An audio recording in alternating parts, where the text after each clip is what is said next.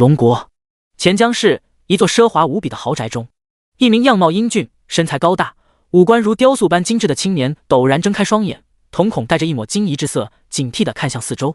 正准备起身，却发现自己被拿捏了。在他的身前跪着一名面容温和而清秀的少女，眉毛修长柔顺，微微上扬，透露着一丝俏皮的气息，双眼明亮而有神。淡紫色 JK 制服勾勒着她火爆的身材曲线，唯有脚上的黑色丝袜破开一个个大洞，质量显然有些不过关。钱江大学校花连佳月，现在是什么时候？2029年11月1日。死！苏雨峰拿起手机，看着屏幕上显示的时间，以及跪在自己面前的连佳月，全身紧绷的肌肉缓缓放松下来，忍不住倒吸一口凉气。他抬手将不远处的大屏电视开启，屏幕中正在播报热点新闻。霓虹国于数年前排放的核废水已经污染整个海洋，海洋生物在核辐射的作用下变异感染产生的G病毒正在席卷全球，感染者出现奇特冬眠症状，全身器官急性衰竭，目前暂无有效治疗手段。现世界各国皆已出现动植物感染源，许多动物、植物发生变异感染，导致体型膨胀，但传染途径未知，请广大民众尽量不要外出，遵照传染病防控一级战备。请龙国所有民众不要过度惊慌，我国顶尖传染病专家教授已采集G病毒样本，正在研发相应疫苗抗体。近期大量的小型行星陨石靠近地心，导致地心磁场变化，诸多机械失去原有效应，90%的航班受到影响，暂时取消。苏雨峰靠在沙发上，听着耳边传来的一条条新闻播报声，脑海中混乱无比的记忆逐渐清晰。几个小时后，也就是2029年11月2日凌晨12点，由海洋异变形成的G病毒将席卷整个星球，令感染G病毒的动植物彻底化作一种生物，毁灭人类社会，原有秩序顷刻崩塌，自此进入末世时代。可实际上，这场末日危机不过是诸神之间主导的一场争夺对方本源游戏，地心仅仅是他们选定的棋盘之一，地心人类不过是他们手中的棋子，神又怎么会在意棋子被毁坏？诸神末世游戏开启，地心人类文明几乎毁灭，一种生物横行。然而苏雨峰自身却并没有遭受任何波及，他背后的苏家乃是龙国最古老的家族之一，他的父亲苏秦是龙国顶级权贵，军部3大司令之一，爷爷苏振国更是龙国元老会4大委员长之一，而苏雨峰便是苏家这一代的嫡子，唯一的直系继承人，生来就拥有权势、数不尽的金钱。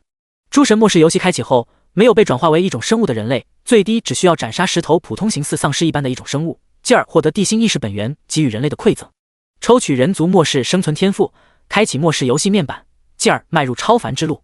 前世苏雨峰不仅成功抽取到了 S 级元素系异能，其背后家族更是在末日初期直接掌控了一座城市，依靠家族的力量以及大量的修行资源，他极其顺利地成为顶尖异能者之一，在诸神开启的末世游戏中乘风而起，仅仅耗费10年时间便掌控了大半个世界，重新制定属于他苏雨峰掌控的社会秩序。可谁又能想到，在他最为辉煌的时刻会遭受诸神之妒，会死在一个不起眼的无名小卒手中。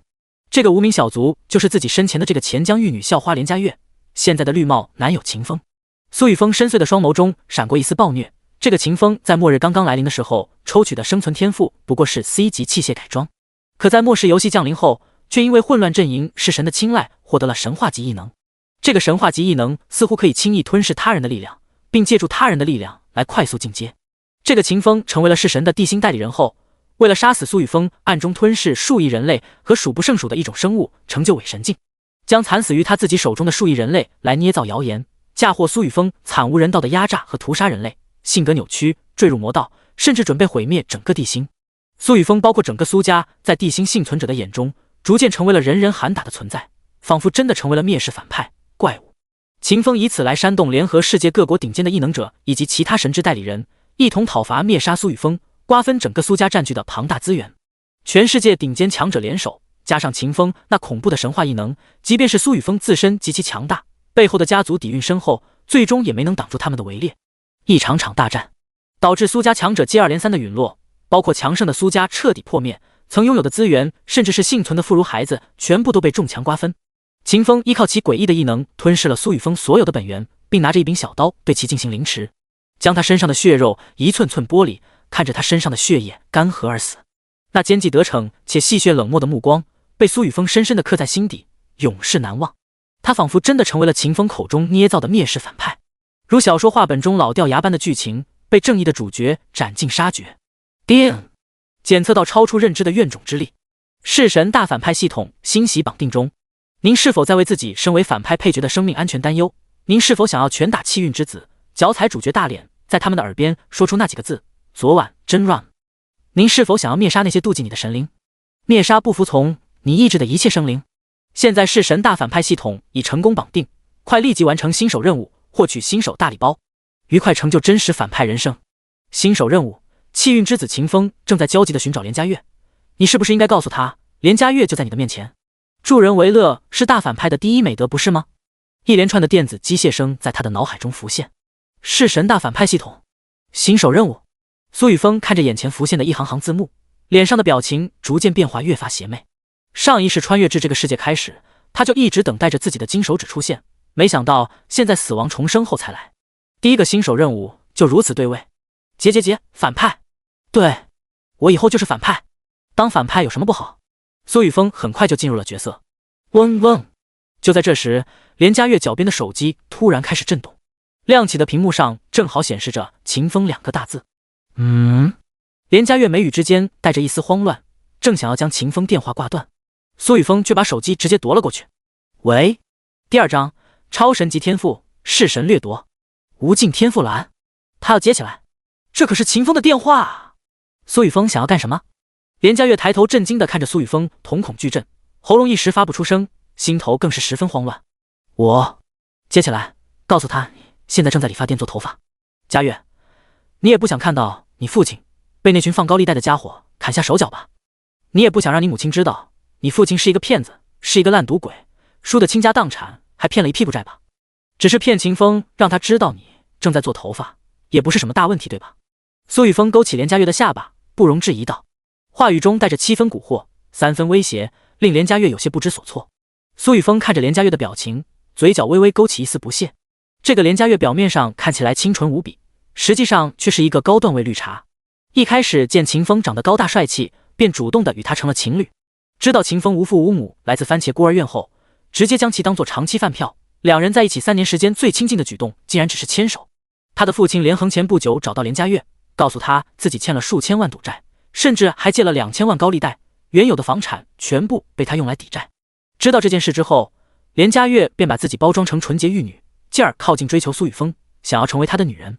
可这一切却只是想要让他帮忙解决连横的外债罢了。当然，这个连嘉悦确实很纯。First Blood， 细节略，一场完美的交易，毕竟金钱对于苏雨峰不过只是数字罢了。连嘉悦脸上带着慌乱之色，还没等他做出决定。嘉悦，你现在在哪里？我问了你的室友，他们说。电话另一头已经响起熟悉的声音，秦风那张令人生厌的声音令苏雨峰眼中闪过一抹寒芒，暂时压下心头沸腾的杀意。不对，刚刚是谁的声音？嘉悦，你到底在哪里？秦风疑惑不解的声音从话筒内不断的传出。我在外面理发店做头发。连嘉悦犹豫了一会儿，在苏雨峰的注视下，压低声音说道：做头发？你在哪家理发店？我现在就过来找你。秦风追问道。不用了，苏雨峰在理发店陪着我，我们很快就会回去。连嘉悦这个时候已经不再犹豫，他想起家中所欠的债务以及父母和妹妹，或许现在直接与秦风做个了断是最佳的时机。苏雨峰在理发店陪你做头发？你为什么让他陪着你？我才是你的男朋友啊！站在钱江大学女生宿舍楼下一直等着连嘉悦出现的秦风脸色一黑，焦急地喊道，心头陡然浮现不祥的预感，仿佛有一股绿意直冲而上。不可能，不会的，她是你的女朋友？不对啊，现在连嘉悦是我的女朋友才对。行了，嘉悦现在有点忙，先挂了。苏雨峰脸上闪过一丝快意，没等秦风继续开口，直接挂断了电话。忙？正站在钱江大学女生宿舍楼下的秦风的双眼陡然瞪圆，难以置信地看着手机屏幕，熊熊怒火在他的心头骤然升腾，拳头紧攥指尖刺破掌心，血液随之滴落。连嘉悦，你怎么会做出这种事？不对，嘉悦应该是真的在做头发，苏雨峰应该只是在理发店碰巧遇到嘉悦。秦风眼眶通红，声音沙哑，自言自语道，他不相信眼前这个跟他在一起3年，一直说自己是个传统女生，想要将最美好的东西留到结婚之夜的女朋友，会做出对不起他的事情。他一定只是被胁迫了，或许是苏雨峰抢了他的手机，想要故意破坏我和嘉悦之间的关系。对，没错，就是这样，一定是苏雨峰计划好的。哈哈哈哈！嘉悦，还有一件事情需要你来做呢，你亲口告诉秦风自己要跟他分手。你这辈子也只能有我一个男人，不是吗？苏雨峰能够猜到秦风现在的心理活动，他必然没有完全相信自己所说的，可连佳月所说的话必定会成为压倒秦风的最后一根稻草。苏雨峰对连佳月使了个眼色，脸上的笑容看上去依旧十分温和，可在连佳月看来却是心头一颤。随着与苏雨峰的接触越来越深，连佳月越发觉身前这个男人的恐怖。刚刚这个男人似乎变得更加可怕了，浑身散发着一股冰冷的气息，看向秦风的目光就像是在看一个死人。况且男人背后执掌的权势可以轻易的将自己毁去，至于秦风不过是他的备胎而已。现在他已经有了更好的选择，又有什么好犹豫的？连佳月接过手机，没有半分不舍，立刻拨通了秦风的电话。一直站在女生宿舍楼下，面容略显呆滞的秦风看着手机屏幕上的来电信息，无比兴奋的接起，正想要说些什么。秦风，以后不要再来打扰我，我们早就已经分手了。我爱的人是苏雨峰，我已经成为了他的女人，以后也只会是他的女人。连佳月的声音却如同一把冰冷的匕首，狠狠地扎入他的心窝。你说什么？分手？我跟你在一起3年，你为了其他男人毫不犹豫地跟我分手？为什么？告诉我为什么？站在钱江大学女生宿舍楼下的秦风满脸通红，无比愤怒地对着手机怒吼，令周围路过的学生忍不住侧头看去。连佳月，你这个贱人，你会后悔的，一定会。还有苏雨峰，你迟早会跪在我的面前。秦风目眦欲裂的无能狂怒着，嘟嘟嘟。可还没等他说完，视频电话就已经被连佳月直接挂断，唯有秦风一人站在11月的冷风中无能狂吠。叮！恭喜宿主完成新手任务，任务奖励发放：1. 无尽天赋栏。末世游戏开启后，你将破除人族天赋栏面板限制，可获得并掌控无数天赋。2. 弑神掠夺永恒级天赋。效果1，每次普攻都可强制掠夺对方本源，永久提升自身1点力量值，仅对生命体造成伤害才可叠加增长力量值。效果2，已开启弑神反派光环，面对气运之子，世界主角可完全无视对方身上的气运庇护，即便是神亦可杀，不会遭受任何反噬。效果3，成功击杀生灵，可强制掠夺其天赋，当前常态掠夺成功率 10%， 首次掠夺成功率 100%， 熟练度0.1000000000。当苏雨峰挂断视频的瞬间，弑神反派系统的机械提示音骤然响起，诸多信息在他的脑海中浮现。苏雨峰微微一怔，将这些信息快速吸收消化，瞳孔中顿时充斥着震惊之色。光是无限天赋栏这项奖励就已经让他目瞪口呆。要知道，末世游戏开启后，人类最多可拥有的天赋数目只有3个，可他在未来却可以拥有无数个。还有这永恒级天赋，弑神掠夺。前世的他几乎掌控了小半个地心，也压根没有听说过拥有永恒级天赋的存在。除去绝无仅有的几名神之代理人，最强大的也不过是 SSS 级天赋拥有者。而且弑神掠夺这个天赋在他看来极其变态，只需要普攻就可以永久增长1点力量值，甚至能够强制夺取对方天赋。第3章，主角光环算个屁，反派系统大哥大。最为关键的是，弑神掠夺附带反派光环，自己可以无视秦风身上的气运庇护以及神之念的保护，在秦风还没有完全成长起来的时候将其强杀。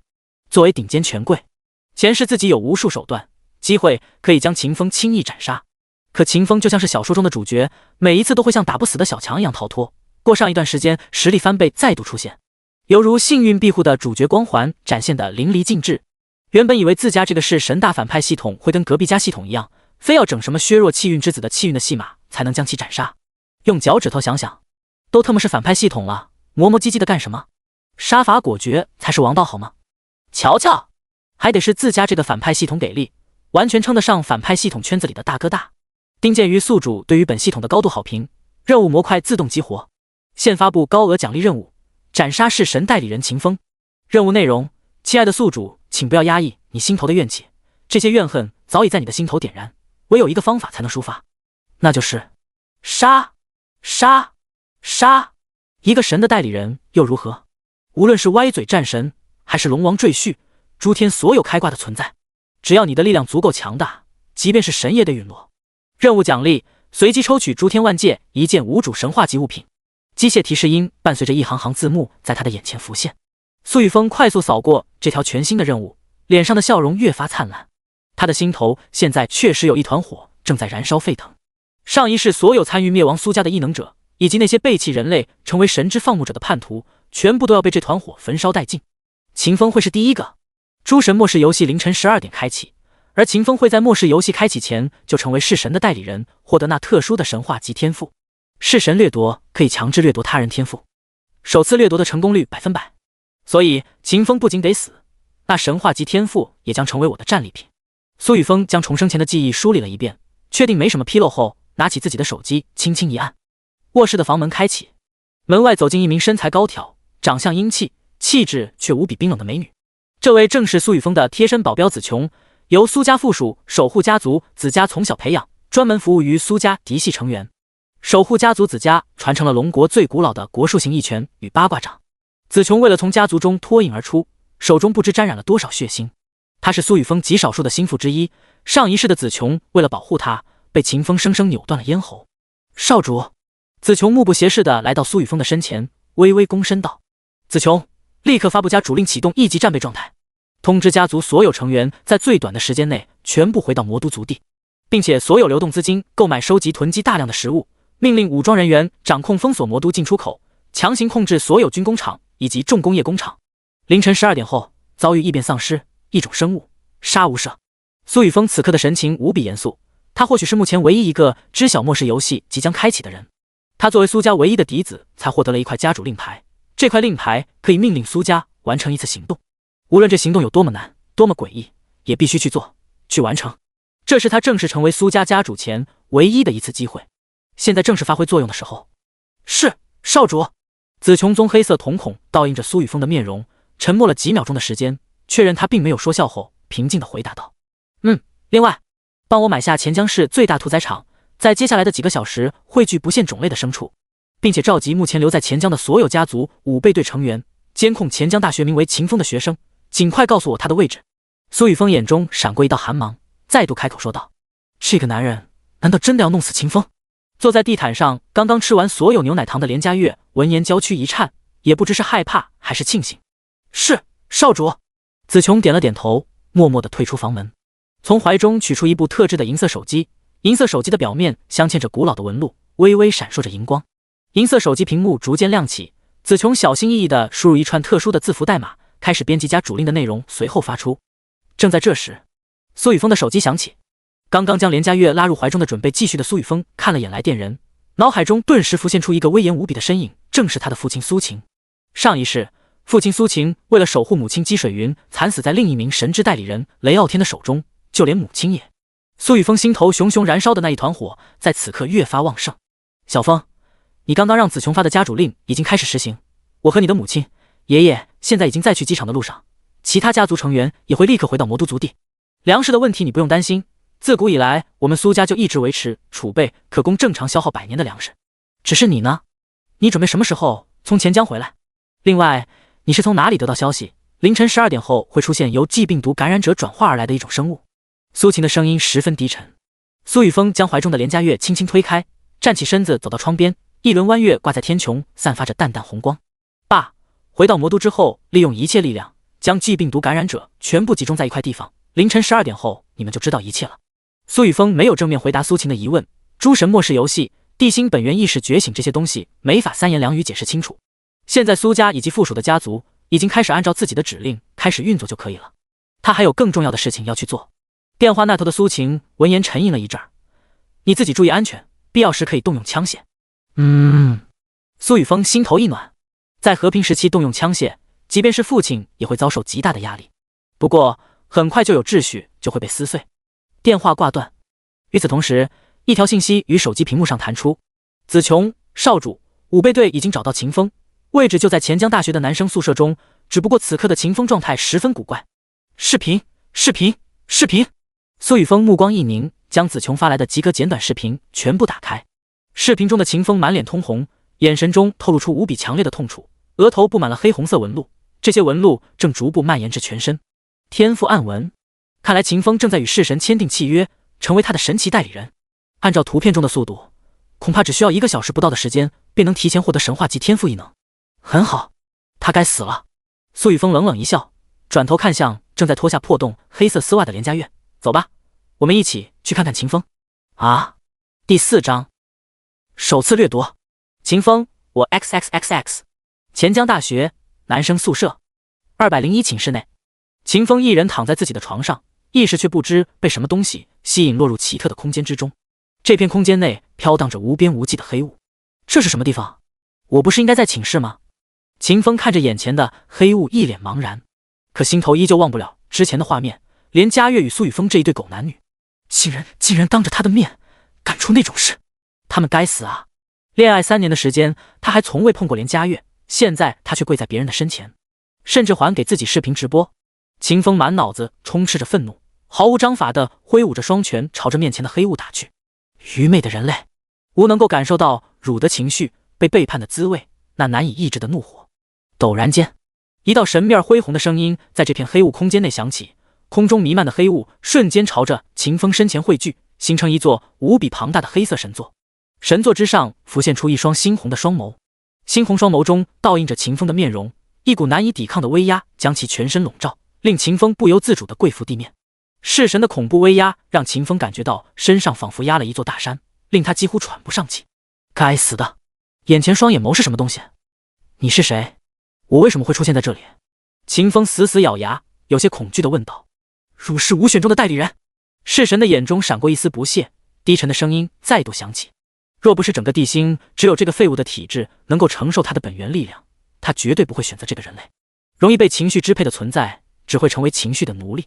代理人，若是我成为你的代理人，需要付出什么？秦风面对眼前这双猩红的双眸，突然开口问道。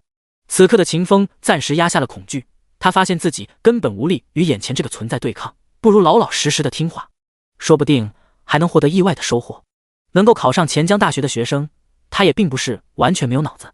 成为吴的代理人，汝将获得世间绝无仅有的天赋本源，轻松地掌控绝强的力量。只要你能够完成吴发布的任务，汝便可以成为本神的追随者，获得真正的永生。当然，你没有选择权。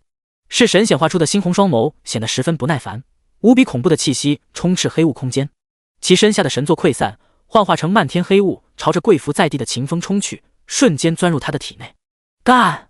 秦风只觉无比剧烈的痛楚从全身各处传来，骨头发出不堪重负的脆响，心脏跳动的速度骤增10倍，血液开始沸腾。他的额头之上竟然出现了一条条黑色纹路，这些纹路似乎带着一股神秘的力量，开始改造他的肉身。脑海深处浮现大量的信息，被他快速的吸收消化。也不知道过了多久，神话级天赋吞噬，诸神之间的游戏将在凌晨12点开启，地心将要陷入末世天灾时代，人类社会的秩序将彻底破灭。那个时候，我的天赋便能正式使用。作为弑神的代理人，自己需要屠杀大量的地心人类，并且在最后夺取地心本源。苏雨峰是地心本源意识选择的气运之子。蜷缩在床上的秦风缓缓睁开双眼，脸上不由扬起兴奋之色。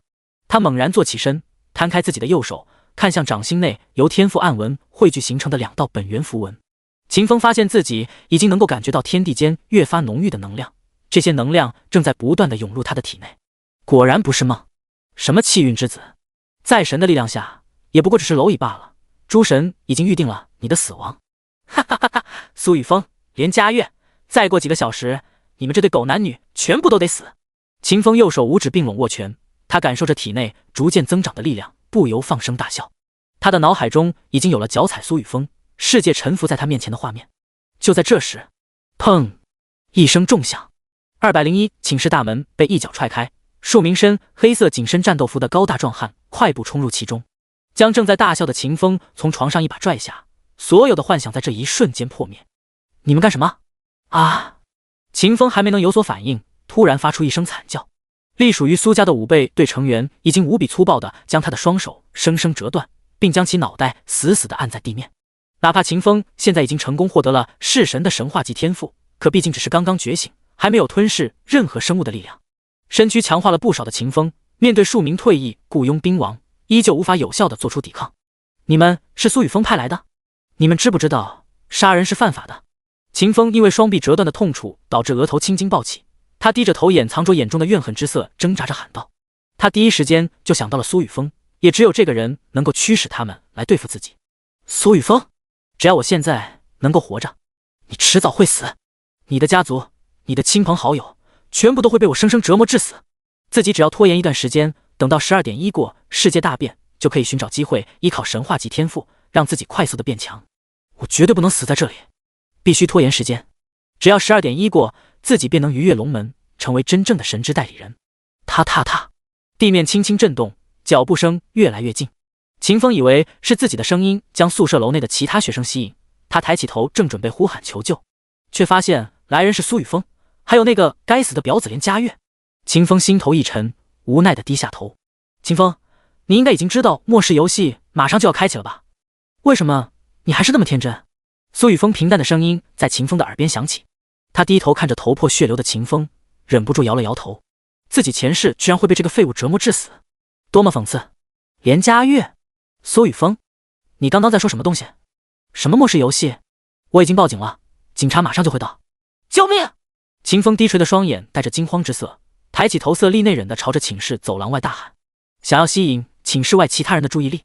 现在人类社会的秩序还没有瓦解，他不相信苏雨峰会在众目睽睽之下杀了自己，绝不可能。连佳月居然就这样站在苏雨峰的身旁，他果然是个贱人。到现在了，还要耍小聪明？我虽然是反派，可话真的不多。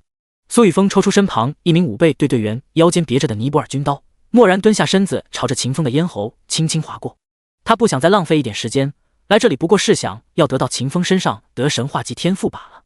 更何况他早就让人驱离了这栋男生寝室所有人，每人10万米的价格，让他们暂时离开2个小时，没毛病吧？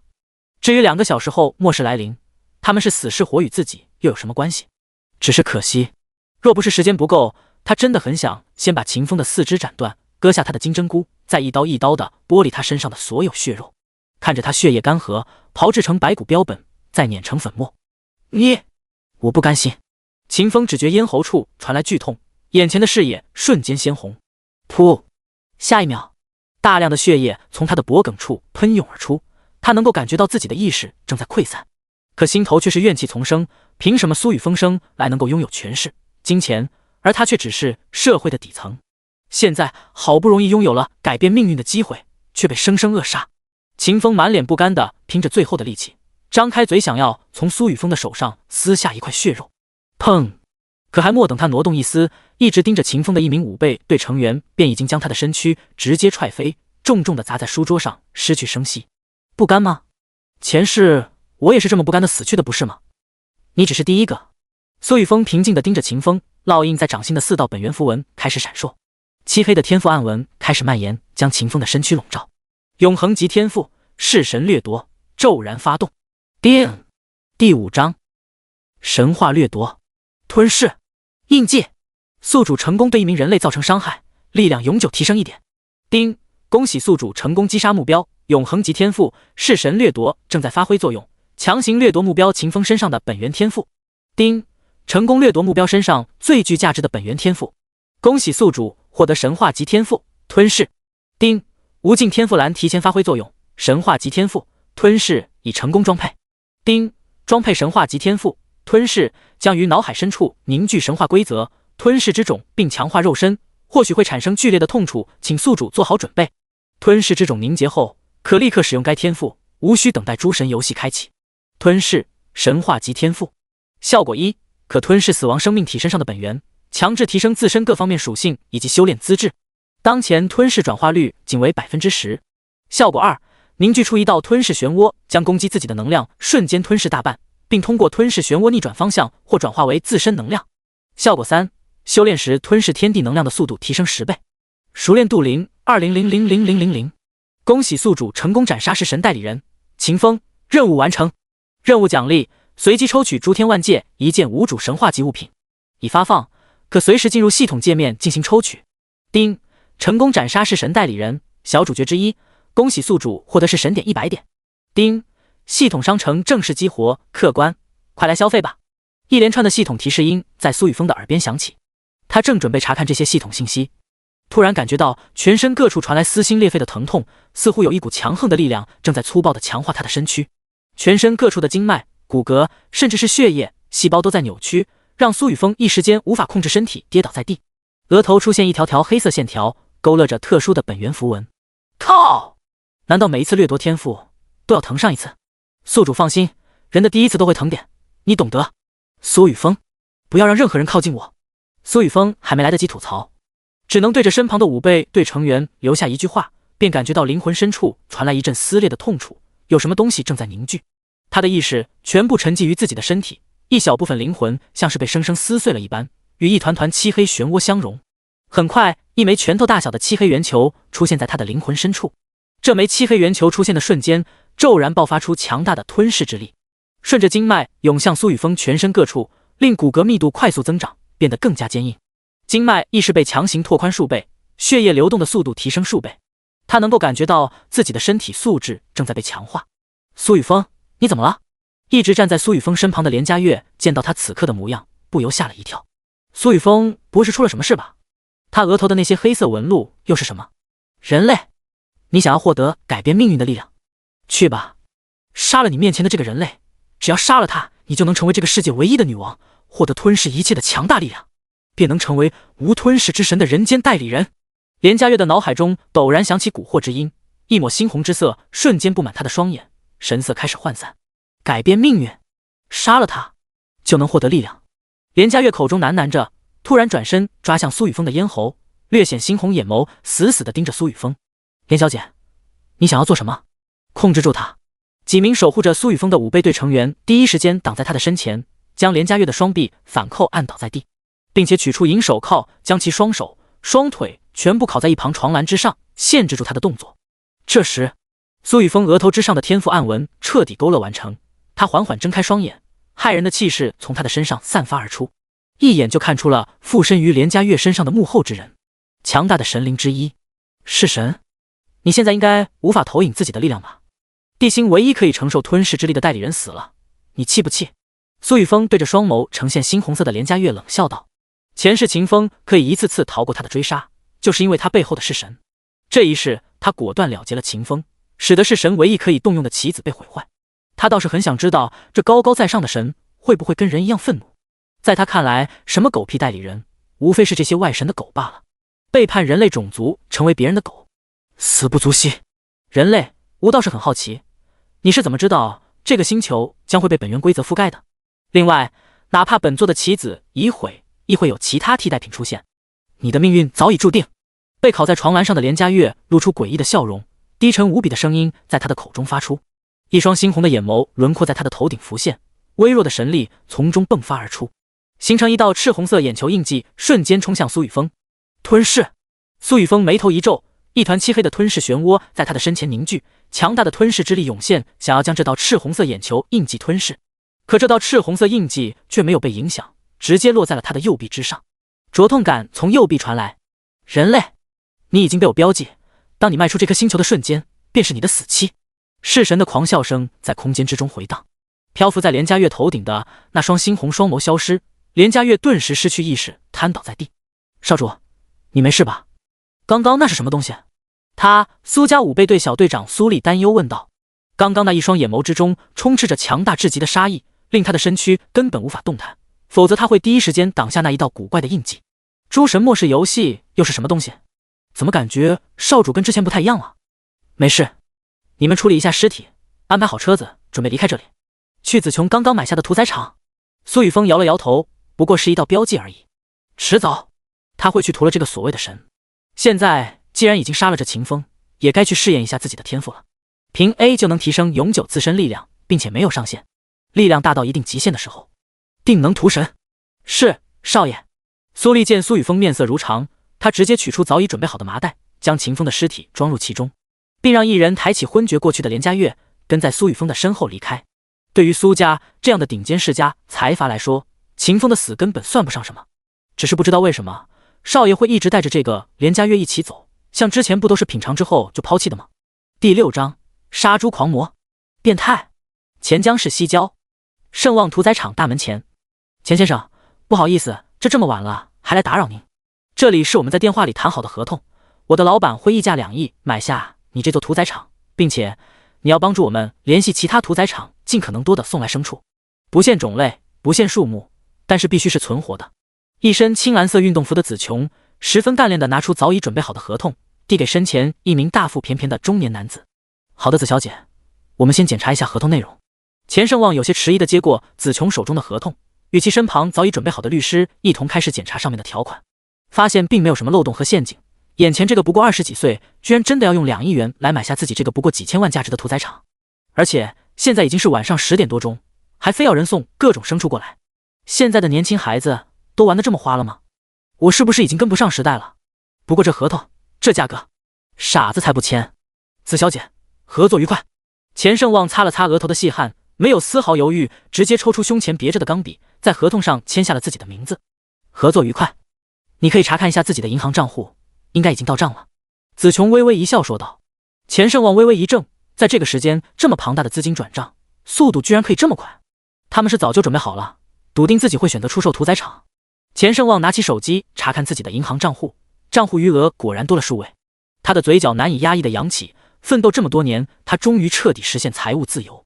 这笔钱用来投资，或是重新置办2、3个屠宰场都绰绰有余。子小姐，我现在立马联系那些个老伙计，让他们现在立刻把钱江市包括周边所有的牲畜全部送过来。钱盛旺恭敬说道。子琼轻轻颔首，钱先生，我们只接受1个小时内可以送到的牲畜，收购这些牲畜的价格为市价的10倍。明白，我的那些老伙计可不会放过这一次赚钱的机会。钱盛旺快速说道，并从2个裤兜里掏出了4个手机，分别打给不同的人。1个小时后，39辆大型卡车依次驶出盛旺屠宰场的大门。整个盛旺屠宰场全部塞满了各种不同种类的牲畜，常见的猪、鸡、鸭，包括盛旺屠宰场内仅有的一片鱼塘都塞满了各种鱼类。时间一长，不少鱼可能会窒息而亡。养鱼绝不能这么养，看书也是一样。子小姐，今晚就到这里了，明天你还需要牲畜吗？我的那些老伙计可以从其他地方调货，质量绝对是最好的。钱盛旺十分热情地站在子琼身旁问道。在他看来，子琼就是他的财神爷，花钱不眨眼的那一种。不用了，谢谢。钱先生，你可以回去休息了。子琼平淡地摇了摇头。啊，好好。钱盛旺尴尬地笑了笑，却没有丝毫不满。这时，一辆加长版的林肯从远处驶来，停在子琼等人的面前，其后跟着数辆改装过的军用越野车。子琼见状，立刻来到这辆加长林肯的车门旁，双手微合地等待着车门完全开启。一名身材高大、脸型五官如同雕塑般精致的青年从中走出，深邃的双眸落在子琼的身上，露出一抹淡笑。子琼，辛苦了。少主，整座屠宰场已经按照您的吩咐完成收购整理，不过这座屠宰场的面积有限，仅能容纳3300头牲畜，其中包括1100余条鱼类。子琼简单的介绍了一下盛旺屠宰场的情况，带着苏雨峰以及诸多武备队成员一头走入盛旺屠宰场，没有理会站在一旁的钱盛旺。卧槽，这辆车是全球限量的老古董了吧？今天居然能在这里见到。没看错的话，其他车都是军区才有的越野，还有这些车的车牌号都不是普通人能拿到的。这年轻人到底是什么身份？钱盛旺并没有因为苏雨峰等人的无视而感到不悦，反而拉着自家律师一脸震惊地来到苏雨峰等人的车前，忍不住惊讶道：钱老板，你回家之前最好多买一些生活物资还有武器。苏雨峰同样听见了钱盛旺的惊呼声，他转过头看着钱盛旺一副车迷的眼神，好心提醒了一声。毕竟他的屠宰场对于现在的自己来说十分重要，也是他在末世游戏开始前变强的最快途径。至于钱盛旺有没有把他的话当一回事，就是他自己的事情了。说完，苏雨峰与子琼等人直接走入了屠宰场中。生活物资、武器。钱盛旺听到苏雨峰的话愣了愣，一时间没明白什么意思，但他却将这句话记在了心里。见到苏雨峰等人的身影在面前消失，他与自己请来的律师一同开车离去。在回家的途中，鬼使神差的进了一家超市，买了整整一个后备箱的生活物资，包括几把消防斧和铁锤。少爷，这些牲畜之中有不少感染了 G 病毒，不过按照您的吩咐依旧完成了收购，不过感染了病毒的牲畜被我单独隔离在了员工宿舍楼。另外，家主已经安排好一架私人飞机停靠在最近的钱江机场。全国各地不少传染病隔离救治医院中出现您所说一种生物，这些生物与电影《生化危机》之中的丧尸十分相似。元老委员会已经通过线上会议决定封锁感染人群较高的城市，钱江城正是其中之一。子琼面容严肃地说道：我知道了，子琼，很快这个世界就会发生巨大的改变，我需要验证一些东西。苏雨峰打断子琼的话，感到十分头疼。这丫头哪里都好，可却跟老人一样啰嗦。自己买下这个屠宰场，不就是为了快速提升自己的力量吗？没有比这更好的机会了。少主，世界真的会发生巨变吗？不过是病毒感染而已，相信龙国很快就能研究出相应的疫苗吧。子琼心头如是想到，却没有再说话。几人已经跟在苏雨峰的身后进入屠宰场一层，这里装满了不同种类的猪、鸭、牛、羊。可令所有人目瞪口呆的是，苏雨峰竟然随手拿起了一把大号剔骨刀，直接朝着面前最近的一头猪砍去。嗷！杀猪般的叫声陡然响起，腥臭的猪血飞溅，沾染苏雨峰小半个面容。可苏雨峰却没有丝毫嫌弃，反而露出了兴奋的笑容，多少有些小变态。第7章，暴涨的力量。少主见到苏雨峰此刻的古怪举动，子琼忍不住皱眉喊道：“苏雨峰这家伙叫我连夜买下这个屠宰场，就是为了自己来亲手杀猪。”站在一旁的苏丽以及其他苏家武备队成员一时目瞪口呆。少主什么时候喜欢杀猪了？叮！恭喜宿主对一头膘肥体壮的猪造成伤害，力量永久提升1点。叮！苏雨峰并不知道子琼、苏丽此刻心里想的是什么，他毫不犹豫地挥动自己手中的剔骨刀，再度朝着眼前这头家猪的脖梗落下。剔骨刀每一次落在家猪的身上，他的耳边都会响起一道悦耳的机械声，同时脑海深处一股暖流顺着经脉涌向全身，尤其是自己的双臂。苏雨峰能够感觉到自己的双臂肌肉越发紧致，爆发力、力量明显提升，并且通过这种方式提升的力量，并不需要他去重新适应，能够第一时间完美掌控。最关键的是，哪怕他的防御、速度、体质属性没有变化，是神掠夺这个永恒级天赋带来的力量提升，也不会导致肉身失衡。很好，苏雨峰脸上的笑容越发浓郁，他贪婪地看向眼前这些牲畜，再度挥动手中的屠刀。剔骨刀的刀刃十分锋利，仅仅只是用了小半的力量，眼前这头肥猪的猪头便被苏雨峰生生砍下。若是自己真的丧心病狂一些，疯狂屠戮这个星球所有人，自己的力量会达到什么程度？苏雨峰目光闪烁着，再度挥动屠刀砍向另一头家猪。叮！恭喜宿主对一头膘肥体壮的猪造成伤害，力量永久提升1点。叮！恭喜宿主砍死了一头猪，成功掠夺其本源天赋深度睡眠 F 级，是否装配？这头肥猪死亡的瞬间，苏雨峰的耳边再度响起系统提示音，一股暖流从脑海深处涌出，他的力量又一次增长。猪的天赋就是这个。苏雨峰并没有选择装配深度睡眠这个 F 级天赋，而是将目光落在其他牲畜的身上。距离凌晨只剩下不到半个小时的时间，眼前这些牲畜全部都得死，成为他力量提升的助力。想到这里，苏雨峰再度加快了速度，无视子琼、苏丽等人怪异的目光，从屠宰场的操作台上再度取下一把剔骨刀，双手持刀，迈步冲向距离自己最近的几头家猪。叮！恭喜宿主对一头膘肥体壮的猪造成伤害，力量永久提升1点。叮！恭喜宿主对一头膘肥体壮的猪造成伤害，力量永久提升1点。数条系统信息在他的眼前浮现，苏雨峰面色微变，他发现自己的力量经过提升之后，普通的家猪居然挡不住他一刀。哪怕他已经控制了自己的力量，可这些家猪依旧挡不住。哐当！苏雨峰将手中的2把剔骨刀随手丢在一旁，五指一握捏拳，朝着不远处一头绵羊砸去。砰！一声闷响，被苏雨峰击中的绵羊被生生砸飞数米，强大的力量顺着他的拳头将这头绵羊的内脏轰碎。叮！宿主成功对一头性格温顺的绵羊造成伤害，力量永久提升1点。哪怕是这头羊已经无法承受他随手一击，可依旧能够给他带来一点力量的提升。苏雨峰心头一喜，一股暖流从脑海深处涌出，顺着经脉涌向全身，力量再度增长几分。我的天，少主的力量什么时候变得那么强了？刚刚那头成年公羊至少有140公斤，少主居然一拳将它砸飞数米，而且那头绵羊似乎直接被少主打死了。这么看起来，少主的力量恐怕比队长还要强啊！把恐怕去掉，少主的力量绝对比队长强大，队长右臂的力量也不过120公斤而已。数名苏家武备队成员看着眼前的一幕，忍不住出声嘀咕道：“行了，你们都闭嘴，都别愣着！少主既然要屠杀这些牲畜，你们就去帮忙抓过来，别浪费时间。”苏丽听到几人的话，脸色一黑，指挥着众人去将受到惊吓的牲畜重新汇聚成一团，方便苏雨峰去宰杀。少主的力量比之前强大了至少3倍，难道少主刚刚说的都是真的？世界马上就要发生改变。子琼作为苏雨峰的贴身保镖，自然知道他之前的身体状况。苏雨峰从小学习的是国术太极，对于力量提升没有他修习的形意拳明显，力量只是比普通人强大一些。可现在何止是强大一些，几乎比那些世界顶尖重量级拳王的权力还要强。叮！恭喜宿主对数头可可爱爱的绵羊造成伤害，力量永久提升1点。叮！成功掠夺绵羊天赋毛发柔软 F 级，可自行选择是否装配。2条系统信息旋即弹出，苏雨峰面色一黑。力量提升了100点后，他随手挥出的一拳竟然令空气震荡，形成了一道拳风。恐怖的力量夹杂其中，令数头绵羊被一拳砸死，却只给自己强制提升一点力量。干！他就知道没有那么简单。既然如此，现在就来试一试神话级天赋吞噬的作用。吞噬漩涡。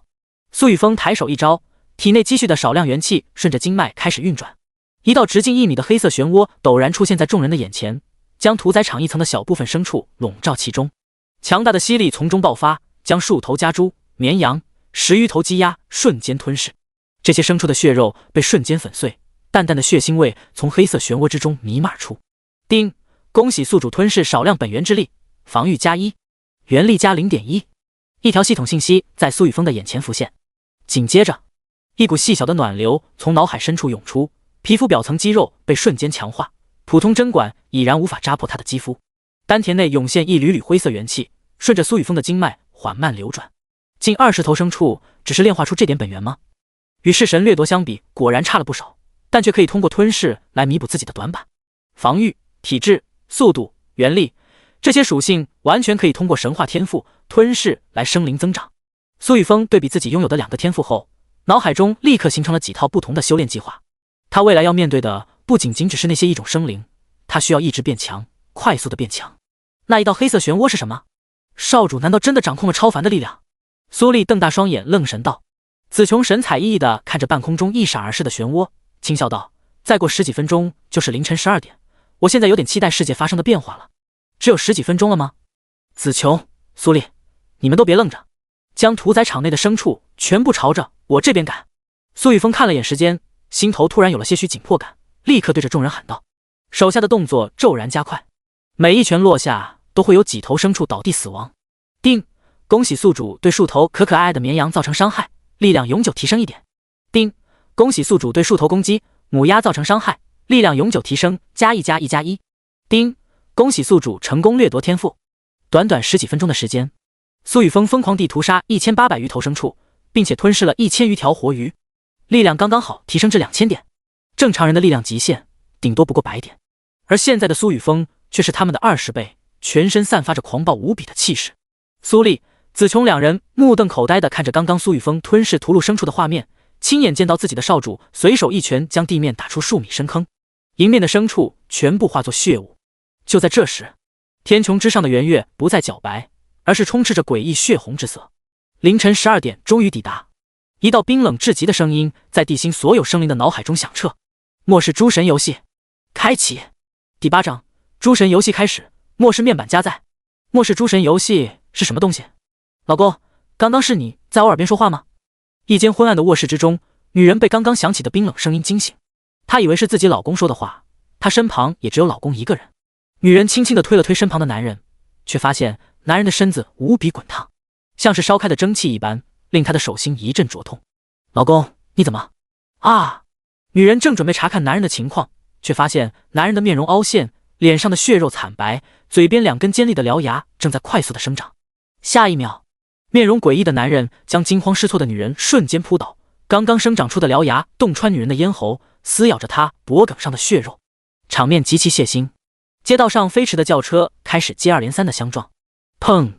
车窗破碎，玻璃碎屑四溅，不少人眼睛一黑昏倒在地，全身肌肉开始痉挛扭曲，面目逐渐狰狞。爸，你怎么了？你怎么变成了这样？街边一名青年不断地摇晃着父亲的身体，想要让他清醒过来。好！可当男人睁眼的瞬间，满是灰色眼白的男人直接张开了血口，一口咬伤青年的脖颈。滚开！不，这是丧尸吗？救命啊！警察呢？快报警！妈妈，你醒醒啊！一时间，人们的哭喊声、尖叫声、绝望的嘶吼声此起彼伏，场面越发混乱。全球各地每个角落都在上演着类似的场景，几乎所有疾病毒感染者都在同一时间开始异变，成为真正的一种生物，宛如电影情节之中的丧尸一般，开始疯狂地攻击周遭幸存的人类。红月笼罩之下，植物开始疯狂地生长，疯狂因子在它们的体内爆发，疯长的枝叶越发尖锐，竟然自动开始脱落，朝着靠近它们本体的生物开始攻击。广袤的海洋之中，无数海洋生物一同开始异变，疯狂地厮杀吞噬同族生灵的血肉，吞噬他们体内凝结的能量结晶。与此同时，人类迄今为止一直使用的机械产品大规模失效，威力强大的导弹全部失去作用。圣望屠宰场中，队长，你有没有听到刚刚那一道声音？数名苏家武备队成员突然开口问道。苏丽瞥了眼站在一旁的苏雨峰，心神一颤，难道真如少主所说，末世降临了？而且这个所谓的末世就是由诸神引动的。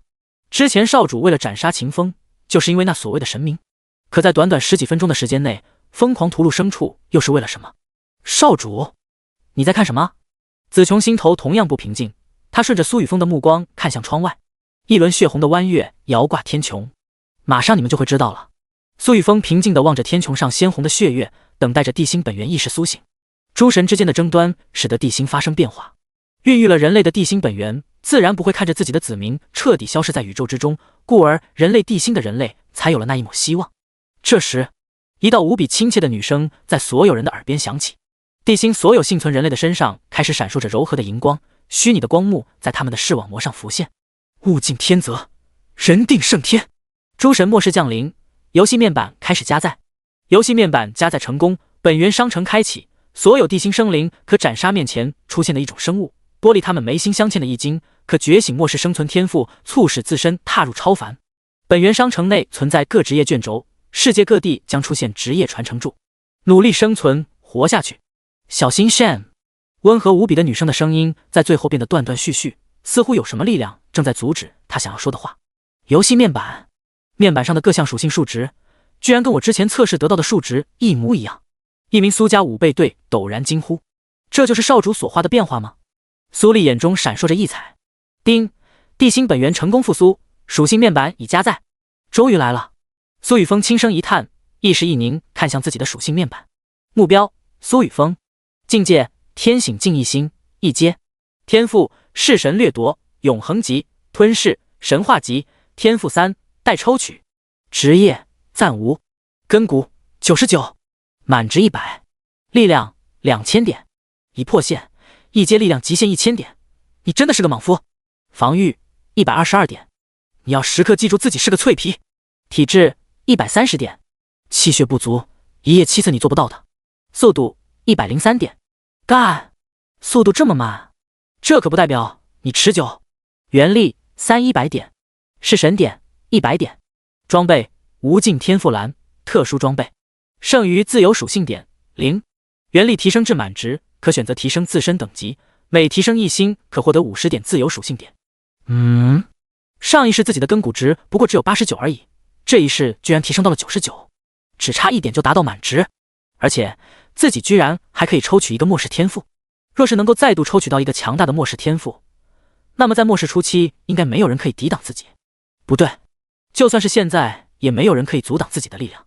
这2000点力量属性几乎可以横扫末世初期的一种生物以及还未成长起来的顶尖天赋拥有者。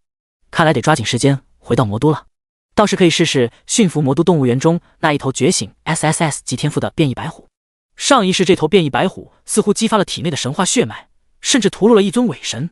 若是能够将它驯服成为苏家的守护神兽，未来说不定有更多的可能。现在的变异白虎也不过刚刚觉醒，绝对挡不住自己的力量。另外，魔都也有一个该死的人需要尽快处理。苏雨峰看着自己的属性面板，目光越发明亮。就在这时，系统机械声陡然响起，叮！感受到宿主那熊熊燃烧的奋斗欲望。全新奖励任务发布：驯服灵兽。任务内容：魔都动物园中有一头身负神秘血脉的白虎成功觉醒，看上去是一头不错的坐骑。作为大反派，怎么能没有一头酷炫的坐骑？未来九龙拉关，凤凰鸣天，神灵为奴，才是你真正的标配。任务奖励：不朽至尊魔骨，神话物品。叮，亲爱的大反派，你是不是忘记领取上一个任务奖励了？一件随机的神话级物品哦，你难道不想要吗？差点忘了。苏雨峰快速扫过眼前浮现的诸多系统信息，不由拍了拍自己的额头。之前斩杀秦风掠夺他的天赋后，出现的系统信息太多，一时没有注意。系统，现在就抽取了吧。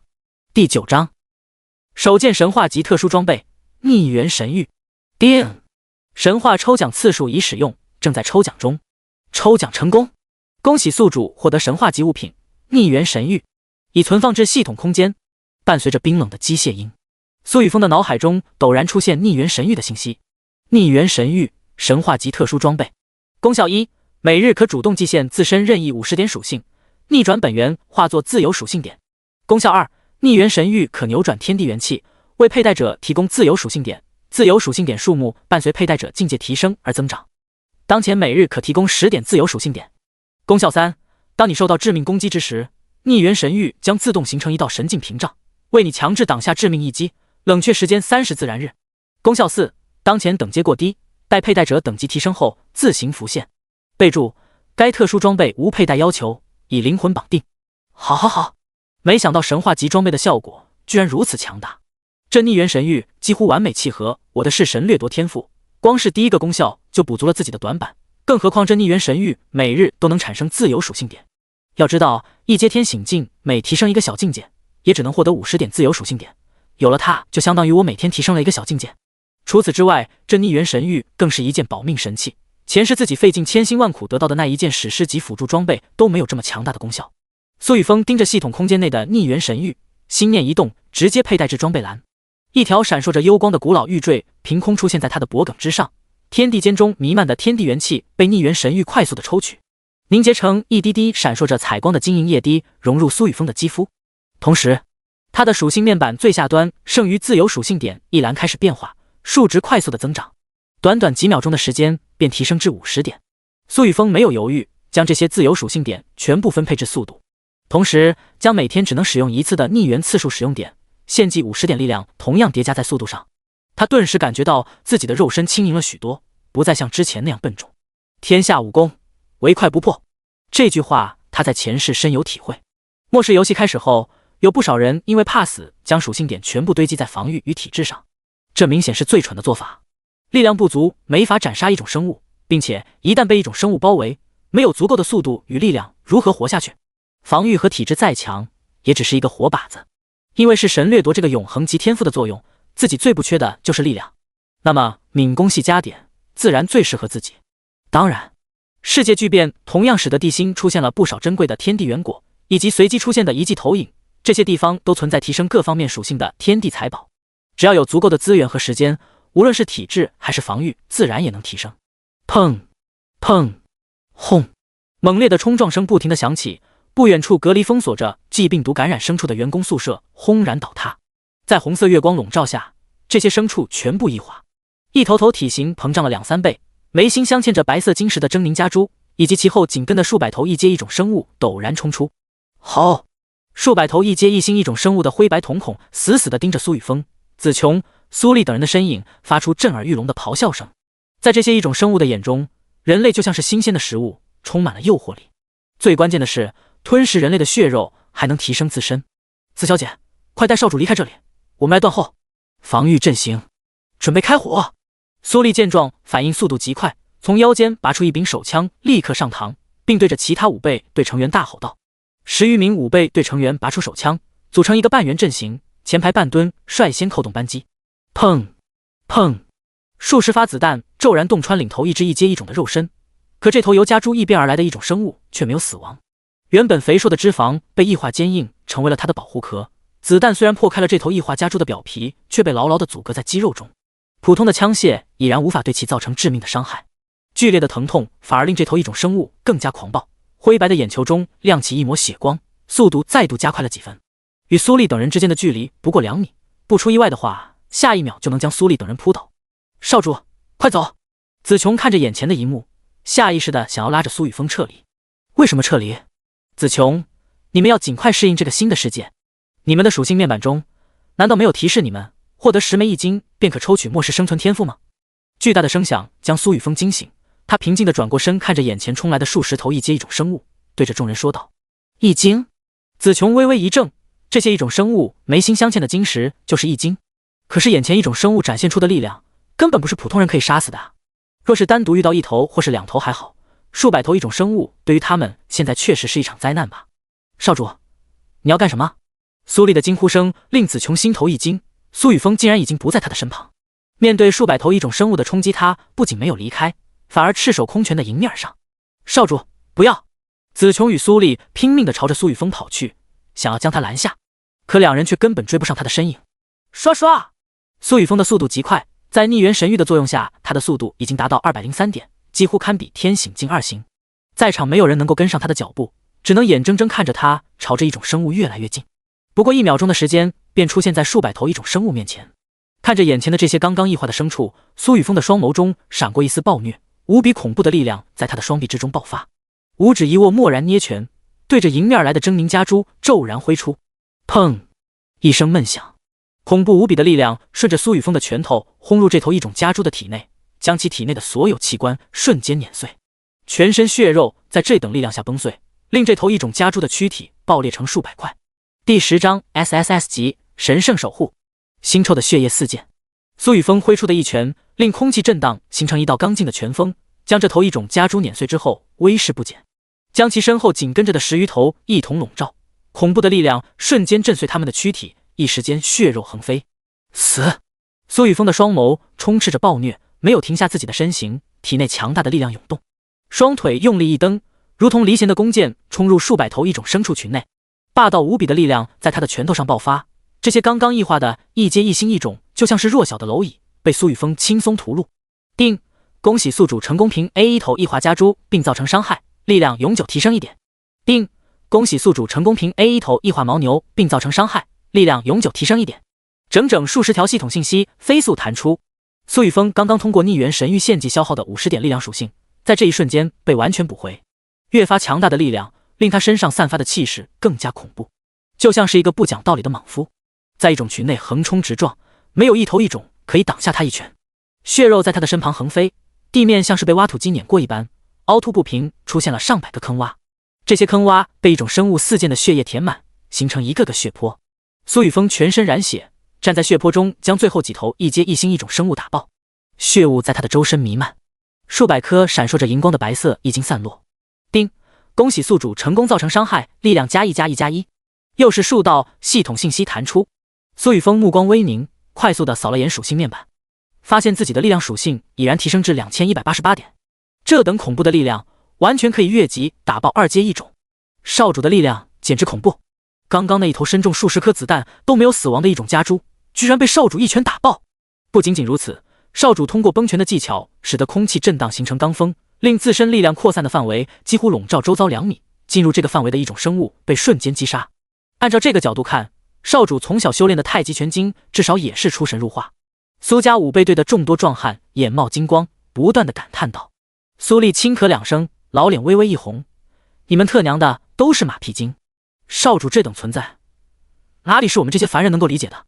这话一出，刚刚还想反驳几句的几名武备队壮汉顿时一愣，看向苏丽的目光逐渐怪异。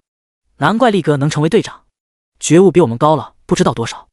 这子琼看着苏雨峰的身影，脸上的表情一时间凝固，目瞪口呆。我不是每天都贴身陪着少主的吗？连睡觉都……少主什么时候变得这么厉害了？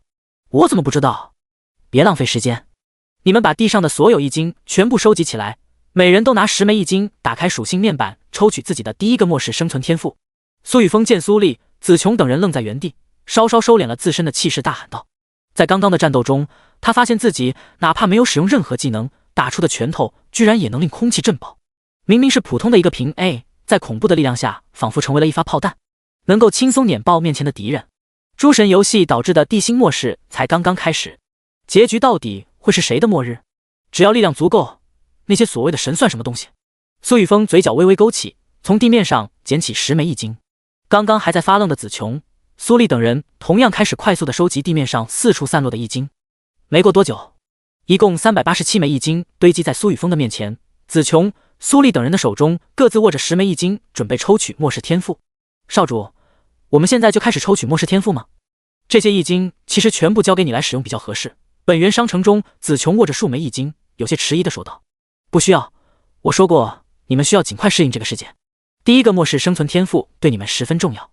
抽取末世天赋的时候，一定要在脑海中观想自己最为擅长的东西，这样抽取到的天赋等阶有几率更加强大。苏雨峰面容严肃地叮嘱道。上一世苏家控制整个亚洲后，曾做过如何抽取高品质末世天赋的研究。研究结果表明，人类抽取的末世天赋 90% 与喜好相关。若是一个人从小喜好枪械，那么他觉醒枪械类末世天赋的几率高达 90%。通过对照试验，抽取天赋的瞬间将注意力集中在从小最喜爱的事物上，获得强大天赋的概率亦是比脑子一片空白高上数倍。是，少主。苏丽、子琼等人认真的点了点头，各自唤出自己的属性面板，手中的10枚易经中储存的本源之气瞬间涌入众人的体内。我最喜欢的是什么？子琼看着属性面板上浮现的天赋抽取按钮，迟疑了一会儿。从小他就被家族长辈、父母送到少主的身边，并苦修行一拳，各种各样的枪械成为了他的守护者。为了解决那些暗处的敌手，他的手中沾满了血腥。现在这末世突然降临，少主却已经如此强大，自己需要更强大才能保护少主。守护少主是我唯一的职责。子琼的眼神越发坚定，他轻轻按下属性面板上的天赋抽取按钮，刹那间，无数气泡将他的双眸覆盖，红金黄绿青蓝紫白，闪烁着不同光泽的天赋气泡围绕他的身旁。子琼心念坚韧，守护2字成为他此刻的唯一。很快，一道闪烁着璀璨金光的气泡将其全身包裹。天赋抽取成功，神圣守护 SSS 级，功效1：神圣之光，你将每日沐浴神圣之光与神圣属性本源相融，全面提升元力恢复速度、伤势愈合速度，持续提升自身体质，使用神圣技能时威能提升。功效2：神圣护佑，你可以为他人或自己施加神圣护佑，为其驱除身上所有的负面状态。功效3：神圣守护，你可以绑定一人为其施加神圣守护，无论你们距离相隔多远，都可以瞬间传送至他的身旁进行守护。熟练度0 10000000。第11章，抽取天赋，神话毁灭之源，神圣守护。这道 SSS 级天赋的主人，上一世属于那英国顶尖强者黛西·穆斯，没想到子琼居然能够截胡，有意思。苏雨峰感受到子琼身上涌现的力量波动，面露意外之色，第一时间分辨出他抽取到的天赋。人类能够抽取的 SSS 天赋都是独一无二的，且每一道 SSS 级天赋都有蜕变神话的潜力。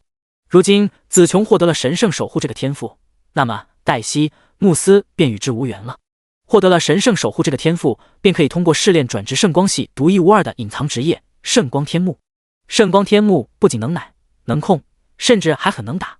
一旦修为境界达到9阶圣皇境，便能掌控那逆天的复活术。要知道，现实并非真正的游戏。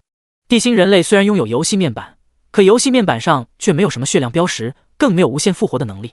每个人都只有一条命，唯一能够掌控复活术的职业圣光天幕传承，苏雨峰必须要得到。恰好他也知道这个传承的所在地，不过需要一定的时间。啊！一旁正在抽取天赋的苏丽发出一声怒吼，身体表面开始凝聚棱角分明的盔甲，这具盔甲通体呈现出淡紫色，严丝合缝地贴合苏丽的肉身，表面逐渐生长出尖锐的倒刺。一柄雷霆凝聚的长枪被他握在手中，身后挂着一面淡紫色圆盾。从外面看去，此刻的苏丽就像是穿了巨型战甲的战士，全身闪烁着紫色电芒。苏丽抽取到的天赋也比前世强大，这是 S 级天赋雷霆战甲，不仅抗操，还拥有不俗的伤害力，最关键的是速度也不慢。若是苏丽让体内加点，搭配他这个天赋，再通过职业卷轴转职惩戒骑士，绝对能够恶心死别人。苏雨峰转过头盯着苏丽身上的紫色机甲，脸上逐渐浮现出一抹笑容。他扫了眼依次完成天赋抽取的5倍队成员，发现他们身上闪烁的天赋之光大多都属于 A 级，最弱的也是 B 级，全部都比前世获得的天赋强大。对于苏雨峰来说，身边的人越强大，越能帮助他快速的提升。重生一世，他要让自己身边的所有人一同成为那群诸神走狗的噩梦。不知道自己会抽取到什么天赋。见众人全部完成了天赋抽取后，苏雨峰打开自己的游戏面板，目光落在天赋栏上出现的天赋抽取按钮，没有犹豫，直接点击抽取按钮，手中的10枚易经瞬间粉碎，其内储存的本源之气被吸收，无数天赋气泡顿时在他的眼前闪过。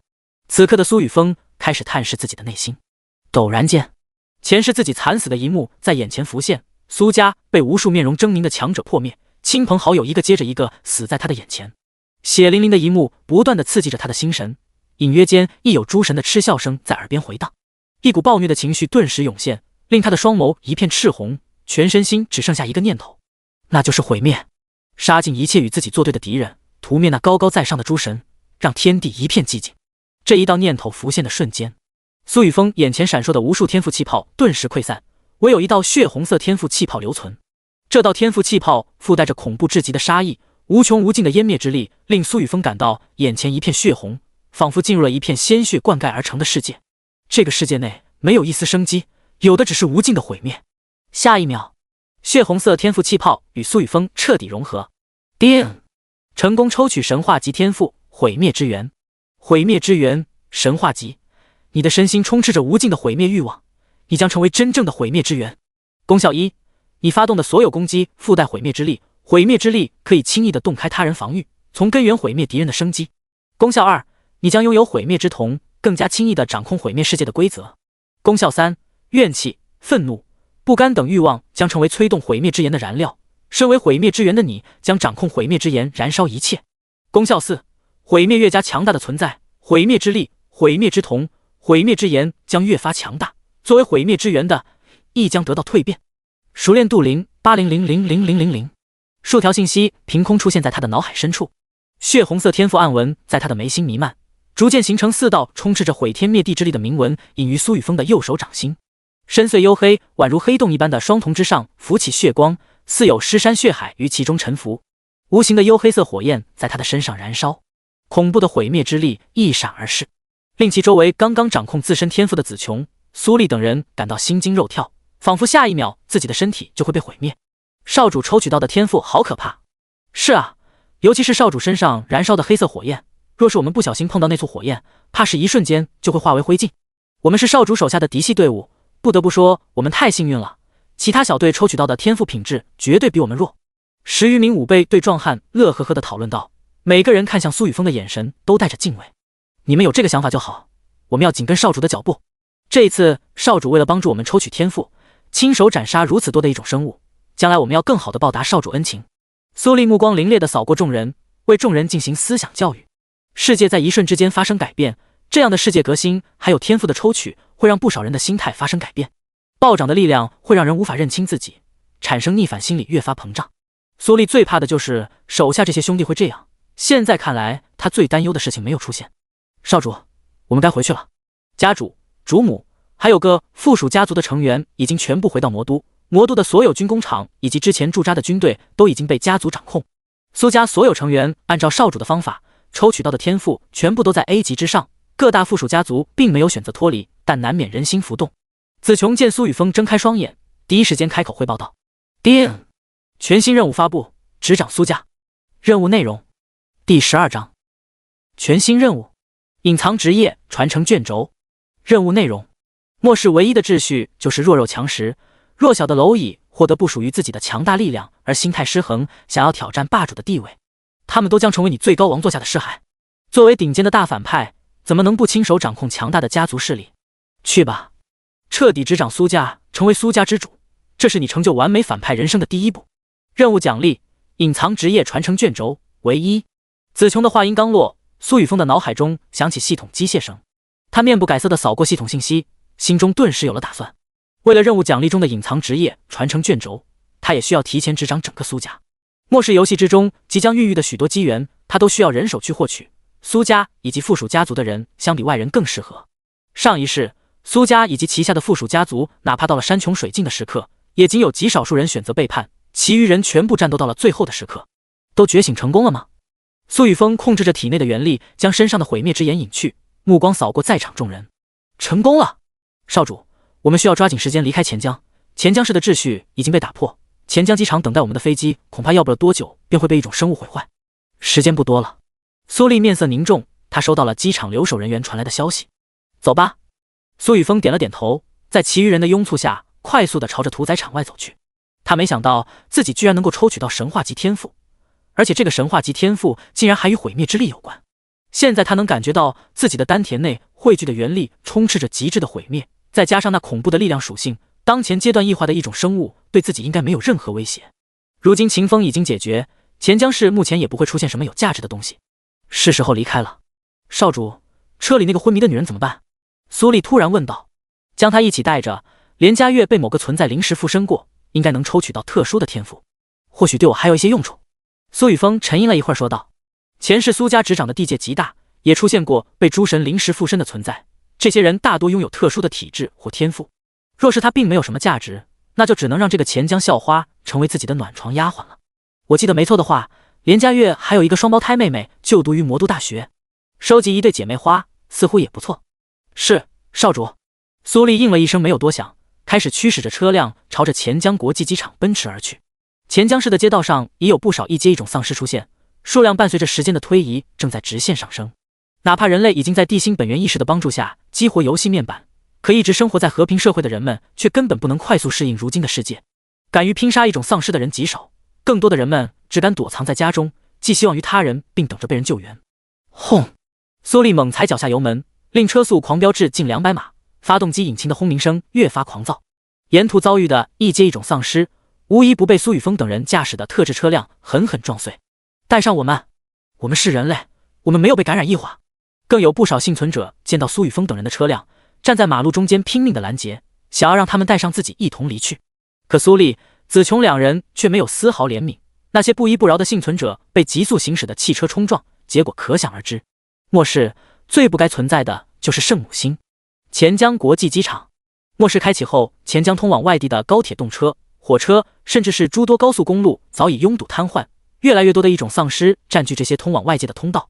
不少头脑机敏的幸存者选择了与其他人相反的方向，想要依靠机场内的飞机离开钱江，前往更加安全的地区。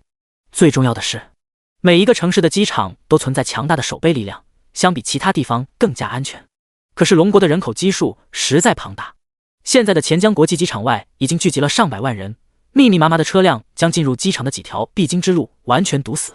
负责守备钱江国际机场的连队尽可能维持着秩序，暂时封锁了机场，等待着上层的指令下达。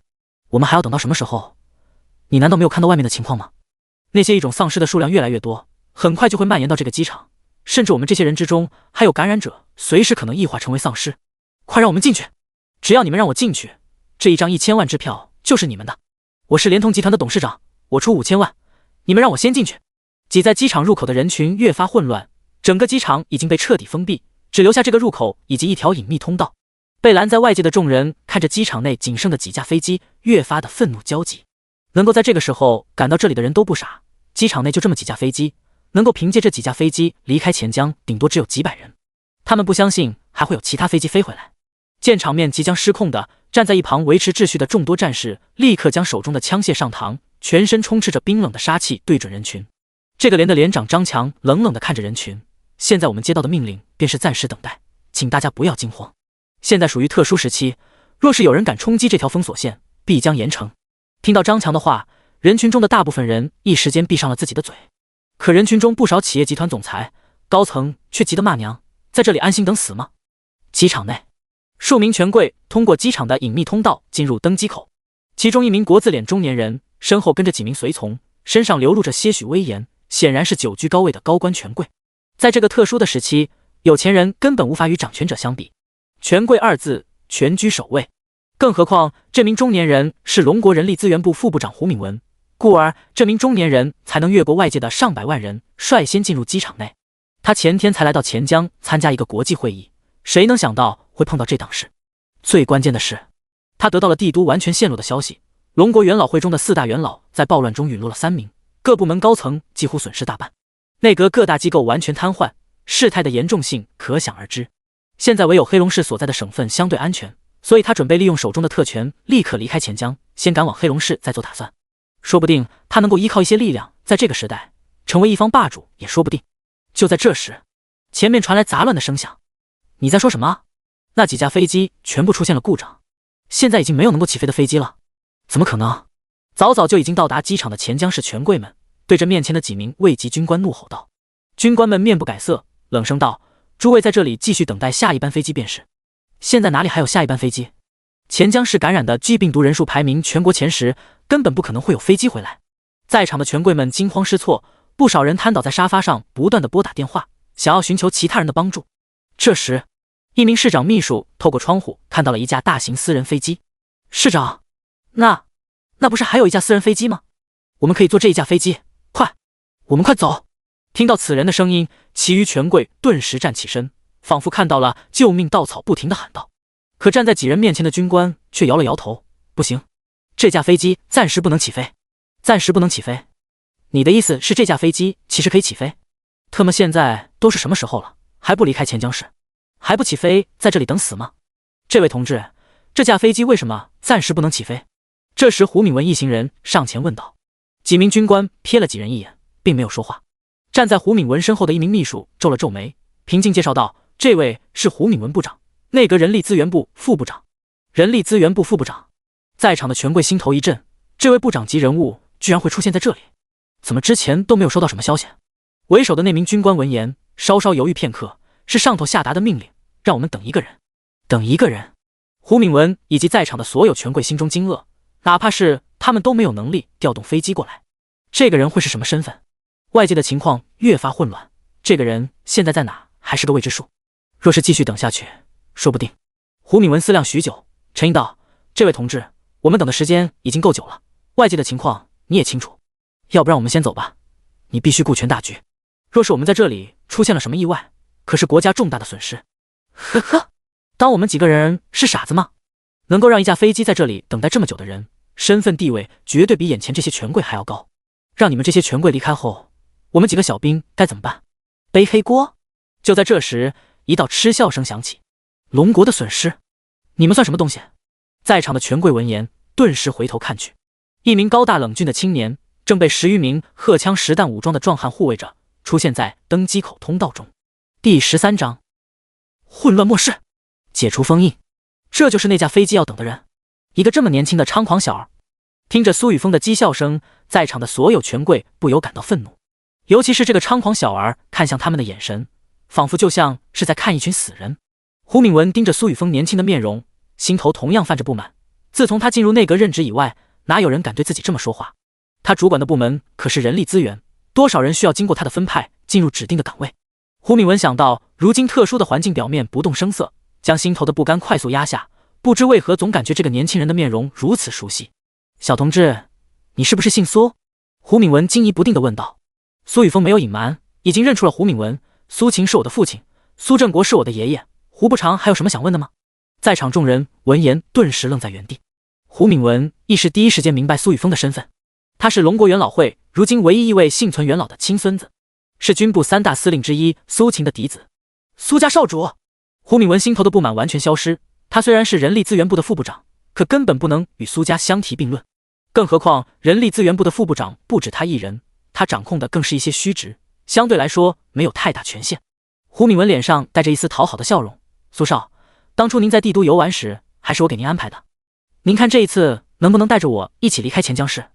不好意思，你们等下一班飞机吧，让一让我赶时间。”苏雨峰冷漠地扫了众人一眼，并不准备带着这群权贵一同离去。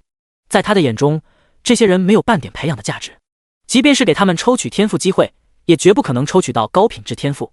如果现在还是和平时代，他会选择与这些人交好，也算是自己的部分人脉。但在末世时代，他们就像是一群蛀虫，享受过特权的人根本不可能在短时间转变心态。在场的权贵听着两人的对话，见苏雨峰丝毫没有让他们一同上飞机的打算，终于破防。哪怕他们现在知晓了苏雨峰的身份，知道他是自己没法招惹的存在，也彻底不顾上。现在他们只想要离开钱江市。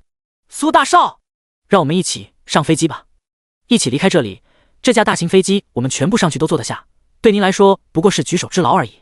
求求您大发慈悲，救我们一条贱命。众权贵一个个没有形象地跪在苏雨峰身前，想要抱住他的大腿，让他动那么一丝恻隐之心。为了能够更好地活下去，这群混迹官场的老狐狸根本不在乎自己的颜面。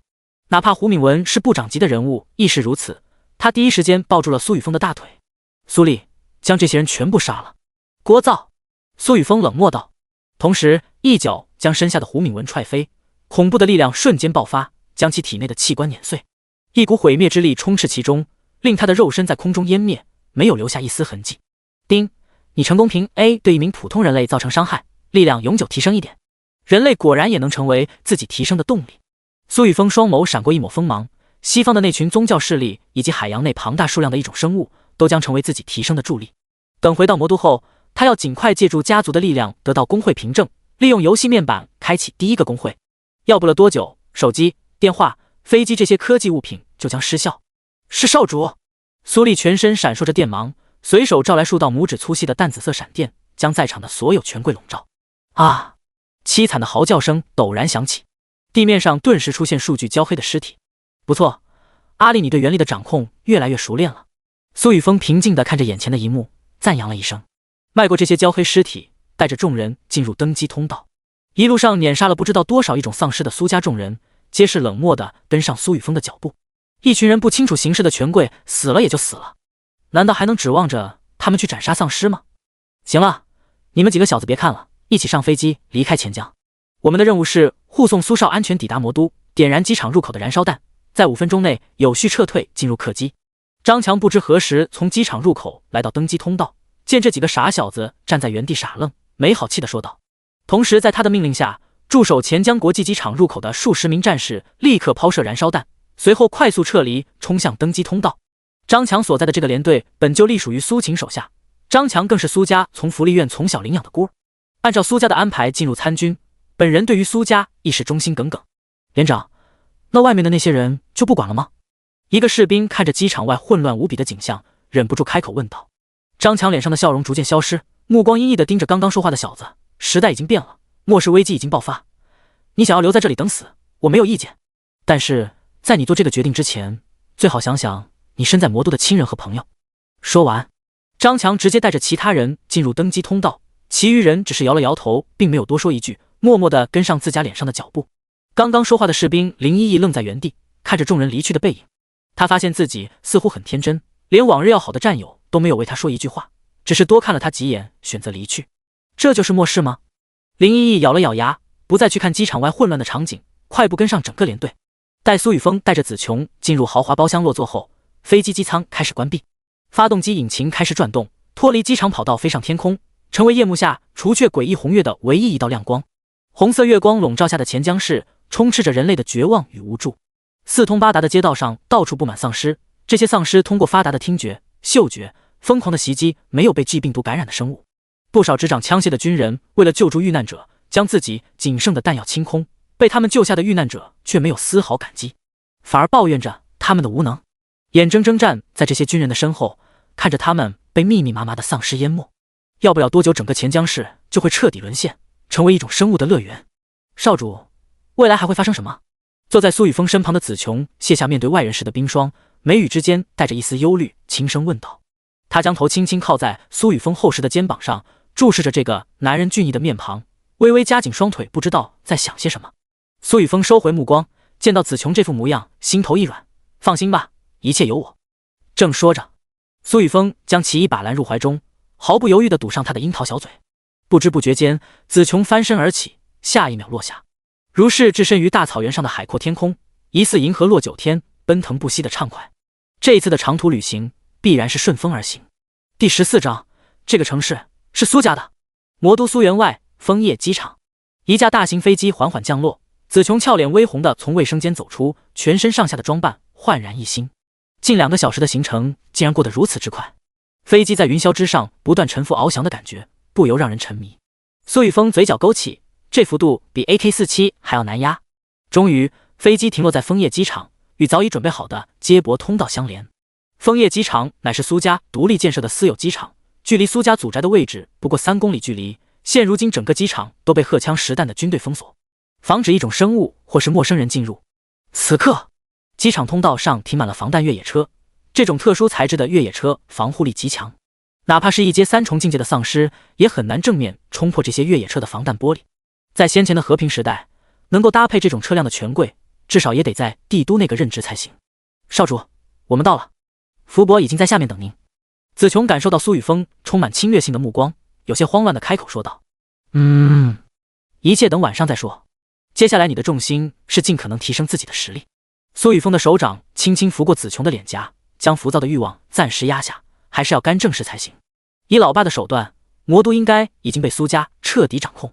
现在的苏家虽然还算稳定，但必定是人心浮动。在自己的提醒下，苏家嫡系和旁系应当都抽取到了不错的天赋。无论是谁获得了全新的力量，都会想要重新划分利益、地位、权限。那么这些人当由我来解决。少主，我们誓死追随您的脚步。当苏雨峰与子琼从包厢内走出的瞬间，张强、苏丽以及他们的手下分别站成数排，对着苏雨峰无比恭敬地喊道。苏雨峰略显意外地看向众人，这些小子个个都把路走宽了不是？等自己获得工会凭证后，他们倒是可以重点培养，将家族内获得的资源往他们身上倾斜。好了，走吧，一起跟我下去。回到家族后，你们继续跟在我身边。阿丽，你将剩余的那些衣金拿给张强，让他自己挑选手下，抽取天赋。你们既然选择了我，那么本少必定不会让你们失望。苏雨峰对着众人笑着说道：“少爷，你可算是回来了。”一名慈眉善目、气质温和的老者，身着复古中山装，站在接驳通道出口处。见苏雨峰平安返回，终于将悬着的心放下。福伯，让您担心了。对于面前的这个老人，苏雨峰显得十分尊重。福伯从小看着他长大，是苏家唯一的大管家，亦是他的家人。福伯、子琼、张强、苏丽三人对于福伯同样无比恭敬。福伯对于他们来说，不仅是苏家的管家，更是他们的家长。每一个在苏家成长的孩子，大多是被福伯亲自抚养长大。这就是苏家吗？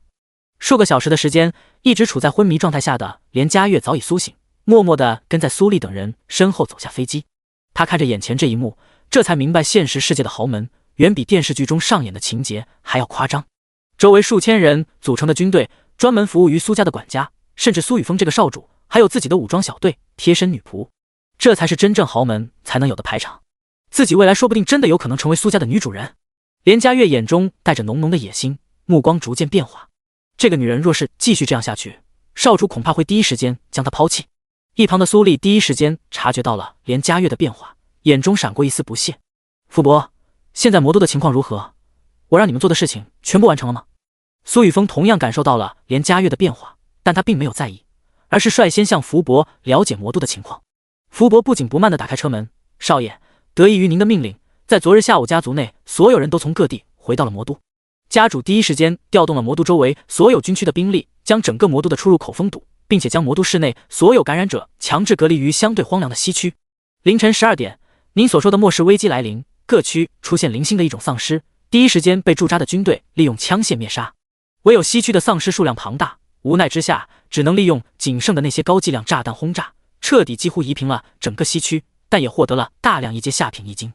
现在家族内所有成员都已经抽取天赋，并且所有人的天赋等级全部都在 A 级之上，这导致了一些人出现了别样的心思。福伯将家族内的情况全部说出，越野车同时开始启动，朝着市中心苏家族的驶去。父亲倒是十分果决。苏雨峰透过车窗能够看到每一条街道都有数十名荷枪实弹的士兵巡逻，并且建立了简易的哨所。魔都的西区竟然被苏家夷为平地，一座国际一线大城市的区内存在了多少人？少说也有数千万人吧。坐在子琼身旁的连佳悦闻言心头一颤，冷不丁的开口问道：福伯，魔都的高层官员难道没有任何意见吗？直接夷平一个区，有多少人被？闻言，子琼、福伯、苏雨峰的脸上皆是露出一丝冷漠的笑容。福伯平淡的扫过连佳悦，昂首挺胸，神色自豪的说道：连小姐，我想你可能还不了解苏家。我现在告诉你，魔都所有部门的一把手全部都姓苏，包括魔都存在的各大商城、重工业、轻工业集团、互联网集团等等，这些全部都属于苏家的产业，由苏家背后进行交叉控股。魔都这座城市，从古至今都姓苏。第15章，组个姐妹花怎么样？魔都市中心，车辆停靠在一座古典风格的院落旁，这片院落看上去更像是古老的宫殿，尽显豪华却并不高调，占地面积几乎长达数百亩地，属于打车都需要近100元才能从头到尾的那一种。院落外更像是一片庄园、陵园、溪流等等各种设施一应俱全。福伯带着苏雨峰、子琼、连佳悦三人朝着最中心的宫殿门口走去，苏丽、张强两人带着各自的手下前往苏家武备中心，他们需要在那里交接装备，并领取属于自己的任务。少爷，家族会议即将开始，族内所有成员都已经在中心会议室等待，家主让您马上过去。宫殿门口的警卫见到苏雨峰抵达，立刻恭敬行礼。为首的那名魁梧男子对着苏雨峰轻声说道：这是执掌苏家所有武备队的总队长苏勇，从小便生活在苏家，他的父亲便是上一任武备队总队长，只忠诚于苏家家主以及未来的苏家少主。勇哥，我知道了，几天不见你壮硕了不少。苏雨峰与苏勇自然十分熟悉，一直跟随在他身旁的苏丽正是苏勇的亲弟，他们两人上一世抽取到的天赋就不差，这一世因为他的原因，苏家所有人抽取到的天赋必定比前世更加强大。你小子到底是怎么知道那么多事情的？对了，旁系那几个臭小子现在有点膨胀，苏明义、苏明生两兄弟抽取到的天赋全部都是 SS 级，今天这场会议应该就是他们两人鼓动的，你自己小心点。苏勇小声地提醒了几句，目送着苏雨峰走入他身后不远处的大型会议室。见到苏雨峰进入会议室后，福伯与子琼嘱咐了几句，便直接与苏勇一同离去。子琼目光平静地看向连佳悦，微笑道：跟我来吧，你的父母已经被我们接到了苏家会客楼内，你的妹妹现在似乎想要出去见什么人，你可以先去见见他们，少主最近这一段时间恐怕会很忙。有什么其他需要可以直接联系我。若是想要离开苏家的话，需要签订一些手续。谢谢。连嘉悦闻言感激道，微微低头跟在子琼的身后，看着她那挺翘的轮廓，心头暗暗比较，自己必须提高自己的价值，不知道要多久才能获得易经抽取天赋。妹妹的身材比自己还要劲爆，如果能够说服她一起跟在苏雨峰的身旁，说不定可以。那个男人绝对不可能抵抗得住双胞胎姐妹花的诱惑。苏林阁会议室内，一名气质儒雅随和的老者坐在主位，他的身形并不高大，可全身上下都散发上位者的气势。此人正是苏家的定海神针，龙国元老会仅存的元老苏振国。在他的左手边坐着一名身穿军装的中年男子，腰背笔直，深邃厚重的眉毛，一双锐利有神的眼睛，威严无比的面容与苏雨峰有着5、6分的相似，赫然是苏雨峰的父亲苏秦，龙国军部3大司令之一，亦是苏家的当代家主。会议室内的其他位置上坐满了人，包括苏秦的2个亲弟苏琪、苏哥，以及苏雨峰的一个姑姑苏月，其余人全部都是苏家旁系。传承了上千年之久的古老苏家，由嫡系与旁系共同组成，嫡系把持着家族的绝大部分资源，旁系只参与经营和管理。苏家规矩森严，等级制度分明，苏秦、苏琪、苏哥、苏月4兄妹分别任职于内阁高层。苏琪任职于龙国资源部，主管分配调拨资源，副部级。苏哥任职于龙国司法部，是最高司法审判长之一，亦是司法部副部长。苏月任职于龙国财政部，是龙国鲜少数的女性经济学家，以41岁的年纪成为财政部副部长。从此可以看出苏家到底有多么强大。再加上苏秦这个军部3大司令之一，无论是武力还是财力，苏家都是龙国最为顶尖的存在。即便是轩辕姬家、黑龙雷家还是西北周家，同为龙国4大家族之一，依旧逊色苏家不少。更别提现在的帝都已经沦陷，唯有苏家在苏雨峰的提醒下完好保留所有力量。家主、少主什么时候才能赶到？明生、明义这2个孩子抽取到了 SS 级天赋，需要使用易经令天赋快速转化为自身实力。西区被家族轰炸获得的易经不在少数，给予他们2兄弟的份额是不是应该酌情提高一些？会议室内，苏家旁系成员苏奎轻声问道。苏明义、苏明生2人是他的儿子。末世之前，苏家所有人都安全地撤回魔都，并且抽取到了强大的天赋，哪怕他苏奎出身旁系，也想要依靠这次机会提升自己的地位。若是在和平时代，苏家旁系，苏奎根本不敢对嫡系成员提出现在这种请求，只会尽可能表现自己，等待嫡系成员按照表现自行分配资源。这一次若是能让苏秦等人让步，等到明生、明义2个小子成长起来，说不定有机会主客颠倒。苏奎目光灼灼地盯着苏秦以及坐在最上位的正在假寐苏振国。2人听到苏奎的话，没有任何动作，接连面色也没有丝毫变化。倒是坐在一旁的苏月轻轻摇了摇头。这时，奎叔，看来您对我可真是念念不忘啊。明义、明生这2个小子倒是没让我失望，全部觉醒了 SS 级天赋，确实做得不错。推门声响起，苏雨峰身上散发着无比暴虐的气势，笑着踏入会议室之中，吐露了数百头一阶一种生物凝聚的杀气，搭配毁灭之源倾泻而出的湮灭之力，将刚刚想要开口说话的苏奎、苏明生、苏明义3人笼罩。刚刚还站得笔直的苏奎顿时跌倒在地，那冰冷无比的毁灭杀意令他全身心都在颤动。啊！一同觉醒了 SS 级天赋磁力掌控的苏明生、苏明义2人低吼一声，催动体内不多的元力，咬牙支撑。可那充斥着无尽毁灭意味的杀意，加上实力悬殊，难以抵挡的2人被苏雨峰的气势生生压倒在桌面上，连头都无法抬起。这是什么力量？少主原来已经这么强大了吗？第16章新任务：不死幻魔林秋。少主抽取到的天赋竟然这么强大，恐怕至少也是 SSS 级吧。根据目前的统计，整个魔都完成抽取末世天赋的人之中，只有魔都大学林秋1个人。但是我们苏家在邀请林秋加入的时候，这个林秋竟然爆然出手，将前去邀请的使者全部斩杀，随后消失得无影无踪。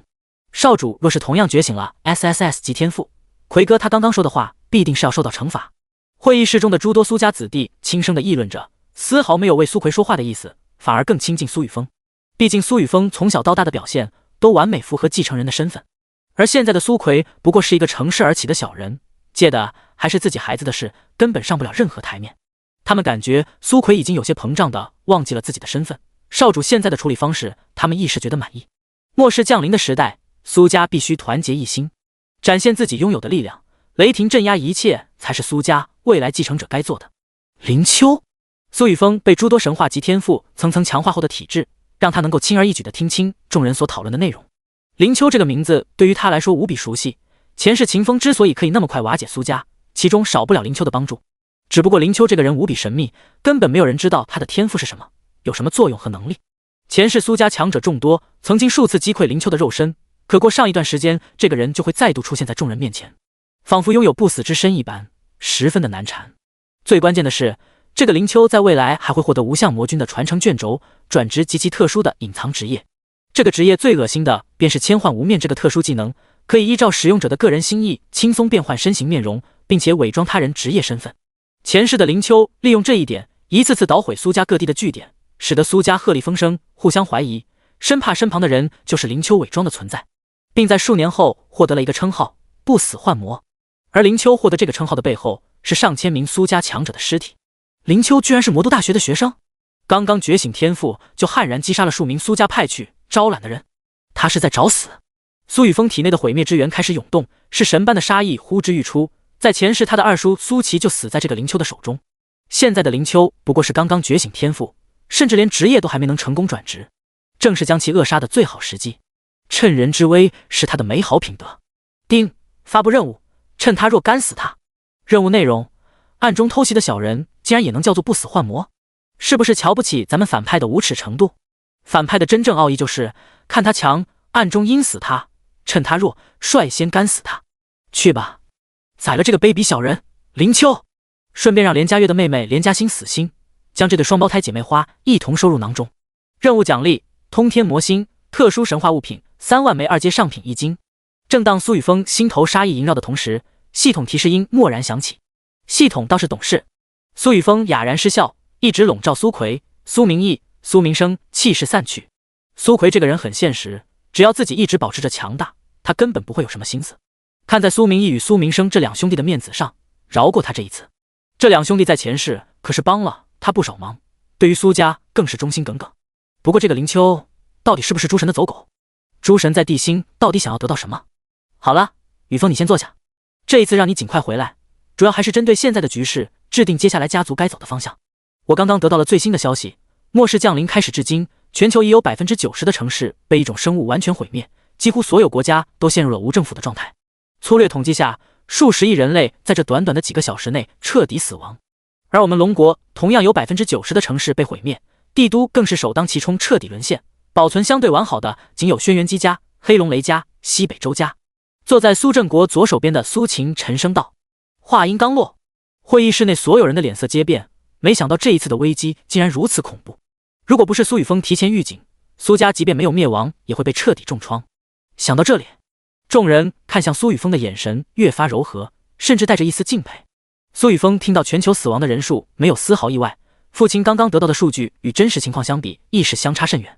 这一场诸神主导的末世危机下，地心至少 90% 的人类会成为一种，死亡人数何止数十亿，至少也是100亿。爸，这个时代将是我们苏家称霸的最佳时机。雷家、周家、姬家现在必定是损失惨重，整个龙国唯一将实力保存完好，并且成功掌控一座城市的，只有我们苏家。况且也只有我们苏家之人全部抽取觉醒成功至少 A 级以上的天赋，这是我们强大的根本。当前转化的那群丧尸还未进化，根本无法完全阻挡手枪、步枪的子弹。我们可以依靠手中控制的军工厂，命令部队快速的收集易经，依靠易经购买本源商城中的资源，以此来快速提升实力。更何况我知晓诸多关于末世的信息，苏家由我来掌控，必将成为重新制定世界秩序、主宰地心的唯一家族。苏雨峰没有隐藏自己的野心，他必须要将苏家的力量掌控在自己手中，并且要求苏家执行他的命令，按照他早已规划好的计划，快速的发展壮大，将地心即将出世的绝大部分机缘全部收入囊中。少主他这是想要提前上位，家主他可是还在呢。听到苏雨峰所说的话，会议室内绝大多数的人露出狂热的神情，他们甚至幻想到了未来苏家称霸的景象。只是苏雨峰最后的那句话显得有些大逆不道。作为家主的苏秦正处在壮年，苏雨峰便想要执掌苏家，这不合规矩。第17章执掌苏家，任务完成。即便他们承认现在的苏雨峰十分强大，整个苏家恐怕都没有人能与之相比。可苏秦自35岁成为苏家家主以来，苏家的势力一直都在快速增长，威严早已深入人心。苏家的任何一个人都不相信苏秦愿意在这个时候将苏家交到苏雨峰的手中。很好，接着说下去，让我看看你这些年到底成长了多少。这时，一直没有出声的苏晴突然开口，目光落在苏雨峰的身上，不仅没有一丝不悦，反而充满期待。不苟言笑的面容之上，竟然露出了一抹欣慰的笑容。他只有苏雨峰一个儿子，苏家迟早要交到他的手中。既然苏雨峰已经有了成为家主的资格，为什么不趁早退休？当初若不是自己是长子，他压根不想当这个家主，更不想成为军部的高层。他原来的梦想就只是成为一个漫画家罢了。坐在主位的苏振国微眯着双眼，见到自己儿子这个表情，心头忍不住叹气。苏晴这臭小子算是找到机会将家主之位交出去了，那就顺了他的意，让大孙子来执掌苏家吧。在这个末世危机的时代，弱肉强食才是主旋律。他知道苏晴的性格，在和平时代作为家主非常合适，可如今这个危机四伏的年代，他反倒不如没有大孙子合适。若是自己没有看错，小峰觉醒的神话级天赋绝对与杀戮有关，身上收敛的恐怖杀意，哪怕是苏晴那小子都不具备。小峰必定能让苏家成为这个时代的绝对霸主，顺他者昌，逆他者亡。苏振国略显浑浊的眼眸中闪烁着金光，点点繁星在他的瞳孔深处汇聚，形成一道古老而神秘的八卦图像。八卦图像飞速的旋转，繁星开始变换形态，凝聚出两道字符，赫然是大吉。爸，爷爷，接下来苏家必须军事化管理整个魔都，从民众中强制征兵，让他们去清剿魔都周围的丧尸，尽可能多的收集易经。末世降临后，天地间弥漫的元气浓度会随着时间越发浓郁，一种生物进化的速度远比我们人类要快。获得并利用易经是我们快速变强最简单的途径之一，垄断掌控这些资源，这是我们苏家首先要做到的。只有臣服苏家的人，才能获得易经来提升自己，任何敢于背叛的人都得死。苏雨峰瞥了苏振国一眼，刚刚是爷爷发动了天赋能力，前世爷爷获得的天赋是 SS 级星辰八卦，以刚刚的能量波动看来，应该是 SSS 级天赋才对。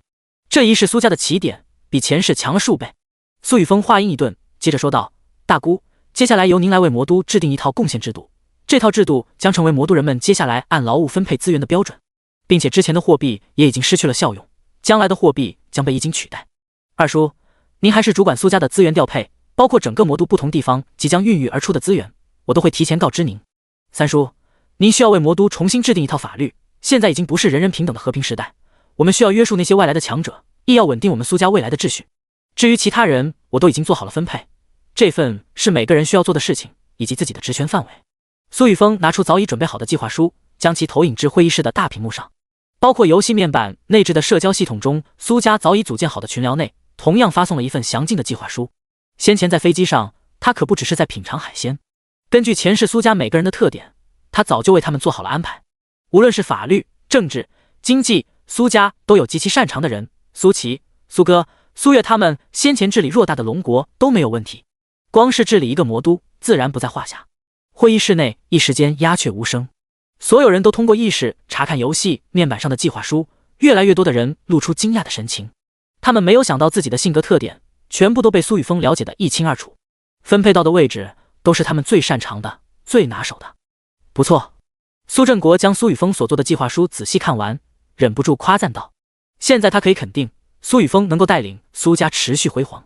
雨峰，你让我继续执掌军队，那么你呢？你做什么？苏晴将计划书内所有人的安排全部看完，当他看到自己的职责位置后，忍不住沉声问道：靠！你这个臭小子，自己说要执掌苏家，结果居然还要我坐镇指挥军队，然后自己跑出去了，还让不让老子退休了？苏晴脸上的表情没有任何变化，可内心却有点破防。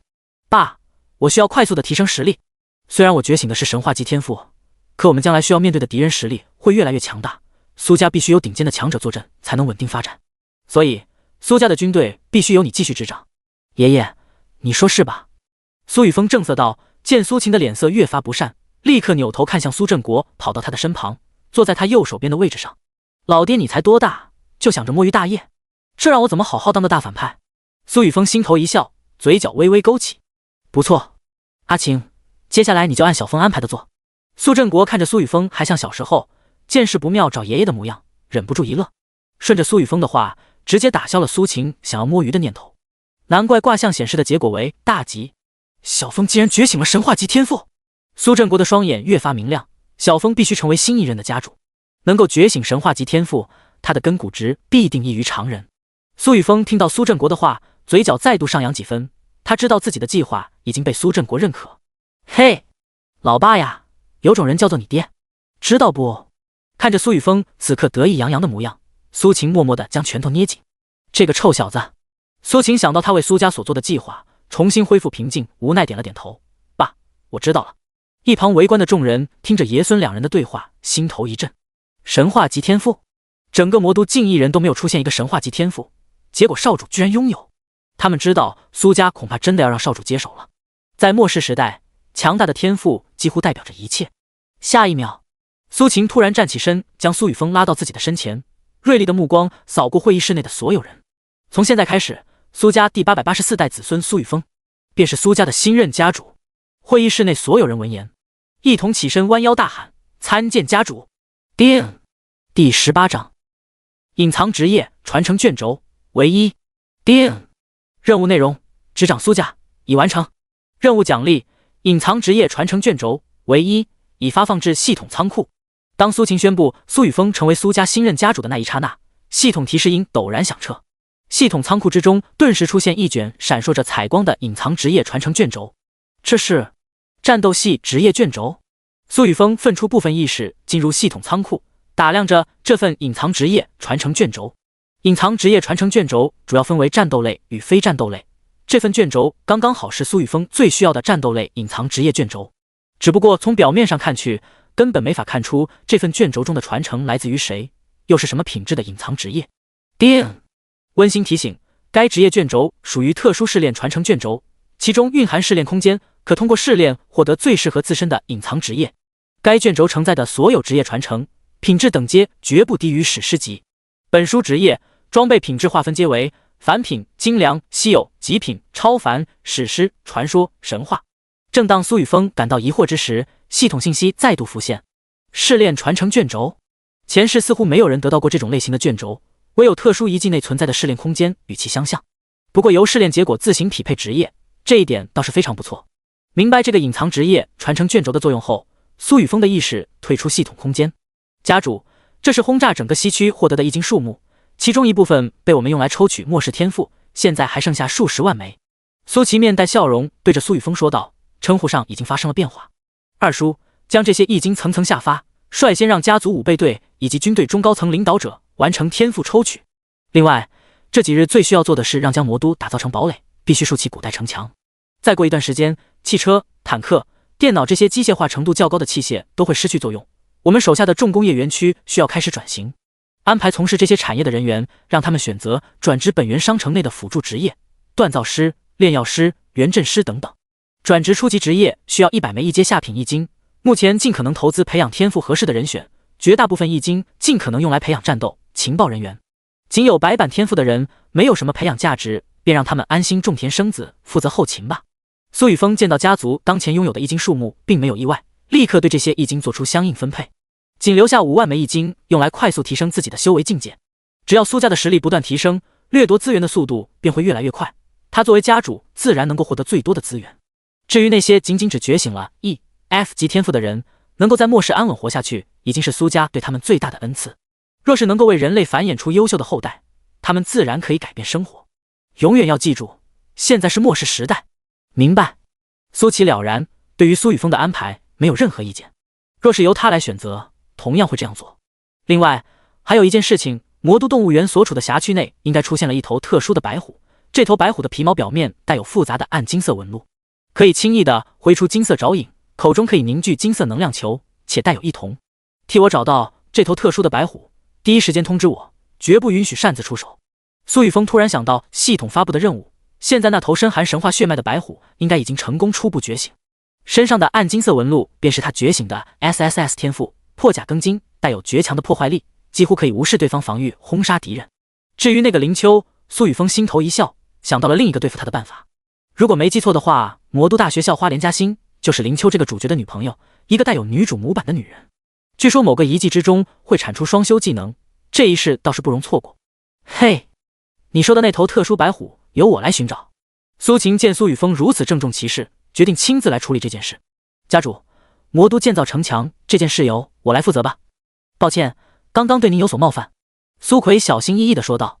站在他背后的苏明生、苏明义两人显得有些不知所措，他们两个压根没有想到自己的老爹之前是想要挑战嫡系的权威。若是家主不准备原谅他们几人，现在这个世道，单凭个人力量，恐怕极难发展。建造城墙的事就由魁叔负责。明生、明义，你们两个需要利用自身天赋帮我寻找特殊的矿产。另外，我建议你们两个转职法师，待4阶后可以选择进阶磁力法师。苏雨峰并没有为难苏奎，在他看来，苏奎的能力不错，2个儿子将来也能成为苏家的中流砥柱。是，家主。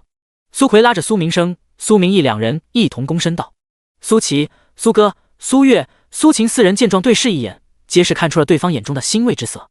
作为势力之主，最需要拥有的就是魄力、胸襟以及远大的目标，这些苏雨峰全部都有，他们怎么能不满意？接下来这段时间是我们苏家最重要的时期，一定要小心谨慎。苏家必定会乘站在世界之巅，为地心重新建立属于苏家的秩序。苏雨峰激昂澎湃地喊道，牵动会议室内所有人的情绪。世界之巅，世界之巅！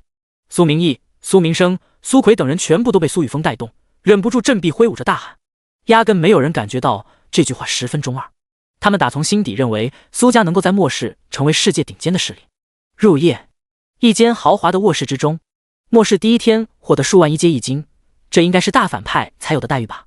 那些个所谓的主角，现在不是在砍丧尸的路上，就是在睡美女的路上，一天能够获得的一金数目顶多只有自己面前的1/10。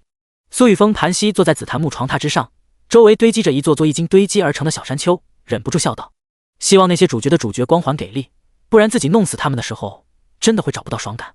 开始吧。吞噬。苏雨峰深邃的双眸之中充斥着暴虐，体内不多的元力开始运转，一团漆黑的漩涡陡然出现在他身后。叮！第19章飞速提升，这才是反派。叮！成功吞噬1000枚一阶中品一金，元力加100。叮！恭喜宿主等级提升至天醒境2星，自由属性点加50，全属性加50。叮！成功吞噬3000枚一阶中品一金，元力加600。叮！恭喜宿主等级提升至天醒境4星，自由属性点加50，全属性加50。叮！成功吞噬大量一阶中品一金，元力加200加200加。叮！恭喜宿主等级提升至天醒境9星，自由属性点加50，全属性加50。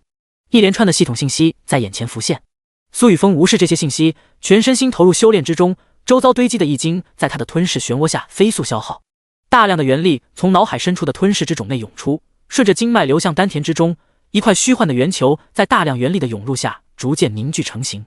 对于根骨值达到99点的他来说，全身经脉早已被彻底贯通，一阶天醒境根本没有任何境界瓶颈，只需要足够的元力便能轻易提升。虚幻的圆球内飘荡着元力凝结的液滴，元力液滴的水平线不断拔高，使得苏雨峰身上流露的气息越发强大，修为境界开始飞速的飙升。天醒境2星，天醒境5星，直至天醒境9星。丹田内的虚幻圆球被元力液滴填满1/3，堆积在苏雨峰周遭的数万枚一阶终极易经全部崩碎成粉末，其内蕴藏的能量被吞噬一空。一股股强大的暖流从灵魂深处涌向全身各处，力量、速度、体质、防御全属性全部都在伴随着境界提升一同增长。吞噬的效率确实不错，短短10几分钟的时间，竟然直接提升到了天醒境9星，只差些许元力便能成为2阶运元境。运元境后，全身骨骼、肌肉都可承受元力滋养，到10每提升1星，便可获得100点自由属性点。苏雨峰感受着体内流转的元力水平，如果说之前是一条小溪，那么现在就是一条偌大的江河。这一世的根骨值比上一世高了10点，修炼的速度却提升了不止10倍。当然，这还少不了吞噬这个神话级天赋的帮助。秦风死的当真不冤。按照游戏面板上的境界划分，1阶天醒，2阶运元，3阶长元，4阶超凡，5阶天极，6阶天元，7阶神藏，8阶道宫，9阶圣皇，10阶伪神，之后才是真正的神化境。自己想要屠神，至少也需要达到伪神境才行吧。苏雨峰回想起弑神、雷神这些神奇的强大力量，心头的紧迫感越发强烈。心念一动，看向属性面板，目标苏雨峰，境界天醒境9星，1阶，天赋弑神掠夺，永恒级，吞噬，神话级，毁灭之源，神话级，职业暂无，根骨99，满值100，悟性尚可，力量2459点，你依旧是一个纯正的猛夫。防御572点，体质580点，速度1103点，不错，你已经蛮快的了，但是有时候也不能太快。元力49661000点，容量蛮大的吗？是神点100点。装备无尽天赋蓝，特殊装备逆元神域神话，剩余自由属性点450，将所有自由属性点全部加在速度上。苏雨峰看着自己的属性栏，没有丝毫犹豫，从天醒境1星提升至9星获得的450点自由属性全部被他加在速度上。速度属性的数值顿时开始跳动，冲破1500点，终于与自己的力量数值拉近了距离。一股强大的暖流从灵魂深处涌出，绝大部分流转至苏雨峰的四肢，他能够清晰地感觉到自己的身体越发轻盈。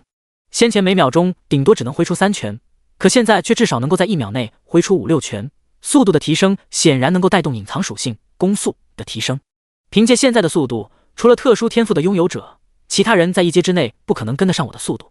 苏雨峰站起身，在空阔的卧室中央蓦然挥动自己的拳头，刹那间数道拳影在空中闪过，一丝毁灭之力充斥其中，令周围的空气发出闷响。下一瞬，他的双腿猛然一踏，原地留下一道残影。短短1秒钟的时间，苏雨峰便从卧室始端消失，出现在卧室的末端，而他的卧室两端却相隔40余米。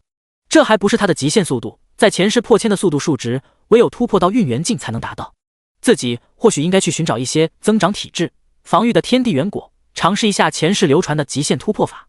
如果前世流传的极限压制流也是真的，在破境之前获得越高的基础属性，那么每一次突破大境界都会获得更加强大的增幅，甚至有可能获得特殊的属性特质，以及来自地心本源意识的极限突破奖励。苏雨峰脑海中闪过这道念头，稍稍适应了一番目前的状态，便将目光落在系统空间内的隐藏职业传承卷轴之中。是时候去完成转职了，否则没法突破至运元境。职业技能以及职业特性增幅对于自己的帮助还是十分大的。爸妈，我要进行特殊隐藏职业的转职试炼，或许会离开家族一段时间。这段时间家族一定要按照我的计划快速发展，我很快就会回来，尽可能寻找到等级达到2阶3星的丧尸王，等我回来再去一起处理。苏雨峰通过好友面板给苏晴、积水云发去几条信息。现在人类的所有通讯方式都已经彻底失效，唯有知晓对方的名字，通过好友面板添加好友，才可以互相联系。人类现在所处的环境已经与游戏面板无法分离，尤其是在工会出现后，人类之间的竞争与发展将更加激烈。苏雨峰让苏家寻找的丧尸王被斩杀后，有几率会掉落工会凭证，他要以最快的速度成为第一个成立工会的人。现在最重要的依旧是提升自己的实力。将所有事情全部交代完毕后，苏雨峰终于将系统空间内闪烁着彩光的隐藏职业传承卷轴取出。隐藏职业传承卷轴出现在他手中的瞬间，游戏面板开始闪烁，一条虚拟方框出现在他的眼前。丁，是否立刻开启职业传承试炼？第20章本源之塔。稀有技能书。丁，是否立刻开启职业传承试炼？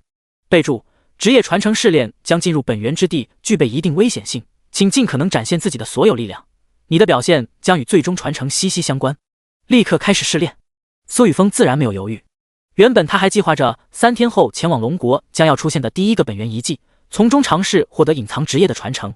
但遗迹中的那些隐藏职业并非完全适合自身不说，甚至还需要耗费大量的时间精力。现在系统奖励的隐藏职业卷轴，只需要通过试炼考核便能获得最佳的隐藏职业，比遗迹中碰运气才能得到的隐藏职业来得更加舒适。苏雨峰现在已经开始期待另外2个任务完成后的奖励有什么作用了，那可是2件特殊的神话级物品。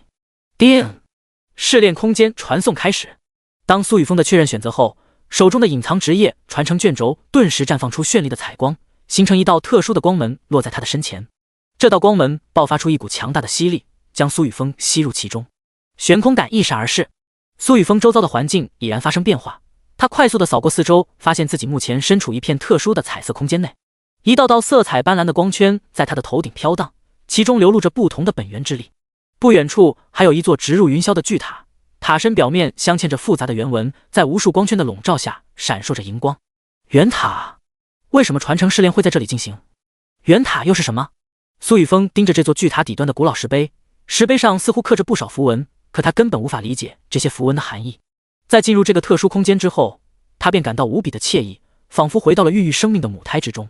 令苏雨峰惊讶的是，他自身目前掌控的天赋能力变得无比活跃。从属性面板上可以看出，这3大天赋的熟练度数值正在以每秒5点的速度快速增长。若是能够在这里待上一定的时间，他的天赋说不定能够蜕变成长。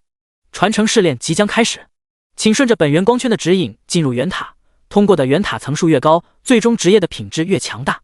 两道虚拟方框在他的面前浮现，通体灰白色的圆塔微微颤动，表面的纹路逐渐闪烁，紧闭的底部塔门陡然敞开。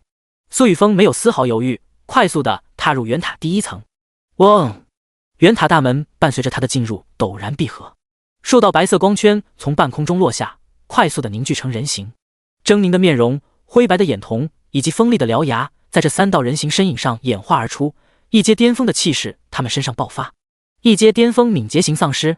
苏雨峰眉头微微一挑，没想到试炼刚刚开始出现的就是一阶巅峰一种。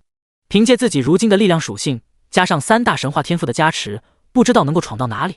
苏雨峰脑海中念头闪烁的瞬间，三头一阶巅峰修为的敏捷型丧尸顿时消失在原地，破风声在他的耳边炸响，灰白尖锐的獠牙闪烁着寒光，距离苏雨峰的脖颈不过半步之遥。就这点速度！砰！一声闷响，苏雨峰眼中闪过一抹锐意，五指并拢捏拳，抬起双臂，骤然轰出数道拳影，以更快的速度落在三头一阶巅峰丧尸的身上。毁灭之源涌现的毁灭之力充斥他的双拳，将其中两头丧尸的躯体被苏雨峰轻易轰飞数米，肉身在半空中闪过一抹黑光，彻底湮灭。两枚一阶巅峰一金，一本闪烁着蓝光的书籍从空中坠落。吞噬！苏雨峰脚下一滑，躲过另一头一阶巅峰敏捷型丧尸的獠牙，背后瞬间凝聚出漆黑的吞噬漩涡，强横的吞噬之力将这头丧尸笼罩，将其躯体轻易地吞入其中，转化为精纯的元力涌入他的本体。叮！成功对两名一阶巅峰敏捷丧尸造成伤害，力量永久提升2点。叮！成功吞噬一名一阶巅峰敏捷丧尸，元力加5，速度加1。两道系统信息闪过，数条暖流从脑海深处涌出，分别涌向四肢与丹田。丹田内由元力凝结而成的虚幻圆球微微膨胀一丝，其内的元力浓度逐渐增长。爆技能书了！苏雨峰并没有理会系统信息，而是惊喜地看向地面闪烁着蓝光的书籍。他定睛一看，果然是一本稀有品质的技能书。一阶一种在外界几乎不会掉落稀有品质的技能书，精良品质的技能书都十分少见，在这里能够获得技能书也算是意外之喜。目标：技能书暗影拳，品质稀有，职业无限制。简介：将体内的元力涌向双拳，以极快的速度挥出拳头，形成暗黑拳影，可对 3x3m 范围内的敌人一同造成伤害。这个技能不错，现在的自己刚刚好缺少范围伤害，可以弥补自己的部分短板。苏雨峰将暗影拳这本技能书往自己的身上一拍，手中的书册顿时化作数百道蓝色光点钻入眉心。他的游戏面板逐渐发生变化，形成全新的技能栏，其中存放着一个孤零零的暗影拳。技能：暗影拳，稀有，等级 LV1， 功效：拳速正 1%， 力量加10，群伤范围 3x3m， 熟练度0 500。这个技能确实不错，居然是按百分比增长的拳速。苏雨峰略显惊讶地看着技能栏内显示的暗影拳功效，在前世能够提供百分比增幅的技能几乎有价无市，比如这个无职业限制使用的暗影拳，他在前世就没有见到过。第一层通过，评价优秀。第二层试炼即将开始。圆塔内响起不带一丝感情的声音。这是……苏雨峰回过神，突然感觉到地面传来剧烈的震动，原本平坦的水泥地已然消失，取而代之的是一片广袤的草原。上千道绿色光圈在半空中落下，刹那凝聚出近1000头一阶巅峰修为的猩红魔牛。目标：猩红魔牛，修为一阶巅峰。简介：猩红魔牛拥有同阶内极高的力量、防御属性，当它的双眸呈现血红色的时候，会不惧死亡的对面前出现的敌人冲锋。红了眼的魔牛是他人的噩梦。第21章狂暴猩红魔牛，天赋掠夺。卧槽，这些魔牛还是狂暴状态。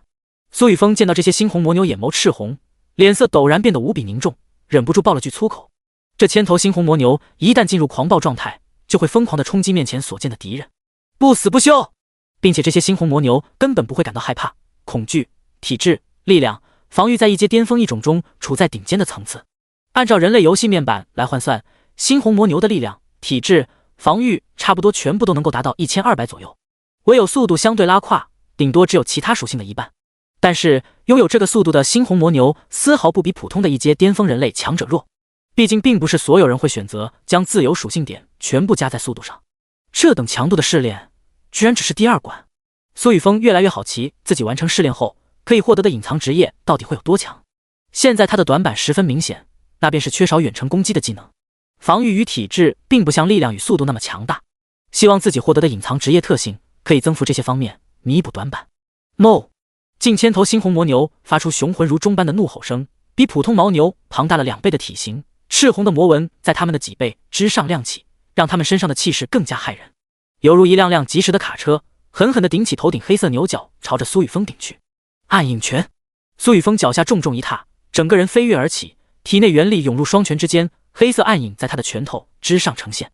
臂展挥动的瞬间，这片暗影在半空中形成一道长达3米的黑色拳印，重重地砸在拳印笼罩范围内的猩红魔牛身上。高达2500点力量数值在一瞬间爆发，数十头猩红魔牛在刹那间崩碎成无数血块，淹没在其他猩红魔牛的脚下。叮！恭喜宿主成功对猩红魔牛造成伤害，力量属性永久+1+1+1。系统信息开始刷屏。哞！在那些猩红魔牛被一拳砸爆的瞬间，周遭的其余猩红魔牛越发狂暴，猩红无比的眼瞳死死地盯着苏雨峰。不少猩红魔牛从原地重重一踏跃起，被他们踩踏的草地上出现几百道坑洞，恐怖的四肢力量让他们一瞬间腾空，冲向在半空中无法借力扭转身体的苏雨峰。找死！苏雨峰怒吼一声，孔武有力的双臂快速挥动，再加上暗影拳的全速加持，短短1秒钟的时间，在半空中挥出数15道暗影拳，体内的元力快速的消逝，一道道黑色拳印瞬间凝结，将飞扑而来的近100头猩红魔牛笼罩。砰砰砰！空中传来皮肉爆碎的闷响声，近100头猩红魔牛的肉身瞬间崩溃，恐怖的力量摧枯拉朽般碾过这些猩红魔牛的肉身躯壳，根本没有一丝阻碍，宛如切菜一般轻松。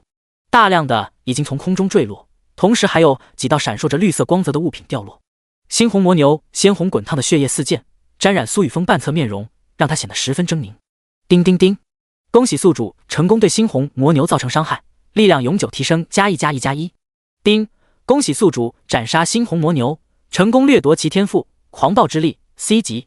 狂暴之力 C 级，激活该天赋可让自己暂时进入狂暴状态，狂暴状态全属性增幅10%且无视疼痛，但会短暂的失去理智。退出狂暴状态后将陷入虚弱状态中，疼痛感加倍。系统信息飞速的滚动，至高永恒天赋弑神掠夺一直都在发挥着作用，一股股暖流从他的脑海深处涌出，分别涌向他的全身各处，快速增长着他的恐怖力量。目前为止，他的力量数值已然飞速跳动至2589点，并且成功掠夺猩红魔牛的 C 级天赋狂暴之心。虽然这个天赋对于苏雨峰来说并没有什么太大用处，但他还是将其放入了无尽天赋栏内，以备不时之需。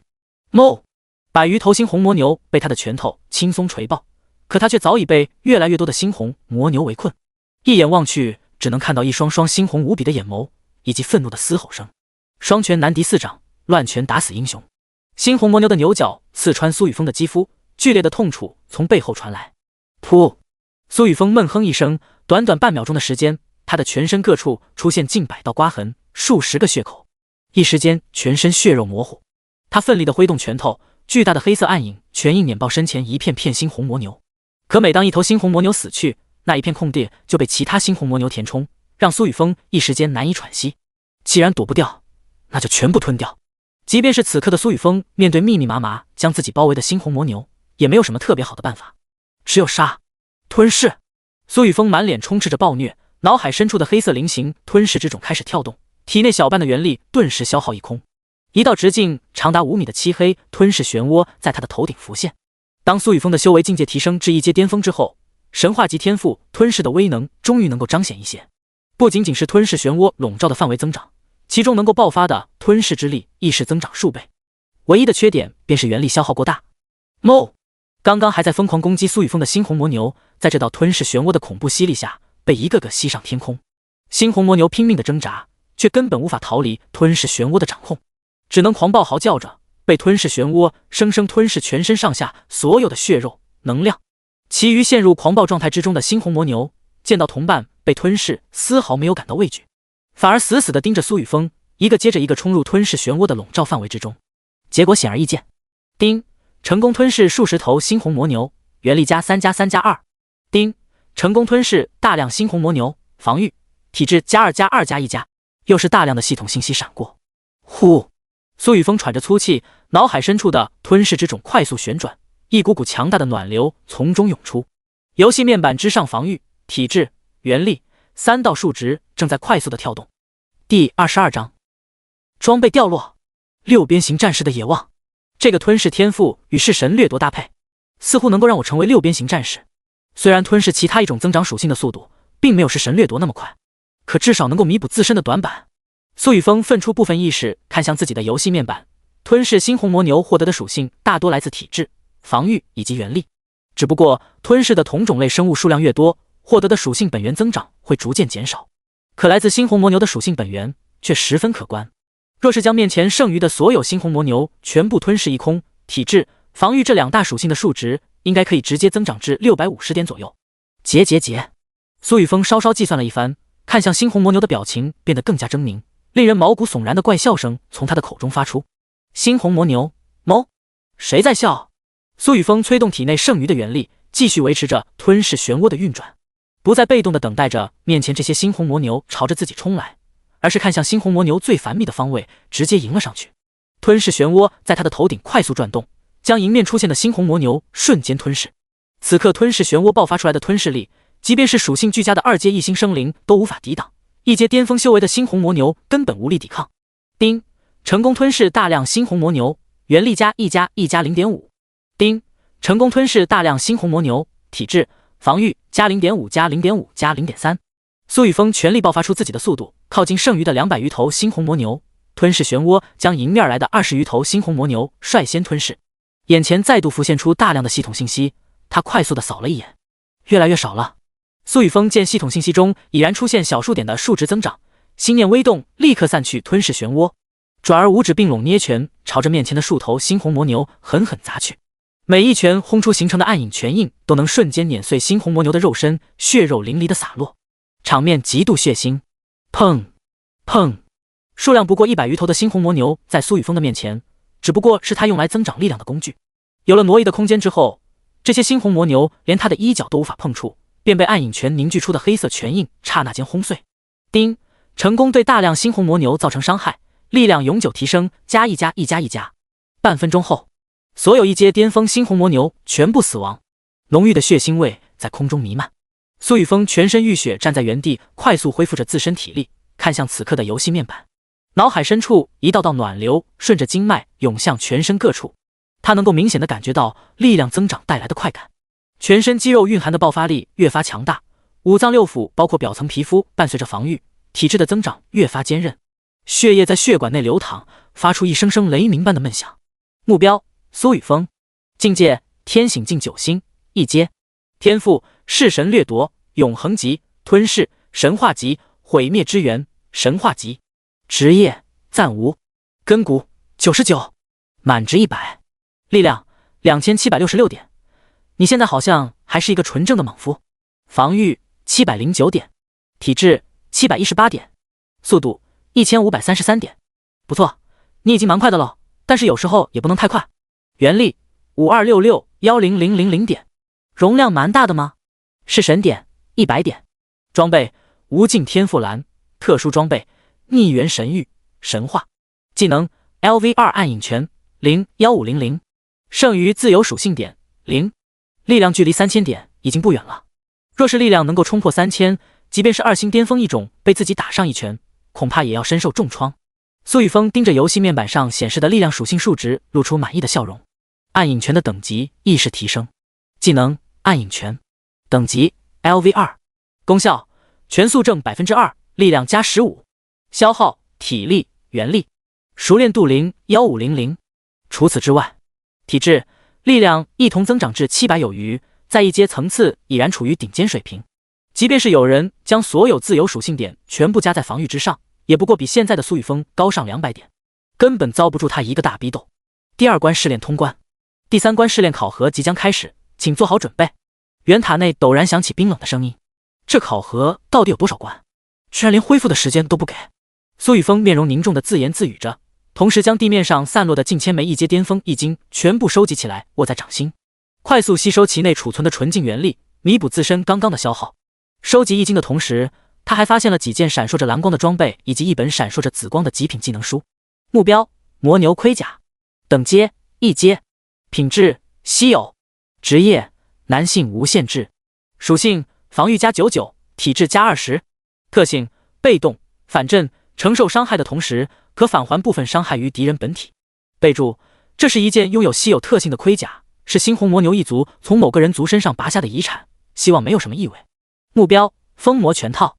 等阶：1阶。品质：稀有。职业：男性无限制。属性：力量加99，理智5。特性：风魔，你的力量增长将与理智丧失的程度成正比。备注：看得出来这是一个疯批使用过的全套，原主人可能是真的疯了。你要试试吗？目标：狂暴戒指。等阶：1阶。品质：稀有。职业：无限制。属性：力量加99，原力加99。特性：主动狂暴，可激活狂暴特性，令自己陷入肉身狂暴的状态，全属性增长 5%。备注：咦，这个戒指居然这么狂暴，这疯魔全套居然还带有负面属性，一看就是扔仓库的货。狂暴戒指跟魔牛盔甲倒是不错，1阶稀有装备能够增幅的属性至多100点，而这2件装备的属性几乎点满，特性也不错。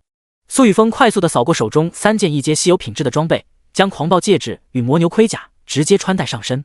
一股强大的本源之力从狂暴戒指与魔牛盔甲上涌出，与他的肉身相融。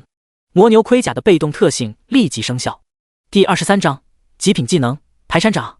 这些来自一种生物身上的装备，一旦佩戴在肉身之上，装备内蕴含的本源之力便会与肉身相融，从本质上增幅使用者的力量。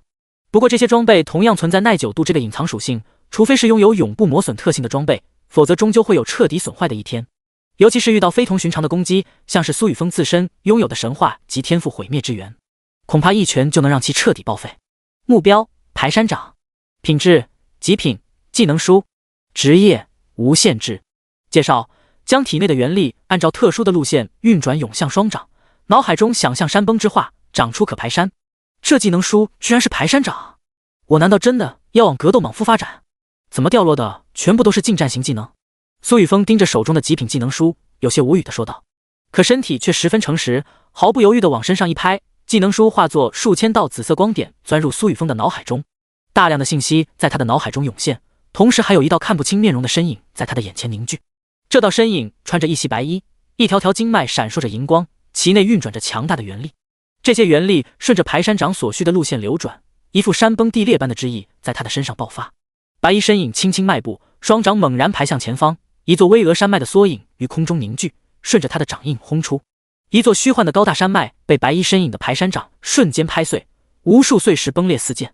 这山崩地裂的景象形成一幅画卷，深深烙印在苏雨峰的脑海之中。技能：排山掌。等级 LV1。功效：排山意境+1，掌速正 3%， 力量+20，掌印笼罩范围+5。熟练度01000。苏雨峰扫了眼游戏面板上显示的排山掌属性加成。这时，数百道紫色光圈从空中快速的落下。苏雨峰发现周围的环境蓦然改变，他脚下的草坪瞬间变成一座悬崖峭壁，头顶的火山正冒着浓烟，似有岩浆正在其中流淌。气温在刹那之间升腾数十度，令苏雨峰感觉到无比的炎热。那数百道紫色光圈落下，形成一头头浑身冒着火星的岩浆猿猴，每一头岩浆猿猴的身上都带着强横无比的火焰本源之力。显然是第3关考核已经正式开始。目标：岩浆猿猴。修为2阶6星。简介：岩浆猿猴拥有同阶内极高的力量、体质、速度属性，常年吞噬岩浆的岩浆猿猴对于火属性本源具备强大的免疫力，并且可以借助岩浆之力凝聚熔岩火球，生性邪恶，喜爱戏耍敌人。备注：千万不要在岩浆附近与之相斗，不然就准备好骨灰盒，提早叫人为你收尸。哦，不是收灰。一共500头2阶6星岩浆猿猴。苏雨峰的眉头紧皱，脑海中回想着关于岩浆猿猴的信息，并且默默加快了吸收易经的速度。一块块1阶巅峰易经在他的手中粉碎，体内的元力在这些易经的帮助下快速恢复至圆满状态，元力上限亦是提升了不少，距离2阶运元境越来越近。好脆弱的人类，这个人类竟然敢侵入我们的领地，一起上将他融化。呵呵，把他抓起来戏耍一番似乎也不错。一头头岩浆猿猴的瞳孔内闪着焰光，四肢上带着浓烈的火星，从山顶的岩浆内飞跃而出。见到苏雨峰的第一时间，露出无比邪恶的狰狞面容。尤其是感知到他身上的1阶气息后，岩浆猿猴脸上皆是浮起不屑之意。岩浆猿猴捕捉猎物喜爱围攻，并且他们的智慧程度极高，并不像猩红魔牛一样只会狂暴无脑攻击。不过他们的弱点亦是明显，那就是易怒、狂躁。一旦脱离岩浆笼罩的范围，便会失去对于岩浆的控制能力。苏雨峰想了想，快速决定了应对的方法。他勾动脸上的神情变化，对着岩浆猿猴无比轻蔑地喊道：“一群红屁股猴子，生孩子都特么没屁眼，灰棒子弱得跟狗一样，难怪没有母猴子喜欢。软短快，对，说的就是你。你特么瞅什么瞅？不服气咋地？”苏雨峰瞪了岩浆猿猴中体积最大的岩浆猿猴一眼，指着这头岩浆猿猴口吐芬芳。岩浆猿猴的屁股比正常的猴子还要鲜红，并且雄性岩浆猿猴确实没有屁眼，只有一根小东西挂着。常年生活在岩浆内，即便是体质强大，可岩浆猿猴终究是付出了一些代价，那便是幸福生活。在前世，人类只要遇到岩浆猿猴，第一时间就是侮辱他，让他陷入暴怒的状态，只有这样，他才会跳出岩浆的范围，跟你真人近战 PK。叽叽叽！该死的人类，竟然敢污蔑我们岩浆猿猴一族，给俺死来，吃俺一棍！刚刚被苏雨峰指着鼻子侮辱的岩浆猿猴果然暴怒，从岩浆底部抽出一根赤红的石棍，猛然跃出岩浆，朝着他砸落。你急了？哟哟哟，不愧是没中的岩浆猿猴一族，被老子这样子骂，也就你一个有脾气的。我知道你很急，不过你先别急，你转头看看你的那些同伴，真怂得跟狗一样。来来来，追我呀！哈哈哈哈，打不到我吧？你气不气？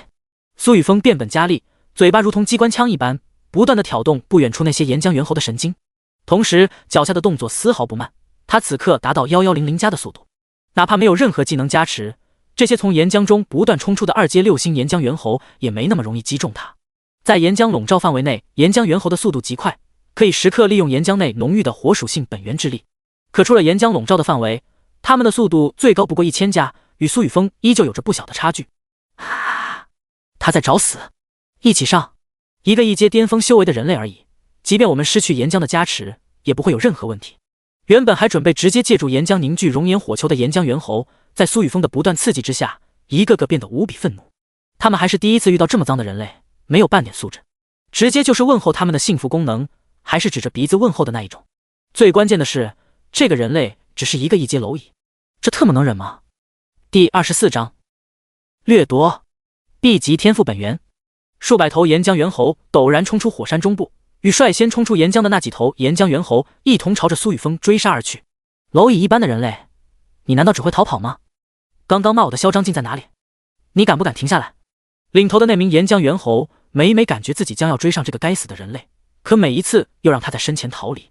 明明自己的修为比这个人类强大那么多，却追不上苏雨峰。接连数次之后，这些岩浆猿猴的心态越发暴躁。好啊！苏雨峰见绝大部分岩浆猿猴几乎全部都从岩浆内冲出，并且被他从山顶引到了半山腰，他不再继续逃窜，而是直接停下了脚步，快速地转过身，脸上流露出一丝阴谋得逞的笑容。岩浆猿猴见状，虽然感到有些疑惑，可却并没有浪费这个机会。哈哈哈哈！愚蠢的人类，死！紧紧跟在苏雨峰身后的几头岩浆猿猴抡起手中的赤红色石棍，其上带着灼热的高温，在空中冒着浓重的火星，狠狠地朝着苏雨峰砸落。在这几头岩浆猿猴的背后，越来越多的岩浆猿猴紧跟其后，一同冲着苏雨峰扑来。上百道狰狞的猴脸很快出现在他的眼前。来得好，排山掌！苏雨峰丝毫没有畏惧，更没有躲闪。他的脑海中顿时出现山崩地裂的观想意象，体内的元力骤然消耗1/3，五指一张合并成掌，脚下向着诸多岩浆猿猴迈出一步，掌心向前猛然推出。这是距离苏雨峰近在咫尺的数头岩浆猿猴突然感觉到全身毛发竖起，一股死亡的危机感将其全身笼罩。领头的岩浆猿猴陡然瞪大双眼，拼命抓回手中的石棍，想要横在身前。砰砰！可下一秒，巍峨的高山在他们的眼前浮现，这座高山竟然融入那个人类蝼蚁的掌印之中。这道掌印却如同数百米的高山缩影，与他们手中的石棍猛然相撞，石棍毫无预兆的崩碎，而排山掌印的威势丝毫不减。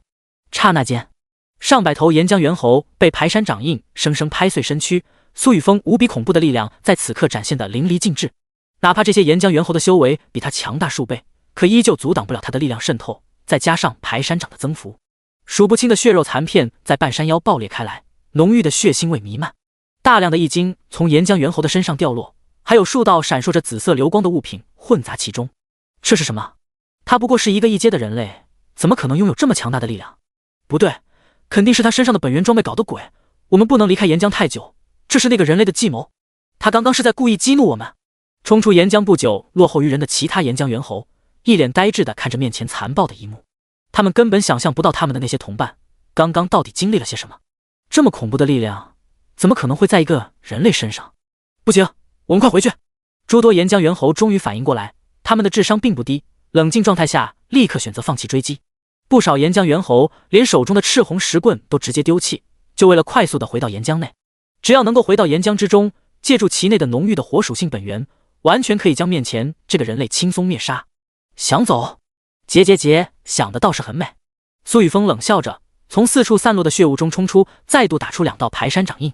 高达数米的排山掌印在空中一闪而过，落在近100头岩浆猿猴的后背之上，恐怖的力量于其中爆发，将这些岩浆猿猴的肉身生生碾碎，没有留下一具全尸。死！苏雨峰根本没有多看一眼，快速地追上其他零散的岩浆猿猴，随手一拳令空气震爆，即便是全力反抗的岩浆猿猴也被瞬间轰杀。丁，成功对大量岩浆猿猴造成伤害，你的力量永久提升+1+1+1+。丁，恭喜宿主成功掠夺天赋，火属性亲和 B 级。火属性亲和 B 级，你的肉身与火属性本源亲和，可免疫部分火属性本源伤害，并更易掌控狂暴的火焰。系统信息快速刷屏。很快，所有的岩浆猿猴被他全部击杀。一股强大的暖流从脑海深处涌入苏雨峰的体内，他自身的力量再度暴涨，终于冲破3000大关，达到3211+。力量暴涨的快感让苏雨峰忍不住发出一声畅快的呻吟，这爽感几乎跟连佳月和子琼一起吃海鲜来的还要舒适。排山掌不愧是极品技能书之中唯一带有意境之力加成的技能，上一世这个技能曾经在拍卖行中卖出上亿2阶极品易经的高价，到了最后几乎是有价无市。等等，岩浆猿猴拥有的天赋居然达到了 B 级。苏雨峰正感叹着，突然发现自己的无尽天赋栏中出现了一个新的天赋，这个天赋来自刚刚击杀的岩浆猿猴，对于提高自身火属性本源的亲和力极有帮助。若是这个天赋能够继续进阶，说不定能够实现火属性本源免疫。这个天赋不错，可以一直装配着。苏雨峰快速扫过岩浆猿猴这个火属性亲和的天赋介绍，将其直接装配在无尽天赋栏之中。装备成功的刹那，苏雨峰便清晰地感觉到四周弥漫的浓郁火属性元气正在飞速地钻入他的体内。山顶潺潺流淌的岩浆对他来说似乎不再是不能承受高温。另外，苏雨峰还发现了一点，那就是处在火属性本源充沛浓郁的环境之中，这个天赋的熟练度就会不断的提升。成功通过第3关考核。第4关考核立刻开始，请释放你自身的所有力量，斩杀尽可能多的2阶巅峰生灵，直至死亡。苏雨峰正准备开始收集地面上掉落的2阶中品易经，耳边突然响起冰冷的提示声，数不清的紫色光圈从天穹之上落下，如同暴雨倾盆。每一道光圈落地都会瞬间凝聚出一头2阶巅峰修为的岩浆猿猴，并且岩浆猿猴的数量还在飞速增长，短短2秒钟的时间竟然凝聚成了上千头。第25章风魔狂暴超凡品质装备2300头2900头。眨眼间的功夫，苏雨峰的面前出现了3000多头2阶巅峰岩浆猿猴，且岩浆猿猴数目增长的速度丝毫没有减慢。不行，必须先下手为强。这些2阶巅峰岩浆猿猴的力量，即便没有环境的加持，力量、防御、速度3项基础也达到了2500+以上。一旦被这些岩浆猿猴给追上，凭借自己目前的体质和防御，根本不可能抵挡得住。苏雨峰见状，脸色微微一变，只来得及将地面上掉落的1阶巅峰易经收集大半，快速的吸收其内储存的精纯元力，尽可能恢复自身状态。那些距离较远的易经根本来不及收集，尤其是闪烁着紫光的物品。自从末世降临以来，他还是第一次感觉到强烈的危机感，死亡的威胁将其全身笼罩。唯一可以庆幸的是，他所处的火山环境已然消失，取而代之的是茂密无比的树丛和此起彼伏的山丘。即便2阶巅峰岩浆猿猴的速度极快，也会遭受不小的影响。他几乎可以确定，这一次的职业试炼考核已经接近尾声。但是这考核是不是太难了点？那么多超越了自己一个大境界的2阶巅峰异种，他又能杀多少头？一个1阶巅峰人类，宰了他！一头头由紫色光圈凝聚的2阶巅峰岩浆猿猴，略显疑惑地盯着苏雨峰所在的方位，脑海中陡然出现一个念头，那就是宰了这个人类，仿佛他们的使命就是如此。于是，数量已经达到3500多头的2阶巅峰岩浆猿猴，一同飞跃而起，朝着苏雨峰所在的方位冲去。每一头2阶巅峰岩浆猿猴都像是一团火焰，将所过之处阻挡身前的树丛瞬间点燃。茂密的树丛接连燃起，使得周遭的气温不断的上升。熔岩火球，一颗颗直径超过2米的硕大火球，带着爆裂的火属性本源能量，在这些二阶颠覆岩浆猿猴的头顶凝聚，犹如天降的陨石，将苏雨峰四处的空间完全封锁，没有留下一丝逃窜的空间。好快的速度！苏雨峰的反应自然不慢，在他的不远处便是一个凹凸不平的山丘，两个相连山丘的中间存在一个凹陷。他双腿一蹬，飞速的狂奔，见到头顶快速落下的熔岩火球面，一个滑铲钻入山丘之间的深沟内。这个深沟从外侧看去，更像是一个天然的战壕。轰隆隆，大量的熔岩火球像是俗世的导弹，轰然爆裂开来，一时间整个地动山摇，山丘几乎被上千道熔岩火球夷平，到处都是深浅的空洞，碎石到处迸溅。哗哗！就在熔岩火球席卷的恐怖能量即将覆盖苏雨峰身躯的时候，一轮庞大的吞噬漩涡凝聚，疯狂的吞噬朝着苏雨峰自身袭来的爆裂能量。他体内大半的元力一瞬间消耗一空，吞噬漩涡仅仅吞噬迎面袭来的小半能量，便无奈溃散。即便是苏雨峰躲在深沟内避过了绝大部分的攻击，可依旧在一瞬间的爆炸中遭受重创。这还是因为装配了 B 级天赋火属性本源亲和，免疫了部分火属性本源攻击的结果。哈哈哈哈！我居然还没死！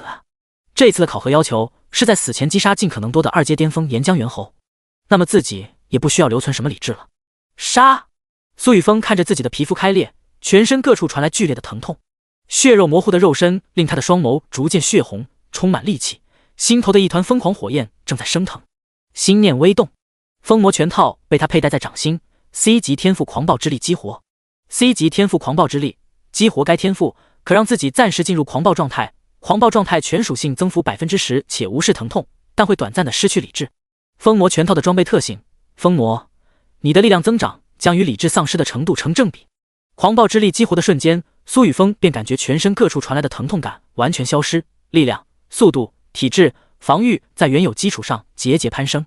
苏雨峰手中的封魔拳套开始闪烁无比妖异的邪光，这道邪光形成强大的封魔因子，开始增长他的力量。短暂失去所有理智，完全陷入狂暴状态的苏雨峰激活了封魔拳套内所有的封魔因子，狂暴戒指的特性同时激发。此刻的游戏面板上显示的力量数值开始狂飙：3750、3899、4666，直至5000整。仅仅只有一阶巅峰修为的苏雨峰，三者不同的特性的作用增幅下，将力量瞬间暴增至二阶运元境所能达到的力量极限数值。死，全部都得死！苏雨峰的口中发出一阵阵嘶吼声，眼中只剩下了数量庞大的二阶巅峰岩浆猿猴。一个重伤垂死的人类，也配让我们死？哈哈，可笑！距离苏雨峰最近的数头二阶巅峰岩浆猿猴听见他发出的声音，忍不住嗤笑道。然而下一秒，数头二阶巅峰岩浆猿猴的笑容凝固，一阵刺骨的疼痛席卷全身。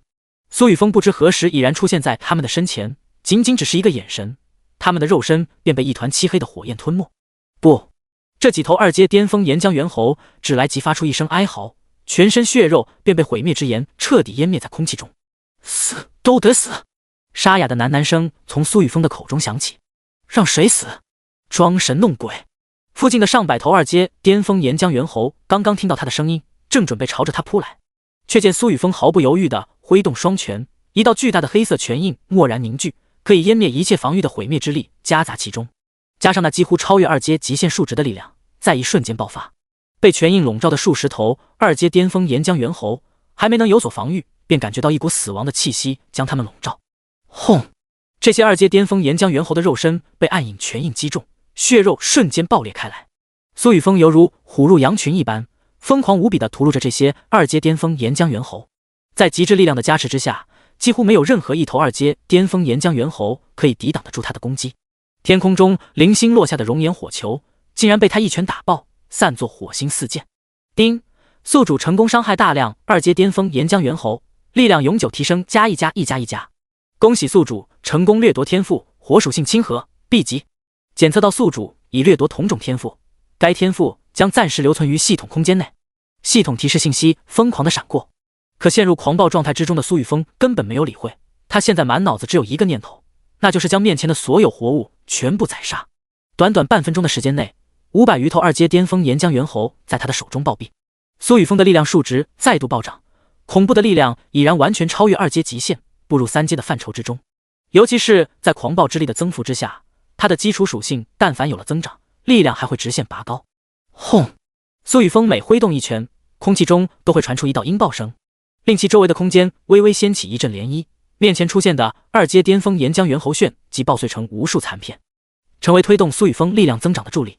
不要靠近这个人类，一起施展熔岩火球，将他彻底化为灰烬。刚刚凝聚成型的诸多二阶巅峰岩浆猿猴见到同伴被苏雨峰凶残打爆肉身的模样，浑身一颤。不过他们作为异种之中智商极高的种族，同样发现了苏雨峰的弱点。眼前这个人类似乎已经丧失了理智，只知道凭借自身强大的力量横冲直撞，完全就是一个莽夫。只要他们凝聚足够数量的熔岩火球，便可将其轻松淹没。那个人类的力量再强大，也不可能在数量庞大的熔岩之下存活，更何况那个人类本就已经达到极限。没错，一起凝聚熔岩火球，我们的使命就是将这个人类杀死，其他的全部都不重要。刚刚那几头二阶巅峰岩浆猿猴大喊的声音，被周围凝聚而出的上千头岩浆猿猴听个正着。没有浪费时间，这些距离苏雨峰极其遥远的二阶巅峰岩浆猿猴将自身元力全部运转至手心，赤红色毛发燃起火星，他们的身前顿时凝聚出近2000道熔岩火球。这些熔岩火球刹那间划过天空，将苏雨峰四周100米全部笼罩，包括100米范围内的岩浆猿猴。即便是3阶掌元境强者，面对如此之多的2阶巅峰熔岩火球，也是必死无疑。苏雨峰刚刚将身前的数十头2阶巅峰岩浆猿猴一拳轰杀，陡然抬头发现天空一片火红，轰隆隆，熔岩火球在空中犹如一道赤红色暴雨，数千度的高温带着狂暴的火属性本源一同暴动，振聋发聩的爆裂声在空间之内回转。苏雨峰的身形被熔岩火球彻底淹没，他身上的魔牛盔甲在先前的战斗之中就已经出现破损，如今面对这数千道熔岩火球，发出一声清脆的破碎声，被高温瞬间焚化。手中的封魔拳套、狂暴戒指全部破碎。一直处在狂暴状态之中的苏雨峰在此刻恢复一丝清醒。要死了吗？不！苏雨峰死死咬牙，强烈的求生欲在他的身上爆发，体内仅剩的元力全部涌向脑海深处的吞噬之中。吞噬！吞噬！吞噬！苏雨峰怒吼着，头顶浮现一道巨大的吞噬漩涡，将四周爆发的火属性本源能量强行吞噬。丹田内凝结的毁灭之源转动，毁灭之力充斥他的全身各处。他拼尽最后一丝力气，疯狂地冲向2阶巅峰岩浆猿猴聚集数量最多的方位，肉身开始快速的膨胀。苏雨峰发狠之下，直接将自己的残躯送入2阶巅峰岩浆猿猴猴群之中，骤然自爆。轰！一声轰鸣，霸道至极的毁灭之力伴随着苏雨峰肉身一同爆开，将四周数百米内的所有2阶巅峰岩浆猿猴沾染。不，这是什么力量？怎么会？沾染了毁灭之力的岩浆猿猴瞪大双瞳，眼睁睁看着自己的肉身在毁灭之力的侵蚀下快速湮灭。最终考核成功，试炼者共计斩杀2阶巅峰岩浆猿猴，共2899只。考核奖励已发放。一片纯白的空间内，苏雨峰缓缓睁开双眼，耳边陡然响起熟悉的提示声，只不过这一次的声音之中夹杂着一丝惊讶。哗啦！苏雨峰的身前出现一座由2阶极品易经堆积而成的小山，同时还有3件闪烁着浓郁赤色光泽的物品。他定睛一看，竟然是2件2阶超凡品质的本源装备，还有一本超凡技能书。凡品、精良、稀有、极品，这4个品阶是最为常见的装备品质，而在此之上才是超凡品质。能够达到超凡的装备，本源属性增幅是极品品质装备的数倍，同时还会出现一道特殊秘籍。特技与特效不同，可效果却是千差万别，使用之时甚至不需要运转元力。苏雨峰率先看向那2件超凡品质的装备。目标：熔岩秘甲，等阶2阶，品质超凡，职业无限制，体质大于800，力量大于900，属性防御加1600，火免加20，特性浴火，火焰随身，焚化万物，遇火而生。特技熔岩，每日可瞬发4次威能堪比2阶巅峰的熔岩火球。备注：这是一件超凡级别的火系本源盔甲，即便破损也能依靠火焰自行恢复，强横的防御增幅将让你无惧战场。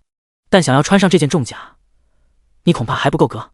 目标：熔岩爆裂弓，等阶2阶，品质超凡，职业无限制，力量大于1500，体质大于800，属性力量加1800，火伤加100，元力加1000，特性灼元，灼其伤，裂其元。特技漫天火雨，将弓弦拉至满月，可激发200道爆裂剑一同激射而出，需消耗元力使用。备注：这是一件无需实体剑矢的超凡元气，被其元能剑矢击中的敌人将被快速燃烧元力。剑矢之上附带的爆裂火焰将持续灼烧敌人的肌肤，难以驱除。居然是一把烧蓝的超凡弓箭和火系本源减免盔甲。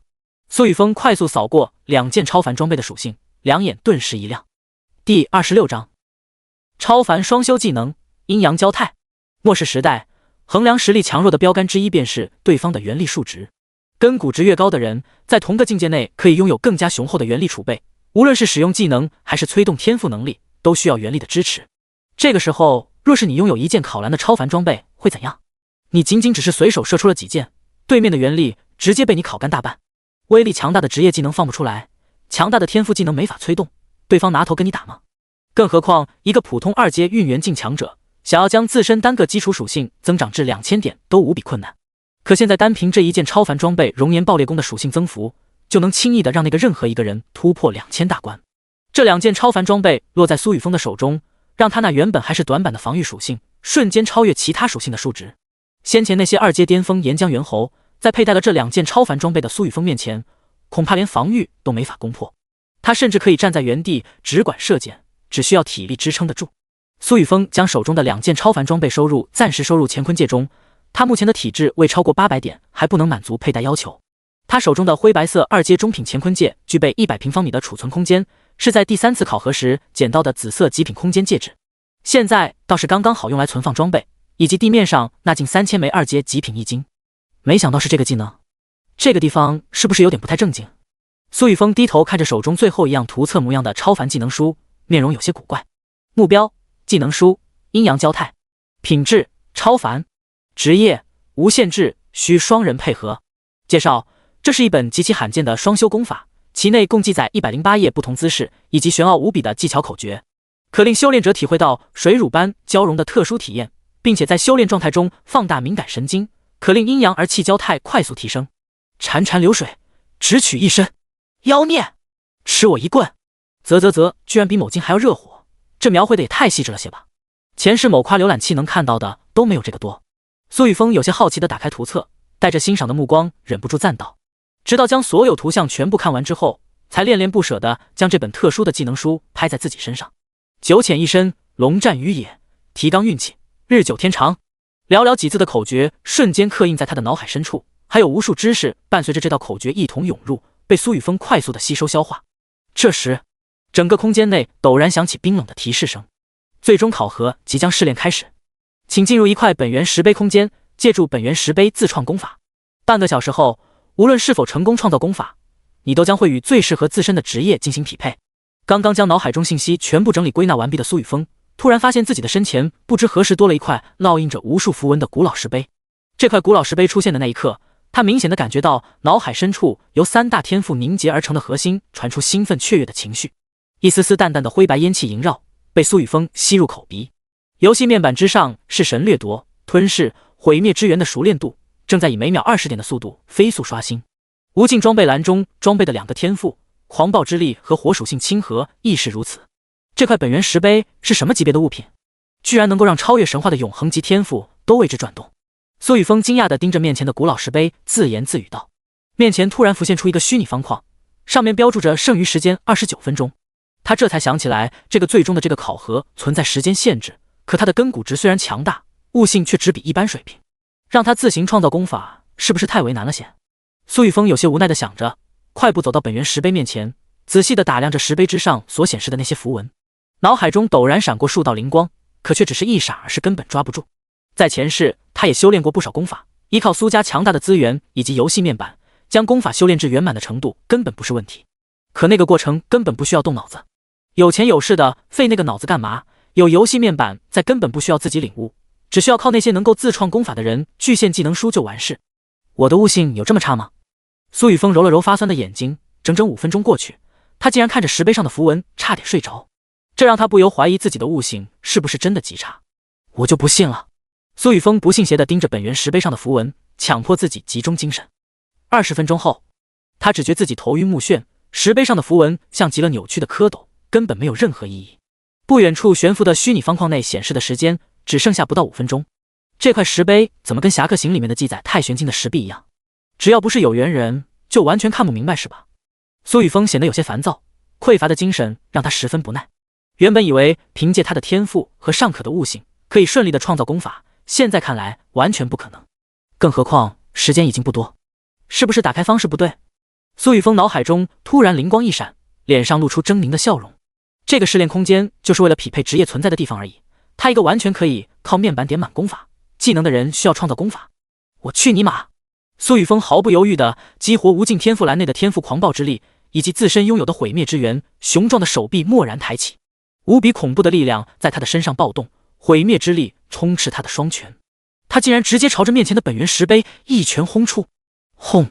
音爆声在空间内回响，苏雨峰那狂暴无比的力量轰击在黑色石碑的碑身之上，令整座本源石碑微微晃动，其上暗淡无比的一枚符文竟然在此刻蓦然亮起，难言的本源之力于其中流转，散发着淡淡的彩光。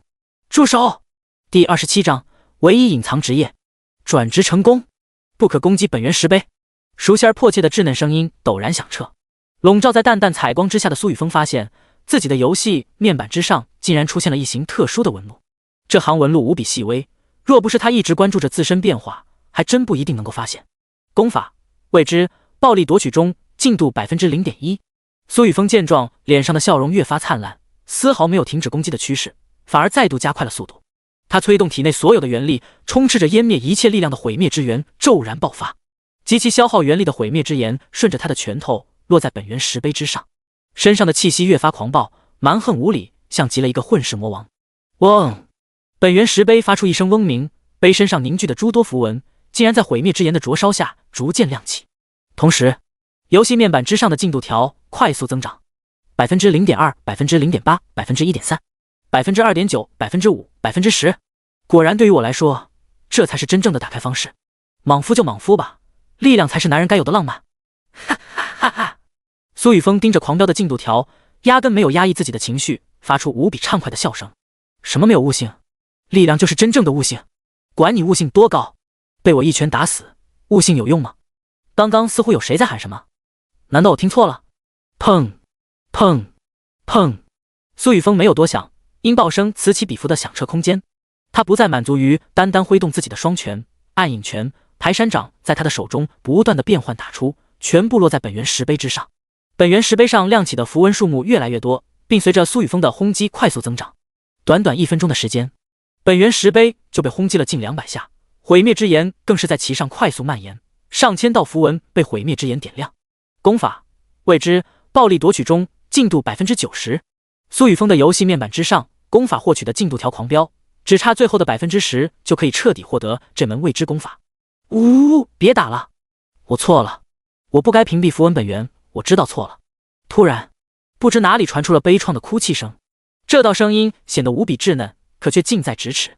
苏雨峰微微一愣，可手下的动作却伴随着自身惯性没能及时停滞。砰！又是一拳无比沉重落在本源石碑之上。本源石碑上最后几个符文在这一拳的强横力量与毁灭之源共同冲击下，完完全全地点亮，浓郁的彩光在本源石碑之上闪耀。游戏面板之上的未知功法进度条在这一刻全满。功法未知，暴力夺取中，进度 100%。 其上的数据开始扭曲，极其庞大的功法信息陡然出现在苏雨峰的脑海深处，令他一时间感到头昏脑胀，眼前顿时一黑，周遭的环境变化令其置身于茫茫星海之中。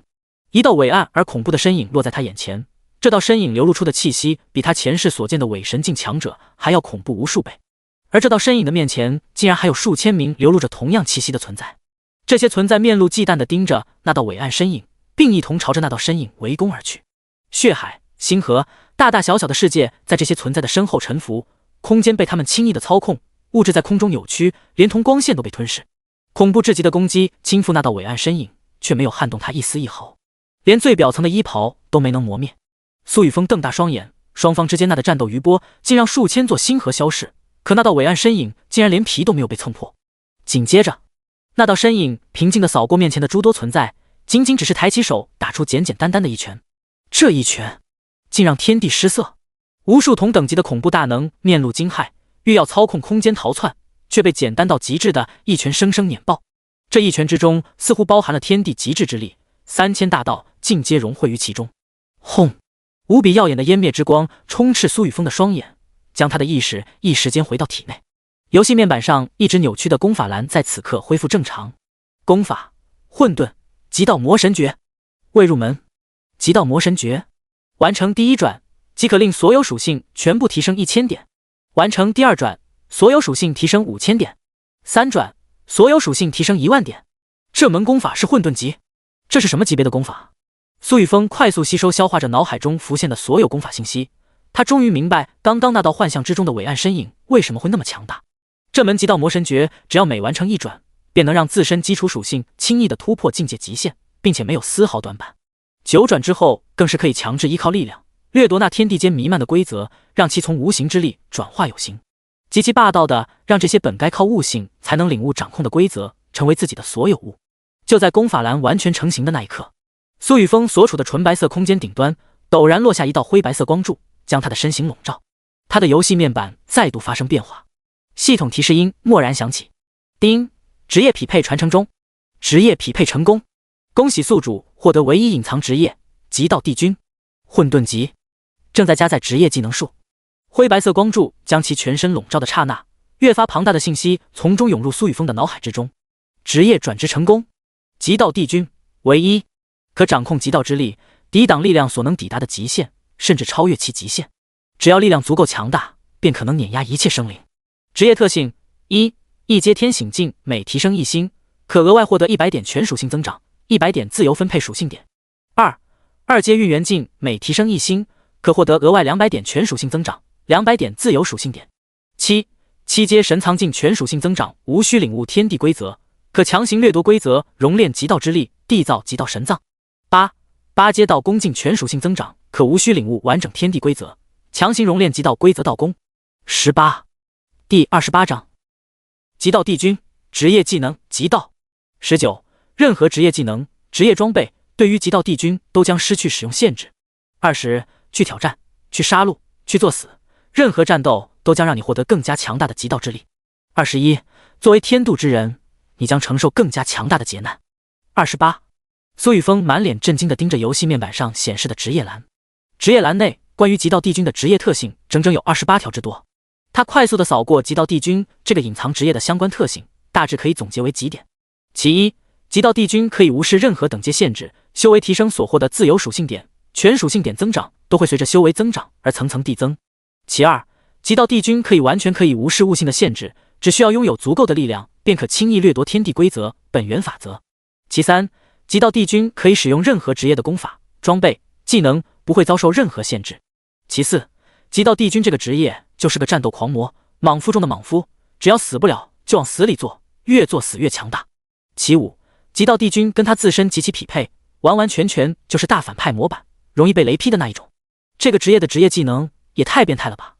苏雨峰的目光扫过职业特性一栏后，定格在刚刚凝聚成型的职业技能树之上。极道帝君的职业技能树极其简单，尤其是他的一阶职业技能竟然只有孤零零一个，也是这个隐藏职业最为核心的一个。技能极道永恒唯一，等级 LV1， 功效将自身学习的技能极道化，极道化的技能将威力暴增，成为你的职业技能之一。熟练度0，10000。苏雨峰见到极道这个唯一的一阶职业技能，心里整整一个震惊。这个职业的别名恐怕就叫强道，其他所有职业的技能但凡苏雨峰需要，都可以利用极道将它们全部极道化，成为独属于自己的职业技能。试试看。苏雨峰心念一动，右手掌心顿时凝聚出一道红光，在他眼前出现3个虚拟窗口，窗口内分别显示着自身拥有的3个技能。第一个便是暗影拳，他将凝聚着极道红光的掌心附于暗影拳的虚拟图案之上，原本漆黑的技能图标顿时亮起红光。游戏面板技能栏上显示的数据开始扭曲，暗影拳3个字符开始模糊，一道全新的技能信息在苏雨峰的脑海中浮现：暗影拳极道化，极道暗影拳。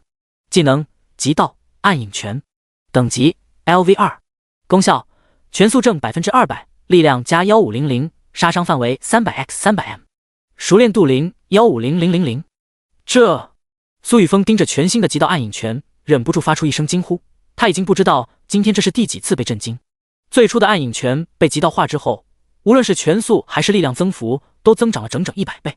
最关键的是极道暗影拳的笼罩范围居然也提升了100倍，这一拳下去，可以为自己获得多少力量增长？这就是混沌级唯一隐藏职业的强大之处，恐怖如斯。苏雨峰没有停下，继续催动极道，将排山掌与特殊技能阴阳交泰开始极道化，2道技能图案开始闪烁红光。排山掌，极道排山掌，技能极道排山掌，等级 LV1， 功效排山意境加100，掌速正300%，力量加2000，掌印笼罩范围加500，熟练度零10000。阴阳交泰极道，阴阳交泰，技能极道阴阳交泰，等级 LV1， 特殊功效持久加1000，技巧加5000，指速加1000，修炼速度加800，熟练度0 1W。2道全新的极道技能生成。苏雨峰简单的扫了一眼极道排山掌，极道排山掌在原有基础上同样强大了100倍。让他意外的是，没想到阴阳交泰这个特殊双修技能都能够如此强化，游戏面板上竟然还显示出了强化后的加成内容。这个指速加成，这个技巧加成，还有那持久力加成，简直绝了！什么人受得了？单论这指速，恐怕比加藤鹰都要强10倍吧。苏雨峰的嘴角扬起，比 AK47 都要难压。极道帝君这个隐藏职业，果然跟他最为匹配啊！你这个坏人！只有你这个满脑子只有力量的人，才会得到那个大坏人的传承。悲怆的抽泣声断断续续的响起。谁？苏雨峰疑惑地看向身前的本源石碑，立刻凝拳摆出战斗姿态。你干什么？难道你还想打我？略显惊恐的声音陡然响起，一道仅仅只有拳头大小的彩色光团在苏雨峰身前的本源石碑之上悬浮而出，逐渐变化为长相精致无比的小女孩。只不过这个小女孩的体型依旧只有拳头大小，看上去就像是缩小了100倍的人类。此刻这个小女孩正委屈无比的瞪大晶莹剔透的双眼盯着苏雨峰，眼角还有未干的泪痕，让他不由感觉自己像是个罪大恶极的怪鼠狸。好小！苏雨峰瞥了一眼小女孩的娇躯，默默地在心底评价道：你是什么东西？你才是东西！小女孩气嘟嘟地叉起腰，略显好奇地盯着苏雨峰。为什么这个人类获得了那个人的传承，还能待在圆塔之中？不应该被直接传送离开吗？你是不是没有名字？要不我给你取一个，就叫圆彩儿怎么样？苏雨峰露出感兴趣的表情，伸出手想要触碰小女孩的脑袋。不好听！小女孩连忙躲过苏雨峰的手，如同拨浪鼓一般摇着脑袋。这个小女孩到底是什么存在？为什么她出现之后，自己非常想要将她占有？弑神掠夺、吞噬、毁灭之源，这3道天赋凝结核心，比之前还要兴奋。若不是自己一直压制着天赋运转，他们恐怕会第一时间出来将这个小女孩吞噬。临时任务发布，任务内容：即将传送离开试炼之地，请在3分钟内与眼前这个小萝莉打好关系，成为她的朋友。任务奖励：超凡占星盘，一次性消耗品，本源烙印，特殊。就在这时，许久没有动静的是神大反派系统突然发布任务。第29章本源印记，全服广播，跟这个小萝莉打好关系，成为她的朋友。有没有搞错呀喂？你丫的什么时候成了交友系统？苏雨峰的眼角微微抽搐，重生以来自己这个是神反派系统一直都是杀气腾腾的模样，但凡听到一个气运之子或是主角的名字，第一时间发布一个任务让自己去宰了他们。现在倒好，居然让自己跟这个小萝莉交朋友。你怎么还没有回去？好奇怪啊！小女孩一脸疑惑地绕着苏雨峰旋转，她发现自己居然没法将这个人类送回原来的地方，甚至这个人类居然与圆塔有了一丝丝关联。彩儿，你的本体是这座本源石碑？你是本源石碑之灵吗？苏雨峰努力地找话题问道。先前隐约听到的惨叫声，应该就是他捶打的本源石碑发出才对。我才不是！彩儿这个名字哪里好听了？小女孩翻了个白眼，瞳孔深处却闪过一丝欣喜。我才不告诉你我是谁呢！不过还是第一次有人给自己起名字，彩儿这个名字似乎也没那么难听嘛。估计了1万年的时间，有人陪自己说说话也不错。虽然这个人跟那个坏人一样。好凶！圆彩儿这个名字怎么样？或者你跟我姓，以后就叫苏彩儿。我叫苏雨峰，来自地心。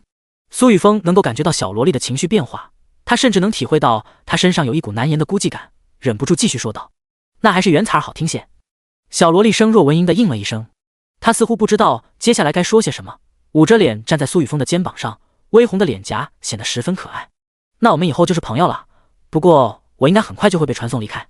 等下一次回来，我给你带礼物怎么样？棒棒糖、棉花糖、芭比娃娃、漫画书。我小时候可厉害了。苏雨峰盘腿坐在地上，口中不断地说着地心孩子最喜欢的东西。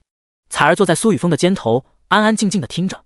虽然他不知道这些东西是什么，朋友是什么，礼物又是什么，不过这个人类真的一点都不坏，看来之前是我认错了呢。彩儿天真烂漫地想到。时间悄悄流逝，彩儿，我该回去了。苏雨峰瞥了眼任务栏上的倒计时，站起身说道。他在这短短的几分钟里，暂时忘记了地心上的一切琐事，忘记了自己来这里的目的，仅仅只是自顾自地对彩儿诉说着自己前世的经历。当然那段经历只停止在苏家破灭之前，他不想让接下来的黑暗污染这个单纯无比的小萝莉。你真的还会回来这里吗？袁彩儿盯着苏雨峰的面容，不舍地问道。上一个来到圆塔的人类早就被无尽的时间淹没。放心吧，一定会的，下次再见。苏雨峰对着袁彩儿伸手告别，他有一种预感，要不了多久他就会回到这里。任务栏中的倒计时在此刻归零，强大的空间波动涌现，一道蓝色漩涡凭空出现在苏雨峰的头顶，一股强大的吸力从中爆发。好，你一定要回来，我等你。袁彩儿重重点了点头，苏雨峰的面容被他牢牢地记在心头。见苏雨峰即将被卷入空间漩涡之中，他微微犹豫了一瞬，两只小手快速地凝结出一道彩色印记。这道印记带着极其强大的原力，顷刻间落在苏雨峰的眉心。这是……苏雨峰微微一怔，眉心烙印的彩色印记蓦然爆发出无比精纯的原力涌入他的体内，令他的全身经脉一时间充斥着这些原力，肉身更是膨胀了少许。脑海深处的吞噬之中无比兴奋地开始转动，刷刷，一道道微小的吞噬漩涡在苏雨峰的全身各处经脉之中凝聚，将肉身难以消化的原力以极快的速度吞噬，随后全部涌入丹田内的那一颗虚幻圆球之中。虚幻圆球内的原力在这一瞬间开始暴增，游戏面板之上显示的原力数值也在此刻节节攀升，5500点，6400点，7900点。短短几息之间，原力数值抵达苏雨峰的极限10000点。普通人在一阶天醒境能够拥有7、8千的原力数值，已经可以被称之为妖孽，可苏雨峰的极限却是远超他人。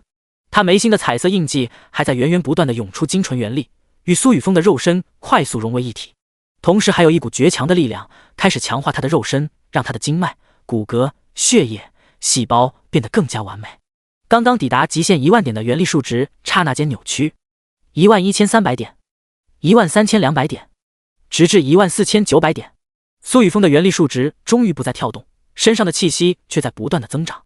修为境界伴随着原力的提升，终于突破2阶运元境，原力不再单纯的于经脉之中流转，开始与全身血肉逐渐相融，强化激发肉身潜力。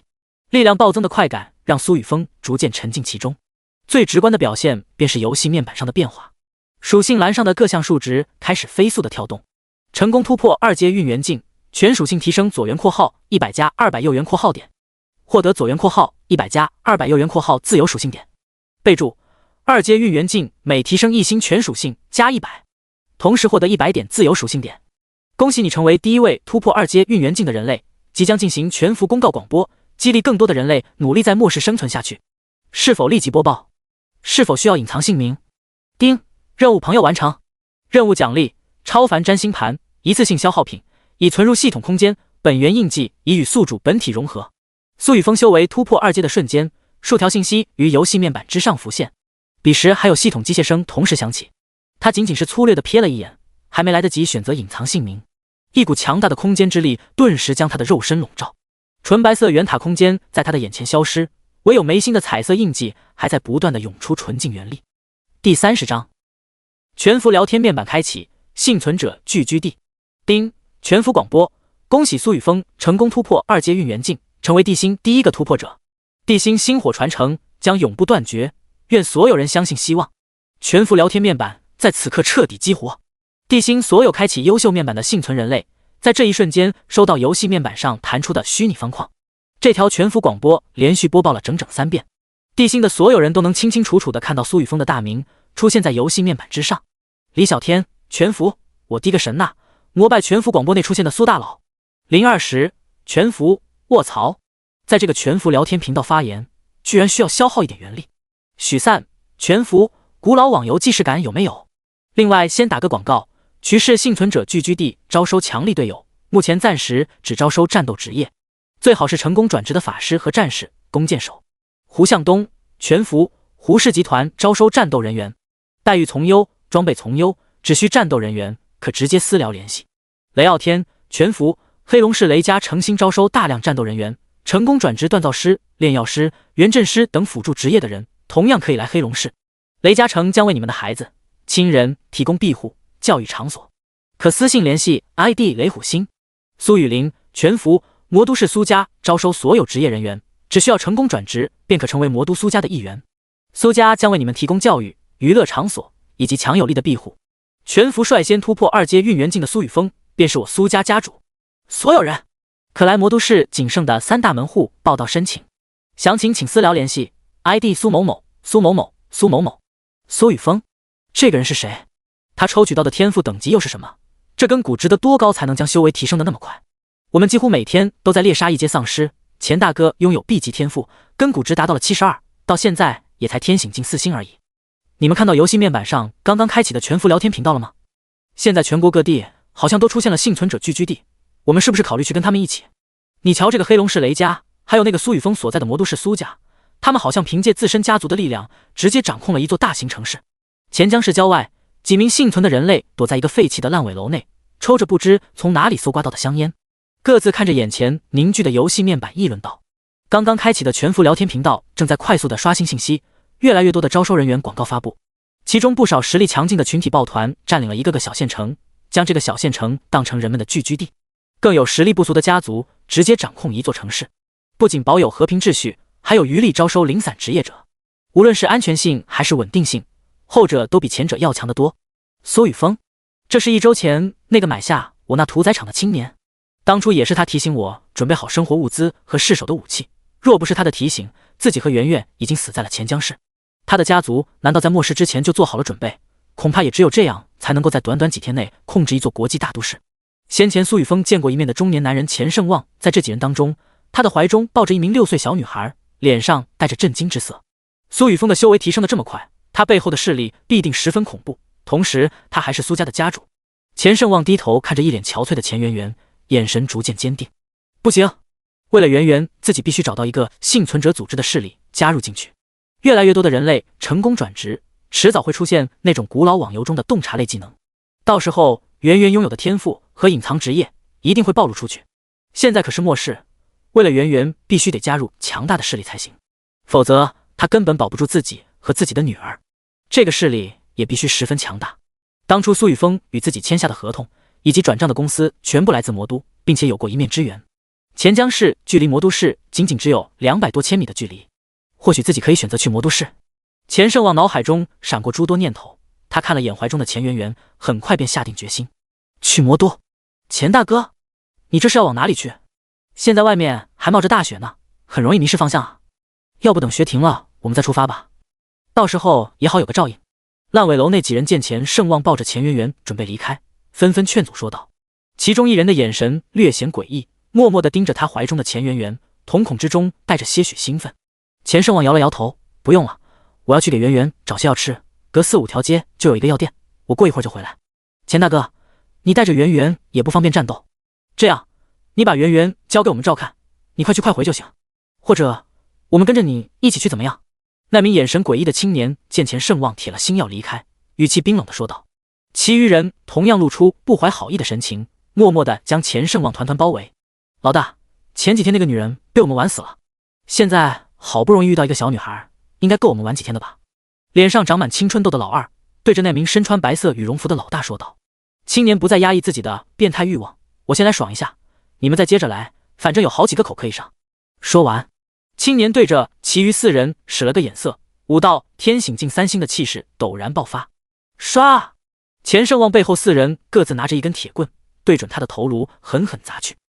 你们想干什么？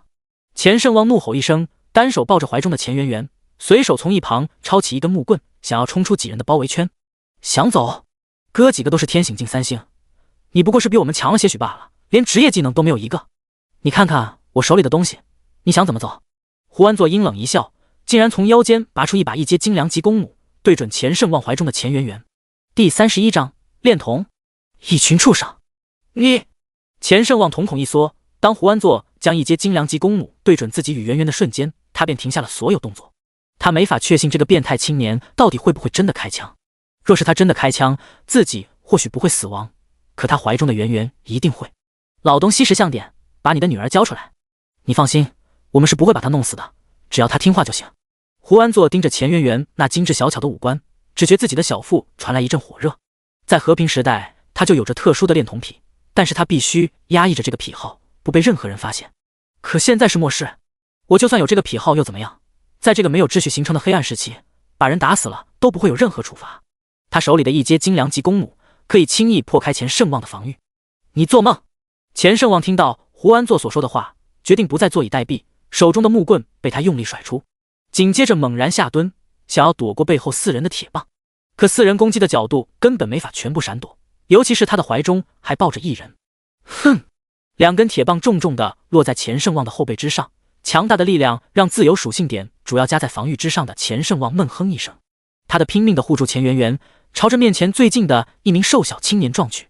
这名青年被他轻易撞开，而他的冲势不减，朝着这座浪费楼的楼梯跑去，仅只差几步便能迈上台阶，1步跃下。咻咻咻！就在这时，连连几道弓弩击射声响起，数道血花在钱圣望的大腿上喷涌而出，锋利的弩箭洞穿他的大腿，让他整个人栽倒在地。啊！钱圣望口中低吼着，强行扭转身体，让后背落在地面，防止自己的女儿受伤。爸爸！钱圆圆虚弱地睁开双眼，眼眶顿时通红。圆圆，爸爸没事，你闭上眼睛，爸爸一定会保护好你的，我答应过你妈妈。钱圣望额头冒着冷汗，尽可能控制着表情对着钱圆圆说道。他现在多么希望自己天赋技能等级可以再高一些，仅只是 B 级辅助类型的天赋，在现在这个时代根本没法护住圆圆。即便他让自己的防御属性不断的增长，可却依旧挡不住。啧，瞧瞧这父爱，真是感人啊！既然你这个爱自己的女儿，要不你就看着自己的女儿跟我们一起玩吧，肯定很有趣，不是吗？胡安作脸上露出越发变态的笑容。就是，这样才刺激不是？还得是老大聪明啊！末世降临前几个小时，咱们在路上绑了一个车子，抛锚等待救援的女人，好像叫什么李青青。那个女人在我们手上，一直喊着你的名字。她那个丰腴的身材，不知道有多水嫩。哈哈哈哈！其余4人盯着钱圣望，肆无忌惮的大笑。末世对于他们几人来说，简直比先前的和平时代还要快乐，没有那么多条条框框限制。之前他们得不到的东西，在末世却能轻易的享受。青青，你们一群畜生！钱圣望两眼血红，一滴滴血泪顺着眼角流淌而下。难怪自己当晚回家的时候就一直没有见到青青回来，后面自己又跑去交易屠宰场。老东西，好好的看着吧，看着你的女儿在你面前。哈哈！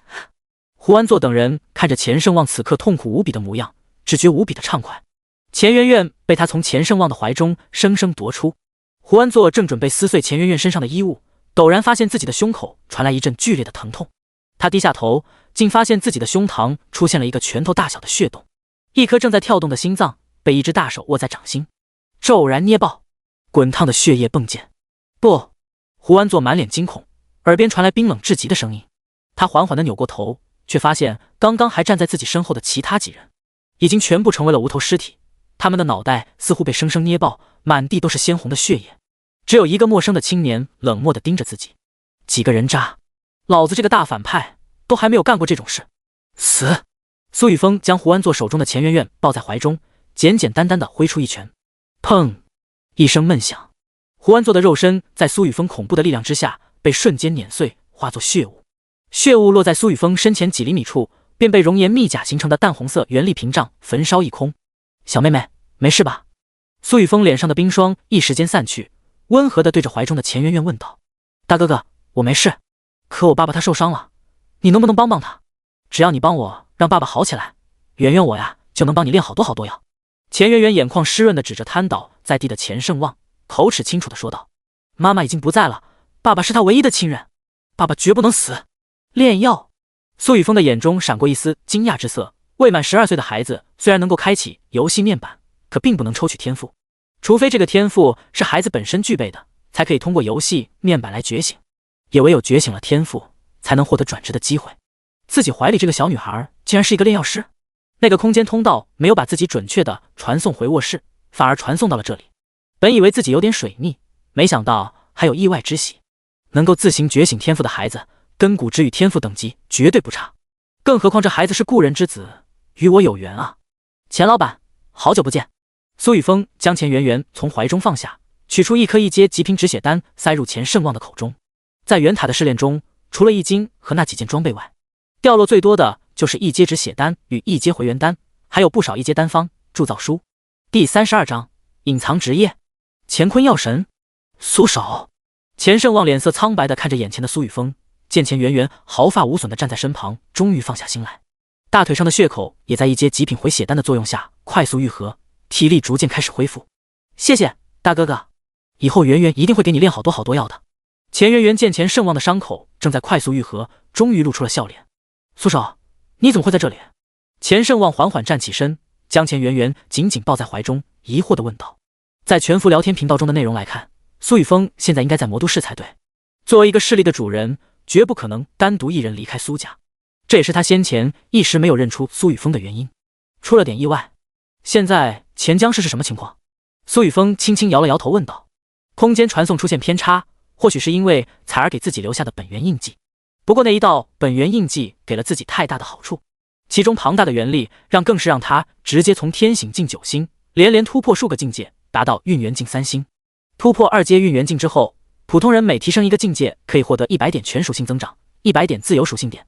而他在极道帝君这个隐藏职业的加成之下，每提升一个小境界总共可以获得300点全属性增长，300点可供分配的自由属性点。他没有过多犹豫，便将庞大的自由属性点全部加在了速度上。苏雨峰扫了眼自己的现在的游戏面板，目标苏雨峰，境界运元境3星2阶，天赋弑神掠夺永恒级吞噬神话级毁灭之源神话级，职业极道帝君混沌级，功法极道魔神诀混沌级，根骨100，满值100，力量4706加1800点，冲破境界极限的力量，那些被你打中的人必定尸骨无存。防御1909加1600点，体质1918点，速度2903点，元力44999加1000除以8万点，超乎常人的容量。是神点100点。装备无尽天赋蓝，特殊装备逆元神域神话熔岩爆裂弓熔岩密甲超凡。职业技能 LVE 极道 LV2 极道暗影拳 LVE 极道排山掌 LVE 极道阴阳交泰。剩余自由属性点0。强。苏雨峰能够感觉到现在的自己比前世在2阶运元境时期强大不知道多少倍，尤其是他的力量数值在熔岩爆裂弓这件超凡装备的加成下，已然冲破2阶运元境的5000点极限基础属性，一拳一个小朋友没有任何问题。苏少，钱江市中心那些入口密集之地已经被那些异种丧尸占据，绝大部分像我这样的幸存者一般都在向外奔逃。我跟刚刚那几人也是在奔逃的路途中偶然遇到的，谁能想到他们竟然全部都是一群畜生。钱盛旺双眼充斥着血丝，满脸悲痛之色，泪水在这个中年男人的眼眶中不要钱似的落下。爸爸，你别哭，男子汉大丈夫，流血不流泪哦。钱圆圆伸出小手，将钱盛旺脸上的泪水抹去，像个小大人似的拍着他的肩膀安慰道：钱老板，现在的钱江市中心最强大的一种丧尸是什么等级？苏雨峰眉头微微一皱，他能够体会钱盛旺此刻的情绪，但他现在需要做的事情还有很多。魔都市在末世刚刚开始就被苏家强势掌控，根本没有一种丧尸成长的空间。周边城市同样如此，一直都在被苏家掌控的战斗职业人员开荒，连一头2阶强化丧尸都没能进化而出。钱江城作为和平时期龙国1线城市之一，其中的常住人口数量丝毫不比魔都市差，说不定已经存在一尊3阶丧尸王。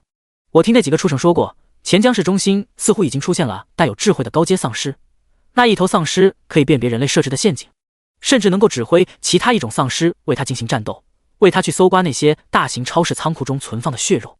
不过那一头丧尸太过强大，他们根本不敢靠近，不知道现在还在不在钱江市中心。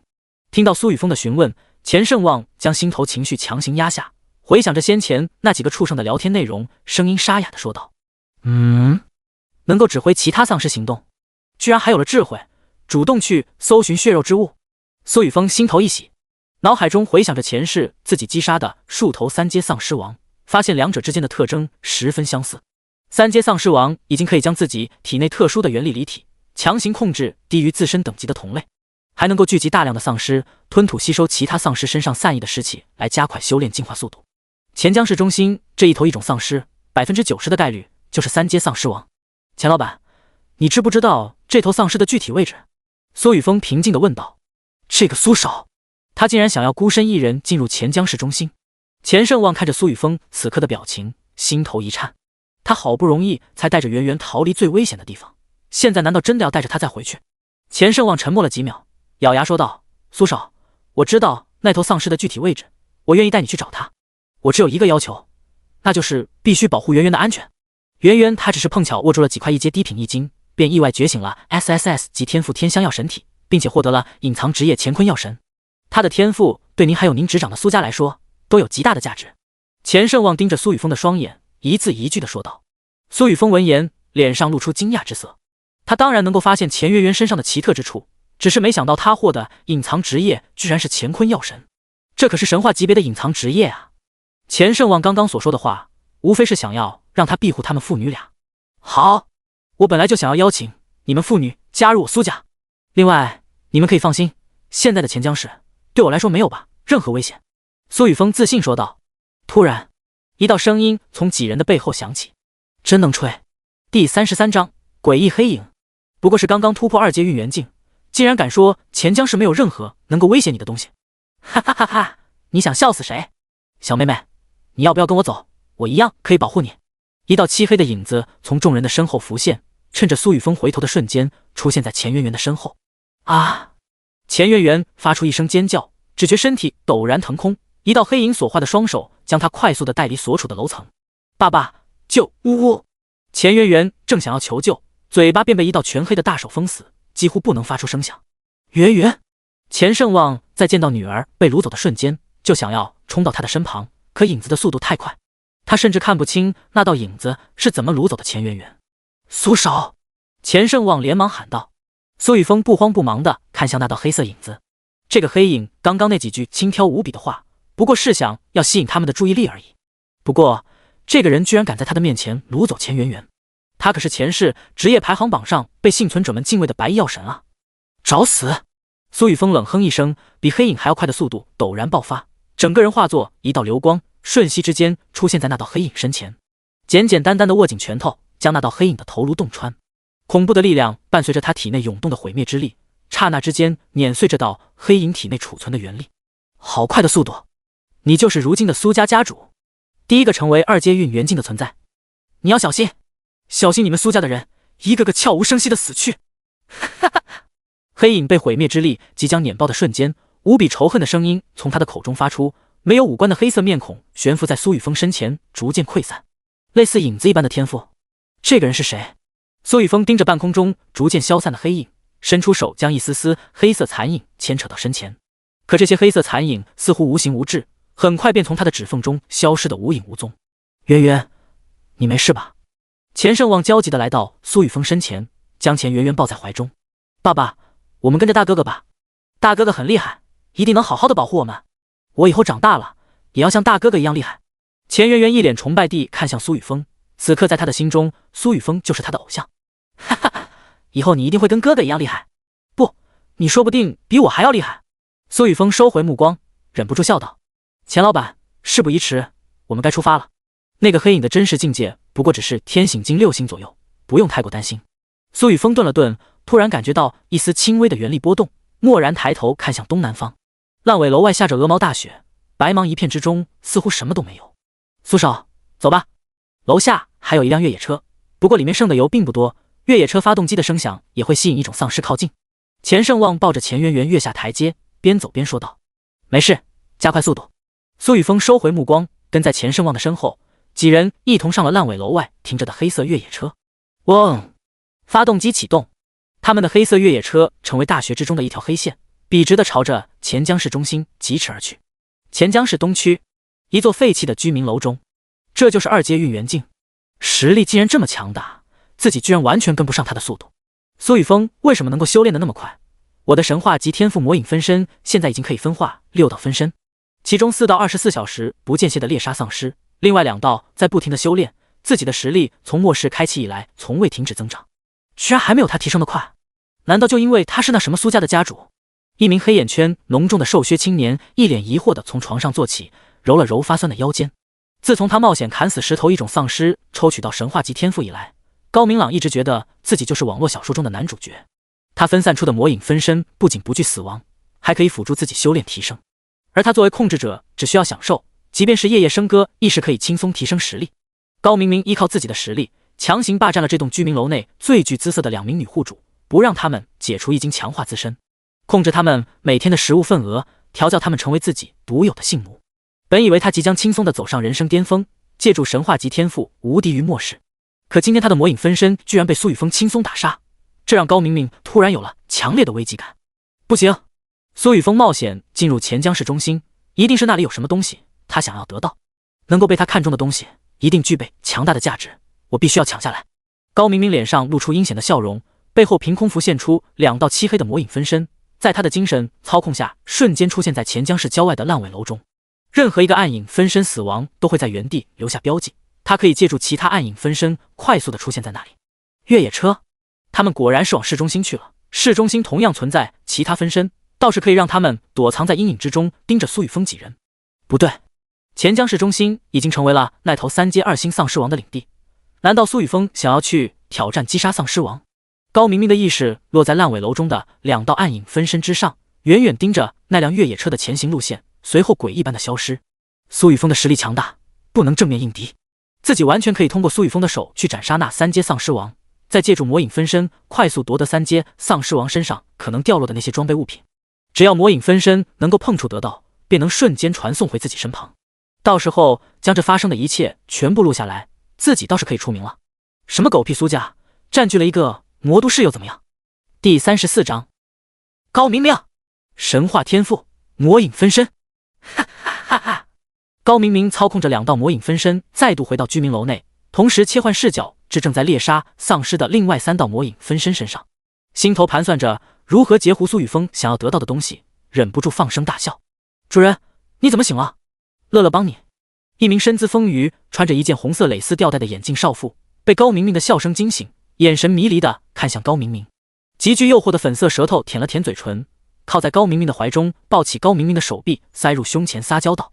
高明明盯着怀中的眼镜少妇，突然感到背后一凉，自己躲藏在暗处，苏雨峰应该没法发现我真实的所在之地，倒是自己身旁倒是有这2个女人在。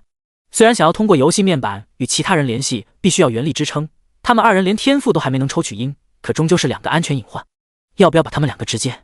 高明明盯着床上这2个女人，心头的杀意逐渐升腾。钱江市一条高架桥上，一辆黑色越野车缓缓地停在道路中间，越野车的背后紧跟着上百头异阶丧尸。这些异阶丧尸被越野车先前的巨大声响所吸引，就像是看到了自己的猎物，锲而不舍地追赶着，直至猎物精疲力尽。苏少，没油了，接下来的路只能靠我们自己走了。钱盛旺无奈说道。他能够听到越野车后方聚集的一种丧尸群正在迅速地朝着自己等人所在的方位靠近。你抱着圆圆跟我一起下车，紧紧跟在我身后，不要掉队。苏雨峰面色十分平静，在这一路上他同样看到了不少人类幸存者，只不过那些人类幸存者不敢出现在他们面前，只是冷笑着看着他们朝着钱江市中心而来。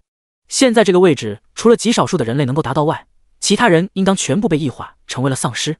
好，10余头异阶6星丧尸见到苏雨峰、钱盛旺、钱圆圆3人出现在自己面前，无比兴奋地开始冲刺，口中不断地发出嘶吼声，似乎已经很久没有吞噬过他们这样的人类。圆圆，怕不怕？苏雨峰轻轻地揉了揉钱圆圆的头发，轻声问道。有大哥哥在，圆圆一点都不怕。钱圆圆在钱盛旺的怀中露头，无比崇拜地说道。好，圆圆，你很快就能跟大哥哥一样强大。哥哥在这里教你一个道理，那就是只有拥有强大的力量，才能守护自己想要守护的东西。苏雨峰正说着，身后传来一阵破风声，数头速度型异阶6星丧尸无比兴奋地张开獠牙，朝着苏雨峰的身体扑来。砰！然而苏雨峰连头也没回，身上更是没有运转一丝元力，仅仅只是朝着背后轻轻送出笔直的一拳。音爆声振聋发聩，普普通通的一拳之中爆发出堪比2阶巅峰强者才能拥有的恐怖力量。刚刚冲至苏雨峰背后不远处的众多丧尸被空气震动产生的波纹击中胸膛，上半身瞬间凹陷，仿佛是被压土机碾碎了一般，只剩下半截身体在半空中横飞而出，腥臭的血液飞溅。大哥哥好厉害，比爸爸还要厉害！爸爸想要杀掉一头怪物，还需要拿斧头砍上好几下才能做到。钱媛媛见到这么血腥的场面，没有丝毫害怕，甚至拿钱胜旺来对比。媛媛，钱胜旺老脸一红，这女儿怎么回事？这才多大就已经学会胳膊肘往外拐了？好！其余丧尸见到同伴的残破尸体，灰白眼眶中的嗜血之意越发浓重，不少丧尸冲向残缺尸块的所在地，将其快速地塞入口中吞噬。吞下残缺尸块的丧尸身上逐渐出现一条条扭曲的白色纹路，让他们的气息快速增长。更多的丧尸朝着苏雨峰等人冲来。叮！成功对大量一阶丧尸造成伤害，力量永久加1加1加。听着耳边响起的系统提示音，苏雨峰的脑海深处陡然涌现一道道暖流，开始强化他那本就强横的力量。可他却并没有在力量提升所带来的快感中沉浸太久。跟上我！苏雨峰懒得理会背后的那些一阶丧尸，而是迈开腿朝着钱江市中心跑去。他的速度控制在钱胜旺可以达到的极限，以每秒6米的速度快速前行。他的目标只有一个，那就是市中心的那头3阶丧尸王。没有空闲在这里帮其他幸存者开荒。就在刚刚他出手的那一刻，游戏面板之上的全服聊天频道一时间沸腾。礼品，全服，卧槽！兄弟们，你们快看视频里这个牛人，背后跟着上百头一阶丧尸，居然面不改色，随手一拳轰碎数十头。短视频，哈姆子、七夕里、全服，这是哪里？怎么感觉这么眼熟？上面的兄弟是不是在钱江市？吴星星，全服，没错，视频里那个兄弟应该就在距离钱江市中心不远的一条高架桥上。等等，钱江市中心不是被那头高达10来米的巨型丧尸给占领了吗？震惊！林秋，全服，哼。据我所知，钱江市中心的那头3阶丧尸王一旦被击杀，极大概率可以掉落极品装备，甚至是超凡级别的装备。在钱江市的朋友们有福喽，说不定还能浑水摸鱼截胡一件装备。如果有人能够抢到名为工会凭证的特殊物品，我愿意出5万1阶一金进行交易。第35章，我们捡尸是专业的。雷傲天，雷傲天，全服，哈哈哈！上面的朋友说的没错，钱江市的幸存者听好，只要你们可以截胡装备，我雷家愿意自行购买本源商城内的远程契约交易符纸，出价10万1阶一金与你们进行交易。姬凌风，全服，不错不错，我们周家也愿意收购3阶丧尸王掉落的物品，价格绝对不会比任何人低。只要钱江市的幸存者们可以抢到，根据物品价值评估后，我们姬家的收购价格绝对不会低于10万1阶一金。周庆庆，全服，同上收购3阶丧尸王掉落物品。友情提示：视频中出现的人影正是刚刚游戏面板全服广播中的第一位人类2阶运元境强者。想要虎口夺食，必须要做好完全的准备，否则后果不堪设想。微笑，礼品，全服，真的好诱人。不过我比较怕死，有其他兄弟想要试试的话，我可以把具体位置告诉你们惆怅。游戏面板的全服聊天频道上，越来越多的收购信息弹出，其中包括与苏家并称的另外3大顶尖家族，还有许多建立了聚居地的各地幸存者势力。所有人都在拱火钱江市的幸存者去找机会虎口夺食，他们根本不在乎钱江市的幸存者会不会死伤。若是真有人可以从苏雨峰的手里夺下3阶丧尸王掉落的物品，反倒是意外之喜，他们自然也愿意以刚刚的价格进行购买。若不是现在各地来往的路途太过遥远，各大家族恐怕都准备立即派人前往钱江市去尝试一番。钱江市北区一栋被改造过的别墅堡垒中，风老大，怎么样？我们要不要去试试？这些所谓的大家族实力似乎都不弱，每个家族的手里居然都可以轻易拿出10万1阶一金。那个苏家的家主苏雨峰恐怕也是因为家族势力强大，这才能够在这么短的时间里快速突破到2阶运元境。可他毕竟只有一个人而已。我们风虎聚居地现在一共有近1000名战斗职业者，我们几个也已经成功突破到天醒境6星领悟掌控战士的1阶职业技能旋风斩。旋风斩可以增幅我们 5% 的力量和移动速度，加上我们手中的武器，说不定真的可以从哪个苏雨峰的小子手里夺取丧尸王的掉落物品。几名壮汉围绕着一张实木圆桌上，激烈地劝说着为首的中年男子。这名中年男子正是风虎，他的实力境界比在场的几人都要强上一截，已然达到天醒境7星。让我先想想，你们派人出去盯着苏雨峰的动向，不管是否决定去虎口夺食，我们也必须掌握他的信息。正好有一个人匹配转职的是弓箭手，前天获得了一个技能叫做洞察术，把那个人带上，让他尝试洞察苏雨峰的个人属性，如果与我们相差的并不大。哼，风虎谨慎地说道，声音突然戛然而止，脸上露出阴森的笑容。是，大哥，我们这就去办。几名壮汉同样露出残忍的笑容，连忙开始安排手底下的人开始行动。都小心点，尤其小心李信义那个小子的人，那个该死的混蛋前几天可是抢了我们不少东西。风虎突然想起了什么，连忙嘱咐道：放心吧，老大，我们会绕过那个小子的地盘的。一名满脸麻子的壮汉应道。距离风虎聚居地不过5、6千米，一座被改造成城堡样式的别墅群内。魔都市距离钱江市虽然不远，可至少也有2、300千米。这个苏家的家主怎么会一个人跑到我们钱江市？现在他毫不掩饰自己的目标，径直朝着市中心盘踞的那一尊3阶丧尸王而去，吸引了太多人的目光。恐怕不少幸存者都会冒险去市中心，趁乱寻找机会，尝试能不能夺取丧尸王死亡爆出的物品。我们这一次尽可能按兵不动，不要去撩拨苏雨峰这个2阶运元境强者的虎须。李信义身姿挺拔地站在所有人的面前分析道，气息竟然比风虎还要强大少许。从外表看去，他像是刚刚毕业的大学生，可身上流露得出的杀气却比在场所有人都要浓郁。一哥，可据我们手里线人传回的消息，风虎聚居地已经派人前往钱江市中心。如果真的让他们得到3阶丧尸王掉落的物品，风虎聚居地的实力必定会超过我们。到时候，一名天醒境6星修为的青年担忧道：“那你觉得该怎么办？”李信义凌冽的目光顿时落在这个青年的身上，强大的压力让他一时间说不出话。一哥，不如这样吧，我们这一次不需要参与3阶丧尸王的争夺，只需要等着那些不怕死的上去，到时候出来捡尸就好。我们都还没有突破到2阶运元境，根本不知道2阶运元境有多么强大。稳妥起见，这个办法应该也能让我们收获不少东西。那名青年身旁的一个面相柔和中年男子犹豫许久，咬牙说道：“李信义有些意外的朝着这名中年男子看去。史向明老师，你接着说。”史向明见所有人的目光全部看向自己，微微沉吟了一会儿。苏雨峰这个人之前是我们钱江大学的学生，曾经选过我的历史选修课。他这个人的背景极其恐怖，家教却是极好。按照他的性格特点分析来看，苏雨峰绝对不是鲁莽之人。他敢带着2个累赘一起进入钱江市中心，必定是对自己的实力无比自信。所以，我有极大的把握，那些敢从他手里冒险虎口拔牙的人，绝对会死得很惨。这个人绝对不可为敌。史向明回忆着他记忆中认识到的苏雨峰，无比笃定道：“好，那就这么办。这个苏雨峰说起来还是我的学弟来着，我们自然不能做出不信义的事。不过捡尸这件事，我们应该都很擅长了吧？”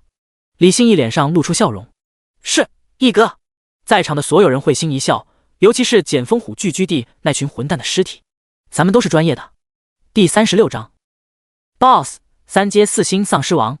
鹅毛大雪不断的飘落，苏雨峰、钱媛媛、钱胜旺一行人顺着高架桥正在飞速的朝着钱江市中心靠近。对于全服聊天频道内的聊天信息，苏雨峰并不知晓。现在的他正冒着大雪快速狂奔，几人距离钱江市中心越来越近，沿途出现的1阶丧尸数目亦是越来越多。尤其是这些1阶丧尸的等级也在逐渐提高，几乎没有一头丧尸的修为低于1阶5星，更有1阶7星、8星，巅峰的丧尸0星出现。只不过这些丧尸出现的刹那，便被苏雨峰的排山掌轻松拍成血舞。这些1阶丧尸身上掉落的易经也被他全部收齐，没有一丝浪费。虽然突破2阶运元境之后，1阶易经对他来说已经失去作用，可依旧可以带回苏家给其他人使用。最开始，钱媛媛见到苏雨峰一掌拍灭1阶巅峰丧尸的时候，都会发出一声声崇拜无比的尖叫声。渐渐的，钱媛媛与钱胜旺2人逐渐麻木，见得多了，突然感觉1阶巅峰级别的丧尸似乎也就那样。苏少，现在的全服聊天频道十分热闹，应该是沿途的幸存者将我们的行踪暴露，使得龙国各地的幸存者都知晓了我们的目的地。不少人在全服聊天频道内拱火，蛊惑钱江市的幸存者来捡我们的漏，并出了高价来收购3阶丧尸王可能掉落的物品。我们该怎么办？钱胜旺略显担忧地说道。他并不担心苏雨峰自身的安危，唯一担心的是怀中的女儿。现在他的实力可挡不住那么多有心之徒，若是被那群人发现自己的女人是个隐藏职业者，还是个未成年孩子，说不定他们会立刻升起不良的心思。哦，苏雨峰脚步微微一顿，分出部分意识看向全服聊天频道，看着聊天频道中的历史内容以及那几个熟悉的名字，原本平和的面容逐渐冰冷。雷傲天、姬凌风还有那个林秋，居然都在暗暗推动钱江市的幸存者过来，妄图虎口拔牙。我还没去找你们的麻烦，现在居然还敢冒头！等修为达到4阶之后，便是你们的死期。苏雨峰快速的扫了一眼聊天内容后，收回目光，从乾坤戒中取出数十枚1阶极品易经，扔到钱胜旺的手中。钱老板，你利用这几枚1阶极品易经快速恢复元力，我们加快速度。圆圆，你尽可能吸收几枚1阶极品易经，优先提升自己的元力数值。记住，修为提升到天醒境5星之后，先学习领悟一个名为恶难之毒的职业技能，这个技能可以让你获得强大的范围杀伤能力。苏雨峰快速的嘱咐道。丧尸王距离我们已经不远了，你们不要离我太近。把这2颗1阶极品敛息丹服下，修为不超过1阶的丧尸便不会主动攻击你们，哪怕是职业者也没法感知你们的气息。钱老板，你带着圆圆去躲起来，最好躲在丧尸聚集的楼房内。苏雨峰说完陡然提速，他已经感知到了那头3阶丧尸王的气息。不对，准确的说，这是一头3阶4星丧尸王者。这头丧尸王居然还是体质与力量双重强化的一种，即便是在丧尸中也称得上天赋异禀。好，一道无比尖锐的嘶鸣声骤然响彻云霄，方圆百里内的楼房玻璃在这一刻轰然破碎，玻璃碎渣迸溅。一头满身烙印着灰白纹路的庞大丧尸于钱江市中心花园站起，脚边全部布满同类一种丧尸的残缺尸体。他的将手中的一块血肉塞入口中，灰白的双目看向苏雨峰疾驰而来的方向，眼中竟然闪过一道人性化的情绪波动。难怪沿途没有几头2阶3星以上的一种丧尸出现，原来你将这些有可能成为与你一样的同类全部吞食了。吞食同类来提升自己的等阶，你这头丧尸王的智慧程度倒是进化的极高。苏雨峰看着身前不远处高达3米的庞大一种丧尸，毫无惧色，信步闲庭地落在他的面前说道：人类，离开我的领地。一股强大的精神波动冲入苏雨峰的脑海，发出并不熟练的声音：不好意思，你的身上有我想要的东西，尤其是你的王级易经。苏雨峰露出和善的笑容，并没有立即出手，眼中的战意却在不断的沸腾。重生至今，他只在圆塔内毫无忌惮地释放自身实力，现在成功转职唯一隐藏职业极道帝君，尤其是成功突破2阶运元境之后，他的各项属性突飞猛进。眼前这头3阶4星修为的丧尸王正适合他来练手，希望这个家伙能够多接下自己几拳。找死！丧尸王感受到苏雨峰毫无掩藏的杀意，顿时暴怒，体内特殊的金属性元力骤然离体，手中更是出现一把3阶极品本源武器，形态像是放大了10倍的狼牙棒。在金属性元力的增幅之下，巨大的狼牙棒突出尖锐无比的金色狼牙，瞬间爆射而出，犹如暴雨梨花一般席卷而下。在苏雨峰的四周，还有密密麻麻的丧尸形成一圈黑潮，正在朝着他狂涌而来。这些丧尸之中，竟然出现了不少2阶1星、2星修为的异种，每头2阶异种的手中居然还拿着2阶精良级武器。卧槽！那头丧尸王比先前还要强大了，控制丧尸的数量更是暴增了不知道多少倍。这么多的丧尸一起围攻苏雨峰，这个人绝对不可能活下来。我们这回算是白来了。距离市中心公园不过1000米的一个高楼上，风虎聚居地的诸多强者通过望远镜关注着苏雨峰与丧尸王之间的战斗。见到丧尸王召唤出数量庞大的丧尸群潮后，风虎等人无比失望地说道：风老大，你看！就在风虎准备下达撤退命令的瞬间，一名弓箭手满目惊骇地说道。几乎所有人都在同一时间瞪大双眼。第37章，平平无奇的一拳。死！人类，你将成为我的食物！钱江市中心公园内，全身灰白纹路闪烁着的3阶4星丧尸王怒吼着，抬起手中的狼牙棒，伴随着那些金色锋刺一同朝着苏雨峰砸下。作为3阶4星王级一种生物，它的基础属性几乎是普通3阶人类强者的数倍，力量与体质更为突出。若是按照游戏属性数值来比较，这头丧尸之王的力量与体质几乎达到了1万多点，除了速度偏弱外，其余属性亦是在5000点以上，同样不弱。极道暗影拳。可被无数丧尸包围的苏雨峰却只是冷冷一笑，身上的战意越发沸腾，双腿用力一蹬，猛然跃起，立刻催动脑海深处的毁灭之源，伴随着元力一同涌入双臂，一道巨大的暗影拳印骤然轰出。这道无比带着毁灭之力的恐怖拳印，竟然瞬间覆盖方圆300米的所有生物，仿佛天塌了一般，让方圆300米内的丧尸眼前一黑。轰！毁天灭地般的破坏力爆发，大半个钱江市中心公园的地面出现纵横交错的裂缝，数十头、上百头，整整数千头1阶丧尸在他这一拳之下粉碎。半空中如同暴雨般落下的金色锋刺被苏雨峰那恐怖的力量一同打爆，大量的易经在空中散落，其中还包括若干件闪烁着蓝光的稀有物品，只不过苏雨峰此刻没有时间理会。丁，成功对大量1阶丧尸造成伤害，力量永久提升+1+1+1+。系统提示信息在他的耳边回响，灵魂深处涌现出一股股强大的暖流，令他的力量节节攀升。哈哈哈哈！来得好！苏雨峰身上的气势越发狂暴，见丧尸王的金色狼牙棒砸向他的头顶，不仅没有去闪躲，反而对着3阶4星丧尸王拍出一掌。山崩地裂的画面在他的脑海中涌现，一股难言的掌势从他的掌心爆发，宛如一座巍峨高挺的大山被他狠狠推出，与3阶4星丧尸王手中的金色狼牙棒在半空中相撞。3阶4星丧尸王眼中带着不敢置信之色，他手中的金色狼牙棒与苏雨峰掌心排出的排山掌印相撞，虎口处竟传来恐怖的巨力，让他差点握不住手中的棒子。最关键的是，身前传来的那一股力量没有丝毫衰减，像是数百辆卡车正在加足马力，疯狂地冲击他的身躯。轰轰轰！三阶四星丧尸王接连后退数米，一团漆黑的火焰顺着他手中的金色狼牙棒蔓延而上。他的手臂被这团漆黑火焰覆盖，充满破坏力的灼痛瞬间席卷全身。啊呀！三阶四星丧尸王发出一声惨叫，强行扭转自己的身体，手中的金色狼牙棒脱手砸落，避之不及的丧尸被生生砸成肉泥，而三阶四星丧尸王更是在地上不断的翻滚，将身上的黑色火焰扑灭，元力涌出体外，将地面上的金色狼牙棒再度握紧。三阶四星丧尸王的左臂血肉被毁灭之炎焚烧殆尽，只剩下凄厉的灰白骨在阳光之下闪烁。人类，你真的在找死？此刻的三阶四星丧尸王已然被愤怒的情绪完全控制，他明明感觉到眼前这个人类的力量没有自己强大，可他的每一道攻击里却带着死亡的气息，那等破坏力居然连他的体质都难以阻挡。现在连一只手臂都被那诡异的火焰烧毁，绝不能让这个人类离开，唯有将他吞噬才能挽回自己的损失。叮！恭喜宿主成功对三阶四星丧尸王造成伤害，力量+1+1+。又是数条系统信息浮现。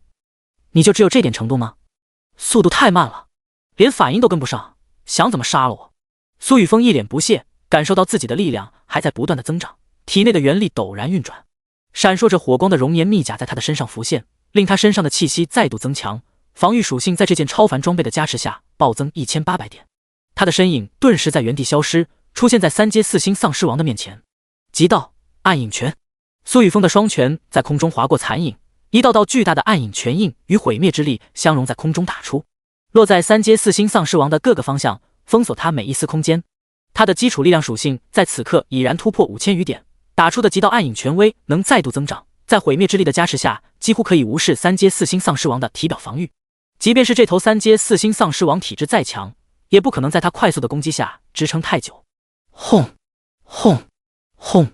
音爆声接连响起，三阶四星丧尸王的全身各处被苏雨峰的暗影拳印打得凹陷，毁灭之力钻入他的体内，肆意破坏。若是这头三阶四星丧尸王的头顶如同真正的游戏 BOSS 一般显示血条，那么现在他头顶的血条必定正在快速的消失。笨重的三阶四星丧尸王根本没有那个反应的速度来躲闪苏雨峰的极道暗影拳，更何况苏雨峰打出的极道暗影拳笼罩范围是普通暗影拳的100倍，威力增幅亦是100倍。除了漫天的黑色拳印之外，苏雨峰的身影还在快速的变化，近4000点的基础速度让他的身躯显得无比轻盈。一座座缩小的山峦从他的掌心幻化而出，犹如泰山压顶一般，狠狠地朝着三阶四星丧尸王砸落。金元丧甲！三阶四星丧尸王刚刚站稳身子，正想要施展自身天赋，突然感觉到头顶传来无比恐怖的力量，他蓦然抬头，提起金色狼牙棒挡在头顶。砰！三阶四星丧尸王眼前一黑，被苏雨峰打出的数道排山掌印狠狠地拍在地面的无指深坑之中。此刻的三阶四星丧尸王头颅碎裂大半，上半身千疮百孔，墨绿色血液在空中飞溅，彻底被苏雨峰重创。想要挣扎着爬起身，可动作却比先前迟缓不知多少倍。死！苏雨峰调动全身的力量，再度对准三阶四星丧尸王打出数道排山掌印。这时，一条系统信息弹出：第38章汉勇勋章，魔影再现。叮 ！LV1 极道排山掌等级提升至 LV2， 技能极道排山掌，等级 LV2， 功效排山意境加150，掌速正 350%， 力量加2300，掌印崩碎效果加600，熟练度零200000。一道比其他掌印大了一轮的极道排山掌充斥着崩碎之势，瞬间落在三阶四星丧尸王上。轰！地面骤然一震，卷起大量的风尘。三阶四星丧尸王的全身血肉在数道极道排山掌印之下轰然崩裂，毁灭之力将他体内的生机彻底湮灭。三阶四星丧尸王云，恭喜你成为首位击杀三阶异种之王的人类，获得地心本源意识奖励500点自由属性点，2阶极品装备抽取机会1次，且即将进行全服公告广播，激励更多的人类努力在末世生存下去。是否立即播报？是否需要隐藏姓名？恭喜你成为首位越级挑战成功者，获得地心本源意识奖励汉勇勋章超凡，且即将进行全服公告广播，激励更多的人类，为他们带去希望。是否立即播报？是否？目标汉勇勋章，品质超凡，功效全属性增长 5%。介绍：作为地心第一个越级挑战者，你的事迹将被本源意识铭记，你是真正的悍勇者。三阶四星丧尸王死亡的瞬间，大量的虚拟方框从游戏面板上弹出，自行显示在苏雨峰的面前。苏雨峰还没来得及查看，突然一道惊喜的声音响起：哈哈哈哈！这个三阶丧尸王居然掉落了2件超凡装备，还有这块特殊物品有什么用处？苏雨峰啊，苏雨峰，你实力再强大又有什么用？这些东西还不是要便宜我了？5道漆黑无比的人影诡异地出现在深坑之中，以最快的速度抓起三阶4星丧尸王死亡后掉落物品，其中包括丧尸王的能量核心，品质高达3阶的王级异晶。一种生灵的潜力被划分为强化异种、精英异种、王级异种，之后便是超凡、史诗、传说。潜力强大的异种，在同阶层次中展露出的实力同样会更加强大。一枚3阶王级异晶中蕴含的纯净元力，亦是普通3阶极品异晶的数十倍。深坑中出现的5道漆黑身影，自知时间不多，没有丝毫犹豫，就将2件闪烁着赤色光泽的超凡装备与那枚3阶王级异晶抓在手中。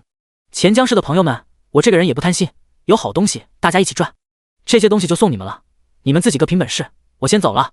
哈哈哈哈！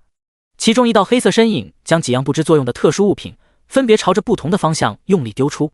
高明明控制着那些手握超凡装备以及3阶王级异晶的魔影，率先消失在众人面前，无比挑衅地对着苏雨峰放声大笑。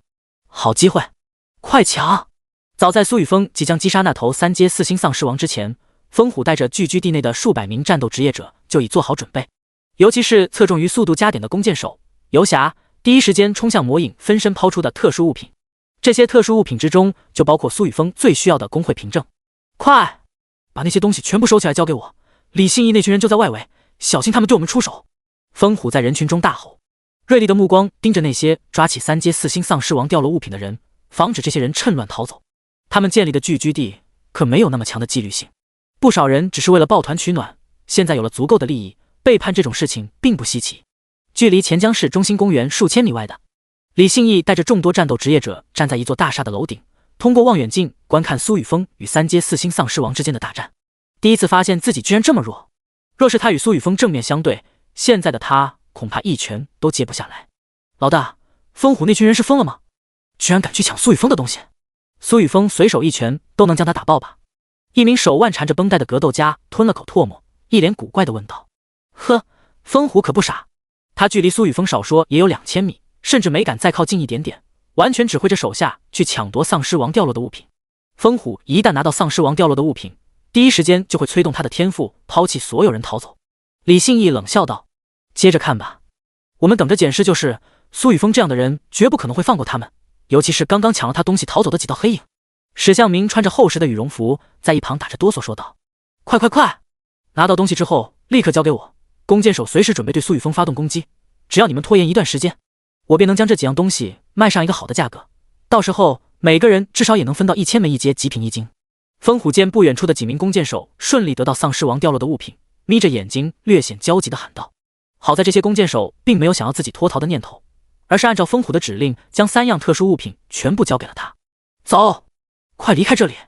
风虎接过丧尸王爆出的特殊物品，毫不犹豫地催动自身天赋，骤然成为一道白影，与漫天雪花相融，陡然消失在所有人的视野之中。见到这一幕，苏雨峰的目光没有变化，嘴角露出一抹神秘的笑容，他的掌心捏着的数十块2阶低品已经粉碎。为了快速地击杀刚刚那头3阶4星丧尸王，他确实耗费了大量的元力，就是想要把自己变成现在这副无力的模样，也只有这样才能钓到大鱼。3阶4星丧尸王的掉落物品，就是他用来钓鱼的鱼饵。现在看来成功了。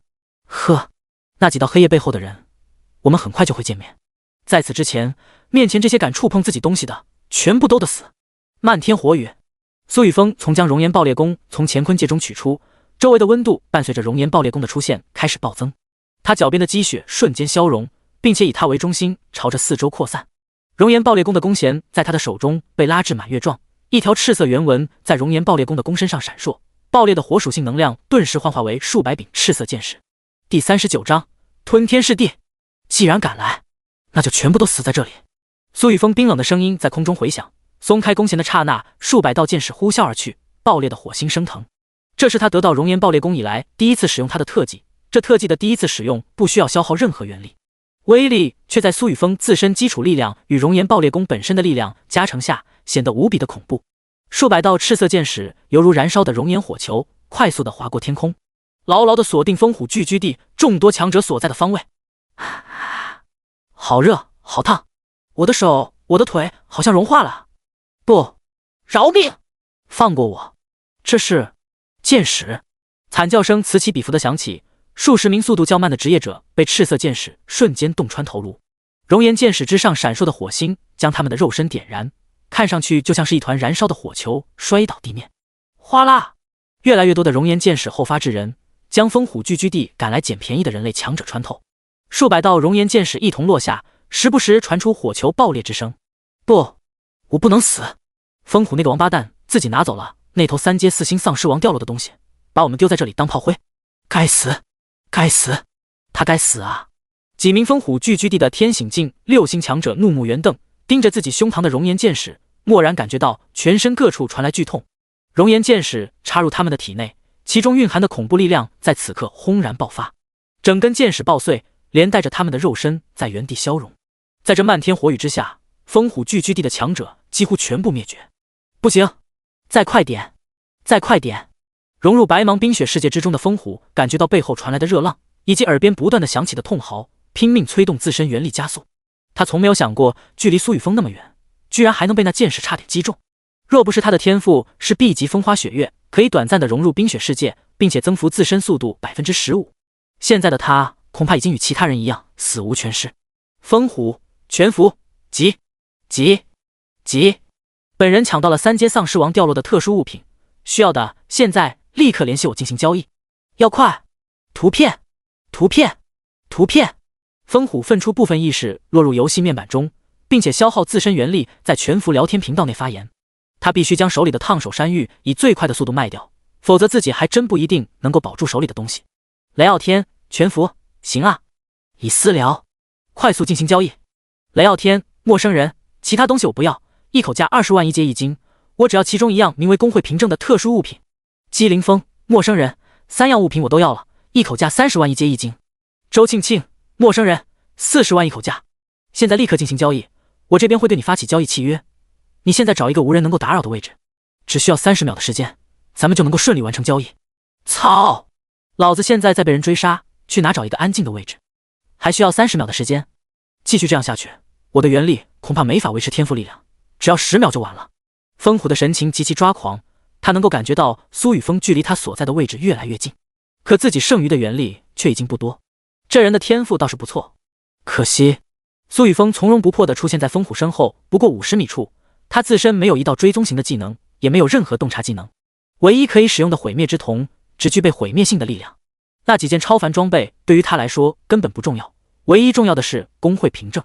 工会凭证是在末世建立秩序的唯一屏障。在前世，第一个建立工会驻地的人获得了一个神话级建筑，那个建筑可以为所有工会成员提升自身潜力，并且还可以用来加速修炼、强化天赋。这一世，他必须成为那个第一个建立工会的人，那就不能怪我了。现在是末世，给我吞！苏雨峰发现自己暂时无法感知风虎的所在之处，他的眼中闪过一丝暴力，体内的元力疯狂涌入灵魂深处的吞噬之中，一道直径达到近800米的巨大吞噬漩涡在他的头顶浮现。吞噬漩涡浮现的瞬间，爆发出无比恐怖的吸力，一种丧尸、房屋、冰雪以及4周潜伏的钱江市幸存者。吞噬漩涡笼罩范围内所有的一切全部被他强行的吞噬。啊呀！苏雨峰，我们没有抢你的东西，你想要做什么？把我们放了！不要！愤怒而恐惧的声音在空间内接连响起，一道道身影在吞噬漩涡的恐怖吸力之下被生生吞噬。最让人恐惧的是，他们居然能够看着自己的身体血肉一点点的在自己的眼前消失。丁，成功吞噬大量异种丧尸与人类强者，原力加1+1+，防御、体质、速度、力量加0.1加0.1加。系统提示音响起，吞噬之中吞噬大量生灵之后，分解出纯粹的本源之力，融入苏雨峰的身体。只不过苏雨峰并没有太大的感觉，增长的幅度实在是太小，不过是在这里等着捡便宜罢了。死不足惜！苏雨峰一脸淡漠地站在地面上，将天空中落下的一金全部收入乾坤界之中。在末世生存了10来年，屠戮生灵算什么？见过没有食物陷入饥荒的人吗？到最后无路可走，他们连真正的人肉都会生食。杀了这些各怀鬼胎的人，他没有任何心理负担。居然没有！吞噬漩涡虽然将周遭所有的东西全部吞噬，可在苏雨峰的操控下，易经、装备以及丧尸王掉落的特殊物品都会留存。他的目光扫向四周，却并没有发现工会凭证。这时，一道熟悉的人影被迫脱离天赋力量的加持，一脸惊恐地看着自己的身躯被一股不可抵抗的力量笼罩，被天空中的吞噬漩涡生生拉扯而去。饶命！第40章掠夺金钟罩现世版工会凭证。饶命！我错了，我愿意成为你身边的一条狗，我只是想要活下去。风虎惊恐地发现自己没法控制躯体，距离天空中的吞噬漩涡意识越来越近，于是他很没有骨气地看向苏雨峰，开始卑微无比地哀求道。他知道自己没法与苏雨峰正面对抗，现在他唯一的生机就掌握在苏雨峰的手中。交出刚刚你得到的东西。苏雨峰目光一凝，脚下一动，几乎瞬间出现在风虎的面前。东西不在我的身上，只要您放我一条生路，我……风虎的声音戛然而止，一颗偌大的头颅被苏雨峰生生拧下。叮！成功对一名人类强者造成伤害，力量永久提升1点。叮！弑神掠夺发动，成功掠夺天赋风花雪月 B 级，可轻易的与狂风大雪相融，隐匿自己的身形，同时加快速度。一条系统信息陡然浮现，苏雨峰并没有理会，而是冷笑着提着风虎的头颅，血腥味弥漫。你也配跟我讲条件？血液顺着苏雨峰的手滴落，他面容不屑地从风虎的身上搜出丧尸王掉落的3样特殊物品。目标：工会凭证，品质：超凡。介绍：特殊物品凭证，通过消耗1万枚1阶极品易经以及此凭证，可建立一个独属于自己的私人工会。私人工会建立后，将于游戏面板生成全新模块，你将成为工会之主，掌管所有工会成员的信息，更加高效安全地进行发展。具体作用可在开启工会模板后自行摸索。目标：隐藏职业卷轴，品质：超凡。职业：战士。介绍：这是一卷蕴藏了特殊传承职业体系的卷轴，通过传承卷轴内的职业认定，可成功转职特殊隐藏战斗职业。备注：本职业特性偏向力量，体质属性需力量，体质2大基础属性大于800点才可成功转职。目标：技能书金钟罩。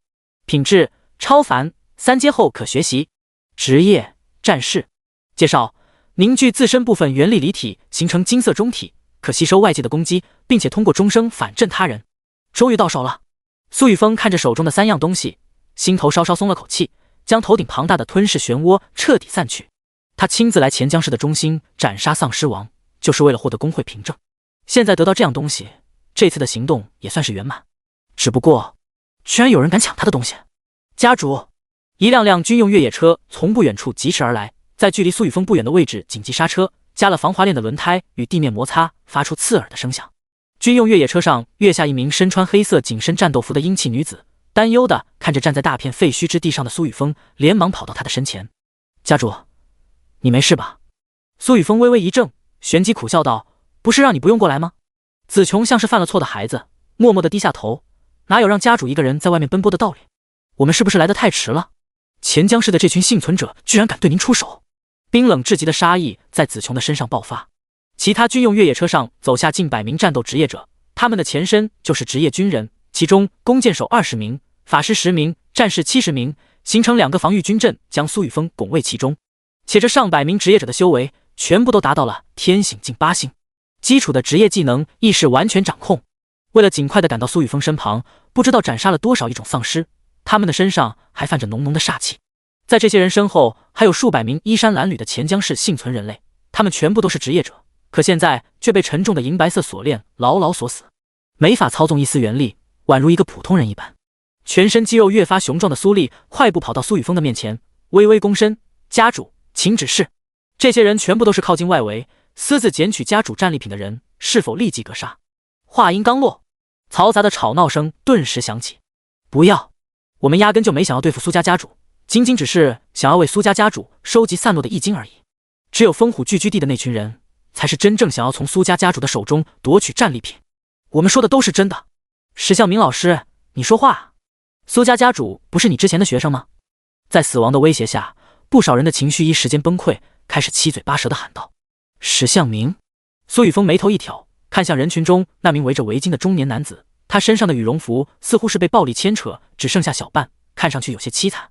苏家主，我是钱江大学的研究生，我们只不过是想要对付风虎聚居地的人，完全没有想要参与争抢丧尸王的掉落物品。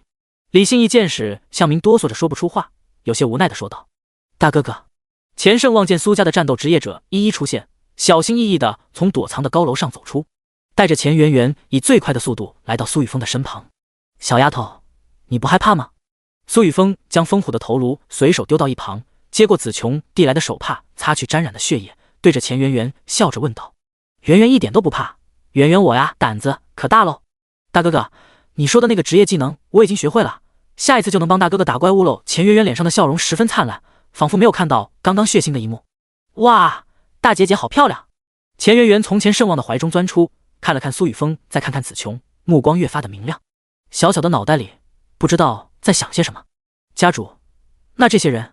苏丽挠了挠头。“行了，把他们放了吧。”苏雨峰瞥了李信义一眼，随意的摆了摆手说道：“有个人抢了我的东西，我现在要确定他的位置。”苏雨峰懒得理会李信义等人，现在他要让那个抢了他东西的小人求生不得，求死不能，有仇必报，绝不隔夜，这才是大反派的准则。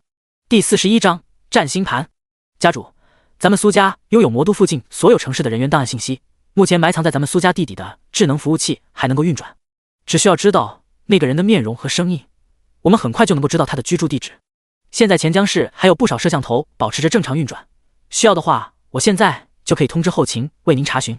子琼听到苏雨峰的话，从乾坤戒中取出一块黑色面板，这是苏家手下锻造师与原文师最新研制出的元能装备，由和平年代的智能平板改造而来，如今整个苏家也不过拥有3块，所需的铸造材料十分稀少，并且锻造师的失败率较高，但这件元能装备却可以连通和平时期的互联网。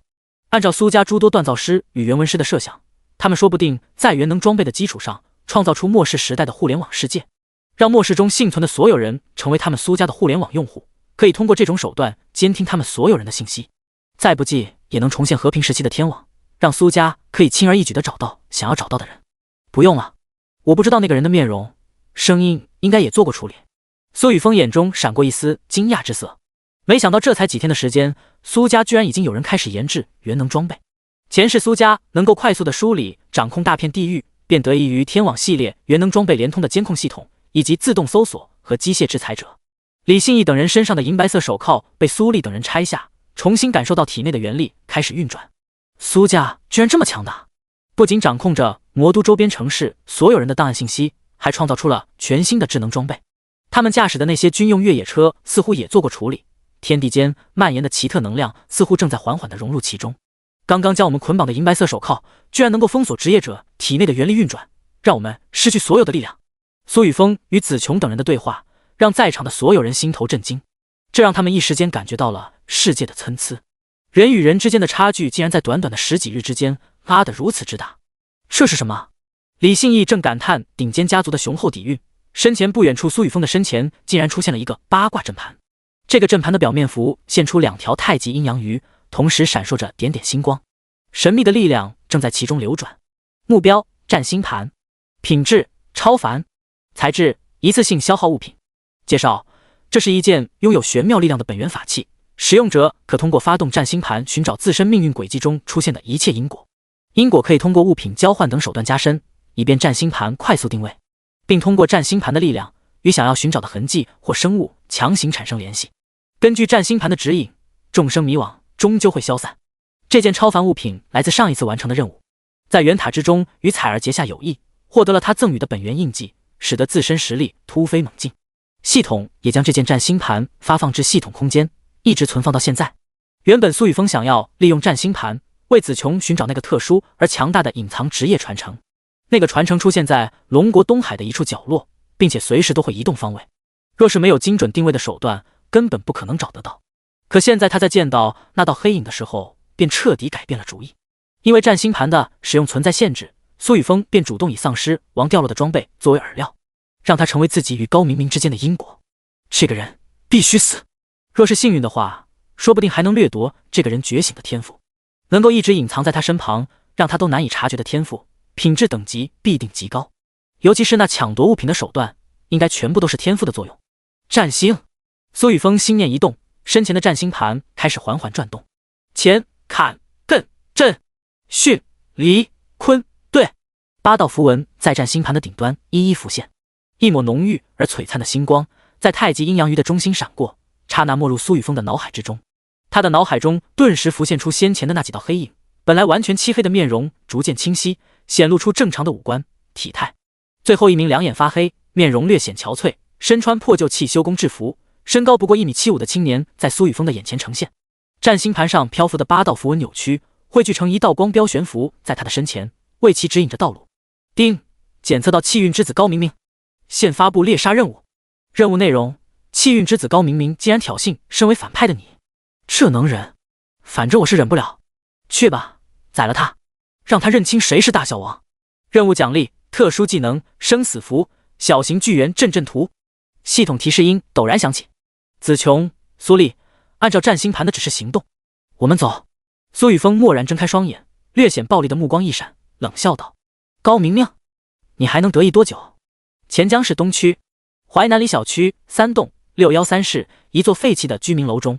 哈哈哈哈！苏雨峰啊，苏雨峰，你再强大又有什么用？还不是白费功夫。这2样3阶4星丧尸王爆出的超凡装备，还不是到了我的手中？高明明手中握着2件赤光闪烁的超凡装备，无比得意的大笑。最让他感到畅快的是，他不仅坑了苏雨峰，还成功让风虎聚居地的那些混蛋成了靶子，只能替他去承受苏雨峰的怒火。谁让他们当初不愿意收留自己，还敢说我的魔影分身是个垃圾天赋？全部都该死！主人，什么事那么高兴啊？我们继续玩喝牛奶的游戏好不好？戴着黑色镜框眼镜的少妇满眼迷离地从卧室中走出，从背后抱住高明明，娇声道：你先去给我做饭。高明明把玩了几下镜框少妇的嫩脸，不可置疑地命令道，脸上的笑容越发得意。在和平时代，他只是社会最底层的汽修学徒，没钱没背景不说，长相也十分普通，连高中都没有读完。第42章，狗道流主角的幻想。没房没车没钱，作为一个35青年，高明明每天最喜欢干的事情就是躲在出租屋打游戏，其余时间看一些长知识的国外动作大片，最喜欢的就是吉泽这个混血女主角，技巧、身材、颜值全部在线。在和平时代，像镜框少妇这样的美艳女人根本瞧不上她这样的废物。可在末日来临后，她却抽取并成功觉醒了神话级天赋魔影分身。借助魔影分身，她仿佛成了小说里的人物，成功将自己带入为一个狗道流主角。只需要躲在幕后，靠着魔影分身的特性，远程操控斩杀一头头丧尸，并将得到的物品瞬间传送回自己的身旁。世界突然发生的变化，那些曾经高高在上的领导们面对丧尸被吓得屁滚尿流，那些曾经看不起他的精英白领们被丧尸轻松的撕碎。可他却依旧活得很好，每提升一个小境界就能够额外幻化出一道魔影分身。无论是攻杀丧尸，还是煮菜做饭，偷袭那群自以为是的强大觉醒者，魔影分身都能轻易的做到。就像是刘倩，也就是这个黑色镜框少妇，她的老公曾是一家广告公司的老板，也是她修车的客户之一。刘倩每天的零花钱就比她3个月的工资还要多。然而在末世刚刚开始的时候，她的老公就被感染化为丧尸。高明明在刘倩即将被丧尸吞噬的时刻将其救下，并且通过曾经补习上课学会的 PUA 技巧，让刘倩成了自己的奴隶，百依百顺，任她所为，她都不会有任何意见，反而更加的配合。多么好的时代啊！只不过自己的实力还是提升的太慢，是时候考虑建立一个势力了。全服聊天频道上频繁出现的雷家、周家、姬家，还有距离自己最近就在魔都的苏家，他们的势力越发强大。自己的天赋虽然强大，可本体却不像魔影分身，可以不惧死亡，不惧疼痛，自己的本体绝对不能暴露在外界，否则极有可能遭遇不测。高明明坐在客厅的餐桌上，盘算着接下来的计划。这时，那名保养极好的风雨御姐从卧室走出，疑惑地对着高明明说道：主人，为什么今天外面那么吵啊？咱们这个小区不是只剩下我们3个人了吗？我好像听到了汽车的声音。你说什么？高明明闻言陡然站起，突然想到了什么，额头顿时冒着冷汗。他立刻将厨房内的刘倩拉出，把煤气灶直接关闭，将他们2人直接推入卧室内，把房门锁死。在锁死房门之前，还拿黑色胶带将2人直接捆绑在床边，嘴巴也被塞了个严严实实，防止他们发出一点声音。不会的，不会的，巧合而已，不可能。苏雨峰绝对不可能找到自己，应该是其他幸存者偶然经过这里。高明明额头冒着冷汗，不断的喃喃自语着。他小心翼翼地来到窗边，探出脑袋看向外界。一时，楼底下竟然有20几辆迷彩越野车，而且这些迷彩越野车上走下的觉醒者，目标十分明确地朝着他所在的这栋旧楼靠近，将这栋旧楼的所有出入口全部锁死。甚至他还见到了不少身着迷彩服的觉醒者，出现在了临近这栋居民楼的天台之上。这是生生的将他所有能够逃生的路线全部锁死了啊！难道真的是苏玉峰？除了他之外，钱江市没有人拥有那么庞大的势力。上百名天醒境8星觉醒者呀！钱江市的2大觉醒者聚居地合起来也没有这么多强者。他现在也不过只是一个天醒境6星，即便是加上魔影分身，也不可能抵得过那上百名觉醒者。高明明心中想着，连忙缩回脑袋，脑海中浮现苏雨峰狞笑着将3阶4星丧尸王生生打死的场面，忍不住身躯一颤，一股悔意在他的心头弥漫。自己为什么要作死去招惹苏雨峰？明明可以依靠魔影分身快速的成长，只需要给自己足够长的时间，哪怕是苏家也不可能是他的对手。不行，绝不能坐以待毙。高明明听着楼道中越来越近的脚步声，立刻分出一道魔影分身融入暗影之中，贴着门缝钻出楼道，悄无声息地朝着一名苏家觉醒者靠近。魔影分身的隐匿能力极强，这名苏家觉醒者根本没有察觉有一道黑影与他自身的影子重叠。高明明咬牙控制着魔影分身，刹那凝为实质，漆黑的手臂幻化出一把匕首，毫不犹豫地朝着这名苏家觉醒者的后心捅去。这具速度加点的魔影分身动作极快，即便是这名苏家觉醒者的修为比他还要强大，可依旧没能反应过来。锵锵！魔影分身手中的匕首骤然刺中苏家觉醒者的后心，发出一声金铁相击的碰撞声，却没能再前进一步。这里有一道黑影，大家注意！法师立刻施展法力囚笼，把他锁死。弓箭手进行狙杀。这名苏家觉醒者眼中闪过一丝不屑，顺着魔影分身的力量拉开距离，立刻大喊道：面对这种程度的刺杀式袭击，他们有数十种应对的方法。作为苏家核心禁卫，他们每日的训练极其严苛，所有人的天赋全部在 A 级以上，每日修炼享受到的资源也是最多的。绞杀一种获得的准备，更是优先提供给了他们使用。刚刚挡住魔影分身袭杀的，正是一件1阶精良级盔甲，可以给他带来上百点的防御加持。高明明的魔影分身连他的防御都没法打破。法力囚笼，一名法师在短短的1秒内吟唱完毕，手中的蓝色精良级法杖闪烁，魔影分身的四周顿时出现一根根黄色锁链，将其四肢全部锁死，并封锁在一座球形光罩之中。你们放开我！高明明怒吼一声，却发现这具魔影分身已然无法动弹。一阵剧痛陡然从眉心传来，数十根黑色箭矢生动穿他的身躯，眉心的赤色箭矢更是发生爆裂。继续，目标613室，加快速度前进。家主就在我们的身后看着我们，不能出现一点失误。刚刚那名苏家觉醒者见到魔影分身被顺利消灭，催促着众人立即加快脚步。不可能，我被包围了。第43章幻想破碎。你怎么一副肾虚的模样？怎么办？苏家的这些人怎么会那么强大？如果只是一个人拥有天醒境8星也就算了，他们至少有数十人，每个人的身上都拿着本源武器、防具装备。魔影分身被苏家觉醒者小队刹那粉碎，高明明靠着墙角，全身被冷汗浸透，他的眼中流露着一丝绝望之色。魔影分身虽然强大，可每一次破碎后都需要大量的元力去凝聚。先前被苏雨峰打爆的魔影分身至今还未恢复，他自身的元力还需要用来维持剩余的魔影分身行动。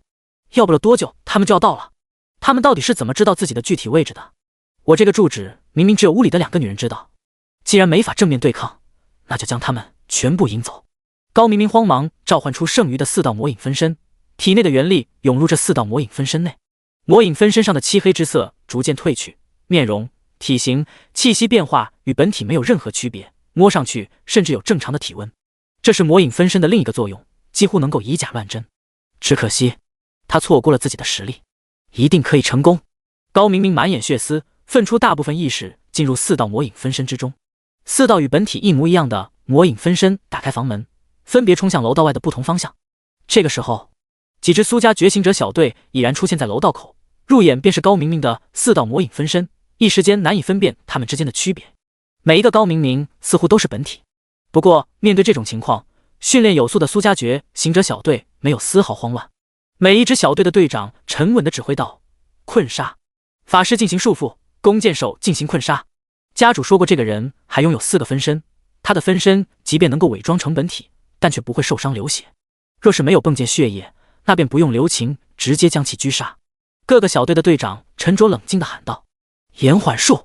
5支苏家觉醒者小队中的法师率先吟唱法师在1阶天醒境5星可以学习的技能延缓术，哪怕只是最低等级的延缓术作用于敌人身上，也能令其速度骤然降低5%。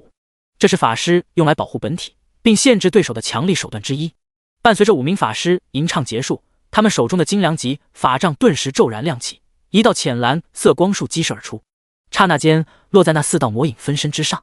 其中距离楼道口最近的魔影分身连续被2道延缓术击中，效果相互叠加，虽然没有 U1+1 大于2的效果，但也令那道魔影分身的速度降低了一大截，脚下一顿，差点摔倒在地。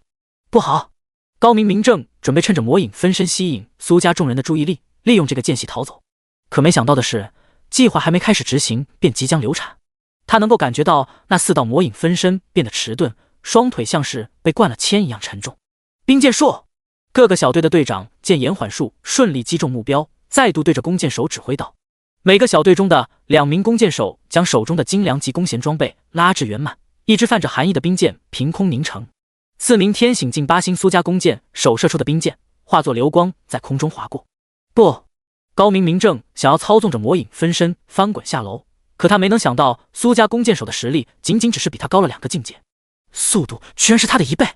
他只能看着自己的魔影分身被冰箭洞穿，却没有反应的能力。报告队长，没有流血，这4个全部都是高明明的分身。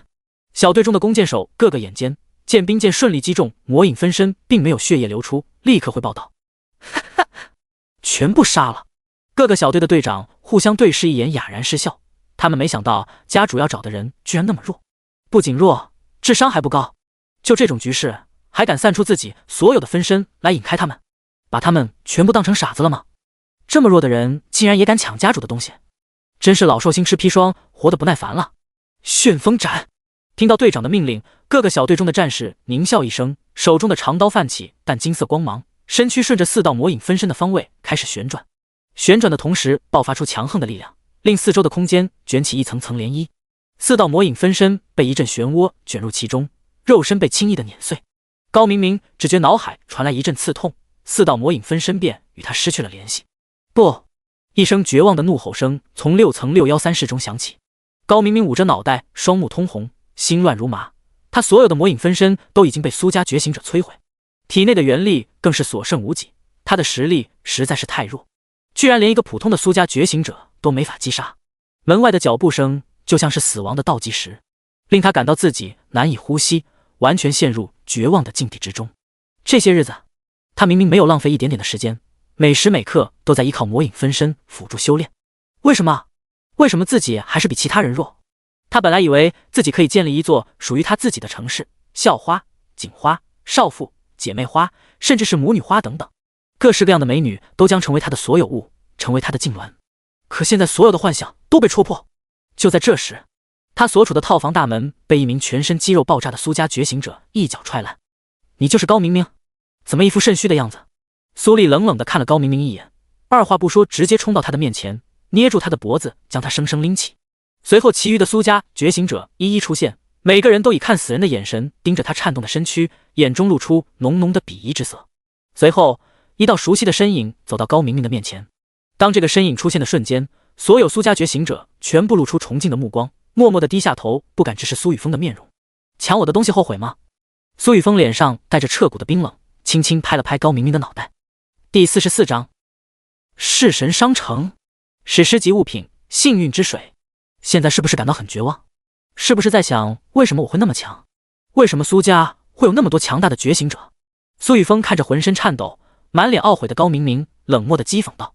本以为这些个气运之子的主角光环有多么强大，智商会有多高，结果就这，在弑神光环的抵消下，没了气运，没了主角不死光环的主角，他还是主角吗？因为恐惧，高明明的全身一直都在剧烈的颤抖。他知道自己落在苏雨峰的手中绝对不可能活下去。他依旧记得不久之前苏雨峰为了找到风虎，肆无忌惮吞噬天地万物的残暴模样，依旧记得那头无人敢去招惹的3阶丧尸王，在苏雨峰的面前就像是一个笨重的活靶子，被他一拳拳生生打爆了脑袋。高明明的嘴角泛着苦涩，心头充满了悔意，可他还是没有放弃希望。他相信自己能够抽取到神话级天赋，运气绝对不会差。说不定等会就会有神秘强者突然出现，将他救下。说不定他的脚下会突然出现一道空间裂缝，让他逃出升天。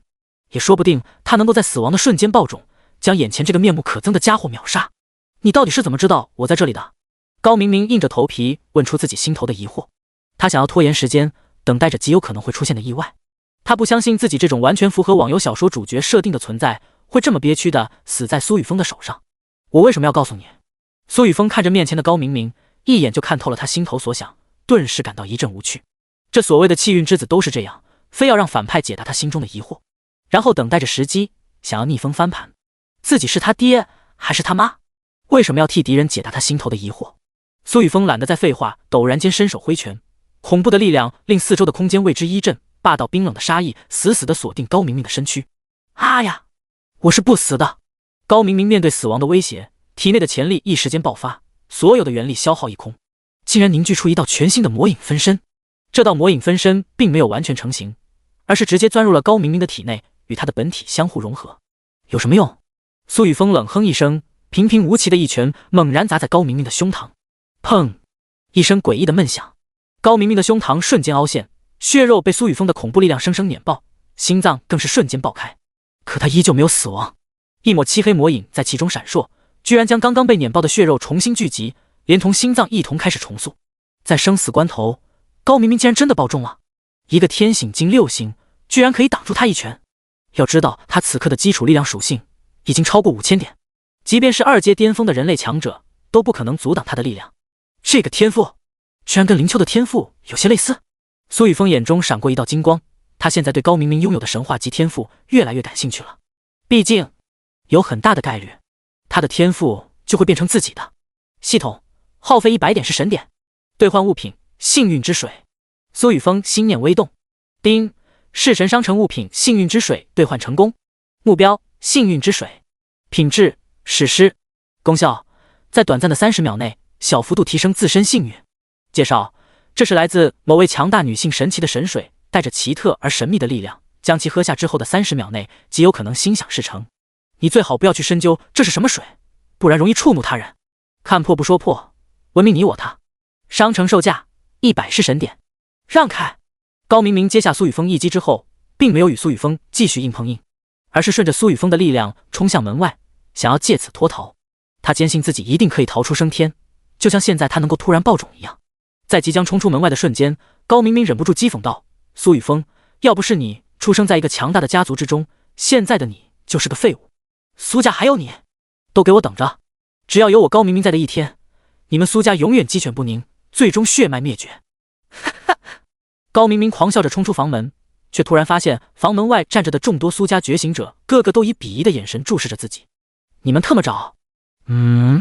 他刚刚想要出声，却发现苏雨峰居然已经站在自己的面前。什么时候？他的速度怎么会这么快？无知！你以为自己真的能够跑掉？不过是我让你多呼吸几秒罢了。苏雨峰将刚刚兑换的幸运之水捏在手心，直接喝下，一双充斥着无尽死亡气息的毁灭之瞳冰冷地注视着高明明的眼睛。你！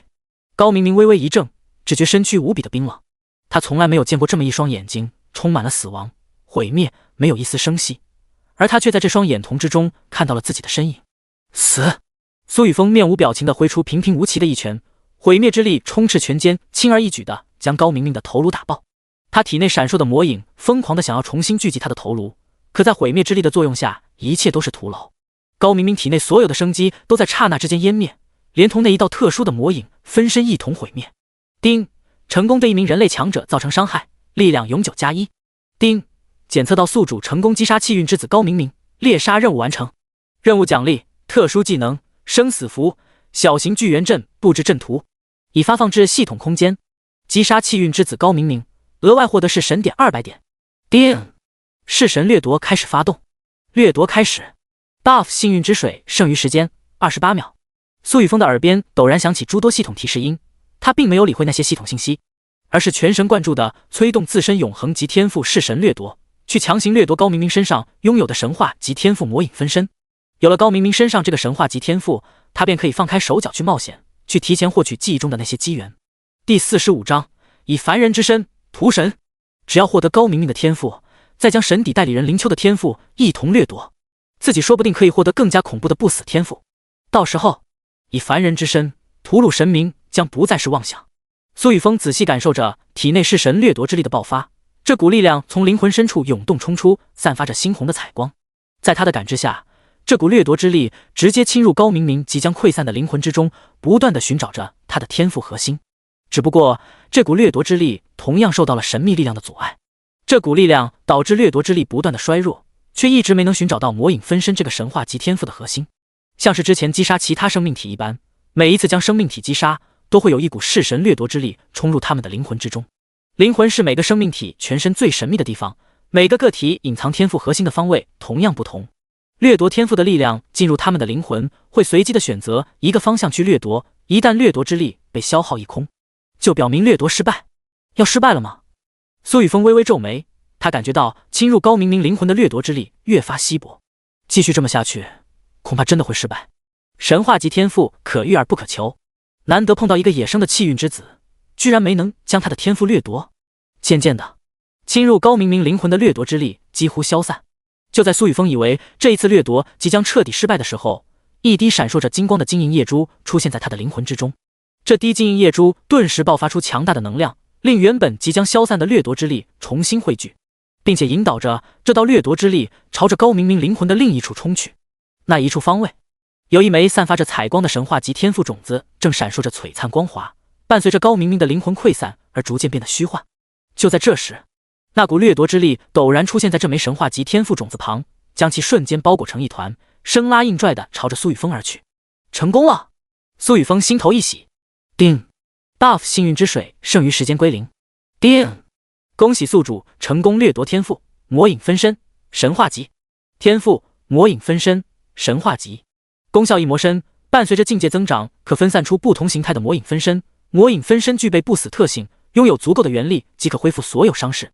一阶天醒境至多可分散9道魔影分身，二阶至多18道，3阶36道。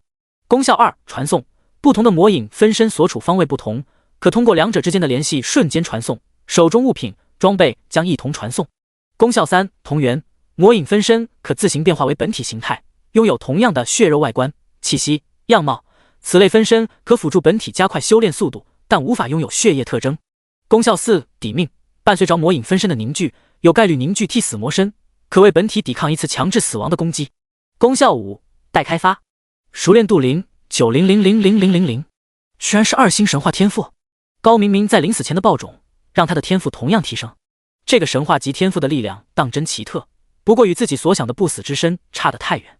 苏雨峰快速地接收脑海中出现的信息，这道神话级天赋已经被他装配在无尽天赋栏之上。他能够明显地感觉到自己的脑海深处再度出现了一颗神话级天赋种子。魔影分身的天赋种子与其他天赋种子完全不同，竟然是一尊没有面容的黑色人形雕像，还有一丝丝黑气从中流露。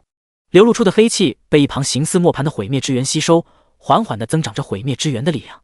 唯有达到神话级的天赋，才能与灵魂相融，并且在一次次战斗中激发出神话级天赋的更多潜力。高明明的魔影分身便是一个鲜明的例子。苏雨峰自身觉醒的毁灭之源也是一样，在一次次战斗结束后，毁灭之源涌出的毁灭之力越发强大。如果一定要衡量的话，基础防御和体质属性低于5000点的一种，在他的面前就是脆皮。搭配他那恐怖的力量，普普通通的一拳就能打爆他们的身躯。而从秦风身上掠夺的神话及天赋吞噬，其吞噬的范围和威能也在一次次扩大。这就是魔影分身。魔影分身这个神话及天赋与苏雨峰的灵魂彻底相融后，他体内的数万点元力骤然开始快速涌出。瞬息之间，15道漆黑的人形身影在苏家众人的眼前浮现，每一道魔影分身的体型各不相同，身躯就像是一团黑色阴影，在其他人看去就像是一团黑色烟雾漂浮在空中。苏雨峰的发现自己的脑海突然传来点点刺痛，眼前的视野伴随着魔影分身的凝聚，分别出现了15个不同的画面。他可以根据自己的心意任意切换视野的角度，就像是在看多面镜一般，感觉十分的奇特。除此之外，他发现这些魔影分身的头顶各自浮现出一个虚拟方框，其中分别显示着每道魔影分身的初始属性和技能。目标编号即到魔影001，境界运元境3星2阶，力量待分配，体质待分配，防御待分配，速度待分配，技能还未进行复制，可分配自由属性点4500。苏雨峰看着虚拟方框内的可分配自由属性点数目，顿时明白了这些魔影分身的实力强度。4500点自由属性点其实就相当于他自身境界提升全属性增长枷锁或自由属性点的总和。他现在是运元镜3星，天醒镜每提升1星可以获得50点自由属性点和50点全属性提升，再加上他的隐藏职业特性加成，每提升1星可以额外获得100点全属性提升和自由属性点。运元镜亦是如此类推，所以他的每一道魔影分身虽然实力并不如本体，可却比其他顶尖觉醒者的实力还要强大。更何况其他觉醒者只有自己一人，苏雨峰此刻却可以凝聚15道。第46章，子琼哪里来的妖艳贱货？苏雨峰发现自己换出的15道魔影分身都可以凭借自己的喜好进行加点，不管是敏攻、体耐、全力、全速加点等等，各种加点方式都可以为他带来不同类型的强大分身来完成他的需求。最关键的是，他的每一道魔影分身都可以拥有极道帝君的职业特性，可以完美兼容其他职业的技能。也就是说，每一道魔影分身都可以伪装成其他职业，甚至能够伪装成另一个人，进入其他势力进行卧底。高明明的这个天赋这么强大，这么多天居然才修炼到天醒境6星，连先前的那几个幸存者聚居地领头者都不如。风虎的天赋不过只是 B 级，修为都比他强大2个小境界。苏雨峰有些疑惑地想到，高明明这个人并不蠢，为什么没有抓紧时间修炼？哪怕他的根骨值再低，拥有这么强大的天赋能力，也不该这么弱。这时，不远处的卧室中传出挣扎的呜咽声，似有什么重物摔倒在地。谁？苏丽面色一肃，全身肌肉骤然膨胀，整个人膨胀了一圈。卧室的大门被他雄壮的身躯瞬间冲烂，2个全身被捆绑、身着寸缕的女子在他的眼前，正是先前被高明明捆绑在卧室的刘倩和中年美妇。子琼美眉微凝，用手挡住怀中钱圆圆的双眼，以免小孩子见到尺度如此之大的一幕。他的身子往左挪动了半步，不着痕迹地挡住苏雨峰的视线。你们是？刘倩和中年美妇嘴上缠着的黑色胶带被苏丽撕下，她目不斜视地抓起2人背后的绑绳，将2人毫不怜惜地拎到苏雨峰面前。2人看着地面上只剩下半截身子的尸体，尸体上那熟悉的衣物，吓得整个人一哆嗦。难怪高明明的修为那么弱，原来大部分时间都用在享受上了。2眼发黑，四肢发虚，完全是纵欲过度的表现。苏雨峰见到刘倩与中年美妇2人，忍不住摇了摇头。这个时代，金钱、美色都是引人堕落的东西。这2人就是高明明用来取乐自己的工具，最终也因为这2个女人浪费了自己的天赋。美色虽好，但需节制，这是所有人都该知道的东西。除非他们跟自己一样拥有双修秘籍，即便是喝着奶、吃着鲜嫩的海鲜，也能轻松加愉快地提升自己的实力。你是我们见过最帅的男人，高明明已经死了，你杀了他，那么你就是我们2个的新主人。主人。刘倩鼻梁上的黑色镜框不知掉到了哪里，没有了眼镜遮掩的面容显得更加明媚，搭配上姣好的身材。她眼神迷离，充满崇拜地盯着苏雨峰，拉着身旁的中年美妇，竟说出了令所有人都大吃一惊的荤话。粉红色舌头舔着略显妩媚的唇瓣，刘倩竟然不知何时挣脱了身上的绑绳，把胸膛上的黑色蕾丝轻轻扯动。她并不傻，也并不愚蠢，在末世她想要活下去，就只能依附强大的男人。只要能够活下去，一切都会有希望。他从来没有把自己当成是谁的奴隶，那种事情无非是双人之间的运动，谁爽谁亏。你说呢？之前他选择依附的强者是高明明，现在则是苏雨峰。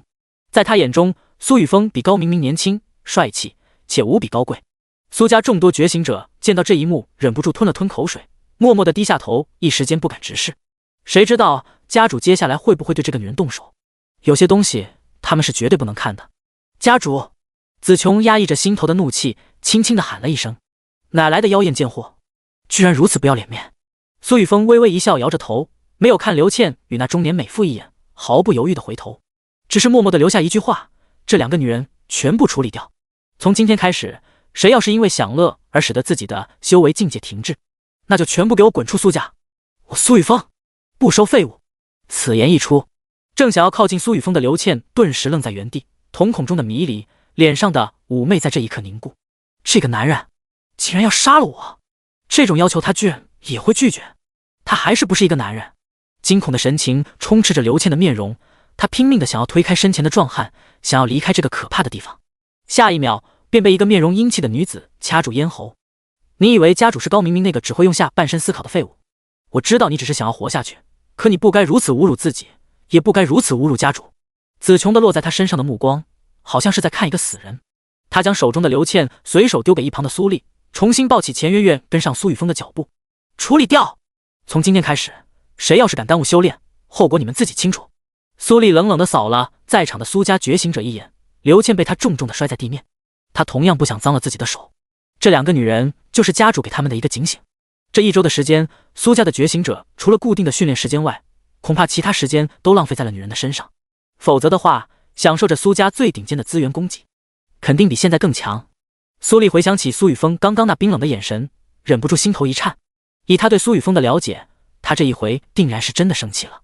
苏丽连忙想了想这几日自己都在干些什么，稍稍松了口气，赶忙跟上子琼、苏雨峰、钱胜旺几人。刚刚走到楼道口，不，你们不能杀了我，我可以当你们的女仆，要什么我都可以。房屋内，刘倩与那中年美妇惊恐万分的祈求声突然戛然而止。一支苏家觉醒者小队井然有序地退出房门，沉默着跟在苏雨峰等人的身后离开这栋破旧的居民楼。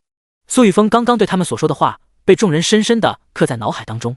在这个末世时代，唯有强大的实力才能够保证自己的生命安全，才能让自己得到更多的尊重和价值。废物终究会被扫进历史的尘埃当中。第47章，雷傲天，小姑，晚上在房间等我。黑龙市中心，一座蓝紫色装潢的古老宫殿之中，数名身穿棉质黑色长袍的雷家高层围绕着一张方桌一同坐下。傲天，你为什么要在全服聊天频道上拱火钱江氏幸存者？苏家与我们雷家同为龙国古老4家之一，他们的底蕴自古比我们雷家还要深厚。若不是如此，我雷家先辈又怎么会来到黑龙市这个极寒之地建立家族？而那苏家却占据了富饶无比的魔都江南，那轩辕姬家占据了蜀地荆南，西北周家更是占据了长安古都。哪怕周家与姬家之人也在全服聊天频道上拱火，可真正的挑起者却是你。苏家若是想要找麻烦，也会以此为理由。雷家当代家主雷凌硕怒视着一旁满不在乎的雷傲天，呵斥道。在他看来，雷傲天的那些举动就是平白无故的为雷家招惹麻烦。大哥，小天他不过是为了得到3阶丧尸王可能掉落的东西罢了。如今时代大变，一切从头再来。苏家虽然也在末世初始强势掌控了魔都，可我们雷家也不差。黑龙市虽然沦陷了1/3的地域，但同样重新被我们掌控。即便是我们雷家如今的综合实力与苏家有些许差距，也不用如此畏惧他们苏家。再说了，现在飞机、高铁、火车这些运输工具全部都已经彻底失效，黑龙市与魔都市之间的距离如此之大，苏家怎么可能为了这点小事赶到这里？与雷凌硕长相有着一分相似，却无比高挑，散发着御姐气质的雷凌冰劝慰道，隐秘而宠溺地看了雷傲天一眼，给了他一个放心有我的眼神。小郭，晚上在房间等我。雷傲天欣然一笑，眼神略显轻佻地回应道。刚刚还在说话的雷凌冰眼神透过一丝慌乱，紧致饱满的双腿微微夹紧，一丝丝媚意油然而生。这小冤家真是胆大。雷凌冰在心头娇嗔着，脑海中不知想到了什么，诗意越来越重。哼，小妹，你这样惯着傲天，迟早会出大事。大哥，苏家如今的家主竟然成了苏雨峰那个小子，且他的实力更是在极短的时间内突破至2阶运元境，他的战力更是强大到可以单人斩杀3阶丧尸王。我们黑龙市郊外的那一头刚刚进化成型的丧尸王，不仅刀枪不入，速度更是极快，无论是装甲车还是坦克，在他的面前都像是一块豆腐般脆弱。可想而知，能够轻松斩杀3阶丧尸王的苏雨峰到底有多强，他现在的实力恐怕比我们所有人都要强大。雷凌国顿了顿，有些担忧地说道，最关键的是，就在10分钟之前，本源商城内已经刷新出全新的商品，这个商品名为小型传送源阵布置阵图，听起来像是远距离传送的手段。虽然不知道这个阵图的具体作用，可我们雷家现在却需要时间发展，我觉得傲天必须给苏雨峰道个歉。不管怎么说，苏雨峰现在也是苏家的家主。二叔，你在说什么？你让我给苏雨峰道歉？开什么玩笑？听到雷凌国的话，一旁早已按耐不住的雷傲天顿时勃然大怒，直接拍桌而起，毫不客气地吼道。恐怖的深紫色电光在他的双眸之间闪烁，身上的气息竟然已经完全超越天醒境巅峰，达到运元境1星。一头虚幻的紫色雷蟒在他的身后悬浮，隔着衣裳竟让雷凌国、雷凌硕感到肌肤刺痛，酥麻之意在他们的身上涌动。放肆！傲天，跟你二叔道歉。你的实力既然同样达到了运元境，那我们雷家自然没有向苏家示弱的道理。你二叔刚刚只是担心雷家的安危而已。雷凌硕无比严厉地呵斥道，眼中却泛着一丝惊喜欣慰之色。他知道自己这个唯一的儿子觉醒的天赋十分强大，也知晓他的根骨值不低，只是没想到他修炼的速度居然丝毫不弱于苏雨峰。只不过他的性格跟那苏家苏雨峰相比，实在差了太多。1年前见到苏雨峰之时，便能感觉到他为人做事上的成熟老练。傲天这小子如果有他一半，自己倒也可以放心将雷家交到他的手上。可雷凌硕看着面前无比激动的雷傲天，不由感到一阵头疼。二伯，抱歉，刚刚侄儿有点激动了。雷傲天闻言缓缓收敛了身上的气息，虽然言语上缓和了不少，可态度却没有多大变化。这两个老家伙早该将雷家交给自己来掌控才对，他们全部都老了。苏家苏雨峰能够成为苏家的主人，我雷傲天为什么不行？我背后站着的可是一尊强大无比的神啊！我只要为他寻找到地心的本源之核，为他斩杀那该死的苏雨峰，我雷傲天便可以获得神的馈赠，掌控地心所有生灵的生死。一个小小的苏家算什么？要不要把这两个碍事的老家伙全部都干掉？雷傲天低垂着双眼，紫色电光闪烁的瞳孔深处泛起一丝丝杀意。好了，大哥、二哥，小天还是个孩子，你们别跟他一般见识。小天，快坐下，坐到小姑边上来，有我在，他们两个不敢欺负你。雷凌冰见气氛陷入冰点，心头微微一叹，将雷傲天一把抱入怀中，像是哄小孩似的将雷傲天蒙在身前，让他一时间难以呼吸，鼻尖萦绕着丝丝桂花香气。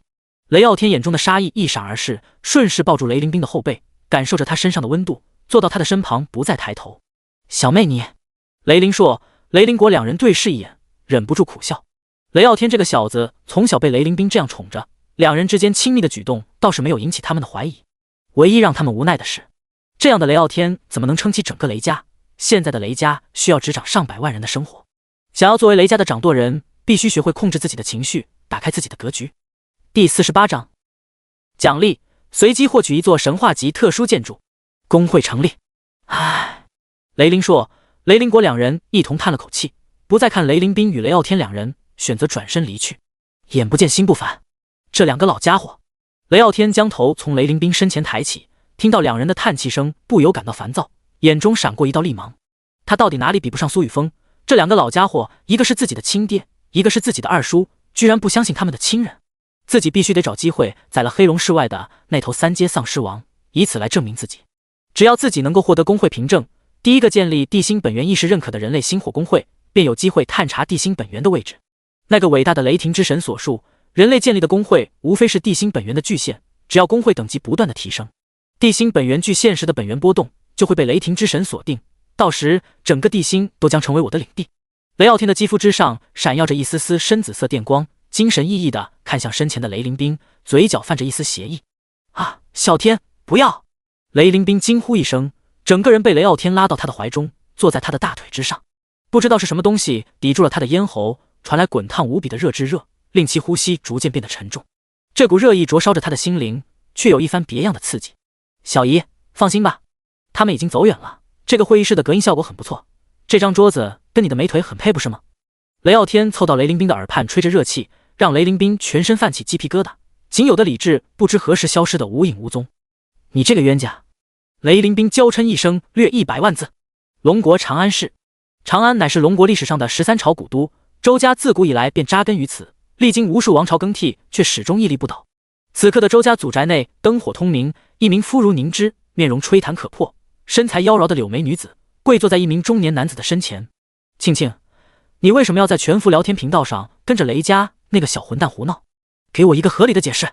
周晴正身上散发着家主威严，低头注视着自己的女儿。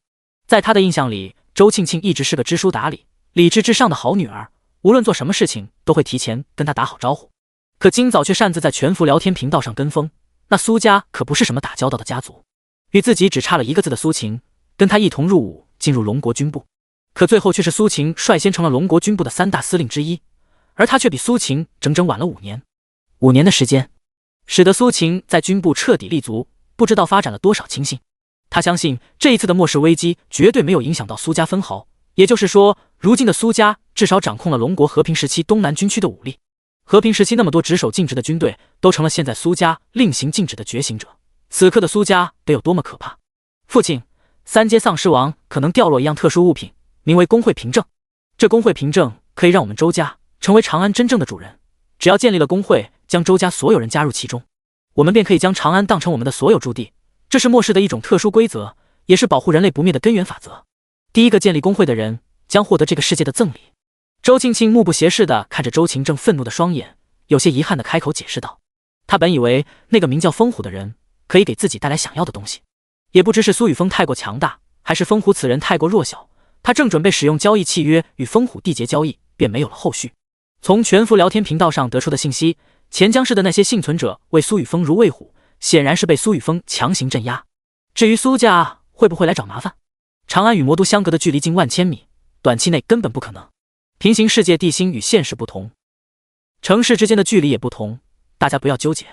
工会，庆庆，你自末世降临开始，仅仅只离开过周家一次，那一次也不过是去巡查周边城市的人族聚居地，怎会知道这么多？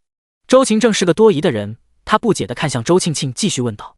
周庆庆有些无奈，耐着性子回答道：父亲，我在几日前传承了一个隐藏职业，传承隐藏职业能够获得大量的隐秘信息，那些信息之中无不表明，在地心的上古时代有着类似现在的强大文明，有强者可以搬山移海，甚至是摘星攀月，这一切都与世界的本源有关。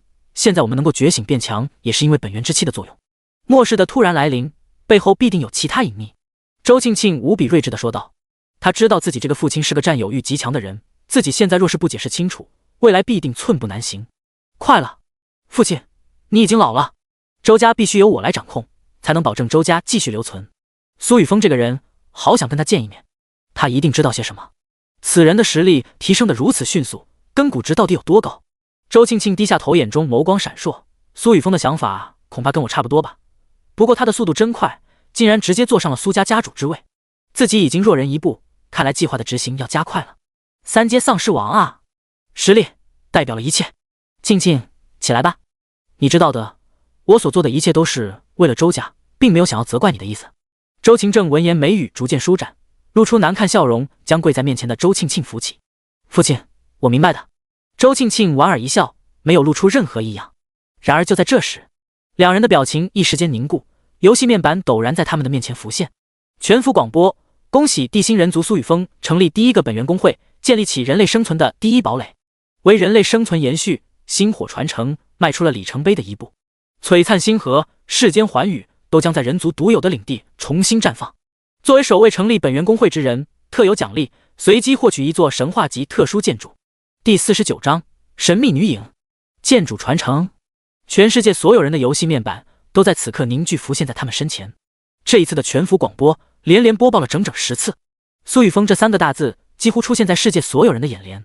最令他们眼红的是，苏雨峰居然获得了一座神话级别的特殊建筑。这是什么东西？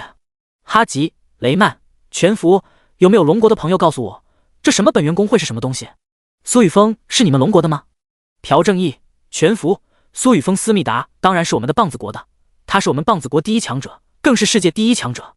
李信义、全服，垂地大笑点 JPG。朴正义，你个棒子，想要笑死谁？苏雨峰是我龙国之人。杰克、史比斯、全服，本源工会到底该怎么建立？为什么建立工会相当于是达成人类里程碑的一大步？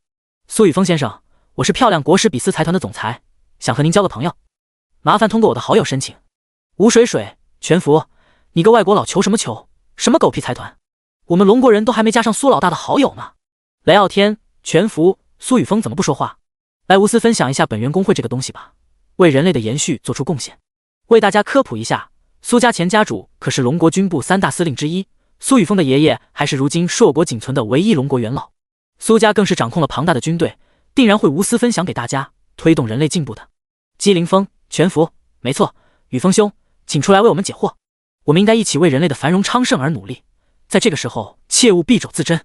李信义、全服，哦，我他妈差点被你们2个恶心吐了，哪来的2个脑残，在这玩道德绑架呢？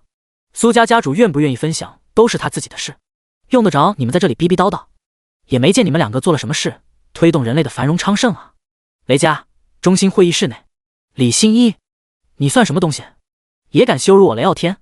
苏雨峰，又是这个苏雨峰，他凭什么每一步都走在我的前面？2阶运元竟是如此，这一次的本源工会又是如此。雷傲天无比愤怒地低吼道。蜀地京南姬家祖宅，看着全服聊天频道上李信义的回复，这人是哪里冒出来的？跟苏雨峰非亲非故的，干嘛向着他说话？姬凌峰盘坐在自己的卧室之中，儒雅随和的气质在这一刻瞬间崩坏。一道略显虚幻的朦胧身影漂浮在他的身旁，发出清脆悦耳的女声：徒儿，你的心境修炼不够，那一尊赐予你神话级天赋能力的神祇，想要让你成为他的奴隶，可却没想到你会得到本地的传承。他的神念烙印已经被我完全清除，却并没有截断沟通的媒介。你可以与那一尊神暂且虚与委蛇，获得更多的好处。既然已经错过了守卫成立本源公会的机缘，那便立刻开始我的剑主传承，早日成为真正的轩辕剑主。姬凌风闻言，顿时大喜过望，连忙跪在这道朦胧身影的面前，无比感激地说道：“多谢师傅，开始吧。只要你的实力足够强大，那本源公会驻地并非不是没有机会掠夺。”朦胧身影轻笑着结成一道法印，快速地落在姬凌风的眉心之处，形成一道朱砂色剑形印记。这道印记顿时闪烁着红光，淡淡的空间波动涌动，将姬凌风的身躯笼罩，令他的身形一瞬间消失。雷傲天、姬凌风两人各自正忙碌的时候，游戏面板上的全服聊天界面刷屏的速度越来快。李信义、全服，哟，刚刚那两人呢？叫什么雷傲天、姬凌风的，怎么不说话了？知道自己是在道德绑架，现在不好意思说话了是吧？什么垃圾玩意，真没劲！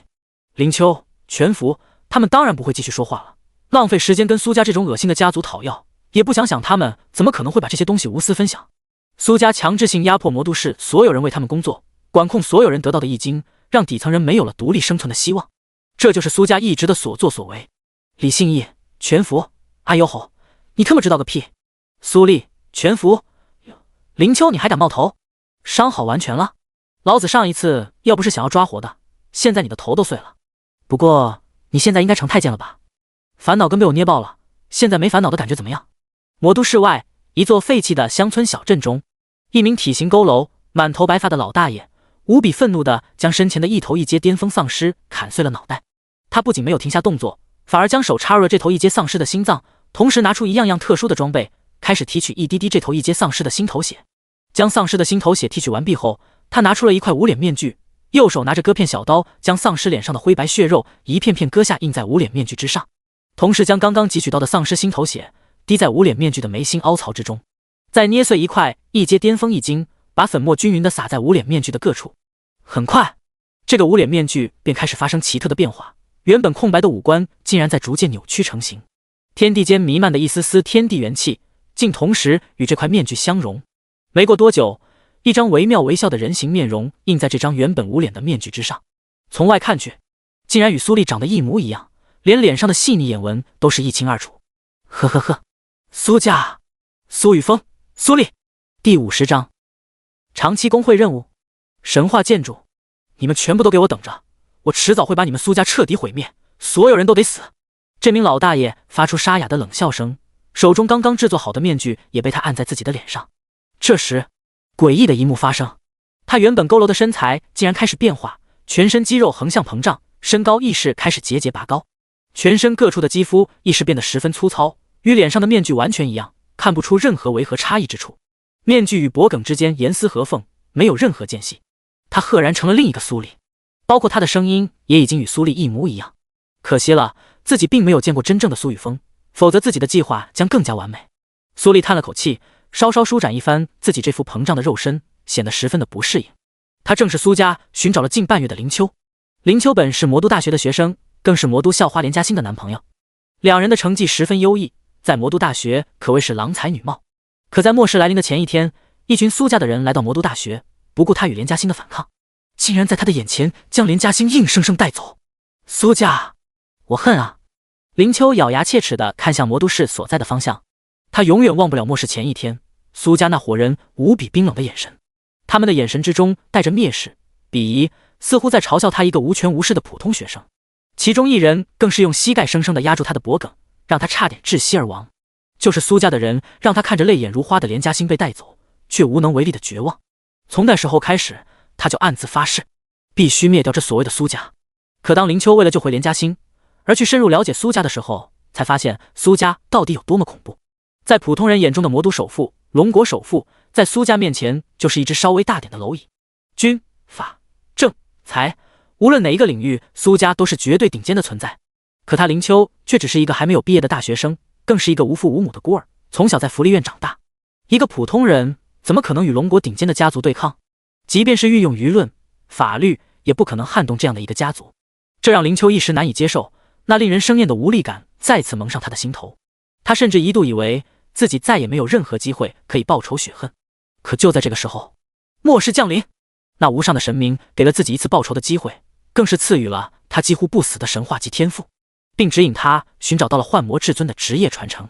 几乎不死的神话级天赋搭配着幻魔至尊的职业传承，让他轻松地避开苏家势力的搜寻，让他快速地提升修为境界。当初那可笑的苏家居然还派人来到魔都大学，去邀请自己成为苏家的一员。说好听点是苏家的一员，说难听些就是苏雨峰的走狗。自己毫不犹豫地拒绝了苏家来人，借助自身不死的神话级天赋，用牙齿硬生生咬断了那名苏家来人的大动脉、咽喉。那是他第一次杀人，可却没有感觉到半点不适，反而感到十分亢奋。即便他接下来需要开始逃亡之路，苏家的人在不久前出现在20里外的土家村，似乎在寻找什么东西。现在自己顶着这副面容，完全可以唬住那群人，将他们轻易的屠杀，再嫁祸给苏丽。不，自己一共制作了10余个面具，苏丽这个不能轻易使用，那就用其他人的。这接近半个月的时间，自己猎杀了上百名苏家觉醒者，可这还不够。林秋想了想，从乾坤戒中取出另一副面具，身形再度开始发生变化。原本膨胀的身躯在这一刻缩水1/3，变成了一名尖嘴猴腮的猥琐青年。哈哈哈哈！这千变万化的身份，苏家该怎么防备？等着我马上就会来了。林秋冷冷地笑着，将地面上的痕迹清理一空，迅速地融入夜色之中，朝着另一个小镇冲去。苏家祖宅，苏雨峰、苏丽、子琼、钱胜旺、钱媛媛等人已然回到各自的住处，其中包括李信义以及他聚居地的上百名幸存者。苏雨峰带着苏丽、子琼等人将高明明灭杀后，便直接开着军用越野车朝着魔都赶回。路途中却被李信义等人拦下，他自愿加入苏家，成为他手下的一员。苏雨峰自然没有拒绝，甚至十分欢迎。李信义等人在钱江市的表现，让他觉得此人头脑清晰且知晓暂避锋芒，是一个有能力的家伙。刚刚全服聊天频道中的一幕，他也全部看在眼里。只不过他懒得在全服聊天频道中出声，他苏雨峰是什么身份？跟几头狂吠的狗去较劲，简直是降低了自己的档次。久违的工会面板，要不要现在就将地心本源意识奖励的随机神话级特殊建筑抽取了？苏雨峰盯着眼前浮现的巨大工会界面，摸着下巴思索道。自从他回到魔都后，干的第一件事便是将工会凭证直接使用，设定以苏家祖宅为核心的魔都市成为一阶工会原始驻地。丁，恭喜宿主成功建立本源工会，现发布工会发展任务长期任务内容。作为一个大反派，自己的老巢怎么能不强大恐怖？只要你能够快速的提升工会实力，便能获得丰厚的系统奖励。任务奖励：突破2阶可获得各职业强化传承柱超凡；突破3阶可获得各职业强化技能屋超凡；突破4阶可获得溯源藏宝屋史诗；突破5阶可获得随机史诗级建筑，是本源工会成长表现而定；突破6阶可获得随机传说级建筑，是本源工会进阶速度而定；突破10阶可获得随机唯一性神话级建筑。一连串的系统提示音陡然响起。工会创建成功的刹那，弑神大反派系统也没有忘记凑热闹，直接给自己发布了一个长期任务，并且其中每一个阶段的任务奖励都无比的丰厚。这让本就无比重视本源工会发展的苏雨峰，将更多的注意力放在工会之上。第51章领地光环元能屏障。工会寰宇，等级1阶，人数500-500，已满额请尽快提升工会等级。范围1000乘以1000米。工会驻地魔都市中心区域。1. 工会驻地内的所有建筑皆已强化，1阶生物将无法轻易损坏。2. 工会驻地外已生成元能屏障，为人类的安全保驾护航。工会领地光环事半功倍，1阶史诗可提升所有工会领地范围内生灵 10% 的修炼效率。已拥有特殊建筑暂无。工会等级提升至2阶需至少3座任意等级特殊建筑，100万枚1阶一金。工会之主的修为境界需提升至运元境。上一世末世开启3个月后，才有人建立起第一个本源工会。这一世因为我的存在，整整提前了2个多月，这也导致现在市面上根本没有特殊建筑图纸产生。不过自己这次的运气当真不错。苏雨峰盯着面前简洁无比的工会面板，眉头一挑，眼中泛着一丝喜色。在他看来，等级不过1阶的本源工会功能有限，最大的作用便是那元能屏障和领地光环。前者1阶元能屏障可以抵御普通异种的侵袭，也可以防止非工会人员擅自进入，几乎相当于无形的城墙，并且具备身份识别的功能。唯有被苏雨峰自己允许的人才能够进入工会驻地范围。若真的有人硬闯，那么硬闯者的身上会出现无比醒目的血色标记，即便是在黑夜中也无法隐遁。后者领地光环主要分为增益型和惩戒型。工会等级每一次提升都能够随机获得一个领地光环。领地光环的等级会伴随着领地等级提升而增长，像是苏雨峰得到的修炼类光环就属于增益类领地光环。这个光环的作用是增幅领地范围内所有生灵 10% 的修炼速度。这种领地光环的品质更是高达史诗级，能够随机这个特殊领地光环，苏雨峰都感觉自己最近的气运逆天。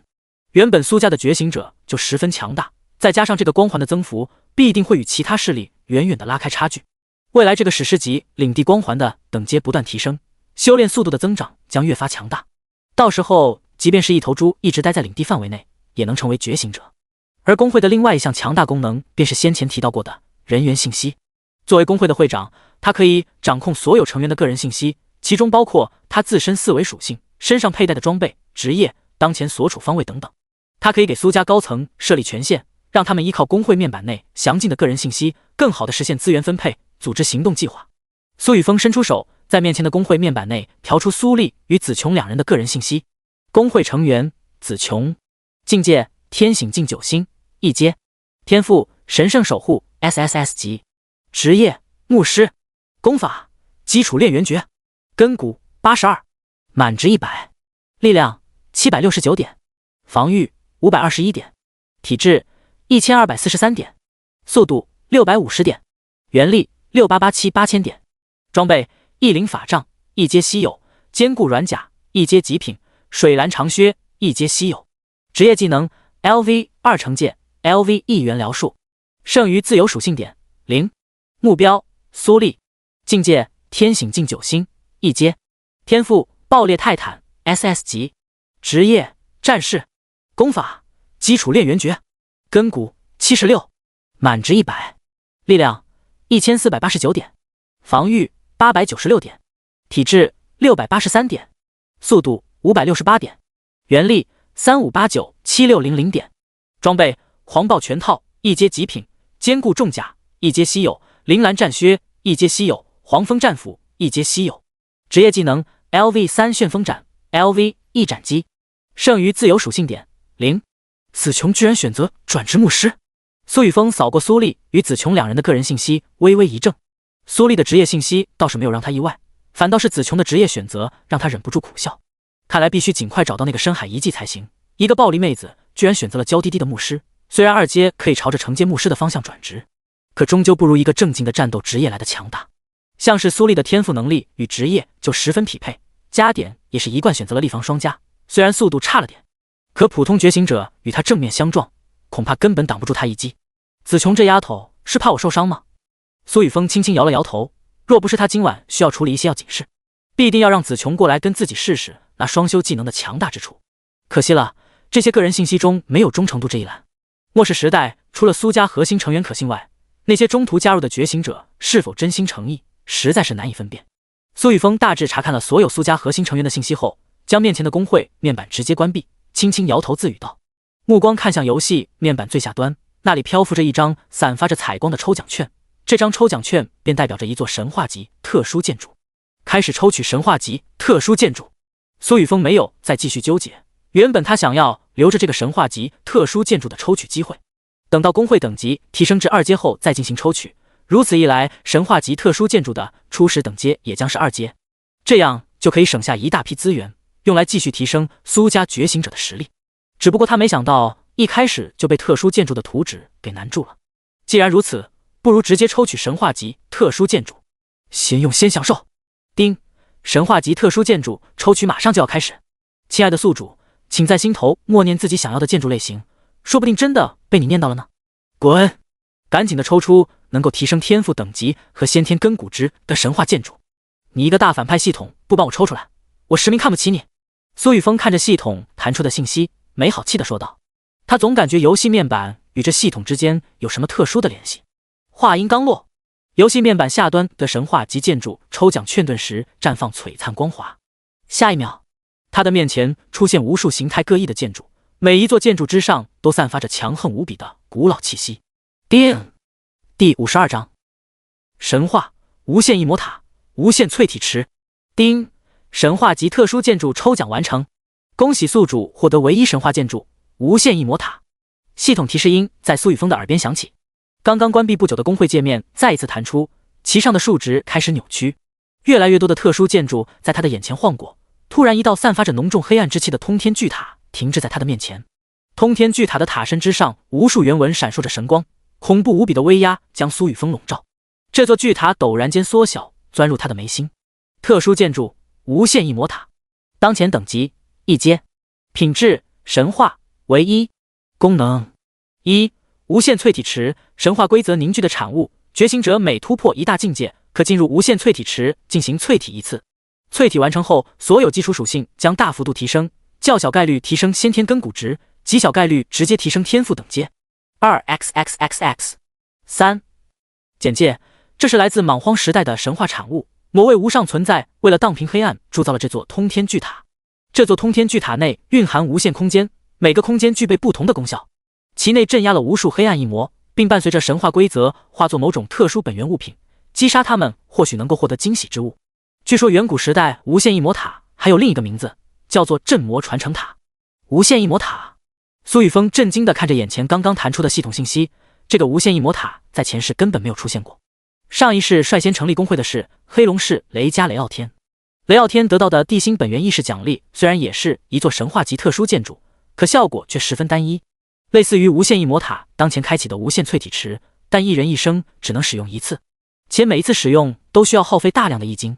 无限异魔塔却不同，不仅不需要耗费任何资源，每人突破一次大境界便可进入无限淬体池完成淬体。若是无限异魔塔的等级不断提升，其功效必定会再度提升。也就是说，拥有了无限异魔塔，苏家的觉醒者都能够变得更加强大。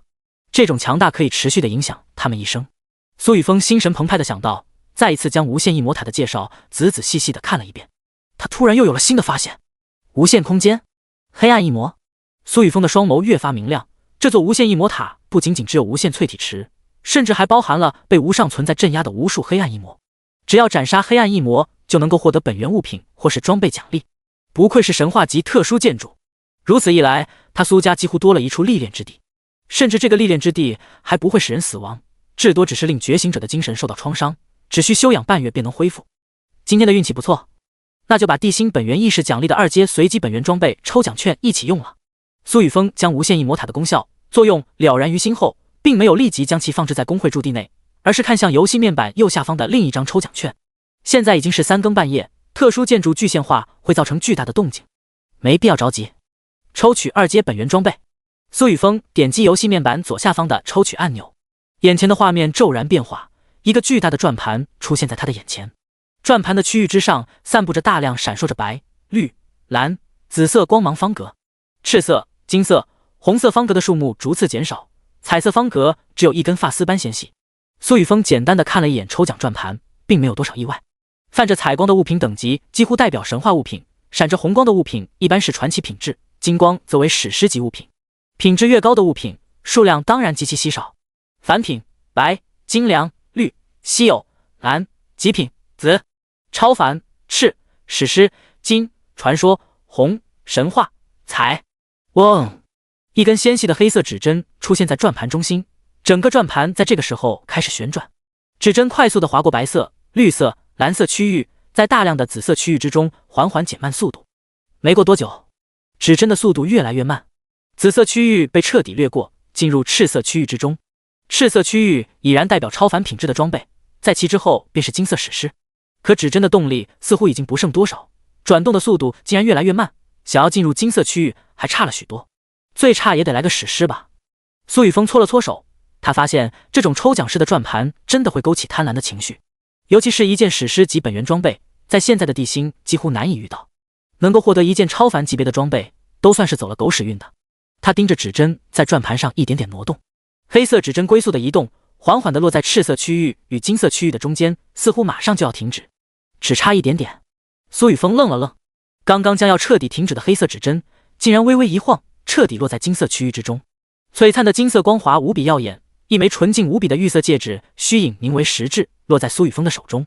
恭喜你抽取获得2阶史诗级本源装备净化灵戒，目标净化灵戒，等阶2阶，品质史诗，职业圣光牧师，属性防御加2450，体质加2100，速度加1800，原力加6000，特性神光灵露，每日清晨将汲取天边浮现的第一缕阳光，凝成特殊天地灵露。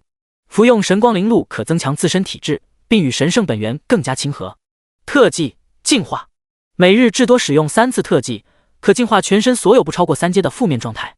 备注：这是一件来自神圣精灵一族的史诗器具，被神圣精灵祭祀每日祭炼后附着强大的灵性，对某些种族生灵具有极大的吸引力。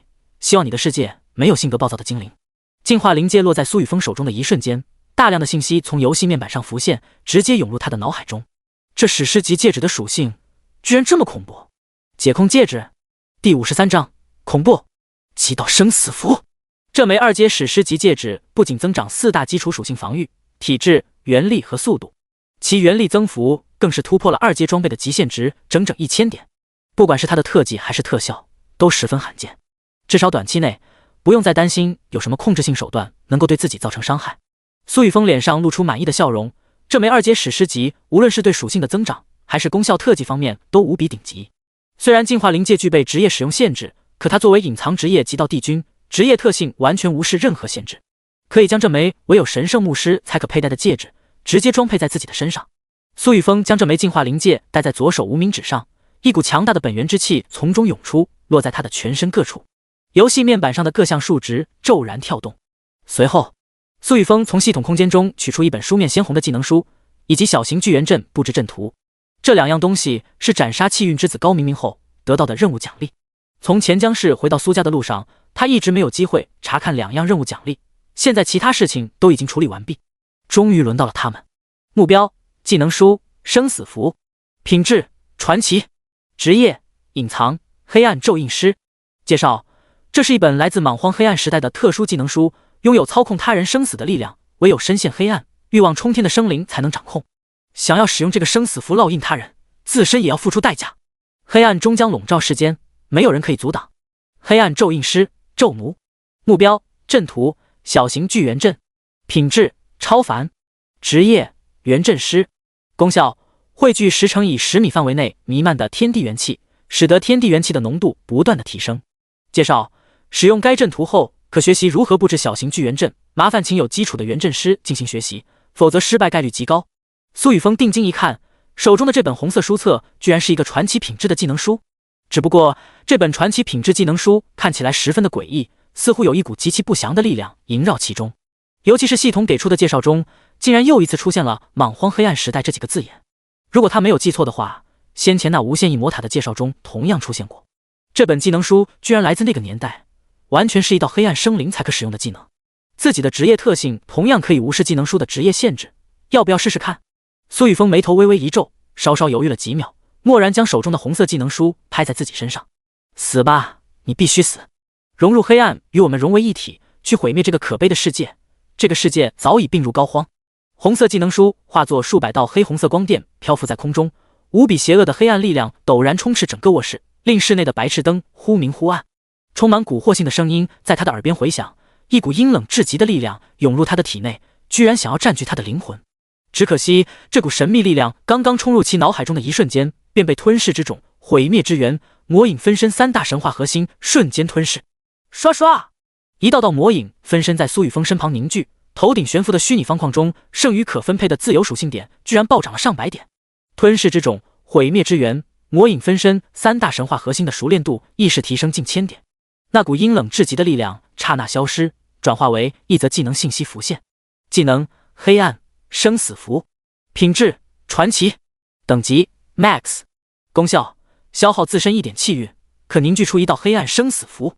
被黑暗生死符烙印的存在将被强行剥离一丝灵魂核心，你可以拨动生死符，令其痛不欲生。心念勾动黑暗生死符，可令受符者灵魂寂灭。黑暗生死符只对境界比自身低下的存在起效，对重伤或自愿接受生死符的强者亦可起效。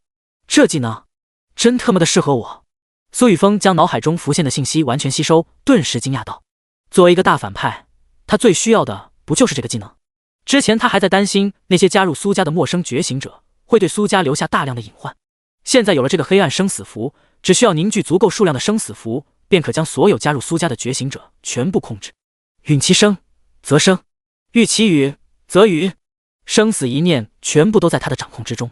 唯一需要顾忌的便是凝聚这个黑暗生死符的代价，居然是消耗自身气运。苏雨峰刚刚兴奋了一会儿，突然目光一凝，气运属于玄学的范畴，但在现实世界却真实存在。那些气运之子就是最好的证明。若是气运值不断的降低，说不定真的会出现一些倒霉无比的事情。不对，自己似乎可以试试极道。苏雨峰脑海中灵光一闪，体内的元力瞬间涌动，凝聚于右手的掌心。极道帝君最核心的职业技能开始运转，他的右手掌心顿时红光闪烁，落在游戏面板的技能栏之上。刚刚形成的技能黑暗生死符开始扭曲，速度却极其缓慢，并不像之前的暗影拳和排山掌那般，这个古怪的技能竟然正在抵抗极道的作用。这个时候，苏雨峰丹田内储存的元力突然开始迅速消耗，似乎是感受到了黑暗生死符的抵抗。一股极其霸道的力量从他的右手掌心爆发，将不断闪烁的黑暗生死符彻底碾碎。开头的2个字符更是被快速的扭转为极道2字。全新的技能信息陡然浮现：技能极道生死符，品质传奇，等级 Max， 功效1，消耗自身元力，可瞬间凝聚出10张极道生死符。被极道生死符烙印的存在将被瞬间掠夺一丝灵魂核心，你可以拨动极道生死符，令其痛不欲生。心念勾动极道生死符，可令受符者灵魂瞬间寂灭。2，极道生死符可以具现数字化，让宿主感知其内心对自身的善恶程度，于其个人信息内添加忠诚度一栏。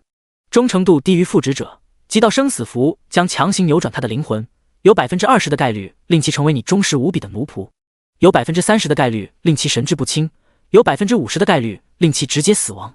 极道生死符对任何存在皆可起效，只要你的力量比对方更强大，即便是莽夫也是可以拥有忠诚的下属。第54章一转极道魔神诀。卧槽！卧槽！卧槽！苏雨峰瞪大双眼，无比震惊地看着游戏面板上显示的技能信息。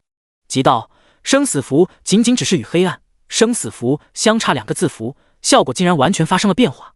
从需要消耗的气运转变为普通元力外，居然还增加了一个全新的功效，可以查看他人对自己的忠诚度，并且身中极道生死符的人，一旦忠诚度低于正值，便会被强行扭曲神智，化为自己的奴仆。即便转化不能成功，也会令其变成白痴或者直接死亡。这技能着实霸道啊！被极道化后的黑暗生死符使用限制也被彻底改变，只要力量不如使用者，即便是神也可以被极道生死符控制。苏雨峰越看越震惊，有了这极道生死符，苏家便可以朝着外界开始扩张，轻易的完成稳固。他苏雨峰也可以利用的星觉行者的力量，更快的汇聚资源，变得更加强大。试试看！苏雨峰心念一动，游戏面板上的技能图标开始闪烁，体内的元力瞬间开始消耗。他的双手开始凝结特殊的法印，这些印记被他快速的凝结而出，形成5道黑红色符箓。凝结一张黑暗生死符，居然需要消耗10000点元力。苏雨峰稍稍计算了一下凝结极道生死符的元力消耗，每一张生死符凝结成功后可以保存半个月的时间。他想要令苏家所有觉醒者全部中上极道生死符，恐怕需要消耗不少的时间。毕竟如今的苏家觉醒者数目超过了数十万，其中还不包括魔都市的民众。可惜没有特殊建筑工会仓库的图纸，否则的话，自己得到的所有东西都可以将其塞入工会仓库，由2叔、3叔、小姑他们去分配。那一头拥有神兽血脉的白虎跑到哪去了？苏家这么多人，居然没有一个发现他的踪迹，自己这系统任务该怎么完成？算了，先提升自己的实力。苏雨峰将刚刚凝聚出的极道生死符收入乾坤戒中，并从中取出数千枚2阶中品易经，以及从高明明手中夺回的3阶王级易经。3阶王级易经表面呈现出灰白纹路，其中蕴含着强横无比纯净元气。苏雨峰将数千枚2阶中品易经堆积在自己的身前，手中紧握着3阶王级易经坐下。隐藏职业极道帝君独有的传承功法极道魔神诀骤然开始运转。自从进入元塔获得极道帝君的传承开始，他还没有正式修炼过这门独一无二的功法。可这门功法所有的要点都已被他烙印在脑海中，丹田中储藏的元力伴随着功法运转，涌入奇经8脉之中。由于苏雨峰的先天根骨值早已圆满，全身经脉贯通无阻，元力于其中流转的速度远超常人10倍不止。极道魔神诀开始发挥作用，3阶王级易经中储存的大量精纯元力以极快的速度涌入他的体内。不仅如此，他的头顶竟然出现了一道红色漩涡，疯狂地吸纳整个卧室中的天地元气，以及他身前堆积的那些2阶中品易经。这时，苏雨峰脑海深处的吞噬之种开始跳动，令本就极快的吞噬速度再度暴涨。咔咔咔，短短半秒钟的时间，他身前的千枚二阶中品易经瞬间破碎成粉末，其中精纯的元力全部被极道魔神诀吸收一空。紧接着，他掌心紧握的三阶王级易经开始缩小，大量的元力涌苏雨峰的体内。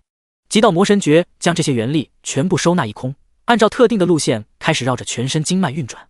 连续几个大周天之后，经脉中纯白色的元力已然逐渐沾染极致的黑色。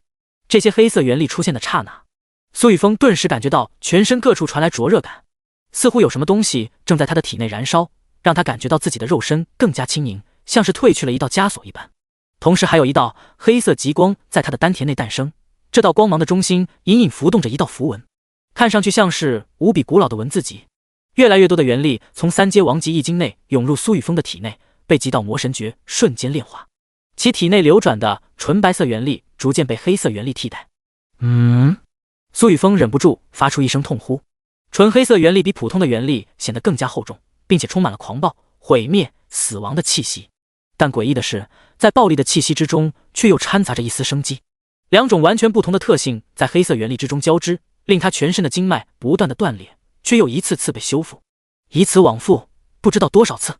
咔嚓，苏雨峰手中的三阶王级易经被彻底吸收殆尽，他体内的元力已然彻底转化为纯黑色，狂暴无比的气息充斥他的周身。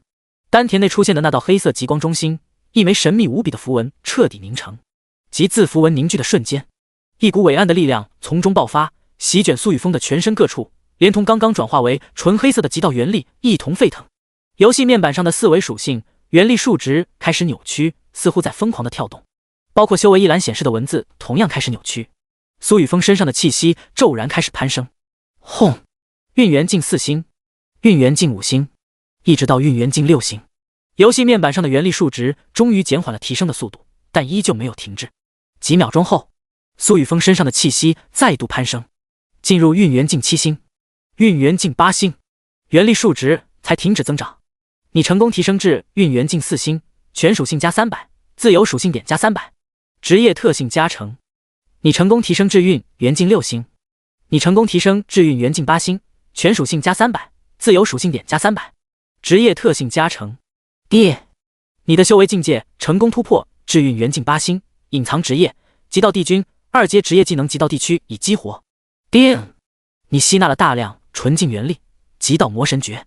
第55章全属性狂飙，半神级天赋先天周易。你吸纳了大量纯净元力，凝聚出一枚极道符文。功法极道魔神诀成功完成一转，全属性提升1000点。游戏面板以及反派系统在苏雨峰修为突破的瞬间，骤然弹出大量的信息。极道魔神诀在这枚3阶王级易经的充沛能量作用下，顺利的完成一转。一转完成，代表着自身所有基础属性数值都会按照1阶天醒境的极限进行增长，力量、速度、体质、防御，全部都在这一刻快速飙升。苏雨峰感受着体内不断的增长的力量，看向自己当前的属性面板，毫不犹豫地将剩余的自由属性点全部分配到速度上。民工加点的方案，他要贯彻到底。这年头最怕的就是力量强到爆表，却因为速度太慢打不中敌人。若是遇到强大的敏捷选手，被人一套风筝战术却摸不到人家的衣角，那可就太冤枉了。对于苏雨峰来说，速度必须提升，至于现在的体质和防御属性完全够用了。他在元塔内接受职业传承一共耗费了10天的时间，神话级特殊装备逆元神域在这7日时间里保留了未使用的逆元的次数。苏雨峰将这10次逆元全部消耗，将500点力量全部转化为速度，重新看向现在的游戏面板。目标苏雨峰，境界运元境8星2阶，天赋弑神掠夺永恒级吞噬神话级，毁灭之源神话级，魔影分身神话级，职业极道帝君混沌级，功法极道魔神诀一转混沌级，根骨100，满值100，力量6876加1800点，防御4289加1600点，体质4118点，速度5403点，元力240000500000点。现在的你已经不再是个单纯的莽夫，而是一个全身都没有短板的大鸡巴。是神点200点，装备无尽天赋栏，特殊装备逆元神域神话熔岩爆裂弓、熔岩密甲、2阶超凡，净化灵界，2阶史诗。职业技能 LV Max 极道 ，LVE 极道地区 ，LV3A 极道暗影拳 ，LV2 极道排山掌 ，LVE 极道阴阳交泰 ，LVE 极道生死符。剩余自由属性点0。苏雨峰看着自己如今的属性面板，露出满意的笑容。要知道，2阶人类觉醒者能够达到的基础属性极限便是5000点，可他现在的基础属性中已经有2项直接超过5000点极限，并且他的防御与体质也是丝毫不弱，就像是游戏面板上的评价一般。他现在确实已经没有了明显的短板，只不过对于苏雨峰来说，这还不够。他将来要面对的敌人，远远要比地心上的一种生灵更可怕。这时，清晨的阳光透过窗纱落入卧室之中，一缕缕金灿灿的光点散落，将苏雨峰的大半个身子笼罩。全新的一天在此刻开启，是时候将无限异魔塔彻底具现出来了。苏雨峰将脑海中的杂念挥去，站起身子，伸了个懒腰，打开卧室的大门走出，接过几名女性侍从早已准备好的牙刷，开始清理个人卫生。这几名女性侍从是苏家从各地孤儿院挑选出的佼佼者，从小便在福伯的手下学习各种规矩，无论是礼仪还是学识都不输于任何一个高等学府的学霸。可在苏家，他们却只是嫡系成员的女仆人罢了。臭小子，你昨晚回来都没有去看看你爷爷，便直接回了房间。你到底是什么时候离开的苏家？又是怎么突然出现在钱江市？还有昨天晚上你让我们全部加入的环宇公会又是什么？昨晚我们苏家族地是不是出现了什么变化？苏勇他们汇报说，自身的修炼速度莫名提升了不少，比先前要快10%左右，是不是因为你？早已坐在客厅中喝茶的苏晴见苏雨峰出现在自己面前，面容不善地问道。现在这个小子成了苏家的家主，可日常事务却依旧是他在处理，包括手下的庞大武装部队。要是换了另一个人来成为苏家家主，恐怕第一时间就是将兵权全部收回，防止出现任何危险因素。哪像这个小子，直接把自己活成了个甩手掌柜。他当初怎么没有这命？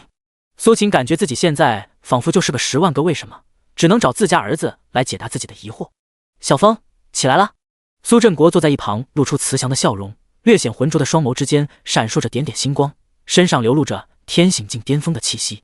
双瞳闪烁的点点星光汇聚成一幅幅玄奥无比的卦象，令他看到了许多寻常人无法看到的东西。上一次在会议上，他在苏雨峰身上看到的是一道无比伟岸的身影，却看不清面容。可现在他依旧能够看到一道虚影，这道虚影身后跪伏着无数生灵，而这道虚影的面容却与苏雨峰一模一样。自家大孙子果然又变强了呀！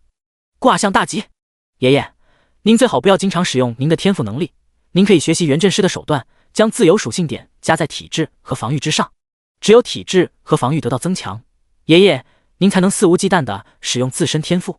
苏雨峰没有第一时间回答苏晴的问题，而是有些担忧地看向苏振国说道。昨晚他通过工会面板查看了自家爷爷的信息，发现苏振国觉醒的天赋竟然是半神级天赋先天周易。半神级天赋处在神话级与 SSS 级天赋之间，威能堪比普通神话级天赋，远远超过 SSS 级，可同样存在缺陷。半神级天赋先天周易的缺陷便会强行降低使用者的寿命、精神和体质。先天周易者，可断生死，可探天象，可察凶吉，可知天命。苏雨峰明显的发现，苏振国现在的精神比前几日弱了许多，原本强健的身体也单薄了不少。这就是使用这个天赋所付出的代价。前世他曾亲眼见到过一名拥有半神级天赋的强大觉醒者，被自身天赋缺陷折磨得痛不欲生，最后选择自尽。相比那一名觉醒者，先天周易的缺陷倒是很好解决，只不过在现阶段不行，必须要等到苏建国突破4阶超凡境才能够勉强使用。等等，苏雨峰想到这里陡然一惊，在他的记忆中，前世同样有一个人拥有先天周易天赋，当初那个人曾警告自己小心秦风、雷傲天、林秋等人，可当时的自己已经带领苏家占据大半个地心，心态过于膨胀，导致他根本没有把这件事放在心上。那个人是谁？第56章巨献神话建筑无限异魔塔。小峰，你看出来了？你是怎么知道我的天赋有缺陷的？苏振国闻言心头一惊，不过表面却没有丝毫变化，镇静地端起手里的清茶，抿上一口说道。一直坐在他身旁的苏晴陡然站起，连忙握住苏振国的手，担忧问道：爸，你怎么了？小峰，你说你爷爷他怎么了？一个身穿淡雅白裙的中年美妇端着2碗清香拌面从厨房内走出，保养极好的肌肤水光发亮，优雅而知性的气质令她有一种说不出来的美感。只是现在的积水云微微皱着柳眉，眉宇之间夹杂着忧心之色。妈，只是一点小问题。苏雨峰轻轻摇了摇头。行了，阿晴、水云，你们两个稍安勿躁，听小峰把话说完。苏振国看向苏雨峰，示意他继续说。爷爷、爸妈、二叔、三叔、小姑他们几个马上就要到了，等他们到了之后，我再跟你们解释工会的事情。苏雨峰顿了顿，爷爷，你这段时间游戏面板上的体质、防御属性应该一直都在下降吧？没错，我已经知道自己的天赋存在缺陷，每一次使用之后，我就会感觉到一阵虚弱。苏振国点了点头。爸，你说什么？苏雨峰正准备说话，苏琪、苏哥、苏月三人推门而入，听到苏振国说的话，顿时紧张的来到他的身旁，每个人的眼眶都泛着一丝丝湿润。听小峰说完，你们几个这么大年纪了，怎么还不如小峰来的镇定？苏振国见状，忍不住呵斥一声，他现在还没死呢。小峰，你快说你爷爷到底怎么了？苏月问道。苏雨峰苦笑一声，爷爷没什么事，只不过是因为自身觉醒的天赋过于强大，爷爷的体质相对偏弱，无法承受而已。因为体质无法承受，每一次使用天赋都会影响自身寿命。不过只需要爷爷以后将所有自由属性点全部分配在体质和防御之上就行，等到修为突破4阶超凡境，便能正常使用自身天赋。我知道了。苏振国点了点头，古怪的扫了周围几个儿女一眼。苏月、苏琪、苏哥、苏晴、姬水云几人面面相觑，脸上浮起一丝尴尬之色。想差了，他们还以为老爹得了什么不治之症。你这孩子，下次把话直接一次性说完，差点把我们几个给急死。这么早把我们叫过来，是有什么重要的事情？苏月翻了个白眼，连忙转移话题。苏雨峰顺着自家小姑的话，看向几人说道：爸妈、小姑、二叔、三叔，你们应该知道，昨晚我建立了本源工会。现在你们查看一下游戏面板上显示的工会界面，我已经将工会的各项管理权限全部分配给你们。其中最重要的权限便是可以查看工会成员的详细信息。我昨晚看到爷爷的个人信息后，才知道他自身天赋的缺陷。哦，苏月、苏哥、苏琪三人眼前一亮，立刻看向工会界面。反倒是苏晴揽着姬水云的腰肢，没有一点动静。臭小子，又想给自己分活干事吧？门都没有。领地光环，元能屏障。难怪昨晚巡查队在祖宅最外围见到了一层透明的光罩，原来这是用来防御识别身份的元能屏障。这个领地光环居然能够加速领地范围内所有人的修炼。苏月、苏琪、苏哥三人时不时地发出惊叹声。对了，小峰，昨晚全服通报广播上说的神话级建筑奖励你抽取到了吗？苏琪好奇问道。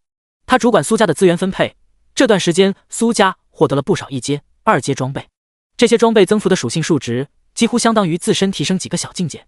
他敏锐地感觉到末世时代拥有一件强大装备的重要性，尤其像是传统网游里的土豪玩家，人手一把强化武器，可以吊打平民选手。只是这段时间苏家获得的装备中，没有一件装备的品质超过稀有级。他现在倒是非常想见识一下神话级别的特殊建筑奖励会拥有什么特殊的作用。二叔，这正是我今天要告诉你们的事。这个神话级建筑我已经抽取成功，它的作用不亚于和平时代的核武器，对我们苏家具有极大的战略意义。苏雨峰无比严肃地说道。苏琪、苏哥、苏月三人脸上的笑容逐渐收敛，苏晴的眼神一变，小峰，现在的工会等级不高，这座神话级特殊建筑肯定会引起其他势力的觊觎。在距离魔都市西面200多公里之外，已经出现一座不亚于魔都的大型人类聚居地，最近与我们苏家起了不小的冲突。这神话级建筑一旦落下，怕是会影响咱们苏家这段时间的快速发展。苏雨峰沉吟了几秒，爸，这座神话级特殊建筑也必须落下，它能让我们苏家的整体实力提升数倍。有我在，那个大型人类聚居地根本算不上什么危险，我已经成功突破到运元境8星，2阶运元境8星。苏琪、苏哥、苏月等人闻言忍不住惊讶道，现在苏家从2阶异种丧尸身上获得的2阶异境数目并不多，只能够支持10几人勉强突破2阶运元境，可想要突破至运元境8星，却不知道需要多少2阶异境才行。小峰修为提升的速度竟然那么快，他的先天根骨值到底有多高？好，小峰说的没错，神话级特殊建筑是我们的资源，岂能因为他人觊觎就藏着掖着？只要我们苏家的实力越发强大，自然不需要担心他人眼红。苏振国的双眸之间星光闪烁，正想要发动能力推算吉凶，他突然想到苏雨峰刚刚所说的代价，悻悻地将其终止。爷爷说的没错，所以我打算现在就将这座神话级特殊建筑巨献，就落在咱们庄园的中心位置，唯有苏家之人才可以使用。苏雨峰看向游戏面板上的工会界面，一座通天巨塔的缩影在最顶端，巨献按钮就出现在这道缩影的右侧。巨蟹第57章黑暗异魔之影。轰隆隆，振聋发聩的轰鸣声从天穹之上传来。魔都市的天空中出现一个巨大的黑色漩涡，几乎将整个魔都市笼罩，其中传出无比恐怖的威压。怎么回事？又出现什么变故了吗？天空中那个黑色漩涡里面好像有什么东西，让我的身体没法动弹，似乎有什么恐怖正在降临。苏家的强者怎么没有任何动作？难道这是苏家搞出来的东西？这般大的动静令魔都市所有人惊醒，不知缘由的普通民众一时间感到无比恐慌，每个人的目光全部聚焦在天空中的黑色漩涡之中。在他们的注视下，无限异魔塔的塔座缓缓地从黑色漩涡之中冲出，一头头诡异的黑暗异魔之影从塔底疯狂地想要冲出。不少人见到这些黑暗异魔之影的刹那，恐怖、心悸、嫉妒、狂乱、疯狂，各种各样的情绪在他们的心头滋生，牵动着他们的心神堕入黑暗。这些黑暗异魔的肢体被无数血红色锁链层层环绕，硬生生地将他们全部扯回塔身内。刚刚那些虚影太可怕了，我差点以为自己要死在这里。家主他们到底在做什么？这个漩涡似乎是在召唤里面的建筑降临，难道这就是家主昨天获得的那一座神话级特殊建筑奖励？驻守在魔都市周边的众多苏家军队与魔都市的普通民众一样，正抬头望着无限异魔塔，其塔身之外正在不断挣扎的诸多黑暗虚影，让他们感到一阵心悸。最可怕的是，竟然有不少人失去了意识，开始疯狂朝着周围的同伴攻击。幸亏那些黑暗虚影很快就被层层血红色锁链封锁消失，否则整个魔都市都会变得无比混乱。这时，嗡！天穹之上传出无比洪亮的嗡鸣声，黑色漩涡中的无限异魔塔开始加速落下。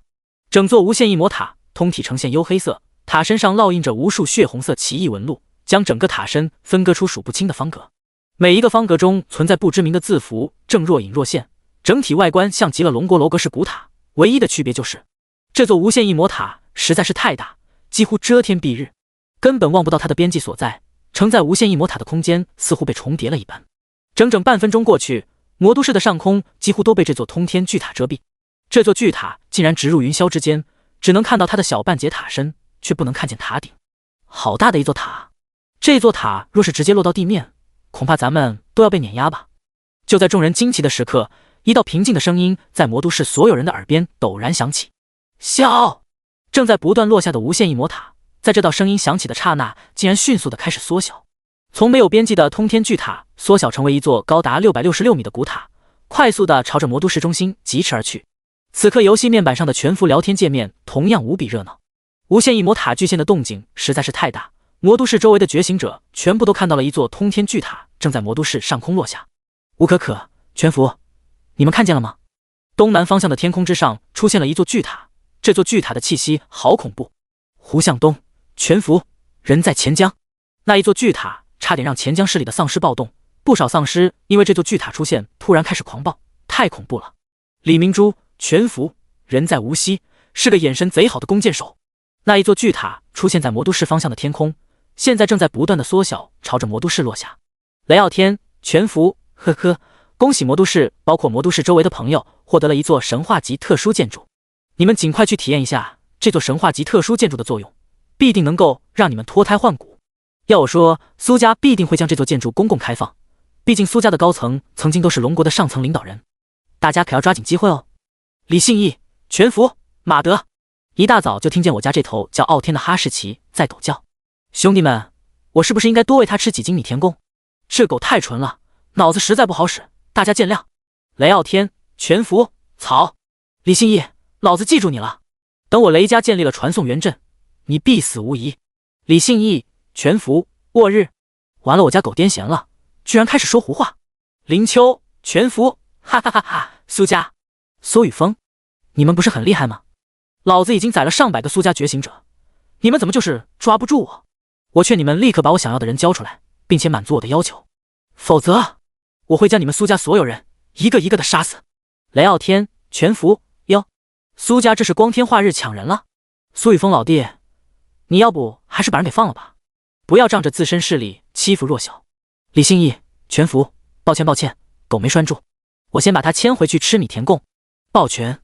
轰隆，苏家核心区域，一座古塔生生落下，地面发出剧烈的震动，出现一条条深不见底的裂缝，卷起漫天烟尘。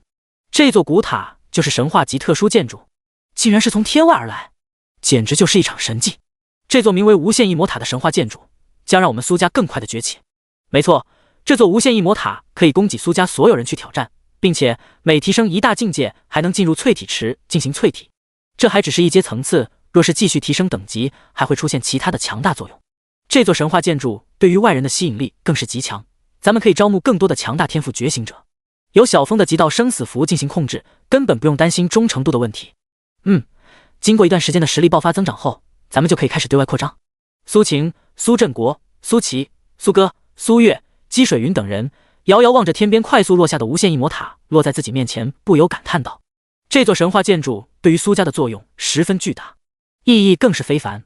再加上极道生死符的控制手段，苏家的未来再也没有人可以压制。家主，就在众人的目光完全被无限异魔塔吸引的时候，苏勇略显焦急地来到苏雨峰身旁，将一份资料信息恭敬地交给苏雨峰。林秋，苏雨峰微微一怔，脸上露出怪异的笑容。第58章，潜入魔都的林秋。走，去连家。你是说林秋现在伪装成了苏丽的模样，潜入了魔都市，现在正跟在咱们苏家天祖的一支战斗小队中，正在魔都市内巡逻？苏雨峰看着手中的资料，忍不住嗤笑道：若不是先前因为隐藏职业的传承，导致自己被意外传送到了钱江市，他恐怕早就对这个林秋下手了。没想到这个林秋竟然自己送上了门，这算什么？上来找死！苏雨峰眼中闪过一道寒光，勇哥通过游戏面板告知那一支天祖战斗小队的队长，像往常一样完成所有日常任务后，再回到基地之中来，绝对不能打草惊蛇。明白。苏勇点了点头，他立刻打开游戏面板，准备发送信息。当他打开聊天界面的那一刻，脸色微微一黑，身上的杀意开始沸腾。勇哥，怎么了？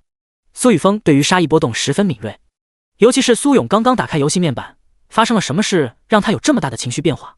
苏勇暂时压下心头的怒气，单膝跪在苏雨峰的身前：家主，我想要亲自去宰了那个林秋。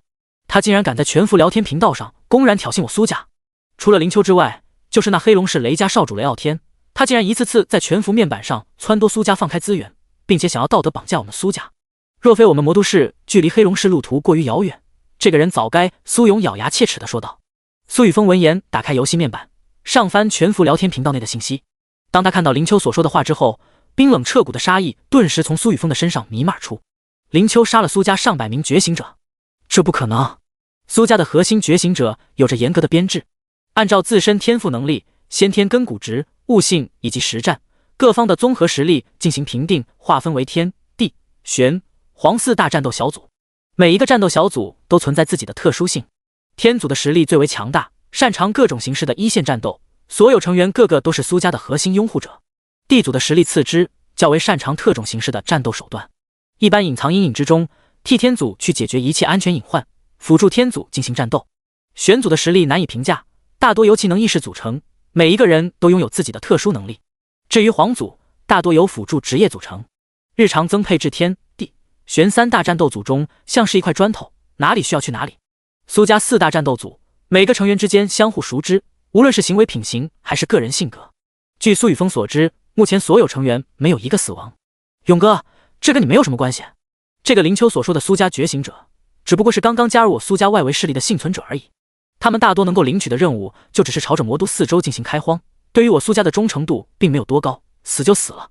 苏勇转念一想，顿时明白了苏雨峰的意思，心头稍稍一松。刚刚自己确实是太着急，苏家的核心觉醒者死了，他怎么可能会不知道？也只有外围的那些觉醒者死了，手底下的人才不会进行上报，很可能以为那些人死在了丧尸的手里。苏雨峰见苏勇回过神，突然冷笑道：但是这个林秋也该死了，先前自己没能空出手先宰了他，现在倒是让这个小子稍稍成了气候，可对于我们苏家来说，他依旧是个蝼蚁。至于雷傲天，不过是个跳梁小丑而已，等过一段时间开启了远距离传送阵，自然可以收拾了。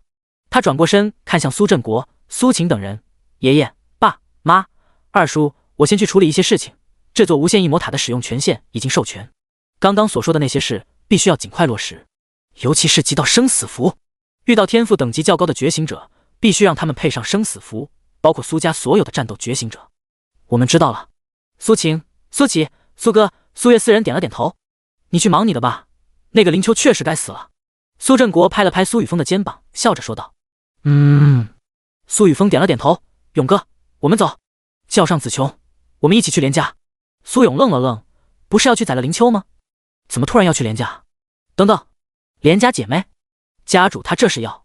苏勇脸上的表情逐渐变得古怪，见苏雨峰已然走向门外，立刻跟了上去。连家，一名身穿淡紫色碎花长裙，低头看不见自己脚掌的绝美少女，正一脸愁容地坐在窗边，看着窗外空无一人的街道。她四处张望了许久，见没有一丝动静，突然站起身，微微弓背。她背后的挺翘被单薄的长裙勾勒成蜜桃状。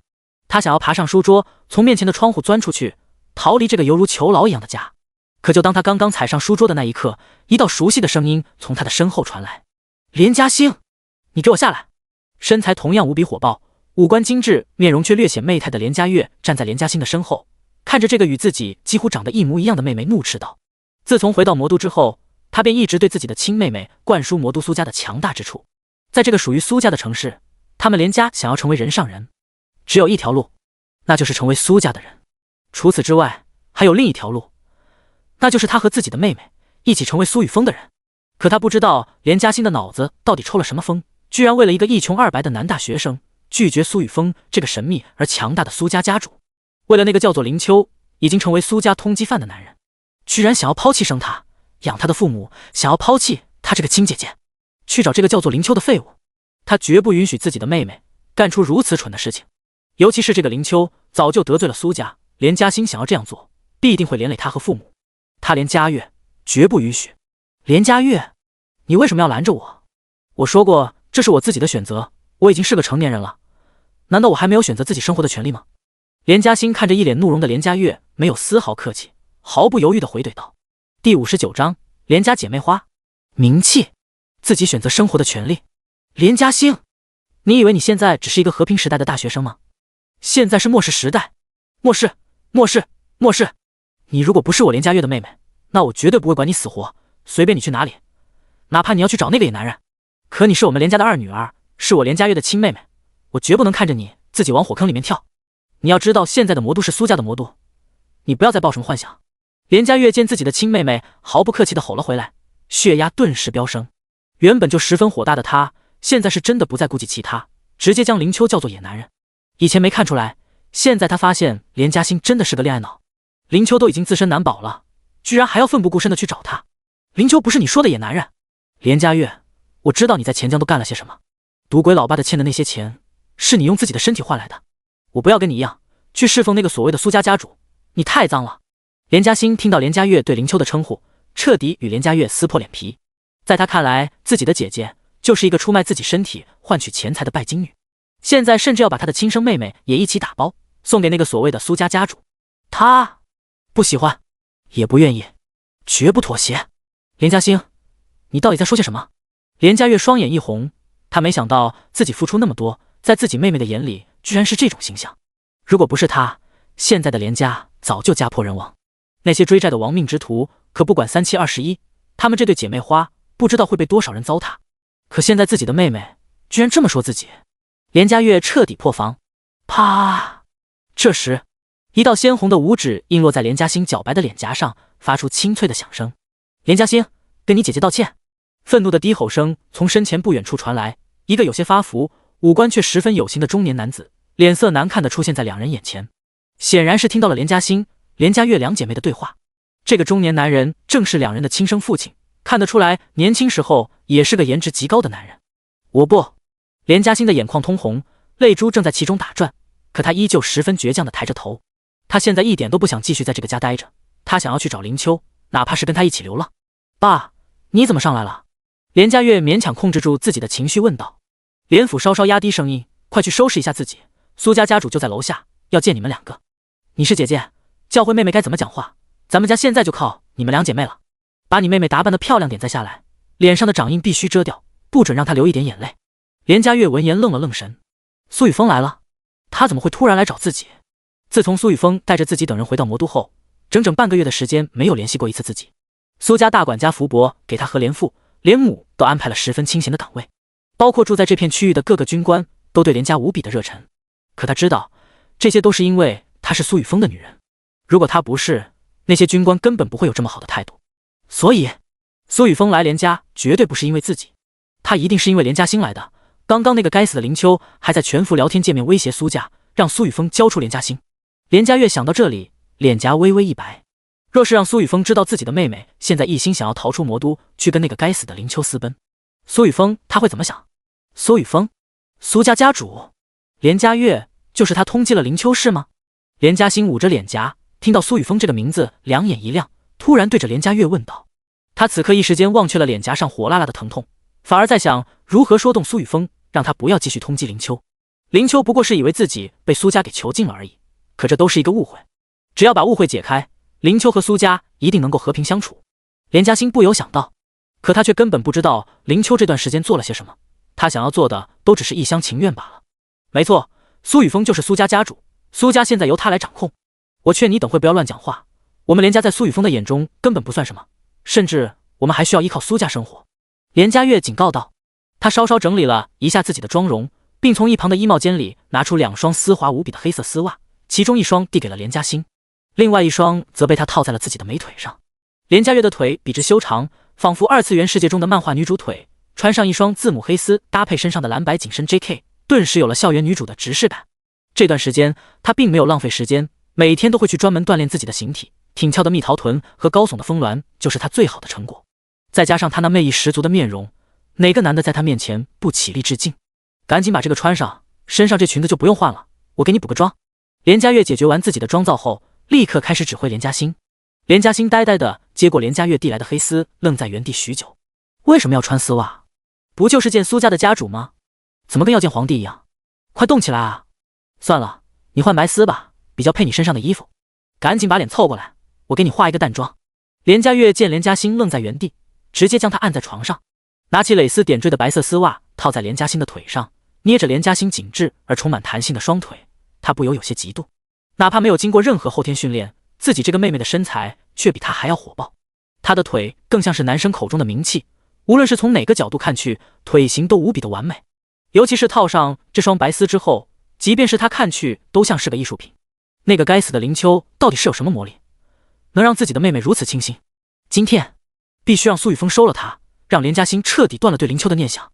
连家月眼中闪过一道寒光，给连家欣仔细的打上遮瑕粉底。第60章特殊技能极道阴阳交泰激活。苏家主，来先吃点水果。家月和家欣他们2个从小被我们惯坏了，现在才起床，正在收拾，一会儿就能下来。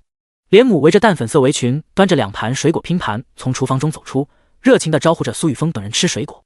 苏家主，我刚刚叫姐妹2人起床，您稍等片刻。连父脸上带着热切的笑容，从楼梯上跑下，连忙说道。他也是没想到苏雨峰会一大早来他们家找自己的女儿，不过这样也好，只要自己的2个女儿全部都成为他的女人，自己未来必定能够过得很好。连父心头喜滋滋的想到，对于自己的2个女儿成为苏雨峰的女人，没有丝毫抵触的情绪。在他看来，这是连家月和连家欣的荣幸。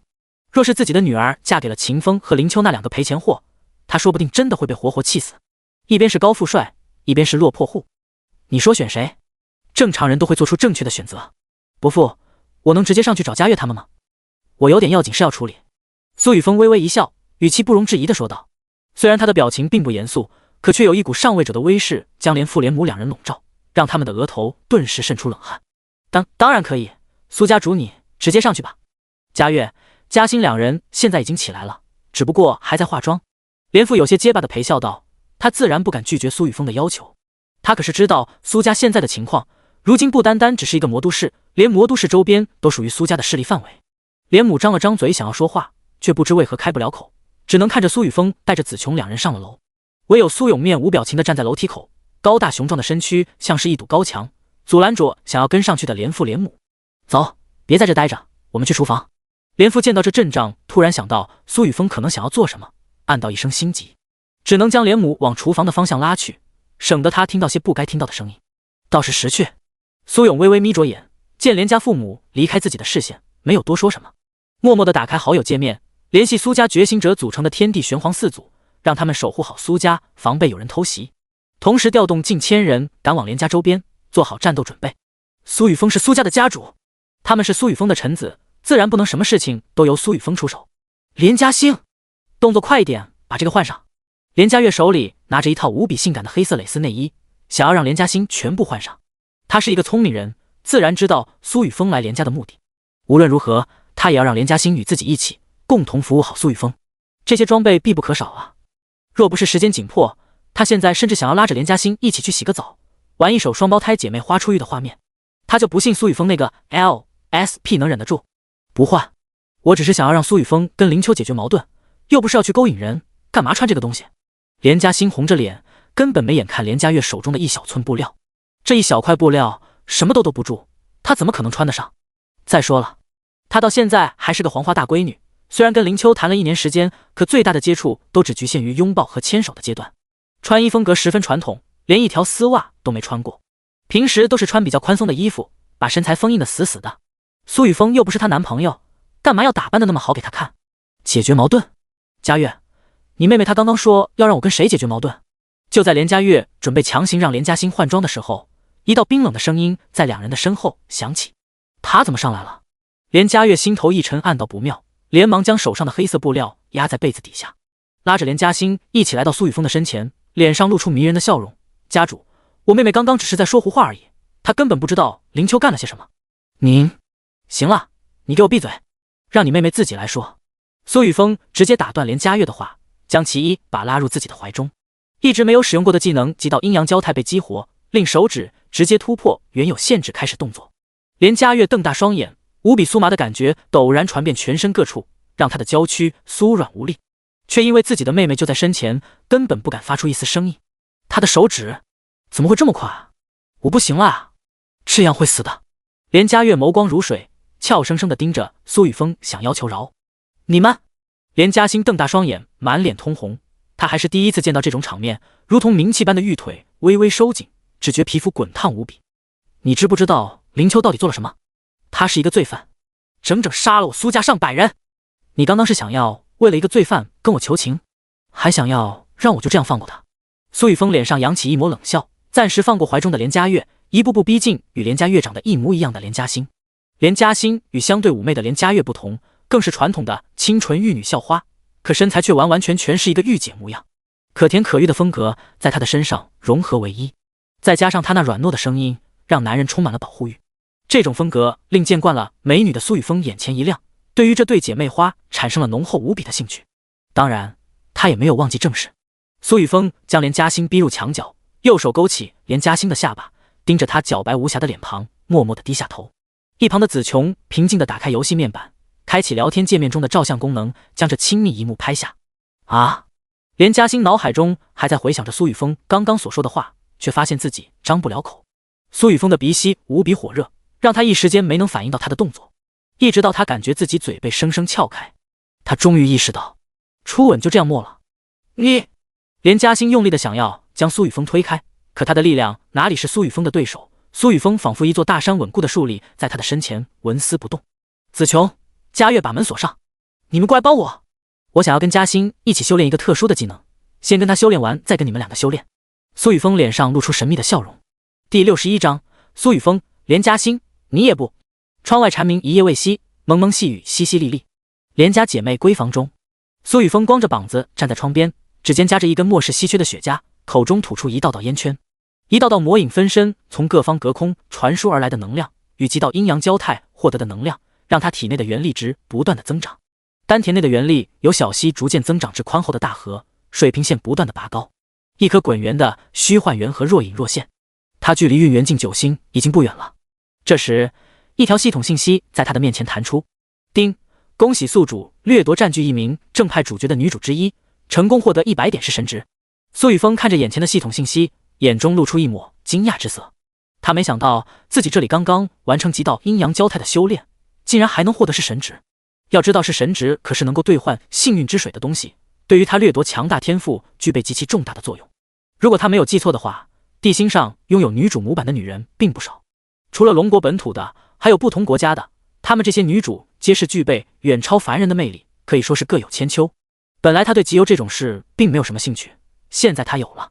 西洋马的风味，他作为一个传统的龙国男人，可还没有真正的尝过。苏雨峰的嘴角微微勾起，看向连嘉悦笑道：嘉悦，该干正事了，不然你等会继续跟我修炼。峰哥，我马上联系那个林秋，你今天还是跟嘉欣好好修炼吧，我看他比较需要变得更强。连嘉悦闻言身体一颤，全身发软的他挣扎着坐起身，毫不犹豫地卖了自己的亲妹妹。没想到眼前这个男人一点都不客气，不仅是杀伐果决，还毫无面皮。跟他一起修炼的滋味虽然十分充实，可太过频繁的话，真的容易出问题。连家月脸上浮起一丝疼痛之色，随手拿起手边一件背心套在身上，打开游戏面板，按照苏雨峰的指令，开始添加林秋为好友。添加林秋好友的时候，他还备注了一行信息：我是连嘉欣的亲生姐姐，我看到你在全服频道想要救嘉欣，我可以帮你。第一好友添加成功，已在通讯列表之上。好友请求发送成功后，几乎瞬间便被林秋通过，一条信息立即弹出：林秋，私聊，你真的是嘉欣的亲姐姐？我现在的处境比较危险，我必须确认你的身份。峰哥，林秋已经加我好友了。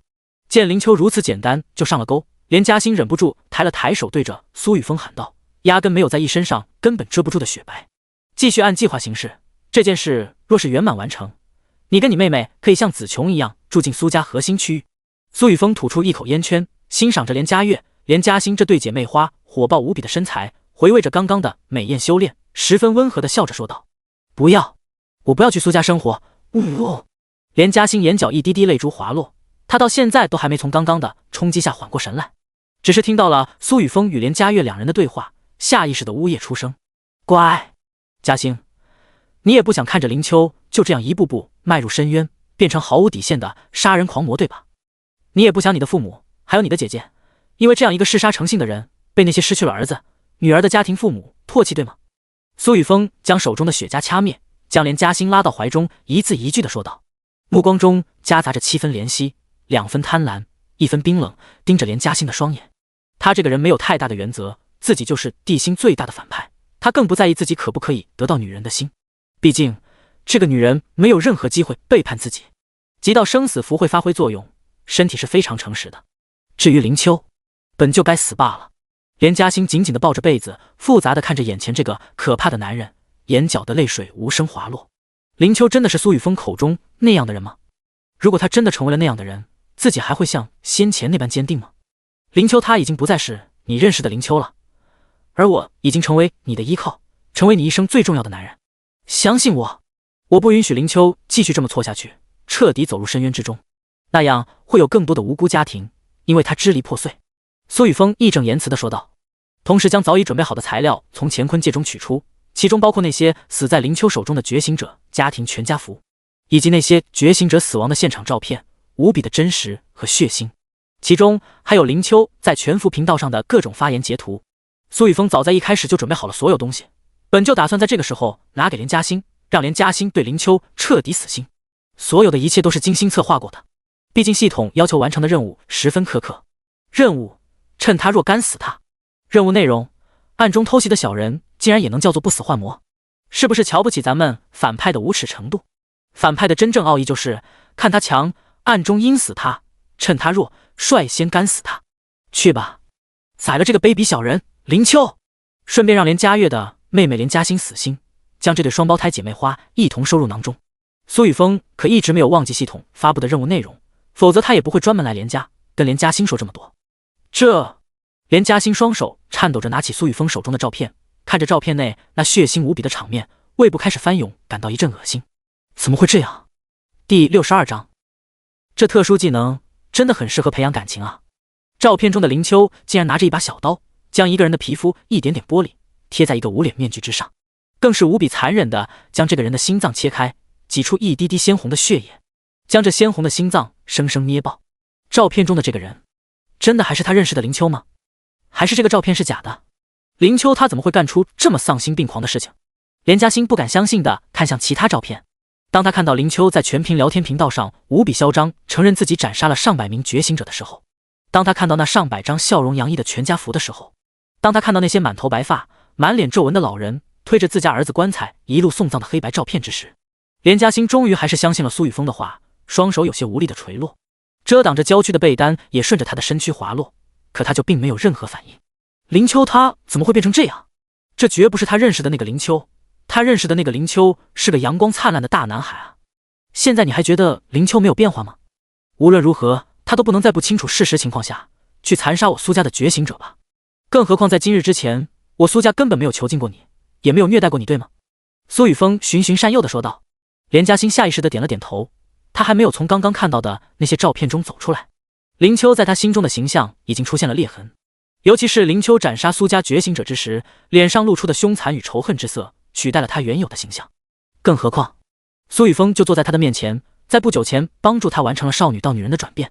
尤其是苏雨峰那俊逸的面容、黄金分割的身材，以及那恐怖的，全部都深深地刻在了连嘉欣心头。连嘉欣此刻心乱如麻，根本不知道该如何反驳苏雨峰的话。我现在让你姐姐做的事情，也不过是想要阻止他罢了。如果他真的执迷不悟，那……苏雨峰补充了一句，这一次却只说到一半便闭上了嘴，火候已经够了。这一次计划中的主角也是时候登场了，只有让这个主角登场，在连嘉欣的面前残忍地杀害一个个人，才能让连嘉欣彻底的死心。现在苏雨峰只想要完成系统发布的任务，他对于系统奖励的神话物品通天魔星十分好奇。除此之外，完成这个任务后，系统还会奖励3万2阶上品1晶。这等数量的2阶上品1晶，足够苏家在短时间内培养出大量的2阶觉醒者。峰哥，林秋又给我发信息了，他想要让我证明自己的身份，然后要我告诉他连嘉欣在哪。男人的嘴，骗人的鬼！连嘉悦翻了个白眼，假装没有听见苏雨峰对连嘉欣说的话，而是专心盯着林秋发来的信息说道：林秋，私聊，您好，你还在吗？现在是不方便回复吗？林秋，私聊，我现在很需要知道连嘉欣的信息，如果你真的是连嘉欣的姐姐，麻烦你帮帮我。林秋，私聊，只要你发一张你们同框的照片就行。嘉欣跟我说过，她有一个亲姐姐在钱江市上学。她面前的聊天界面虚拟框中，林秋一直发送着信息，只不过她并没有立即回复。一旁，苏雨峰霸道地抱着连嘉欣，默默地激活技能阴阳交泰，他要在短时间内让连嘉欣脑海中只剩下自己。阴阳交泰这个技能正好合适。同时，他还从乾坤界中取出了一张极道生死符，悄然地落在连嘉欣的后背之上，化作点点红光钻入他的体内。滴，极道生死符成功作用于目标。游戏面板上突然弹出一条信息，连嘉欣的身旁陡然出现一个虚拟方框，落在苏雨峰的面前，其中显示着一行小字：目标当前忠诚度15。忠诚度居然有15点。苏雨峰见极道生死符发挥效用，连嘉欣的忠诚度更是让他意外。看来阴阳交泰这个技能很适合培养感情嘛。结。苏雨峰在心头怪笑了一会儿，分神对着连嘉悦说道，继续给林秋发信息。至于发一些什么内容，你自己把握，能完成任务便是。说完，苏雨峰立刻开始了修炼专用的动作，拉着连嘉欣一起开始进行阴阳交泰的修炼。系统任务栏内可还没有显示连嘉欣已经对林秋彻底死心，自己还需要努力啊。若是系统任务没有那么变态要求，他早就发动整个苏家的力量，将林秋那个白痴群殴干成废物，或者亲自出动将其直接捏死了。哪里用得着在这里卖力气？不过确实有利于加快自身修炼的速度。不要！连嘉欣稍稍挣扎了几下，见面前的苏雨峰丝毫没有离开的意思，只能无奈地闭上了双眼，默默感受着一股股暖流从小腹处涌向全身，开始快速强化着他的肌肉、骨骼、血液。可在这强化的过程中，却有一种难以抑制的酥麻感席卷灵魂，让他一时间梦入云霄，几乎难以自拔。渐渐的，连嘉欣沉浸在阴阳交泰的修炼中，不知不觉地开始主动配合着苏雨峰，变换各种修炼的动作，让修炼的效率不断拔高。窗外的蝉鸣声忽然开始响起，琼姐、峰哥他连嘉悦的耳垂通红，感觉有些口干舌燥。子琼一脸平淡地拿起自己的衣服走入卫生间，只留下一句话：继续干你该干的事情，做好家主吩咐的一切事，你才有留在他身边的资格。好。连嘉悦现在已经大概了解了子琼与苏雨峰两人的性格，认真的点了点头，立刻打开好友界面，将自己与连嘉欣的合照率先发送给林秋。林秋，私聊，嘉悦姐，我可以这样叫你吗？不好意思，为了安全起见，我必须确认你的身份。几乎秒回。连嘉悦嘴角带着一丝不屑，没有任何废话，继续给林秋发信息。这些图片全部都是苏雨峰刚刚闯入连嘉欣闺房后，由子琼抓拍的亲密合照。连嘉悦，私聊，这是我跟嘉悦小时候现在的合照，请相信我。嘉欣被苏雨峰给抓走了，现在只有你能够救他。林秋，私聊，怒气冲天点 JPG。林秋，私聊，嘉悦姐，告诉我嘉欣现在在哪里，我要将她从苏家手里救出来。我向你保证，我一定会灭了苏家。第63章，戴着原亮色帽子的林秋终于来了。魔都市东区，该死的苏雨峰，他怎么敢的？他怎么敢这样对待嘉欣？顶着苏丽模样的林秋咬牙切齿地捏着手中的一截精良级长刀，眼眶微红，死死地盯着聊天界面中连嘉悦发来的信息。他只要想到连嘉欣被苏家苏雨峰等人囚困，就莫名的感觉自己的头顶戴了一个原亮色帽子。林秋恨不得立刻杀到苏雨峰的面前，将苏雨峰这个混蛋一刀刀砍死。对于一个男人来说，最爱的女人被生生苏家囚禁这么长时间，绝对是爆炸性的伤害，狠狠地在他的心头扎了一刀。谁知道这么长的时间里，苏家会对连嘉欣做些什么？忍住，一定要忍住，不能在这里打草惊蛇，暂时还不能被发现。嘉欣说不定还好好的，自己一定可以将他给救出来，哪怕他的第一次。林秋在心头不断地念叨着，他还没有完全失去理智。现在他根本不知道连嘉欣的具体位置，尤其是如今他是顶替了苏丽的身份才进入的魔都市，一旦在这里暴露，那先前所做的一切努力都白费了。林秋控制着自己情绪，保持着一言不发的状态，脸上的表情瞬间恢复原状，继续看向聊天界面，给连嘉悦发去信息。他现在必须知道连嘉欣的具体位置，只要知道了连嘉欣的位置，他便可以找个理由离开这个苏家觉醒者小队。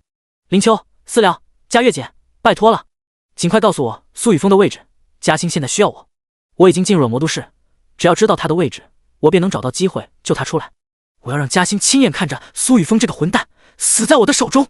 连嘉欣的闺房中，苏雨峰拉着连嘉欣变换了数十个修炼的动作，每一个动作转换的瞬间都没有让他们之间的阴阳交泰中断。从卧室到浴室，再从浴室到书桌，淡淡的清香在空气中弥漫，泛着一丝丝情愫的味道。两人一次次的动作转换，还伴随着地点的移动，让一直坐在床上的连嘉悦微微皱起眉头，除了耳垂外，现在连脖子都开始通红。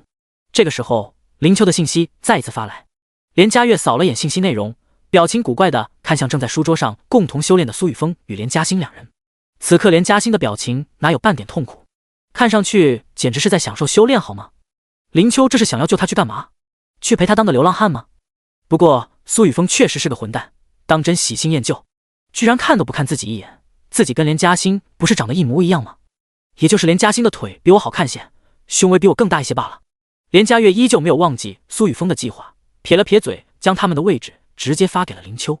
连嘉悦，私信，你一定要小心。嘉欣现在被囚禁的地方戒备森严，有许多强大的苏家觉醒者在看守。距离这栋别墅最近的几名觉醒者，修为已经达到2阶运元境。林秋，私信，嘉悦姐，我知道了。你放心，我一定会救出嘉欣，若有机会，必定亲手斩杀苏雨峰。林秋回复信息的速度极快。连嘉悦瞥了一眼他的回复内容，忍不住摇了摇头。这个林秋到底有没有长脑子？已经被愤怒冲昏头脑了吗？魔都市东区，你们先回去，我接收到家主的信息，要单独去处理一些事。林秋模仿着苏丽的性格特征，对着周围几名苏家天祖觉醒者笑道：行，力哥你去吧，我们继续执行任务，结束后基地见。这支小队的队长早已收到苏勇的消息，知道林秋接下来要去哪里，十分自然地应道：我们走，全部跟上。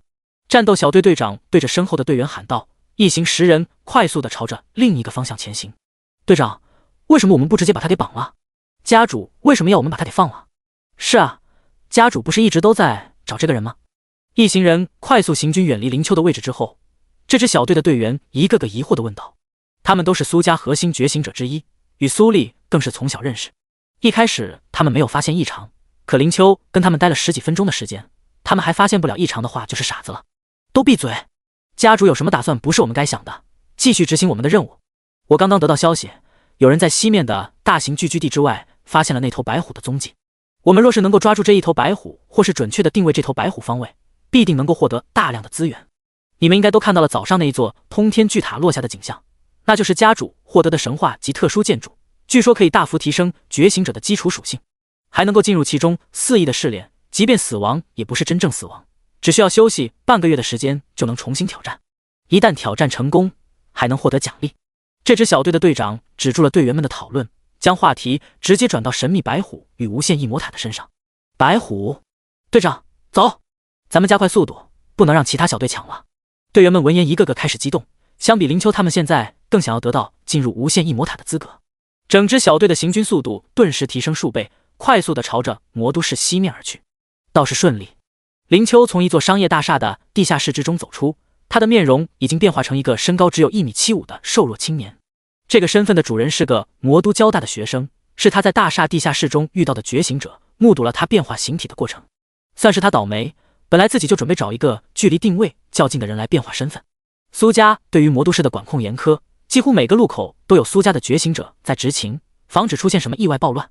林秋迎着刺眼的阳光，抬头看了眼路标，默默地躲入阴影之中，发动自身职业技能形如幻影，朝着连家所在的方向快速靠近。苏雨峰，你绝对想不到我会这么轻易的就回到了魔都。嘉兴，我来了，等我。第64章，神话天赋不死之身。25分钟后，就是那里了。周围的警戒果然很强，自己必须等体内的元力完全恢复再行动。林秋躲藏在一片茂密的园林之中，看着距离自己不过200米的连家别墅，从储物戒中拿出3枚2阶低品易经握在掌心，快速的吸纳易经内蕴含的元气，恢复着自身元力。一路上一直使用形如幻影，低于自身等阶的存在根本无法发现自己。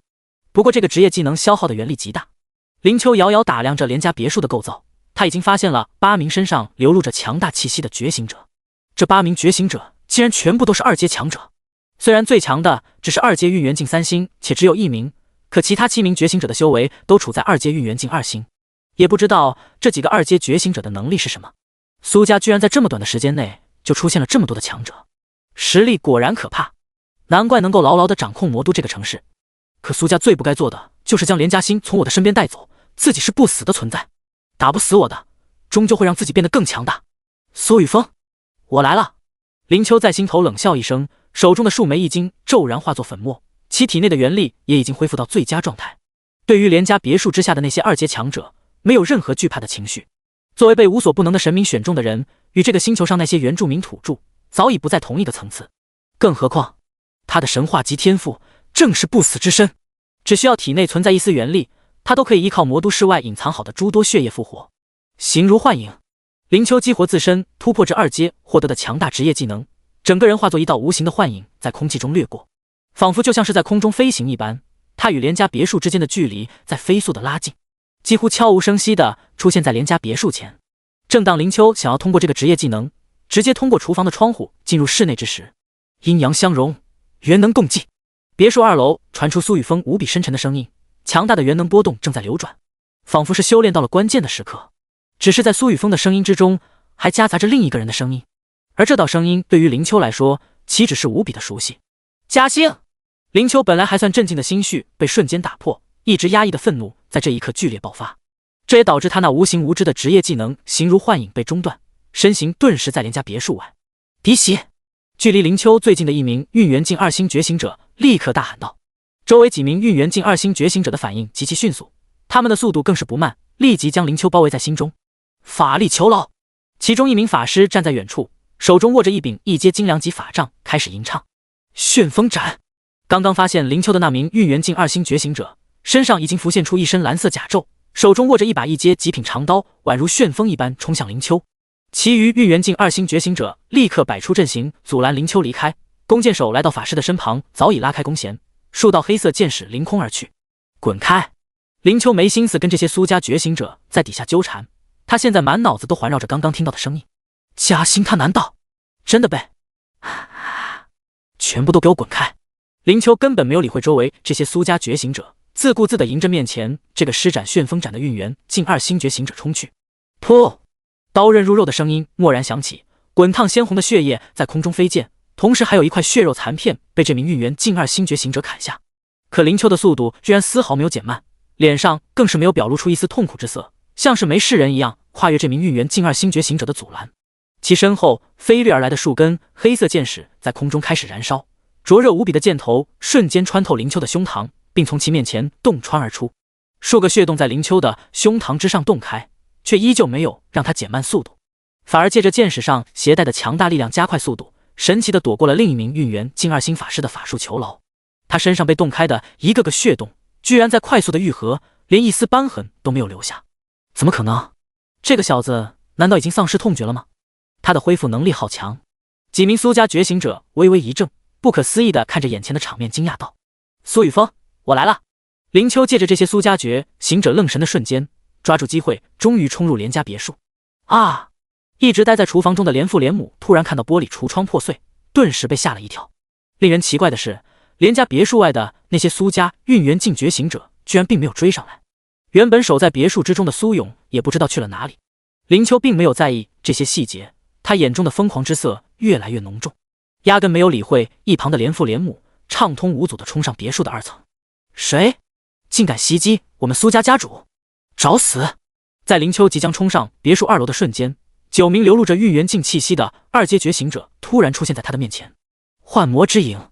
这些觉醒者出现的瞬间，林秋顿时感觉到死亡的威胁席卷全身。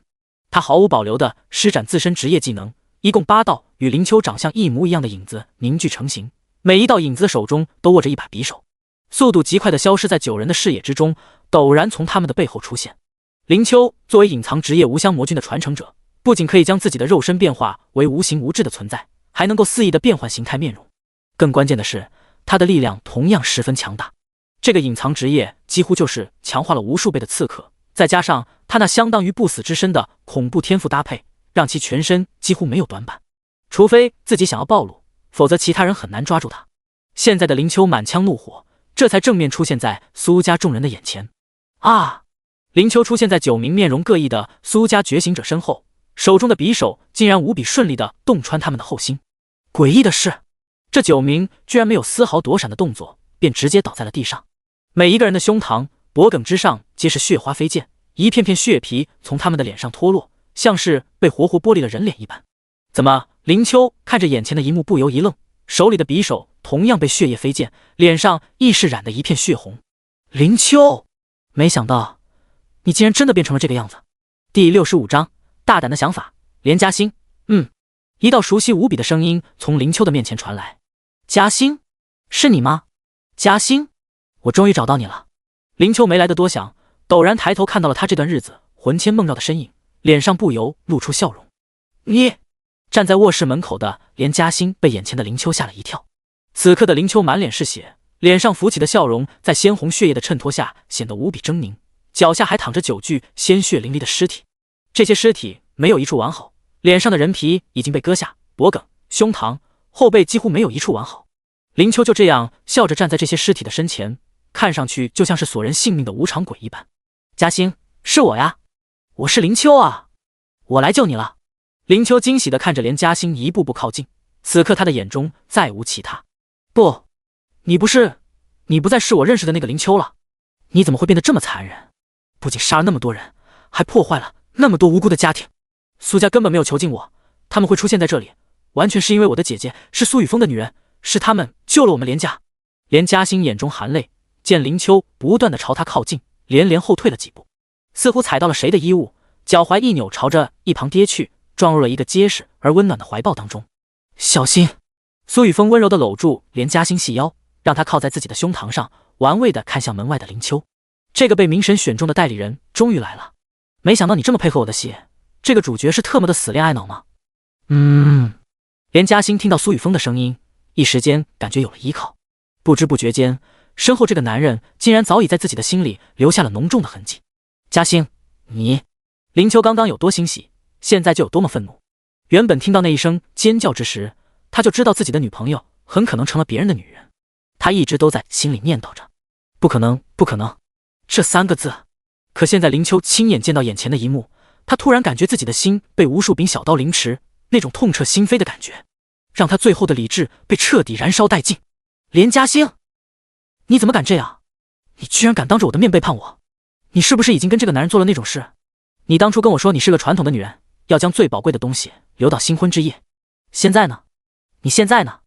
你说的话全部都是在放屁吗？还有你的姐姐，你们所有人都在骗我！林秋的面容逐渐扭曲，歇斯底里的怒吼着，宣泄着心头的怒火。此刻他已经认出了抱着连嘉欣的男人是谁，就是苏雨峰。好，你们所有人都该死啊！为什么要骗我？为什么？林秋的身影顿时消失在苏雨峰等人的面前，8道与他本体长得一模一样的分身蓦然出现在苏雨峰的身后，想要捅穿苏雨峰的身体，让他感受自己现在的痛苦。不要！连嘉欣看着林秋此刻疯狂无比的模样，心头最后一丝幻想彻底消失。苏雨峰说的对，眼前这个人不再是林秋，他就是一个十恶不赦的刽子手。丁，恭喜宿主成功虏获连家姐妹花，连嘉欣的原有命运被打破，请宿主再接再厉，虐杀眼前这个不知死活的小主角。连嘉欣见苏雨峰被林秋刺杀下意识大喊的瞬间，系统提示音在苏雨峰的耳边陡然响起。站在原地还没有动作的苏雨峰顿时眼前一亮，无比恐怖的气势在他的身上轰然涌现。修为达到运元境8星之后，他最基础的4维属性都已经冲破2阶限制。林秋的实力在他的眼中也就那样，虽然比普通人强大了数倍，可依旧是一个蝼蚁，反手即可镇压。林秋，我等你很久了，现在赐你一死。苏雨峰陡然转过身，毁灭之源在他的灵魂深处跳动，他扬起手掌，对着面前刺杀而来的数道身影猛然一拍，砰！怎么可能？一声闷响，林秋召唤出的那8道分身被苏雨峰随意扬起的一巴掌给生生拍碎，而林秋的本体也被狠狠地拍中，恐怖无比的力量顿时涌入他的全身各处，伴随着那恐怖的毁灭之力，他的肉身仿佛就像是一块豆腐，被轻而易举地拍得4分5裂，落在苏雨峰的脚底。毁灭之力在疯狂地毁灭其体内的生机。与此同时，大量的元气在他的体内消逝，龟裂成数块的身躯竟然在快速的愈合，包括他身上的气息居然也在快速的增长。丁，成功对人类造成伤害，力量永久+1。有趣，居然没死。苏雨峰没有理会系统提示音，有些意外地看着林秋不断扭曲恢复的身形。自己现在的力量数值接近7000点，再加上毁灭之力的加持，几乎就相当于7000点真实伤害落在他人的肉体之上。现在的地心相当于半数据化的世界，哪怕自己再怎么收敛力量，一旦有了攻击的意图，也会给其他人造成巨大的伤害。这也是他从来没有去找过活靶子或是跟人切磋的原因，因为苏雨峰怕一不小心把人一拳打死。可现在盯着面前这个几乎拥有不死之身的林秋，他的脑海中突然灵光一闪，有了一个大胆的想法。第66章狂刷，力量暴涨。子琼，带着佳悦和嘉欣两人先下楼，我担心林秋会伤害到你们。苏雨峰露出一抹古怪的笑容，对着子琼喊了一声：是，家主。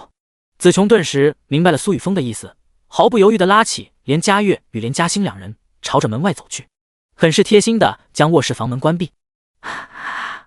苏雨峰，你杀不死我，你们苏家迟早都会灭亡，我发誓。形如幻影。就在连佳悦、连嘉欣、子琼三人离开的瞬间，林秋的肉身陡然恢复如初，身上的气息也从运元境2星暴增至运元境3星。林秋冷笑着对着苏雨峰怒吼一声，全身竟化作无形而透明的云烟一般，欲要逃离苏雨峰的掌控。你想去哪里？苏雨峰平静的面容蓦然出现在林秋面前，充斥着毁灭之力的大手狠狠地抓住林秋的脑袋，将其按倒在地。原本无形的身躯在苏雨峰的毁灭之力包裹下，竟然重新恢复原形。你！林秋眼中闪过一抹恐惧之色，他还是第一次遇到这种情况。从前根本没有人能够识破他的职业技能，哪怕他无比嚣张的从别人面前穿过，都不会有任何察觉。可现在，苏雨峰是怎么把他这么轻易的抓回来的？还有他的速度，怎么会那么快？他不过只是比我高了几个小境界而已，自己明明获得了神的力量，为什么在他的手里就像是一个玩具一样脆弱？林秋想要挣扎的站起身，可迎面来的却是比沙包还大的拳头。砰砰砰！苏雨峰面无表情的捏起拳头，对准林秋的大脸直接砸了上去。半空中残留着大量的拳影，每一拳都准确无误的落在林秋的脸颊上。苏雨峰此刻的速度，每秒几乎可以砸出8、9拳。丁，成功对人类造成伤害，力量永久+1。丁，成功对人类造成伤害，力量永久+1。系统提示信息不断的弹出，一股股久违的悠长暖流不断的从脑海深处涌出，涌向苏雨峰的全身各处，不断的强化着他的肉身之躯，强化着他的骨骼、骨髓、细胞，让他的身体可以更好的承载更加强大的力量。短短几秒钟的时间，近100拳轰出。苏雨峰的力量同样增长了上百点，他肆意的挥动自己的拳头，力量快速增长的畅快感让他沉醉。他发现自己现在越来越喜欢这拳拳到肉的感觉了，真的很爽。他暂时封闭了毁灭之源的加持，只依靠自身原有的力量。砰砰砰，拳拳到肉的闷响声接连响起。每当苏雨峰看到林秋面容塌陷，生命力衰弱到无法继续承受他的力量之时，他便会停下手，等待着他恢复肉身。待林秋的肉身恢复大半，他便会再一次开始下一轮的锤击。整整5余分钟的时间。丁，成功对人类造成伤害，力量永久+1+1+1+。系统信息在他的眼前不断的跳动，源源不断的暖流从脑海深处席卷全身，持续的强化苏雨峰的力量。在林秋的身上，他已经获得了2400多点的力量增长，游戏面板上的力量数值即将破万。而就在这时，他面前一直处在奄奄一息状态下的林秋骤然爆发出强大的气势。苏雨峰，我真的要感谢你的帮助啊！哈哈，如果不是你，我的修为境界也不可能那么快达到运元境9星。我会把你在我身上施加的东西全部还给你。林秋塌陷的胸膛、破裂的骨骼、崩裂的五官，在苏雨峰的面前以肉眼可见的速度恢复原状。他盯着自身的游戏面板，可以看到他的四维属性正在暴涨，还有那来自神灵的强大不死天赋也变得更加强大。林秋脸上的血液凝固，狰狞可怖的双眼死死地盯着苏雨峰，发出猖狂无比的笑声。16道手持黑色匕首的分身不知何时浮现，封死苏雨峰的各个方位，朝着他的要害捅去。林秋的手中握着一阶极品匕首，匕首上泛着浓浓的绿光，一条圆纹在其上闪烁。墨绿色毒雾陡然从刀刃处激射而出，将苏雨峰包括那16道分身一同覆盖。苏雨峰，你后悔吗？我会一个一个把你们苏家的人全部杀死。我是不。林秋嚣张的声音突然戛然而止，他惊慌地瞪大双眼。一个巨大的黑色漩涡在卧室顶部浮现，恐怖无比的吞噬之力开始爆发。他刚刚召唤出的16道分身以及极品匕首的特技苏麻毒雾，全部都被那道黑色吞噬漩涡吞噬一空，根本没有起到任何作用。面前被墨绿色毒雾笼罩的苏雨峰一步步朝着林秋走来。给我动啊！林秋拼命催动体内元力，并且想要抬起自己的手进行自我了结，可头顶的那道吞噬漩涡却在此刻爆发出更加强大的吞噬之力，他居然握不住自己手中的一阶极品匕首。林秋手中的一阶极品匕首脱手而出，他的肉身也被牵扯朝着空中的吞噬漩涡而去。他感受到吞噬漩涡之中那吞噬一切的力量，默默低下头，遮掩眼中的欣喜之色。只要他保存一丝元力，即便被这个吞噬漩涡碾碎肉身，他依旧可以通过存储在魔都世外的血液重新复活。苏雨峰迟早要死在他的手上。这时，林秋突然感觉到一只大手捏住了他的咽喉，这只手的掌心传来强大的吞噬之力。害怕吗？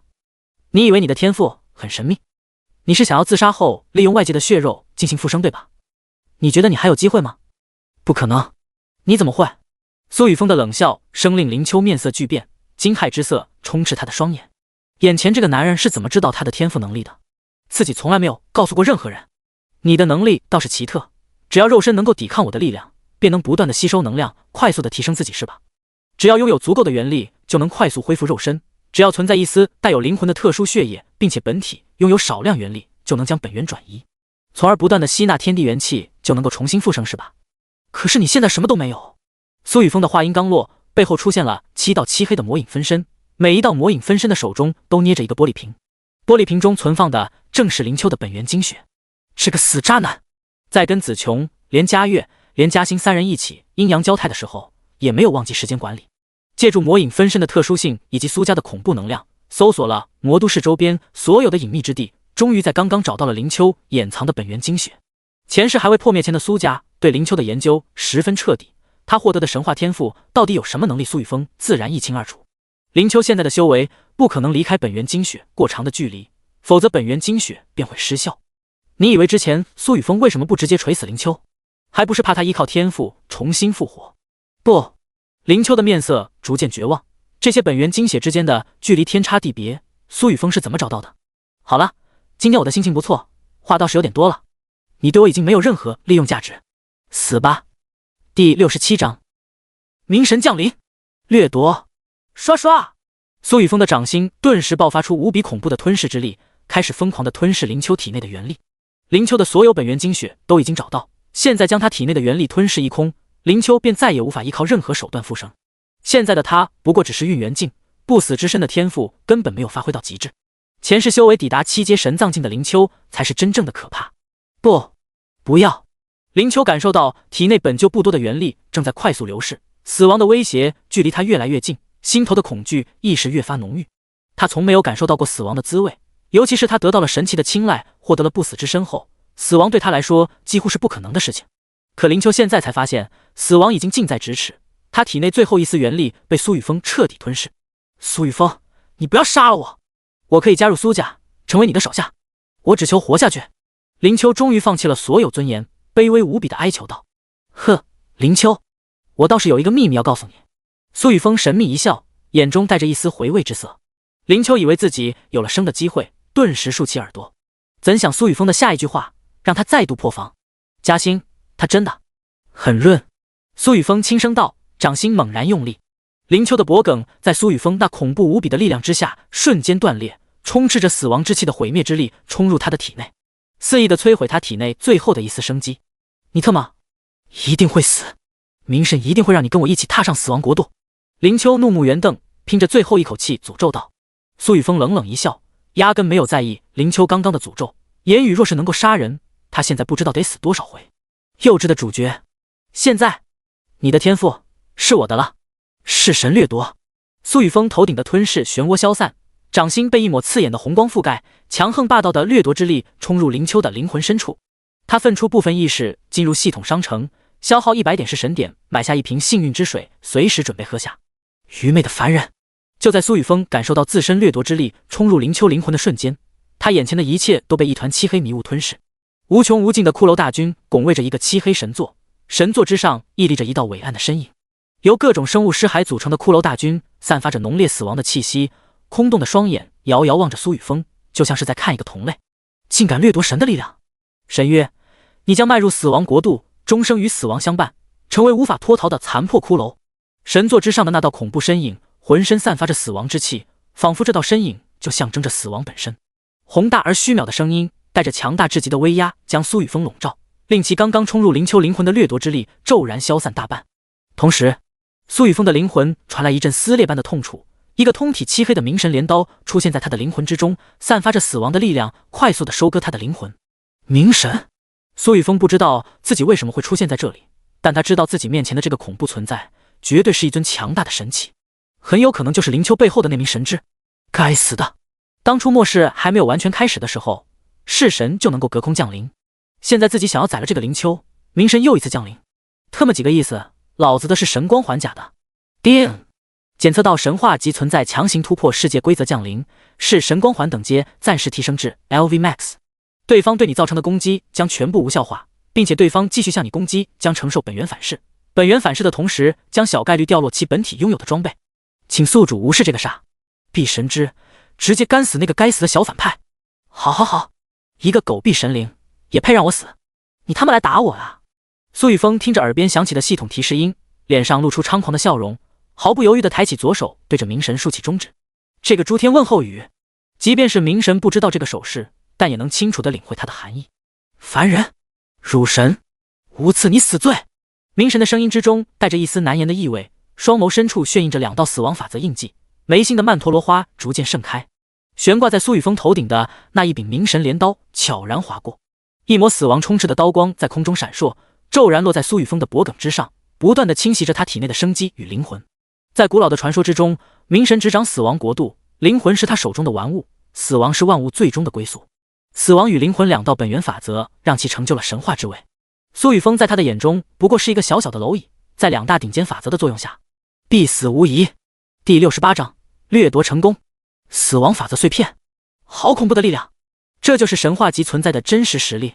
死亡的阴影笼罩着苏雨峰，他站在原地根本没有办法动弹，体内的元力被凝固，即将破万的力量在这尊神话级存在的面前弱得像个强壮点的蚂蚱。若不是神光环的存在，现在的他早就已经成为冥神手中微不足道的一道人类灵魂，被他用来作为催动冥神镰刀的燃料。空中闪烁的那一抹死亡刀光在苏雨峰的眼前不断的放大，最终落在苏雨峰的胸膛之上。卑微而脆弱的人类，高坐在神座上的冥神没有再看苏雨峰一眼，他压根没有想过苏雨峰能够活下来。为了跨越世界规则的阻碍，他可是付出了极大的代价，就连自身核心的本源都被地心世界的规则强行掠夺部分。如果这还杀不了一个蝼蚁，他真的可以去找块豆腐撞死。就在这时，刺耳的嘲笑声从不远处传来，在冥神的耳边环绕。冥神略显疑惑地转过身，却发现原本应该死去的苏雨峰竟然还好好的站在那里。哈哈！苏雨峰浑身闪烁着猩红的流光，那一道充斥着死亡的刀光落在他的身上，不仅没有让他死去，反而转化为纯净的能量涌入他的体内。本就距离运元境9星只差1步之遥的他，在这股强大能量的帮助下，体内的元力顿时暴增，没有任何瓶颈的阻碍，身上的气息陡然提升，修为境界顿时突破至运元境9星。弑神光环还在不断的发挥着作用，一道猩红的剑矢瞬间穿透空间，在冥神猝不及防之下，竟然轻而易举地洞穿了他的胸膛，一滴滴黑色血液伴着他胸口的血洞散落，地面上的大量骷髅大军被腐蚀成粉末。你！冥神虚影正想要催动神力恢复身躯，一抹诡异的红光在他的体内一闪而逝，一道泛着红色光泽的物品从空中滑落，居然直接飞到了苏雨峰的手中。叮！是神光环发挥作用，成功造成本源反噬并掠夺成功，恭喜宿主获得一件传奇品质装备。快，感谢这个撒币冥神老铁的给力赞助，气死他！结，童子，你有点调皮。苏雨峰听着耳边响起的系统提示音，心头一喜。冥神，刚刚那是什么力量？为什么我毫无察觉？嘿，煞笔神灵，气不气？你哪怕亲自降下了自己的投影，也没法救下你选中的棋子。你现在遭受了本源反噬，还能继续杀了我吗？你不是觉得我是蝼蚁吗？苏雨峰讥讽的声音在空间中回响，他面不改色地嘲讽一尊强大的神明，想要再度激发冥神的愤怒，从他身上获得更多的东西。同时快速地喝下手中捏了许久的幸运之水，右手紧握着林秋的脖子。原本即将消散的掠夺之力，在幸运之水的加持下，竟然朝着一个方向快速地钻去，而那里正是林秋觉醒天赋的核心所在，不死之身的天赋之核。他要让这个强大的神话级天赋成为他自己的东西。丁，幸运 buff 加持中，剩余时间30秒。丁，弑神掠夺发动，正在强行掠夺天赋中。那是幸运女神那个婊子的水，这种东西怎么可能出现在地心？冥神一眼便认出了苏雨峰刚刚喝下的东西，顿时失去了镇定。他能够感觉到他赐给林秋的不死法则碎片正在被一股奇特无比的力量包裹，那股力量正在侵蚀他的神奇印记。原本那股力量无比的微弱，可就是那个幸运婊子的水，让这股力量变强了数倍。他现在的投影之躯还遭受了本源反噬，几乎无力阻止眼前这个人类的动作。该死的婊子！当初老子为了追求你，耗费了多少深渊，却连碰都没有碰到过你一下。现在一个比蝼蚁还要弱的人类，居然能够喝到你的水，原来是你在背后搞鬼。这个婊子居然也下注了地心的土著，而且还是一个气运非凡的土著。难怪是神那个家伙被那么早就踢出局，原来是你。冥神的脸色极度难看，胸口的血洞正在不断的扩大。本源反噬对于他的本体来说不算什么，可现在他只是一个弱小的神灵法则投影，他即将溃散。哦呦呦，你这个撒币神灵撑不住了吗？看看，你的代理人死了呀！啪！苏雨峰强行掠夺灵丘天赋的同时，还不忘观察冥神此刻的状态。他心头的杀意丝毫不比现在的冥神弱，只不过他现在的实力却与眼前这个冥神天差地别。若不是这些神明，地心绝对不会是现在这个模样。他很喜欢看到这些神明吃瘪的模样，就像现在。叮！恭喜宿主成功掠夺天赋不死之身神话级。神话级不死之身，功效1：不死。你的躯体已然脱离自然死亡的限制，你将拥有无限的寿命，任何对你造成的伤势都将快速恢复，元力消耗的越快，自身恢复的越迅速。功效2：重生。你可以凝聚出本源精血，将其藏匿在隐秘角落，当你的本体受到致命威胁，亦能通过本源精血重生。功效3：无畏。你已然忘却了人间的疼痛，世间遭遇的一切都将是一场历练，打不死你的终将让你变得更加强大。当前天赋等级让你能够承受不超过自身防御5倍的力量攻击，只要你的防御低于其力量，超出部分都将转化为纯净的元力。功效4：当前等阶过低。一颗散发着强大死亡之气的天赋核心被苏雨峰的掠夺之力包裹，彻底融入他的灵魂之中。天赋融合的瞬间，他的脑海中顿时出现大量的信息。这道神话级天赋的强大作用令苏雨峰心头一震。这一次若不是因为连加星，这个灵丘绝对不会出现在他的面前，更不会在这个时候就被他抓住。感谢老铁送来的大礼。这个教训告诉我们什么？做人不要当恋爱脑，真的容易死。第69章冥神印记。主线任务：区区一个凡人，怎么能在他人的灵魂中掠夺拥有他神识烙印的死亡法则碎片？冥神的面容阴晴不定，他发现自己留在那块死亡法则碎片中的神识烙印已经被一股至高无上的力量彻底磨灭。即便是地心本源都无法轻易磨灭他的神识烙印，现在居然被一个连天地规则之力都没能解除的人类强行磨灭，这个人绝对有问题。冥神的双眼深处一条条暗黑色圆纹弥漫，左眼瞳孔宛如一颗灰白的钻石，右眼瞳孔之中无数灵魂沉浮。这道投影之躯内残留的神识开始燃烧，本就已经处在溃散状态之下的投影越发模糊，可却有一道凌驾于天地规则之上的瞳光穿透无尽空间，落在苏雨峰的身躯之上。等等，那是他的天赋！原来如此，原来如此。冥神眼中闪过一抹惊喜之色，原来是神的棋子也死在了他的手上。是神这个废物居然在这个人类身上留下了印记，难道是神的吞噬法则碎片同样被这个人类给掠夺了？好，这个小子想要突破变得更加强大，迟早都要离开地心，到时候无论是死亡法则还是灵魂法则，全部都是本神的东西。更何况以这个小子的能力，其他蠢货选择的棋子不可能轻易将其斩杀，说不定还有其他意外之喜。白痴！苏雨峰感受到冥神的注视，背后顿时感到一阵发凉，仿佛自己的一切都被眼前这个神灵看穿。不过他并没有任何恐惧，反而对着冥神怒骂了一声：“愚昧的人类！相信我们不久后还会再见，到时候你的灵魂、你的血肉都将成为本神的战利品，你拥有的天赋也将被我一一掠夺。你一定要活到最后，千万不要死在其他废物的手上。”话音刚落，听到苏雨峰的怒骂声，冥神的投影之躯并没有像之前的弑神一样暴怒，反而直接让自己的投影溃散，化作一朵代表死亡的彼岸花，快速地落在苏雨峰的手心之上，形成一道紫红色彼岸印记落在他的掌心。一抹强大的死亡法则之力一闪而逝，这道印记逐渐变得透明。可苏雨峰能够清晰地感觉到，这道印记与先前弑神留下的印记一模一样。冥神留下的印记似乎比弑神还要强大一些。叮！感应到宿主身上的神灵杀印数目增长，现发布主线任务：以凡人之躯屠戮神明。任务内容：来自未知之地的神明竟敢将地心当成他们的游戏场，最关键的是，还敢瞧不起咱们大反派。地心岂是他们想来就来、想走就走的地方？让他们见识一下凡人的怒火吧！弑神长期主线任务奖励：一、屠戮一尊弱小神灵，可100%掠夺其体内法则。二、屠戮一尊中等强度的神明，不仅可以100%掠夺掌控其领悟法则，还可将其所有本源吞噬一空，作为修为提升的助力。三、屠戮一尊强大神明，除上述所有奖励外，还可获得一次混沌本源洗礼。四、屠戮一尊顶尖神明，除上述奖励外，还可获得随机大道本源洗礼。冥神印记成型的那一刻，系统机械声蓦然响起。不知道是不是错觉，苏雨峰总感觉这一次的系统提示音带着一丝愤怒的情绪。主线任务。苏雨峰快速地扫了眼系统任务栏内的全新任务，他没想到这一道全新任务竟然被生生标红。任务2字之前的主线2字更是无比的醒目，其中显示的任务内容更是令苏雨峰心神一震。好家伙，这不就是屠神任务？自己这个反派系统疯了吧？他现在才什么修为，就直接给自己发布这种任务了。叮！请作为大反派的宿主对自身保持自信，某些弱小的神明甚至还不如现在的你。阴阳怪气！苏雨峰盯着眼前浮现的系统信息虚拟框，忍不住吐槽：这童子不懂人情世故，弱小神明弱小，怎么能拿他来做比较？谢系统。苏雨峰撇了撇嘴，将这个主线任务的内容一字一句仔仔细细的看完，发现这些侵入地心的神明都是一群畜生，待宰的那种。都给老子等着，先收拾了你们选的小喽啰。作为大反派，也需要先发育发育。少主，你没事吧？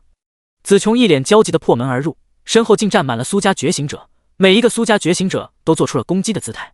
火球、锋刃、冰剑、土刺，各式各样的基础法术被法师们吟唱到了最后一个音节。数十名修为达到一阶巅峰的弓箭手站在后方，手中的弓弦皆已拉至圆满。上百个肌肉膨胀的战士瞪着凶恶的双眼，死死地盯着卧室中的景象，一有不对就准备施展旋风斩横扫全场。连家别墅根本承受不了如此之多的苏家觉醒者，大半个房屋都被他们拆毁。砰！苏雨峰微微一愣，与众多苏家觉醒者大眼瞪小眼，下意识松开手中被扭断脖子的灵丘，他的尸身重重地砸在地面。叮！恭喜宿主完成任务，趁他若干死他。任务奖励：通天魔星，特殊神话物品3万枚2阶上品1斤，已全部发放至个人系统空间。系统提示音再度响起，这个任务终于完成了。通天魔星到底是有什么用处？苏雨峰正想要查看通天魔星的作用，苏永面带欣喜之色越过人群来到他的身旁。家主，有一支天族小队找到那头白虎踪迹，现在已经成功锁定他的位置。苏永轻声说道。好，走，立刻带我去。苏雨峰抬起头，眼中金光一闪，没想到今天倒是双喜临门，得到了通天魔星，现在连不朽至尊魔骨、神话物品也不远了。他并不觉得那头白虎能够在这么短的时间里将自己的神兽血脉完全激发，不，那头白虎激发了神兽血脉更好，只有这样的坐骑才配得上自己。子琼，你带着嘉悦、嘉欣，咱们一起去。第70章昌盛聚居地，追踪白虎。是，家主。子琼见苏雨峰安然无恙，心头松了口气，快速的应道。下一秒，他便直接扑入苏雨峰的怀中，将其紧紧抱住，生怕下一秒他就会消失。刚刚他在外面一直听着卧室内的动静，突然出现了一道灰色光照，将整个卧室笼罩。光照中传出的死亡之力，伴随着恐惧萦绕着他。子琼生怕苏雨峰因为刚刚那一道灰色光照出现意外，毕竟他的身心一直都属于苏雨峰一人，若是他哪一天离世，自己也定然不会独活。至于苏雨峰脚下的尸体，自然已经有眼力见十足的人去处理。连嘉欣复杂地看了一眼地上失去生息的林秋，却发现自己并没有任何悲伤的情绪，反倒是看着子琼紧抱着苏雨峰，心头莫名地感觉到一阵烦躁，似乎是什么心爱的东西被抢走了一般。甚至他还会忍不住想，现在抱着苏雨峰的事自己该多好。若是这个时候苏雨峰看向连嘉欣身侧的虚拟方框，必然能看到虚拟方框内显示的忠诚度正在不断的上升。果然已经沦陷了吗？站在连嘉欣身旁的连嘉悦在心头叹气，也不知道这个男人到底哪里来的魅力。如果说最开始他只是为了给连父还清高利贷，这才选择了和苏雨峰进行交易，但现在他却被眼前这个男人彻底锁住了心扉，不单单是因为苏雨峰的强大，更因为苏雨峰的睿智。就像是刚刚死去的林秋，明明拥有那么强大的天赋，可还不是被苏雨峰玩弄于股掌之间。这才是一个高贵、强大、恐怖的男人，却带着一丝痞帅、霸道的男人。不仅仅是自己，就连一向心高气傲的妹妹也被彻底他俘获。她们姐妹俩或许一辈子都不会爱上另一个人。你们将连父连母送入工会笼罩的范围，其余人跟随家主一同前往西明市。苏勇没有打扰子琼与苏雨峰，默默地安排人手将连父连母带回环宇工会的笼罩范围内。这种事情，即便是苏雨峰没有开口，他也会为其准备周全。连家姐妹花已经彻底成为了家主的女人，虽然不一定会有名分，但绝对算得上是贵妃。连父连母倒是幸运，生了这么一对姐妹。魔都市有父母、爷爷等人照看着，根本不用担心出现意外。整个工会也在按部就班的发展。1个小时前，已经有人得到了一张工会仓库的建造图纸，现在正由苏家建造师研究着，随时都有可能建立起来。好了好了，事不宜迟，咱们尽快出发吧。那一头白虎对我十分重要。苏雨峰轻轻拍了拍子琼顺滑的美背，哄小孩子般说道：子琼的情绪表情管理相当到位，刚刚流露出的神情瞬间消失，面无表情地走到连嘉欣、连嘉悦两人身旁。你们姐妹两个准备跟着我们苏家一起走，等家主顺利擒获那头白虎后，便可以入住苏家。子琼平静地说道。多谢子琼姐。连嘉悦闻言双眼一亮，高兴地应道。他们连家终于可以进入苏家了吗？自己与连嘉欣两人应该可以享受到不错的资源扶持吧。走吧。苏雨峰分别揽住连嘉欣、子琼两人的细腰，对着苏勇说道。门口早已准备好的原文越野车轻轻颤动，发动机伴随着车身表面的繁多原文开始运转。一行人步入车中，朝着西明市快速驶去。距魔都市西面200多公里。西明市。好！这座废弃的城市中传来一声声震耳欲聋的猛虎咆哮声，一抹白影在废弃的城市街道上快速的闪过。追！一个全身闪烁着血光，肉身相比常人膨胀了数倍的彪形大汉，紧紧地跟在那道白影的身后，盯着那道白影的后背，眼中充斥着贪婪之色。这头白虎与那些异种丧尸完全不同，不仅没有令人厌恶的气味，反而带着浓郁的原力波动，看上去并不是类似丧尸充满破坏力的一种，而是带有极高灵智的特殊存在。大哥，你就放心吧，二姐在那头白虎身上留下了追魂香，只要不超过10公里的范围，无论那头白虎躲在哪里，都会有异香传出，它绝对跑不掉。这头白虎必定属于咱们昌盛聚居地。吴新峰握着手中的2级极品武器碎甲弓，无比轻松地说道。三弟，不可大意，除了我们昌盛聚居地之外，还有一伙人同样发现了那头白虎。那伙人应该来自魔都苏家，他们身上的装备十分精良，每一个觉醒者的实力也不容小觑，修为境界全部达到了天醒境巅峰不说，互相之间的配合还十分默契。体型彪悍吴昌盛闷声道。说起魔都这2个字的时候，他的眼中不由升起几分忌惮之色。魔都苏家的实力根本不是他们建立的聚居地可以抵抗的。大哥，你怎么能如此低估自己？咱们获得的那个特殊遗迹可以让咱们兄弟俩的实力快速提升至2阶运元境，待我们的修为再提升一些，那个特殊遗迹对我们失去作用，自然可以将它开放给聚居地的觉醒者们。我不相信苏家能够拥有这样的遗迹。昨天那座从天而降的通天巨塔，到底是不是苏家召唤而来的，还不得而知。若是我们能够获得那座巨塔，说不定。2人之间的互相交谈并没有妨碍他们快速前行，他们的背后还跟着上千名觉醒者，每一个觉醒者的修为都超过了天醒境6星。对于一个幸存者聚居地来说，他们的实力确实称得上强大2字。行了，不要说了，我们现在要做的就是抓住刚刚那一头神异的白虎。现在野外出现变异的一种生物越来越多，极少数能够成为特殊灵兽。眼前的这头白虎应该就属于一头灵兽，游戏上的本源商城中便有一个基础职业御兽师存在，只是目前为止并没有强大的御兽师出现。我要成为第一个拥有双职业特性的人。吴昌盛落在一座高楼的天台之上，目光灼灼地看向地面的飞窜的白虎。这头白虎的修为境界已经达到2阶6星，无论是防御还是体质都远超普通人类觉醒者，力量和速度更是无比强大。若不是自己早就为这头白虎布置好了陷阱，重金购买了本源商城内出产的球灵剧毒，放置在陷阱之中，暂时囚禁了他的元灵。现在猎物与猎人的角色必定是相反的。第71章破甲套装，套装特性加成。三弟手中的2阶极品破甲弓也来自那个小型遗迹，那个遗迹就像是固定在虚空之中的特殊空间，这个空间内保留着完好的建筑，存在大量的一种生物。这些一种生物似乎来自游离的虚空，它们每一次进入其中都会有相同数目的一种生物重新出现。斩杀这些一种生物之后，它们不仅可以获得1金，偶尔还能出现本源装备。他们3人每一次重新进入都可以获得不少装备和1金，其中出产的装备还能够组成一个套装，可以激活强横的套装效果。吴昌盛、吴可可、吴新峰3人的修为之所以提升如此之快，除了自身根骨值并不低外，这个遗迹内产出的资源占了极大部分。这段时间他们几乎泡在了那座遗迹之中，除了最后一个宫殿内的强大一种 BOSS 没有推倒，其他宫殿内的所有一种生灵都被他们杀了个遍，就连套装都集成了一套。目标破甲弓，等阶2阶，品质极品，职业弓箭手，体质大于500，力量大于800，属性力量加990，破甲加18，特性破甲，破除目标体外装甲，震碎其自身防御之甲。套装特性加成：1. 集齐破甲手套、破甲头盔、破甲胸锁可激活，破甲加30，力量加300。2. 集齐5件套，可激活破甲加50，力量加580。3. 集齐6件套，可激活破甲加66，力量加699。备注：这是一件套装本源武器，收集并佩戴这套本源装备将获得极其强大的套装特性加成，破尽天下一切盔甲，中箭必死无疑。拥有这套破甲套装的3弟必定能够将那头白虎给击伤。二妹吴可可为了这次的抓捕计划，选择去拖延魔都苏家的人。魔都苏家的觉醒者肯定已经将这头白虎的情报告知了苏家总部，西明市与魔都之间的不过只有200千米的距离，要不了多久，苏家的觉醒者就会赶到。看来得抓紧时间了。球灵剧毒现在虽然已经起效，可效果并不明显，并没有完全达到削弱全属性20%的效果。本来准备等球灵剧毒的作用发挥到极限再出手才算万无一失，现在只能冒点风险了。吴昌盛脑海中闪过破甲弓以及破甲套装的特性加成，紧锁的眉头逐渐舒展。新风，我们需要小心魔都苏家的觉醒者军队，不用继续等了，让人将白虎藏身的大楼包围，咱们提前开始破甲计划。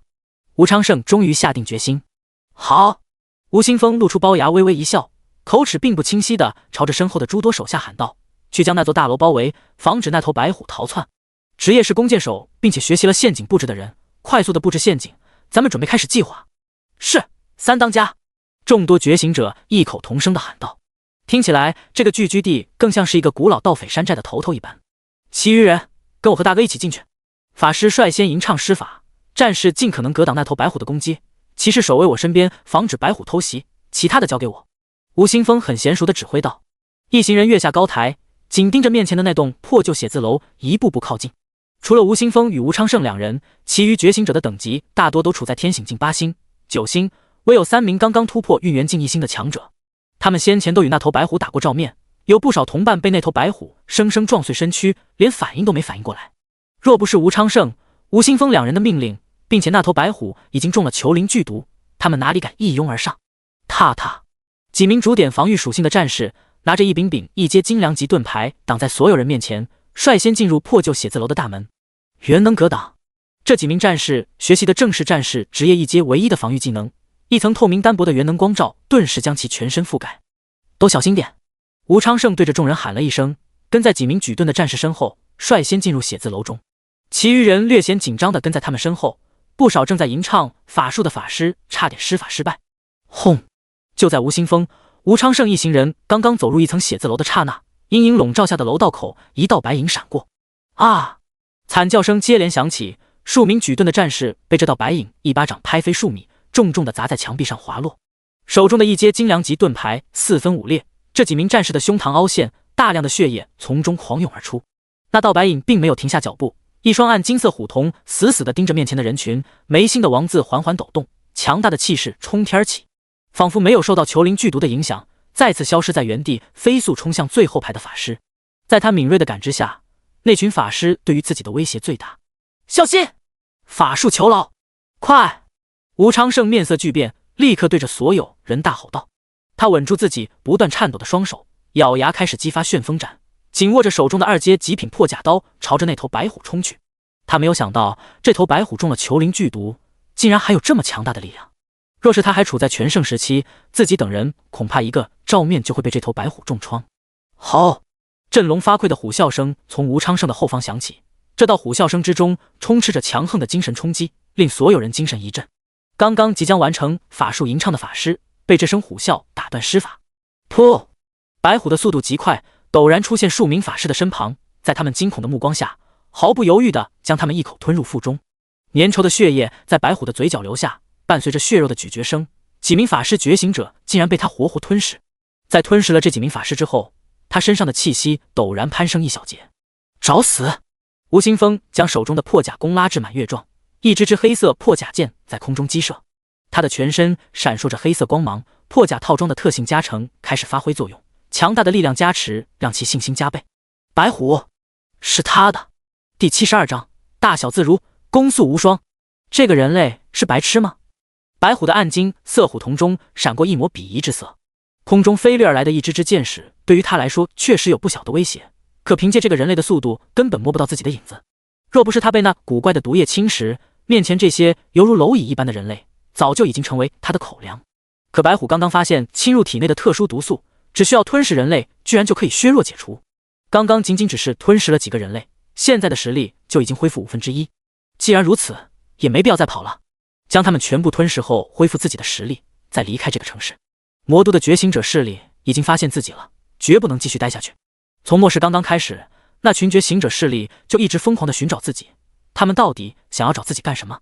半空中激射而来的破甲剑距离白虎的庞大身躯越来越近，就在破甲剑即将击中其身躯的刹那，原本高达3米、长达4米的巨型白虎竟然陡然缩小了数倍，刹那间成为了普通白虎的模样。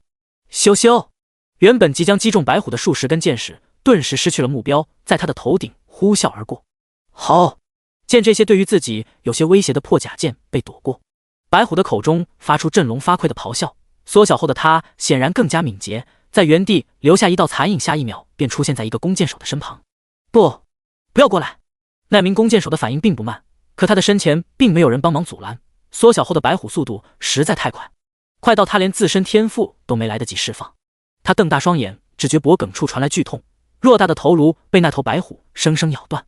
这名弓箭手的口中竟还在发出求饶声，意识却已经彻底消亡。将这个天醒境8星弓箭手瞬间咬死之后，白虎并没有停下杀戮。吴新峰、吴昌盛两人距离白虎数米，连阻止白虎的能力都没有，只能眼睁睁看着缩小后的白虎冲入人群，一个个天醒境觉醒者接连倒下，仅有极少数修为达到运元境的觉醒者幸免于难。这头白虎根本不是我们可以对抗的东西，不能再继续待下去。大当家、三当家，我们先撤退吧。几名运元境1星的觉醒者惊恐地问道。不行，全部都给我站住！二姐马上就会带着人过来帮忙。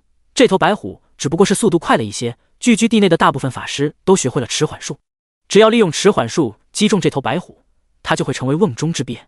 吴新峰冰冷的目光扫过在场的所有人，刚刚说话的那几名运元境觉醒者默默低下头，根本不敢反驳。暴雨剑，破甲弓被其拉至满月状，其体内的元力瞬间消失一半，弓弦上的一根破甲剑在这个职业技能的作用下出现数百道剑影。在这支破甲剑被拉弓击射而出的刹那，其背后的数百道剑影瞬间凝为实质，犹如暴雨一般毫无间隙的将整个写字楼一层的全部覆盖。只要在这一层的范围内，白虎根本不可能躲过这些破甲剑的攻击。好！强烈的危机感令白虎发出一声怒吼，将自己的躯体再度缩小，变成幼年老虎的模样，想要以此来躲避这些破甲剑。可这些破甲剑覆盖的范围太过密集，即便是他躲过并挡下了绝大部分的剑矢，终究是有击道破甲剑洞穿了他的虎躯。淡金色血液顺着这些剑矢洞穿的血口缓缓滴落，这头白虎身上的气息越发凶厉。受伤的野兽远比普通野兽更加可怕，更何况拥有神兽血脉的异兽白虎，他压根没有在意身上的剑矢。凶厉的虎瞳道映着吴新峰的身形，缩小的身躯恢复原状。高达3米、长达4米的巨型白虎张开血盆大口，将地面上的人类觉醒者尸体全部吞入口中。原本因为球灵剧毒导致的虚弱感正在快速的消失。畜生，居然还没死！吴青峰脸色有些难看，他没想到这一次他们准备的那么齐全，居然都没能拿下这一头白虎。为了能够解决这头白虎，吴可可极有可能已经杀了那支来自魔都师的小队，算是彻底得罪了魔都苏家。这头白虎咱们没法拿下，三弟我们先撤，立刻通知可可，让他抛下所有人前往那个小型遗迹。既然已经得罪了苏家，我们只能先暂时撤离去提升自己的修为境界，等待机会再重新回来。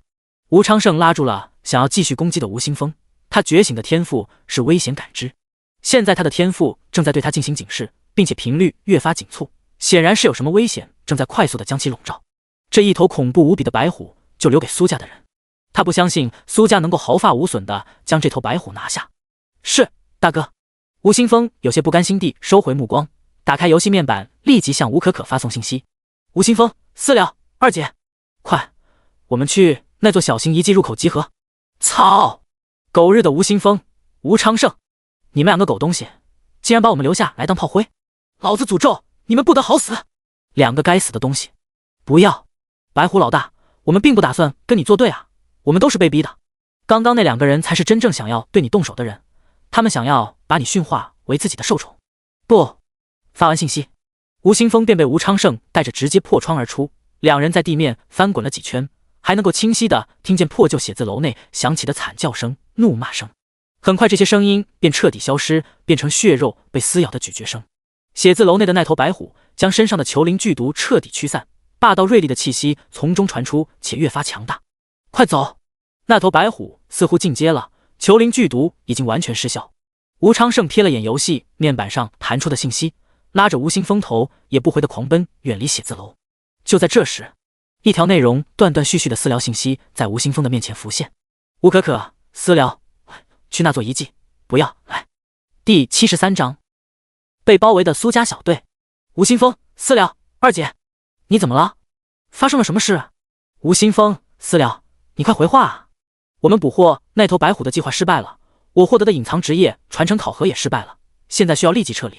吴青峰，私聊，二姐，你现在在哪？吴青峰第一时间打开游戏面板，看到了这条信息，脸上不由露出担忧之色，飞快地向吴可可询问现在的方位。可发出的信息好似泥牛入海，再也没有任何音信。大哥，二姐她好像出事了。吴青峰等了10几秒的时间，一脸担忧地对吴昌盛喊道。两人现在已经跑出了2000余米，为了能够躲避白虎的追杀，他们两人还耗费了数千枚异阶易经，从本源商城内购买了隐踪剂。什么？可可她最后一次出现的位置在哪里？吴昌盛连忙问道。两人谈话的瞬间，速度依旧没有减慢。等等，我找找。就在西明市的东南区，那头白虎之前隐藏身形的位置，那一块区域内的丧尸似乎已经被白虎完全吞噬。吴青峰快速地翻找聊天记录，将先前吴可可发送的位置信息翻出。走，去那里。其他人的死活我们可以不管，但咱们绝对不能抛弃他。吴昌盛毫不犹豫地说道，与吴青峰四目相对。走！吴青峰的眼神依旧坚定。两人骤然调转了方向，朝着吴可可最后出现的位置冲去。他们的修为已然达到运元境7星，利用元力的加持，全力爆发之下，速度极快。西明市一座废弃的游乐场内，苏立文正带着自己的战斗小队与另一方觉醒者势力对峙。自从天祖的一名成员发现白虎的踪迹后，他便带着自己的战斗小队马不停蹄地赶到西明市，果然让他们找到了那头白虎的具体位置。就当他们将白虎的位置上报给总部之时，近期与魔都有了不小摩擦的昌盛聚居地觉醒者突然冲出。这个聚居地的觉醒者数目不少，虽然绝大多数人并没有达到天醒境巅峰，可人数上所占的优势是他们无法弥补的。苏立文只能带着自己的小队与这个聚居地的觉醒者僵持在原地。吴可可，你们把我们拦在这里，想要干什么？那头白虎是我们苏家的东西，末世降临时他趁乱逃离了魔都，我们在最开始就一直寻找他的踪迹。我劝你们不要阻拦我，否则后果自负。作为苏家的核心觉醒者，苏立文有着自己的骄傲，即便是此刻他们仅仅只有5人，却被上百名觉醒者包围，也是丝毫没有畏惧。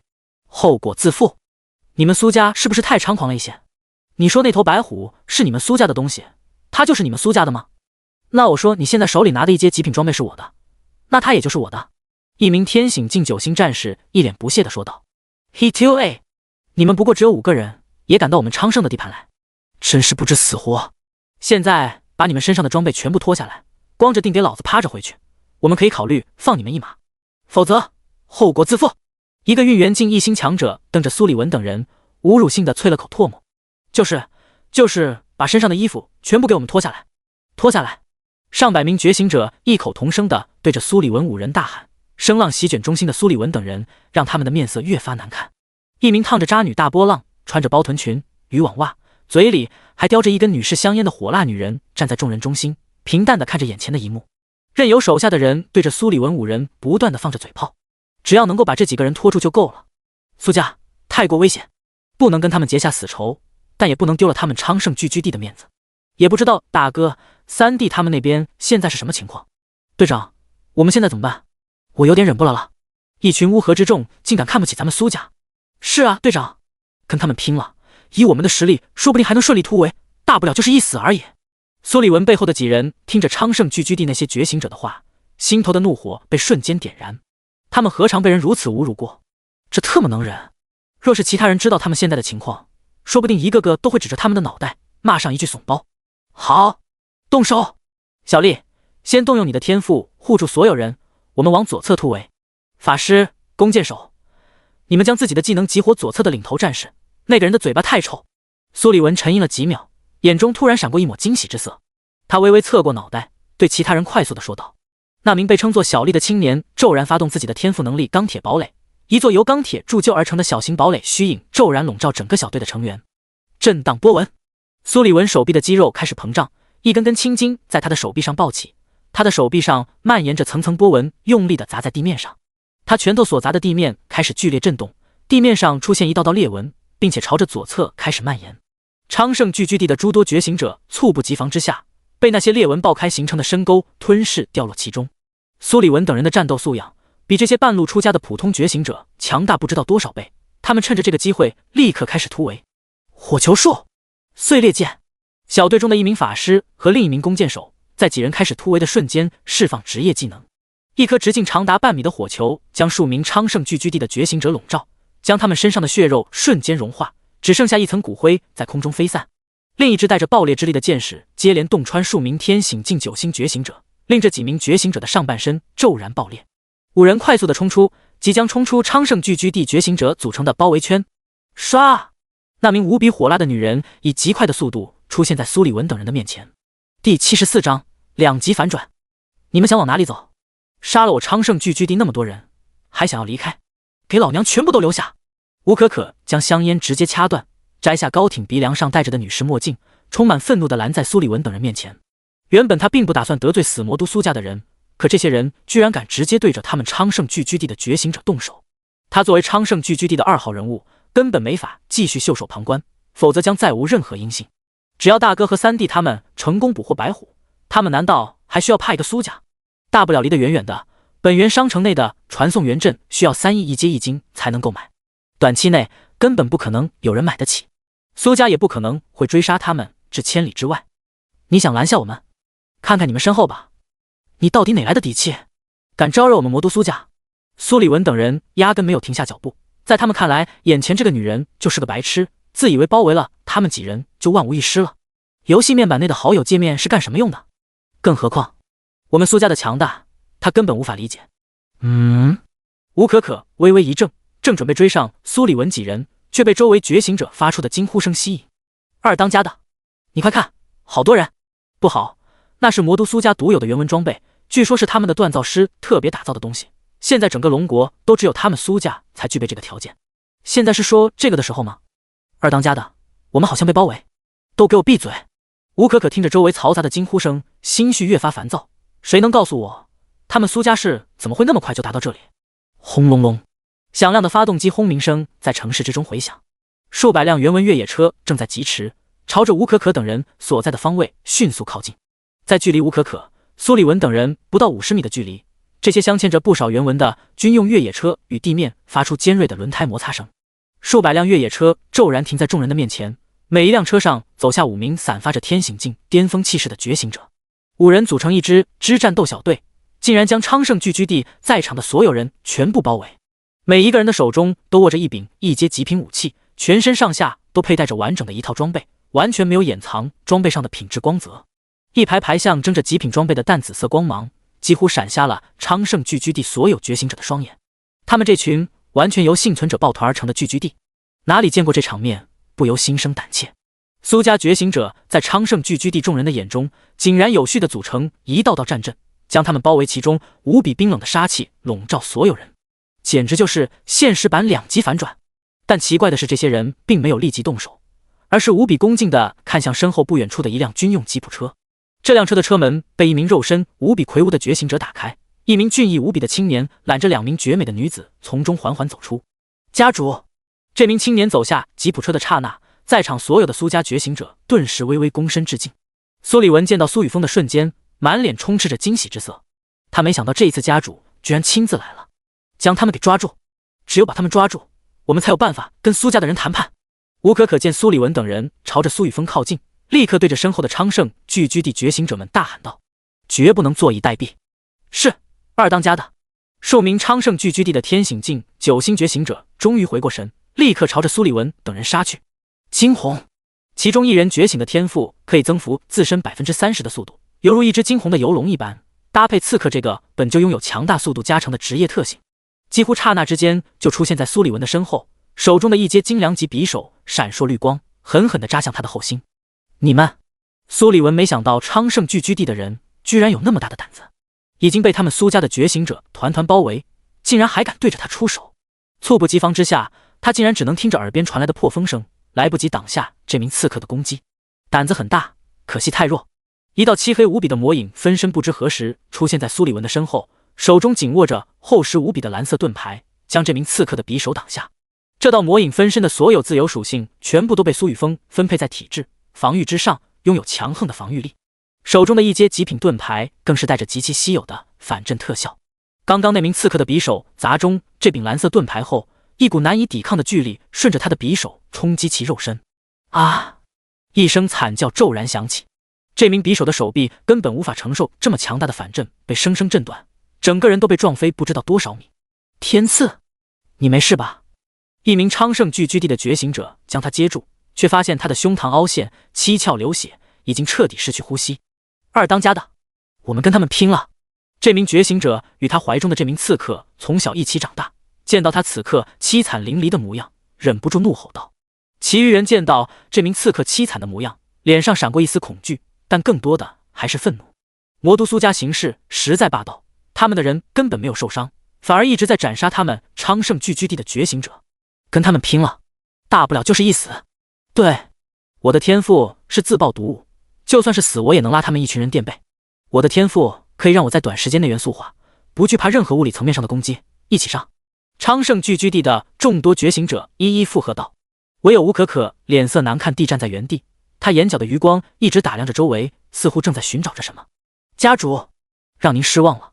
苏礼文趁着昌盛聚居地等人分神的瞬间，来到苏雨峰面前，目光崇敬地喊道：“算你大功一件。那头白虎现在去了哪里？”苏雨峰随意地摆了摆手问道。面前的那些昌盛聚居地觉醒者再怎么愤怒，也与他没有任何关联。在末世，实力就是一切，你再怎么愤怒，也只能是无能的表现。现在他只想要知道那头白虎的下落，若不是因为那头白虎，他不会亲自来到这个地方。家主，那头白虎被昌盛聚居地的觉醒者头领引走了，他们为了防止我继续追踪，专门派了这些人来阻拦我。这群人之中的主导者便是那个女人，她应该是昌盛聚居地头顶吴昌盛的亲妹妹。只要抓住她，绝对能够知道吴昌盛的位置。苏礼文快速地说道。第75章梦魇爆更规则。哦，苏雨峰的目光转移至人群中心的吴可可身上，突然发现这个女人正缓缓地朝着苏家众人站位最薄弱的地方靠近。昌盛聚居地的这些人到底是哪里来的胆子，敢招惹苏家？就凭这个女人运元境6星的实力？苏雨峰轻轻摇了摇头，再也没有压制心头的杀意。冰冷的声音在所有苏家觉醒者的耳边响起，将这群昌盛聚居地的觉醒者全部杀了。那个女人我要活的。是，家主。听到苏雨峰的命令，所有苏家觉醒者第一时间喊道。众人的话音刚落，早已蓄势待发，只差最后一个音节便能完成吟唱的法师们一同抬起手中的一阶极品法杖。火球术、风刃术、冰剑术、土刺术、迟缓术，大量的法术被瞬间激发，瞬间覆盖眼前的昌盛聚居地觉醒者们。小心！好恐怖的元能波动！面对铺天盖地的火球、锋刃、土刺、冰剑，刚刚还满脸愤怒的昌盛聚居地众人顿时变了颜色。在一阶极品法杖加持下的苏家法师们，每一个人的精神强度都超过了天醒境的极限。即便是不少昌盛聚居地的觉醒者身上装备了盔甲，也无法轻易阻挡他们的攻击。几乎刹那之间，昌盛聚居地的众多觉醒者便成为了一具具焦黑破烂的残躯，便在中心爆碎。这还没完，一轮法术攻击之后，紧跟其后的是漫天落下的剑雨。不，放过我们，我们愿意加入苏家。在刚刚那轮法术攻击下，侥幸存活的人面对天空中落下的剑雨，根本没有任何抵抗的能力。他们唯一能做的就是看着头顶落下的剑矢，跪在地面上向苏雨峰等人苦苦求饶，可却没有得到丝毫回应，直至全身上下都被插满了剑矢，彻底失去声息。不行，我必须离开这里。早就做好准备逃离此地的吴可可，听着周围传来的惨叫声，面色发白。在苏家觉醒者出现在他身前的时候，吴新峰与吴昌盛便发来了讯息，告知他捕获白虎的计划失败了。可他却已经被苏家觉醒者彻底包围，只能找机会逃离此地。现在或许是最好的机会。另外，即便是自己没能逃出去，也不能让大哥和三弟他们两个回来找我。只要他们能够活下去，就一定能为我报仇。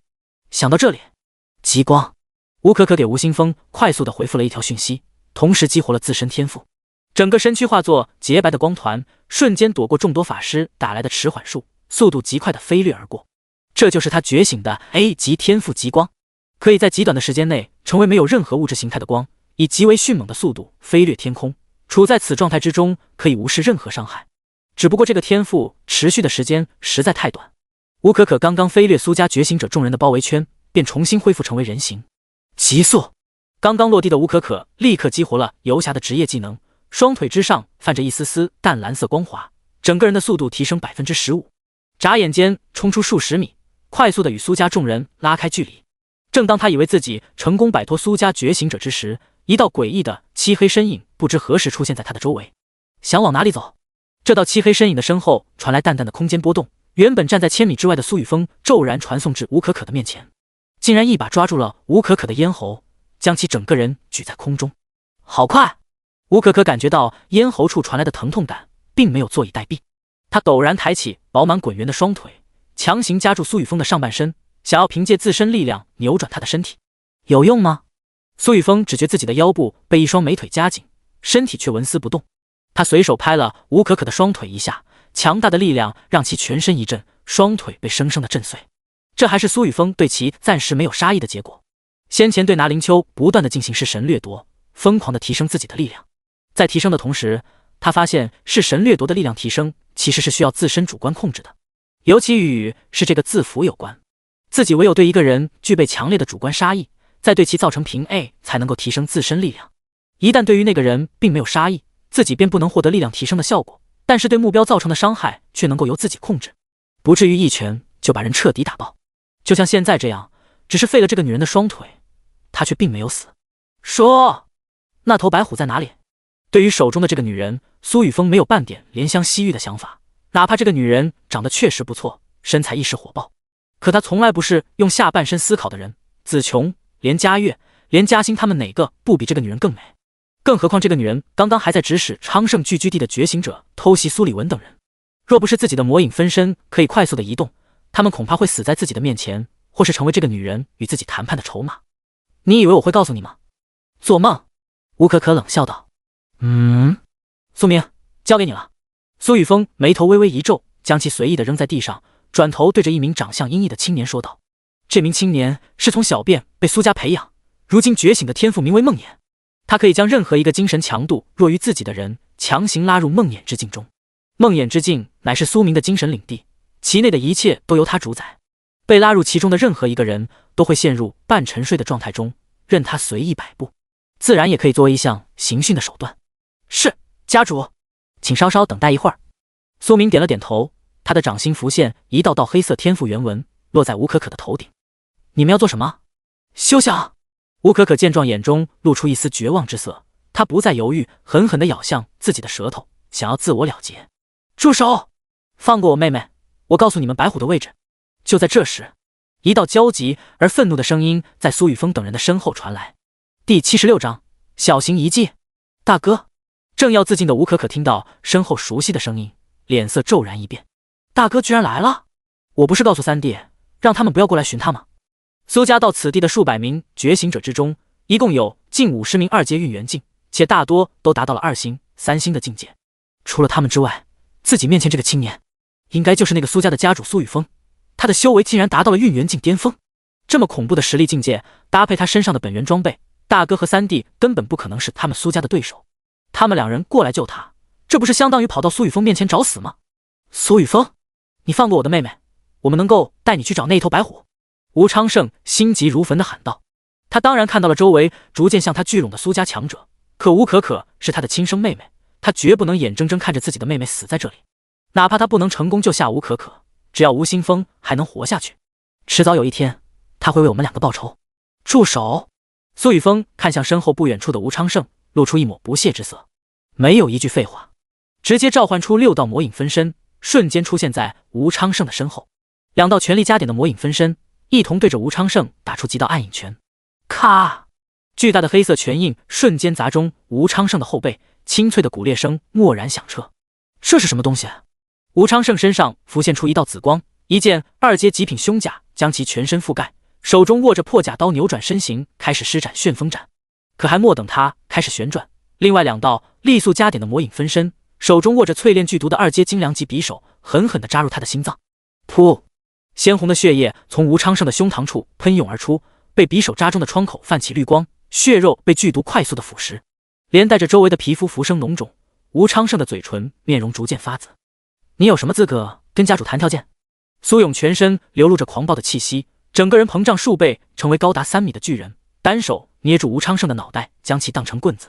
砰砰砰，在地面上肆意的砸下，砸得吴昌盛身上的2阶极品胸甲暗淡无光，砸得他的全身骨骼被生生震碎。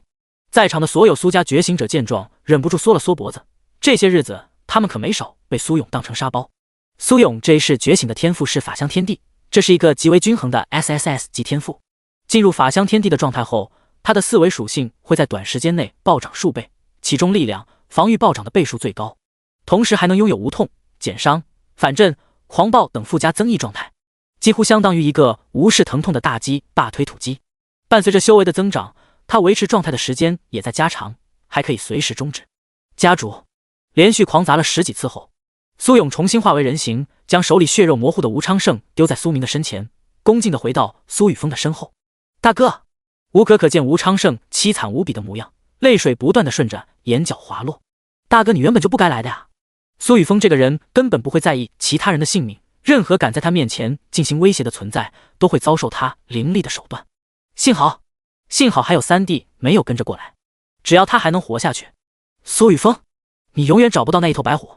你们苏家如此横行霸道，迟早会遭报应。我诅咒你不得好死！吴可可满眼怨毒地盯着苏雨峰，凄厉地诅咒道：“苏明，搞快点！”苏雨峰听到吴可可的怒吼声，心头没有半点波澜。若是他之前没有选择与苏家作对，又怎么会变成现在这个样子？自作孽不可活，此女自有取死之道。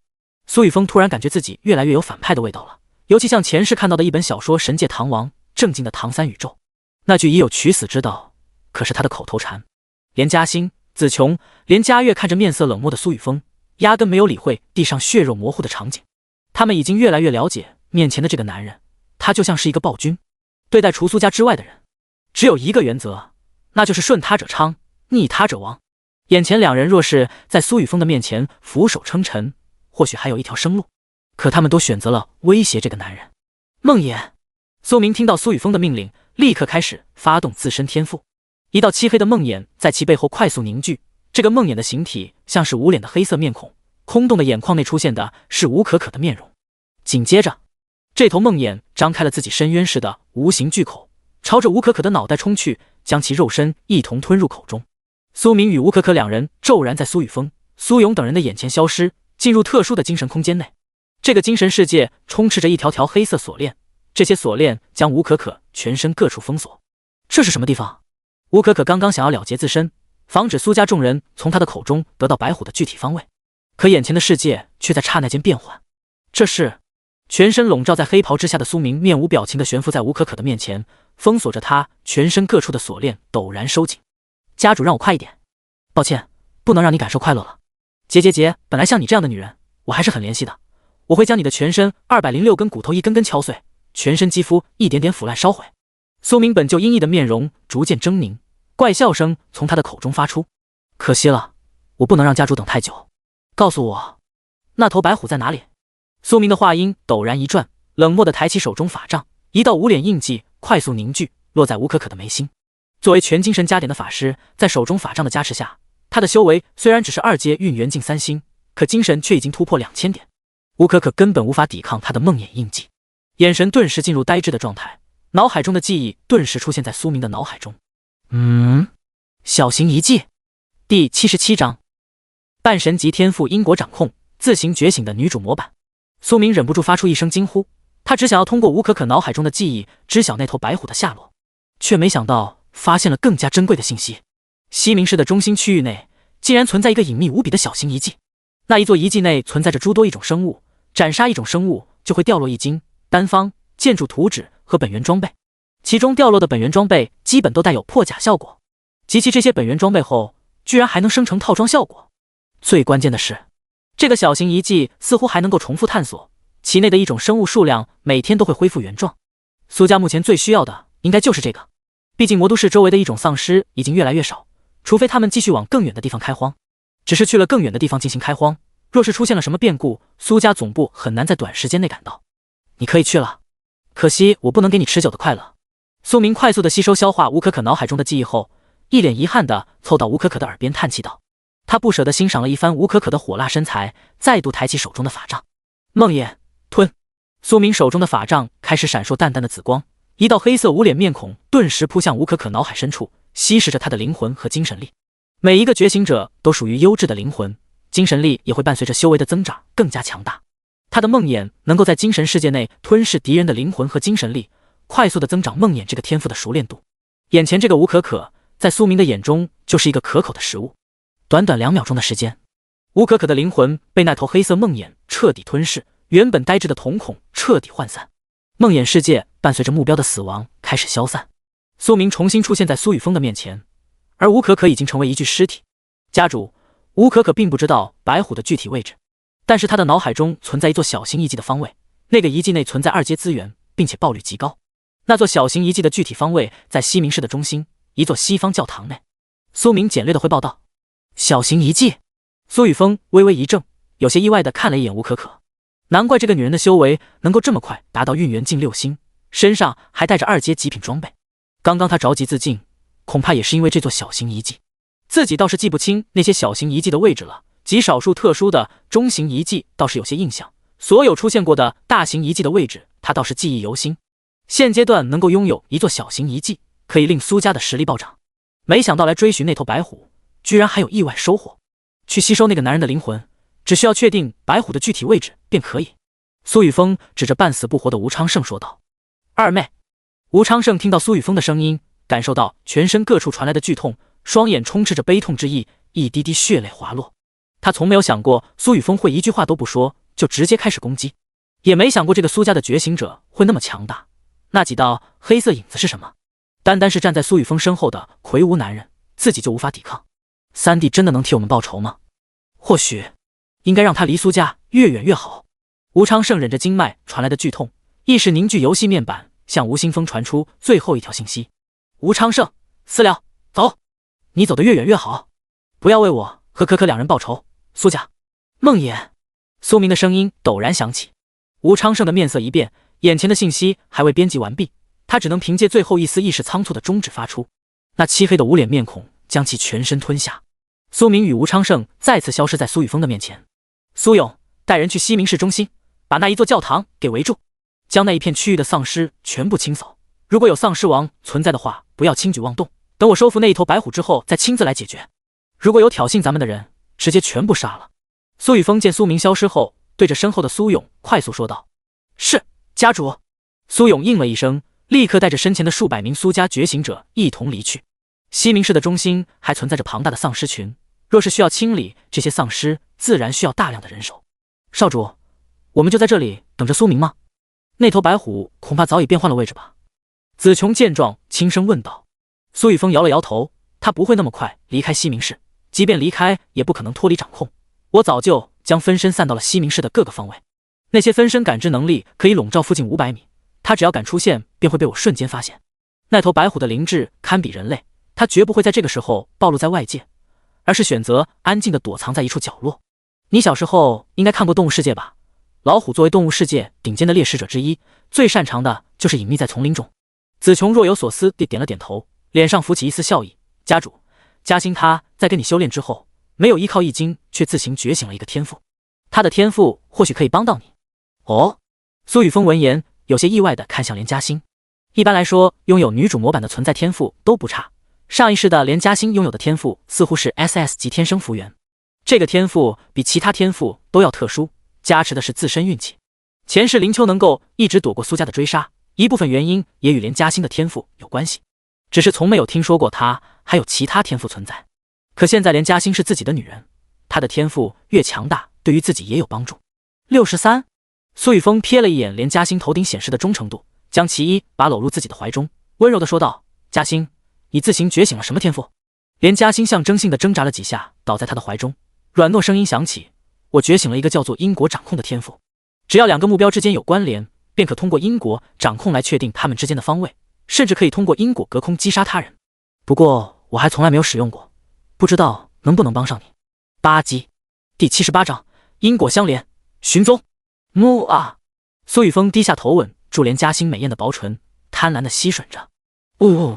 连嘉欣瞪大双眼，一时间忘记了一切，眼中只剩下苏雨峰这个男人的身影。扑鼻而来的热烈让其差点忘记了呼吸。不错，嘉欣，你平常不要随意使用这个天赋。你觉醒的天赋虽然强大，但存在一些缺陷，尤其是你现在的修为太低，肉身根本无法承受这个施展这个天赋所有的负担。苏雨峰感受到连嘉欣的状态，暂时放过他的樱桃小嘴，搂着他的细腰说道：连嘉欣像是一只小奶猫，乖巧地窝在苏雨峰的怀抱中，嗅着苏雨峰身上的味道。现在的连嘉欣看上去就像是一个拥有御姐外表，内心却无比柔弱的小女孩。相比连嘉悦，她最喜欢的就是连嘉欣这一点。恋爱脑也得练对对象才是。苏雨峰揉了揉她的秀发，凑到她的耳边：这次使用你的天赋之前，苏明若是可以知晓其大概位置，你便可以通过面前吴昌盛的尸体来作为因果线的一端，届时你承受的压力就会小上许多，到时候你将一同连接因果线，由我来承受掌控因果线传来的大部分的压力。苏雨峰的话音刚落，砰！苏明重新出现在苏雨峰等人的面前，吴昌盛的尸体重重地跌落地面，其内的灵魂显然已经被苏明彻底吞噬。家主，我找到了白虎在吴昌盛记忆中最后出现的位置，就在距离此地不过15千米的一座破旧写字楼内，就是不知道现在有没有变化。苏明快速地说道。嘉欣，开始吧。苏雨峰微微颔首，低头对着连嘉欣说道。连嘉欣靠在苏雨峰的身上，他的双手骤然亮起红色光芒，这些红色光芒转化为一根根鲜红的线条，在空中纵横交错。他的双瞳深处闪烁着无数幻影，这些幻影都代表着某些人与他自身存在着因果联系。因果线条能够轻易地将他与那些曾经接触或者间接接触过的人和物相连接，自然也能够通过其他人身上的因果线找寻自己想要的东西。他从手中生成的诸多因果线条中抽离一根细小的红线，这根红线一端被连嘉欣连接在已经死去的吴昌盛身上，另一端则要由与吴昌盛身上的繁多因果之中与那头白虎相关的因果线条相融。连嘉欣刚刚将因果线与吴昌盛相连，刚刚成为突破天醒境3星不久的他便已经支撑不住，体内的元力即将燃烧殆尽。继续！苏雨峰握住连嘉欣的手腕，将自身的元力涌入他的体内。先前连续几次阴阳交泰之下，他对于连嘉欣的全身各处早已了如指掌，并且两人之前就元力都不知道融合了多少次。这也是他为什么有把握能够帮助连嘉欣抵抗大部分天赋反噬的原因。连接！连嘉欣深吸一口气，伴随着苏雨峰元力的涌入，即将溃散的因果线条恢复凝练，同时开始朝着西明市内的一个方向快速的蔓延。因果线蔓延的瞬间，消耗的元力骤然加速整整10倍。除此之外，竟还有一股无形的力量顺着因果线开始冲击连嘉欣的身躯，却被苏雨峰全部挡在身前。这就是来自因果的反噬，他的元力好强，难怪自己会在跟他阴阳交泰的时候快速突破。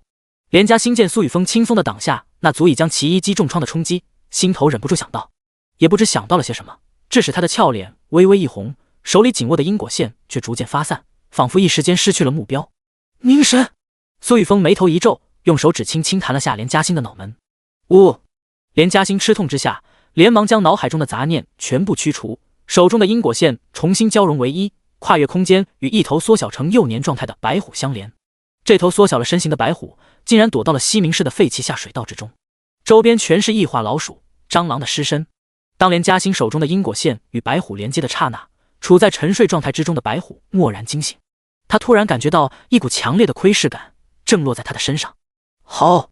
白虎低吼了一声，朝着四处张望，却没有什么发现。峰哥，找到了！连家兴惊喜道：“终于找到这一头白虎了。这一次，若不是连家兴的天赋，想要找到这个躲在下水道的白虎，恐怕还要耗费很长的时间。这头白虎的修为竟然达到了2阶9星，他体内的神兽血脉难道已经彻底觉醒了？否则怎么会提升得如此迅速？你们各自握住一道黑影的手，不要反抗，不要乱动。”苏雨峰眼中闪过一道锐光，迅速地召唤出4道魔影分身，对着子琼、连家兴、连家月、苏明快速地说道。他的魔影分身不仅可以将自身传送过去，还能够连同其他人一起传送，只不过每一道魔影分身只能传送1个人。是，家主。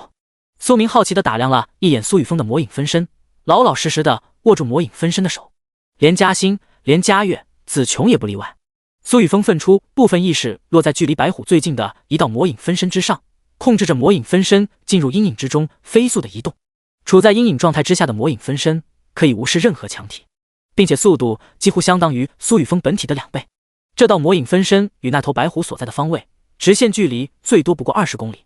没过多久，这具魔影分身便出现在那条下水道的附近，而感知到窥视感的白虎并没有待在原地，速度同样很快的他正沿着下水道狂奔，狂奔的同时却没有发出任何声响。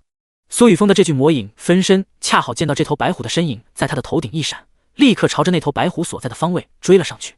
依附在地面上的魔影分身很快便追上了这头白虎。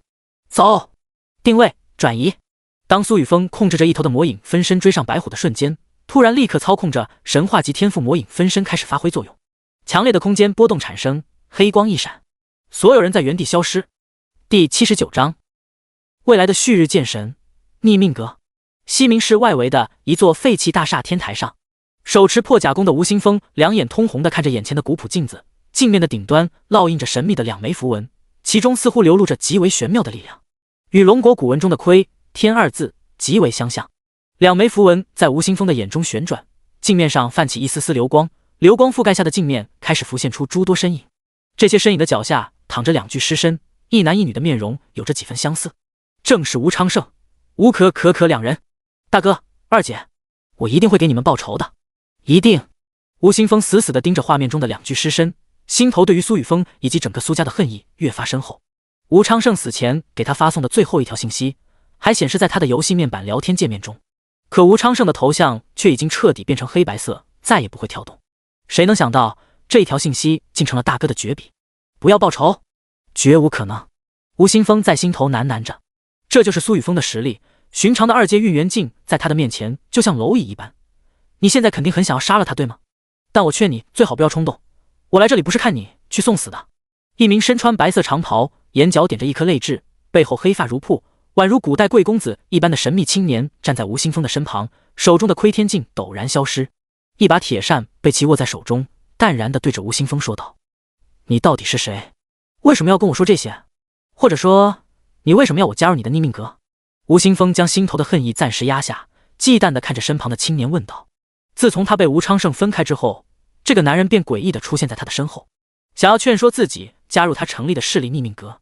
他手中的镜子品级定然极高，竟然可以相隔这么远的距离查看苏雨峰等人所在的区域。最关键的是，这个青年好似知晓未来即将发生的事情。大哥，三妹的死亡方式，甚至是死亡的时间，眼前这个人全部说得无比准确。这就是他口中所说的窥天寻命。我是谁？我是逆命阁的阁主，也是为众生逆天改命的人。你知道吗？我们所在的这个星球极为特殊，尤其是现在这个黄金时代，黄黄大师的序幕已经被彻底拉开。你现在肯定有很多疑惑，但是这些疑惑等你跟我回到逆命阁之后，很快便能知晓得一清二楚。另外，我知道你很想要报仇，可是苏雨峰现在的实力以及背后的势力根本不是你能够单独对抗的。在原定的未来，你跟你的大哥、二姐一样，一同死在了苏家的手中。现在的我可以改变你的命运，并且指引你变得更加强大。姑苏帝似笑非笑地盯着吴青峰的双眼，眼中带着别样的神采。又是一个未来的顶尖强者。吴青峰原有的命运轨迹明明是与他的大哥、二姐一起将西明市化作他的地盘，并且极为幸运地获得了旭日剑神的传承。他获得旭日剑神传承的那一天，吴昌盛、吴可可才会死在苏雨峰的手中。可为何现在就遭遇了魔都苏家？难道我脑海中的上一世全部都是梦？可自己明明已经验证过许多事情，甚至在上一世的记忆指引下，顺利地得到了一片大型遗迹。那个大型遗迹上一世的所有权是荆南周家，可现在却成了自己。按道理说，自己应该确实是重生了才对。到底出现了什么变故？难道是因为苏雨峰？他这一世强的有些过分了。自己最想要找的秦风和林秋，居然全部死在了苏雨峰的手上。苏雨峰的天赋似乎与前世完全不同。姑苏帝心头充满了疑惑，可表面没有丝毫变化。自己手中的神话装备窥天镜让我重活一世，自己绝不能再输给任何人。现在自己已经成功收拢了未来剑魔剑厨、未来狐仙涂青青，眼前这个未来剑神若是能够成功收拢，窥天镜便能汲取到更多的气运之力，为我进行第3次的属性强化。未来我必定要去斩杀苏雨峰。你所说的逆命阁会帮我吗？吴青峰沉吟许久，突然开口问道。姑苏帝哑然失笑，当然，只要你的修为达到7阶神藏境，苏家在我们逆命阁面前就是一块蛋糕，可以轻易的瓜分。更何况以苏家横行霸道的姿态，要不了多久便会有其他的势力与他为敌。呵呵，姑苏帝这一次说的倒全部都是实话。达到7阶神藏境后的旭日剑神，几乎就相当于一个拥有了致命狙击枪的神枪手，遥遥相隔数千里之外，将目标毙命轻而易举。在上一世的未来，吴青峰就是靠着手中的剑，让各大势力闻风丧胆的。谁能够受得了一个人？好，那我便加入逆命阁。吴青峰闻言没有犹豫，对于现在的他来说，也并没有其他选择。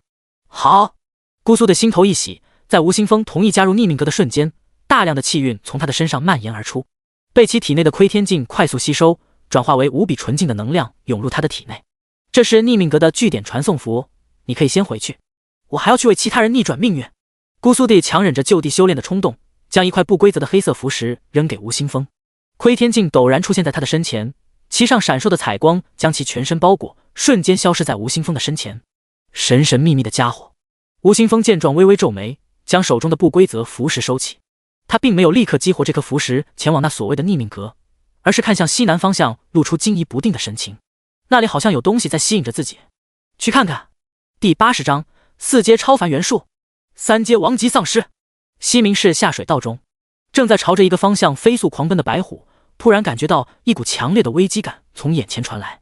一道漆黑的身影挡在他的身前，没有面容，没有气息，没有任何能量波动，但这道漆黑身影却给他一股死亡的威胁，全身毛发不由自主的倒数。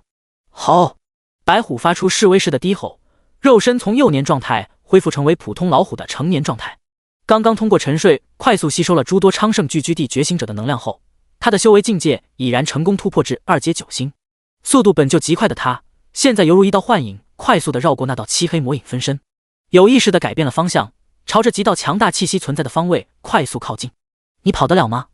强烈的空间波动传出，苏雨峰、苏明、子琼、连家月、连家兴5人的身影骤然传送至下水管道之中。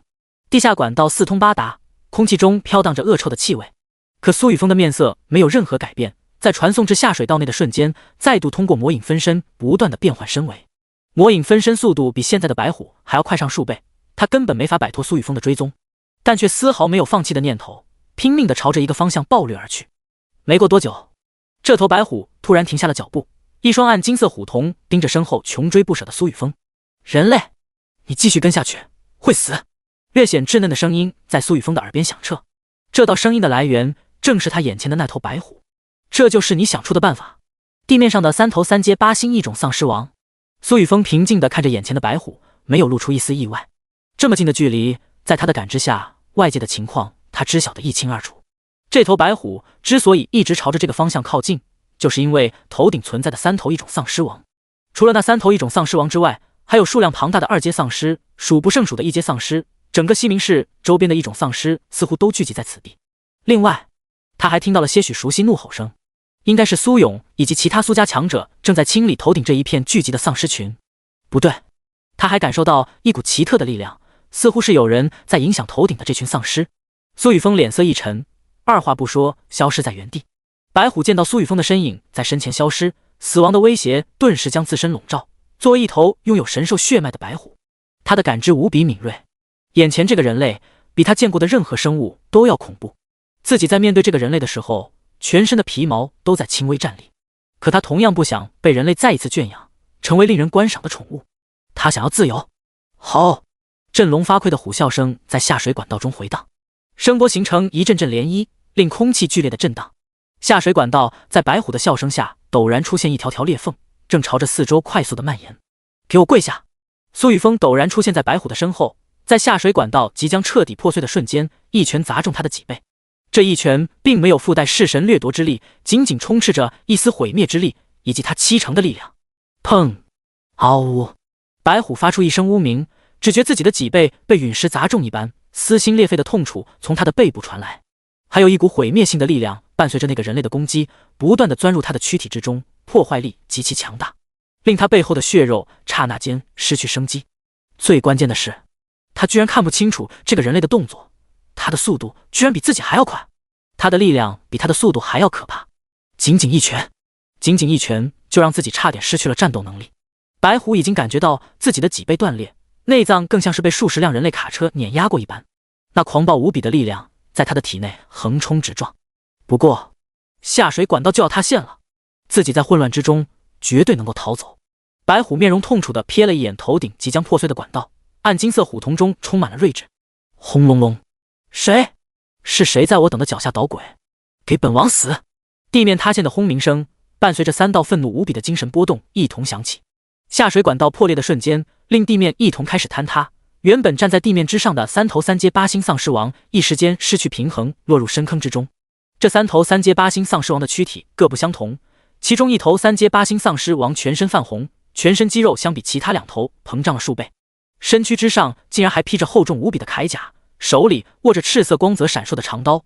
他在怒吼的瞬间，周围的温度伴随着他的声音一同开始攀升。站在他左侧的那头3阶8星丧尸王宛如放大了3倍的瘦削人类，除了脸上那尖锐的獠牙比较突出之外，并没有其他特殊的地方。只不过这头3阶8星丧尸王的脚下却穿着一件赤色战靴，周身萦绕着淡淡的青光，狂风在他的身后悄然凝聚。最后一头3阶8星丧尸王犹如一个低矮的小山一般，连带着脑袋一同被黑色鳞甲覆盖，只露出了一双灰白色的眼睛，全身伴随着土黄色原力，其表层的脂肪厚度几乎是其他2名丧尸王的3、4倍。力量型、防御型、敏捷型，3种拥有不同天赋特性的丧尸王怎么会一同聚集在西明市？苏雨峰有些惊讶地看向面前出现的3头3阶8星丧尸王，却没有露出一丝恐惧之色，反而感兴趣地朝着四周打量着。他的目光突然一凝，在这3头3阶8星丧尸王的身后，竟然生长着一棵高达30余米的擎天巨树。这棵古树之上悬挂着12枚橘红色果实，这些果实泛着浓郁的香气，其中蕴含的原力更是惊人。难怪，居然是4阶超凡灵树培元果。苏雨峰惊喜地看向那3头3阶8星丧尸王背后的擎天巨树，第一时间认出了这棵古树的来历。这棵4阶超凡灵树孕育的果实服用后，可以为超凡或是超凡之下的存在，净化自身血肉和本源，小幅度提升先天根骨值和悟性。除此之外，这棵灵树的果实还蕴含着强大的能量，只要服下1枚果实，便能提升至少2万点元力。先天根骨值越高的人，获得提升的元力越强大。人类，还有一头奇怪的白虎，杀了他们！3头3阶8星丧尸王见到苏雨峰和白虎的瞬间，立刻对他们发动了攻击。其中那头力量型3阶8星丧尸王举起手中的超凡长刀，爆裂的火焰骤然升腾，对着苏雨峰连连挥出3刀烈焰斩。周遭的温度骤然攀升，空间微微褶皱扭曲，强横无比的力量夹杂于火光中爆发，正是超凡烈焰刀对于其力量的加持。哪怕是3阶巅峰人类强者在此，面对这3刀赤炎斩，恐怕也要饮恨而亡。第81章，极道地区的真正作用。家主小心，神圣守护！去！那头全身烈焰覆盖的力量型3阶8星丧尸王砍向苏雨峰的瞬间，子琼在一道魔影分身的保护下出现在不远处。他能够感觉到那头力量型丧尸王身上的恐怖力量，那外放的烈焰即便相隔数米也能感受到炽热。见苏雨峰面对这等强大的一种丧尸，他忍不住担忧，全身各处骤然亮起璀璨金光，神圣的光华在他的身上盛放，眨眼间落在苏雨峰的头顶。一层圣光屏障骤然凝聚在他的身前，与迎面来的赤红色烈焰刀相撞。当当，那头力量型3阶8星丧尸王的超凡烈焰刀与圣光屏障相撞，发出大量的火星。子琼如今的修为不过只有运元境4重，相比3阶8星丧尸王差了太多。可他召唤出的圣光守护屏障，竟然将这头力量型丧尸王的寒怒一击完完全全挡下，苏雨峰却毫发无伤。好，白虎原本想要趁着苏雨峰被攻击的刹那，趁乱逃离这个是非之地。谁能想到那个人类女子居然拥有这么强大天赋能力，修为相差如此之多，居然能为自己身旁这个男人这么轻松地挡下3阶8星丧尸王的攻击。几个2阶修为的人类，竟敢偷摸出现在我们的面前。另一头速度型3阶8星丧尸王冷冷扫了不远处的子琼、连嘉欣、连嘉悦、苏明一眼，瞬间消失在他们的面前。狂风的呼啸声在空间中回响，卷起大量的沙尘笼罩他们4人。老老实实待着。苏雨峰一巴掌拍在身下缩小了躯体的白虎脑袋上，恐怖的力量让白虎感觉自己的头颅仿佛被一座小山碾压了一般，一时间眼冒金星，刚刚提起的力气被打得溃散，一丝丝充斥着死亡的毁灭之力涌入他的体内，消磨着他体内的生机。白虎只能运转自身大量的元力去镇压驱除，本就重创的身躯一时间雪上加霜，却不至于让他死亡。好，他无奈地发出一声低吼，看向苏雨峰暗金色虎瞳中不由浮起一抹恐惧之色。他还是第一次遇到能够一拳把他打成重创，再用一巴掌教他做人的人类。只是接下来的一幕更令他目瞪口呆。将白虎一巴掌拍倒在地后，苏雨峰丝毫没有浪费一丝时间，一道魔影分身在他的身后浮现，与此同时浮起淡淡的空间波动笼罩他的本体，令其刹那间变换身位，出现在子琼、连嘉欣等人的身前。滚开！无尽的狂风伴随着速度型3阶8星丧尸王的强大精神波动，一同朝着苏雨峰席卷而来。尤其是狂风中夹杂的沙尘，在此刻就像是刮骨的剃刀，让子琼、苏明、连嘉欣、连嘉悦几人感到肌肤刺痛。可挡在众人身前的苏雨峰却没有半点感觉，一丝丝红光在他的皮肤上闪烁，似乎形成了一道浅表的圆纹状。叮！宿主正在遭受风土属性外来元力的淬炼强化，极道地区的熟练度加1加1加。第一，你的极道地区熟练度正在增长，你的体质、防御、力量、速度开始提升。对于风土属性本源的亲和度开始增长。苏雨峰被狂风笼罩的瞬间，2条系统信息在他的眼前浮现，同时他还能感觉到自己的肉身正在缓慢变强。这种变强是全方面的，无语是力量还是速度，亦或是体质、防御，没有一丝遗漏。相对来说，防御和体质提升的更加明显。苏雨峰盯着面前距离自己越来越近的速度型3阶8星丧尸王，眼中闪过一抹意外之色。极道地区作为极道帝君这个唯一神话级隐藏职业的2阶技能被激活有一段时间，可他却一直没有找到提升其熟练度的方法。每一次催动极道地区，也只是在皮肤表面多了数十条复杂的红色纹路，却并没有任何属性加成。可现在看来，这就是个被动炼体技能啊！只要挨打就能强化肉身，还能提升相应属性本源之力的亲和度，这个技能也太变态了些。苏雨峰脑海中闪过几道念头，却并不准备继续让这个3阶8星丧尸王帮助自己淬炼极道地区。自己想要淬炼极道地区，只需要回到苏家，发动苏家的力量帮助自己便是。现在必须快速的解决眼前这些异种丧尸。他又一次感觉到了强烈的窥视感。想到这里，极道暗影拳，苏雨峰一步迈出，拳头泛着暗红色拳芒，刹那间冲过身前的狂风漩涡，出现在速度型3阶8星丧尸王的面前。这是速度型3阶8星丧尸王一脸惊骇地盯着突然冲到自己身前的苏雨峰。怎么可能？这个人类不过只是2阶9星，连元力都没法外放保护身躯，他怎么会毫发无损地冲出来？难道他的肉身比胡动那个家伙还要强？不对，为什么我感受到了一股死亡的威胁？强烈的危机感令3阶8星丧尸王心头一颤，连忙召唤更加强烈的暴风，想要将面前的苏雨峰卷走。可苏雨峰冷漠的声音在他的耳畔边响起，一道漆黑无比的巨大拳印在他的眼前越来越近。砰！爆裂的音爆声响彻空间，极道暗影拳的拳印生生地印在这头速度型3阶8星丧尸王的头颅之上，加持着瓦解一切防御的毁灭之力，以及苏雨峰近万点的恐怖力量。防御体质相对薄弱的速度型3阶8星丧尸王根本无法阻挡极道暗影拳增幅下的爆炸力量，头颅瞬间爆裂开来，残破的身躯在空中伴随着腥臭的血液四溅，数件闪烁着赤色光芒的物品随之掉落。只不过苏雨峰并没有理会，而是再度通过魔影分身传送至另一个方位。在他身后不远处的子琼、苏明、连嘉欣、连嘉悦几人同样被他控制的魔影分身拉着后撤。在他消失的瞬间，一柄炙热无比的烈焰长刀狠狠地插在苏雨峰刚刚所站的位置，烈焰顺着这柄超凡烈焰刀四处蔓延，令整片区域成为一片火海。好！这时，不远处的白虎发出一声惊怒的吼声，那头体型如同小山丘一般的防御型3阶8星丧尸王伸出粗壮无比的灰白大手，将重创的白虎捏在手心，同时张开了腥臭无比的大嘴，准备将白虎丢入口中吞食。第82章快速逝去的原力。不，刚刚苏雨峰一拳打爆一头3阶8星丧尸王的凶残一幕还在白虎的脑海中萦绕，谁能想到在他分神的瞬间，居然被这头蠢不拉几的胖子丧尸给抓住，这头怪物居然想要吞噬自己。若不是自己现在受了重创，就凭这个胖子的速度，根本不可能碰到自己一下。白虎感受到四周传来的强大挤压感以及扑鼻而来的恶臭，虎瞳之中忍不住浮起一丝绝望之色。他不过只是想要自由的生活下去而已，怎么就那么难？现在连活下去都成了一种奢望吗？还不如继续待在魔都，待在那安逸无比的动物园，当一个考公上岸的老虎，至少没有什么危险。那个人类距离自己那么远，即便是想要从这头3阶8星丧尸王的手中救下自己，怕是也来不及了吧。白虎心头不由浮起一丝希冀之色，透过这头防御型一种丧尸王的指缝，看向那个将自己一拳打成重创的人类。数道耀眼的红色流光骤然在他的虎瞳中盛放，血肉爆裂的闷响声骤然响起。原本眼中充斥着绝望的白虎，暗金色虎瞳金光闪烁。轰轰轰！刚刚通过魔影分身变换了方位的苏雨峰，见到白虎被那头防御型一种丧尸王抓在手心，心头浮起一丝愤怒。一头蠢笨的丧尸王也敢阻碍我完成任务？白虎本身并不算什么，任务奖励的不朽至尊魔骨若是没了，你想怎么赔？苏雨峰手握熔岩爆裂弓，在熔岩爆裂弓的加持下，他的力量数值彻底冲破了1万大关。一支支爆裂剑在他的强大力量之下，在空中爆掠而去，瞬间落在这头防御型一种丧尸王的手臂上。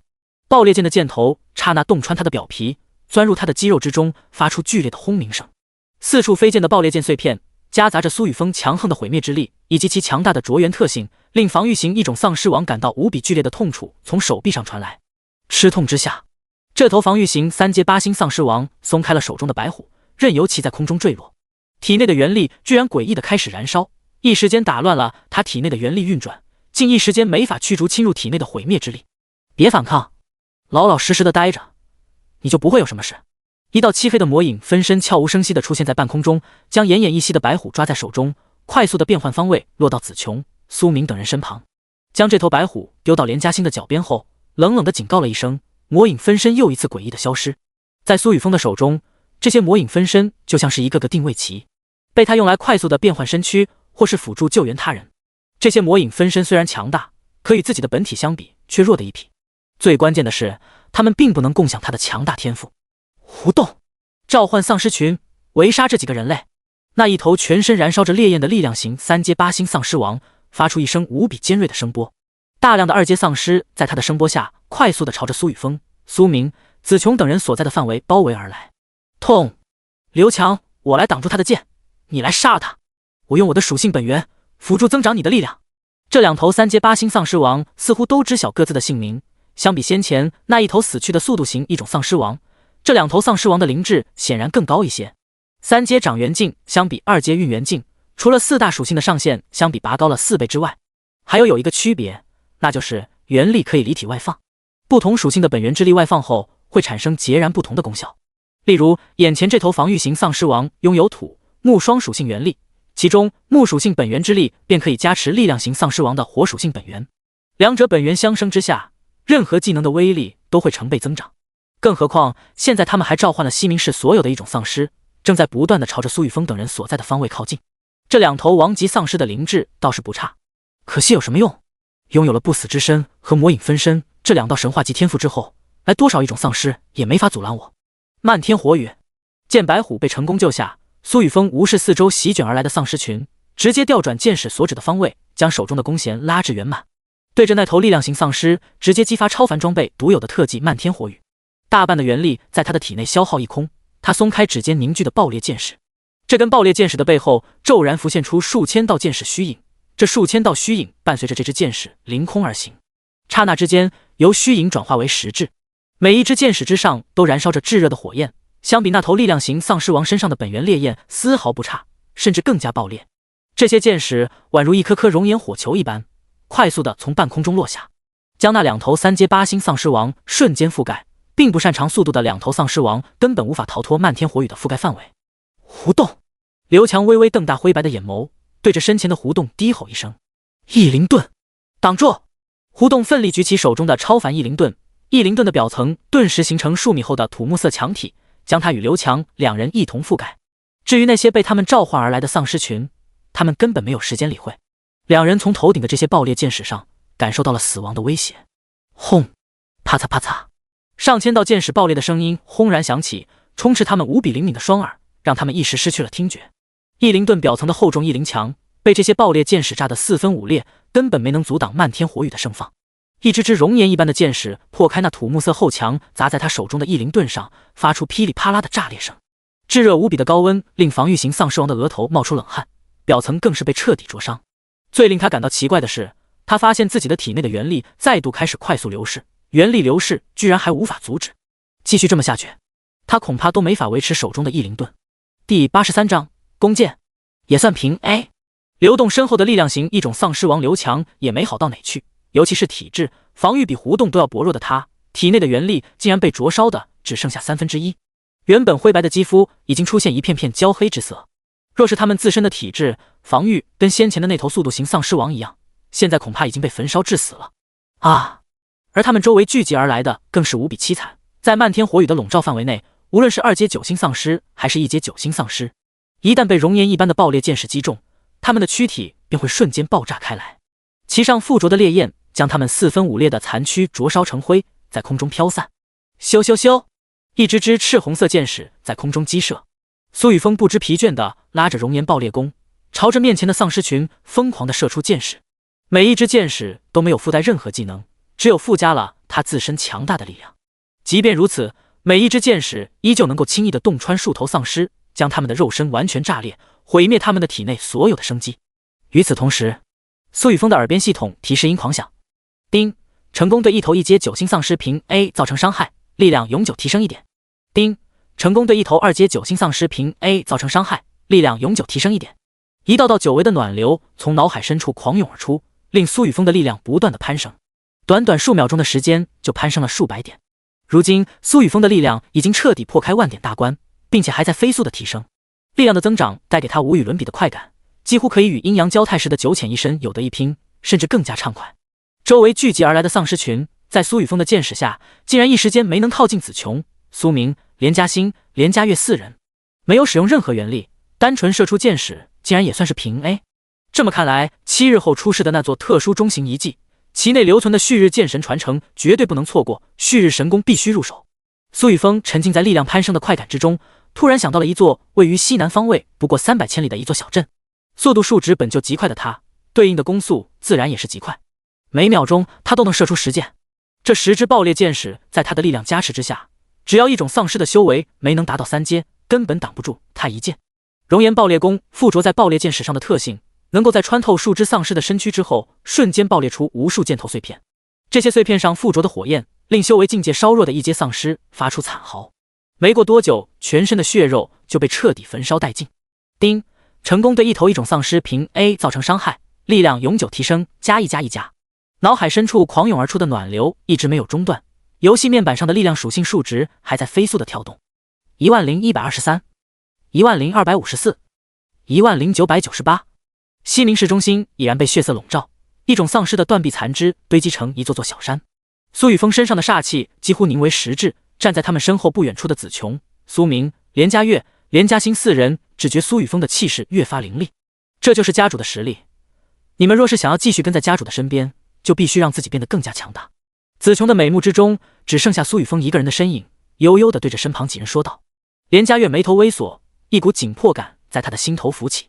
不行，自己必须像连嘉欣一样自行觉醒一道天赋，否则凭借现在掌控的 SS 级天赋魅魔之体能做什么？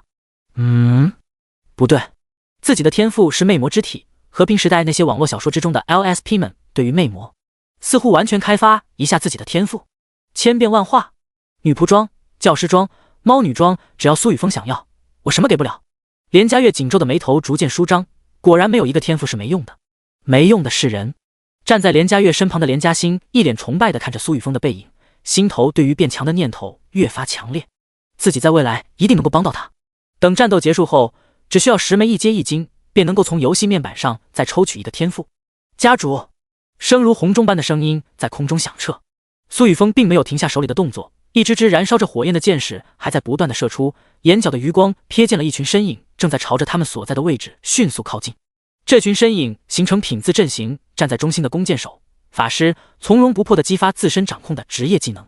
漫天的火球、锋刃、钢锥、土刺夹杂着一层层箭雨，对准周围庞大数量的丧尸群落下。距离他们距离较近，不断冲击阵群的所有丧尸，则被数量最为庞大的战士、骑士群体给阻拦在外。苏家对于觉醒者有着十分系统的培养方法，每一个人都能让其发挥出最大的潜力。从天赋、体质、职业的区分上，苏家都会最适合他们的加点方法。那些不愿意接受加点方案的人，当然可以选择自行成长，只不过苏家对其提供的资源也会相应减少，除非他能够表现出自己的价值。杀！这群不知死活的丧尸竟敢攻击咱们的家主！苏勇一马当先，骤然进入法相天地的状态之中，肉身膨胀数倍，犹如一个小型巨人一般。游戏面板上的属性数值开始狂飙，对于痛楚的感知被暂时屏蔽。他犹如一辆急速冲刺的卡车一般，冲入那密密麻麻的丧尸群中，将无数丧尸撞碎了身躯。刹那间，离出一道由丧尸尸体扑出的沟壑。这傻子！苏雨峰微微一怔，手下的动作为之一顿。他本来想要抓紧时间多刷一会儿平 A 数，让自己的力量再上一个层次。现在被苏勇带着这么多苏家强者扰乱了局势，已经没有必要继续出手了。那就拿那2头3阶王级丧尸来刷平 A 吧。苏雨峰将目光落在不远处的刘强、胡动焦黑的身躯之上。这2头3阶王级丧尸在漫天火雨之下，几乎被燃烧了所有的元力。现在的他们，几乎就相当于活靶子。第84章，全服广播，连杀！也不知道这2头3阶王级丧尸在他的剑下能够撑住多久。咻咻！苏雨峰手中捏着一柄熔岩爆裂弓，自行凝聚出的爆裂剑对准刘强、胡动2人的方位骤然射出。他并没有使用任何技能，仅仅是让自己刚刚达到11000多点的力量加持在这支爆裂剑之上。11000多点的力量，几乎相当于一名3阶巅峰力量型强者的全力一击。苏雨峰拉弓的速度极快，每秒钟都能够快速射出10支爆裂箭，在空中飞掠而过，射向刘强、胡动2人的头颅。对于并不擅长速度的2头3阶王级丧尸来说，他们根本没法闪避这些爆裂箭，只能硬扛。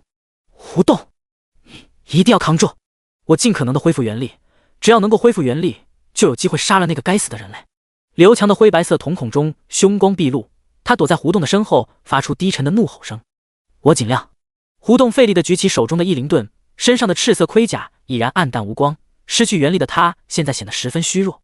刚刚的漫天火雨已经让他遭受重创，他不理解一个2阶巅峰修为的人类怎么可能拥有那么强大的力量。这个人类拥有的力量比自己身后的刘强还要强大。切！耳边破风声传来，胡动费力地抬起异灵盾，想要将来自不同方向的爆裂箭挡下。可他的肉身实在庞大，手中的异灵盾也不过只能遮挡他小半个身子。苏雨峰射出的爆裂箭来自四面八方，胡动竭尽全力也只能挡下一部分爆裂箭矢，另外的部分箭矢大半落在他的肉身之上，还有小部分箭矢则落在他背后的刘强身上。爆裂箭矢落在他们身躯上的瞬间四分五裂，爆裂产生的碎片狠狠地扎向他们的身躯。刚刚恢复了一些状态的刘强被这些箭矢炸得七荤八素，本就不多的元力被再一次烧得一干二净。胡动，你在干什么？刘强怒吼道，点点火星乍现却又很快消失。胡动痛苦而狰狞的表情出现在刘强的面前。你特么去挡那个人类的剑试试？我体内已经没有一丝元力，根本不可能挡得住那么多的剑矢。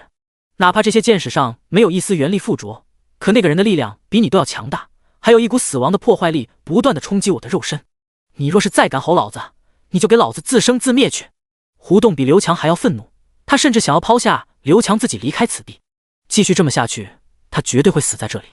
不行，不能等培元树的果实全部成熟了。一旦自己死了，这棵培元树上的果实必然也不会是自己的。不如现在就将它们全部吞下，自己只需要借助其内的能量，便能快速的冲破4阶屏障。只要达到4阶超凡境界，无论这个人类的力量有多么强大，都无法与能够飞行的自己对抗。至于刘强，就让他死在这里吧。胡动狰狞的面容之上带着狠辣，不在原地继续停留，而是朝着身后不过200米的方向拼命冲去。刷刷刷！越来越多的箭矢在空中飞掠而来。失去弧洞保护的刘强还没能有所反应，百倍数十道爆裂箭矢洞穿了身躯，砰砰砰！刘强这尊3阶王级丧尸王体内连连发出闷响，爆开的箭矢在他的体内肆虐，毁灭之源加持的毁灭之力疯狂地摧毁他的生机。弧洞，刘强身上的箭矢越来越多，他能够感觉到死亡的威胁将其全身笼罩。失去元力的他本还有一战之力，可就因为弧洞的突然离开，他大意了，没有闪。你特么的不讲武德！刘强死前的怒吼声回响天地，肉身终于无法抗住毁灭之力的侵蚀，意识彻底陷入黑暗之中。3阶8星力亮行丧尸王于其尸身倒地的刹那，数道闪烁着赤色光芒的物品掉落，被苏雨峰的魔影分身骤然收起。丁，成功对一头异种丧尸平 A 造成伤害，力量永久提升+1+1+。系统提示音在他的耳边不断的响起，游戏面板上的力量数值快速的跳动，短短不到1分钟的时间内，他的力量竟然快速增长数百点。一头3阶8星丧尸王更是直接死在了他的剑下。要知道他可是根本没有动用一丝元力，也没有动用任何技能，就只是单纯的射箭平 A， 居然轻松的射死了一头3阶8星王级丧尸。不过刚刚那一头防御型3阶王级丧尸为什么会突然抛弃那头力量型3阶王级丧尸？苏雨峰见刘强已经彻底失去生机，立刻将目光移向最后一头3阶8星丧尸王。快，再快点！刘强，只要你能够多撑上一会儿，我就能将那些培元果全部吞下。只要我踏入了超凡之境，一定会为你报仇的。你就安心的去吧。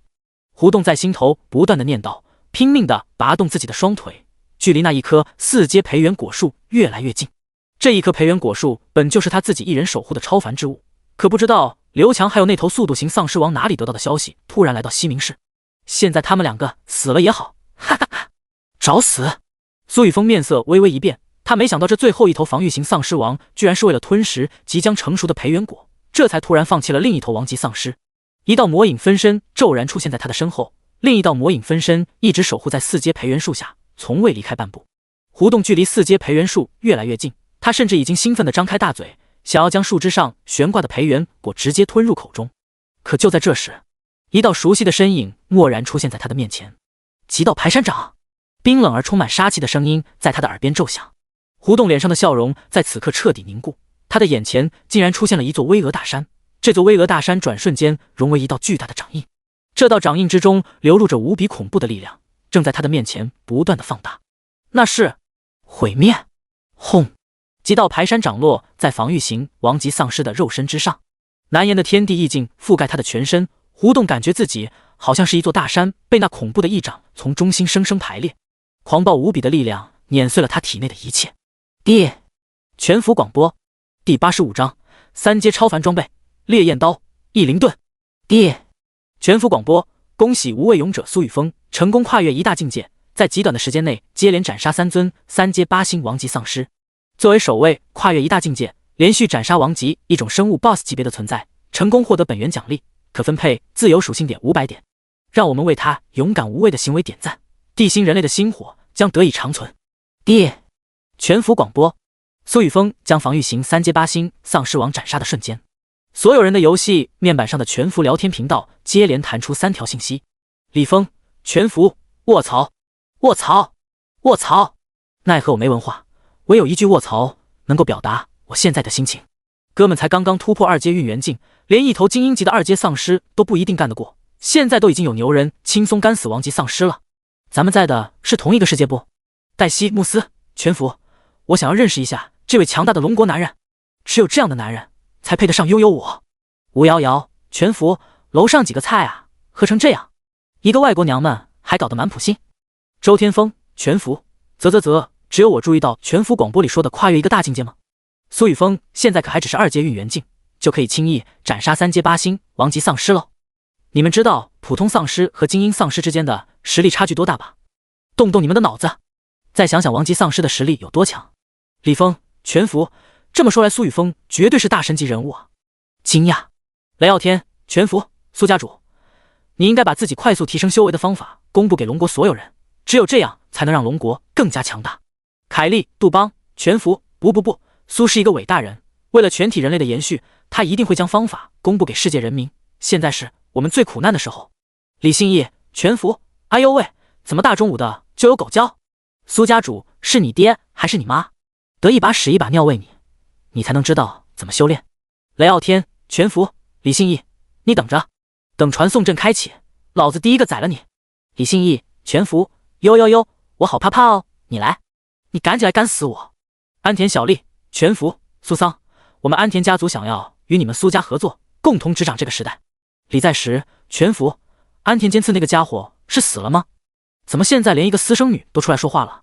全福广播的连续播放，让原本安静的全福聊天频道一时间炸锅。世界各地的觉醒者惊讶于苏雨峰的强大，却又无比眼红。尤其是黑龙氏雷家的雷傲天，只是这一次龙国的其他两大家族却并没有人出声，反而引来了世界各国的古老家族。那名叫做凯利、杜邦的家伙，来自漂亮国的杜邦家族，是漂亮国最古老的家族之一。安田小丽来自樱花国的安田家族，在和平时期就是执掌岛国经济的财阀。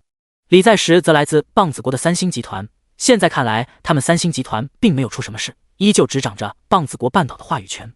令苏雨峰最为惊讶的是黛西·慕斯，这个女人是漂亮国的顶尖美女，若是没有记错的话，她是拥有女主模板的存在。这一世她的神圣守护天赋被子琼提前截胡，不知道她现在的天赋会是什么。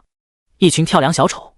苏雨峰简单的扫了一眼全服聊天界面上的内容，心头并没有太大的波澜。他的目光在雷傲天的名字上短暂停留了一会儿，旋即关闭了聊天面板，将地心本源奖励的所有自由属性点全部加在速度上。速度的提升使得攻速一同开始增长，只不过增长的幅度相对缓慢。家主，我们已经找到那座小型遗迹的入口，现在苏礼文那支小队进入其中进行初步探索。苏勇见苏雨峰一巴掌拍死了那头3阶8星丧尸王，心生震撼的同时，来到他的身旁恭敬说道：那一座小型遗迹的入口，正如苏明得到的记忆内容一样，就在不远处2000米内的小型教堂之中。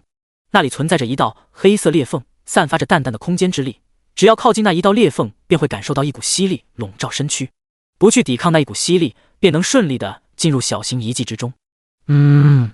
苏雨峰点了点头，散布各处的魔影分身正在快速的收集地面散落的易经，其中2道魔影分身带着3尊王级丧尸掉落的物品来到他的身前，居然爆出了4件3阶超凡装备，还有2本超凡技能书。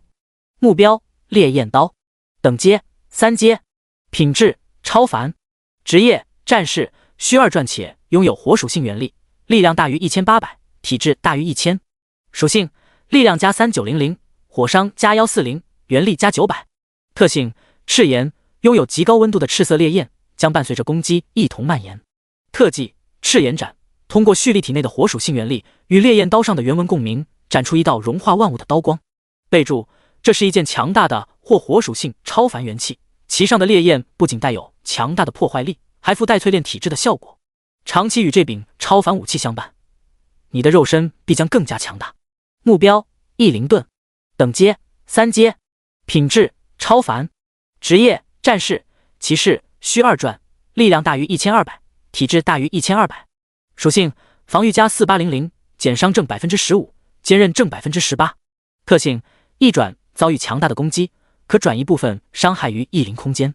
特技异灵墙，遭受致命攻击的刹那，异灵盾将汲取你体内的原力，瞬间凝聚出一道坚厚的异灵墙，为你阻挡来自外界的强大攻击。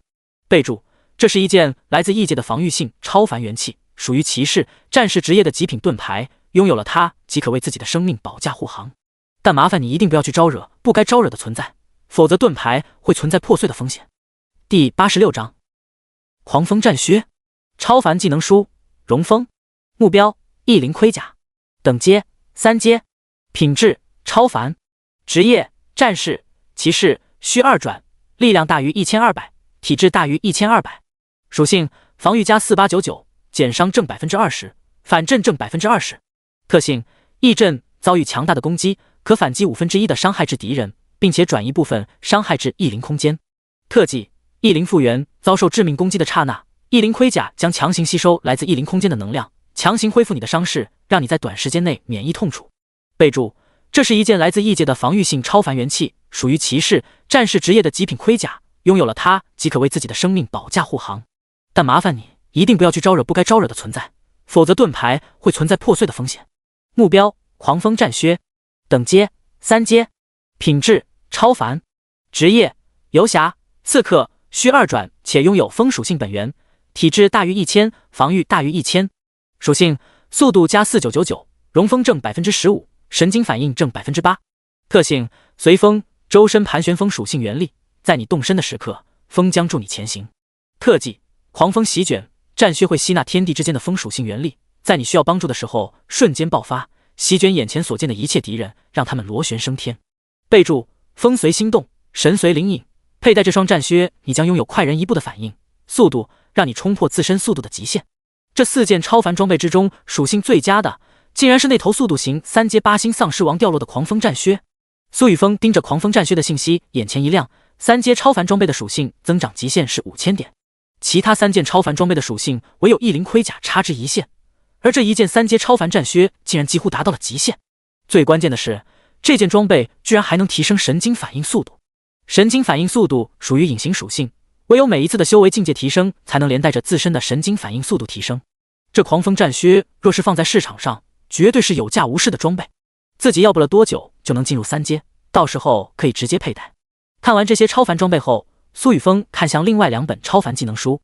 目标：技能书土元灵身，品质超凡，限制3阶土，职业骑士、战士。介绍：运用自身土属性原力附着肉身，令全身血肉、骨骼一同融入土属性本源，形成上古传说中的超凡灵身。凝结此灵身后，可小幅度提升先天根骨值，令肉身体质、防御属性增长，更适合土属性功法修炼。目标：技能书容风，品质超凡，限制3阶风，职业刺客。介绍：这是一本特殊的技能书，其上记载着上古先民追寻狂风，借助狂风之力提升速度的方法。你可以阅读这本特殊的书籍，获得融入狂风的能力，随风而行。但首先，你需要风属性本源才能成功。这本土元灵身对于自己并没有什么用处，倒是这本容风有些用处。不知道这本容风经过极道化之后会是什么样。苏雨峰看着手中2本3阶超凡技能书的信息，准备将那土元灵身带回家族，放入苏家的资源仓库中作为贡献奖励。有了神话建筑无限异魔塔之后，苏家相当于拥有了一处强大的战略性资源，越来越多的苏家强者进入其中磨练己身，每一次完成挑战都能够获得不小的收获。一阶单方建筑图纸、装备图纸产出的爆率并不低，现在苏家已经开始搭建基础的工会仓库、工会铸造室、炼丹房，很快就能够满足2阶工会提升的要求。进入2阶工会之中，工会的元能屏障会扩大100倍，几乎能够笼罩魔都市1/2的范围。如此一来，最核心的重工业厂房便能够完全覆盖，苏家也可以正式开始朝着周围的城市进行武力扩张。同时，工会2阶之后还能够进行搭建辅助修炼的特殊建筑，并且获得工会等阶提升的阶段性任务奖励。系统任务奖励的各职业强化传承柱，绝对是一件好东西。家主，周围的丧尸已经清理的差不多了，这一棵巨树该怎么办？苏勇指挥着苏家强者将周围的丧尸几乎清空，修为没有达到3阶以上的一种丧尸，无论是普通级还是精英级，对于苏家犹如军队一般的觉醒者来说，根本构不成威胁。现在所有觉醒者都在快速的收集地面上掉落的易经，准备将其带回苏家，兑换成贡献点，用来换取修炼资源。当然是带回去，不过还需要等待一小会儿，这棵超凡果树上的果实马上就要成熟了。苏雨峰瞥了眼不远处的4阶超凡培元果树，毫不犹豫地说道：家主，先前那3尊3阶8星王级丧尸，应该就是为了这棵果树聚集在这里的吧？这棵果树上的果实有什么用处？苏勇好奇问道。话音刚落，不远处的4阶超凡培元果树开始剧烈摇晃，天地间弥漫的大量天地元气形成一道巨大的漩涡，被培元果树飞快地吞噬。培元果树枝桠上悬挂的12枚4阶培元果越发饱满，果实表面浮现一丝丝赤色纹路，强横无比的能量伴随着这些纹路的浮现，形成一层层本源薄雾，悬绕在这些果实的枝桠上。看上去一整棵果树都仿佛置身于云海一般，绽放着赤色霞光。想知道这些果实有什么用？我先替你们尝尝怎么样？一道陌生的声音从培元果树的顶端传来，浑身笼罩在白色长袍之下的身影在空中一闪而过，朝着刚刚成熟的培元果暴掠而去。原来等着这些培元果成熟的不只是我们烟雨楼，你还想要捷足先登？做梦！数道犹如电子合成一般的声音陡然响起，几道黑影如同鬼魅一般冲出，这些黑影于培元果树的中部飞跃而上，想要以最快的速度夺取更多的4阶培元果。似乎所有人都把苏雨峰以及苏家众人当成了空气。第87章烟雨楼，送上门的神话装备。烟雨楼，那名白袍身影的手中浮现出一柄古朴小镜，小镜中心点点荧光闪烁，镜面上浮现出一道窥字符文。符文出现的刹那，烟雨楼几人的信息骤然出现在小镜之中。目标：林天虹。境界：运元境7星2阶。天赋：隐灵 A 级。职业：刺客。功法：隐寻刺灵诀 S 级。根骨72，满值100。力量2100点。防御921点。体质1043点。速度1650点。原力11204-12000点。装备：刺灵匕首2阶极品，影风战靴2阶极品，盾玉皮甲2阶稀有。职业技能 LV 3倍刺 LV 4前行 LV 2淬毒 LV 1疾风。剩余自由属性点0。目标：林天笑。境界：运元境9星2阶。天赋：敛息 A 级。职业：刺客。功法：隐寻刺灵诀 S 级。根骨78，满值100。力量2460点。防御821点。体质943点。速度1880点。原力13204-14000点。装备：刺灵匕首2阶极品，影风战靴2阶极品，敏风戒指2阶稀有。职业技能 LV 4倍刺 LV 5前行 LV 3淬毒 LV 2疾风。剩余自由属性点0。目标：林天分。境界：运元境7星2阶。天赋：迷魂 A 级。职业：刺客。功法：隐寻刺灵诀 S 级。根骨70，满值100。目标：林天森。境界：运元境8星2阶。天赋：隐遁 A 级。职业：刺客。功法：隐寻刺灵诀 S 级。根骨74，满值100。果然是前世的烟雨楼，林烟雨那个女人的动作倒是快。这一棵4阶超凡培元树前世就是被烟雨楼的人带走的，这一世自己刚刚好就在附近完成了第3次属性强化。这棵4阶超凡培元树与你们无缘。姑苏帝冷笑一声，掌心的窥天镜轻轻翻动，镜面荧光汇聚成一条条光线，伴随着镜面反射而出。即将进入前行隐遁状态之中的烟雨楼4人被瞬间击中，体外的伪装被无形的力量撕破，完全暴露在空气之中。林天虹、林天分、林天森3人陡然一惊，作为生存在阴影之下的刺客，在战斗过程中一旦暴露于常态，就代表着失败。刚刚那个人手中的镜子是什么装备？别愣着，先去将那些4阶培元果带走，那是楼主需要的东西。只要夺得培元果，楼主便能率先一步迈入3阶长元境，获得地心本源奖励。我们这支小队目前执行的所有任务都没有失败过，这一次也绝不允许失败。林天笑见其余3人愣在原地，忍不住怒喝道。作为这一支烟雨楼刺客小队的队长，林天笑在暴露身形之后再一次加快速度，面前便是一颗刚刚成熟的4阶培元果。哼，天真！窥天镜牵引。姑苏帝嘴角浮起一丝不屑，掌心的窥天镜再一次转动，镜面上涌现出林天笑、林天分、林天森、林天虹4人。左手指尖凝聚一丝元力，轻轻地按在手中的窥天镜镜身上。刚刚击中林天笑、林天分、林天森、林天虹4人的荧光再度浮现。正在飞跃而上的林天笑面色一变，一股强大的力量从背后产生，像是一只无形的大手抓住了他的衣领。凭借他现在2000多点的力量，竟然只能与之僵持在半空中。他转头一看，林天分、林天森、林天虹3人更加不堪，被拉着后腿连连后退，距离培元果越来越远。哈哈哈哈！烟雨楼也不过如此，还有那苏雨峰也是一样，依旧挡不住窥天镜的作用。姑苏帝长笑一声，顿时朝着面前的培元果抓去。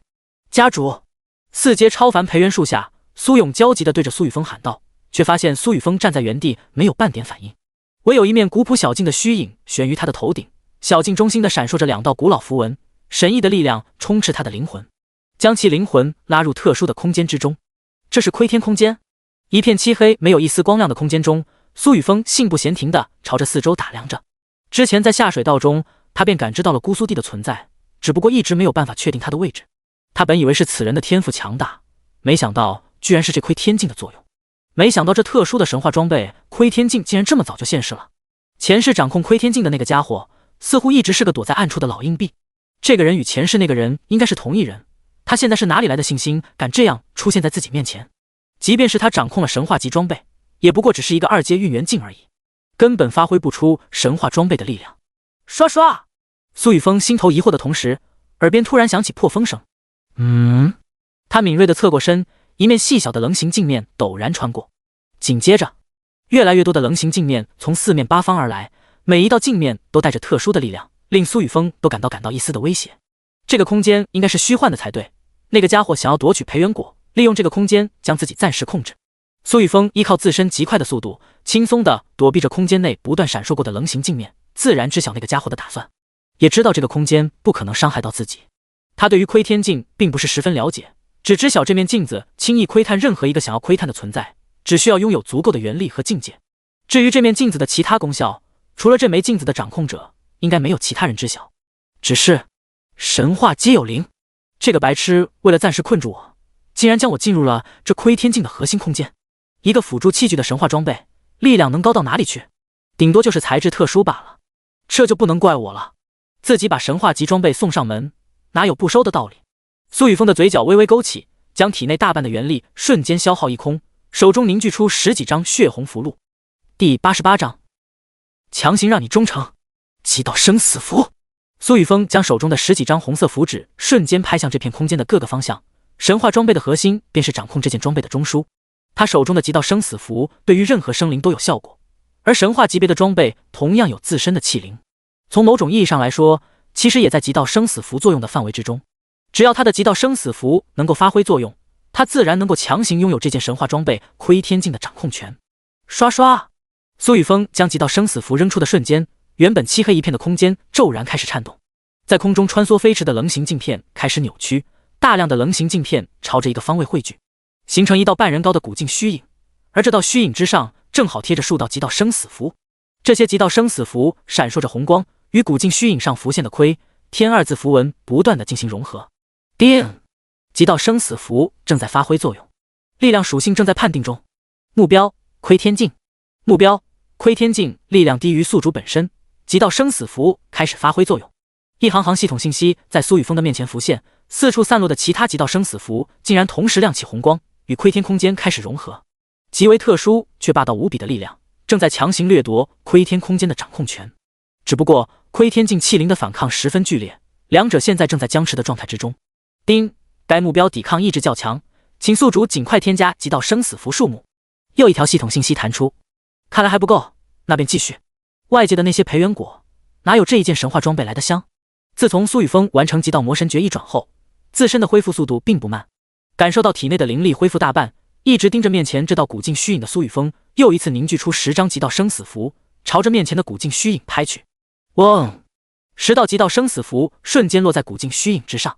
这时，整个窥天空间开始剧烈的晃动，气急败坏的声音从外界传来：“苏雨峰，你敢！”外界，姑苏弟刚刚摘下面前的4阶培元果，准备将其他4阶培元果一同收入囊中，却发现自己手里的窥天镜开始剧烈的晃动，自己与窥天镜之间的联系居然开始减弱。要知道，自己前世便是窥天镜的唯一掌控者，窥天镜也是他重活一世的重要依仗。现在，他居然在脱离自己的掌控。而这一切必然只可能与被囚困在窥天空间的苏雨峰有关。该死！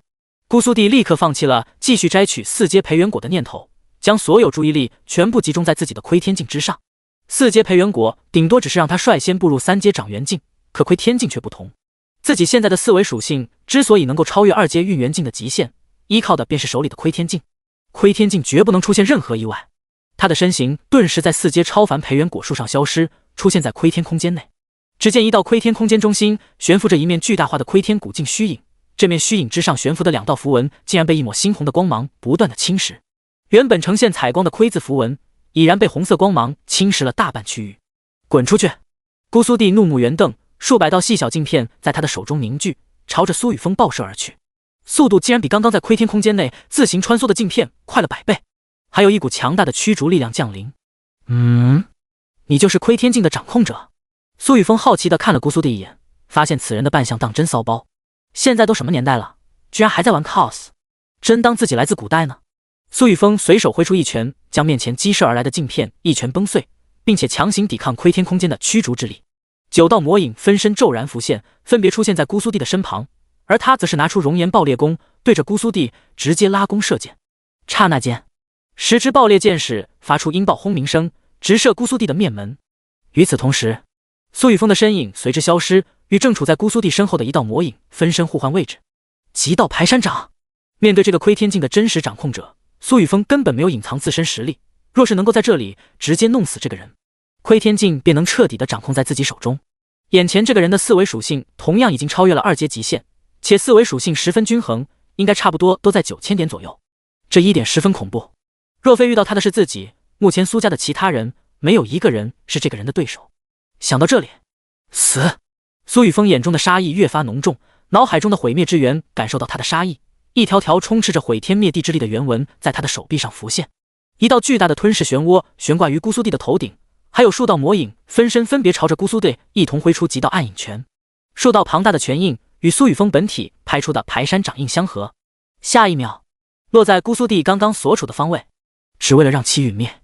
移形幻影，姑苏队感受到扑面而来的巨型掌心，只觉有一股巍峨大山朝着他碾压而来，让其一时间感到窒息。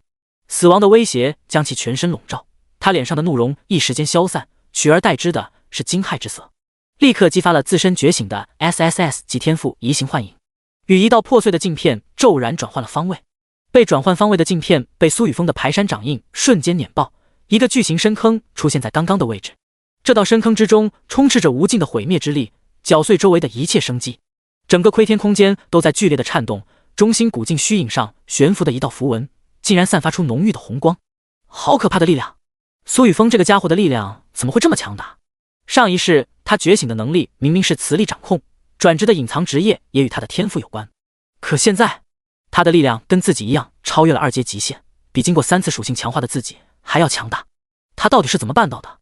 刚刚若是真的被他给击中，现在的我不死也得惨。姑苏的喘着粗气，脸上带着后怕之色。紧接着更令其崩溃的一幕发生。第89章神话窥元镜。窥天空间悬浮的古镜虚影中心逐渐蔓延出一条细小的裂缝，刚刚还只是被侵蚀了一半区域的窥字符文，现在已经完全被猩红色光芒覆盖。古镜虚影中心的那一条裂缝开始扩大，咔嚓一声玻璃破碎的脆响，窥天空间中心的古镜虚影陡然间一分为二。不！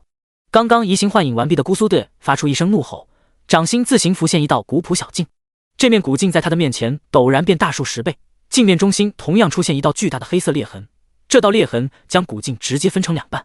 窥天空间也在这个时候开始剧烈的颤动，呈现出4分5裂的模样。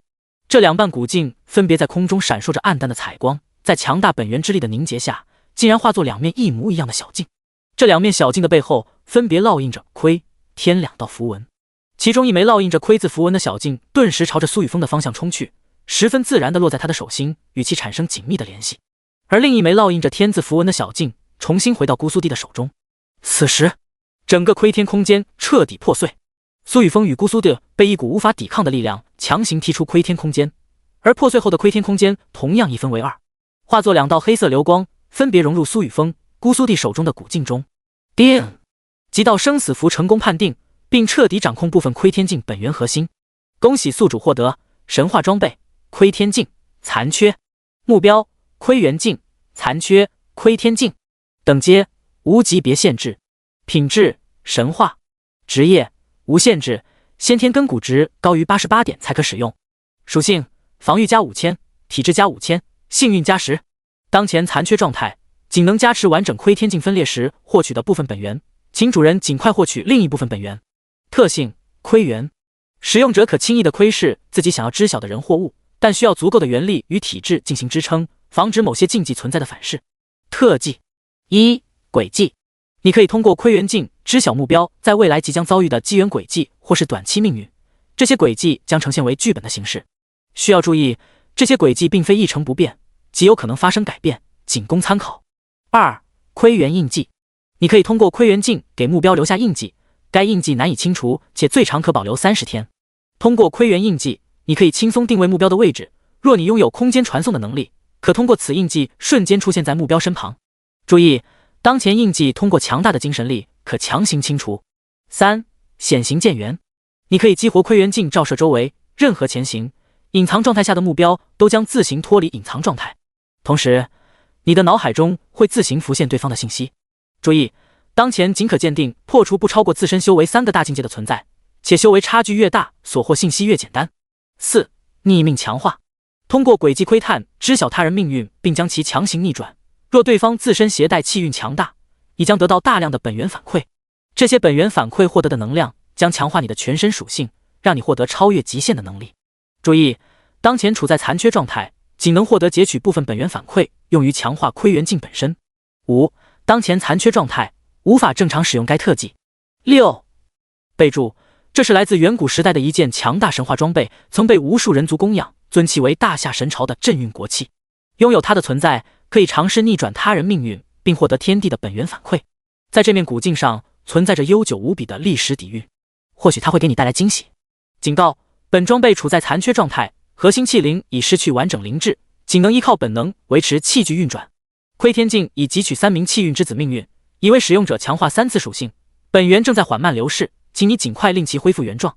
窥天空间破碎的瞬间，大量的信息从苏雨峰手中的窥元镜涌出，不断地融入他的脑海中。这些信息内包含了窥元镜的所有功效以及使用方法，包括另一部分窥天镜的功效作用。这窥元镜只是窥天镜的一部分，居然拥有这么强大的功效，那完整的窥天镜会是什么样？难怪那个家伙可以超越2阶极限，原来是因为窥天镜的作用。可现在失去了一半窥天镜，他接下来该怎么办？苏雨峰饶有兴致扫过窥元镜的属性，幸灾乐祸地想到。周围的空间骤然变换，家主，家主，你快醒醒！子琼、连嘉欣、连嘉悦站在苏雨峰的身旁，焦急地呼喊着。苏雨峰陡然睁开双眼，窥元镜正躺在他的掌心，闪烁着淡淡红光，与自己之间的联系无比紧密。这件神话级装备，哪怕仅仅只是残缺的，品质也达到了神话4星。姑苏地那个家伙必须死，还有他创建的势力也应该尽早灭掉。叮！发布任务：成年人不做选择。任务内容：作为一个超级大反派，怎么能允许一个投机取巧的家伙在自己面前蹦跶？竟然还创立了一个势力叫做逆命阁，他这是想要逆谁的命？请尽快斩杀这个投机取巧之辈，毁灭或收服逆命阁势力中的当前核心成员，剑除涂青青、吴新峰，并且夺取获得完整神话级装备窥天镜。任务奖励：特殊神话建筑占星阁3万枚4阶低品1晶。苏雨峰脑海中想法闪过的瞬间，熟悉的系统提示音陡然响起。这系统真是及时！逆命阁，姑苏地居然已经收拢了剑除、涂青青、吴新峰，一个是未来成就9阶圣皇境的剑魔皇剑除，一个是攀登半神阶的妖女涂青青，还有一个旭日剑神吴新峰。苏雨峰快速地看向刚刚弹出的任务内容，眉头忍不住一皱。逆神阁的核心成员居然是这些人，难怪系统想要让自己尽快毁灭或是收服他们。烟雨楼，你们胆敢抢夺我苏家的东西，迟早都是要还的。第90章，神话5星，空间掌控。林烟雨等于高冷御姐。苏勇的怒吼声从不远处传来，令苏雨峰陡然回过神。家主，峰哥，你终于醒了，你没事吧？子琼、连嘉欣、连嘉悦见到苏雨峰睁开双眼，异口同声问道。3人不同程度的柔软扑入苏雨峰的怀中，令他的鼻腔充斥着不同的体香。我没事。苏勇那个家伙的嗓门倒是不小，速度却太慢。苏雨峰轻柔地抱着3人，目光落在4阶培元树旁的苏勇身上。此刻的苏勇已然进入法相天地的状态之中，全身膨胀成为一座小巨人，有4阶培元树1半之高，可依旧没法抓住烟雨楼的林天红、林天森、林天笑、林天奋4人。在姑苏地消失的刹那，牵扯他们的无形力量已经消散。这4人的速度在自身天赋以及脚下战靴的加持之下，几乎是苏勇的2倍，把他耍得团团转，却连他们的衣角都没法摸到。也就是苏勇一直守在成熟的培元果身旁，这4名来自烟雨楼的刺客唯有经过他，才能夺取4阶培元果。窥元，苏雨峰面色一冷，突然感知到了一丝空间波动产生。刚刚被他收回体内的窥元镜顿时浮现在他的身前，窥元古镜的镜面上闪烁银光，朝着4阶培元树的方位陡然照耀而去。一道身穿黑色紧身衣、身形玲珑有致、腰肢纤细的身影在4阶培元树的顶端骤然显露。这道身影的信息同时出现在他的脑海中。目标：林烟雨，境界：运元镜9星2阶，天赋：空间掌控神话级，职业：虚空路者，唯一传说，功法：空灵神诀，神话，根骨98，满值100，力量7669点，防御3260点，体质4980点，速度9989点，原力 15W16W 点。装备：空元匕首2阶史诗，可进阶；虚空灵靴2阶史诗，可进阶；空灵胸甲2阶史诗，可进阶。职业技能 LV4 虚空行走， LV2 需0次 ，LV1 定位传送，剩余自由属性点0。林烟雨，苏雨峰瞳孔微微一缩，这个女人怎么会出现在这里？她这个时间不应该还在吸收灵虚神君的神话传承吗？原来她的先天根骨值这么高。苏雨峰还是第一次见到除了自己之外拥有这么高根骨值的存在。四维属性同样强大，速度属性更是差点破万。还有她的天赋，竟然达到了神话5星。空间掌控，上一世林烟雨在1个月后才会成立烟雨楼，成为烟雨楼幕后的楼主。烟雨楼是龙国乃至全世界最为庞大的赏金组织，其内存在数不胜数的刺客，只需要付出足够的代价，哪怕是神也会去刺杀。苏雨峰在上一世与烟雨楼唯一的交集，便是耗费了大量的资源，请冻林烟雨这个烟雨楼楼主出手刺杀一尊神。那时出世的林烟雨手握空元匕首，竟然真的生生刺杀了一名强大的神灵，依靠这一举动成功迈入神话境。他是前世地心第一个进入神话境的存在，也是极少数没有参与瓜分苏家的地心顶尖强者。只是这一世烟雨楼怎么成立的那么早？苏雨峰稍稍一怔，却并没有因为林烟雨的出现停下手中的动作。9道魔影分身早已出现在那些成熟的4阶培育果旁，无视顶端出现的林烟雨，将他们瞬间收入乾坤界中。他的手中紧握火焰升腾的熔岩爆裂弓，对准林天红、林天愤、林天笑、林天森4人，毫不犹豫地射出手中的爆裂箭矢。这些箭矢射出的瞬间，他的身影消失在原地，骤然出现在林烟雨的身前，对着林烟雨拍出几道排山掌。撤！林烟雨冰冷的声音在林天红、林天愤、林天笑、林天森4人耳边响起。他的眼中闪过一丝惊讶，自从觉醒强大的神话级天赋以来，这还是第一次被动的暴露身形。此人便是苏家家主苏雨峰吗？身上的气势倒是强横，速度也不慢。刚刚那是空间波动，难道苏雨峰的天赋能力也与空间之力相关？林烟雨轻轻地抬起手中空元匕首，刹那之间数百道寒芒在空中掠过，周围的空间好似在给这些寒芒助力。本来需要半秒钟才能飞掠而过的空间，竟然在刹那之间便出现在苏雨峰的面前。砰！苏雨峰刚刚打出的几道排山掌掌印被骤然崩碎。林烟雨的力量虽然比他要弱上一些，可那些寒芒来自空元匕首的加持。空元匕首作为2阶传说级武器，能够为林烟雨加持整整5999点力量。几道暗影掌印在这么多空元寒芒的爆射下，自然无法继续维持。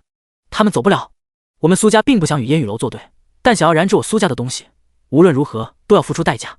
苏雨峰的身影不知何时出现在林烟雨的身后，毁灭之力在他的灵魂深处疯狂的跳动，冰冷至极的杀气锁定林烟雨。啊！刚刚听到林烟雨声音感到惊喜的林天红、林天愤、林天笑、林天森4人正准备靠近林烟雨撤离，10支爆裂箭矢陡然穿透繁茂的枝叶，生生地落在他们4人的双腿之上。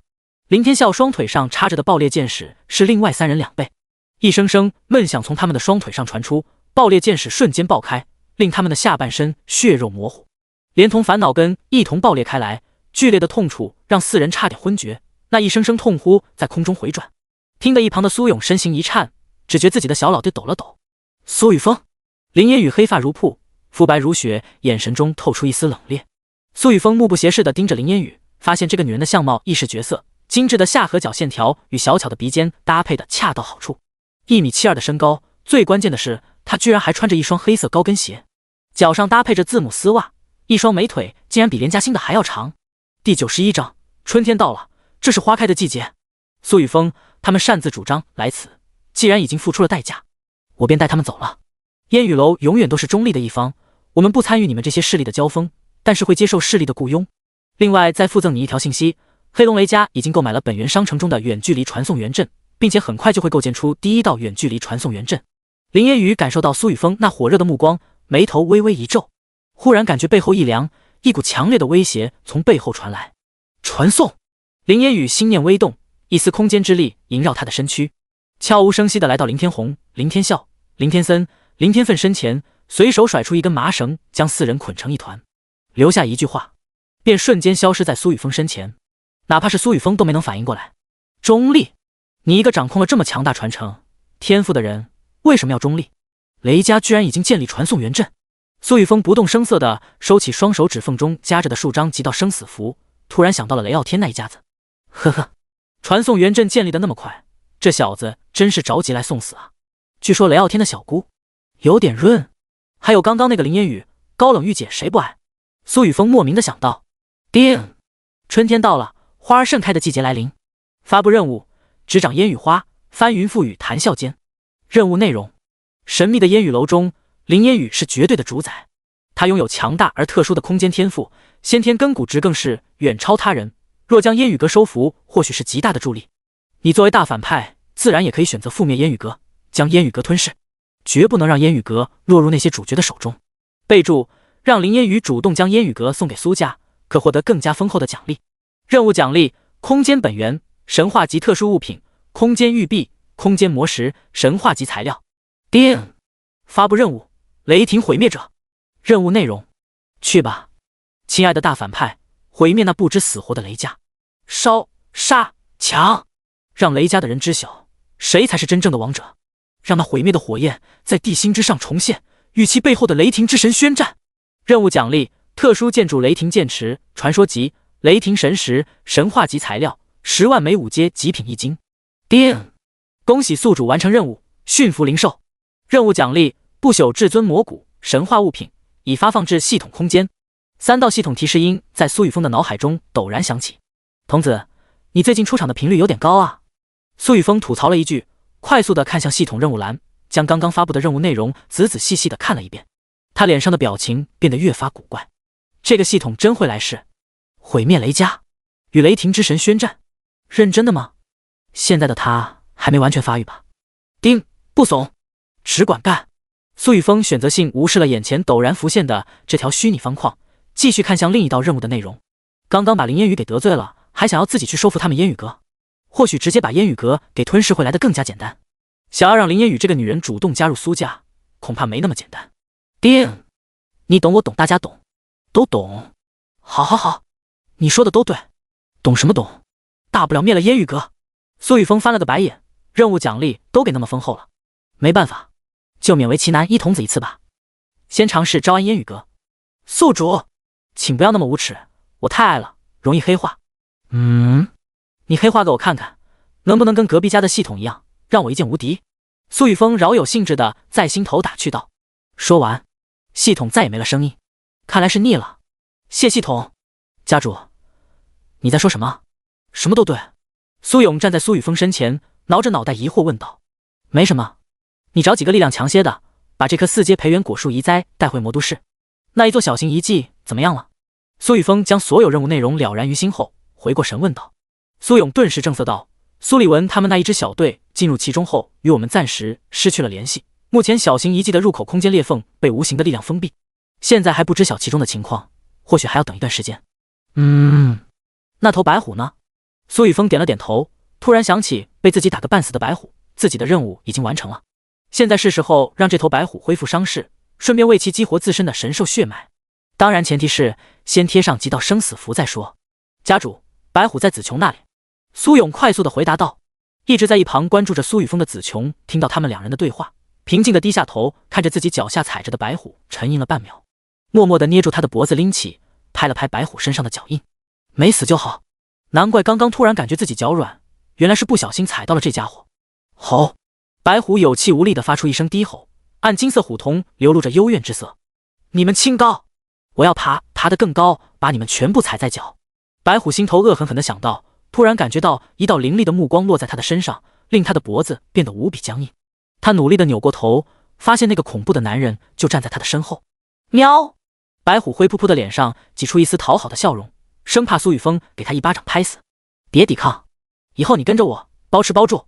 苏雨峰对着白虎露出一抹温和的笑容，指尖捏着的极道生死符悄然落下。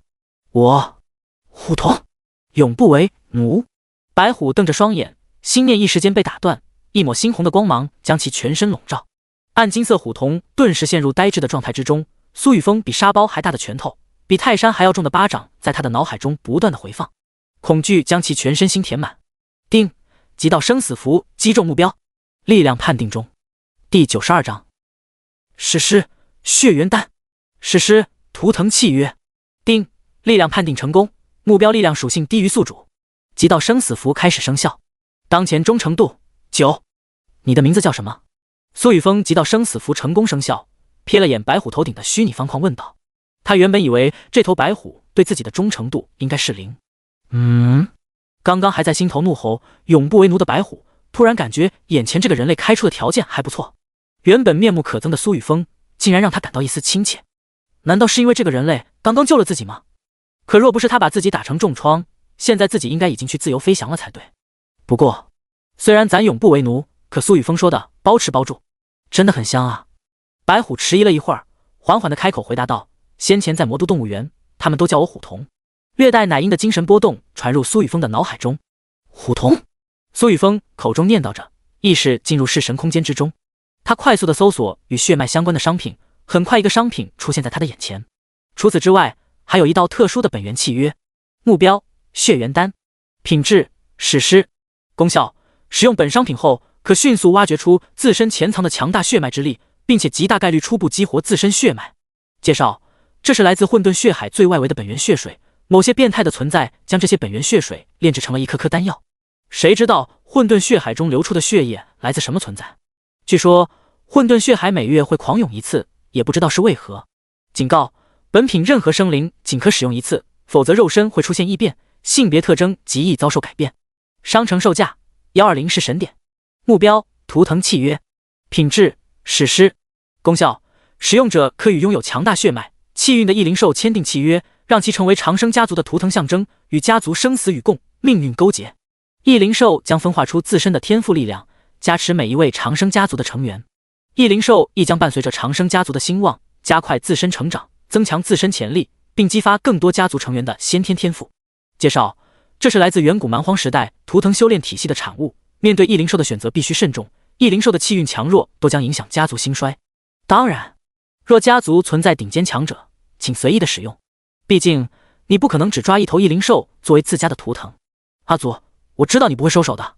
注意，一种生物并非异灵兽，请勿盲目尝试。商城售价80是神点。购买血元丹，图腾契约。苏雨峰心念一动，耗费200点是神点，从弑神商城买下一枚血元丹和一张图腾契约，并且从系统空间内将血元丹取出，捏在手心。血元丹出现的瞬间，白虎的鼻尖陡然耸动，一股前所未有的诱惑正不断地吸引着虎童，让他迫不及待地想要将苏雨峰手中的血元丹吞下。虎童暗金色的双眸开始闪烁，这枚红色丹药之中蕴含的力量必定会让自己发生蜕变。可先前苏衣服给他留下的残暴印象，让他生生克制住了心头的欲望。这个男人可怕，战略性服软。那个啥，先拜一拜。虎童脑中灵光一闪，正处在幼年状态的白虎顿时双脚站立，双手合十，对着苏雨峰进行朝拜，毛茸茸的虎脸竟流露出了讨好的神情。好可爱。连嘉欣忍不住两眼放光，他从小便喜欢毛孩子，只不过家里一直没有同意让他养上一只。处在幼年状态下的白虎看上去像极了一只奶萌白色大猫。从现在起，你就是我的坐骑，把这颗丹药吃下去，你现在的伤势就会立即恢复。恢复伤势的同时，不要浪费血元丹的力量，去发掘你自身血液中潜藏的力量。你应该知道自己的特殊性。从今日起，你便是我苏家的庇护神兽，你可愿意？苏雨峰盯着虎童的双眼，面容严肃地问道。至于白虎刚刚那讨好性的动作，他直接假装没有看见。忠诚度方框内的数值都没有跳动，就想要吃丹药？想屁呢！苏雨峰默默地取出图腾契约握在手中，他清空了自己的弑神点，就为了兑换这2样东西。第一次在其他人的身上投资那么多东西。当然，若是这头白虎能够成功觉醒神兽血脉，蜕变成为一头神兽的话，他赚大了。正在讨好苏雨峰的虎童微微一怔，那枚丹药可以激活自身血脉之中潜藏的力量，条件是成为苏家的庇护神兽，成为眼前这个男人的坐骑。我虎童永不为。苏雨峰眉头一皱，吼，老爷，我虎童就是您唯一的坐骑，快，公务员契约呢？我马上签了。听到苏雨峰的声音，刚刚想要支棱起来的虎童顿时俯下身，低眉顺眼的低吼一声，咱就是说，还是老老实实的当个上岸老虎吧，让这人骑一下怎么了？包吃包住哎！挤出一滴血落在这张羊皮纸上。苏雨峰将手里的图腾契约扔到虎童面前，图腾契约的中心布满了玄奥无比的古老本源符文。好！虎童瞪着双眼，只觉头晕眼花，他压根无法理这图腾契约上的内容。算了，这辈子也就这样了，当个好吃懒做的老虎也没毛病。他心头想着，尖锐的利齿咬破虎掌，忍着指尖传来的痛楚，挤出一滴淡金色血液。这一滴血液暴露在空气中的瞬间，骤然凝聚出一道锋锐无比庚金之气，朝着四周散溢。白虎主杀伐！只要白虎成为苏家的图腾之一，苏家所有成员都可以得到庚金杀伐之力加深。苏雨峰在心头想到，雷家既然已经拥有了传送元阵，以雷傲天的德性，要不了多久便会彻底执掌雷家大权，以此来攻打苏家。自己必须为苏家多准备几张底牌。就在这时，白虎的淡金色血液落在图腾契约之上，契约上原本暗淡的逐个亮起。异灵天赐也，气运容一族之上。第93章白虎图腾。你也知道我从小没有心而灵长，衰而灵灭，命运交织，不可服输。图腾契约成，图腾现。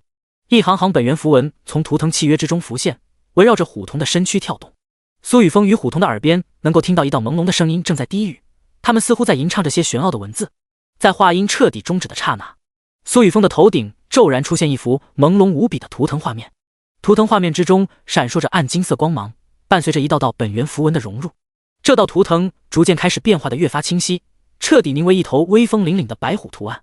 无与伦比的杀伐之气伴随着这道白虎图腾一同降临，令苏雨峰身上的杀气节节攀升。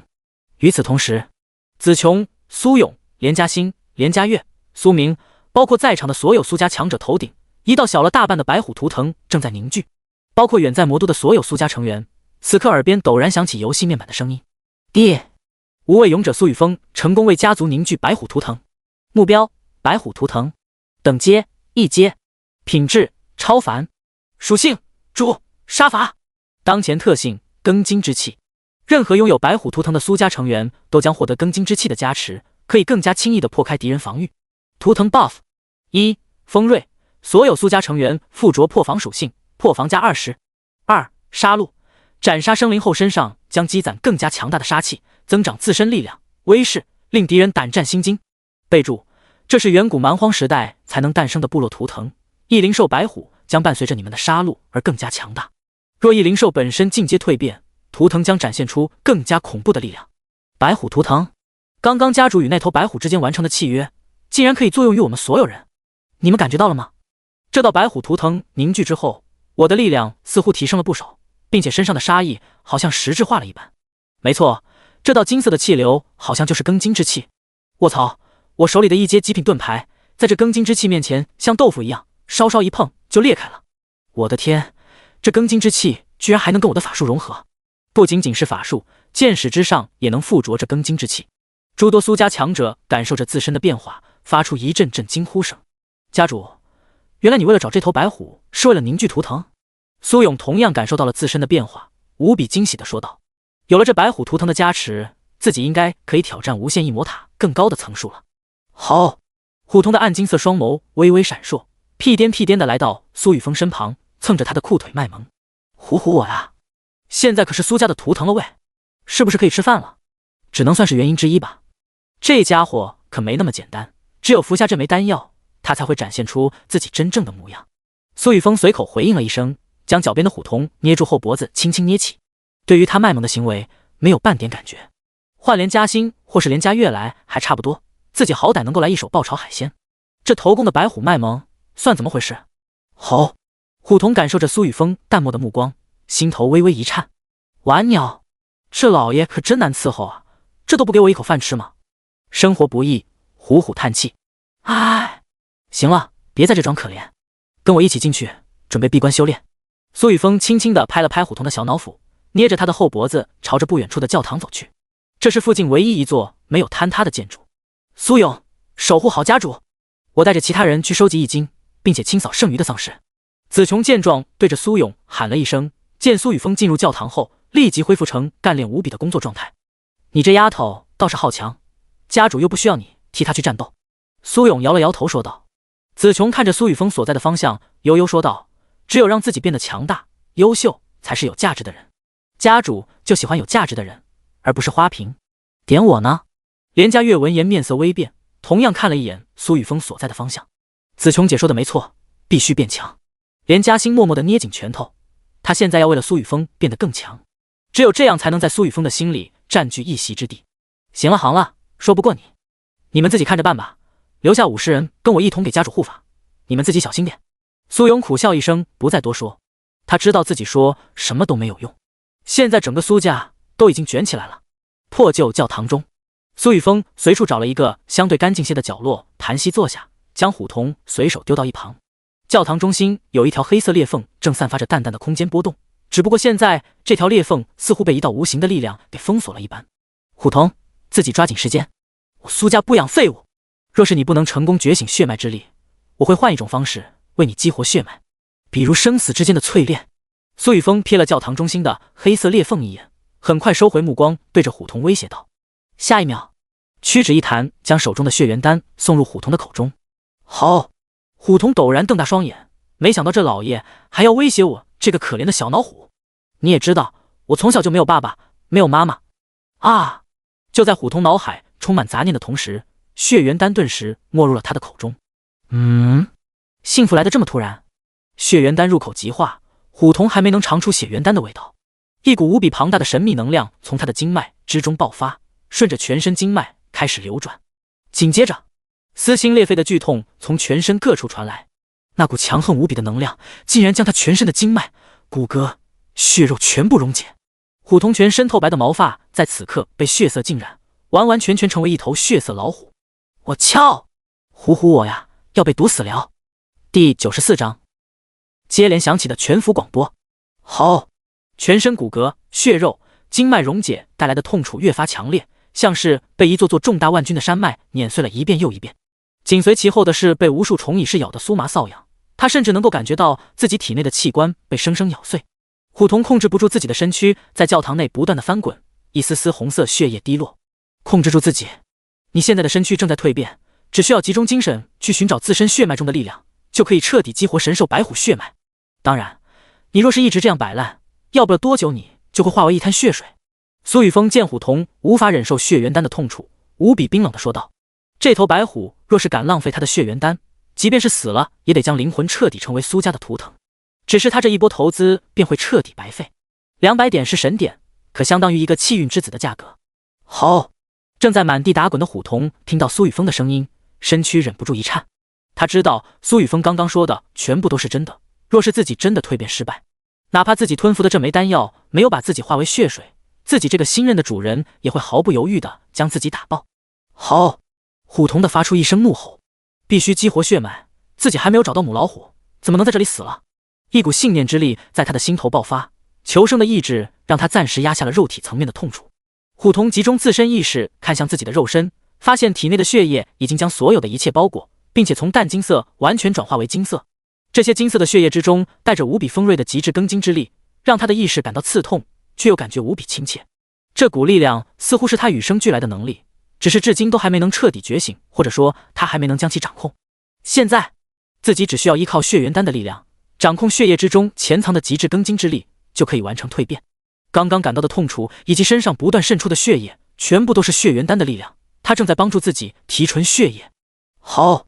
虎童的暗金色双眸一时间金光璀璨，口中发出一声震天动地的怒吼，竟然完全无视了体内传来的痛苦，主动运转体内沸腾的金色血液，开始绕着全身各处蔓延，将剩余的废血全部排出。噗！红色废血散发着腥臭的异味，将教堂的地面腐蚀出一片深坑。废血完全排出的瞬间，虎童身上的气势骤然一变，凶煞、锋锐无比的杀伐之气从他的身上狂涌而出，暗金色眼眸在这一刻燃起金色铜焰，全身毛发乳白如玉，沐浴着金光，体型开始不断的膨胀，额头的王字犹如一道本源符文一般闪烁着神光。极致庚金之力伴随着虎童的血脉彻底觉醒，萦绕在他的身旁，化作各式各样的神华虚影。西明市的上空形成一道巨大的白虎虚影，挟持着血色杀气踏空而行，疯狂地吞噬着天地之间的杀伐之力、天地元气。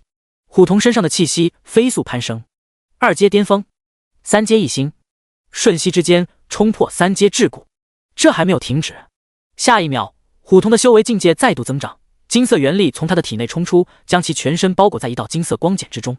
在这道金色光茧的包裹之下，虎童陷入沉睡之中，开始加速消化神兽血脉蜕变带来的强大力量，气息还在继续增长。第一，全服广播，异灵兽，虎童成功觉醒自身神兽血脉，进入神兽幼年期，假以10日将蜕变成为地星第1尊神兽。现所有地星非人类生灵将获得自身游戏面板，拥有超脱自身种族限制的机会，成为守护地星的一员。游戏面板本源商城中将新增基础职业御兽师，新增物品御兽项圈、御兽手环、坐骑项圈等与异灵兽物品。第一，全服广播，一道金色光茧漂浮在教堂的半空中。与此同时，地心所有人的游戏面板内顿时弹出全服广播。接连3次全服广播后，每一个人所能看到的本源商城开始刷新，大量预售师、易零售、坐骑等相关物品逐个出现在本源商城内。紧接着，全服广播，恭喜雷傲天成功建立地心第2座人类公会天傲神巢，获得地心本源奖励自由属性点100点，随机传说及特殊建筑1座。人类传承永不灭绝，星火正在燎原。祝更多的地心人类能够获得全新的庇护之所，为地心文明走出新的篇章。全服广播，恭喜林烟雨成功建立地心第3座人类公会烟雨楼，获得地心本源奖励自由属性点80点，随机史诗及特殊建筑1座。人类传承永不灭绝，星火正在燎原。接连的人类公会成立将推动全新的世界格局，请所有人类做好迎接未来的准备。全服广播，恭喜眼天机成功建立地心第4座人类公会天机楼，获得地心本源奖励自由属性点60点，随机超凡级特殊建筑1座。全服广播，恭喜姑苏地成功建立地心第5座人类公会逆命阁，获得地心本源奖励自由属性点50点，随机超凡级特殊建筑1座。全服广播，恭喜周庆庆、纪凌峰成功建立。第1道世界全服广播响起后，平时几乎没有动静的全服广播像是不要钱一般，接连不断的在地心所有人耳边骤响。全服聊天界面又一次沸腾。李峰，全服，卧槽，今天是什么日子？怎么一个个都上电视了？我的天，咱们这个世界居然出现了第1头神兽虎童，这难道是一头神兽老虎？眼天机，全服，诸位朋友，天机楼今日成立，招收一切与卜算类特殊天赋相关的同道中人。天机楼对外出售任意情报，只需要你给得起价格，没有天机楼算不到的东西。3日后，天机楼将公布世界强者实力排行榜，其中包括各国顶尖强者排行、世界装备排行榜，按6大部件分别排行，易零售排行榜，包含生存条件、习性等等。第95章天机楼，雷傲天全服，扑哧，天机楼，天下第1情报组织，还制定了各种排行榜。兄弟，我想问问，我雷傲天是不是你排行榜上的第1？黑龙是雷家，雷傲天全身笼罩在无数雷芒之中，一条条蓝紫色雷芒缠绕着他的身躯，他的手中拿着一颗闪烁着浓郁电光的果实，盯着面前的全服聊天面板，忍不住发出一声嗤笑。什么狗屁天机楼，若是真那么牛逼，怎么会落后那么多才建立工会，还算尽天下事？他算个屁，难道他还能算到自己将在7天后发动雷家势力进行闪电战，直接攻占苏家魔都那一片富饶之地？雷傲天不屑一笑，将手中的2阶极品雷浆果塞入口中，默默地闭上双眼，开始消化其中的雷霆元力。只差一点点，自己便能迈入3阶掌元境，到时候便是苏家人的死期。还有那嘴臭无比的李信义，必须将其千刀万剐。眼天机全服，我眼天机传承龙国天机传承至今，天机神算天下事，欲上知天下之地。雷傲天，你可知你已有黑气临身，血中带煞？龙国昆仑仙境，一名手握八卦轮盘的黑袍青年站在山巅之上，风轻云淡的在全服聊天面板上打出一行话：小眼，你想要学习上古仙辈，建立各种天机板单，以此来加快自身修炼，这没有错，可你终究还是太急了。天机诀必须要修炼至第4层，修为境界达到超凡境，你才能抵抗来自天机的反噬啊！嗨，上一代天机传承者眼天硕，也是眼天机的爷爷，站在眼天机的身后，眼神复杂的说道。他看着眼天机那意气风发的模样，莫名的有些不安。这种不安来自于天地，亦来自于眼天机先前的举动。只是眼天硕同样知道，自己没法阻止眼天机，也不能去阻止眼天机。眼天机历代天机传承者中天资悟性最佳之人，说不定真的能够掌控那天数之中唯一遁去的一。爷爷，我知道你在担心什么，您放心吧，我一定会成功，地心也不可能被外来的生灵占据，哪怕一丝本源都不可能。眼天机平静地转过身，自信无比地说道。他的瞳孔深处8道玄妙的本源符文正在缓缓转动，身前悬浮的天机八卦盘随之盘旋在其身后。一切小心，天机楼所有弟子都将成为你的助理，只要你不去做一些不该做的事情，没有人能够找到昆仑仙境。眼天硕盯着眼天机的双眼对视了几秒后，再一次嘱咐道，手中的拐杖轻轻敲击地面，一条条圆纹于他的身下蔓延，将其全身包裹，白光闪烁，消失在眼天机的身前。爷爷，你知道吗？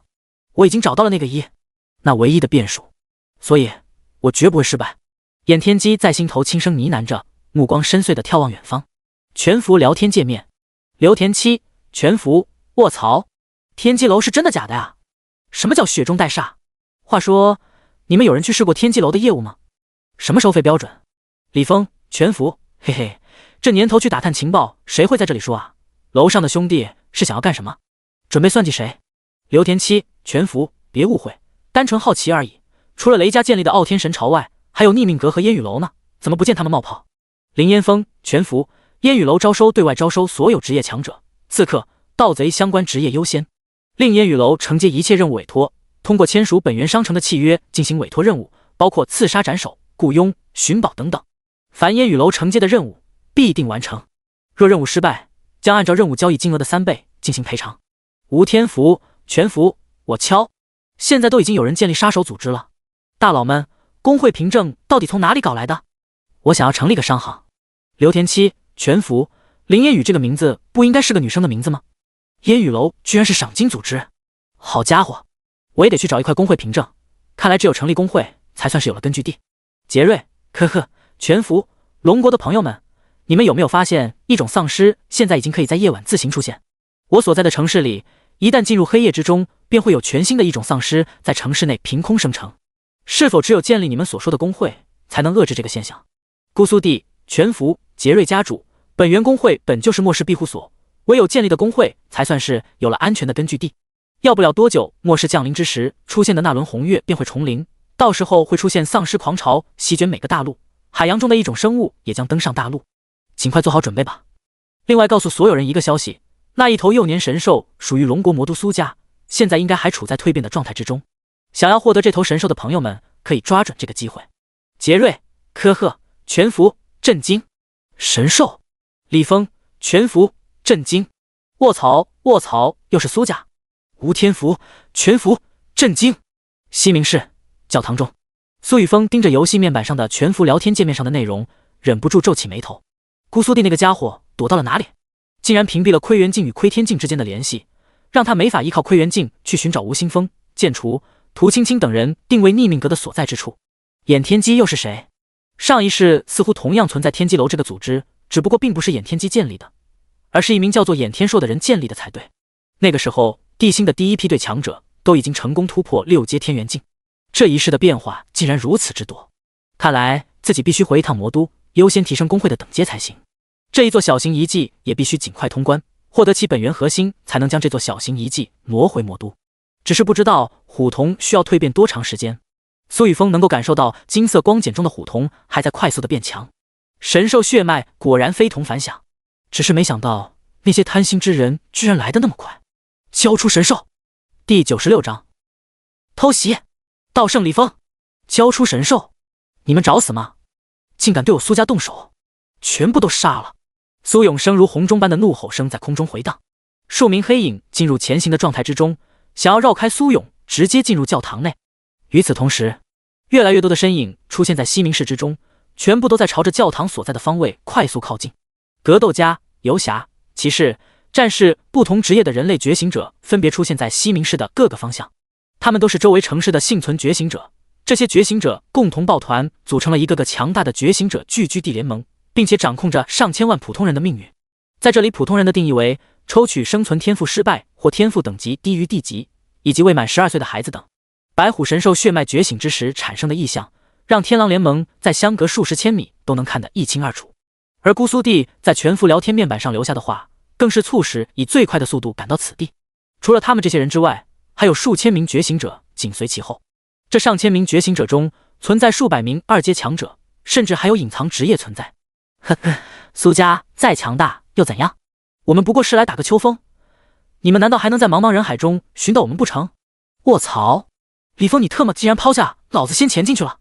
李林正跟苏勇打着嘴炮，眼角余光瞥见浓眉大眼的李峰已然钻入教堂，立刻发动前行，朝着教堂冲去。李峰、李林等人作为速度最为敏捷的刺客，正是第一批进入西明市的2阶运元境强者。其中李峰的修为更是达到了2阶运元境7星，他便是隐藏职业道圣的拥有者，身上的装备对其特有的职业技能妙手空空有着特殊加成。所有人听着，胆敢靠近教堂一步，杀无赦！苏勇见状，对着苏家留守的50名强者大喊道，身上的杀气再也无法抑制，顿时催动天赋进入法相天地的状态之中，肉身瞬间开始膨胀，全属性暴涨。体型庞大的苏勇丝毫不显笨拙，身形化作一道黑影闪过。刚刚准备进入前行状态之中的李林还没彻底隐去，身形眼前便是一黑，一股强大的挤压之力从四面八方涌来。啊！李林发出一声惨叫，便被苏勇生生捏爆了身躯。白痴！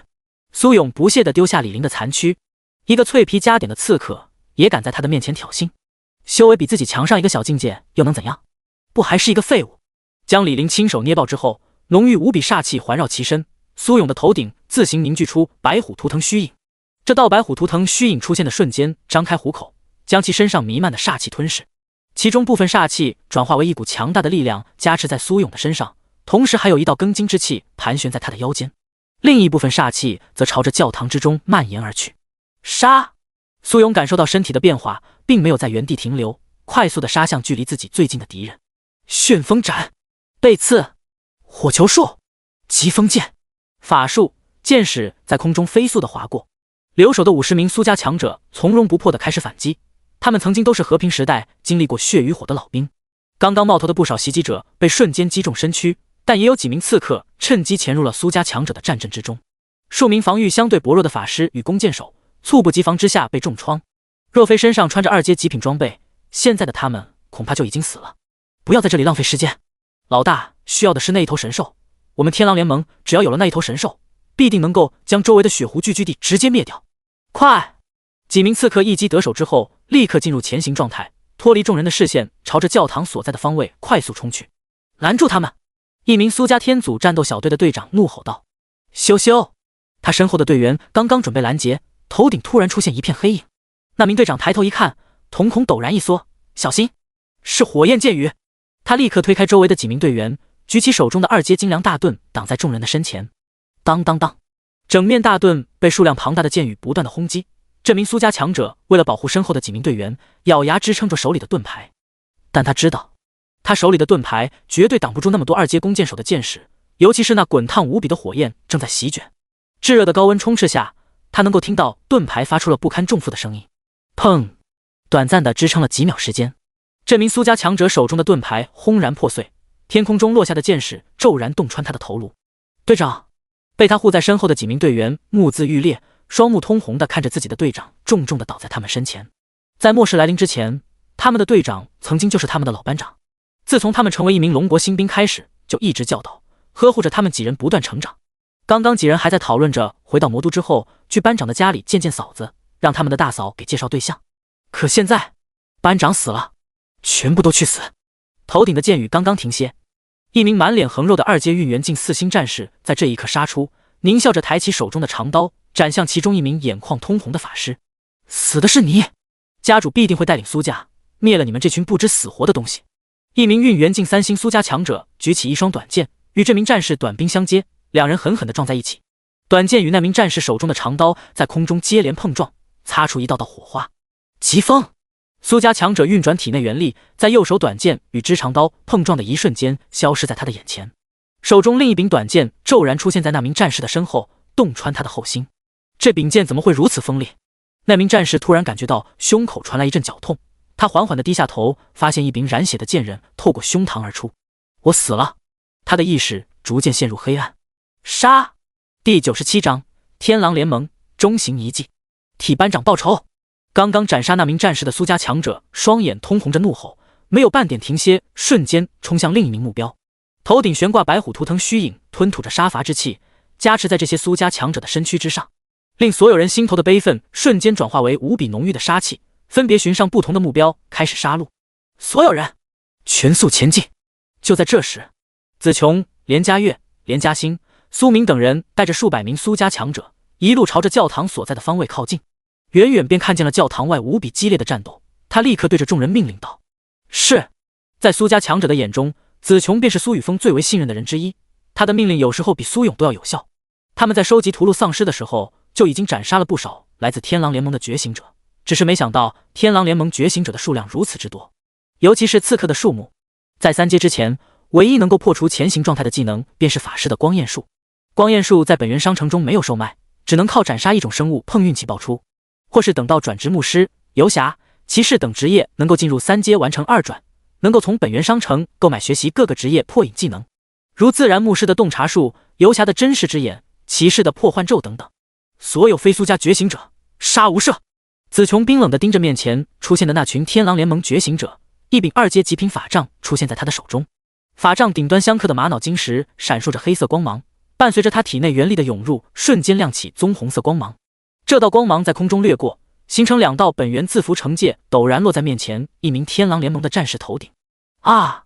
这名2阶运元境一星战士只觉自己的脑袋被铁锤重重地敲击了一般，意识一时间开始溃散，体内正在运转的元力失去控制，让他正准备激活的旋风斩被生生打断，手中的1阶极品斧头都没法控制得住，脱手而出。咻！强劲的破风声陡然响起，一根燃烧着火焰的剑矢陡然洞穿他的身躯，火焰覆盖其全身。地裂！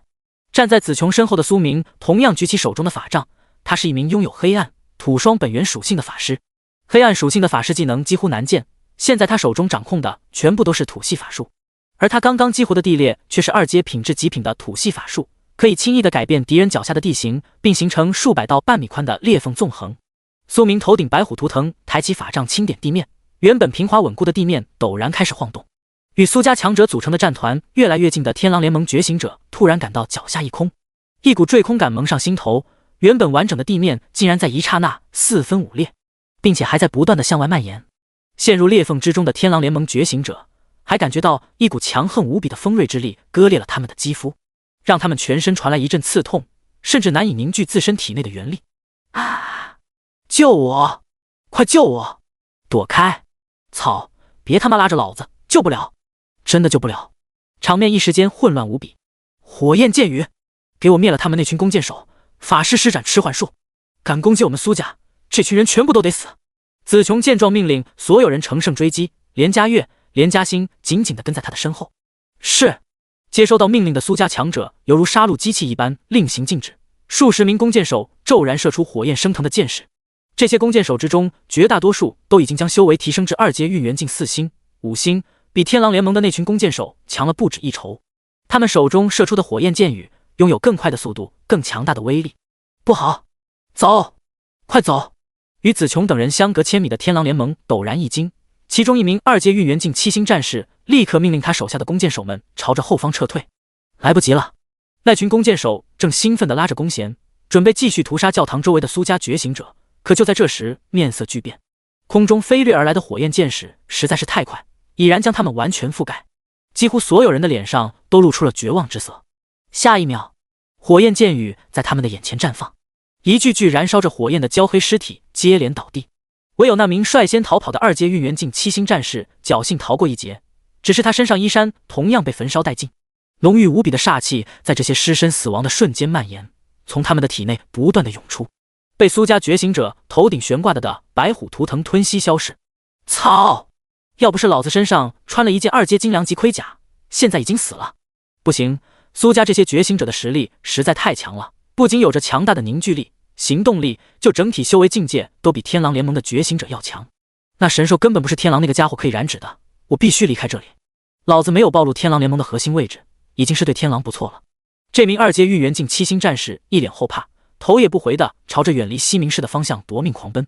只是还没跑出几米，一道漆黑没有面容的身影突然在他的面前浮现。什么东西？操！怪物！这名2阶运元境7星战士吓了一跳，差点跌倒在地。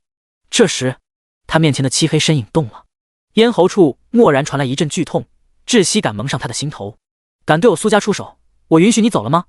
这名2阶运元境7星战士的耳边传来冷漠的声音，后脑遭受重击，眼前顿时一黑昏了过去。天狼联盟前世旭日剑神传承所在的中型遗迹似乎就在他们占据的城市之中，这些人来得正好，倒也省去了自己派人寻找遗迹的过程。苏雨峰遥遥控制着魔影，分身抓起手中的这名2阶运元境7星战士，朝着苏明等人所在的位置靠近。第98章，刚刚我差点就见到太奶了。破旧教堂中，一名身材健硕的青年潜藏在阴影之中，通过窗户跃入其中，没有发出半点声响。教堂的环境顿时映入他的眼帘，尤其是教堂中心那一团耀眼夺目的金色光茧。李峰能够感觉到金色光茧中有可怕的东西正在孕育，并且其内传出的气息还在不断的变强。难道这个金色光茧中的存在，就是那姑苏队口中所说的神兽？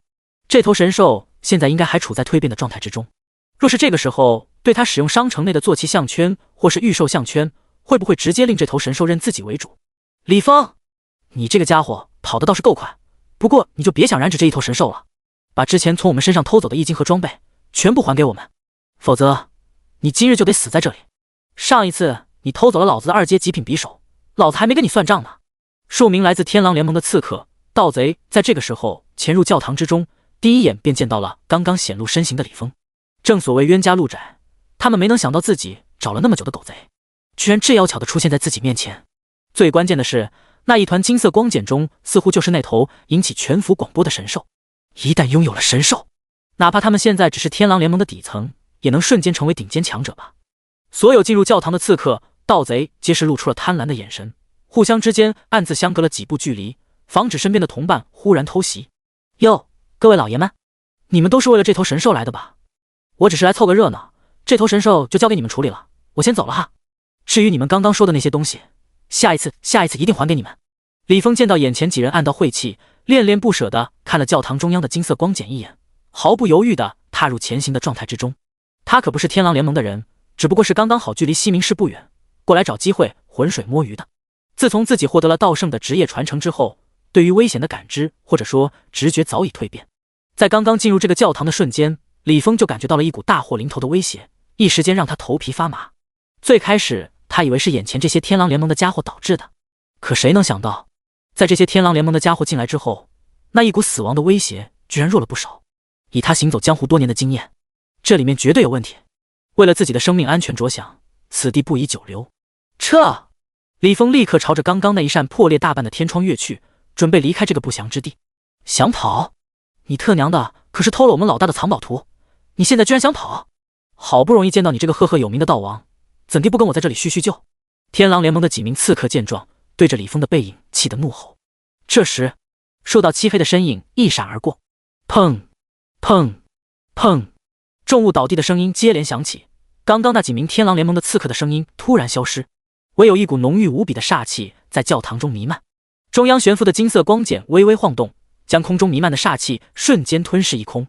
煞气被吞噬的瞬间，光茧表面竟然出现了一条条细小的裂缝，正缓慢地朝着四周扩大。不妙！伟大的道圣祖宗们保佑！我李峰，第3993代道圣传人，愿一辈子单身，只求今日能够躲过一劫。道盾！李峰双手快速地凝结着特殊的元印，数道元印在他的身下凝结，刹那间形成一道黑色光罩，蔓延全身。强烈的空间波动陡然涌现。就在李峰即将被黑色光罩全部遮掩的瞬间，数条漆黑无比的手臂生生掐住了李峰的咽喉。你就不用走了。细小的声音在他的耳边响起，一股难以抗衡的力量骤然击中李峰的胸膛，刚刚凝聚的黑色光罩在这股力量的冲击下轰然溃散。强横的毁灭之力摧枯拉朽般湮灭了所有原因，剩余的力量冲击被李峰身上闪烁着黑色光华的皮甲全部挡下。刚刚抓住李峰咽喉的几道魔影分身，将他生生拖到苏雨峰的面前。妈呀！完了完了，这回真的是完蛋了，自己这一代道圣给祖宗们丢脸了，居然才出道不到1个月的时间就被人生生活捉。我就说外面的那些苏家觉醒者见到天狼联盟的那些刺客进来，怎么没有一个过来阻拦的？原来这里面待着的人才是真的变态，谁懂啊？刚刚那一拳头砸过来，我差点就见到自己的太奶了。李峰欲哭无泪的想到，你这个道圣职业倒是有点意思，不是天狼联盟的？苏雨峰的手中悬浮着窥元镜，一缕缕荧光闪烁照耀着李峰的面容。李峰的个人信息顿时出现在他的脑海，目标李峰，境界运元镜7星2阶，天赋道义有道半神级，职业道圣传说级隐藏唯一，功法大道空空诀 SSS 级，根骨89，满值100，力量4969点，防御821点，体质1043点，速度6790点，原力20W22W 点，装备道空匕首2阶史诗可进阶道灵皮甲2阶传说可进阶道天靴2阶传说可进阶，职业技能 LV 5道盾 LV 4妙手空空，剩余自由属性点0。苏大佬，我当然不是天狼联盟那群人渣联盟的人喽，我可是道圣啊！你知道我这个道圣的含金量吗？没有我偷不到的东西。李峰想起刚刚那几个天狼联盟的沙比就来气，要不是跟这群人多废话了几句，自己老早发动自身天赋跑路了。叮！有人对你施展了特殊技能妙手空空，极道帝君特殊第20条职业特性无惧偷盗生效，成功抵御此次偷盗。叮！发布任务，敢偷老子东西。任务内容：你遇到了一个敢偷你裤头的精神小伙，作为一个黑心大反派，你不应该让他付出代价吗？上吧，弄他！任务奖励5000枚4阶极品一金。第99章死话痨。李峰说话的瞬间，系统提示音突然响起，这家伙居然敢对自己施展妙手空空，这个人要怎么处理？苏雨峰脸上的笑容逐渐收敛，含金量？所以你刚刚偷到我的东西，就是为了证明你的含金量？你知不知道乱伸手是需要付出代价的？李峰脸上的笑容陡然凝固，怎么可能？我的妙手空空居然失败了，关键眼前这个人竟然还发现了自己对他施展了妙手空空，怎么可能啊？自己当初对着一尊3阶9星丧尸王施展妙手空空，头2次都没有被察觉。砰！一声闷响，卧槽！老子噗！李峰胸前的黑色皮甲之上出现了一个凹陷的拳印，他的身下的地面骤然开裂，他的口中喷出一口鲜血，差点昏死过去。苏雨峰眯起眼睛盯着他身上黑色皮甲，自己的职业传承居然没有配备这些可成长的职业专属装备。刚刚自己虽然并没有动用全力，可落在李峰身上的绝大部分力量都被他身上的这件皮甲给抵御住了，不然李峰至少也得被自己重创。不过他那一拳中加持的庚金之力以及毁灭之力，应该会让李峰无比难受。这家伙倒是具备收留的价值，就让他成为自己人吧。想到这里，苏雨峰体内的元力骤然消耗上万点，一张鲜红的符箓在他的掌心凝聚成型。苏大佬，有话好好说，我刚刚不是故意的，只是下意识的摸了一把，我哪敢偷您的东西啊？李峰口中咳出淤血，强忍着身上的痛楚，连忙解释道：他刚刚真的是顺手啊，毕竟偷东西偷习惯了，遇到美女来一下，很容易得到原味物品，遇到男的就往他的乾坤借来一下，至少也能获得不少一金。人终究是要做过的事，付出代价的。李峰见到苏雨峰手中拿着的鲜红符箓距离自己越来越近，一股不祥的预感蓦然迎上心头。他的直觉从来没有错过，自己若是被这张红色符箓给击中，自己绝对没有好果子吃。不要抵抗，否则死！苏雨峰冷漠地说道，一股冰冷至极的杀意将其锁定，手中的极道生死符直接拍在李峰的身上。经过几次的使用，他已然知晓 LV1 极道生死符并非一张就能够成功，即便是力量判定完成开始生效，若是对方的意志强大，则需要更多张极道生死符不断的加持，才能进一步发挥效用。李峰若是拼命的抵抗极道生死符的力量，苏雨峰便需要多耗费一些元力，才能完全控制李峰。听到苏雨峰的声音，刚刚准备挣扎的李峰心头一凛，这家伙说的都是真的，这一次真的栽了。他刚刚那一拳就是为了让自己无法施展天赋，自己先彻底没有了逃跑的机会。李峰忍不住感到悲凉，他不知道刚刚贴在自己身上的那红色符箓到底有什么作用。叮！极道生死符击中目标，开始进行力量判定。力量判定成功，生死符开始生效。2条系统提示在苏雨峰的眼前闪过。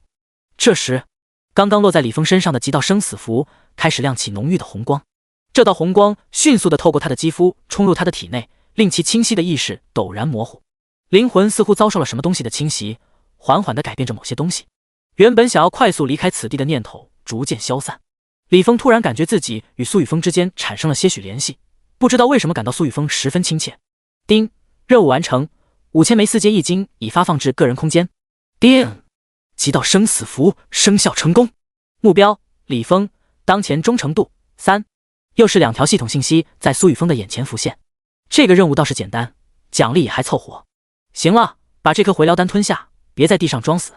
苏雨峰从储物戒中取出一颗2阶极品弹药，塞入李峰的口中。现在他已经成了苏家自己人，他还是希望李峰可以变得更加强大的。前世，这个李峰便是刺客盗贼职业排行榜上的佼佼者，也是无数人恨得牙痒痒的家伙。凭借着一招出神入化的妙手空空，不知道顺了多少好东西，可以说是仇家遍地。当初许多苏家的强者也被这家伙偷过，只是根本抓不到他这个人，最后只能不了了之。尤其是修为达到8阶道恭敬之后的李峰，即便是面对一个神灵的袭杀，居然也能够全身而退。现在李峰成为了苏家人，有苏家强大的资源供应，要不了多久就能够彻底成长起来。苏大佬，感谢感谢。李峰压根不知道苏雨峰在他身上做了什么，只是他能够感觉到苏雨峰并没有恶意，或许可以加入苏家。以苏家的实力和底蕴，或许可以更好的成长。而且自己的隐藏职业绝对不弱，现在加入苏家应该能够获得不差的地位。李峰的脑海中突然蹦出这个念头：你可愿意加入我苏家，成为我手下的人？除了我之外，没有人可以命令去做任何事。你也能够得到最大的修炼资源供应，让你安全的提升自身修为，磨练自身技能。你应该已经感受到作为散人的不易之处了吧？苏雨峰就见到李峰的神色变化，自然明白了他心中在想些什么，适时的说道。李峰微微一怔，脸上露出谄媚的笑容：我愿意，当然愿意。家主，以后我就是你的人了。你是不知道我这段时间的日子是怎么过的，差点都快要去跟丧尸抢食，跟丧狗争地盘住了。苏雨峰揉了揉自己太阳穴，耳边满是李峰叽叽喳喳的声响。没看出来，这个混蛋居然是个死话痨，话题居然能够调转到他出生开始，而且还毫无违和感。家主，我在末世开始之后就一直流浪。行了，闭嘴！苏雨峰呵斥一声，目光从李峰的身上挪移至教堂中心的金色光茧上。窗外响起的哀嚎声正在逐渐减少，一股股无形却冰冷的杀伐之气正在被金色光茧中的虎瞳快速吞噬，辅助他进一步消化血脉进化带来的强大力量。他能够感觉到虎瞳的气息正在飞速的增长。虎瞳马上就要出世了。第100章白虎图腾品质进阶。神话。教堂内金色光茧异动的瞬间，白虎图腾在天狼联盟死亡产生的大量煞气充斥下，同样开始发生蜕变。图腾中心凌空凝聚出一道白虎虚影，这道虚影逐渐凝练，其中的白虎形象越发真实，毛发、肌肉、獠牙、爪子，每一个细节都清晰可见，栩栩如生。在白虎图腾的周围，汹涌的杀伐之气开始沸腾，仿佛是千万把利剑在空中飞舞，散发出璀璨的光芒。由此看来，白虎图腾要不了多久就能进阶。老大，老大，你快看中间那金色光茧，光茧表面的裂缝越来越多了。李峰指着教堂中心惊呼道。这时，咔嚓，清脆的破碎声陡然响起，教堂中心的金色光茧将附近所有煞气瞬间吞噬一空，表面的裂缝快速的蔓延，犹如纵横交错的蜘蛛网一般。终于，金色光茧轰然破碎，破碎的金色碎片变化成璀璨的一条条秩序固规则锁链，缠绕在一尊神异无比的神兽白虎周身。这尊神兽白虎的瞳孔深处燃烧着金色铜焰，锋锐无双的极致庚金之力携带着狂暴的杀伐之气骤然爆发，身上的气息陡然开始暴涨。3阶3星，3阶4星，全身毛发银白似雪的白虎眉心烙印着王字，犹如一道璀璨的神纹。他静静地站在半空，身姿高大而威猛，目光如炬地扫视着四周。王字微微闪烁，天地间弥漫的金属性元气犹如飞蛾扑火一般，疯狂地涌入他的体内。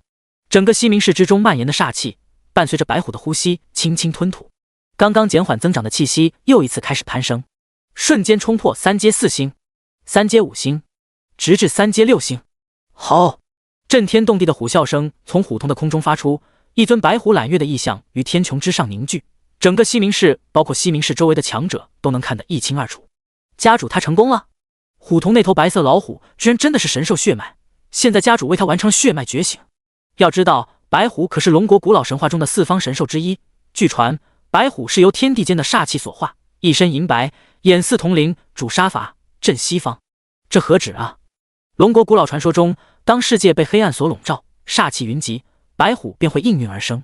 它代表着公正，是天地间最强大的审判者，任何邪恶的力量都无法逃脱它的制裁，具有辟邪、攘灾、祈风、惩恶扬善的天赋与使命。我的天，有没有你们说的那么玄乎？这世界现在连白虎神兽都有了，那青龙、朱雀、玄武、麒麟这些神兽是不是也会存在？这一次回去我就买一头老龟回去养着，说不定养着养着就成了玄武呢。行了，都别废话，把天狼联盟剩余的人全部杀了！白虎异象在天穹之上凝聚的刹那，教堂外的所有苏家强者都被这道异象吸引，各自发出惊叹的声音。最后还是苏勇呵斥一声，其余的苏家强者这才继续杀向疯狂逃窜的天狼联盟众人。咱们苏家变得更加强大了呀！也不知道家主什么时候开始扩张，魔都市周边搜集的资源已经不足以苏家众多觉醒者日常所需的修炼了。苏勇惊异地盯着头顶的白虎异象想到，突然感觉到一股无比锋锐的庚金之力从空中落下，头顶的白虎图腾竟然正在膨胀扩大，其内的白虎形象竟变得与异象之中的神兽白虎一模一样。越来越强大的力量从白虎图腾之中涌出，涌入苏家所有强者的体内。一则全新的信息从游戏面板上弹出： B 因家族契约异灵兽蜕变成功，远古图腾白虎发生等阶变化，等阶超凡神话，1阶2阶。目标：白虎图腾。等阶：3阶。品质：神话。属性：主杀伐，副辟邪。特性：极致庚金之力。任何拥有白虎图腾的苏家成员都将获得神兽白虎的小部分极致庚金之力的加持，可以轻易的破开敌人防御、护甲、盾牌等任何物品。金属性的极致：无尽的锋锐。图腾 buff： 1. 锋锐无双，所有苏家成员附着破防属性，破防加8000。2. 煞气杀伐，斩杀生灵后身上将积攒更加强大的煞气，加持自身力量、威势，令敌人胆战心惊。伴随着煞气的增长，自身杀伐手段的威能也将随之提升。每斩杀一人，力量、精神将暂时提升10点，以此类推，当前临时增长上限2万点。3. 辟邪不侵，拥有神兽白虎的强大神兽天赋加持，所有叠加白虎图腾之人遭受任何负面状态技能攻击，可无损免疫3分钟。备注：这是远古蛮荒时代才能诞生的部落图腾，神兽白虎将伴随着你们的杀戮而更加强大。当前神兽白虎处在幼年状态，天赋还未完全彰显，它需要更加强大的煞气能量供应，才能快速的提升等级，从而带动白虎图腾一同增长。卧槽，家主搞出来的白虎图腾也太猛了吧！我怎么感觉没有人可以挡住我们苏家的攻杀了？不愧是主杀戮的4方神兽啊，这才只是3阶神兽图腾就这么猛了，继续进阶还得了。哈哈，天狼联盟的人还想跑？正在追杀天狼联盟残留觉醒者的苏家强者陡然发现自己的体内多了一股金色本源之力，这股力量会伴随着他们的技能一同发动，加持着他们的法术、剑士等等一同爆发。敌人原本难以洞穿的防御，在这股金色能量的作用下，几乎没有任何阻碍。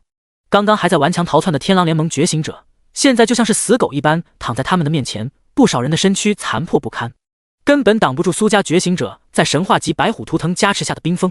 教堂内，老大，我的游戏面板怎么提醒我得到了白虎图腾的加持？这是什么好东西？我敲！我的天哪，这白虎图腾也太猛了吧！我现在有了它，以后自由属性点都不需要往力量上加喽，可以直接选择全速加点。老大，你怎么不说话？喂，你睡着了吗？第101章，神兽白虎，恐怖属性面板。不会吧，老大，你站着也能睡着的吗？太厉害了吧！李峰叽叽喳喳的声音在苏雨峰的耳边不断的响起，几乎没有一丝停歇。最关键的是，这家伙的语速还贼快，话是真的密，这让苏雨峰忍不住想起了一个叫黄少天的垃圾话剑圣。李峰这家伙到底怎么得到道圣传承的？前几代道圣不觉得他话多吗？别臭美了，过来！苏雨峰懒得理他，而是对着教堂半空中刚刚完成血脉蜕变觉醒的虎童喊了一声：“老大，那可是神兽白虎啊！你这个态度跟他讲话，他不会逃。”李峰正想要吐槽，可话到一半直接噎在咽喉。在他的眼前，刚刚那头神武非凡的神兽白虎竟然化作了正常幼年小老虎的模样，脸上带着谄媚之色，屁颠的飞到苏雨峰的肩膀上，用他那神俊的虎脸蹭着他的脸颊，像极了家猫撒娇的模样。这特娘的是刚刚那头气息恐怖的神兽白虎，剧情不应该是抬起你的虎爪，一巴掌朝着对你不敬的人类拍过去吗？靠！今天一定是奇猛了，老子刚刚看到的怕不是科幻片？啪！李峰用力的给了自己一巴掌，想要打醒自己。这人发什么神经，打自己打得那么用力？苏雨峰听到这清脆的巴掌声，眼角余光瞥了眼李峰，发现他的左脸已经开始浮肿。老爷，你看我帅不帅？我现在能飞了哟！老爷，你要不要上来试试？虎童看向苏雨峰的目光中带着崇敬，金色瞳孔深处闪过一丝畏惧，但更多的却是亲近之意。能够轻易拿出血缘丹，还有那图腾契约的苏雨峰，怎么可能会是一个普通人？尤其是自己成为神兽之后，这位老爷看向自己的眼神跟之前没有丝毫变化，显然是根本不怕自己翻脸。当然了，自己气运和未来的潜力都已经与苏家彻底绑定，老老实实的当一个上岸白虎也不错。能够彻底觉醒血脉，蜕变成真正的神兽，不也是老爷给的福利待遇吗？虎童喜滋滋的想到，看向苏雨峰的目光越发热切。别显摆，我先看看你现在的属性信息，你直接向我分享展示吧。苏雨峰轻轻撸了一把虎童的小脑袋，别的不说，神兽白虎的银白毛发摸起来手感真的不错。老爷，好了。虎童主动将自己的小脑斧送到苏雨峰的掌中，同时通过游戏面板将自身信息分享给苏雨峰。自从他蜕变成为真正的神兽之后，脑海中就出现了地心本源凝结的游戏面板，很轻易的就加上了苏雨峰的好友。他也是拥有了游戏面板之后才知晓这东西的重要性。如今人类能够继续主导影响世界，绝大部分原因就是因为这游戏面板。若是没有它，人类估计早就死绝了。苏雨峰微微颔首，意识凝聚，看向游戏面板。第一，你收到了好友虎童分享的自身属性面板。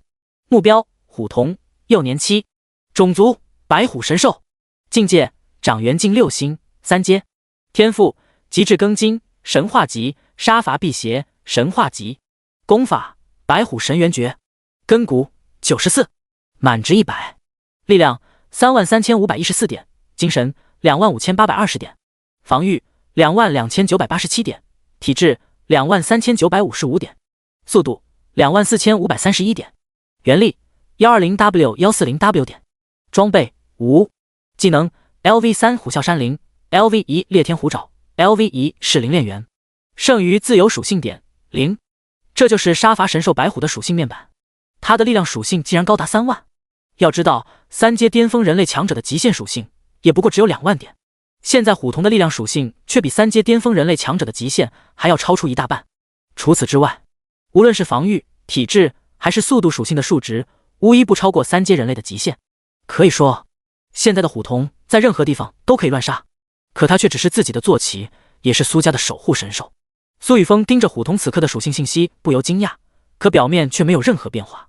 他不着痕迹地瞥了眼虎头顶的红色虚拟方框，目标：虎童，当前忠诚度69。忠诚度居然这么高了，那200点是神点，倒是没有白花。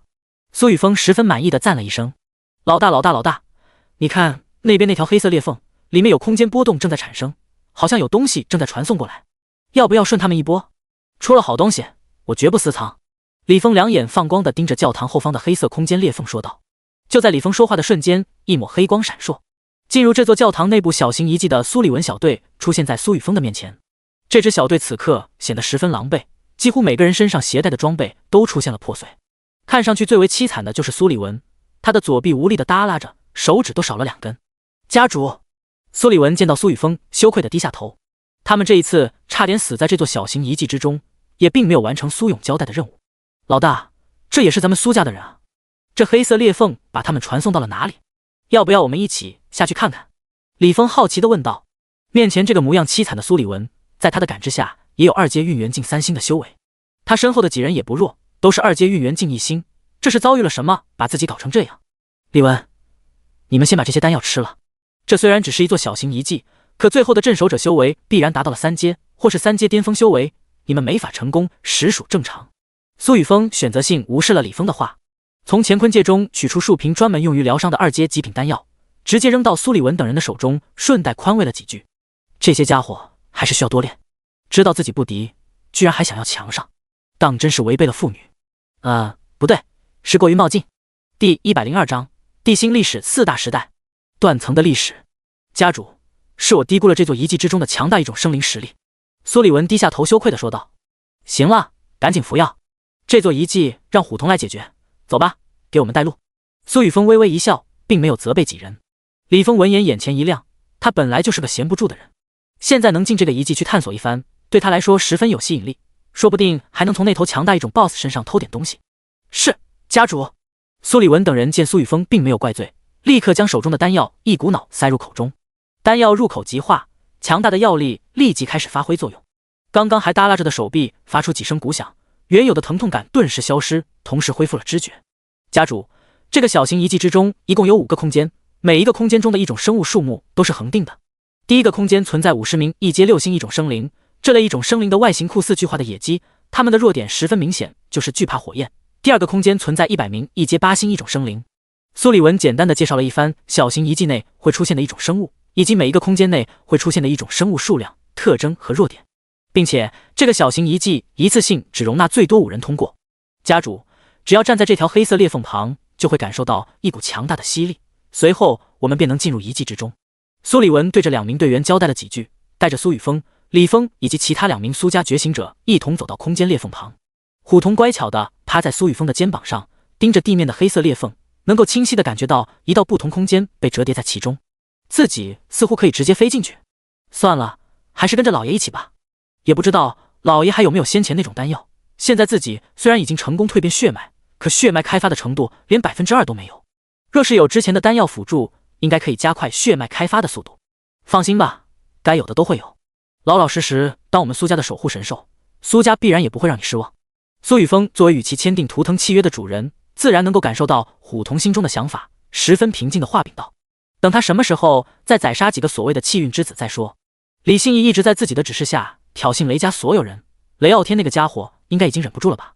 耗费了3亿数目的易经兑换了本源商城中的传送元阵，不可能什么都不做。将这个小型遗迹的核心拿到之后，先回一趟苏家，将通天魔心与不朽至尊魔骨率先融合，并且工会目前的特殊建筑数目已经满足升阶的要求，再加上守护神兽白虎，雷家、雷傲天他们若是敢来，全部都得给我留下。这时，一股强大的吸力从洞开的黑色裂缝之中涌出，将苏雨峰等人全部笼罩。所有人包括虎童的游戏面板之上陡然弹出一则信息：第一，检测到小型遗迹教堂实验的入口，是否进入其中？该遗迹来自金古时代的历史碎片，若将其中的所有异种生物全部击杀，将获得该遗迹本源核心。几人自然没有犹豫，直接选择进入其中。浓郁的黑色光芒绽放，众人的身影顿时消失在教堂之中。2名剩下的苏家觉醒者守在一旁，并将这里的情况告知其余人。第一，成功进入小型遗迹教堂实验。遗迹背景：金古时代，地心上古，中古的本土强者神秘消失，取而代之的是外界的神。这些神为了争夺地心生灵的信仰资源，一同催动万物之恶一元之心，侵袭地心本土生物，并且洞开一道道虚空缝隙，引动煞气，吸引外界的一种生物进入地心。当初的人类虽然具备不错的实力，可依旧成为了这些神的奴隶，只能为他们提供信仰，获取平稳安全的环境。这座教堂来自某个神教徒，这个神教徒为了破解一种元气对普通生灵的侵袭，开始了一次次研究，最终皆以失败告终，且自身同样被一种化，失去了原有的情感，一心只想着毁灭眼前所见的所有生物。众人进入小型遗迹的瞬间，游戏面板再度弹出数条讯息。对于不少考究党来说，每一次进入不同遗迹得到的面板历史信息都能让他们有所收获。前世苏家便专门成立了历史研讨组，专门从事不同遗迹之中的历史信息整合探索。经过10年的努力，苏家已然知晓地心大概的历史时期，一共能够划分出4大时期，分别是远古时代、上古时代、中古时代、今古时代。远古时代同样被称作蛮荒时代，那个时代的地心修炼文明无比强盛，除了主流的元能修炼体系之外，还有各式各样的修炼体系存在，可以说是百家争鸣的时代。只不过远古时代信息实在稀少，并且与上古时代之间存在历史断层，即便是前世的苏家也没能挖掘出其他有价值的东西，也并不知晓远古时代末期到底发生了些什么，导致出现历史断层。除去远古时代之外，上古时代与中古时代的修炼文明同样璀璨，但由于与远古时代之间存在历史断层，唯有元能体系保存的相对完整，故而上古时代、中古时代依旧没能达成远古时代的辉煌，甚至上古时代与中古时代的强者，皆在时代末期的某一时间段之中突然消失，只余下超凡之下的生灵存在。地心到底发生过什么？苏雨峰看着眼前熟悉的遗迹背景记录，脑海中闪过各个时代的信息，可更多的还是疑惑。但他相信这一世自己一定能够将这些全部探究明白，包括那些所谓的神灵。老大，这就是遗迹吗？居然还有背景介绍哎，看上去贼像以前的游戏 CG 画面。李峰看着眼前的虚拟影像，不由惊讶道。在游戏面板弹出遗迹背景信息的同时，还有虚幻的影像一同在众人的眼前浮现，他们几人就像是虚幻的存在，出现在金古时代的教堂之中。教堂内，一名身穿黑褐色教徒服饰的生灵，正捏着一头头灰白眼瞳的野鸡，将其一点点解剖剥开。玻璃的肢体残片被他放入镶嵌着复杂原文仪器之中，这些原文仪器顶端凝聚着一道光幕，显示着这些材料的详细信息。在他身后的牢笼之中，关押着不同数目的一种生物，这些一种生物比外界的一种丧尸还要狂躁，只想要将眼前一切非一种生物咬碎。第103章，这就是神兽。这是曾经的历史影像，每一座遗迹都来自历史，被地心本源重新具现，让我们可以了解到从前发生过的事件。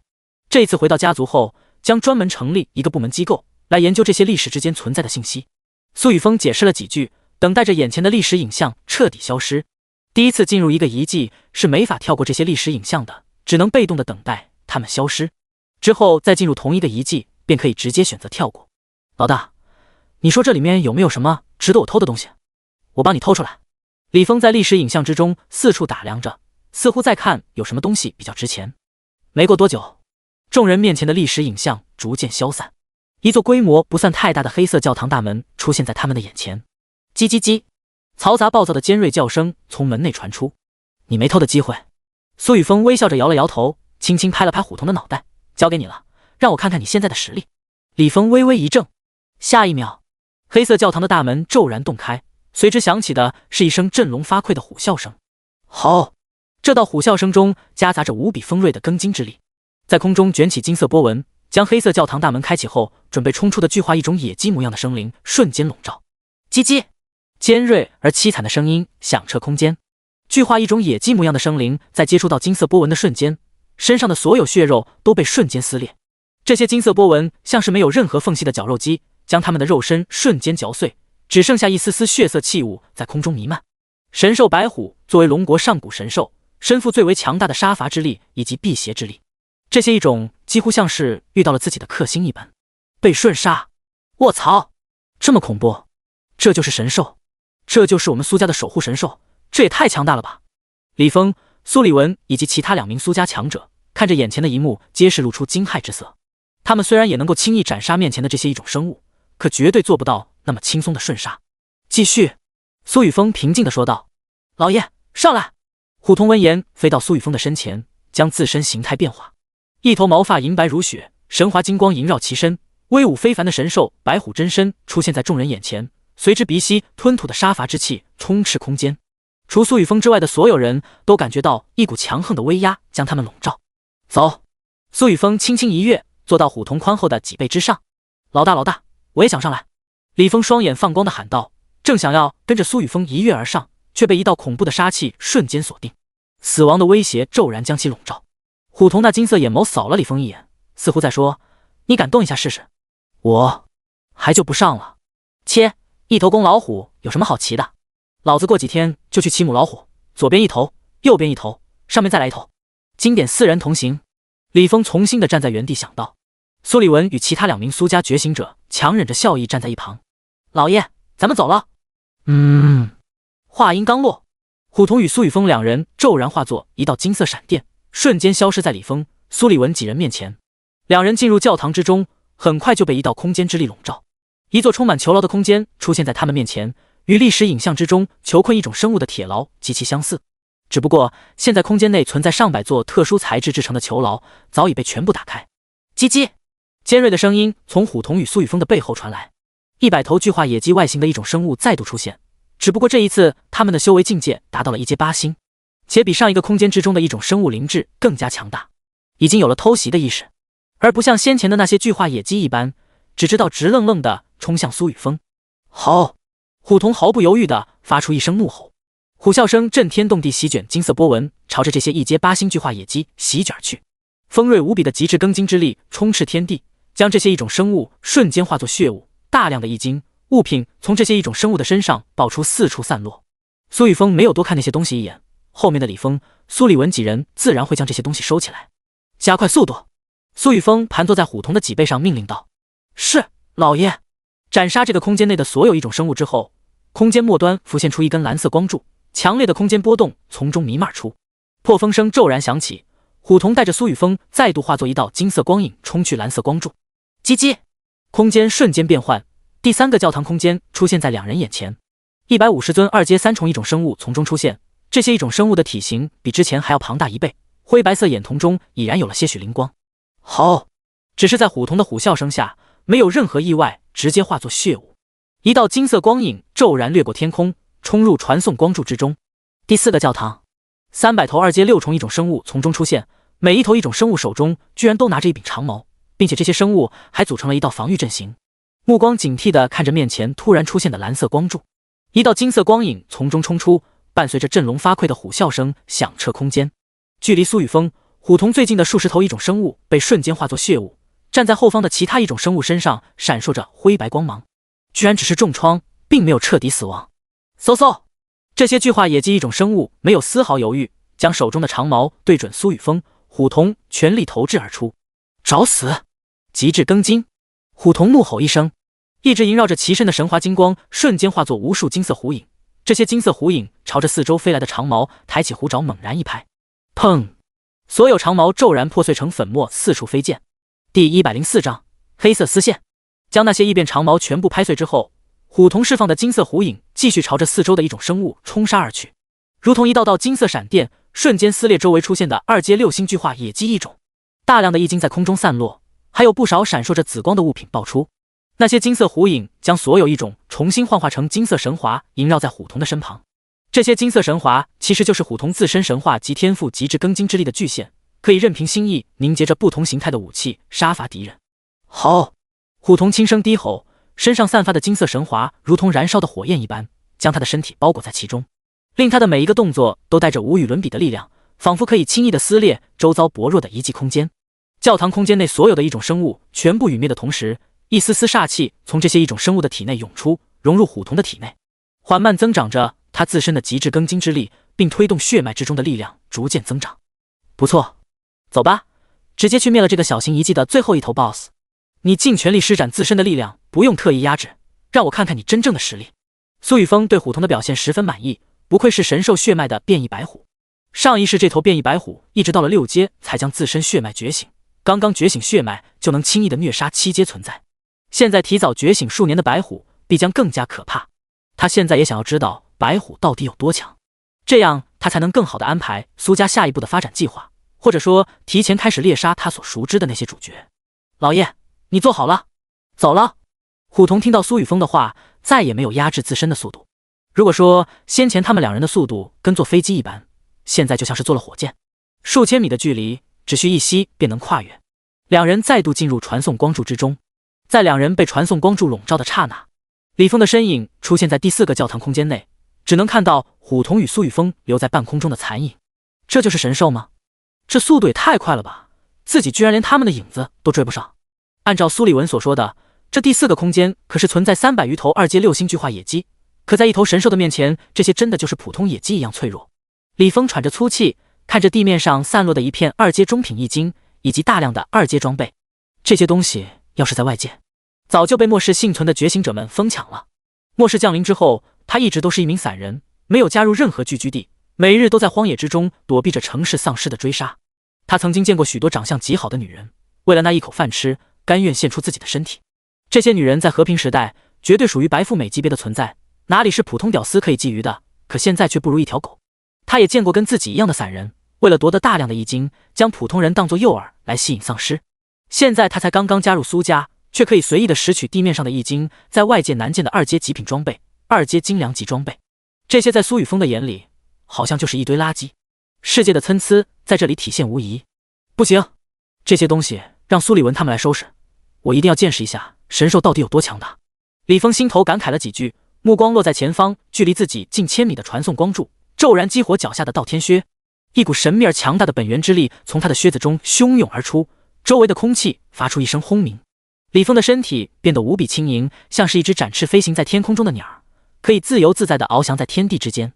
速度本就极快的他宛如融入了天空，快速地朝着远处的传送光柱疾驰而去。教堂实验的最后一个空间内，一道身穿黑色教徒长袍，头顶黑色长帽，脸上布满皱纹，浑身散发着一种阴冷气息的男人，正握着一把手术刀，解剖着他身前的一头2阶巅峰巨化野鸡。叽叽，凄厉无比的尖锐叫声从这头2阶巅峰巨化野鸡口中发出，他身上的血肉被教徒一点点剥开，红绿相间的粘稠血液从他的身上不断的滴落，还有一丝丝古怪的黑色丝线连接着血液和血肉。教徒见到这些黑色丝线出现的刹那，立刻控制着手中的试管靠近，另一只手想要将这些黑色丝线扯入试管当中。只是在他碰触到那根黑色丝线的刹那，黑色丝线顿时消融化作古怪的黑色烟气弥漫消散。他身前原本还在不断嚎叫的2阶巅峰巨化野鸡顿时失去了所有生机，原本灰白的眼瞳在此刻逐渐恢复正常。为什么又失败了？刚刚那条丝线明明就是导致生灵异化的主因，为什么我抓不住？到底是什么力量在影响我？为什么？教徒原本就无比阴沉的面容，在见到黑色烟气消散的刹那变得扭曲。他已经重复了上千次同样的实验，每一次的到了最后一步，结果都是这样。无论如何，自己都无法抓住那条黑色丝线，哪怕已经中找到了捕捉它的方法。教徒盯着空气中弥漫的黑色烟气，正准备将其驱散。就在这时，苏雨峰、虎瞳两人出现在教徒身前。正感到绝望无比的教徒陡然抬头，刚刚飘散在空中的黑色烟气竟然在此刻将其全身笼罩。不！教徒发出一声不甘的怒吼，声音中夹杂着愤怒、痛苦和绝望。他的眼睛瞪大，充满了惊恐和绝望，嘴唇颤抖着，发出了无声的呐喊，仿佛在对苏雨峰与虎童两人传达着什么信息，可却根本发不出任何声音，像是被扯断了声带一般。原本瘦弱无比，仿佛风一吹就会倒下的躯体，此时却在这股黑色烟气的作用下开始扭曲，肌肉变得紧实强壮。这些雾气仿佛有生命一般，不断地缠绕着他的身体。教徒的怒吼声越来越大，仿佛整个世界都要被他的怒火所吞噬。他的身体不断地膨胀，最终变成了一个巨大的黑色怪物，高达数十丈，散发着恐怖的气息，身体表面布满了黑色的鳞片，闪烁着寒冷的光芒，背后更是长出了一对黑色翅膀。第105章，堕落教徒。自行浮现的窥元镜，是你们阻止了我的研究，给我死！战神斩！教徒灰白的双瞳死死地盯着苏雨峰、虎童两人，手中突然出现了一把巨大的黑色镰刀，闪烁着暗红色的光芒，仿佛可以轻易地收割生命。这把镰刀在他的手中并不显得笨重，反而如同他手臂的延伸一般灵活自如，一道执掌切割生命的黑色刀光骤然朝着虎童袭去，充满了腐蚀性的原力附着于这黑色刀光之上，并且从教徒的体内不断地蔓延出腥臭的黑色烟气。苏雨峰瞳孔微微一缩，眼前这个身穿黑袍的教徒信息骤然浮现于其掌心的窥元镜之中。目标：堕落教徒，境界：掌元镜8星3阶，品级：王级遗迹 BOSS， 天赋：研究学者 A 级，职业：战神教教徒刀战士，功法：战神信仰诀 SSS 级，根骨70，满值100，力量19205点，防御7821点，体质6943点，速度5190点，原力100W120W 点。职业技能 LV5 战神斩 LV4 神降术 LV3 战役狂热。备注：这是一名强大神灵的潜信徒，曾心怀人类并想要破解一种之谜，可惜他最终失败了。肉身、灵魂都已堕落，且失去了自我意识。一种生物品阶：下、中、上、精英、王级、传说、史诗。居然是战神的信徒！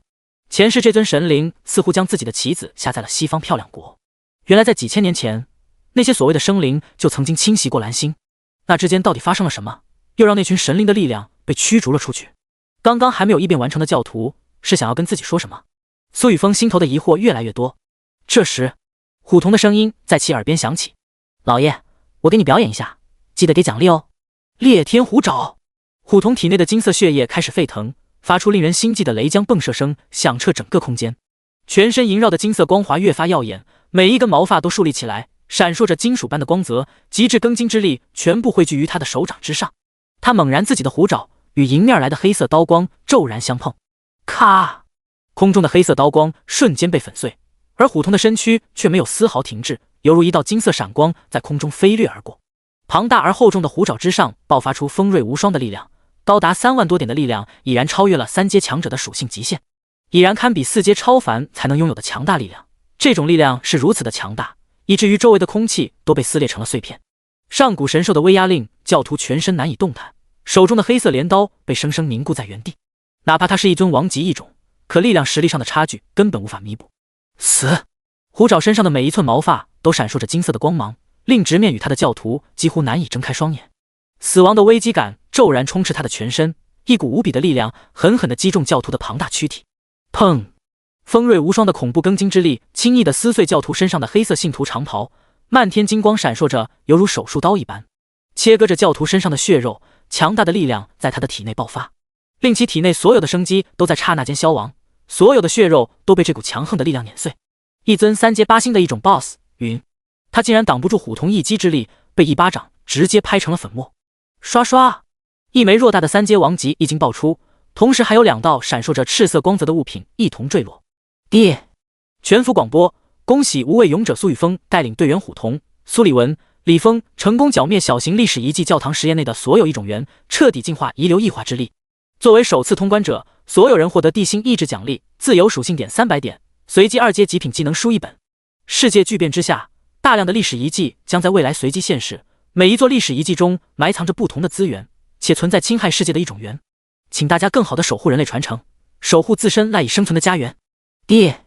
全服广播，虎童一巴掌拍碎教徒的刹那，所有人的游戏面板立刻弹出信息广播：才停歇没几个小时的全服聊天面板再度开始刷屏。金万三，全服，小型历史遗迹又是什么东西？为什么我到现在也没见过这些？另外，到底该怎么建立工会啊？有没有钓大的兄弟？麻烦解答一下疑惑。雷玄离，全服，一座小型历史遗迹内存在大量的2阶异种生物，这些异种生物比普通丧尸更加危险，死亡系数极高。我黑龙市雷家愿意为所有发现小型历史遗迹的存在保驾护航，帮助你们去击杀遗迹内的异种生物。有需要的朋友们可以私聊联系我。李信义，全服，楼上打的算盘我特么在魔都都听见了。不会吧，不会吧，难道真的有傻子会把小型遗迹送给雷家？这家伙只说小型遗迹之中的一种生物危险，却没有说击杀那些异种生物将得到大量资源哦。李峰，全服，兄弟们，我正跟着苏老大在遗迹里呢，现在在用易经洗澡。哎，易经这么多，到底该怎么用啊？嘚瑟。雷玄离，全服，微笑。李信义，你最好管住自己的嘴，否则要不了多久，你就会死在我们雷家手上。李信义，全服，呦，我好怕人在魔都，有种你们就来干我啊！来啊！雷玄离，全服，你特么就是个撒币吧？死亡微笑点 JPG。李信义，全服，放狠话谁不会？我家傲天狗呢？今天怎么不出来叫唤2声？雷傲天，全服，你敢辱我？愤怒。李信义，全服，呵呵。哟，这不是我家傲天狗呢吗？你吃屎回来了？话说我就是辱你，你能咋地？来，继续骂爹！你爹我第一次见到这么不孝的狗儿子。雷玄耀，全服，你特么嘴真臭，满嘴喷粪，真是没有半点教养。雷傲天，全服，很好，苏家就是这么管教下属的。既然如此，就别怪我了。全服聊天频道内的信息快速的滚动，几乎满屏都是雷家几人与李信义之间的对喷信息，而雷家几人居然在雷傲天的带领下都没能喷得过李信义，反而差点被他气个半死，以至于雷傲天最后放下一句狠话，突然没有了音讯。然而就在这时，小型遗迹内正坐在虎铜背上，手中把玩着遗迹核心的苏雨峰突然目光一凝，一张古朴小镜陡然闪过，悬浮在他的身前，镜面之上竟然烙印着2个鲜红的警告字符。危机！第106章隐藏职业超凡技能。危机？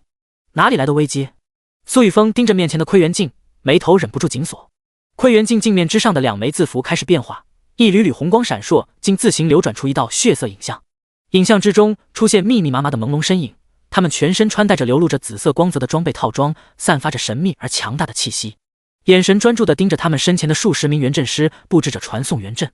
这些元阵师们手中拿着各种奇特的工具和材料，正全神贯注地在特定方位设下传送元阵的阵基，并在这些阵基之间镶嵌文化着复杂的原文线条，与这些阵基互相勾连，动作轻盈而精准，每一个细节都被处理得恰到好处。在这些血色身影的背后，还有一道身姿魁梧的存在紧紧盯着身前的数十名元阵师，仿佛在等待着什么重要的时刻。这些人在布置传送元阵，他们是想要通过传送元阵直接传送至魔都附近，以此来攻打我苏家。这应该就是雷傲天那个家伙的手笔吧。苏雨峰有些意外地看着窥源镜中的画面，他没想到雷傲天的胆子如此之大，明明知道苏家的实力，竟然还敢来。如此看来，他们应该是有所依仗才对。若是真的让雷家成功偷袭，苏家虽然不至于灭亡，可遭受的损失必然无比巨大。自己虽然早有准备，但也没想到雷傲天的动作如此之快。远距离传送元阵想要布置成功，至少也需要数十名2阶元阵师合力才行。能够在不到1个月的时间内培养出这么多元阵师，雷家想要对自己动手，应该已经不是1天2天的事了。窥源镜不愧是神话级装备，对于冥冥之中的威胁竟然能够提前预警。只不过这件神话级装备毕竟是残缺不全的，其内的本源为了给自己进行预警，竟然消耗了不少。将雷家解决之后，必须找到姑苏地以及那逆命阁的藏身之所，尽快将窥天镜重新补全。苏雨峰脑海中心念流转，立刻催动自身元力，将刚刚得到的消息告知留守公会内部的苏哥、苏琪、苏月以及父亲苏晴、爷爷苏振国。现在的苏家是时候召回所有在外开荒的强者，尽可能在短时间内提升自身实力，同时将防备等级进入到1级战时状态之中。魔都包括魔都周围的城市也必须进行军事管控。家主，您刚刚击杀那群异种生物掉落的易经和装备已经全部收集，除去这些东西，还获得了2本技能书。这2本技能书分别是2阶超凡技能书波动心眼，2阶极品烈焰剑雨，分别属于战士、弓箭手的职业技能。苏立文带着2名苏家觉醒者快速地赶到苏雨峰身旁，没来得及喘口气，第一时间汇报道：“哎，没意思，这个小型遗迹怎么爆出的技能书没有刺客能够使用的？尤其是这些装备，一个个附加属性全部都是破甲，防御属性却十分普通。还是老大的做起猛啊，一巴掌就拍死了那头王级 BOSS。又一次上了全服通报，连带着我们一起获得了地心本源意志奖励。我还是第一次获得地心本源意识的奖励，真香啊！李峰早在苏立文之前便进入了最后的遗迹空间内，亲眼见到了虎童神威下凡的姿态，一巴掌轻松拍死了3阶8星王级 BOSS。先前他还觉得自己作为隐藏职业强者，在现在这个时代绝对属于顶尖层次的存在。可接连被苏雨峰和虎童打击之后，现在他感觉自己之前好像有点膨胀了，对苏老大说话的声音还是大了。以后苏雨峰就是俄敌神 YYDS。 李峰忍不住想到，头顶上仅有苏雨峰能够看到的忠诚度值竟然刹那间提升了20点。苏雨峰瞥了李峰一眼，只觉他的脑子似乎有点问题，也不知道家族里的那些由魔都顶尖医疗工作者转制成的元丹师能不能给他治一治，怎么一直咋咋呼呼的。李文，把波动心眼给我，其他的带回去世界放入工会仓库。是，家主。苏立文立刻取出一本蓝色封面的技能书，其上泛着赤色荧光，正是教徒刚刚爆出的技能书。另一样便是小型遗迹核心，已经被苏雨峰握在手中。目标：技能书猎波斩，品质2阶超凡，职业阿修罗。介绍：这是隐藏职业波导战士才能学习的职业技能书，它拥有掌控波动的特殊力量，这种力量具备特殊的效用，一旦学会将会时时刻刻消耗自身元力，直到你可以彻底掌控心眼的奥秘。警告：悟性评价过低者请勿贸然尝试，极有可能造成自身损伤或境界下跌。没错了，前世具备感知作用的特殊战斗技能只出现在一名隐藏职业阿修罗的手中，没想到这个小型遗迹居然可以爆出，难怪前世的吴昌盛、吴新峰、吴可可3人从来不担心被人偷袭。这波动心眼等级提升到一定强度后，几乎可以感知任何能量波动，哪怕是顶尖的刺客进入前行状态之前，也会有能量波动产生，也会被波动心眼觉察到。更何况这波动心眼本就当成一个被动技能，消耗的元力并不多，且能够无时无刻保持运转。苏雨峰回想着脑海中的波动心眼这个技能的作用，将手中的波动心眼技能书直接拍在自己的身上，技能树骤然崩散成数千道赤色光点，快速地钻入他的脑海当中。技能波动心眼，等级 LV1， 特殊功效：波动感知加50，五感60加50，神经反应度加50。备注：该技能将时刻开启，且等级未提升至 LV5 不可关闭。刀斩肉身，心斩灵魂，眼睛看不到的或许才是真的。熟练度05000。游戏面板上的技能栏微微变化，波动心眼出现在其中。与此同时，苏雨峰只觉五感变得更加敏锐，周围的一草一木更加清晰，甚至他还能感知到其他人体内的元力波动，思维反应的速度也随着波动心眼一同增长。唯一的缺点就是一直持续的消耗的元力，不过对于苏雨峰来说并没有太大影响。不错，直接极道化吧。苏雨峰心头赞了一声，掌心一抹红光闪过。第107章极道化100倍增长。极道，游戏面板在他的面前浮现。苏雨峰的右掌骤然落在技能栏中的波动心眼上，极道帝君独有的极道之力开始发挥作用，技能栏上的字符开始扭曲，红色光芒将字符全部渗透。叮！波动心眼极道化成功。技能极道波动心眼，等级 LV1， 特殊功效：波动感知加5000，五感60加5000，神经反应度加5000。备注：该技能将时刻开启，且等级未提升至 LV5 不可关闭。刀斩肉身，心斩灵魂，眼睛看不到的或许才是真的。经过极道之力的改造，该技能对于元力的消耗大幅降低，每秒仅消耗2点。熟练度010W。叮！你的神经反应度得到大幅度增长，你的速度属性随之增长。速度632192000。当你适应目前的神经反应度后，速度还会继续增长。叮！经过极道之力的强化，你的悟性得到隐性提升，悟性评价尚可良好。一连串的系统信息在苏雨峰的眼前浮现，他快速地扫了一眼这些信息的内容，脑海深处陡然涌出一股极其特殊的能量，让他感觉到自己的大脑一清，思维运转的速度陡然暴增100倍，时不时闪过些许灵光。肉身也在这股能量的作用下越发轻盈，前所未有的灵魂通透感让苏雨峰感觉无比奇妙。他不由自主地闭上眼，心脏的跳动声在他的耳边萦绕，胸口处似乎有什么东西正在破壳而出。唰！强烈的波动之力伴随着心脏的跳动开始澎湃，这股波动之力以苏雨峰所站立的位置为中心开始朝着四面八方蔓延，似乎有一双无形的双眼悬浮在他的头顶。苏李文、李峰、虎童以及另外2名苏家觉醒者，在他的感知之下无比清晰，甚至能够清楚地看到他们体内的元力流转。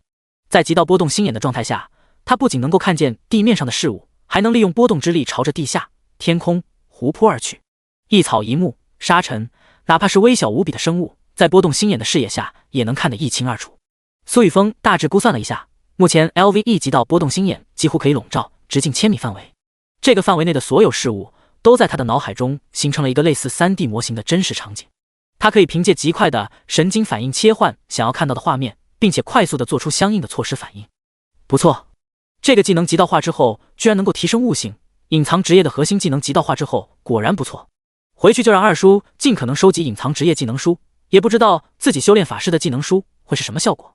可惜本源商城内的技能书只有职业觉醒者本人可以购买，而普通职业的技能在一种生物身上几乎不会爆出，只会爆出本源商城没有的技能书。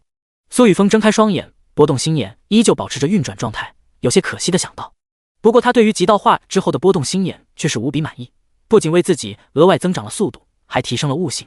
尤其是极道化之后波动心眼消耗的元力几乎可以忽略不计，几乎让自己的实力暴增了数倍不止。老大在干什么？我怎么感觉自己被监视了？这是我的错觉吗？不对啊，这个遗迹里面只有我们几个人，老大闭着眼睛怎么看？家主刚刚闭眼，难道是为了找出那个人？好，你感觉的没错，刚刚确实有谁的目光扫过。站在苏雨峰身旁的李峰、苏李文3人只觉感觉到一股微风拂过，没有感觉到一丝能量波动，却有一种全身上下都被看穿的感觉，让几人忍不住议论道：哪怕是彻底蜕变为神兽的虎童，都没能确定到底是谁在窥视自己。别愣着，该回去了。苏雨峰见众人一脸疑惑，没有解释，平静地取出这个小型遗迹的核心，运转原力不断地注入其中。所有人请注意，传送光柱即将凝聚，请立刻进入其中，离开遗迹。小型遗迹教堂实验将收容于遗迹核心，被本源规则固化成为每日探索型资源副本，可自行选择固定位置进行释放，可移动次数0时。轰！所有人的游戏面板弹出数条信息，整个遗迹空间在此刻开始震动。众人的头顶分别落下一道蓝色光柱，将众人的身躯瞬间笼罩，一股强大的空间波动从中涌现。走吧，回到魔都之后，所有人都给我去无限异魔塔修炼。苏雨峰将手中的遗迹核心收入乾坤戒，身影骤然消失在众人身前。虎童、李峰、苏李文等人紧随其后。教堂中，子琼、连嘉悦、连嘉欣3人站在黑色空间裂缝旁，目不转睛地盯着黑色裂缝的变化。家主应该才进去不久，出来可能还需要一点时间。子琼，你们要不要先吃点东西？苏勇见状苦笑道：我不饿。我们也不饿，麻烦了勇哥。子琼、连嘉悦一同说道。不知道这个遗迹内存在多少一种生灵，家主身旁有神兽相伴，还有苏李文几人，应该不会出现什么意外吧。虽然知道苏雨峰的实力极强，可子琼还是忍不住担忧。刷刷！这时，众人眼前的黑色裂缝忽然开始扩大，一抹蓝光从中闪过，熟悉的身影出现在子琼等人面前。家主，峰哥，连嘉欣、子琼2人的反应最快，直接扑入苏雨峰的怀中。你们2个进步倒是很快。在波动心眼的加持下，反应速度惊人的苏雨峰将2人快速地揽入怀中，手指摩挲着2人平坦的腰腹，速度比某加藤还要阴。连嘉欣的俏脸顿时通红，将头埋在苏雨峰的胸膛。子琼强忍着酥麻，严格进行表情管理，没有任何异样，只是双腿夹得越来越紧。启程，回魔都。苏雨峰见状忍不住大笑，揽着2人进入一辆特殊材质改造成的加长房车，驾驶区域与房内完全隔开。老大艳福不浅啊，我也想找个妹子。李峰见状眼眶微微一红，一把拉住了准备跟着苏雨峰上车的虎童。主打一个上道。第108章猫女不朽至尊魔骨。魔都苏家祖地，苏雨峰的豪华卧室中，连家新身穿一套黑色的猫女制服，贴身的衣物完美的勾勒出她窈窕的身材。上衣是一件短小的露脐装，展现出她平坦的小腹和纤细的腰肢，领口心形的设计露出了她白皙的肌肤和迷人的锁骨。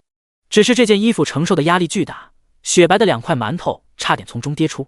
连嘉欣稍稍抬起漫画中女主才能拥有的名气玉足，脚上踩着一双黑色的高跟鞋，鞋底是银色的，鞋跟有1寸高，让她的身姿更加挺拔。身后还有一条黑色的猫尾，大约有半米长，随着他的动作轻轻摆动着，凑到苏雨峰的脸前，展示他的俏皮和可爱。峰哥，连嘉欣同时拉起苏雨峰的手放到嘴边，轻轻地咬下一个牙印，两眼泪汪汪地盯着他的双眼，一副惹人怜惜的模样。连嘉悦瞪着魅意十足的双眼，惊讶地看着连嘉欣的动作。他从没有想过连嘉欣居然能够做到这种程度，这制服哪个男人受得了？若不是他现在正忙着创作艺术音乐，暂时没办法分心，他绝对要把连嘉欣插出去。连嘉欣怎么会比自己这个拥有魅魔之体的女人还要吸引苏雨峰？难道这就是所谓的真诚才是必杀技？连嘉悦默默地坐了起来，魅意十足看向苏雨峰，魅惑之体陡然发动，高挑而又婀娜多姿的傲人身材在黑色秘术制服下展露无遗，身后的包臀裙下套着丝滑无比的渔网袜，上半身搭配着一条白色的衬衫，领口微微敞开，露出迷人的锁骨，一头乌黑亮丽的长发被盘成了一个优雅的发髻，露出了她白皙的额头和修长的脖颈，脸上画着精致的妆容，眉形弯弯，眼神妩媚动人，嘴唇微微上扬，轻轻弯腰勾起苏雨峰的下巴，似乎在等待着什么。苏雨峰双眼微微眯起，体内的元力顿时开始运转，立刻激活技能极道阴阳交泰。4个小时后，连嘉欣、连嘉悦两人躺在宽大柔软的大床上，他们身上的气息强大了1倍不止。原本两人的修为不过只是一阶天醒境5星和一阶天醒境7星，在这一次修炼之后，竟然全部突破至2阶运元境。只是这种修炼实在刻苦，几乎精疲力尽，还差一点就能够突破3阶了。可惜这两姐妹的体质弱了些，不然在刚刚交泰至巅峰的时刻，自己也能顺势突破。苏雨峰将被子盖在两人的身上，遮住两人身上的春光。他从不会因为女人而耽误修炼，刚刚完全就是为了帮助两人提升实力罢了。苏雨峰站起身，将房间布置好的小型聚元阵开启。现在整个苏家祖地都纹刻上了聚元阵的阵纹，使得元气浓度相比外界强大了数倍。终于可以静下心来修炼了，最近浪费了不少的时间，一直没能将任务奖励兑换成为自己的实力。雷家不知何时会来，第3个工会建筑锻造室还需要2天时间才能彻底完成，完成后才能满足工会进阶的条件。既然如此，现在就先将融合不朽至尊魔骨吧。苏雨峰的目光落在系统空间内的不朽至尊魔骨上，心念一动，直接将其取出。这就是来自不朽至尊魔骨。不朽强者到底有多强大？难道是神话级别的存在？苏雨峰盯着手中闪烁着妖冶的紫色光芒的不朽至尊魔骨，其上覆盖着一层密密麻麻的黑色纹路，像是一枚枚特殊的魔道符文。魔骨表面生长着一些尖锐的骨刺，这些骨刺呈现出灰白色，看起来极为锋利，仿佛可以轻易地刺破任何物体。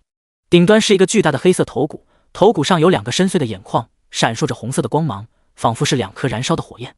在其周围还散发着一股强大的魔力波动，这种波动让人感到压抑和恐惧，仿佛置身于一个黑暗的世界之中。目标：不朽至尊魔骨。品阶：特殊神话物品。功效：无坚不摧，魔威耀日，逆天魔翼，不朽不灭。备注：这是一具来自远古时代的强者尸骸，在时间岁月的冲刷之下，失去了所有灵性，仅残留原身1%的精粹能量。若想要将融合这具不朽至尊魔骨，请不要直接置换自身骨骼，否则你的上限将与这尊魔骨存在一般被定死。麻烦将其敲碎后，利用毁灭之焰萃取其中魔元骨髓后服用。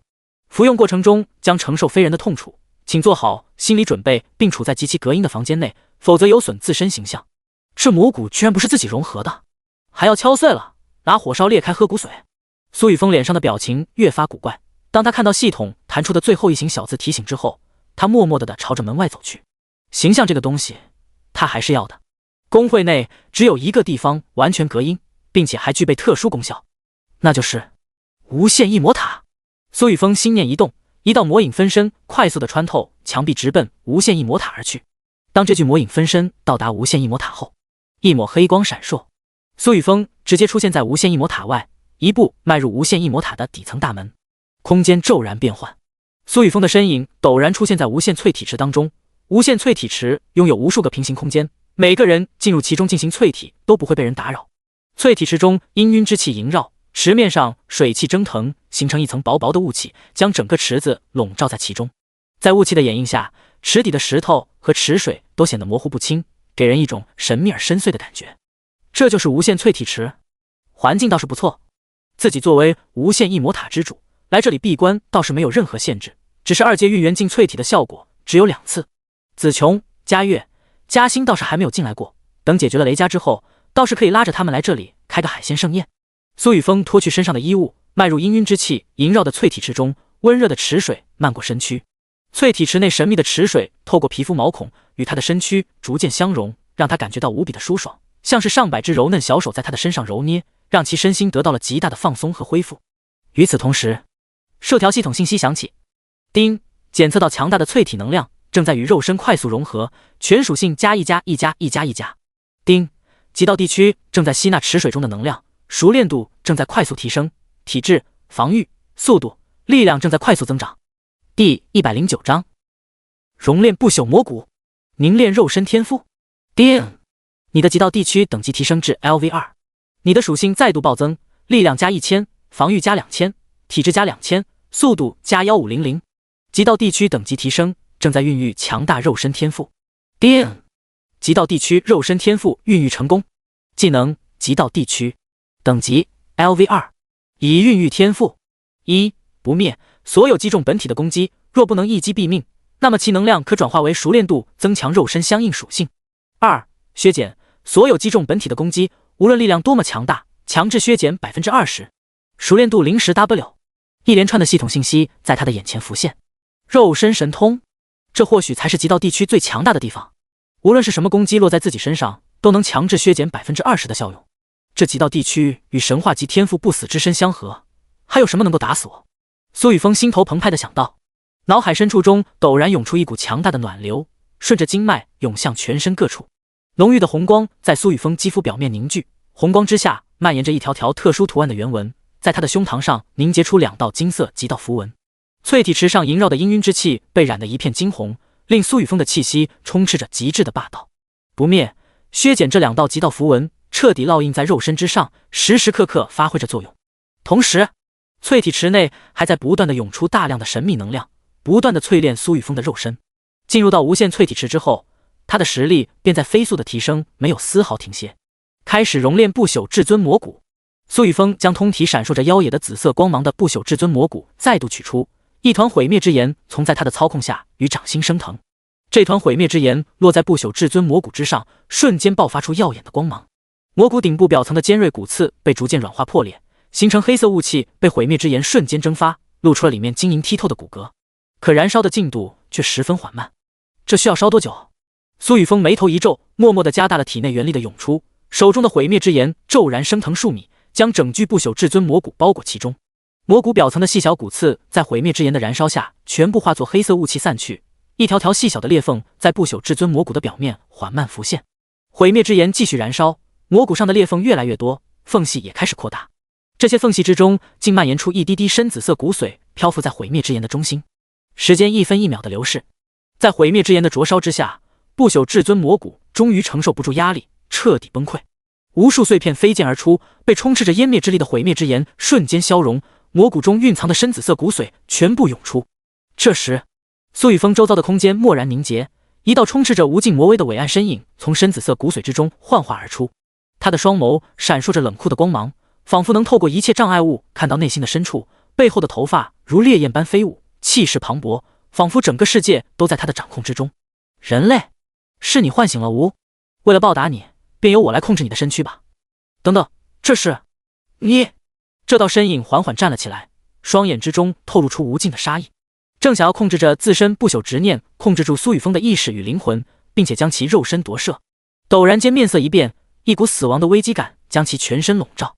他突然发现自己周围不断的升腾的毁灭之炎，那灼热而充斥着恐怖湮灭之力的毁灭之力陡然涌入他这一丝不朽执念当中，开始疯狂地吞噬他刚刚复苏的生机。不甘的怒吼声在苏雨峰耳边回响。毁灭之炎还在继续燃烧，这尊不朽至尊的执念却开始慢慢消散，最终化作了一团黑色的雾气，消失在了他的眼前。出来搞笑的吧？苏雨峰微微一怔，他都还没能有所反应，刚刚出现不朽执念便彻底消亡，只余下一团深紫色不朽至尊魔骨骨髓在他的面前滚动。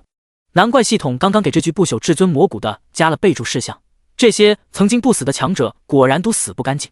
没想到毁灭之炎对这种灵魂体的破坏力如此之大。咕噜！见状，苏雨峰眼神中透露出一丝坚定，没有丝毫犹豫，将这团熔炼了许久的不朽至尊魔骨骨髓吸入口中。魔骨骨髓入口即化，带着一股奇异的味道，顺着喉咙流入腹中。先前在地球上看那些网络小说的时候，他就奇怪，一个个好端端的得到一个什么至尊骨，就往自己身体里放，把原装剑直接变成了改装剑。那些个小说主角强大是强大了一些，可能够跟自己原装的相比吗？把骨头敲碎了喝骨髓，不得更加合理些？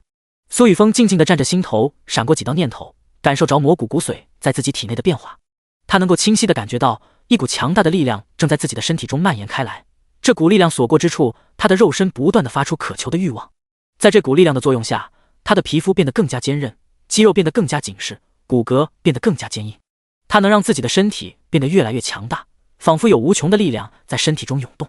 只是伴随着这股力量一同袭来的是无比剧烈的痛楚。杰，把你的身体交给我。你以为你毁灭了无的一丝不朽执念，就能够逃过被我掌控的命运吗？想的倒是很美，敢吞噬我这个浴血魔神的不朽骨髓精血，就必须付出相应的代价。繁杂混乱而刺耳的魔音在苏雨峰的耳边不断的响起，力量流转的同时，全身各处传来刺骨的痛楚，仿佛有无数尖刺正在冲撞自己的肌肉、骨骼、皮肤。呼！苏雨峰闭上眼睛，咬牙调整呼吸，尽可能转移自己的注意力。那所谓的浴血魔神早已死亡，最后一丝不朽执念都已经被毁灭之炎灼烧殆尽，那些魔音不过是幻象而已。第110章掠夺不朽魔神本源，永恒境界。哈哈哈哈！你怎么可能挡得住我的魔音？不断的给自己施加心念，告诉自己本座的魔念已经死去。对，你想的没错，本座那最后一丝不朽执念确实已经在那团毁灭之力下彻底死亡，可那又如何？死亡难道就不能再度复生？只要将你转化为魔，而我便能借助你的意识孕育出新的自我，一样是新的重生。哈哈哈哈！一道与苏雨峰长得一模一样的身影在他的脑海中凝聚，只不过全身笼罩在魔雾之下，双眼带着贪婪之色看向苏雨峰的灵魂。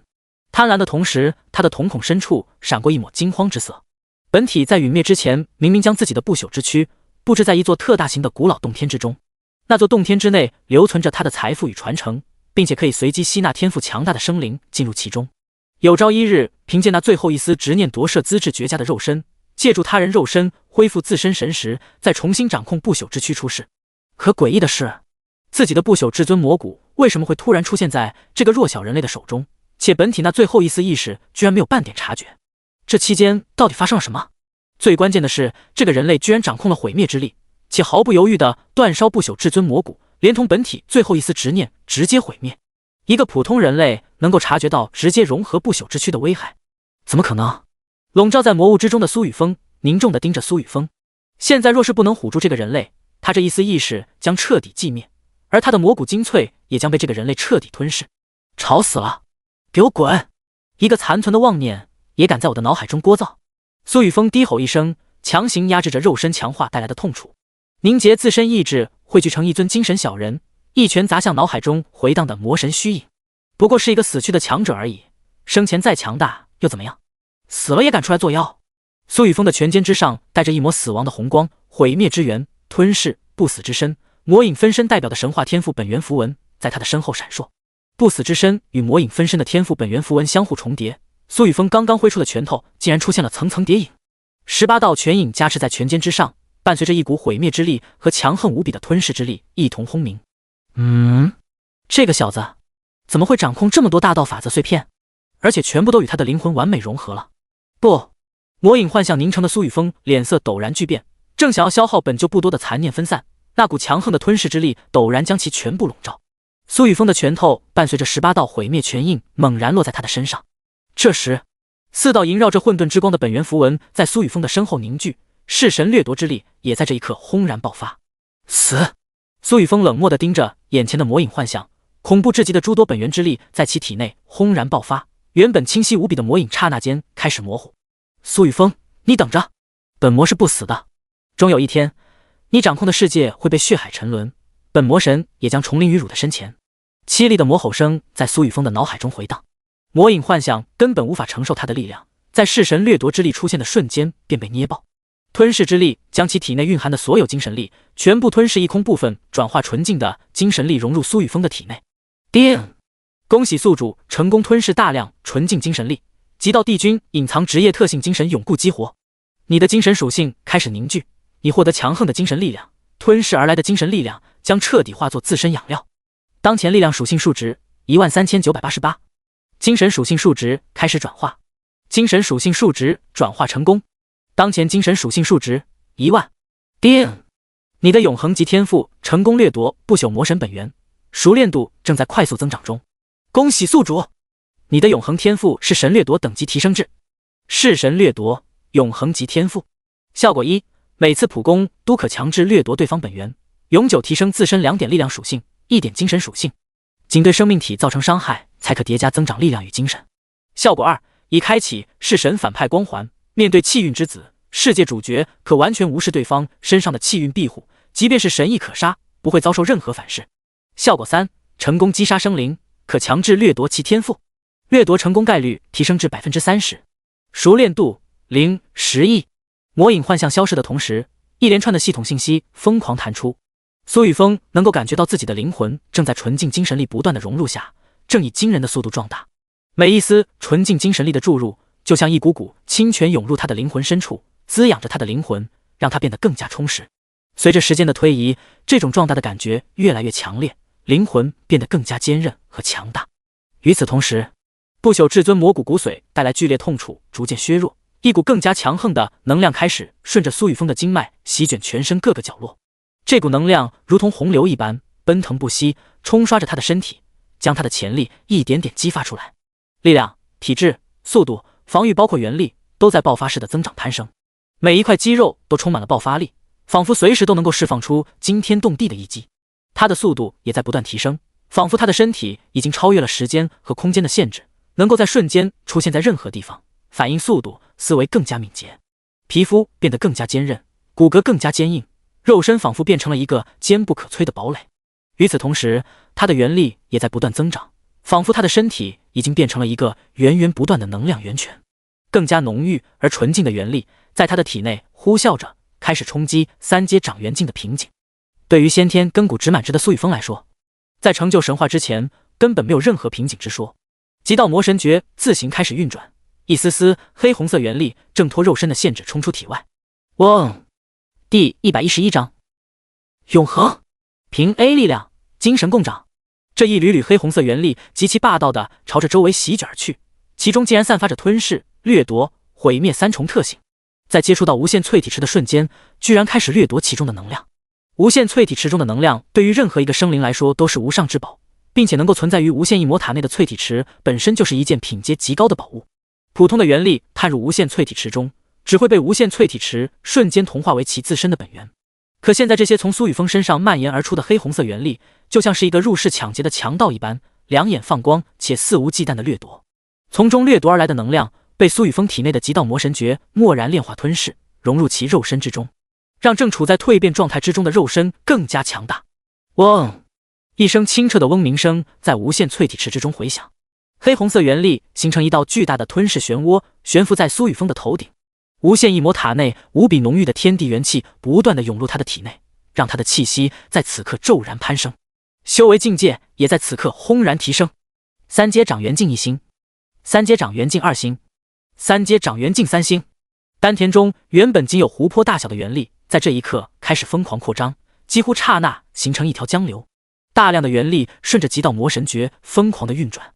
苏雨峰初步炼化不朽至尊魔骨骨髓，完成肉身蜕变，全身各处闪烁着红光，每一寸肌肤都如同被烈火焚烧过一般，变得坚硬无比，如同钢铁一般，呈现出一种强大而神秘的力量。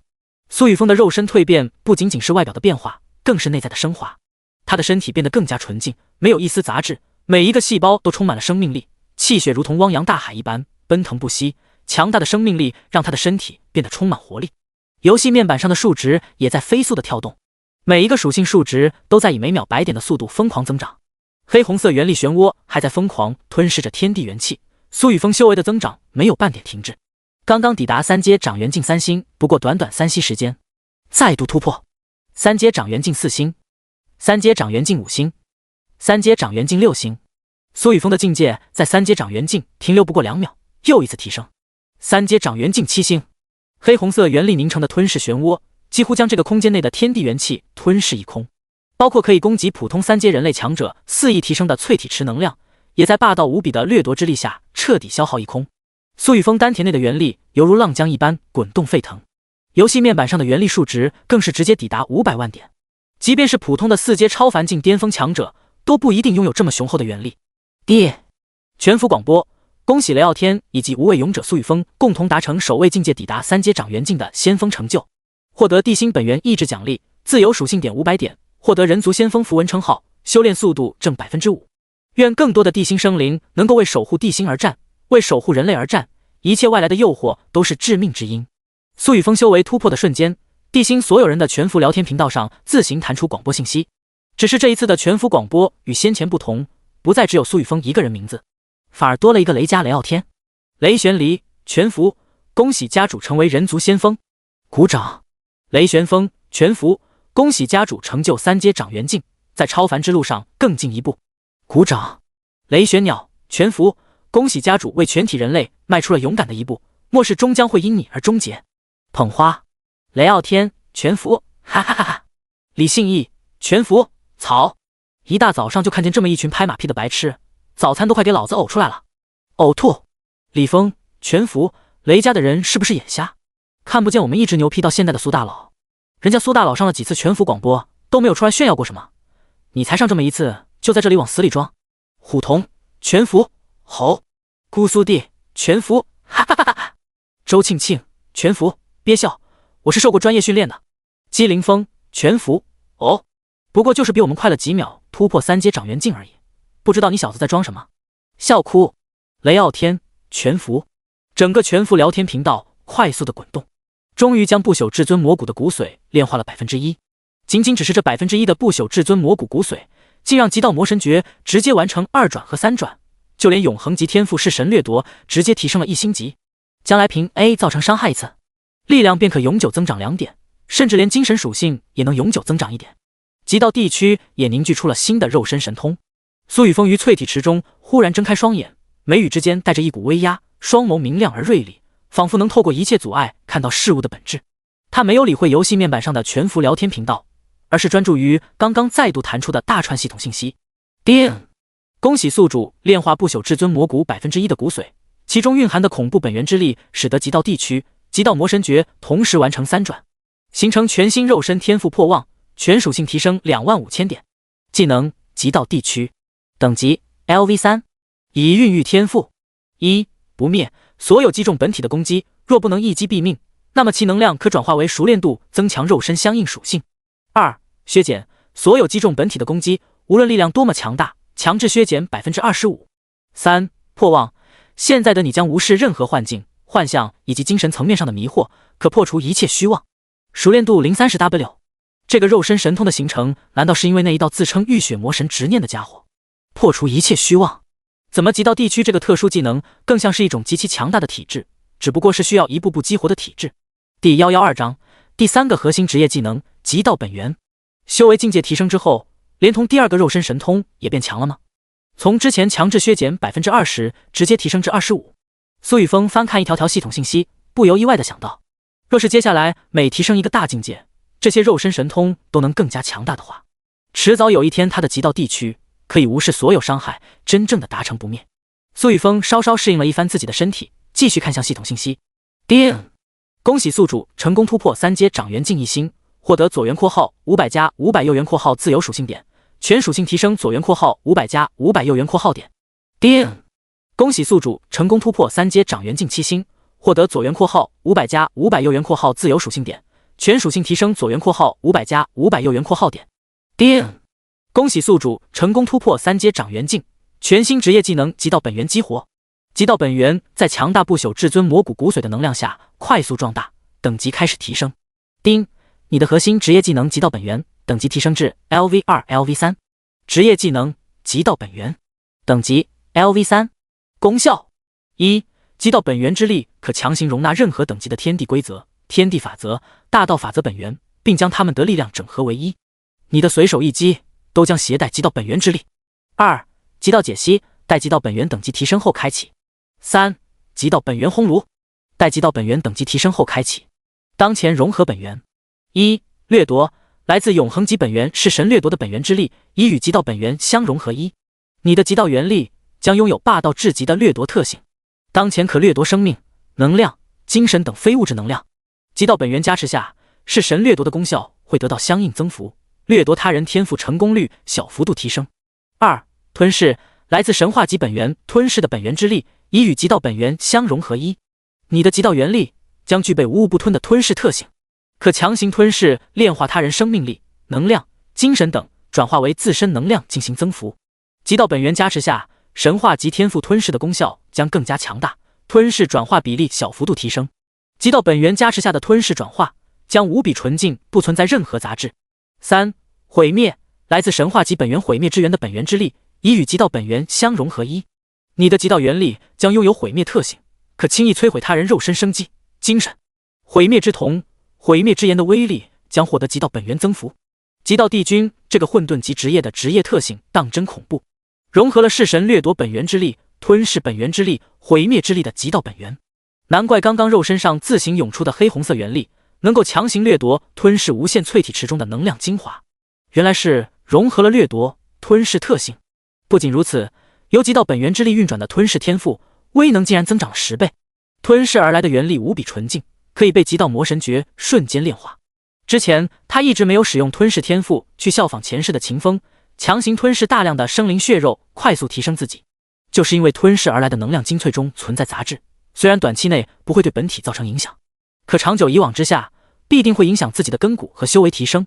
现在有了这极道本源，就再也不用担心这一点。未来将那些异种生灵击杀后，完全可以将他们身上的血肉全部吞噬一空，来快速推动自己的修为进阶。全新的核心职业技能极道本源。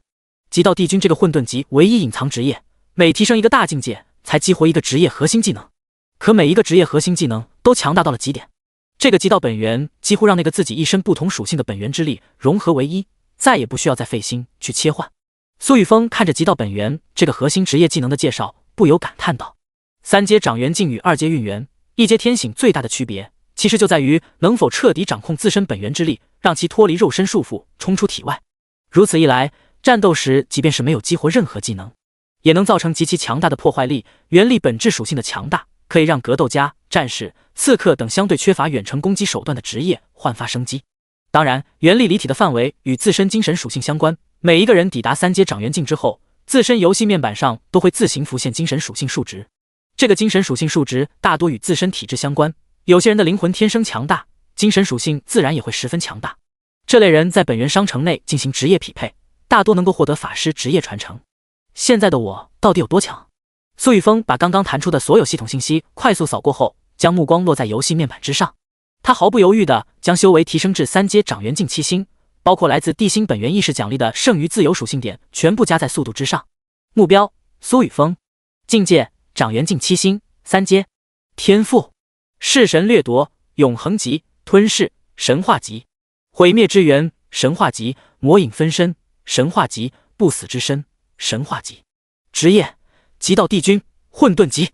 功法：极道魔神诀，3转，混沌级。根骨100，满值100。力量47976加1800点，精神38691点，防御40289加4999点，体质40318点，速度44683加4999点，元力500W 点。卧槽，吞了骨髓的你，居然真的那么变态！你可是还有99%的魔骨骨髓没有吸完啊！是神点0。装备：无尽天赋蓝，特殊装备：逆元神域，神话，异灵盔甲，3阶超凡，狂风战靴，3阶超凡，熔岩爆裂弓，净化灵阶，2阶史诗。职业技能 LV Max 极道 ，LV3 极道地区，极道本源 ，LV3 极道暗影拳 ，LV2 极道排山掌 ，LV1 极道阴阳交泰 ，LV1 极道生死符 ，LV1 极道波动心眼。剩余自由属性点0。3阶运元镜，每提升1星全属性加500，同时获得500点自由属性点。极道帝君职业特性加成，每提升1星额外获得500点全属性增长自由属性点。原来现在的我已经这么强了吗？第113章极道之兵，通天魔心。共鸣。不朽至尊魔骨给自己带来的蜕变实在是巨大，自己目前不过只融合了1%的不朽魔骨髓精粹，居然让自身所有属性几乎增幅了近3万点。在3阶超凡装备的本源增幅下，速度甚至能够与自己最强大的力量属性相当，即便是幼年期的神兽虎瞳都无法与自己相比。先前不朽至尊魔骨显示的那些功效，也会伴随着炼化的进度逐个出现，到时候自己的肉身或许真的能够达到不死不灭。若是自己能够继续炼化更多的魔骨骨髓精粹，实力将会蜕变到什么程度？苏雨峰惊讶地盯着自己的游戏面板，炼化不朽至尊魔骨的过程虽然有些波折，但相比他带给自己的强大力量，那点痛苦算什么？剩余的魔骨精粹会伴随着自己的实力提升不断的炼化，也就是说，在完全炼化不朽至尊魔骨精粹之前，自己的实力将持续的提升，不会有任何的阻碍。不，应该说自己的极道帝君职业特性已经破除了所有普通生灵极限。普通生灵想要冲破自身极限，需要付出极大的代价和努力，可他却完全不需要。自己现在的基础属性几乎可以与超凡境强者相比，4阶超凡境强者的属性极限也不过10万点。前世同一境界的自己，在现在的自己面前都像是一个稍微强壮一些的蝼蚁。苏雨峰对比了一番前世达到3阶掌元境7星的自己，那时候的自己想要达到3阶掌元境极限，都需要付出极大的努力，还需要耗费大量的修炼资源，哪像现在随随便便熬个骨头汤就能轻轻松松突破。修为的提升就像是坐了火箭一般迅速轻松。现在他越来越期待灭了雷傲天和雷家之后能够获得的任务奖励了。系统出品的东西真香，若是能够像李峰和林烟雨那样拥有自己的职业传承武器该多好。苏雨峰脑海中突然闪过一道念头，不由回想起李峰和林烟雨身上的那些可成长性武器。叮，既然作为大反派的你诚心诚意的祈求了，那我就大发慈悲的发布。滚！你重新组织一下语言再说话，这个态度我不喜欢。苏雨峰眉头一挑，没好气道：我哪里诚心诚意的祈求了？下划线啊！叮！为了更加完美的成为真正的大反派，怎么能没有自身专属的职业传承武器？现发布任务：极道之冰。任务内容：远古时代曾存在一名顶尖强者，冲破世界极限，抵达传说中宇宙混沌星海深处，在那里看到了一座蕴藏着世间一切本源之塔。这座本源之塔闪烁着彩光，伫立于时间长河、无尽虚空洪流、亘古大道之中。为了抵达那座本源之塔，那位顶尖强者耗费了不知多少岁月，打造了一座岁月偏舟，跨越无尽虚空乱流，冲入时间长河。然而却在亘古大道凝结的时间长河之中迷失了方向，无数岁月冲刷下，致使自身本源枯寂，而陨落于那一座岁月偏舟之上。岁月偏舟似有灵，为了带着这位强者的尸骸回到家乡，于时空长河内不断的打捞奇珍材料，融合自身，逐渐变化为枪、剑、刀、弓、矛、戟，成为了一件特殊神兵，耗费自身孕育的恐怖本源，冲出时间长河回到地心。这柄特殊的神兵或许是最适合你的极道之兵。在远古末期时代，这件极道之兵在某位的手中屠戮无数神魔，更伴随着某位创世般的举动一同消失。当你再一次进入本源之塔时，或许可以问问你的妹妹这件极道之兵的具体位置。任务奖励：混沌千基石、混沌级材料、无限容能石、混沌级材料。系统提示音陡然响起。好家伙，我说想要把武器立马就给我线索，童子很上道啊。系统嘴脸。苏雨峰笑着看向眼前的虚拟光幕，一条全新的任务信息在他的面前浮现，其中显示的任务内容比先前所有的系统任务都要长。他赞了会来世的系统一声，一字一句无比认真地盯着这条任务的详细内容看去。远古时代的强者见到了那一座无尽虚空洪流中存在的本源之塔。妹妹，系统指的是彩儿。苏雨峰回想起彩儿的模样，不由抬手摩挲着眉心。他能够感觉到彩儿给自己留下的印记一直都存在，尤其是突破到3阶掌元境之后，那道本源印记似乎也给自己带来的不小的助力。苏雨峰体内澎湃的元力，极大部分源自他眉心的本源印记，否则他不可能将自身丹田扩张到如此程度。500万点的元力数值已经是虎童的4倍不止。或许修为达到4阶超凡境之后，可以依靠本源印记在一起进入本源之塔。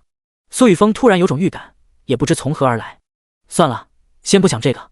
除了不朽至尊魔骨外，还有另一样特殊神话物品——通天魔星。它能给自己带来什么惊喜？苏雨峰将脑海中的杂念全部驱除，他没有忘记自己现在最需要做的是提升自身实力。他将注意力转移至系统空间，心念一动，从系统空间中取出通天魔星。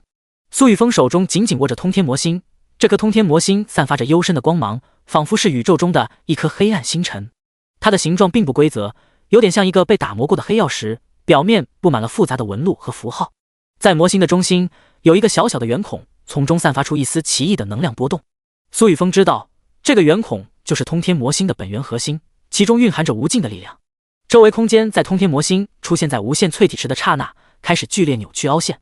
目标：通天魔星。品阶：特殊神话物品。功效：越战越勇，地血是天。备注：这是来自某位倒霉混沌魔神的大道本源，其中蕴含着一条完整的大道法则以及相关的天地法则、天地规则、真意、威势。与之融合后，你将初步掌控属于混沌魔神的威势，伴随着融合的不断加剧，你终将完全掌控这个大道本源。若为魔，这天再遮不住我的眼，这地再埋不了我那通天之心，我要那诸佛都烟消云散，战天战地至死方休。第114章融合。雷霆神使。若为魔，这天再遮不住我的眼，这地再埋不了我那通天之心，我要那诸佛都烟消云散，战天战地至死方休。苏雨峰脑海中仿佛出现了一道战意滔天的身影，在这道身影的周围，一个个恐怖存在逐一浮现。这些存在的眼神之中带着悲悯或是不屑、戏谑，他们似乎在看一个胡闹的孩子，一个放肆的蝼蚁在他们的面前想要反抗，若是想便可轻易镇压。可这些恐怖的存在哪能想到，那道战意滔天的身影能够真的做到是神。一棍之下，神佛消散，天地崩裂，大道悲鸣。砰砰！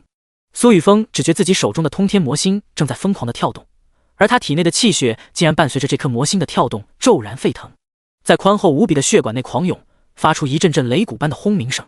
通天魔心开始发出耀眼的光芒，整个空间都被笼罩在一片奇异的光辉之中。苏雨峰感觉到自己的身体逐渐透明，仿佛要融入到这片光芒之中。他的战意，他的血液被瞬间点燃。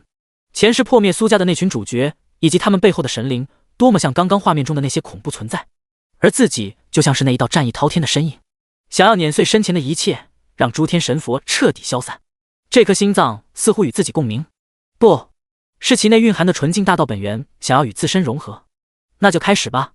苏雨峰双眸之中燃烧着无尽的杀意，恐怖的气势疯狂倾泻而出，极道魔神诀在此刻疯狂的运转，犹如黑色星辰一般的通天魔星闪烁着耀光，悬浮于苏雨峰的头顶，刹那间分散为无数黑色光点，钻入他的眉心，融入他的灵魂深处。哗啦！无限淬体池内陡然卷起无数水花，将苏雨峰的肉身淹没。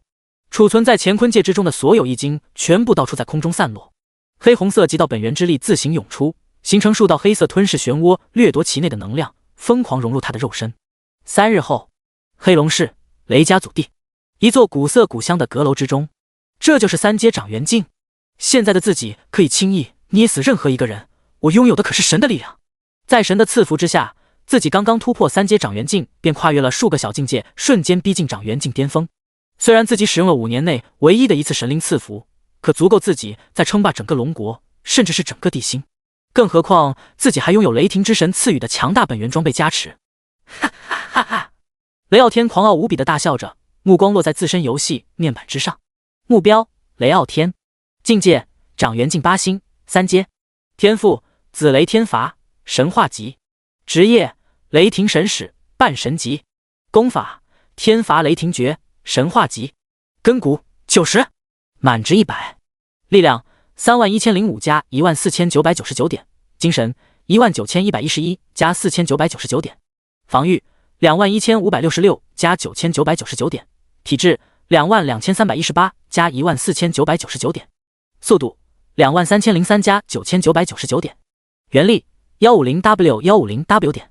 装备：雷霆天罚枪，3阶传奇，可成长；雷霆盔甲，3阶史诗，可成长；雷光战靴，3阶史诗，可成长；雷霆神坠，3阶传奇，可成长。职业技能 LV4 紫耀雷霆， LV3 雷霆一闪， LV3 雷霆战躯， LV2 雷霆钥匙。剩余自由属性点0。如今所有属性都在神灵的强大赐福与本源装备增幅下，成功冲破3阶掌元镜极限。据雷霆之神所说，现在的自己甚至可以与4阶超凡的王级异种抗衡。苏雨峰还有苏家那群垃圾，拿什么跟我比？据说苏雨峰收集了一对长相一模一样的绝世姐妹花，她们要不了多久都将成为我的胯下之奴。还有子琼那个女人，当初明明可以选择自己为守护人，可偏偏选择了苏雨峰。我要她知道谁才是她真正的主人。不对，苏晴那个老家伙的妻子似乎也很有韵味，到时候在苏雨峰的面前让他眼睁睁看着那一幕幕，该有多刺激。雷傲天感受着自身的强大力量，心头浮想联翩，身体上的肌肉在强烈的刺激下越发坚硬。他看了眼自己身旁已经昏迷过去的雷灵兵，暂时压下了泻火的念头，稍稍平复了一番心绪，朝着门外走去。家主，我们雷家掌控的大军全部已经集结完毕，每一个人都已经签订了本源契约，暂无法通过游戏面板上泄露我们的行动机密。钱家主与大长老已经安顿好了，正在长老院中安心疗养。一直在门外等候的雷玄离快速的汇报道。雷玄离的身材高大，深灰色战斗服紧紧贴合着他的身体，胸口上面镶嵌着金色的线条和图案，像是一道金色雷霆徽章。现在的黑龙氏雷家已经完全被雷傲天掌控，雷凌国、雷凌硕两人被雷傲天变相软禁，而雷凌冰却依旧是雷家的高层。雷家几乎所有人都知道雷凌冰与雷傲天之间存在着特殊的关系，若雷傲天没有在场，雷凌冰就是雷家的主导者。雷凌冰自身的能力本就极强，在末世前的龙国，她是最年轻的女性封疆大臣。传送元阵构建的怎么样了？有没有历史遗迹的线索？雷傲天微微点头，朝着一旁的会议室走去。雷玄离紧跟在他的身后。家主，黑龙市附近确实存在3座小型历史遗迹，发现者已经被拥有隐藏职业蛊惑模式的雷玄木直接洗脑，并且还在到处宣传我们雷家为他无偿攻略开荒历史遗迹，促使更多的民众将自己发现的历史遗迹上报。当然，他们的家人也已经被我们完全控制，等风头一过便能够全部宰了。很好，这群人在我雷家的保护之下，居然还想要拿到报酬，真是痴心妄想。从现在开始，你还要负责一点，那就是把苏家的名声搞臭。末世来临之前，你就是娱乐圈最大的水军头子，你应该十分擅长这件事。第115章，谁知道他那里有没有毒啊？我们雷家的名声必须正面，让苏家变得名声狼藉。作为正义一方的黑龙氏雷家将他们覆灭，为人民除害，这样的剧本，你觉得怎么样？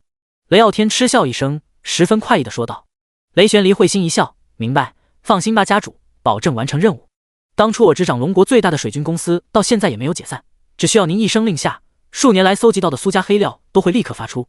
虽然我们收集到的内容全部都是捕风捉影的事情，可其他人可不会在乎这些。如今本源商城中唯一的传送元阵被我们雷家买下，主动权在我们的手中，雷家也是时候开始扩张了。雷傲天推开会议室的大门，毫不犹豫地说道。刷刷，家主！会议室内聚集的所有雷家中高层立刻站起身，无比恭敬地喊道。每一个人都穿着与雷玄离一模一样的深灰色制服，唯一的区别就是胸口雷霆胸章的颜色不同。其中金色雷霆胸章拥有者只有3名，分别是雷玄木、雷玄风、雷玄鸟。雷玄木当前的修为达到了3阶掌元境1星，拥有隐藏职业蛊惑魔师，专门负责对外战斗，执掌雷家的所有战斗职业觉醒者。雷玄风拥有隐藏职业创作者，专门负责研究发明，执掌雷家所有元阵师、元丹师、锻造师。雷家能这么快拥有大量的元阵师，极大一部原因是因为雷玄风的特殊职业特性教导，他可以通过教学实验或是讲课，让其余人的布阵技能熟练度快速上涨，不仅可以为雷家省下大量易经和材料，还能让自身修为境界快速增长。目前他的修为已然达到3阶掌元境5星，只仅次于雷傲天，哪怕是雷玄木、雷玄离两人都不如雷玄风。而雷玄鸟则拥有隐藏职业邪星毒师，执掌雷家所有辅助职业觉醒者。他的这个职业极其特殊，能够释放大规模毒物，简直堪比末世前的生化武器一般。在整个雷家，他的存在令所有人忌惮。一直跟在雷傲天身旁的雷玄离则不用多说，与苏家苏勇的职责类似，专门掌控家族内部精锐战力。这些人全部都是雷傲天亲手提拔起来的心腹，对于雷傲天的任何命令都会毫不犹豫地去执行。毕竟不听话的人全部都死了。家主，传送元阵明日便能彻底完成，每一次传送可以容纳上千人，并且传送间隔时间只需要3秒。这种大型远距离传送阵，每一次传送只需要5000枚一阶一晶，短时间内连续进行超过10次或以上的远距离传送，会导致传送所需的一阶一晶数目翻倍。雷玄风手中抱着一沓研究资料，推了推高挺鼻梁上的金丝眼镜，浓重的学术风在他的身上涌现。对于雷傲天想要做什么，他并不关心，他只关心自己手里研究的一切。传送元阵是他在末世开始之后见到的等阶最高的元阵阵图，极其具备研究价值。书呆子！雷玄鸟瞥了雷玄风一眼，一丝暗淡的情愫在他的眼中闪过，忍不住在心头暗骂。玄风，不久前得到的魔血剑图，你研究的怎么样了？布置这道特殊的元阵需要准备什么材料？雷傲天十分满意传送元阵的布置进度，突然想起了另一张源自雷霆之神的特殊阵图。据雷霆之神所说，这张阵图若是能够在魔都市布置成功，那么整个魔都市都将被无数魔气血剑覆盖，雷家可以不费吹灰之力拿下整个苏家，到时候苏家搜集的财富全部都将成为雷家的。雷玄风闻言，沉静的面容上闪过一丝波动，他沉吟了一会儿，家主，魔血剑图的阵基材料过于特殊，我们团队还在研究中。不过，不过什么？雷傲天问道。虽然我们无法布置完整版的魔血剑图，但我已经成功解析出部分魔血剑图的单独布置方法，并且我们同样拥有足够的布阵材料。残缺版的魔血剑图比完整版更加诡异，一旦开启就必须吸食至少10万人的血液才能停止。雷玄风微微低头，平静地说道：好，很好，明天，只要你明天能够布置出魔血剑图，无论是残缺还是完整版，我都会让玄鸟嫁给你，让她成为你的妻子。从今以后，雷家搜集到的所有材料，你都可以随意使用。雷傲天无比惊喜地大笑道：恭喜家主！雷玄离、雷玄木以及会议室内的其他人异口同声。站在雷玄风身后的雷玄鸟脸颊微红，低头看着自己的双腿，一时间说不出话，也没有任何反驳的意思。刚刚低着头的雷玄风陡然抬起，脸上露出不敢置信之色，张了张嘴想要说些什么，却被雷傲天直接打断。玄风，我知道你一直都喜欢跟玄鸟待在一起，你放心，这丫头确实也喜欢你。等我们拿下苏家之后，我就为你们主持婚礼，继续努力。雷傲天以为雷玄风现在十分兴奋，想要对自己说一些感谢的话，他重重地拍了拍雷玄风的肩膀，以示鼓励之后便坐到了会议室的主位之上。雷玄风站在原地，转头看了眼雷玄鸟，发现这个女人居然在害羞。本就不善言辞的他有些发愣，内心却忍不住狂吼：家主为什么要把每天都在玩毒的女人嫁给自己？开什么玩笑，我只是把她当妹妹而已，你想要让我睡她？谁知道她那里会不会有毒？家主到底在想些什么东西？我到底做了什么，让这两个人误会成这样？好了，玄风那里明日就能准备好传送元阵，玄离、玄木，现在轮到你们两个说说现在的情况。我雷家的大军以及核心觉醒者，全部都准备好了吗？雷傲天身上闪烁着紫色电弧，恐怖的气势在他的身上涌现。他目光灼灼地看向雷玄离、雷玄木两人，问道：第116章，苏家，我与你们不死不休。家主，雷家核心金色雷霆觉醒者一共8000人，其中修为达到3阶掌元境的觉醒者共6000人，剩下2000名为2阶运元境巅峰觉醒者。作为我们雷家的核心金色雷霆强者，每一个人的都拥有增幅自身战斗的 A 级或以上天赋，所有人的身上都拥有2阶极品武器、盔甲、战靴，最为顶尖的几名3阶掌元境强者拥有3阶精良级武器。他们已经完全做好准备，随时可以出发，为您扫清您身前的任何阻碍。雷玄离无比自信地说道。雷玄离的话音刚落，一位眼睛深陷、面容阴翳的青年脸上透露出一丝冷漠和不屑。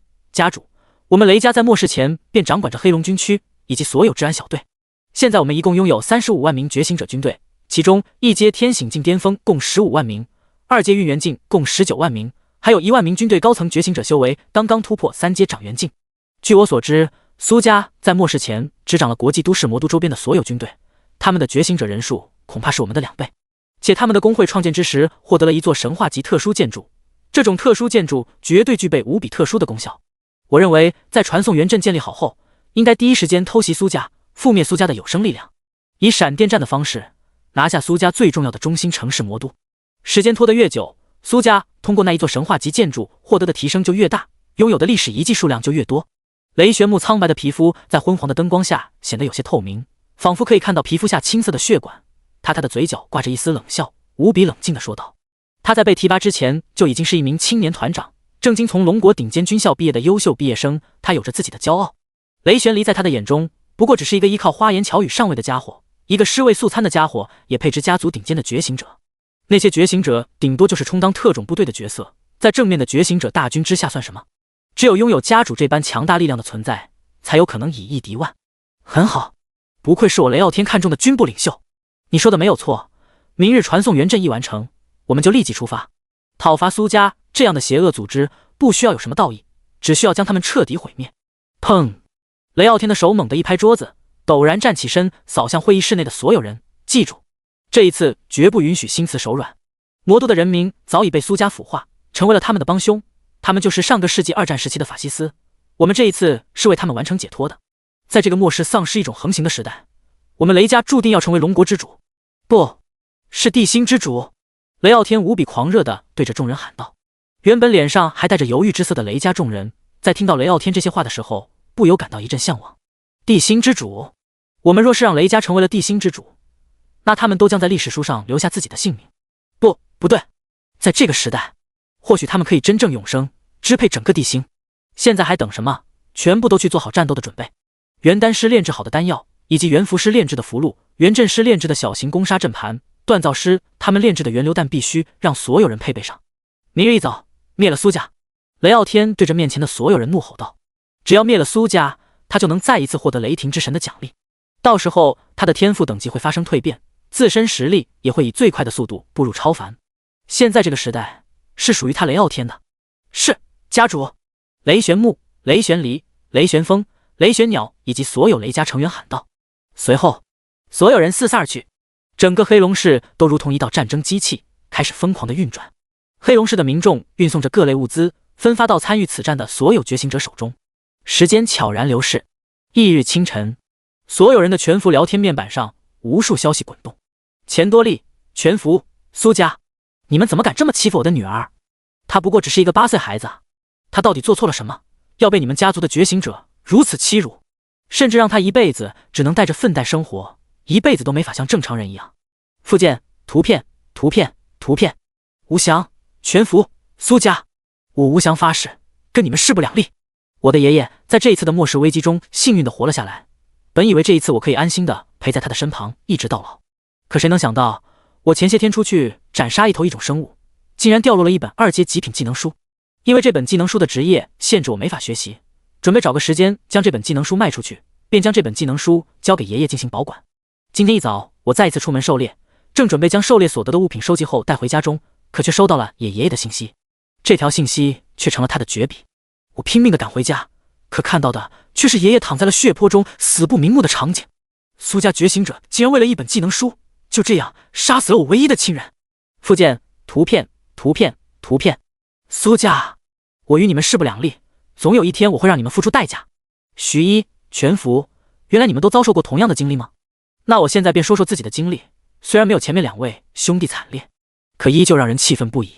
前几日那所谓的苏家家主苏雨峰带着他们家族的觉醒者攻破了一座小型历史遗迹。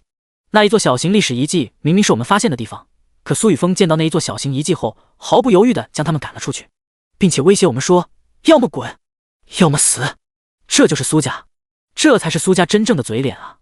我和我的同伴们自然不会那么轻易地放弃自己发现的小型遗迹，为此我们与苏家直接发生了冲突。那一天，我失去了我最爱的人，我失去了我最好的兄弟。第117章，血腥刽子手，黑暗家族，苏家。刘丽、全服，你们这些又算什么？在末世刚刚开始的时期，你们知道苏家到底做了些什么吗？他们竟然将无辜的魔都市民众强行推入了西区，这些人全部都是不服从苏家觉醒者的普通民众。被推入西区之后，苏家进行了无比丧心病狂的举动，他们竟然直接利用和平时期的威慑力导弹，直接把整个西区全部夷平。被他们送入西区的所有民众也在那一刹那化为尸骸。苏家就是一个血腥的刽子手家族，他们的眼中唯有利益，唯有杀戮与掠夺。吴金商、全服、瞪眼、瞪眼、瞪眼，这一大早的这么热闹，你们的城市难道已经没有一种丧尸了吗？好奇，苏家这些事情是真的假的？秦湖、全服，好家伙，原来苏家这么黑，还不如我们这边建立的聚居地呢。生活在魔都的弟兄们，刚刚那些是真的假的？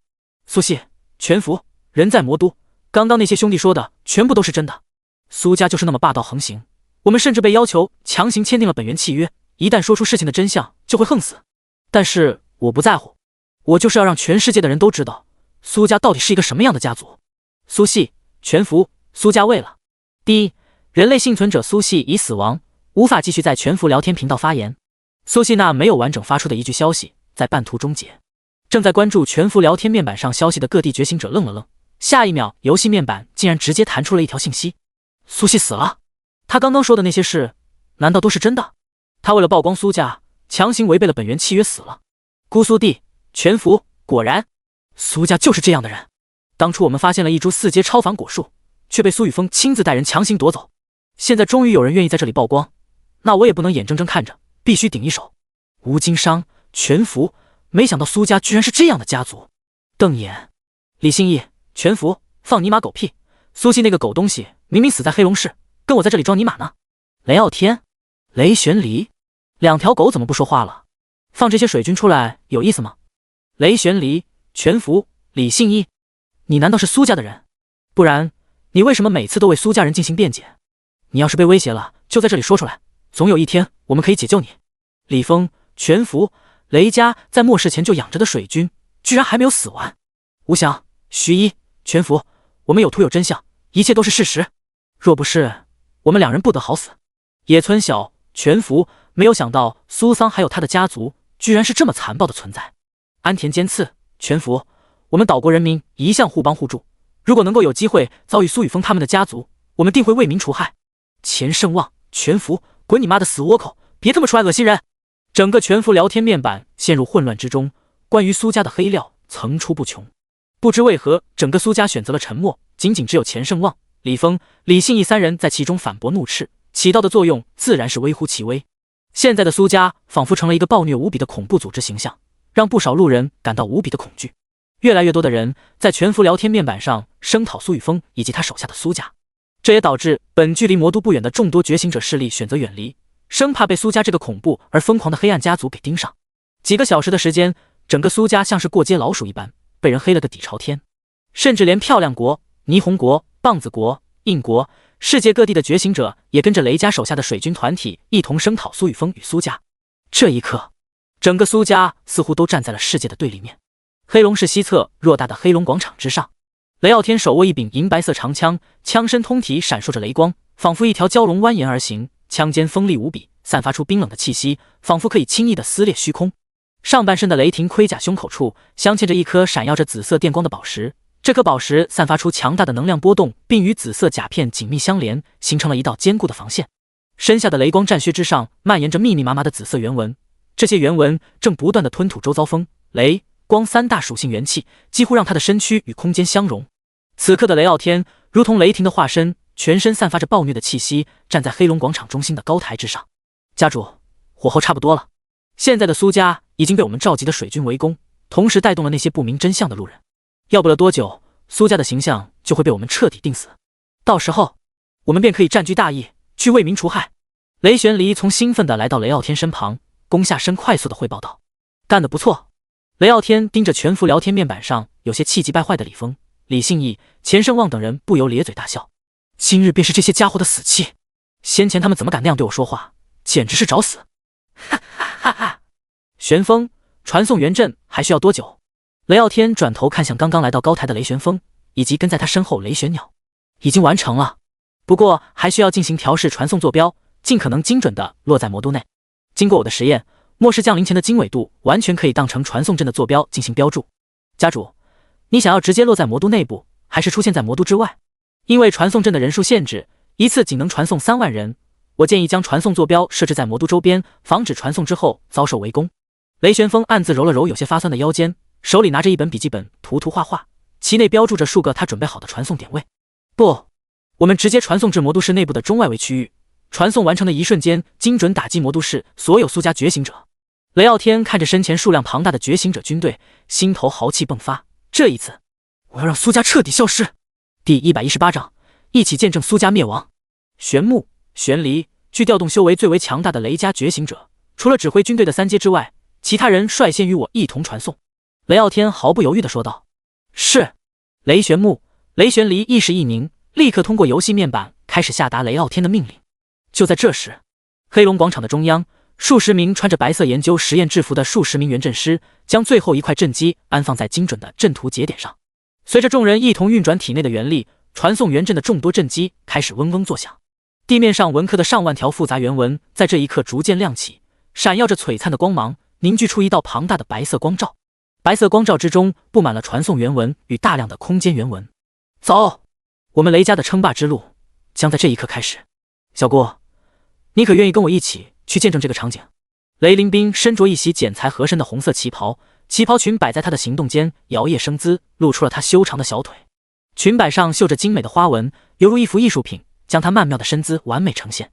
小天，姑姑会一直站在你背后支持你的。雷凌冰的头发梳成了一个优雅的发髻，插着一根玉簪，将他的脸型衬托得更加精致。脸上画着精致的妆容，眉如远黛，眼若秋水，唇似樱桃。温柔似水的声音萦绕在雷傲天的耳边，让他的心神一荡。站在雷傲天一旁的雷玄鸟、雷玄木、雷玄风3人立刻低下头，不敢直视面前的这个女人。曾经有人盯着雷凌冰露出一丝淫邪的眼神，当晚就被雷傲天抓住，生生凌迟致死。他们可不想犯了这个忌讳。姑姑，我很好奇，若是我在你的面前折磨苏雨峰的那些女人，你会不会吃醋？雷傲天毫不避讳地从背后抱住雷凌冰，与他的后背紧紧贴合，凑到他的耳边吹着热气问道：冤家，我这一生恐怕没法为你生孩子，可其他人可以。为了你姑姑不在意这些，只要你的心中有我。雷凌冰感受着背后传来的火热，以及雷傲天充满侵略性的目光，侧过头痴痴地盯着他那充满男人味的面庞，回应道：姑姑，你放心，我一定会让你成为这个世界最幸福的女人，谁敢说你的半点不是，都得死。雷傲天听到雷凌冰的话无比感动，随后霸气侧漏地保证道。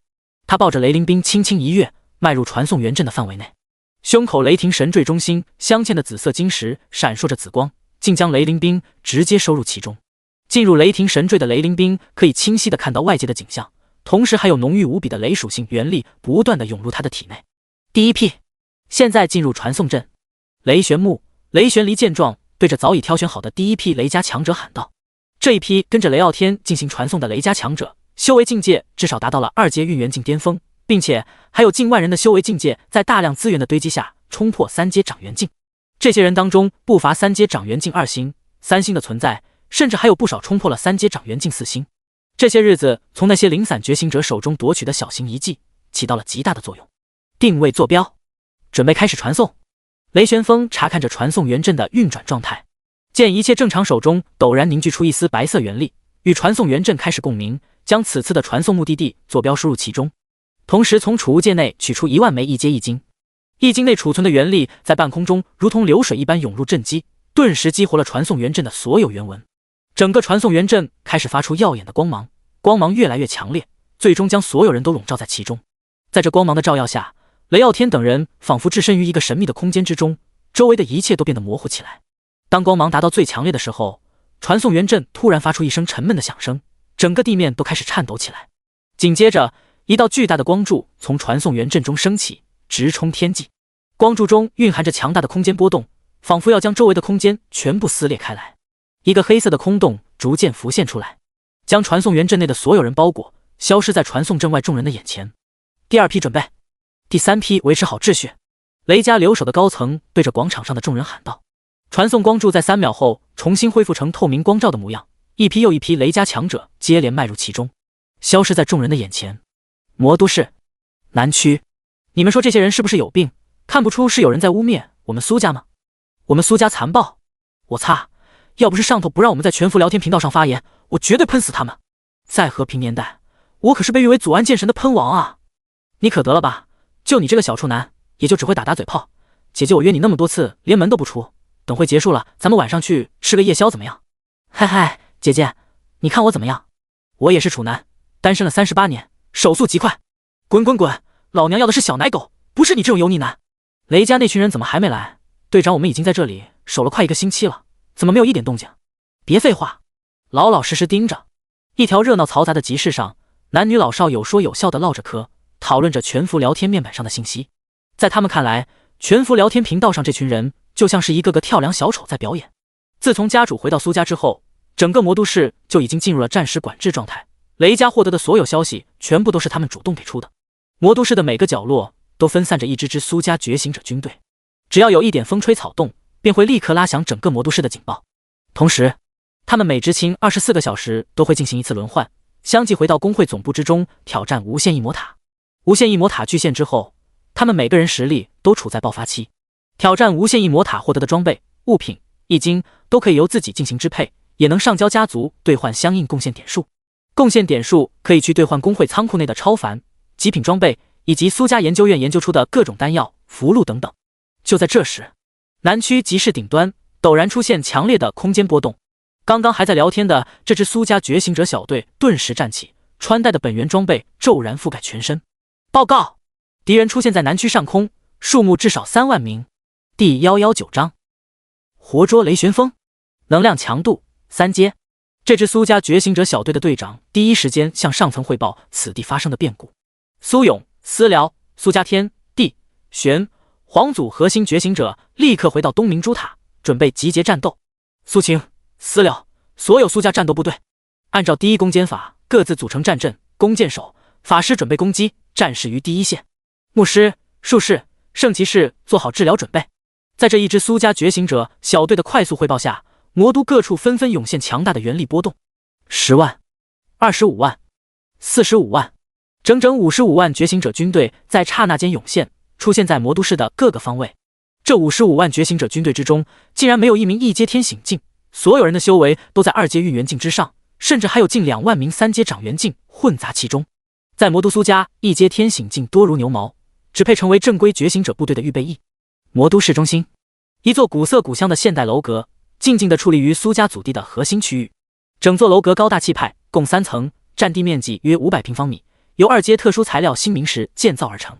楼阁的屋顶采用了传统的飞檐设计，四角微微上翘，仿佛一只展翅欲飞的雄鹰，覆盖着深灰色的琉璃瓦，在阳光的照耀下闪烁着耀眼的光芒。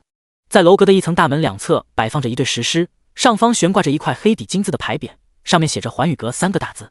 由于环宇阁整体都由新明石构建而成，所以只要身处这座阁楼之中，就能够获得心思敏捷的状态加持，算得上一个不错的指挥场所。此刻，环宇阁顶层，苏晴、苏琪、苏哥、苏月、苏振国、姬水云、福伯等人，包括苏家各个部门的负责人，全部聚集于此。灵烟研发后勤部配置的元能无线耳麦现在可以全部连通了，将通讯频道的权限立刻接通各级单位。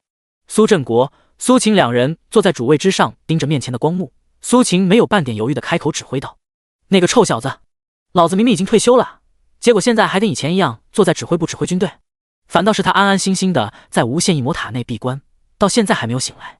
不过他又是怎么知晓雷家要在这个时候偷袭的，并且还提前预知了雷家的舆论攻势？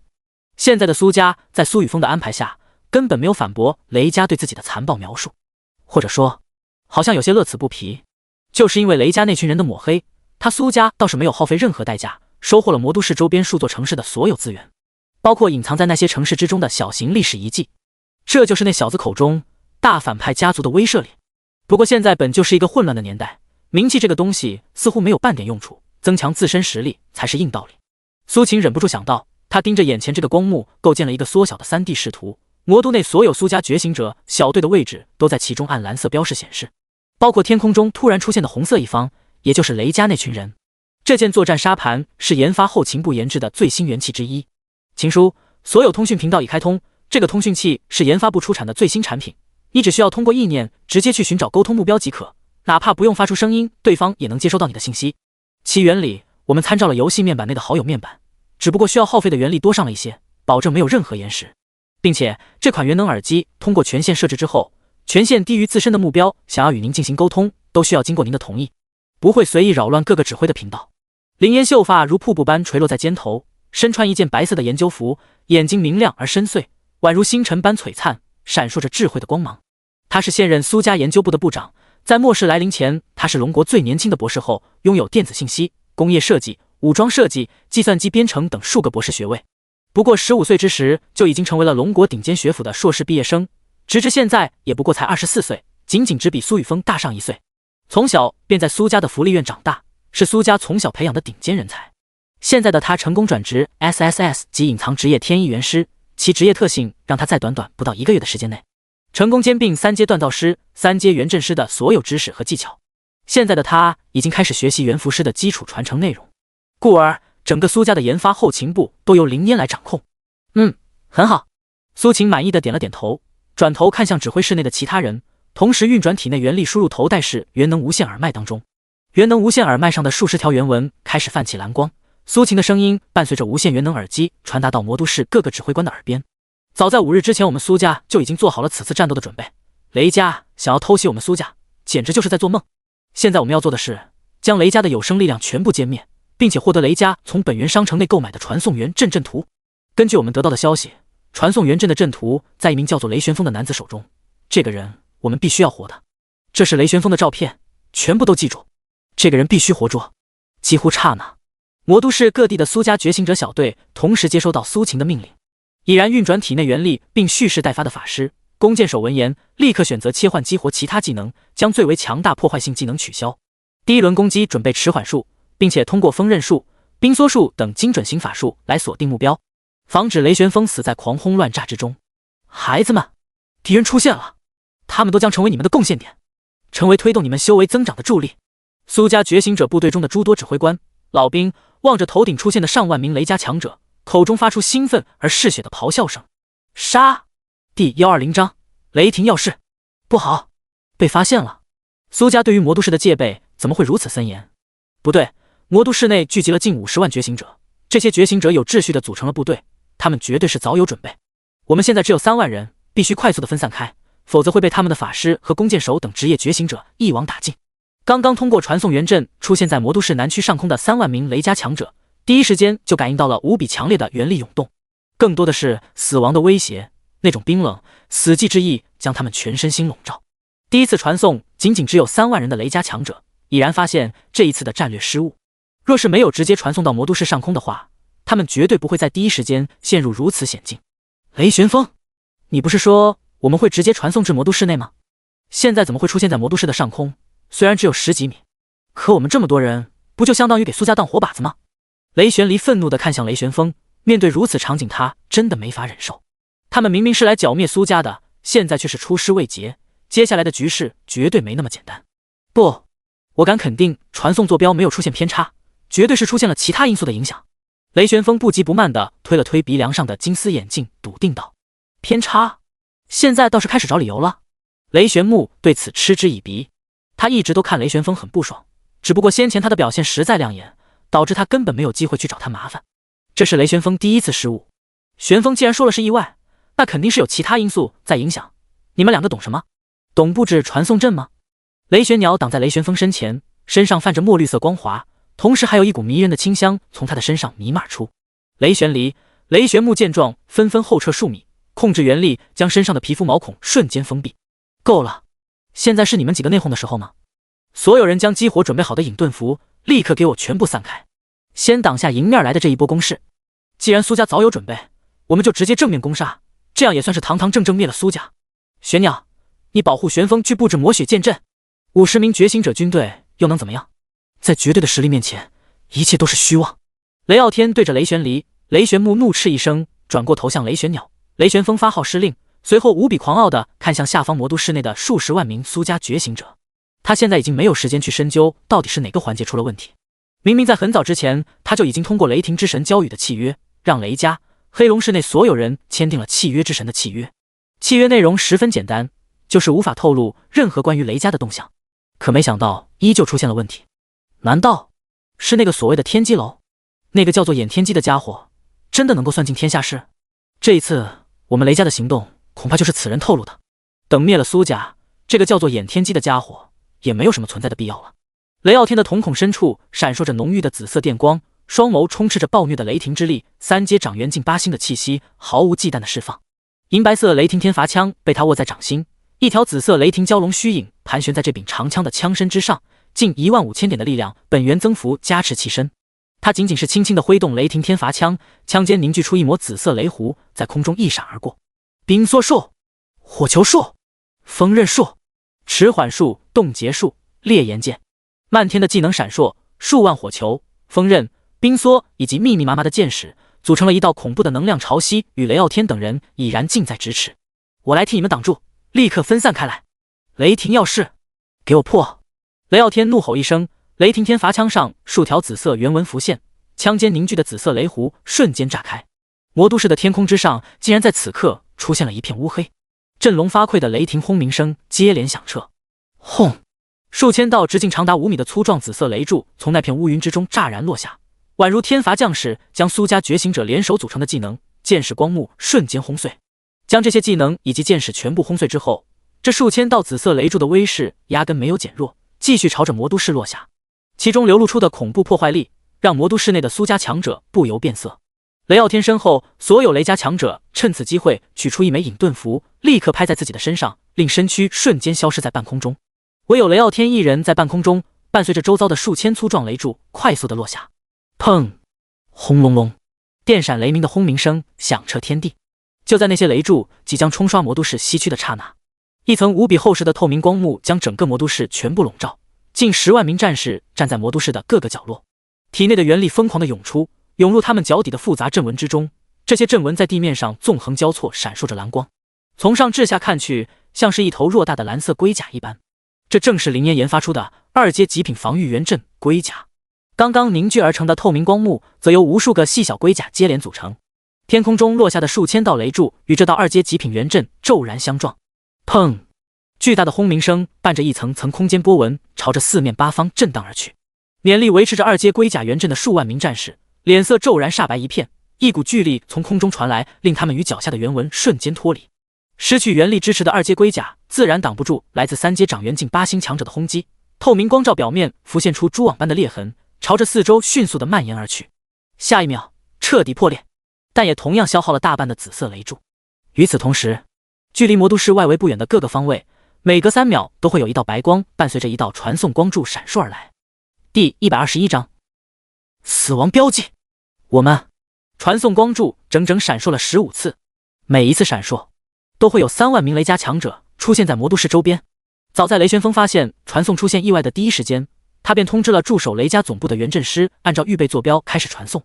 雷玄离、雷玄木也知道事态紧急，强行召集了原本准备留守黑龙市的雷家觉醒者，几乎倾巢尽出，以此来对抗苏家集结的50万名觉醒者。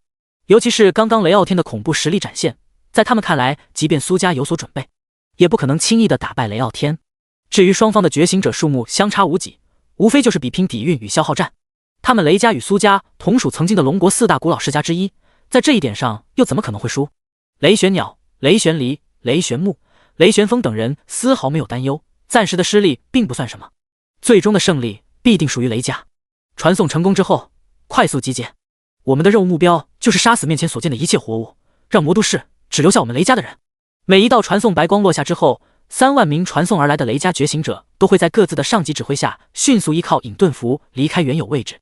由于雷家强者传送的坐标接连变化，苏家庞大的觉醒者军队也只能依靠先手优势，斩杀不到2万名雷家强者。苏雨峰，滚出来！雷傲天见那道元阵凝聚的透明光幕被自己召唤的雷霆轰碎，毫不犹豫地举起手中的雷霆天罚枪，枪尖迸射出无数电弧，与空中一同落下的紫色雷柱相融。他的身躯仿佛与手中的雷霆天罚枪合二为一，迅速地冲向魔都市内部。就当他从半空中落下，与地面不到5米的距离，又是一层透明屏障随之凝聚。爹，你的身份未被许可进入环宇公会的领地，请立刻获得许可证明，否则你将被判定为入侵者，即将施加入侵标识。雷傲天的眼前顿时凝聚出2道虚拟条目。入侵标识，能奈我何？雷傲天不屑一笑，没有停下手中的动作，继续握着雷霆天罚枪，狠狠地朝着魔都冲去。虽然惊讶于苏家的公会员能屏障如此庞大，可雷傲天对于自身的天赋无比自信。作为雷霆之神的神使，自己只需要爆发出自身的力量，便可轻松地击碎面前的元能屏障。爹，你正在攻击2级公会环宇的公会领地，你以及你背后的势力将被入侵标识锁定，你的攻击将被规则判定为傲天神朝公会对环宇公会的敌对表现。又是2条虚拟条目在他的眼前浮现。砰！雷傲天手中的雷霆天罚枪伴随着天罚般的紫色雷柱，与一道无形的屏障轰然相撞。那数百道威势不减的雷霆耀世柱，竟然被这无形的屏障死死地挡下。包裹雷傲天的雷霆天罚枪间与其相撞，也只是稍稍出现了一条细小裂缝。这条裂缝不过只是浮现半秒的时间，就被一股强大的元能波动抚平。就在他手中雷霆天罚枪碰触到元能屏障的刹那，一道鲜红的血色 X 型标识落在雷傲天的身躯之上。包括那群四处散开的雷家强者，也因为雷傲天的举动被无数道血光击中。这些血光虽然并没有任何杀伤力，可原本准备等待雷傲天破开元能屏障后肆虐烧杀的他们，在此刻全部暴露。爹，最后警告，傲天神朝公会与环宇公会彻底敌对。傲天神朝、环宇公会作为攻守双方，将按照公会核心是否破碎，判定此次吞并战争的结果。由于你正在攻击2级公会环宇的领地，触发该公会领地光环灭魂符时，你的全属性实力降低 10%。 雷傲天的眼前接连弹出游戏面板的信息，这些信息被标注为醒目的鲜红色。令雷家强者最为难受的是，他们的偷袭计划不仅无疾而终，就连同自身的全属性也在此刻开始削弱 10%。 这种削弱对于任何一个觉醒者来说都是无比致命的。所有人优先击杀敌方低阶觉醒者，杀一名1阶天醒境可获得1点贡献点，2阶运元境可获得10点贡献点。杀！苏家的各级指挥官早就等着雷傲天以及雷家强者被公会员能标注血色标识，并且在雷家众人遭受2阶公会光环效果削弱战力后，立刻对着嘴边的元能耳麦怒吼。早就蓄势待发的苏家强者再一次激发准备好的大礼。这一次的大礼没有任何克制，也不用担心误杀了雷旋风。这一次的大礼也不再冲向雷傲天，而是瞄准了雷家四散的觉醒者。这些四处散开的觉醒者，一个个闪烁着红光，只要不是眼瞎，都可以轻松命中。火球术、冰锥术、风刃术、荆棘术、覆雨剑。魔都市各地都被强烈的原力波动覆盖，层出不穷的法术光辉，密密麻麻的剑雨，毫无阻碍地冲出元能屏障，将慌乱无比的雷家强者们瞬间覆盖。这怎么办？我们怎么可能挡得住那么多二阶运元境强者的法术？这些法术之后居然还有剑雨，除此之外，他们居然有不少人转职成为了术士，还有龙国独有的道士。我们现在的实力还被削弱了至少10%。我们逃吧！一群被强行征召而来的一阶天醒境强者呆呆地看着身前的法术光辉，无比惊恐地低语道。他们第一次面对如此场景，根本不知道该如何是好，脑海中甚至已经出现了逃跑的念头。别愣着，快挡住啊！盾战士、重甲骑士先顶上，法师施加土强术、冰强术，牧师施加守护光甲。不许乱，不许退！只要挡住这一波攻势，我们就能够冲入魔都。相信家主的实力。雷家各级指挥官见此，立刻运转自身元力，加大自己的声音，在人群中咆哮着指挥道。第122章，一波带走1/10。如果这个时候真的有人选择了逃跑，那雷家这一次的侵略计划就相当于彻底失败。他们作为此次战斗的指挥官，必定会被雷傲天活生生撕碎。绝对不行，必须挡住这一波冲击！全部给我动起来！家主还没死，我们就还有希望。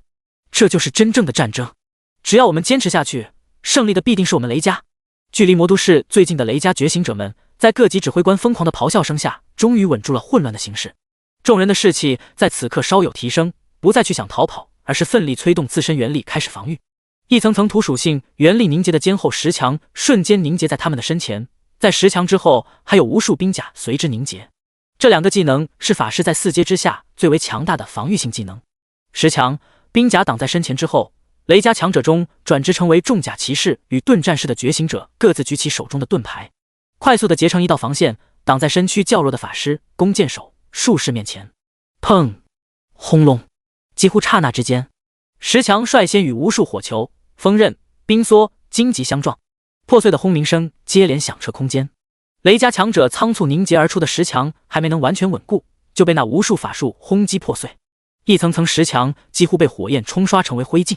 紧接着，其后的诸多兵甲也没能幸免，兵甲在无数锋刃的侵袭下瞬间支离破碎，炸裂崩碎开来的兵甲碎片几乎全部落在其后的重甲骑士与盾战士手中。不好，挡不住了！我的手臂被彻底凝固，失去知觉了啊！怎么办？再这么下去，我们的手就彻底废了。坚持住，不要后退。牧师呢？还有圣骑士，快给他们治疗啊！你们愣着干什么？重甲骑士与盾战士们眼中闪过一丝惊恐之色，纷纷开口大喊着汇报自身情况。然而躲在他们身后的指挥官却是发出一声呵斥，严禁他们后退，并怒视着站在人群中发愣的牧师和圣骑士。在战斗的时候分神，他们全部都在找死吗？砰擦！火球、锋刃被石墙兵甲接连消耗，接踵而至的是苏家觉醒者的冰梭、荆棘。这些冰梭落在雷家强者的盾牌之上，旋即炸裂，化作冰霜，透过盾牌冻伤雷家众人的手臂。一条条荆棘藤蔓不知何时蔓延至他们的手臂之上，缠绕着他们的手臂，瞬间收紧。荆棘藤蔓上的尖锐倒刺骤然扎入他们的血肉之中，旋转扭曲的藤蔓将他们的手臂几乎折断。原本健硕的手臂顿时血肉模糊，鲜红的血液顺着藤蔓一滴滴落下。剧烈的疼痛让他们的双手顿时收缩，原本手中紧握的坚厚盾牌在这一刹那脱手而出。刷刷！破风声在他们的耳边陡然响起，迎面而来的炙热火焰，那锋锐的箭头骤然洞穿他们的心脏。不，死了，他们都死了！苏家觉醒者军队的修为境界比我们总体强了不止1线，人数比我们多了数倍，我们怎么可能挡得住？不行，只要离开这里，说不定还有一线生机。越来越多的重甲骑士、盾战士被天空中不断落下的火焰箭矢洞穿，那炙热的火焰将他们的大半身躯烧成灰烬。见到这种场景，防御体质属性更加强大的盾战士、重甲骑士不由惊惧，心头再度萌生了逃离的念头。有数名胆子较大的盾战士毫不犹豫地抛弃了身边的战友，躲在他们的身后，快速地朝着箭矢相对稀疏的方位开始狂奔。这些在箭雨中存活下来的盾战士、重甲骑士修为境界相对较高，丝毫没有理会那群弓箭手、法师、术士，还有极少数道士，只管自己疯狂的逃窜。现在他们的心头只有一个念头，那就是逃离这个恐怖的战场。雷家这一次的行动绝对会失败，坚持住，不要放开手里的盾牌，不要！你们怎么敢！人群中指挥官的声音刚刚响起，还没能完全说出，就在半途戛然而止。原本挡在雷家众人面前的重甲战士、盾战士防线竟然一瞬间溃散。最关键的是，这群人之所以溃散的如此之快，完全是因为有人选择了逃窜。只要有一个人带头逃窜，周围的其他人便盲目的开始跟随，以至于原本稳定成阵的军团竟同时开始溃败。大量的煞气在空中弥漫。啊呀！我不能死，我的家人还在等着我回去，绝不能死！全部给我滚开！老子要回去！雷家组成的觉醒者军队越发骚乱，体质强大的近战职业红着眼眶，将四周的法师、术士全部撞开。在他们的眼里，这些人都是阻拦他们逃离的障碍。更有人将他人捏在手中，当成肉盾来抵御天空中不断落下的火焰箭矢。谁敢逃跑？杀无赦！就在这时，一抹凌冽的金色刀光在混乱的人群中乍现，率先开始逃窜的几名盾战士、重甲骑士被这抹刀光瞬间斩下头颅。雷玄离一脸阴沉地出现在人群中，手中的狂怒战刀吞吐着金光，强大的杀意将周围空间覆盖。在他的身后，同时出现数千名三阶掌元境强者，迅速地冲入人群，开始绞杀还在逃窜的觉醒者。若是不把这些人全部杀鸡儆猴，他们现在也不用继续和苏家进行大战，直接举手投降得了。雷玄木，这就是你执掌的军队？你到底是怎么执掌的？雷玄离冷冷地说道。雷玄木眼中闪过一丝恼怒之色，谁让你越过我下达命令的？让那些不过一阶3星、4星修为的新兵一同传送过来干什么？若不是他们混杂在军团中，军团的士气绝不至于衰弱到这个程度。现在连苏家的人影都没有摸到，反而因为你这个白痴般的命令，导致我雷家军队在苏家第一波攻势下直接折损了1/10的觉醒者。雷玄木越想越气，站在原地忍不住怒吼。你！雷玄离两眼一瞪，手中的狂怒金刀越发闪耀。够了！第123章隐藏职业，光明拳皇，万千雌王。现在不是内讧的时候，我刚刚接收到家主的命令，现在立即分出1/3的防御型觉醒者保护玄风，其余人全部朝着家主所在的位置汇合。苏家的觉醒者全部分散在魔都市的各个方位，我们现在要做的是凝成一把尖刀，跟着家主一同刺入苏家的心脏。全身弥漫着淡粉色气流的雷玄鸟带着众多毒师从侧突破重围，与雷玄木、雷玄离等人汇合，并直截了当地打断了两人之间的争吵。都什么时候了，还在这里吵些没用的？这两个男人难道不知道这一战失败的后果吗？这一战若是失败，雷家必定会元气大伤，从末世的顶尖势力沦为末流，到时候他们的下场必定很惨。哼！雷玄木、雷玄离闻言冷哼一声，各自开始指挥自己的手下。有了他们坐镇，原本呈现溃散之势的雷家觉醒者们再度凝结，只不过少了数万人，而魔都之内的苏家却毫发无伤。魔都市中心，环宇阁，看来雷灵国、雷灵硕这两个人没有来，否则雷家军队不会如此混乱。没想到他们的儿子居然真的如此大逆不道。苏振国看着眼前的形势，发现雷家觉醒者军队在苏家面前就像是乌合之众，心头稍稍松了口气。为了此战，苏雨峰直接放开了无限异魔塔的修炼名额限制，让苏家所有觉醒者在这段时间连番进入无限异魔塔，以团队的形式磨合修炼。面对远古时代肆虐的黑暗异魔，远比此刻面对的雷家觉醒者要恐怖数倍。几乎每个人都经历了数次死亡，但他们的收获亦是十分巨大。短短不到1个星期的时间，原本只有1阶天醒境的苏家强者90%都突破至2阶运元境，原本修为便已达到2阶运元境5星、6星的苏家强者70%都在无限异魔塔的助力下冲破3阶掌元境之谷。更不用说现在苏家强者拥有的装备层次，人手1件2阶极品装备不说，更有人获得了2阶超凡装备。弓箭手、法师、术士、道士专门配备的是教堂实验遗迹出产的破甲套装，这也是雷家强者组成的10强兵甲为何那么轻易破碎的原因之一。数万人的死伤凝聚的强大煞气纷纷被白虎图腾吞噬，白虎图腾对众人的增幅正在快速提升。在综合实力的表现上，苏家比雷家强大了不是一星半点。雷家拿什么来战胜我们？根据我们搜集到的情报，现在的雷家由雷傲天与雷灵兵两人掌控，这雷灵兵与雷傲天之间居然存在那种关系。在他们之下便是雷玄鸟、雷玄木、雷玄风、雷玄离，这4人分别转职隐藏职业邪星毒师、创作者、蛊惑魔师、碎金刀狂。现在这群人一同朝着雷傲天收拢，怕是准备跟在雷傲天的身后冲入咱们魔都。以雷傲天展现出的实力，我们的元能屏障应该阻挡不了太长时间。家主至今还未出关，秦叔，我想要亲自与雷傲天一战。苏勇站在一旁，将收集到的情报汇报完毕，主动请缨，想要迎战雷傲天。自从跟着苏雨峰回到苏家总部后，他在无限异魔塔中成功获得了一道隐藏职业卷轴，并且完成了转职。苏秦闻言沉吟了一会儿，微微眯起眼睛看向苏勇那蹭亮的脑瓜，稍稍有些不太习惯。自从这小子转职隐藏职业光明拳皇之后，其他地方光不光明他不知道，至少头顶是非常光明。秦叔，我们兄弟俩可以与勇哥一起对战雷傲天。我们两人的天赋通过无限淬体池发生了蜕变，从 SS 级成功蜕变至 SSS 级，并且成功转职隐藏职业万千磁王。由我们两人给勇哥略阵，哪怕雷傲天再强大，也不可能轻易脱离掌控。苏明义与苏明生自告奋勇。见苏明义、苏明生两人无比自信地从人群中走出，苏秦意识一凝，打开工会面板，看向三人此刻的个人信息。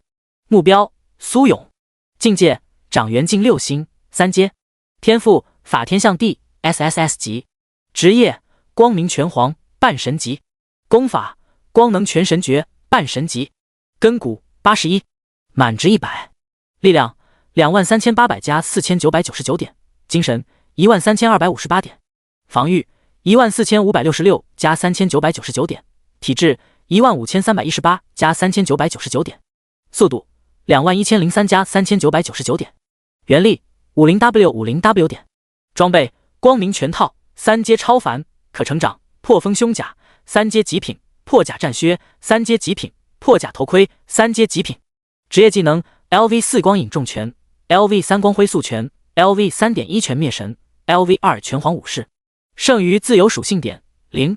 目标：苏明生、苏明义，境界：掌元境4星3阶，天赋：磁力掌控 SSS 级，职业：万千磁王半神级，功法：万磁神诀半神级，根骨81，满值100，力量9800点，精神21008加4999点，防御10966加3999点，体质10318加3999点，速度14654加3999点，原力40W41W点，装备磁能魔杖3阶超凡，可成长塑封皮甲3阶极品，破甲战靴3阶极品，破甲头盔3阶极品，职业技能 LV4 赤力引力 LV3 磁场操控 LV3 逆磁暴 LV3 万磁凝雾，剩余自由属性点0。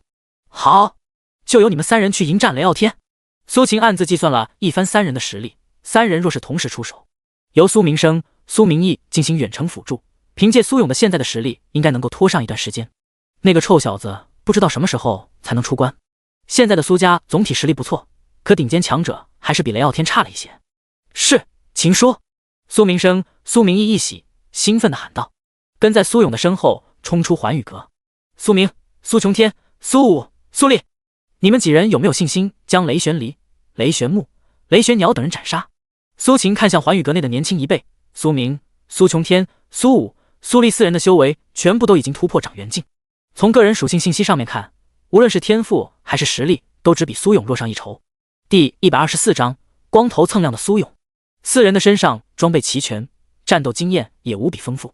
由苏明、苏琼天、苏武、苏烈四人去袭杀雷玄木、雷玄离、雷玄鸟三人，应该没有多大的问题。秦叔，保证完成任务，交给我们吧。雷家除了雷傲天比较强大之外，其他人根本不算什么，根本无需家主出手，我们必能解决他们。四人无比自信地说道。虽然他们四人并没有隐藏职业，可实力已然超乎苏家天地玄黄四组核心觉醒者，即便是没法第一时间将雷玄鸟、雷玄木、雷玄离他们斩杀，也能让他们没法继续逞凶。就交给你们了。若是元能屏障真的告破，你们必须第一时间与雷玄木、雷玄离、雷玄鸟三人对上，尽可能快的将他们斩杀。苏秦点了点头，慎重无比的说道：明白。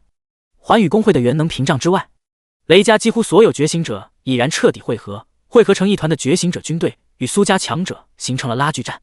在雷傲天的帮助之下，绝大多数的攻击都被那空中闪落的雷霆崩灭，剩余的那些攻击对雷家觉醒者军队几乎没有丝毫威胁。至此，雷家终于开始反击，大量的技能被激发，无数火球、箭矢、刀光剑影纷纷落在笼罩魔都市的公元能屏障之上。原本稳固的元能屏障开始晃动，一道道涟漪在其中荡漾。仅仅只是2阶层次的元能屏障，根本不可能挡住如此庞大的攻击。漫天的法术光辉正在不断的落下。苏家，你以为你们这个乌龟壳我没法打散吗？天罚！雷傲天全身沐浴在雷霆之中，雷霆战躯被他催发至极限，手中的雷霆天罚枪间带着狂暴的天罚之力刺向面前的元能屏障。屏障上的能量光芒骤然闪烁，一条裂缝在其上快速的蔓延。空间内的天地元气被元能屏障快速的吸收吞噬，想要止住这条裂缝的洞开。破！然而雷傲天却趁此机会调整了一下姿势，再次将枪尖对准元能屏障的中心，口中发出一声怒吼。在那一瞬间，他的身体仿佛化身为一道闪电，枪尖上的天罚之力更是达到了前所未有的巅峰。他以雷霆般的速度冲向元能屏障，枪尖在空气中划出一道耀眼的弧线。当枪尖与屏障接触的瞬间，整个空间都仿佛被撕裂开来，雷霆天罚枪上的天罚之力如同洪流般涌入屏障之中。咔嚓！无比狂暴的雷霆天罚之力令元能屏障上的能量光芒瞬间变得暗淡无光，仿佛失去了所有的力量。清脆的破裂声陡然响起，元能屏障之上无数裂缝朝着四周飞速蔓延，最终轰然破碎开来。苏雨峰，出来受死！雷傲天并没有停下脚步，他继续向前冲刺，身影仿佛融入了紫色雷霆之中。紫色电光朝着四周迸射而出，令首当其冲的几支苏家觉醒者小队瞬间化作焦炭，尸体被难以抵抗的巨力瞬间碾碎。四周的房屋同样被他身上的雷霆箭射，强横的破坏力令这些高楼平房刹那间倒塌。若非居住在此地的普通民众早已被转移，现在恐怕已经血流满的死伤惨重。对于苏雨峰和苏家来说，普通民众的命不值钱，可人口这个东西却很值钱。没有人口基础支撑，苏家也没法持续的进行发展。故而苏家对于普通人口无比重视，在庞大的人口国家，怎么也能挖掘出不少天赋强大的人才。苏雨峰，你若是还不出现，这些人就全部都会死在这里。所有人杀！杀！杀！雷傲天涌入一道紫色雷霆，在魔都市之中乱窜，出现在他面前的苏家觉醒者被其轻易的撞碎。他手中的雷霆天罚枪上挑着数名苏家强者的尸体，对着身后紧跟的雷家强者们大吼。这时3道身影快速的阻拦在雷傲天的身前，那一抹光头蹭亮的反光让雷傲天忍不住皱起眉头。法相天地，一拳灭神！无比强横的拳道真意在苏勇的身上涌现，他的肉身在空中膨胀壮大，全身属性开始疯狂的飙升。巨大的拳头朝着全身雷光闪耀的雷傲天猛然砸去，夹杂着凝练无比的精神意志，封锁其周围的空间。磁场重力碾压，引力赤。与此同时，苏明生、苏明义两兄弟出现在雷傲天的身后。雷傲天陡然感觉到一股令人窒息的重压在他的肩上落下，周围的空间似乎被正在朝着内部挤压，导致他的肉身像是一块夹心饼干一般，遭受到四面八方的无形力量冲击。正准备遁入雷霆闪躲的他，现在只能硬扛。雷霆战躯御！雷傲天的面色不变，快速的催动源自雷霆之神的雷霆战躯。雷霆战躯一共有2种形态，分别是御与攻。在防御状态之下，他的肉身会暂时与雷霆相合，出现元素化，几乎让自身的防御与体质提升3倍，还能够在短时间内免疫所有伤害。眼前这个光头看着有些眼熟，他的力量其实并不如自己。若不是有另外2人在一旁辅助，以面前这个光头的速度，连他的影子都抓不到。家主，雷玄鸟、雷玄离、雷玄木见状，忍不住担忧喊道：“你们分头屠戮苏家的强者，不用担心我，面前这3人很快就会死。”雷傲天不屑一笑：“死的是你。”苏勇的拳头上蓦然覆盖一层黑色拳套，拳套表面带着一层层细小的尖刺，泛着一丝丝血腥味。在这光明拳套的加持下，他的力量再度拔高数千点，猛然落在雷傲天的身上。呵！雷傲天的肉身瞬息化作一抹紫色雷光，苏勇的巨大拳头竟然毫无阻碍地穿过他的身躯，落于空处。下一秒，雷霆天罚枪狠狠地刺穿苏勇的肩胛骨，雷霆顺着枪尖涌入他的肉身，让他一时间全身麻痹。啊！苏勇身处法相天地的状态之中，并没有因此受到影响。在苏明义、苏明生2人的帮助下，与雷傲天再度纠缠在一起。你们在找死吗？雷傲天感受到周围空间的挤压，一时间没法脱离3人的纠缠，感到无比烦躁，只能有意识地朝着其他苏家觉醒者的方位拉近距离。第125章，邪心蛊虫，蛊惑之魔。是，家主。一旁的雷玄离、雷玄木、雷玄鸟三人听到雷傲天的命令，毫不犹豫地将身后数十万雷家强者分成3路，对准周围的苏家觉醒者疯狂的攻击。苏家那3人虽然能够暂时牵制住家主，可要不了多久，他们必定会被斩于家主的手中。刚刚那个光头狂暴的力量，他们相隔这么远也能够感受得到，可家主不依旧毫发无损。全部去死！怒刀斩！一道道凌冽无比的金色刀光在空中闪过，数十道苏家觉醒者被瞬间切碎头颅。雷玄离的基础力量几乎达到了3阶极限，更何况他的手中有职业专属武器狂怒金刀的加持。狂怒金刀作为3阶超凡武器，轻松增幅了其近5000点力量。普通的苏家觉醒者根本不可能挡得住他的刀。他的身影在魔都之中横行，宛如刚刚的雷傲天。邪风伴毒，噬心。雷玄鸟看着身前不远处出现的众多苏家强者，冷冷一笑，全身各处蔓延着淡粉色纹路。这些纹路出现的瞬间，无味的粉色气体骤然在空中开始弥漫，犹如一层淡薄的烟幕一般，笼罩面前出现的所有苏家觉醒者。快，屏息，将手里的避毒丹吞下去。这个女人全身带毒，圆圆小姐特制的避毒丹吞下之后，必须保持心神清明，不要被任何幻象所影响，不要保留手里的符箓，即便是要死，也必须拖着他们一起走。一支苏家觉醒者小队的队长见到粉色烟幕出现的瞬间，立刻通过元能耳机指挥周边的所有苏家强者。相比硬实力强大的雷玄离，眼前这个全身带毒的女人对于他们来说反而更好对付。被苏雨峰带回家族的钱媛媛，依靠自身强大的天赋以及隐藏职业乾坤药神，年仅6岁就成为了研发后勤部的元丹师主管。在苏家庞大资源材料的帮助下，钱媛媛轻松成为苏家第1名3阶元丹师。加上她那单纯善良的性格，深受苏家觉醒者们的喜爱。听到队长的指令，苏家强者毫不犹豫地从乾坤戒中取出一颗颗滚圆的淡粉色避毒丹。从外表上看，这颗丹药看起来更像是被死亡芭比粉染过的毒丹，颜色简直是无比的辣眼。可谁让研发这颗丹药的是一个年仅6岁的小女孩呢？保持心灵纯净，现在反击！见周围的所有成员服下避毒丹后，各队的队长发出一声战意沸腾的呐喊。所有人脑海中只有一个念头，那就是干掉眼前的敌人。瞬息间，一道道箭矢率先对准雷玄鸟以及其身后的雷家强者激射而出，紧跟着便是威力较大的火球术与地面钻出的土刺术。啊！小心！快躲开！正等待着毒物发生效果的雷玄鸟微微一愣，眼前这群苏家强者怎么还没有倒下？不对，刚刚的惨叫声似乎是从背后传来的。死！白虎图腾现！刚刚服下避毒丹的诸多苏家强者，在各自队长的命令之下，直接绕过雷玄鸟，开始疯狂地屠戮他们身后的雷家觉醒者。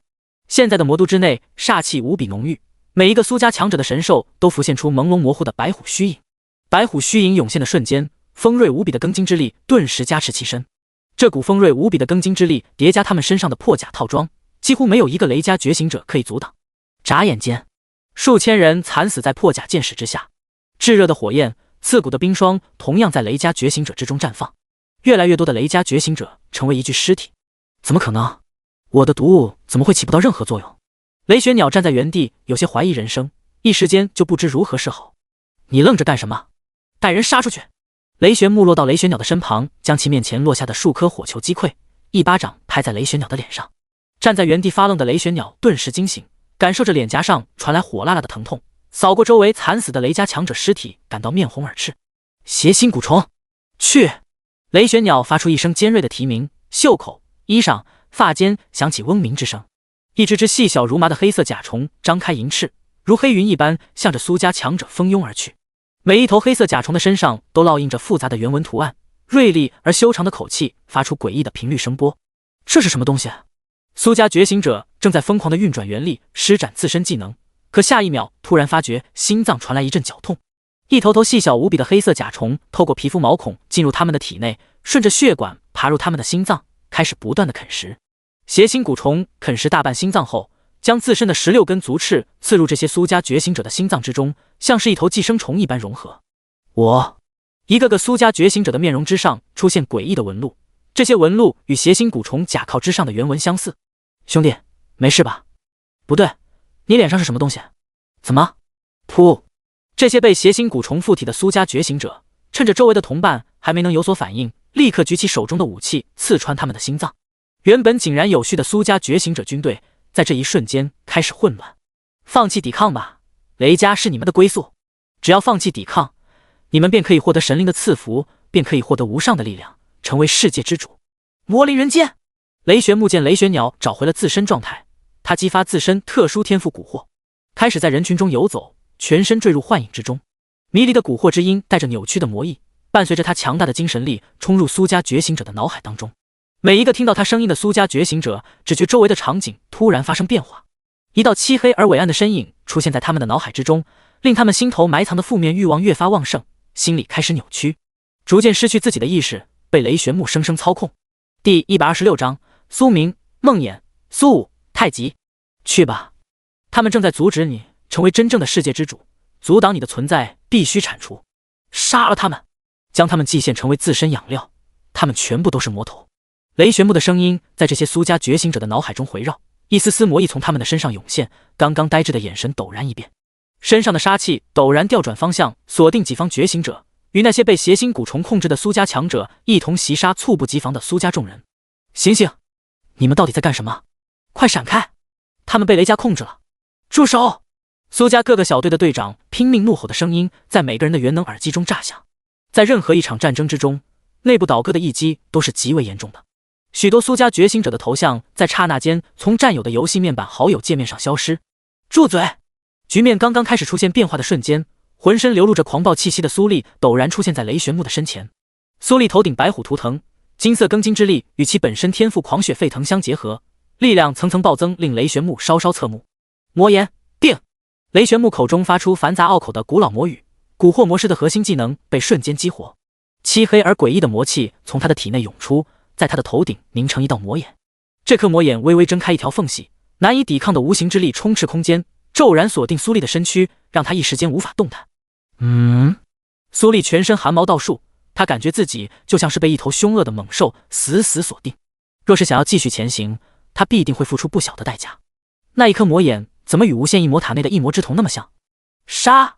在魔眼出现的瞬间，被雷玄木蛊惑的众多苏家觉醒者发出一声怒吼，更加疯狂地杀向周围的同僚。还敢乱来！梦魇，力哥，抓紧时间去解决另外2个人，我暂时拖住这个家伙。全身被黑色破甲套装覆盖的苏明出现在苏丽的身后，一道漆黑而朦胧的梦魇在他的身后蔓延而出。什么东西？雷玄木的掌心魔光闪烁，一根枯骨般的黑色魔杖被其唤出，顶端的魔晶涌出大量的魔气，凝结成大量的黑色箭矢，准备将天空中快速袭来的朦胧梦魇击溃。黑色箭矢激射而出，瞬间透过梦魇的透明躯体，但没有起到任何作用。结，似梦似幻的怪笑声在雷玄木的耳边响起，他竟能够看到自己的身躯被一团黑色梦魇吞入口中。雷玄木的意识被一片纯黑的空间吞噬，四肢被大量的梦魇触手封锁。一个面容阴沉的青年出现在他的身前。是你干的？你的天赋倒是十分特殊。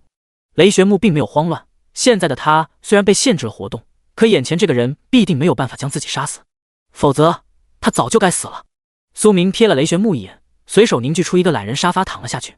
老实待着吧，战斗很快就会结束。结束？苏家的顶尖强者似乎就只有苏雨峰一人吧，他怎么可能是家主的对手？雷玄木尝试的挣扎了几下，发现没有任何作用，旋即不屑笑道：等着瞧吧，毕竟你很快也会死。苏明懒得解释，瘫在懒人沙发中闭上双眼。外界锁定苏丽的那颗魔眼伴随着雷玄木与苏明2人进入梦魇空间后一同消失。斩击！苏丽毫不犹豫地挥动手中长刀冲向雷玄鸟，长刀上凝聚许久的狂暴力量需要释放，而雷玄鸟正是他倾泻的对象。雷玄木！雷玄鸟见雷玄木与苏家来人一同消失在眼前，还没能回过神，身后突然传来剧烈的破风声。体型比常人膨胀了一大圈的苏丽已然手握金光弥漫的2阶极品破甲长刀，对准雷玄鸟的后心飞速斩落。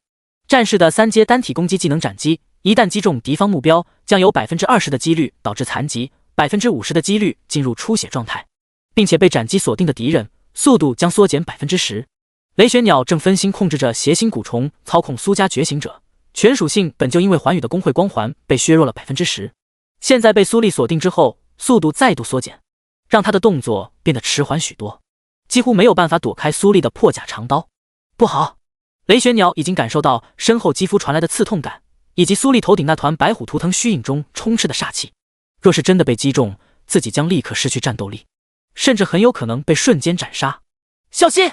雷玄离将身前一名3阶掌元境一星苏家觉醒者的头颅看下，突然见到雷玄鸟、雷玄木这边的形势变化，顿时将大量的元力灌注于手中的狂怒金刀，对准苏丽所在的方位投射而来。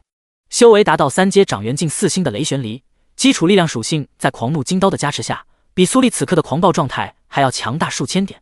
那柄狂怒金刀在空中犹如一头咆哮的金色狮子，瞬间掠过空间，砸中苏丽手中的破甲长刀。当！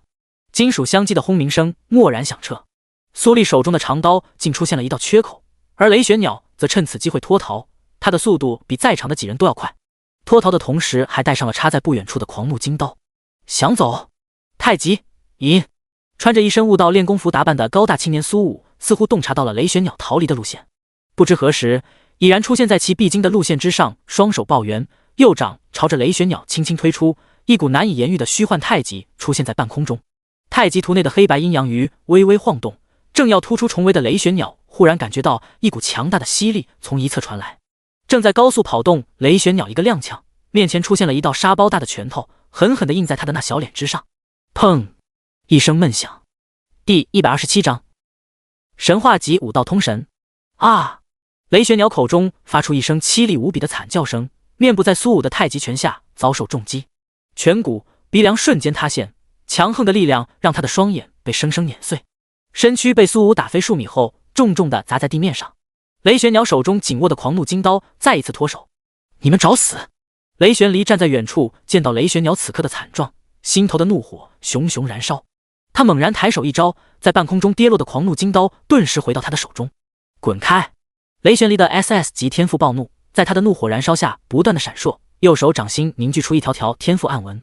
他的力量、速度正在飞速的增长，体内的元力上限居然也在拔高。狂怒金刀似乎能够感受到主人的愤怒，在他的手中发出一声声嗡鸣，刀刃上泛着寒光。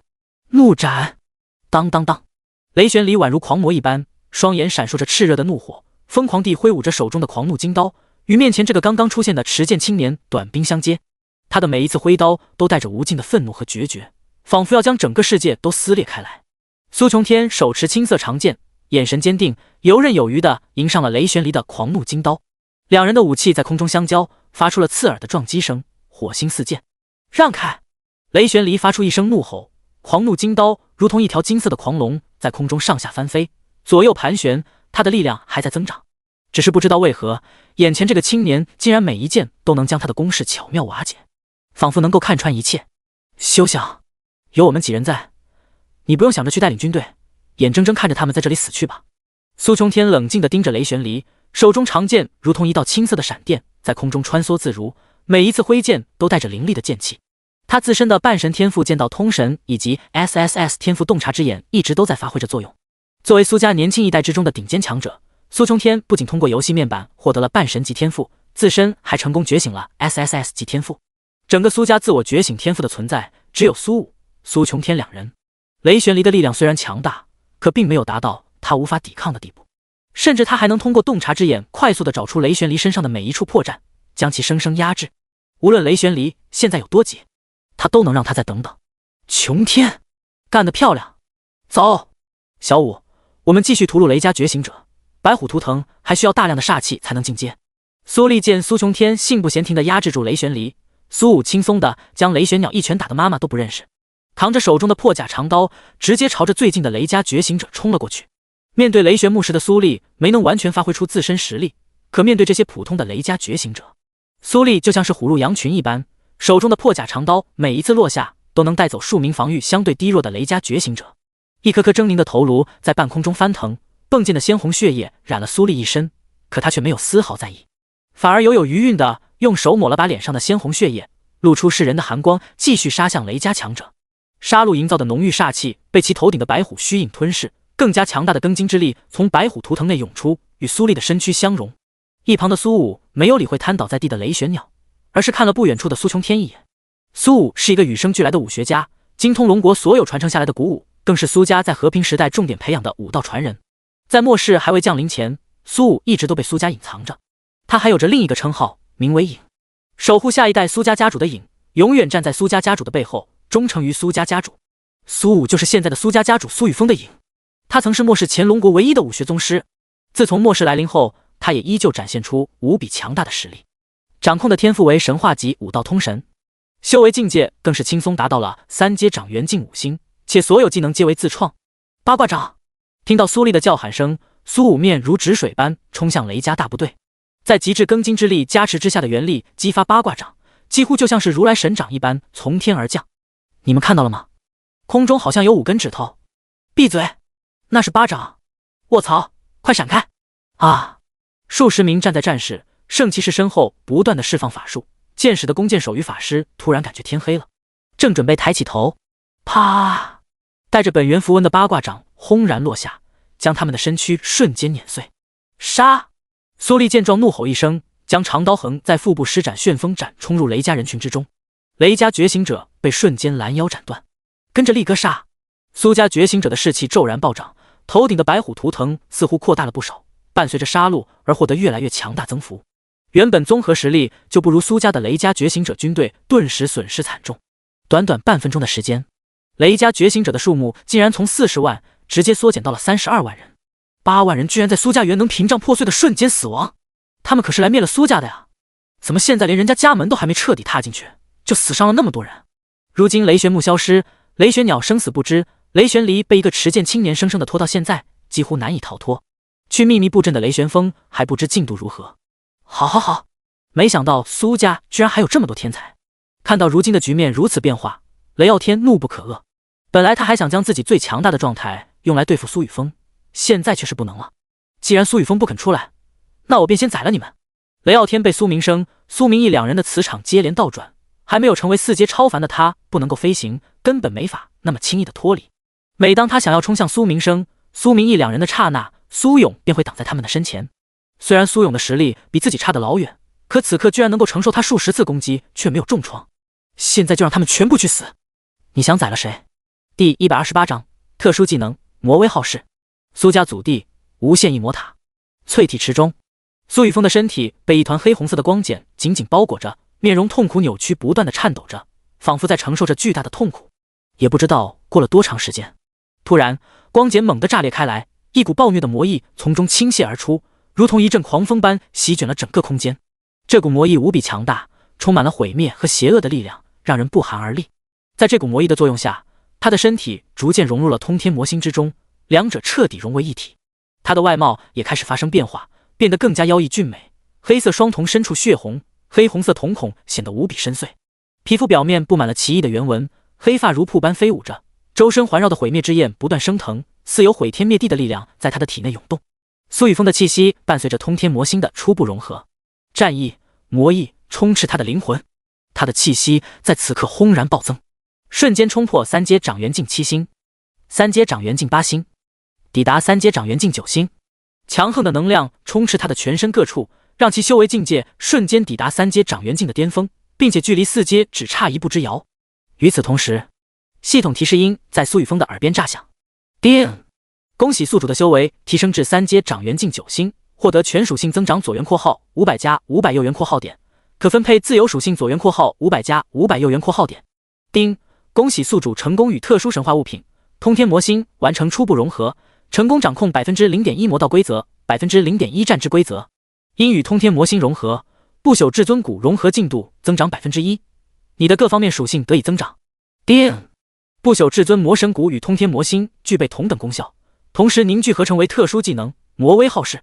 特殊技能魔威浩世，等级 LV1， 功效1，至尊魔威，你将拥有上古至尊魔神的恐怖威压，全属性总和低于你的存在，实力将被压制至少 10%。2，桀骜不屈，身怀傲骨，不可曲折，即便是神是仙，也不能让你做出任何屈服。3，待开启，熟练度020W。接连响起的系统提示音令苏雨峰彻底清醒。苏雨峰快速地扫过刚刚弹出的系统信息，快速适应着自己暴涨的力量，随后看向自身游戏面板，将还未使用的3000自由属性点直接点在了速度上。目标苏雨峰，境界掌元境9星3阶，天赋弑神掠夺永恒级吞噬神话级，毁灭之源神话级，魔影分身神话级，不死之身神话级。职业极道帝君混沌级。功法：极道魔神诀3转混沌级，根骨100，满值100，力量67976加1800点，精神58691点，防御58289加4899点，体质58318点，速度60683点，原力550W点。天地规则：魔道规则 0.1%， 战之规则 0.1%。好，初步融合不朽至尊魔骨，通天魔心的你，竟然成功掌控了一丝规则之力。现在的你已经有点强了啊，普通女孩承受不了你的摧残。是神点0，装备：无尽天赋蓝，特殊装备：逆元神域，神话，异灵盔甲3阶超凡，狂风战靴3阶超凡，熔岩爆裂弓，净化灵界2阶史诗。职业技能 LV Max 极道 ，LV3 极道地区，极道本源 ，LV3 极道暗影拳 ，LV2 极道排山掌 ，LV1 极道阴阳交泰 ，LV1 极道生死符 ，LV1 极道波动心眼 ，LV1 魔威浩世。剩余自由属性点0，魔道规则，战之规则，这不是修为境界达到6阶天元境才能掌控的力量吗？难道只需要不断的与通天魔心更深层次的相融，就能掌控更强大的规则之力？现在不朽至尊魔骨骨髓的炼化进度提升了 1%， 自己的各方位属性再度暴增近2万点。若是将这不朽至尊魔骨骨髓全部炼化，自己的肉身将变得多么恐怖！苏雨峰心念微动，缓缓抬起肌肉紧绷线条分明的右臂，猛然挥出一拳。随着他的动作，一股劲风骤然卷起，大量的水浪犹如台风一般席卷整个淬体池。水浪冲击着池壁，发出轰然巨响，整个空间为之一颤。现在他随手挥出一拳，普通的3阶掌元镜就会被轻易碾死，没有任何意外。苏晴、私聊，臭小子，怎么还没出关？苏勇他们拖不了太久啊！子琼、私聊，峰哥，虎童进入无限淬体池后，与你一样直接进入了闭关的状态。现在雷家正在攻打咱们魔都，勇哥、苏明义、苏明生他们3个现在正牵制着雷傲天。连嘉欣、私聊，峰哥，我现在的修为境界才达到2阶运元境9星。可我抽取到的半神级天赋气运锁中到底该怎么使用？现在雷家正带领大量觉醒者攻打苏家，我想要为你出一份力，可我还不够强大。钱媛媛、私聊，大哥哥，有坏人攻打咱们家呢，我做了好多药，那些保卫咱们家的叔叔们绝对不会死的。反斜杠 O 斜杠。这时，正在试验自身力量的苏雨峰突然发现好友信息栏正在不停的闪烁，居然有数百条未读信息，其中重复最多的便是雷家正在攻打苏家，苏勇、苏明义、苏明生3人即将挡不住雷傲天的进攻。雷傲天来得正好，苏雨峰的黑红色双瞳闪过一道寒光，数道魔影分身骤然分散而出。没想到自己融合不朽至尊骨与通天魔心，居然耗费了这么长的时间。不过雷家的动作倒是很快，这一次雷傲天必须死，正好可以完成系统发布的任务，只是不知道他带小姑了没有。虎童这家伙沉睡的倒很是时候。苏雨峰心头闪过几道念头，刚刚分散出的数道魔影分身快速的跨越空间距离，朝着魔都市的战场冲去。短短不过半分钟的时间，一道魔影分身便出现在了雷傲天、苏勇等人大战的附近。他清晰的听到了雷傲天那猖狂无比的话语：灭了我苏家，雷傲天就凭你吗？苏雨峰冷冷一笑，身影在无限淬体池中骤然消失。第129章，踩脸，很踩，你想宰了谁？一道冰冷的声音在不远处传来。好，苏雨峰，你终于肯出来了，只要杀了你，苏家的其他人全部都是臭鱼烂虾。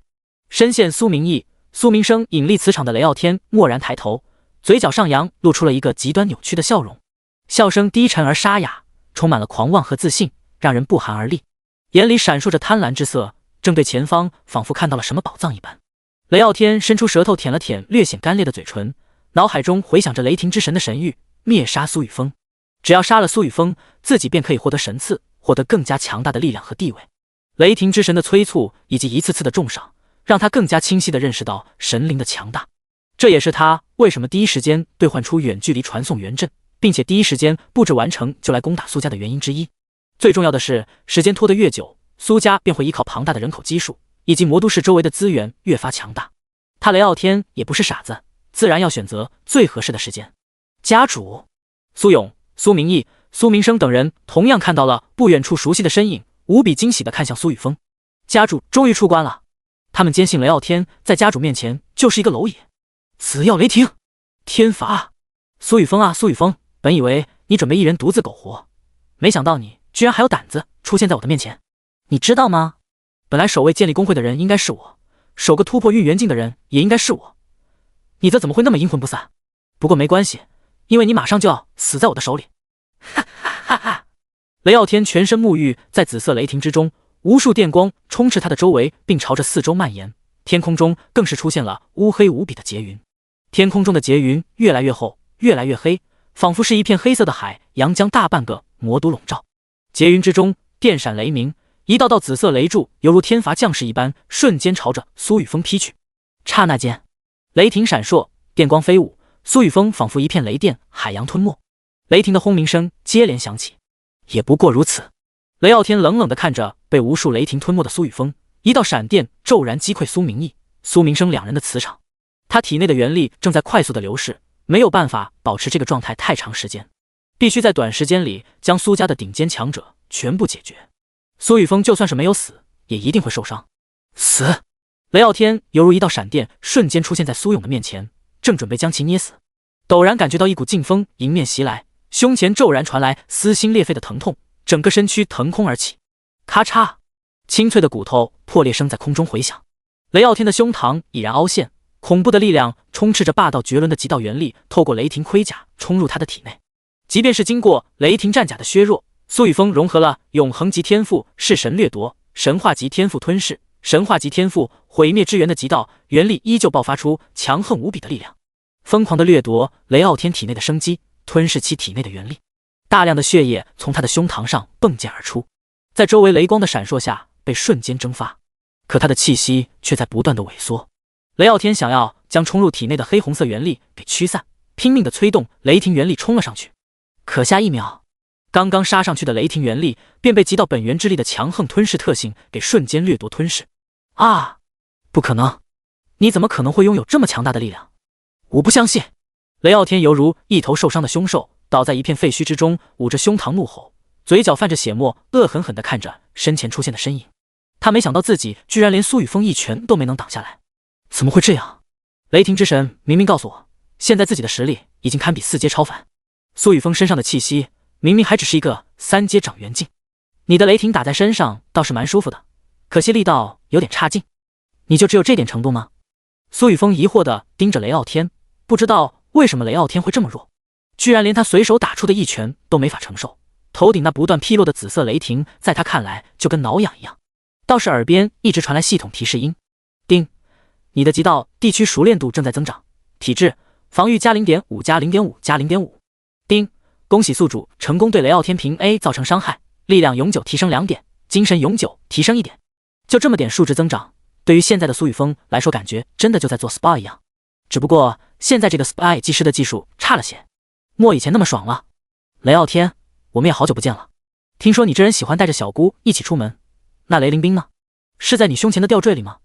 苏雨峰的黑红色双眸盯着雷傲天的双眼，毁灭之炎在他的手中升腾。哈哈，你怎么敢？怎么敢动我身上的东西？你知道我背后站着的人是谁吗？我承认我低估了你的实力，可你又怎么知道我没有其他底牌？砰！雷傲天狂笑着，却被苏雨峰一脚踩在脸上，45码的鞋印将其偌大的脑袋死死地按在地面。恐怖的力量顺着苏雨峰的双腿落在他的脑袋上，雷霆盔甲再一次出现，瞬间覆盖雷傲天的身躯。浓郁而璀璨的雷光形成一层屏障，想要挡下苏雨峰这一脚。可苏雨峰现在几乎高达7万的力量，即便是在4阶超凡境中也是纵横的存在，连防御力都没能超过4万的雷傲天又怎么能挡得住？噗！一口鲜血从雷傲天的口中陡然喷出，他的脸色苍白如纸，嘴唇颤抖着，却发不出一丝声音。雷霆盔甲凝成的屏障直接破碎，雷傲天顿时头破血流，面庞被鲜血覆盖。苏雨峰有些意外地看了半死不活的雷傲天一眼，没想到这小子身上有那么多好东西。不过只要他死了，所有的东西都会成为他的。装备倒是不错，可你又能挡住我几脚？那所谓的神灵会来此地救你吗？苏雨峰懒得跟雷傲天废话，抬起腿对着他那令人生厌的脸再度踩下。砰砰！第130章点杀，暴涨的精神与力量。砰！苏雨峰冷漠地盯着雷傲天，眼中透露出一丝快意。前世这个家伙敢冲入苏家，杀害他的父亲，折辱他的母亲，现在落到他的手里，也别想那么容易的死去。在死之前就好好的做一个沙袋，成为他变强的推动器。另外，雷傲天，你真是个废物。雷凌冰呢？你亲爱的小姑这次没有跟你来吗？你放心，你死了之后，我会好好的照顾她的，毕竟祸不及小姑，对吧？苏雨峰的嘴角微微勾起，右脚再一次落到雷傲天的脸上，戏谑地盯着他的表情，右手唤出熔岩爆裂弓，左臂捏住弓弦，嗖嗖，一根根爆裂箭矢快速地划过天空，几乎瞬间落在雷家各处的三阶掌元境强者身上。这些箭矢在苏雨峰的手中就像是狙击枪子弹，每一个被他盯上的雷家三阶掌元境强者，无一例外，全部都被爆裂箭矢洞穿了心脏。箭矢穿透他们心脏的刹那，其中夹杂的极道本源之力催动爆裂箭矢炸裂开来，几乎瞬间毁灭他们体内所有的生机。叮！恭喜宿主成功对雷傲天平 A 造成伤害，力量永久提升2点，精神永久提升1点。叮！恭喜宿主成功对一名雷家三阶掌元境强者平 A 造成伤害，力量永久提升2点，精神永久提升1点。系统提示音在苏雨峰的脑海中回响，一道道暖流从脑海深处涌出，令他的力量与精神快速的增长。每一个细胞都在贪婪地吸收着源自永恒天赋式神掠夺涌出的能量。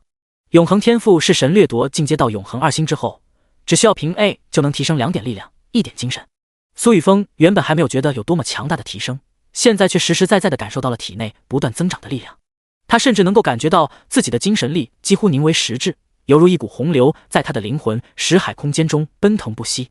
精神的增长使得五感变得异常敏锐，周围的一切在强横的精神之下变得清晰可见。他甚至能够令自己的精神力笼罩方圆1里，并且精神力与体内的极道本源之力相融，居然形成了类似法术一般的特殊能量。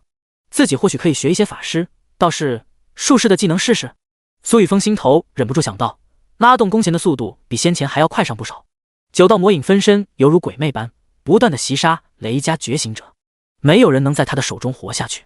家主威武，杀！将雷家所有人全部斩杀，敢攻打我们苏家，全部都得为我们死去的战友陪葬。苏勇、苏明生、苏明义3人见状，运转体内元力，对着在场的所有人大喊。苏家觉醒者的士气骤然暴增，本就处在下风的雷家觉醒者的士气越发低落，再加上越来越多的3阶掌元境强者被苏雨峰点杀，雷家觉醒者军队中的指挥官所剩无几，令雷家觉醒者军队更加的混乱，失去了与苏家强者抗衡的能力，一个个开始放弃抵抗，选择逃窜。有不少雷家强者甚至直接在苏家觉醒者的身前跪地求饶，只求活下去。你！雷傲天的眼睛无力地睁开着，眼神中充满了绝望和不甘。他从没有想过苏雨峰会这么强大，也没有想过苏家的觉醒者们也如此强大。在苏雨峰最强大的手段之下毫发无损，雷家的那些3阶掌元境在他手中更像是一只渺小的蚂蚱，被他一捏就死。哪怕是他也被苏雨峰轻松踩在脚下。除了苏雨峰之外，还有那个苏勇、苏丽，还有那些他不认识的觉醒者。苏家为什么会拥有那么多天赋强大的人？自己拼尽了全力，也只是为雷玄木、雷玄离、雷玄风、雷玄鸟从雷霆之神身上获得了隐藏职业的传承。他们自身的天赋甚至不算优秀，完全是因为雷霆之神。难道苏家背后也有神？否则他们凭什么拥有这么强大的实力？这不公平！雷傲天咬牙忍受着苏雨峰那恐怖的力量，苏雨峰每一脚落下都会给他带来痛苦绝伦的折磨感，都会让他感觉到自己的自尊被苏雨峰生生踩在脚下。他现在甚至开始痛恨身上的雷霆盔甲为什么那么耐打，为什么不让苏雨峰给自己一个痛快？自从获得了雷霆之神的青睐后，他似乎太过膨胀，太过自大。这就是二叔与父亲他们2人所说的骄兵必败，木秀于林，风必摧之。雷霆神坠的特殊空间内，不，小天，你怎么会？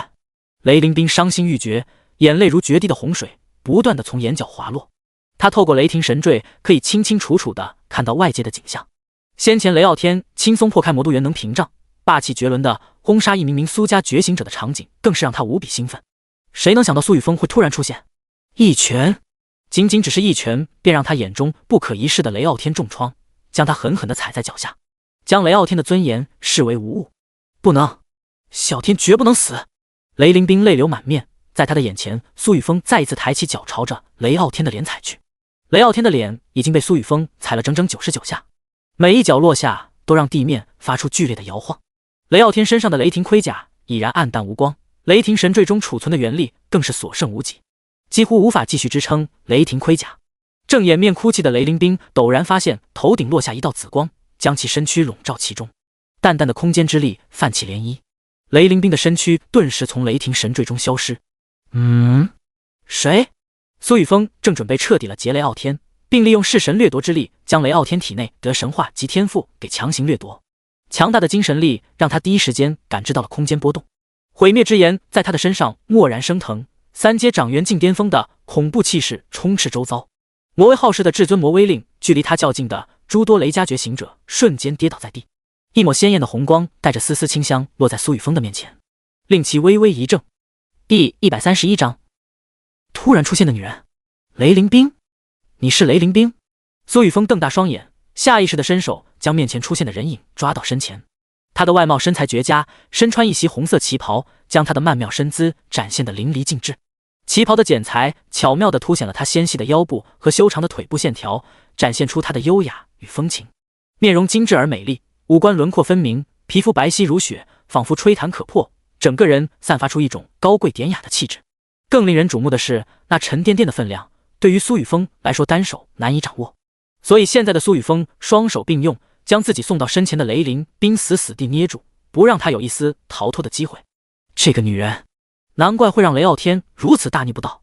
小姑，奄奄一息的雷傲天本已经闭上双眼，心中祈祷着雷霆之神能够让其死里逃生。可谁能想到，被自己藏在雷霆神坠之中的小姑会突然出现在苏雨峰的面前。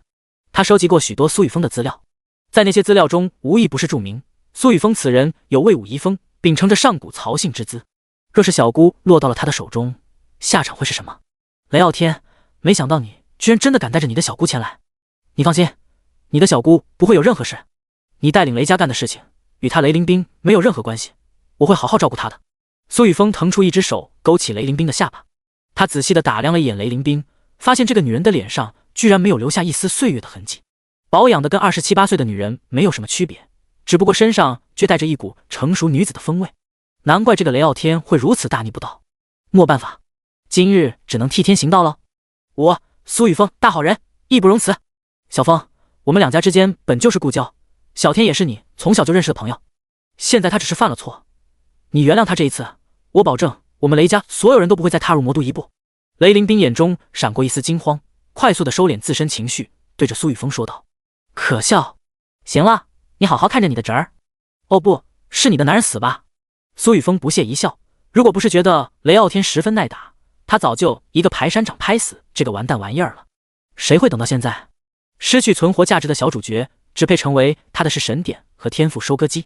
这个女人连自己都自身难保，怎么会问出这么愚蠢的话？不要！雷凌冰闻言泫然欲泣，他眼睁睁盯着苏雨峰抬起脚，脚底弥漫着黑红色极道本源之力，他能够感觉到那团元力之中凝聚的恐怖力量。凭借雷傲天现在的状态，这一脚下去绝对是必死无疑。他拼命地挣扎着，想要阻止苏雨峰，可苏雨峰的手如同钢钳一般死死地捏着他的身躯，几乎让他那不断的起伏的怒火沉淀爆裂开来。苏雨峰，你放了我小姑，让她活下去，否则我做鬼也不会放过你。雷傲天满脸狰狞，血液几乎凝结在他的脸上，他拼着最后一口气对着苏雨峰怒吼。苏雨峰却没有惯着他，毫不犹豫地一脚跺下。暗淡无光的雷霆盔甲，雷霆神坠一同闪烁，勉强凝结出一道单薄的雷霆屏障，想要阻挡苏雨峰的极道本源之力。可先前就没能挡住，现在又怎么可能挡得住？砰！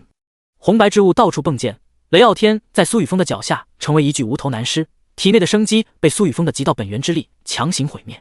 我现在看起来跟反派越来越像了。不对，我就是反派啊！苏雨峰摸了摸鼻尖，手中不仅没有一丝血腥味弥漫，反而带着一股牛奶香味。叮！恭喜宿主成功对雷傲天平 A 造成伤害，力量永久提升2点，精神永久提升1点。叮！恭喜宿主成功斩杀一名神之代理人，获得是神点300点。2条系统信息陡然弹出。勇哥，帮我看住这个女人。苏雨峰将雷凌冰随手丢给一道魔影分身，魔影分身将其甩向不远处的苏勇。现在他要做的是掠夺雷傲天体内得神话及天赋。前世他曾经得到过一本古书，其中记载着一些神灵的神话事迹，其中记载的雷霆之神展现出的是无比正面的形象，就连人族的第一缕火焰也来自于一道雷霆。雷霆之神赐给雷傲天的天赋自然也是十分强大，只可惜他遇到了不讲道理的苏雨峰，只凭借强横的力量横扫了魑魅魍魉。弑神掠夺，苏雨峰掌心凝聚出4道本源符文，其中掠夺2字的符文开始亮起红光，一股强横的掠夺之力冲向雷傲天的无头尸体。雷傲天的头颅虽然被碾碎，可他的灵魂却还处在他死去的尸身中，并未消散。苏雨峰心念一动，手中出现一瓶幸运之水，强大的精神力在此刻冲入雷傲天的灵魂之中，顺着自身掌控的掠夺之力开始寻找那神话天赋核心。自从踏入3阶掌元境巅峰后，他的弑神掠夺之力比先前强大了不少。这一次冲入雷傲天的灵魂，加上精神力的加持，这股掠夺之力比以往消耗速度的要慢上1倍不止，说不定手中的幸运之水也能够省下来。唰！弑神掠夺之力在雷傲天的灵魂中横冲直撞，像是一个匪徒冲入了良民的家中，肆意地搜寻着财物。掠夺之力逐渐消耗，却一直一无所获。苏雨峰眉头微微皱起，看来这幸运之水还是没法省。他正准备打开幸运之水的瓶盖，将其灌入口中。就在这时，魔都市的天空瞬间陷入一片昏暗，乌黑的雷云几乎将整片天空遮掩。呵呵呵，低沉而沙哑的声音从苏雨峰的身下传来，轰隆隆，随之而来的是漫天闪耀的紫曜雷霆，仿佛就像是天罚一般从天空中砸落。魔都市内大量的房屋被雷霆轰击倒塌，火焰开始吞噬周围的一切。苏雨峰，你没想到吧？我回来了。第132章雷霆之神降临，这就是神的力量。对了，你一个蝼蚁怎么会知道神的力量有多么伟岸？哈哈哈！猖狂无比的笑声在空间内接连回响。苏雨峰脚下的无头尸身陡然爆发出一股强横的力量，伴随着破坏力极其强大的雷霆轰鸣声冲向他的身躯。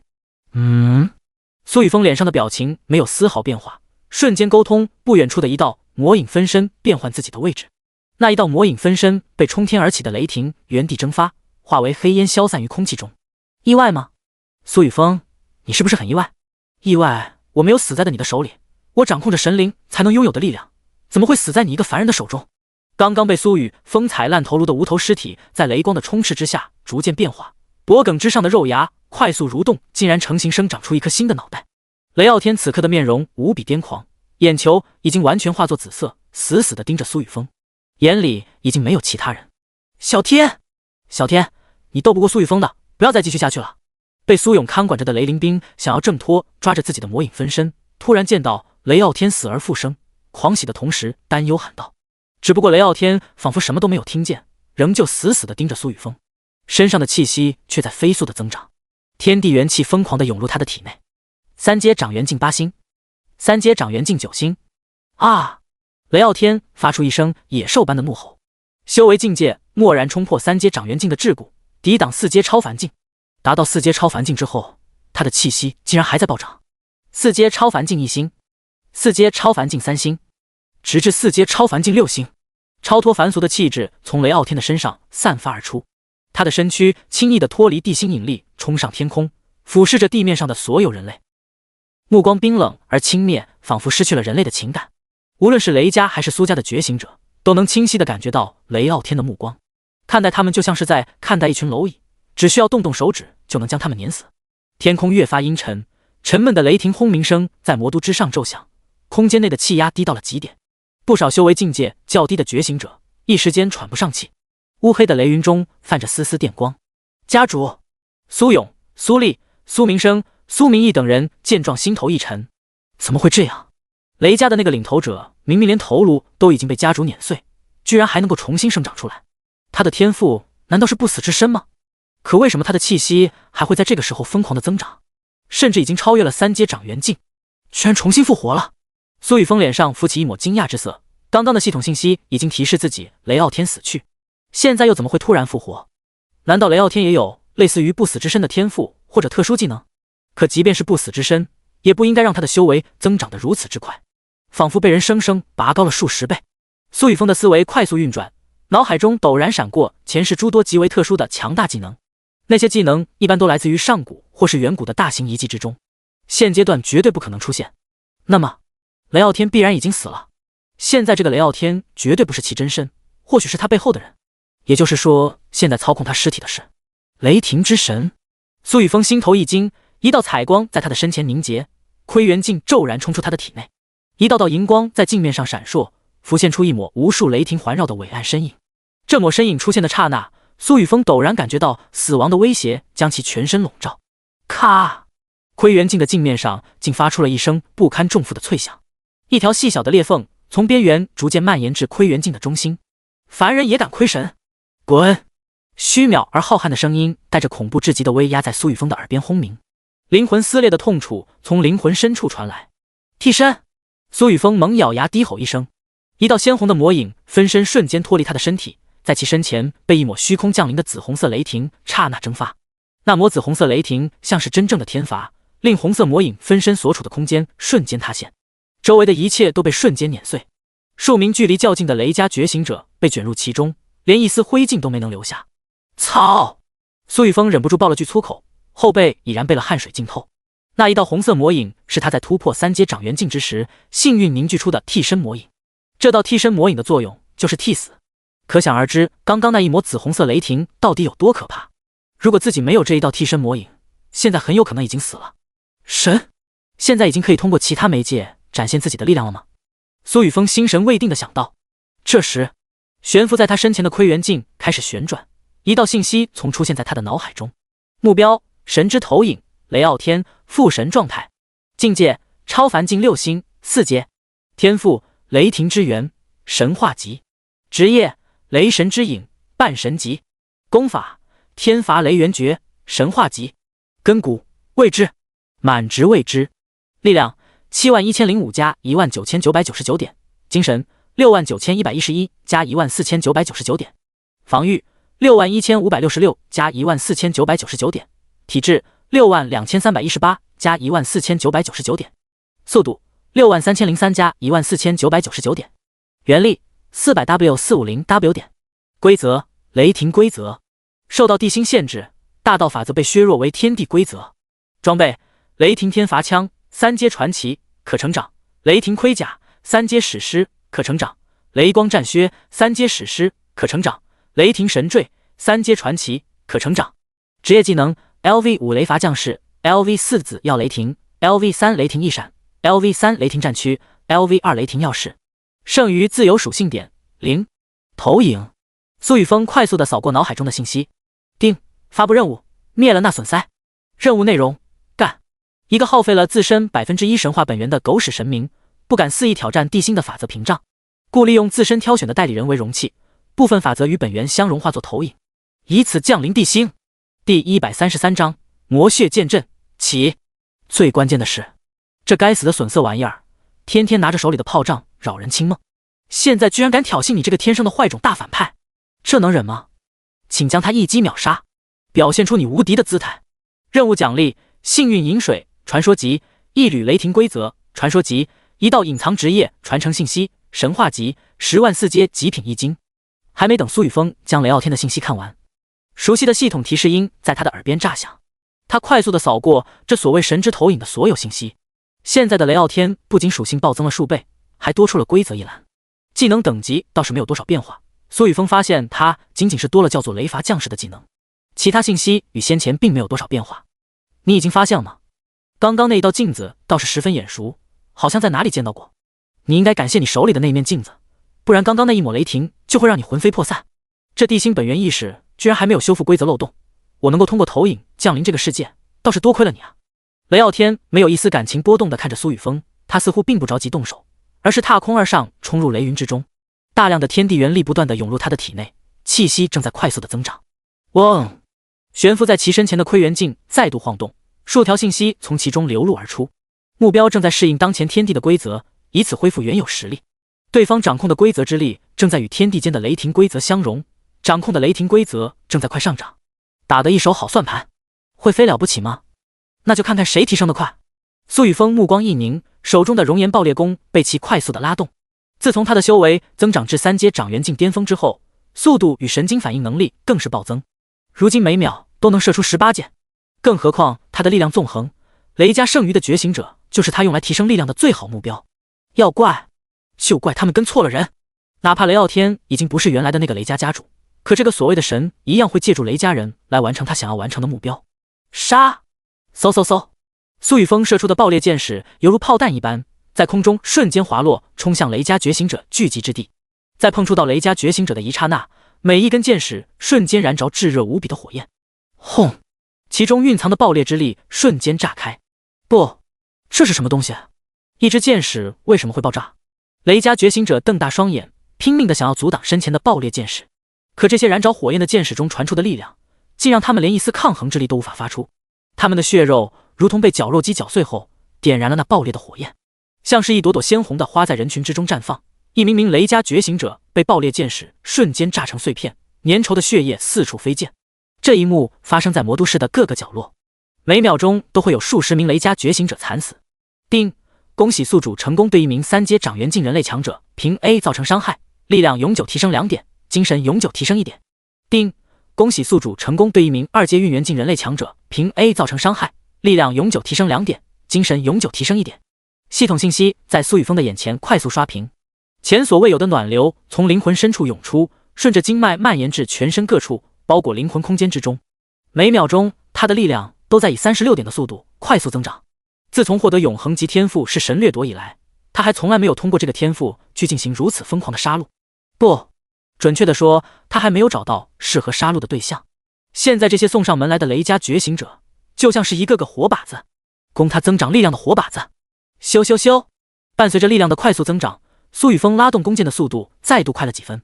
手里的熔岩爆裂弓已然发出不堪重负的摩擦声，弓弦更是被其拉出了火星。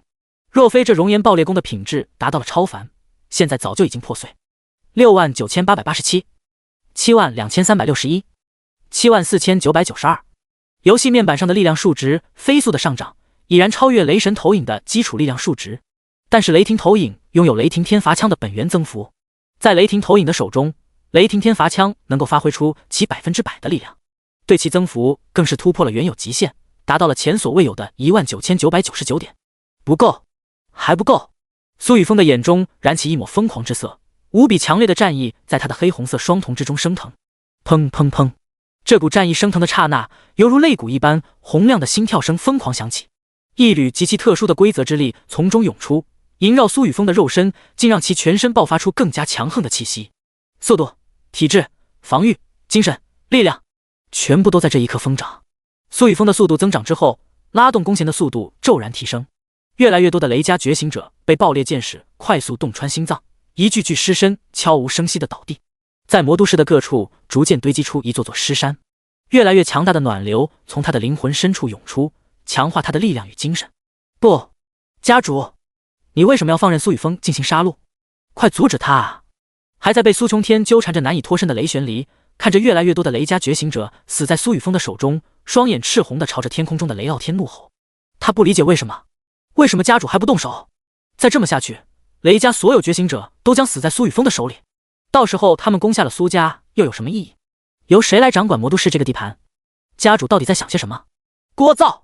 冰冷至极的声音陡然在雷玄离的耳边响起。雷傲天不知何时出现在他的身后，一把捏住了他的咽喉，在雷玄离不可置信的目光中扭断了他的脖子，平静地看向不远处一脸惊骇的雷玄风，口中吐露出简短的5个字：魔血剑阵起。第134章本源核心城超凡线。天空仿佛被巨兽吞噬一般，密布的雷云浓重的要滴出没，宛如一片无根的暗夜之海，波涛汹涌的朝着地面倾压而来。云层厚重低垂，几乎与魔都市的高楼顶端相接，难以言喻的压迫感使得地面上的所有觉醒者感到自身的渺小且无助。伴随着雷傲天话语落下，远处雷鸣电闪，瞬间照亮了半边天际。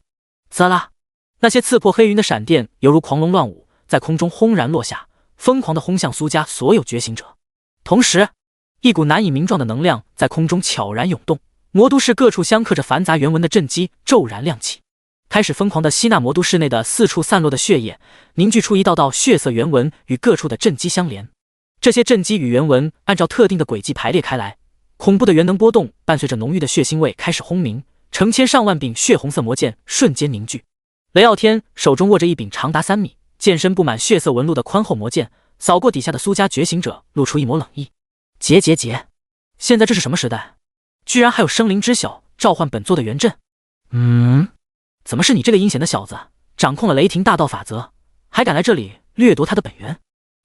难怪啊！现在这个世界的法则堡垒居然这么强大，想要容纳你们这群虚伪神话的真身，还不知道需要多久。你现在只是一道投影吗？想借助我的力量来屠戮生灵，并操控这些生灵去掠夺本源？你倒是很有想法，只是那个布阵的小家伙为什么只布置了一道残阵？你不会是没有给他布阵材料吧？哈哈！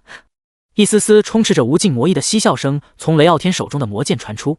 闭嘴，做好你该做的事。雷傲天的眼中闪过一丝波动，直接屏蔽了手中魔剑传出的声音，体内元力涌入其中，对准下方的苏雨峰骤然挥出一道血色剑光。嗡！魔剑发出一声轻鸣，暴虐无比的魔意冲天起。这股魔意比雷玄木的蛊惑声更加狂暴，直接冲击他人的灵魂，强行控制他们的肉身与神智。越来越多的血红色魔剑伴随着上百条雷霆凝聚的蛟龙，朝着苏家觉醒者呼啸而去。这时，正在疯狂杀戮的苏雨峰终于停了下来，手中的熔岩爆裂弓表面已经出现一条颇长的裂口，显然已经无法承受他此刻的力量。在雷傲天等待魔血剑阵升起的间隙里，他疯狂击杀了近2万人。苏雨峰的力量几乎暴增了4万点，精神同样暴增2万点。基础属性的增长令战之规则加持的肉身越发强悍。唰！一道充斥着无尽魔意的血色剑光从空中斩落，与苏雨峰已然近在咫尺。魔？我才是魔呀！苏雨峰不闪不避，冷冷地看着眼前出现的血色剑光，缓缓抬起手，一道黑红色吞噬漩涡骤然悬浮在他的身前，带着强横掠夺之力的吞噬漩涡无比霸道地将这抹血色剑光瞬间吞入其中。极道魔神诀骤然运转，配合着神话级天赋吞噬，将这道血色剑光内凝聚的能量刹那炼化，转化为无比精纯的元力，顺着他的丹田融入体内。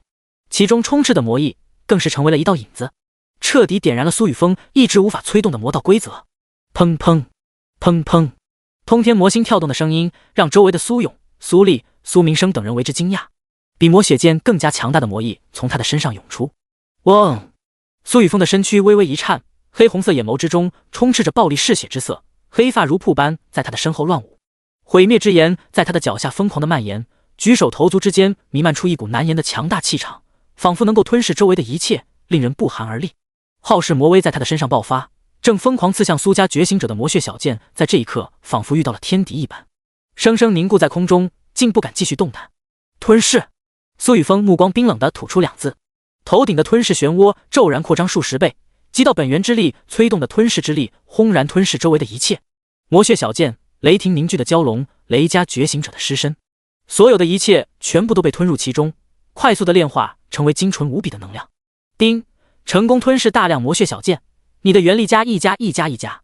丁，成功吞噬大量觉醒者残躯，你的体质、防御加1加1加1加。丁，成功吞噬大量雷伐之力，你的体质、防御、元力加2加2加2加1加。系统信息疯狂的跳动，经过极道本源之力加持的神话天赋吞噬，不会残留任何杂质影响根基。轰！刚刚被吞噬炼化进入体内的精纯元力，使得本就只与4阶超凡境1线之差的瓶颈轰然破碎。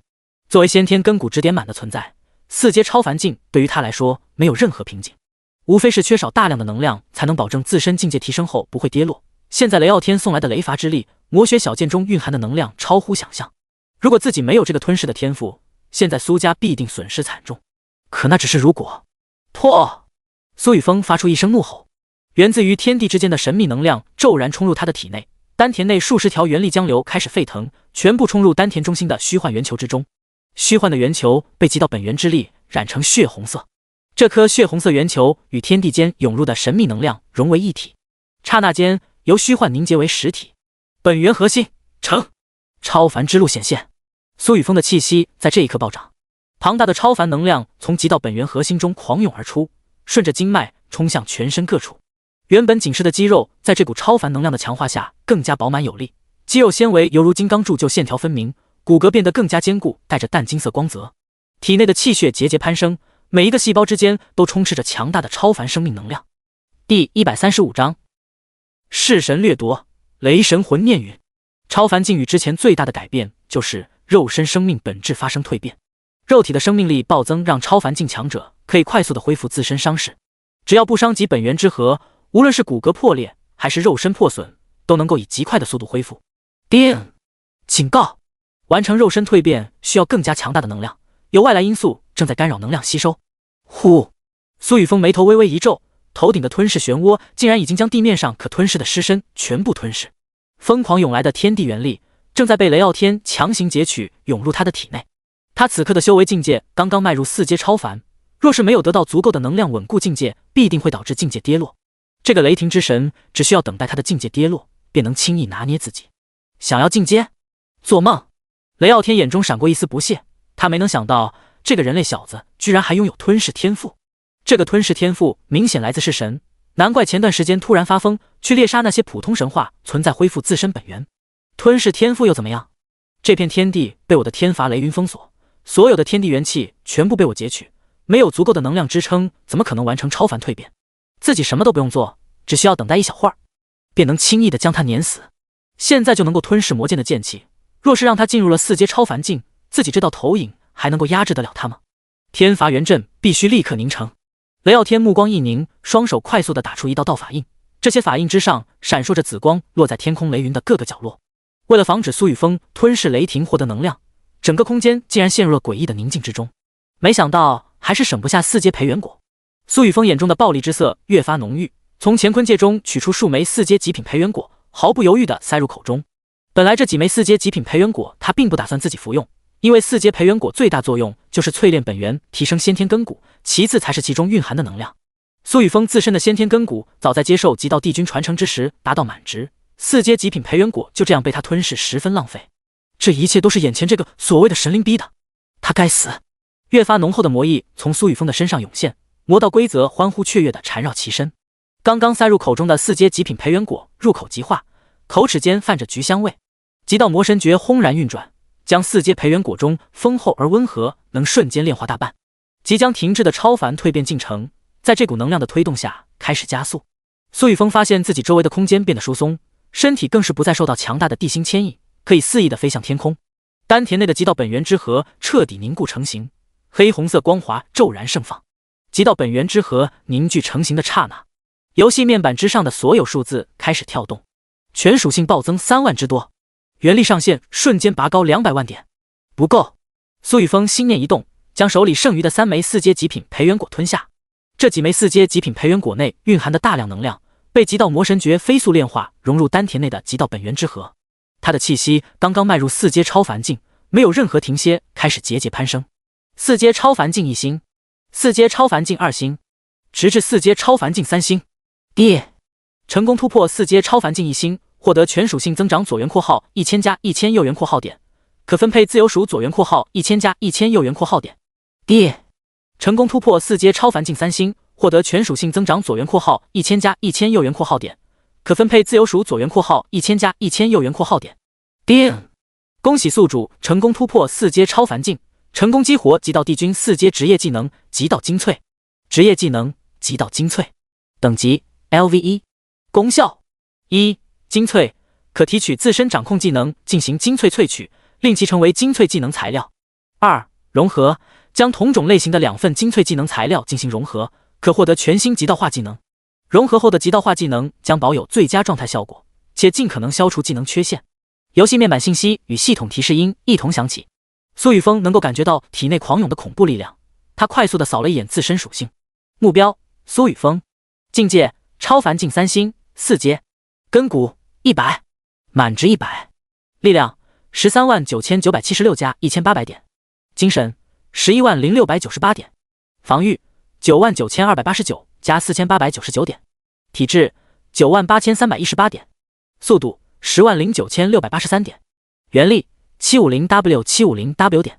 天地规则魔道规则 0.1%， 战之规则 0.1%， 基础力量数值竟然已经达到了14万点。4阶超凡境的极限属性是10万点，而他刚刚破入超凡境3星便已经超越极限。这小子手里居然有4阶超凡品质的天地元果，还是蕴含了大量能量的培元果。该死，不能再让他继续蜕变，即便是神的吞噬都有极限，更何况是他。雷傲天从苏雨峰的身上感受到了强大的威胁，尤其是在苏雨峰的境界彻底稳固之后。杰，你不觉得那个小子身上的气息跟本座有点类似吗？你们这些虚伪的神话，当真该死啊！雷傲天手中的魔血剑剧烈的颤动，想要脱离他的掌控。类似？雷傲天陡然一惊，脑海中闪过几道念头，体内的元力疯狂涌出。安静许久的雷云骤然发出轰鸣声，粗壮无比的雷柱从中飞速落下，超凡之威从这些雷柱中爆发。魔都仿佛被雷海吞没，无数电网在其中流转。这些电网像是一条条阵纹，互相连接成一道特殊的圆阵，使得这一次紫红色雷柱凝聚的瞬间令空间颤动，威力比先前强大了上百倍。天罚雷霆阵，凝魔血剑阵，血祭。雷傲天冷漠的神情扫向地面，仿佛看到了血流成河的场景，指尖血光凝结，准备抽取雷柱中丧生的生灵血液。这场雷霆天罚几乎是差别攻击。啊！为什么？为什么？惨叫声此起彼伏，每一个雷家觉醒者都露出了惊骇的神情。他们没想到自己的家主居然如此心狠手辣，连他们这些支持者都不放过。这道念头在无数雷家觉醒者的脑海中闪过，他们的肉身被粗大的紫红色雷柱粉碎，四处迸溅的血液在雷傲天的接引下，没有被雷霆蒸发，而是朝着魔血剑阵的阵纹融合而去。不，家主，你到底要做什么？不要！雷玄离目眦欲裂，他同样无法理解雷傲天的行为。许许多多熟悉的身影惨死在他的眼前，可苏家觉醒者却没有多大的伤亡。拼命了！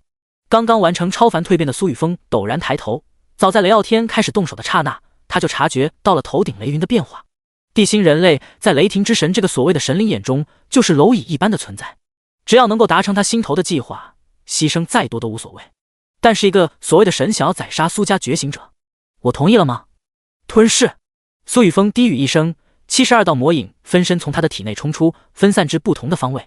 每一个魔影分身都张开了一个小型吞噬漩涡，与苏雨峰头顶的黑红色吞噬漩涡交相呼应。无比强横的吞噬力从中爆发，将朝着苏家觉醒者冲去的雷柱全部吞噬。叮！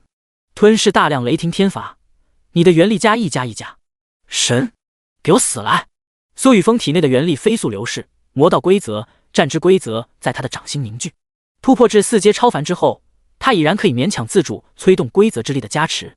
浓郁的战意开始沸腾，爆裂无比的逆天魔意冲天，天地间弥漫的血气竟在他的规则之力作用下，生生逆转方向，不再朝着雷神投影而去，反而在苏雨峰的身后形成一道血幕。血幕之中浮现出一座座尸山火海。苏雨峰一步迈出，至尊魔威席卷天地，朝着雷神投影碾压而去。在战之规则、魔道规则加持下的他，力量正在疯狂的提升，已然超过17万点，甚至接近18万。不仅仅是力量在暴增，他的体质、防御、精神，包括速度也在节节暴增。14万点的速度，让他在空中一闪而过，距离雷神投影只有1步之遥。挡在苏雨峰面前的紫红色雷柱，在他那强大的极道地躯之下，宛如豆腐，轻而易举的撞碎。极道排山掌！苏雨峰冷漠地盯着眼前的雷神投影，瞬间拍出一道黑红色掌印。巍峨连绵的崇山峻岭在这道黑红色掌印中一闪而过，弑神掠夺之力、吞噬之力、毁灭之力全部融入这一道掌印之中。好胆！雷神投影附身于雷傲天的肉身之中，脸上的表情终于有了变化。他终于明白了魔血剑刚刚说的话是什么意思。眼前这个地心人类居然在4阶超凡境就掌控了这片天地的规则之力。不好，自己这具投影要遭！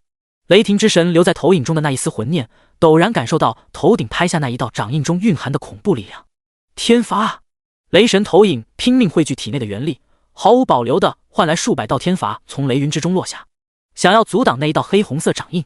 手中的魔血剑被他瞬间扔出，双手快速地凝结出一道本源字符杀，与魔血剑阵的阵纹相融。魔血剑被他扔出的瞬间，雷神投影操控着身躯开始快速后撤。下一秒，排山掌印与数百道天罚相撞，在苏雨峰高达18万点力量属性加持下的排山掌印，将这数百道天罚之雷瞬间粉碎，去势不减地朝着迎面来的魔血剑拍去。草草草草！雷霆，你个不要脸的玩意儿，害老子的一抹魂念折在这里，你给我等着！魔血剑与排山掌印蓦然相撞，排山掌印在空中停滞一瞬，面前的魔血剑剑身之上出现无数裂缝，砰的一声崩碎为粉末四散。排山掌印却没有任何影响，继续朝着雷霆投影落下。死！正在逃窜的雷神投影突然感觉到一股极其强大的精神力冲入他的脑海，这股精神力令操控着雷傲天身躯的那一缕雷神魂念恍惚，雷傲天的身躯失去控制，陡然在空中停滞。这时，排山掌印挟持着排山倒海的力量，狠狠落在雷神投影的身躯之上，毁灭之力骤然侵入雷神投影的身躯之上，疯狂的毁灭所见的一切生机。苏雨峰本就无比恐怖的力量，在魔道规则、战之规则、极道排山掌的增幅下，几乎堪比5阶天极境强者的全力一击。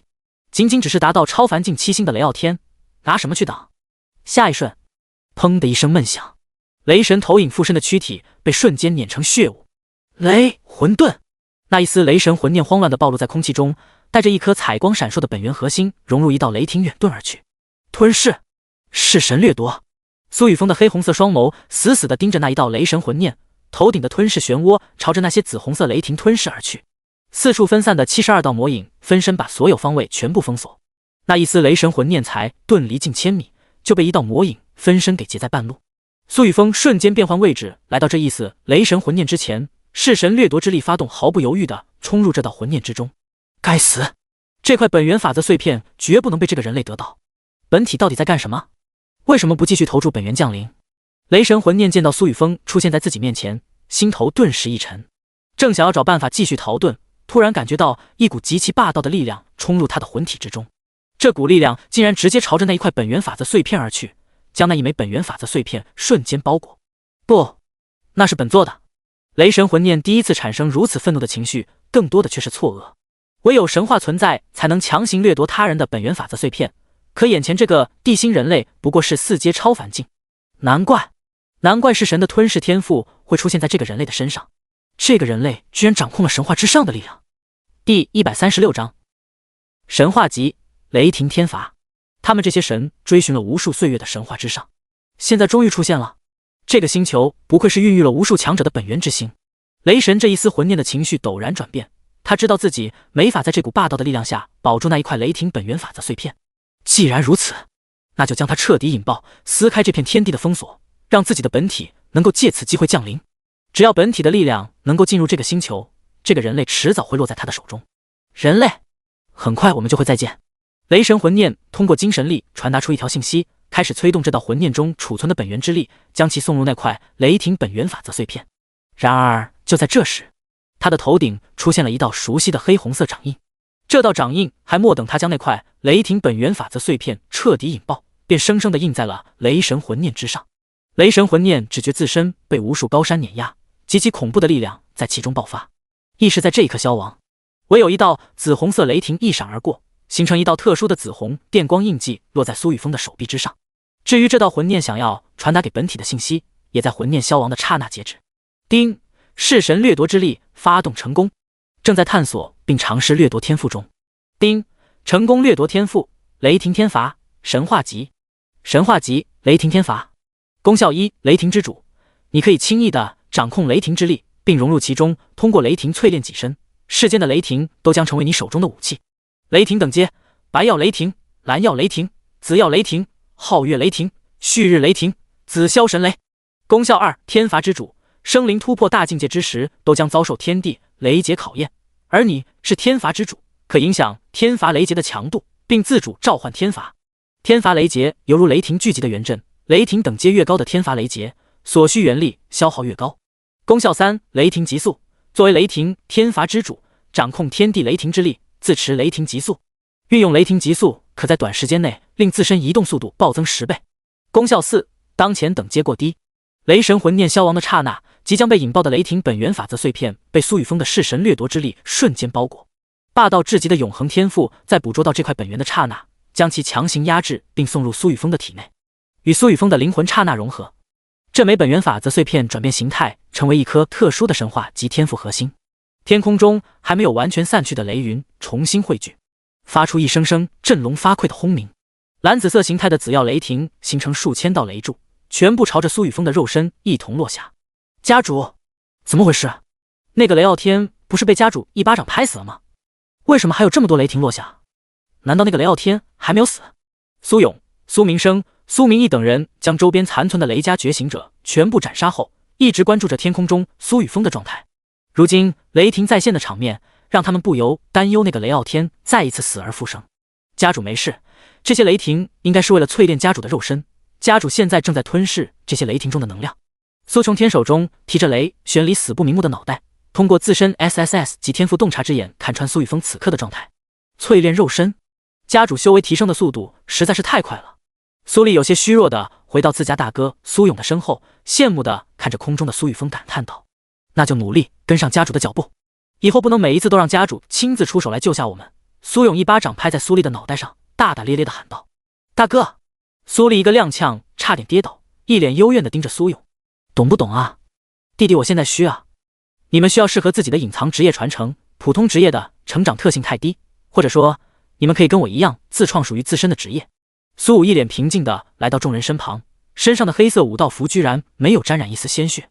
有道理，武哥，我觉得自己可以把古武中的剑招转化为自身技能。不过家主之前说他知道哪里有适合我的剑道传承，到时候少不了一起讨论我们龙国传承的传统古武。苏琼天的性格比较活泼，战斗时沉静如水，平时却像个小孩。除了剑之外，对于其他的并没有多大兴趣。家主快要结束了。苏武微微颔首，轻声说道。众人闻言，一同抬头看向天空。唰啦，数千道紫耀雷霆凝聚的雷柱笼罩苏雨峰的身躯，极道地区极道魔神诀在这一刹那同时运转。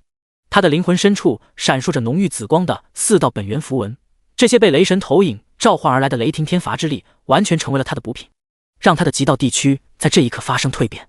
叮！成功吸纳大量雷霆本源之力，极道地区熟练度正在快速增长。你的体质防御+2+2+2+。叮！恭喜宿主的特殊职业技能极道地区成功突破至 LV4， 职业技能极道地区，等级 LV4， 已孕育天赋。1. 不灭，所有击中本体的攻击，若不能一击毙命，那么其能量可转化为熟练夺增强肉身相应属性。2. 削减，所有击中本体的攻击，无论力量多么强大，强制削减 30%。3. 破网，现在的你将无视任何幻境、幻象以及精神层面上的迷惑，可破除一切虚妄。4. 生机，你的体内充斥着庞大生机，可轻易地实现断肢重生，并且不消耗任何元力。熟练度 050W。 大量的系统信息在苏雨峰的脑海中涌现，无比浓郁的生机伴随着极道地区的提升，从极道本源之核内孕育而出，开始在苏雨峰的体内蔓延，滋养着每一处细胞、血液、骨骼、肌肉。同一时间，游戏面板上的各项属性开始暴涨，这个特殊的技能就像是额外附加的强大体质，每一次提升都可以让苏雨峰的肉身发生新的蜕变。第137章 LV4 极道地区不死特性。叮！极道地区等级提升，特殊技能极道本源的等级限制放开，修为境界满足4阶超凡境。叮！恭喜宿主的职业特殊技能极道本源提升至 LV4， 新生一道本源融合空缺，请选择自身掌控得神话及以上天赋与之相连。苏雨峰感受到一股强大的生命力涌上腰间，这股生命力如同涌泉一般源源不断地涌动着，他的身体仿佛被这股生命力所充盈，每一个细胞都焕发出勃勃生机，让他的精气神越发旺盛。现在的身躯像是一台高效运转的机器，每一个器官都在默契地配合着，为他提供源源不断的能量。这时一道道系统提示音打破了宁静，极道地区是极道本源突破的前置，又可以容纳一道神话级天赋本源了吗？那就选择不死之身吧。苏雨峰快速地扫过刚刚出现的系统信息内容，心念微微一动，脑海中的象征着神话级天赋不死之身的4道本源符文顿时亮起，与丹田内的极道本源之核交相呼应。极道本源之核中出现一道道漆黑幻影，这些黑色幻影携带着特殊的本押韵之力与其相融。叮！神话级天赋不死之身成功与极道本源相融，职业技能极道本源，等级 LV4， 功效1. 极道本源之力可强行容纳任何等级的天地规则、天地法则、大道法则本源，并将它们的力量整合为一，你的随手一击都将携带极道本源之力。2. 极道解析，待极道本源等级提升后开启。3. 极道本源烘炉，待极道本源等级提升后开启。当前融合本源。1. 掠夺，你的极道元力将拥有霸道至极的掠夺特性，当前可掠夺生命、能量、精神等非物质能量。极道本源加持下，是神掠夺的功效会得到相应增幅，掠夺他人天赋成功率小幅度提升。2. 吞噬，你的极道元力将具备无物不吞的吞噬特性，可强行吞噬炼化他人生命力、能量、精神等，转化为自身能量进行增幅。极道本源加持下，神话级天赋吞噬的功效将更加强大，吞噬转化比例小幅度提升。3.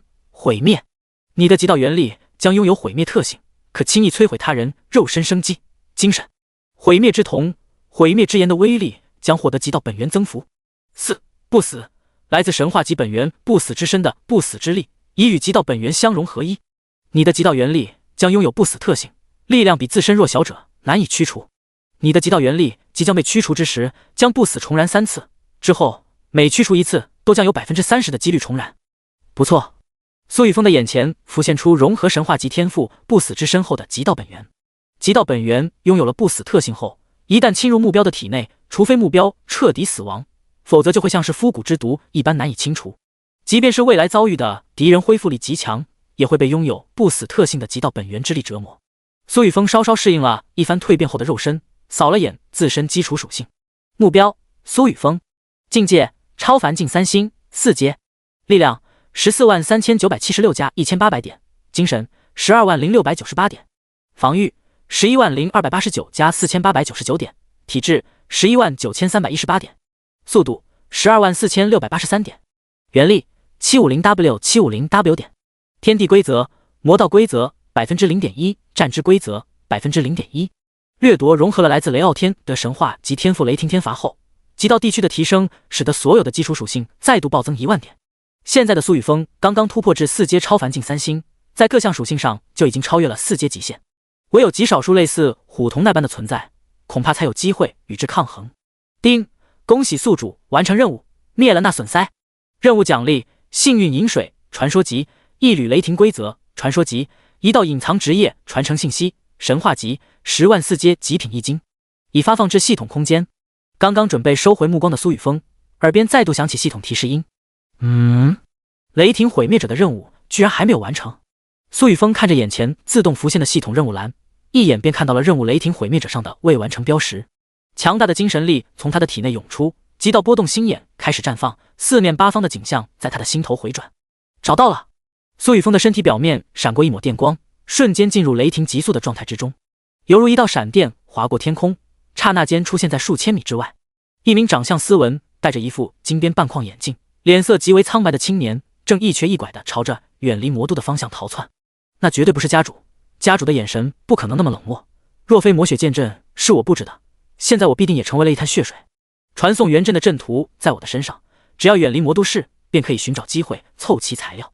这一次回到黑龙市，必须以最快的速度放出老家主和长老，让他们稳定住雷家最后的武装力量。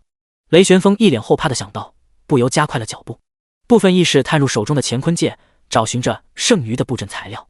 这时，眼前突然迎来一阵微风，一道冰冷的声音陡然传来，令其一时间愣在原地。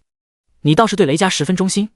雷玄风蓦然抬头，入眼便是一名面容略显妖异却十分俊美阳刚的青年，正悬浮在他的身前。最关键的是，这个青年他认得，且家主就死在他的手中。现在他怎么会突然出现在这里？魔都市的战斗那么快就结束了，那么那个顶着家主身份的存在也已经死了。所以，眼前这个苏家家主苏雨峰到底有多么强大？现在自己该怎么办？雷玄风的脑海快速转动，想要寻找到脱身的办法。交出传送元阵的阵图。苏雨峰没有半句废话，无比恐怖的魔威从他的身上涌现，将雷玄风瞬间笼罩。第138章，我绝不是因为怕死。有人说生死不过一念之间，所以今天我选择了生，绝不是因为怕死。家主，我是一名3阶6星元阵师，这一次来到魔都也是无奈之举，我在雷家并没有选择的余地。若您给我一次生的机会，我必定会为苏家做出贡献。我的职业是创作者，天赋为 SS 级研究学者，在研究发明元能装备以及元阵方面具备优秀条件。雷玄风面对眼前的苏雨峰，毫不犹豫地低头卑微说道。他此刻的后背已经被汗水浸透，身上笼罩的恐怖威压让他几乎难以呼吸。怂吗？为了好好活着，没什么不能从心。自己当初从一名孤儿成长到现在，无非是通过自己的努力改变了人生。雷傲天会选择自己成为雷家后勤部的负责人，也是因为自己的天赋。现在自己选择了生，只不过最后是死是活，由眼前这个可怕的男人来决定。你倒是识趣。苏雨峰有些意外，他原本准备拿到传送元阵后将雷玄风一拳打死。他这段时间一直都处在闭关的状态，对于雷家的具体情况还真不是十分了解。不过现在的苏家确实缺少有能力的元阵师，尤其是雷玄风这样的隐藏辅助职业觉醒者。苏雨峰心念微动，镜面中心已然出现一条细小裂缝的窥元镜在他的手中浮现，一道银光从镜面上射出，落在雷玄风的身上。目标：雷玄风。境界：长元境6星3阶。天赋：研究学者 SS。职业：创作者，史诗级；功法：创物元诀，史诗级；根骨85，满值100；力量6554点，精神24258点，防御5566点，体质8613点，速度4746点，原力20W42W 点，装备无。职业技能 LV3 原文刻画术 ，LV3 元阵知识大全 ，LV3 元阵凝结术。苏家主，这是雷家从本源商城买下的传送元阵阵图，其中包括了远距离传送阵以及中短距离传送阵。雷旋风任由苏雨峰手中的古镜照射着自己的身躯，神色紧张地盯着苏雨峰的面色变化，毫不犹豫地从乾坤界中取出一卷黑色阵图递给苏雨峰。他的求生欲点满了。苏家主，雷旋风正准备继续开口，行了，你可以继续活着，但你要记住你自己所说的话，只要你体现出你自身的价值，证明自己是个有用之人，那么你不仅不会死，还会获得更多的资源。苏雨峰掌心凝聚出一道极道生死符，在雷旋风的注视下拍在他的身上。雷旋风没有丝毫抵抗，只觉自己的胸前亮起一道红光，没有疼痛感传来。雷旋风还以为苏雨峰是想要给自己一个下马威，现在看来自己这个未来的家主胸襟要比雷傲天大上不知道多少倍。家主，我知道雷家的工会宝库位置，也知晓雷家前任家主、长老等人被囚禁的位置。雷家现在所有的有生力量都已经被我们铲除，这些都是我们的战利品。雷旋风脑海中灵光一闪，毫不犹豫地将雷家卖得一干二净，连他自己也没注意到，他自身心态立场的转变竟然如此之快。极道生死符很快便发挥了作用。目标：雷旋风，忠诚度38。哦，跟我回去。苏雨峰瞥了眼雷旋风头顶显示的忠诚度，直接抓着他化作一道雷电，快速闪过天空。已然超过4阶超凡极限属性的速度，再加上雷霆天罚这个神话及天赋的附加作用，1000米的距离只需要半息时间。先前那雷傲天若是没有狂妄自大，而是利用自身的雷霆极速来逐个打击苏家的各个强者，恐怕还没那么容易被苏雨峰一拳重创。有时候狂妄自大会害死人，就是这个道理。对待任何一个人敌人都必须小心。家主回来了。苏武双目泛着一缕青光，远远便看见了苏雨峰所化的雷光，极快的速度几乎是他现在的数倍。家主手里抓着的人是雷旋风，这家伙居然还活着，我还以为这个家伙死在雷傲天刚刚召唤的雷柱里，刚刚那一道召唤血色小剑的阵法就是他布置的吧？若不是家主及时出现，咱们苏家的觉醒者还不知道要死多少人。苏琼天、苏丽、苏明生、苏明义、苏勇等人议论纷纷。你们应该都认识雷旋风，我就不仔细介绍了。从现在开始，他就是我们苏家的人，将来会加入灵烟的研发后勤部，以后各个城市的传送阵布置也交给他来负责。大家各自做好配合工作。苏雨峰抓着雷旋风骤然出现在众人身前，平静地对众人说道：是，家主。苏武、苏琼天、苏勇等人对视一眼，顿时明白了他的意思。作为苏家的核心觉醒者，他们自然知晓极道生死符的存在，甚至他们的手里还拥有数十张。在这一场大战之前，苏家觉醒者中担任指挥工作的3阶长元境觉醒者已经全部打上了极道生死符，所以这一次大战，苏家觉醒者军队才能够团结一致，没有出现一点乱子。即便是苏武、苏琼天、苏勇、苏丽等人也主动给自己中上了极道生死符。作为苏家的核心，这种事情是不需要强制要求的，一切从心。雷旋风，这些是传送元阵布置需要的材料，你就在这里布置一道远距离传送元阵。苏雨峰的精神力沟通工会仓库，将工会仓库内储存的大量布阵材料取出，放出一枚乾坤戒中丢给雷旋风。是，家主。雷旋风快速地接过这枚乾坤戒，意念探入，看着乾坤戒内琳琅满目的布阵材料，心头一颤。这里面的材料足够布置5道远距离传送元阵了。苏家，哦不，是咱们家族，居然这么富。家主，您让我们来帮忙布置传送元阵。林烟秀发如瀑布般垂落在肩头，身穿一件白色的研究服，眼睛明亮而深邃地盯着苏雨峰问道。他的身后跟了数十名苏家培养的元阵师，每一个元阵师都达到了2阶巅峰修为。第139章与雷灵兵之间的战斗。这是传送元阵的阵图。这位是雷旋风，前雷家首席元阵师，以后跟在你手下。现在你们一起布置传送元阵，不会的地方直接问雷旋风，我给你们10分钟的时间。苏雨峰见到林烟眼前微微一亮，表面却没有丝毫变化，略显严肃地说道：是，家主。林烟伸出修长而细腻，仿佛一件精雕细琢的艺术品的手，接过传送元阵的阵图。苏雨峰的目光落在林烟的精致的手上，林烟的手指关节处没有丝毫凸起，线条流畅而优美，手背的皮肤白皙如雪，没有一点瑕疵，仿佛玉雕的花朵，在阳光下闪烁着耀眼的光芒。这简直是手控的福音啊，可以玩好几年的那种。前世林烟为了拉下那群混蛋垫背，将苏家族地的所有阵纹引动，血祭了自己的肉身。这段时间自己怎么会忘了林烟姐？等从黑龙市回来，就带她去好好交流一下。这小子还跟小时候一样本色。林烟感受到苏雨峰的目光，忍不住想起当初两人情窦初开的模样，毫无瑕疵，宛如羊脂白玉般的脸颊微微一红。呸！当初自己的手差点没被这小子玩坏，非要自己给他。不对，林烟啊林烟，现在可不是想这些的时候。他微微摇了摇头，将脑海中的杂念驱除，将注意力集中在手里的传送元阵的阵图上，很快就将布置传送元阵的方法和步骤全部记下，随后将各个部分拆分，交给身后不同的学生，与雷旋风一起开始布置传送元阵。你们现在立刻将自身状态恢复至最佳，准备传送至黑龙市，将雷家剩余的战斗人员灭绝。那些元阵师、元丹师、元符师、锻造师可以不杀，全部控制起来，带回成为基层人员。至于黑龙市内的那些普通民众，愿意移居魔都市的全部带回，不愿意的就继续生活在黑龙市。苏雨峰收回目光，压下那一丝异样的情绪，对着苏武、苏琼天、苏勇等人吩咐道，同时告知环宇阁内的苏晴、苏振国等人，将魔都市的战场交给他们指挥打扫。苏雨峰准备带着万名三阶长元境苏家觉醒者一同前往黑龙市。不，苏雨峰，只要你放过我的大哥、二哥，无论你让我做什么都可以。被一道魔影分身一直抓在手中的雷凌冰闻言，眼中带着不甘和惶恐，咬牙说道：哦，做什么都可以吗？苏雨峰玩味地笑了笑，控制着那道魔影分身将雷凌冰带到自己的面前。身穿一身红色旗袍的雷凌冰勾勒着她那曼妙丰腴的身姿，成熟女人的风味是子琼、连嘉欣、连嘉悦等人身上没有的。他突然有了一个不错的想法，精神力凝结成一道细线，将自己的声音传入雷凌冰的脑海中。你就准备这样说服我吗？你……雷凌冰瞪大双眼盯着苏雨峰略显妖异的面容，他的脸涨得通红，嘴唇微微颤抖着，似乎想要说些什么。用你的技巧说服我怎么样？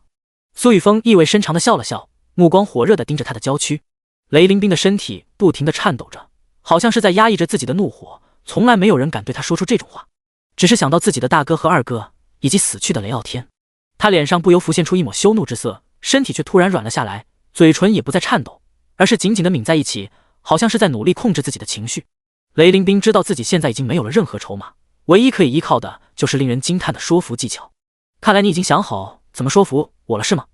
苏雨峰的手中浮现一条雷光闪烁的吊坠，没等雷凌冰开口，便将其送入其中，连同他的身影一同在众人的面前消失。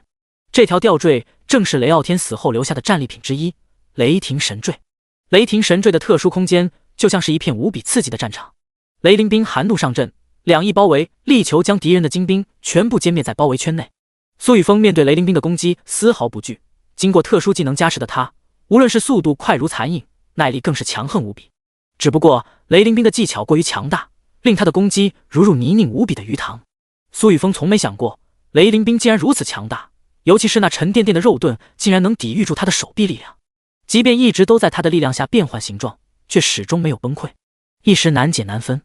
外界，雷旋风、林烟带领着诸多元阵师，耗费1个半小时的时间，将传送元阵的阵基全部炼制成功，并且设立在指定的方位。地面上纹刻的上万条复杂原纹在这一刻逐渐亮起，闪耀着璀璨的光芒，凝聚出一道庞大的白色光照。走吧，今日就让这个曾经的龙国4大家族之一雷家彻底在龙国消失。苏雨峰脸上带着一抹畅快之色，显然在刚刚的战斗中大获全胜，并赶在雷旋风、林烟等人将传说元阵布置完的瞬间，回到众人身前，意气风发地说道。话音刚落，苏雨峰率先迈入传送元阵之中，没有等雷旋风、林烟等人调整传送终点坐标，一股强大的精神力从他的身上涌出，直接将传送元阵设定的传送坐标进行修改，并取出5000块一阶一金。在前世，这种传送元阵已经成为了所有人每日通行的必需品。通过这个传送阵，将整个地心的人类再度连结在一起。也是因为这传送元阵，才有了各大势力的扩张。本源商城内每半年都会刷新一次商品，这传送元阵阵图会在半年后再度出现。苏家完全可以利用这半年的时间，来快速地进行扩张。苏雨峰对于传送元阵的运用，比在场的所有人都要熟练。他迈入传送阵后，雷旋风、苏勇、苏琼天、苏武、苏丽等人毫不犹豫地跟在他的身后。除此之外，还有苏家和新天地、玄、黄四组觉醒者井然有序地进入传送元阵之中。5000枚一阶一晶骤然化为粉末，其内蕴藏的浓郁元力令传送元阵开始运转。强烈的空间波动从阵法中心的传送光柱中传出，将所有人纳入其中，消失在林烟的面前。第140章，搞什么转折？黑龙市黑龙广场之上，一支支雷家觉醒者小队来回巡视，关注着传送元阵内的变化。时间过去了这么久，怎么到现在没有一点消息传回来？是啊，玄离大人将原本驻守黑龙市的觉醒者军队全部调离，难道攻打魔都市出了什么意外？怎么可能？家主有多么强大，你们不知道吗？现在魔都市必定已经血流成河，我们雷家将占据魔都进行快速的发展。也是，家主那么强大，怎么可能会出意外？我们现在只需要照看好传送元阵，说不定他们很快就会回来。苏家的人说不定也会成为我们雷家的奴隶。老大，你看传送元阵有变化了，是不是家主他们要回来了？这时，一名2阶运元境觉醒者突然指向身前的传送元阵，传送元阵中白光闪烁，强烈的空间波动涌现。哈哈哈！家主，刚刚那个家伙在说什么？他居然说我苏家已经被雷家俘虏，还想要我们苏家人成为雷家的奴隶？他们是在做梦吗？苏勇不屑的笑声从传送元阵中传出。谁？距离传送元阵最近那个觉醒者小队队长大喊一声，心头已然有了不祥的预感。陡然间，一根黑色箭矢从传送元阵之中冲出。啊！刚刚正在大喊的雷家觉醒者小队队长的头颅被贯穿，箭矢在他的体内爆裂开来，让其身躯被瞬间炸裂。不好！嫡喜，快拉响警报！其身后的诸多2阶运元境雷家觉醒者顿时喊道：“咻咻！”只是还没等他喊出声，数十道爆裂箭矢带着破风声瞬间穿透他们的咽喉，箭矢之上携带的爆裂之力瞬间炸裂他们的身躯，血肉残片在空中四处迸溅。啊！快！嫡喜嫡喜！周围的雷家觉醒者听着传送元阵方位接连响起的惨叫声，立刻通过游戏面板内的好友界面将这里发生的状况传达出去。几乎所有留守的雷家觉醒者都在第一时间反应过来，快对准传送元阵集火进行攻击，绝不能让他们冲出传送元阵。其余人去破坏传送元阵的阵基，防止更多的人传送过来。留守黑龙市的雷玄思第一时间指挥道，他是除了雷玄离、雷玄风、雷玄木、雷玄鸟外唯一一个没有死去的雷家高层。是，玄思大人。等等，玄思大人，传送阵里似乎有玄风大人在，我们还要继续攻击吗？长着满脸络腮胡的北方大汉雷玄思一愣，通过手中的望远镜看向传送元阵内的景象。上万名身上流露着强大气息的觉醒者站在传送元阵之中，领头的竟然是一名面容妖异却令男人都感到阳刚英俊的男子。刚刚身旁手下所说的雷玄风居然躬身站在这名青年男子的身旁，其余人的面容与雷傲天留在这里的苏家强者资料上的照片完全一致。苏丽、苏勇、苏明义、苏明生等等，还有苏家专门培养的强大觉醒者，他们居然全部通过传送元阵来到了黑龙市，且这1万人的身上全部都被傲天神朝公会标记了血色光点，示意黑龙市内的雷家强者他们是入侵者。最关键的是，领头那名青年男子正在飞速地拉动手中的弓弦，一根根箭矢凭空凝聚，燃着黑红色火焰在空中呼啸而出。每一个中箭的雷家觉醒者无一例外全部成为破碎的血肉，无论是2阶运元境巅峰强者还是普通1阶天醒境觉醒者，一个接着一个倒下，浓郁的血腥味正在朝着四周弥漫。即便是他这个3阶长元境5星的强者都没法这么轻易的灭杀2阶巅峰觉醒者。这个人连技能都没有催动，是怎么做到一击必杀的？他得有多强？弟兄们，雷傲天已经死在苏家家主的手里，并且雷家组成的数十万觉醒者军队全部都在苏家强者的手中灭亡，你们是挡不住苏家的。现在放弃抵抗还有一线生机，若是继续执迷不悟，唯有死路一条。这时雷玄风的声音通过元力加持从传送元阵中传出，墨迹死了，直接屠了这些人不是更好吗？大哥，我们直接上。苏丽不爽地看了雷玄风一眼，拉着苏勇一同冲出传送元阵，朝着雷家觉醒者杀去。五哥，我们走。苏琼天手握一柄青色长剑，与苏武朝着另外一个方向冲出，其后的苏明生、苏明义等人各自选择了一个方位杀出。留守在黑龙市的这些雷家觉醒者，只有雷玄思一人的修为达到3阶长元境。面对苏家上万名3阶长元境强者，现场的局面就像是一场屠杀。苏勇进入法相天地的状态，顿时成为一尊小巨人，一拳下去，将数十名雷家觉醒者打成肉泥。苏丽则跟在他的身后，身上充斥着狂暴无比的气势，像是推土机一般冲入人群，将雷家觉醒者轻易地撞翻一片又一片。体质、防御稍弱一些的存在，更是被直接撞死。苏琼天手中的青色长剑就像是夺人性命的幻影，他出剑的速度极快，并且每一剑都能直接封喉。苏武信不闲停地冲入人群，偌大的掌印在他的手中拍出，一掌之下轻易拍死数十人。苏明生、苏明义杀人更是轻松，引力斥力的无形调转作用于磁场空间内，处在磁场空间内的雷家觉醒者被轻松撕成两半。杀！灭了雷家！两道传送元阵之间的互相传送，比单程传送元阵之间的传送更加便捷，且间隔时间只需要1秒。当苏丽、苏勇、苏明生、苏明义、苏武等人肆意屠戮雷家觉醒者的刹那，传送元阵内的白色光柱再一次亮起，3万名苏家觉醒者组成的军队骤然出现。家主！刚刚传送而来的几名军队高层无比炽热地看向苏雨峰，在他们的眼中，苏雨峰就是神一般的存在。丁，恭喜宿主成功对一名运元境9星强者凭 A 造成伤害，力量永久提升2点，精神永久提升1点。丁，恭喜宿主成功对一名运元境3星凭 A 造成伤害，力量永久提升2点，精神永久提升1点。无视眼前一直刷屏的系统提示音，维护好黑龙市的治安，解决零散的雷家觉醒者以及不服我们苏家管教的普通民众。你们自己一样需要遵守秩序，苏家的规矩你们自己知道，不要让我亲手执行。苏雨峰收起手里的熔岩爆裂弓，对着几人告诫道：前段时间有不少苏家军队内的中层肆意骚扰魔都市内的民众，并强行夺取他人财物。苏哥作为苏家掌控司法的存在，专门设立了监察部门，专门解决这类问题。只要抓到，就是一个字：死。是，家主，保证完成任务。这几名带领觉醒者军队前来的高层心头一凛，立刻挺直腰板应道。几人将身后的军队分散，朝着黑龙市的外围而去。苏雨峰忽然感觉到一股窥视感从不远处传来，陡然抬头看向西南方。怎么会这样？雷玄风居然带着苏雨峰和觉醒者回到黑龙市，他这是背叛了雷家？难道家主真的被苏家家主苏雨峰给杀了？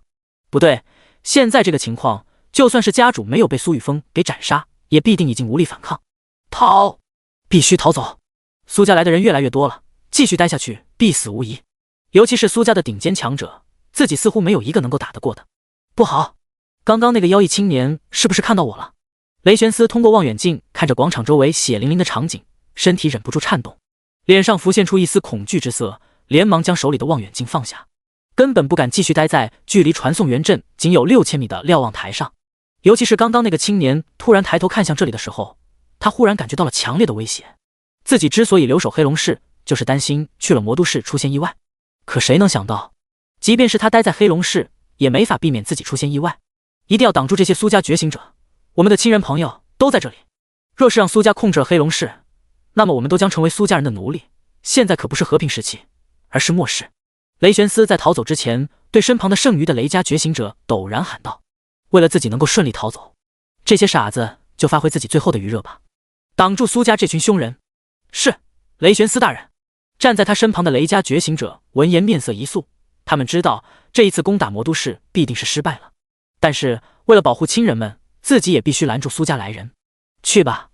雷玄思表面淡然，一副从容的模样，见身边的所有雷家觉醒者全部朝着传送元阵冲去，他陡然腿软的靠着身后的椅子，连忙催动体内的元力恢复状态，准备离开这个瞭望台，逃离黑龙市。就在这时，数道破空声陡然响起，瞭望台的玻璃窗户瞬间爆碎，数支箭矢将他的双腿死死地钉在了身后的承重墙上。一道蓝紫色电光骤然闪过。你是？雷玄思脑门上青筋暴起，硬生生地忍住疼痛没有出声，正想要拔下腿上的箭矢继续逃离此地，一道熟悉的身影出现在他的面前，竟然是那个面容妖异的青年。他怎么会那么快出现在这里？难道他就是苏雨峰，苏家现任家主？等等，还有一个人。雷玄思，告诉我雷傲天把工会核心放在了哪里？你应该知道工会核心所在的位置。雷家现在已经完蛋了，以你的性格，应该不愿意跟着他一起完蛋吧？雷玄风笑盈盈地盯着雷玄思问道。雷玄思犹豫了一会儿没有说话。工会核心是什么东西？这东西我怎么会知道在哪里？如果是重要的东西，不应该是雷傲天自身携带吗？你作为雷傲天最信任的心腹，他难道没有交给你什么东西吗？或者说特殊的东西？雷玄风接着问道。特殊的东西？雷玄思眼神微微闪烁，难道是那一枚玉佩？不行，若是现在就把自己知晓的东西交出去，又怎么能保证活下去？太墨迹了！若不是现在的本源商城还没有工会核心定位器出售，何必在这个人的身上浪费时间？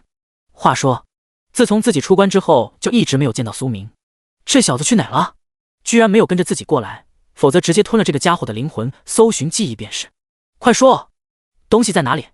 雷玄风一直盯着雷玄思的神情变化，这个大胡子一定知道工会核心的位置，或者说就在他的身上。我不知道东西在哪里，雷傲天怎么会把那种东西放在我这？你们放了我吧，我没有伤害任何一个苏家觉醒者，我上有老下有小的。雷玄思眼眶通红，一脸真挚地说道。啪嚓，苏雨峰皱着眉头，直接走到雷玄思的面前，按住他的脑袋，一脚踩碎雷玄思的一条腿。啊！雷玄思感受到腿部传来的剧烈痛楚，忍不住发出一声惨叫。啪嚓，苏雨峰再度踢出一脚，将他的另一条腿同样踩碎，一丝毁灭之力涌入其中，将骨头碎渣全部湮灭，撕心裂肺的痛楚再度传至大脑神经中枢。雷玄思面目狰狞，脸上的肌肉因为腿部传来的痛楚而痉挛，鲜红的血液顺着双腿不断的滴落。现在愿意说了吗？如果不愿意的话，你应该还有一条腿可以感受一下绝望。苏雨峰冰冷的声音再度响起。雷玄风站在一旁，眼角微微抽搐，他没想到自己这个新任老大居然那么直接，不怕雷玄思宁死不说吗？我说，苏家主，我真的不知道工会核心在什么地方，不过……哎呀！苏雨峰一脚踩在雷玄思的两腿中间，一股难言的疼痛感充斥雷玄思的全身心，令他两眼翻白，口中还没说完的话不自觉地吐出。不过雷傲天确实给过我一样东西，就放在这个瞭望台的地下室。说完，雷玄思直接昏厥倒地。踢快了！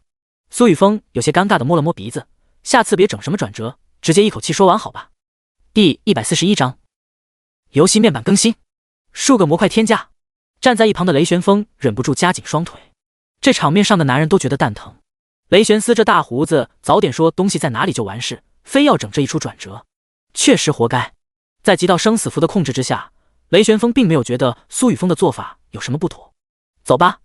苏雨峰瞥了眼倒地的雷玄思，一脚将其头颅踩碎，直接结束了他的痛苦。一个3阶掌元境5星的强者在他的脚下失去生息，他真的是个好心人。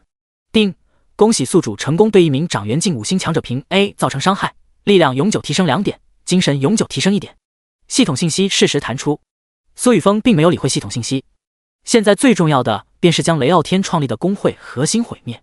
雷傲天现在已经死亡，按照本源工会的存亡规则，2个小时内敌对方若是没有毁灭工会核心，那么这个失去第一权限人的工会核心便会自动交替给其他人，到时候他还需要重新寻找傲天神朝这个工会的新会长，无疑是浪费时间。走吧。苏雨峰带着雷玄风从瞭望台一跃而下。家主，这座瞭望台并没有地下室。雷玄风查看了一番，脸色有些难看的说道。让开。苏雨峰的精神力穿过瞭望塔的底部，陡然锁定一样玉佩形状的物品，双臂陡然一张，将这座高达10余米、重达数十吨的瞭望塔直接原地拔起，随手丢到一旁。砰的一声，地面轰然一震，一个狭小的入口出现在2人的面前。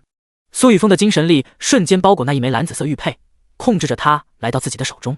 啪嚓，没有犹豫，用力一捏，将这枚蓝紫色玉佩骤然捏成碎片。爹！此次环宇工会与傲天神朝工会之间的征战彻底结束，因傲天神朝工会核心被摧毁，且工会之主雷傲天死亡，此次工会战胜利方为环宇工会。爹！恭喜你成功获得了首次工会战的胜利，现在你有以下2种选择：一、分解，你可以直接分解傲天神朝工会的一切特殊建筑，获得升级工会等级所需的各种材料以及大量一金。2、分会，你可以选择令这座傲天神朝工会成为你的附属工会，其内特殊建筑可自行迁移，并可重新进行命名任命。看着眼前弹出的游戏面板信息，选择2。苏雨峰直接做出选择。这座工会是地心第2个成立的本源工会，其中存在一座传说级特殊建筑，这样的本源工会怎么能分解？分解出来的材料根本比不上一座传说级特殊建筑。当苏雨峰做出选择后，游戏面板再度弹出全新的信息。爹，你已经成功占据原傲天神朝工会，该本源工会内的所有资源将归属你，你可以自行设立新分会名称、人员构架。爹，地心首次工会战斗彻底结束。全服广播，恭喜环宇工会成功打败攻击方傲天神朝工会，并将其彻底占领。人类文明的发展少不了征战的历史过程，但愿人类可以在一次次战斗中变强。苏雨峰作为首位获得工会战争胜利者，获得地心本源意识奖励2000点，可分配自由属性点，一座史诗级特殊建筑。全服广播，恭喜勇者苏雨峰率先突破4阶超凡境，获得地心本源意识奖励1000点，可分配自由属性点，特殊称号徽章超凡领路者。从此开启地心人类的超凡之路，在未来的日子里，天地元气浓度将快速增长，直至提升至当前天地元气浓度的100倍。全服广播，因天地元气浓度飞速提升，世界各地将逐步出现大量中型、小型历史遗迹。7日后，一魔红月将再度照耀人间，请所有地心生灵尽快建造本源公会，或进入本源公会之中，一同抵御因一魔红月照耀而出现的狂暴异种生物。地心本源意识将根据世界各地强者斩杀异种生物数量进行排名，根据各个公会总体斩杀异种生物数量进行排名，排名前50者都将获得地心本源意识的高额奖励。请所有地心生灵做好防御工作，记住，一定要让自己活下去。全服广播，因地心重新出现4阶超凡修行者，本源商城将出现更多商品，游戏面板将在1个小时后更新加载全新模块，包括成就模块、称号模块、各职业排行模块、即时任务模块、自由交易模块。当苏雨峰做出选择的刹那，全世界所有人的游戏面板同时弹出诸多信息，每一条信息都重复了数遍，且具备大量的信息。家主，游戏面板上的信息你看了吗？雷旋风快速地扫过眼前的虚拟方框，脸色顿时大变。没想到雷家与苏家这一战居然会带动世界的变化。3阶长元境之后就是超凡境吗？难怪家主能够脱离地心引力飞上天空，这确实已经不再是凡人能够拥有的特征。不用在意，做好自己的事情便是。苏雨峰眼中闪过一丝惊讶之色，他也没想到这一世会因为自己让地心这么快就升起一魔红月。一魔红月每一次升起，地心都会凭空出现大量的异种生物，这些异种生物全部来自虚空，只要见到地心生物就会疯狂的攻击，其中修为达到超凡境之上的异种具备极高的智慧。狡猾奸诈、残暴嗜血是这些高阶异种的代名词。好在游戏面板也进行了更新，原本在3个月后才会出现的交易模块、排行模块、成就模块等等全部提前。这些模块会令地心人类以及其他生灵的实力快速提升，加上日益浓郁的天地元气，以及即将频繁出现的中小型历史遗迹，要不了多久，各大势力就会出现大量的超凡强者。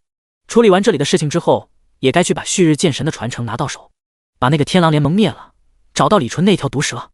一魔红月之夜即将到来，那么诡计之神的代理人现在这个时间会在哪里？第142章传奇建筑雷火锻造阁。这个人是除了秦风、雷傲天之外必须优先斩杀的混蛋。苏雨峰眼中闪过一道狠厉之色，脑海中浮现出一个青年的身影。这个青年的面容英毅，鼻梁高挺而略带鹰钩，眼眶凹陷，瞳孔却十分幽暗，让人无法窥视其中的心思。目光流转间，仿佛能够吞噬光明，只留下无尽的黑暗。前世这个诡计之神的代理人连连利用一魔红月之夜的狂暴异种生灵，毁灭一座座人类本源公会，其中就包括上百座苏家手下的附属公会，以及大量的苏家觉醒者。自己死前的一场围剿，与这个人必定脱不了干系。秦风、雷傲天恐怕只是他手中的棋子之一。这个人的姓名自己并不知晓，唯有前世临死之前才见到了他的面容，只是不知他记忆中的面容是不是这个诡计之神代理人的真实样貌。或许这一次的一魔红月之夜就能够发现一些端倪。苏雨峰暂时驱除脑海中的杂念，看向眼前重新恢复原状的工会核心。这枚工会核心落到他的手中，逐渐变化为一座黑色小塔的模样，其中流露出一条信息：工会未命名，元傲天神朝，等级2阶，人数050W，请尽快调入工会人员。工会驻地黑龙市。工会增幅光环1，富裕2阶，在工会光环的笼罩下击杀一种生物将获得更多的收获。2，清新2阶，在此光环的笼罩之下，每一个工会成员在进行修炼之时都将保持尽可能理智的状态，防止走火入魔。已拥有特殊建筑雷火锻造阁2阶，传说级工会仓库2阶，极品工会修炼室2阶，极品。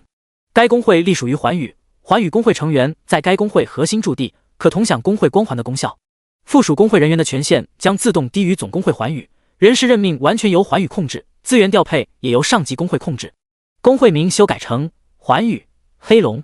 苏雨峰心念一动，将这个附属工会核心上的信息进行修改，懒得多想，直接把它命名为环宇加地名，有助于自己进行各地附属工会的区分。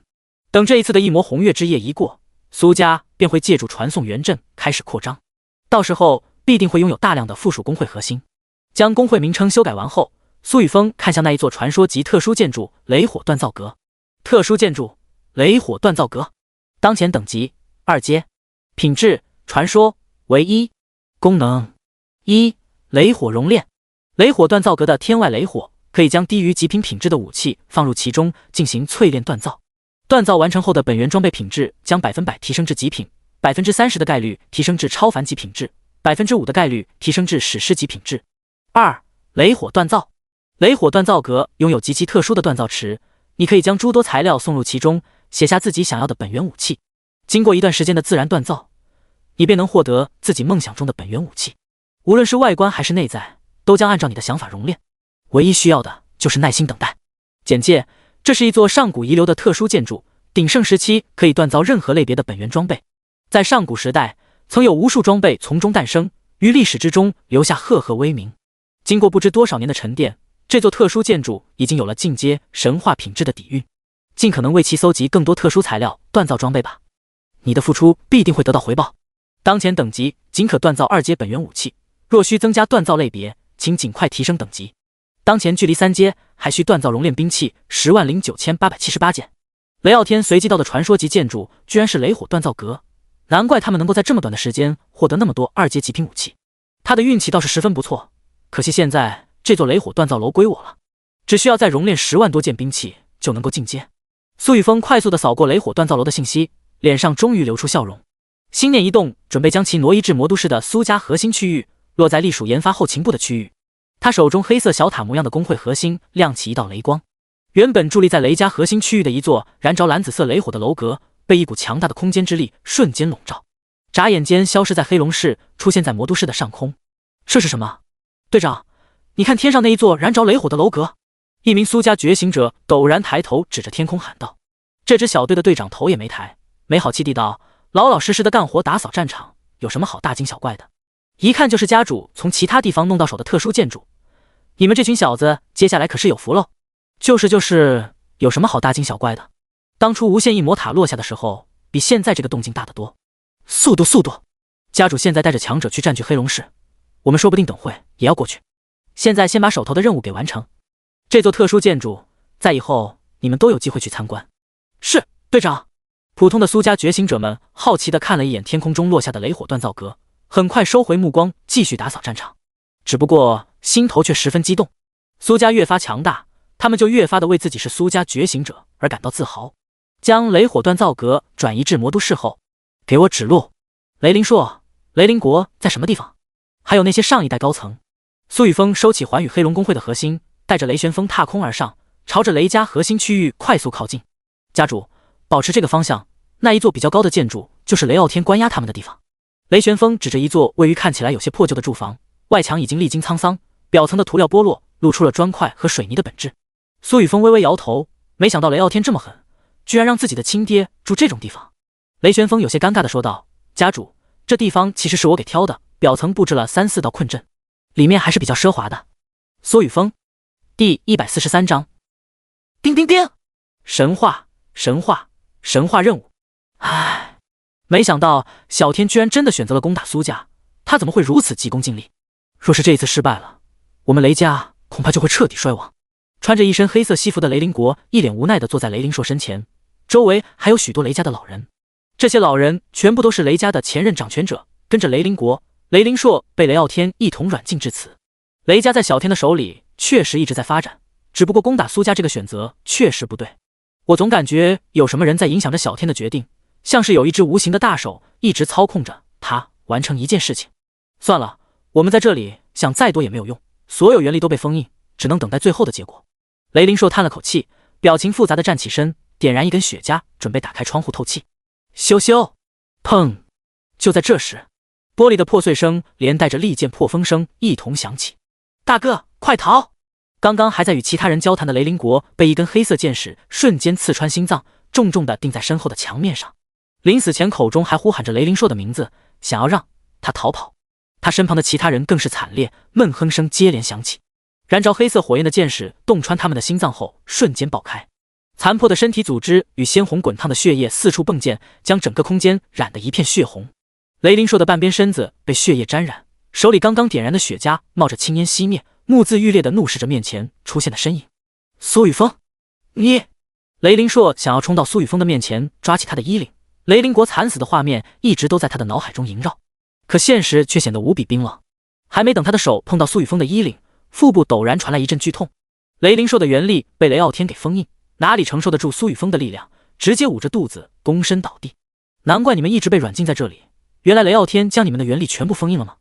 雷伯父，既然如此，你们就下去陪着雷傲天一起吧。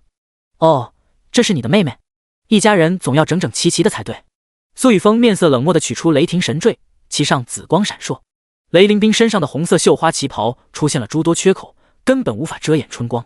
他惊恐而羞愤地盯着身前的苏雨峰，有些不敢置信地说道：你怎么能不信守承诺？你答应我要放过我的二哥、大哥，放过他们的。雷凌冰不敢相信地看着墙面上钉着的雷凌国，泪珠如断了线的珍珠一般不断滴落。小妹，你怎么也……倒在地上的雷凌硕看着雷凌冰的模样，脸上充斥着愤怒之色，更多的是悲痛。自己这个妹妹与小天都太天真了，如果他们两个愿意听自己的，现在雷家绝不是这个结果。苏雨峰作为苏家的家主，一个庞大势力的掌舵者，怎么可能会让他们继续活着？斩草除根才是他现在要做的。大哥，我错了，我们来世再做兄妹。苏雨峰，你迟早会死，我在下面等着你。雷凌冰脸上布满了绝望之色，他知道活下去已经是奢望，只能用充满恨意的目光死死地盯着苏雨峰，像极了看渣男的眼神，始乱终弃的那一种。行了，我一个被你们定义的反派，哪有那么多的原则？男人的承诺如果可以相信，世界上会有那么多心碎的女人。雷傲天在下面等着你们。苏雨峰冷冷地扫了两人一眼，毁灭之炎在他的身上升腾，两朵黑色火焰落到雷凌冰与雷凌硕的身上，他们的身躯被瞬间焚化一空。雷家所有人在这一刻毁灭，主打一个无情。丁，恭喜宿主成功完成任务，雷霆毁灭者。任务奖励：特殊建筑雷霆剑池，传说级，雷霆神石，神话级材料，10万枚5阶极品1金。雷凌冰与雷凌硕死亡的瞬间，系统提示音蓦然响起。只是这一次响起之后，系统提示音竟一直没有停下。丁，检测到世界环境正在发生变化，现发布任务：红月榜首。任务内容：因超凡之路重现，世界曾经被隔绝的天地本源之气重临世间，整个天地都将出现巨大的变革。因无耻神明制造的一魔红月也将随之暴动，一种丧尸中将出现高阶生命形态，无数奇特异种生灵将于虚空降临地心，妄图掠夺本源。游戏面板中的各项榜单带有特殊意义，请作为大反派的你获得红月榜的榜首之位，并获得特殊称号红月克星。任务奖励：300式神典、极道套装、战靴锻造书、神话级，10万5阶极品1金。现发布任务：财富之王。任务内容：在1个小时后，交易模板即将开启，请利用该交易模板中的任意功能，成为龙国交易额最高之人，并成为游戏面板中财富排行榜的前3名。保持1个月的时间。任务奖励：3阶易金矿1条，4阶易金矿1条，5阶易金矿1条。该任务奖励凭由自身排行而论。现发布任务：阴谋家都得死。任务内容：诡计之神作为强大神明之一，一直名声未现。他选择的神明代理人同样是个狗东西，只会借助其他人的力量完成自己的诡计。请在1年时间内找出这个老银币，并折磨他，杀死他。在你的面前，这种阴谋家绝不能活过3级。任务奖励：特殊技能书、因果感应、神话级、6阶传说级天地元果、溯源炼神果3枚，100万枚6阶极品1金。丁，现发布任务：顺我者昌，逆我者亡。任务内容：你作为一个野心勃勃的大反派，已经成功拥有联系各地的传送源阵阵图。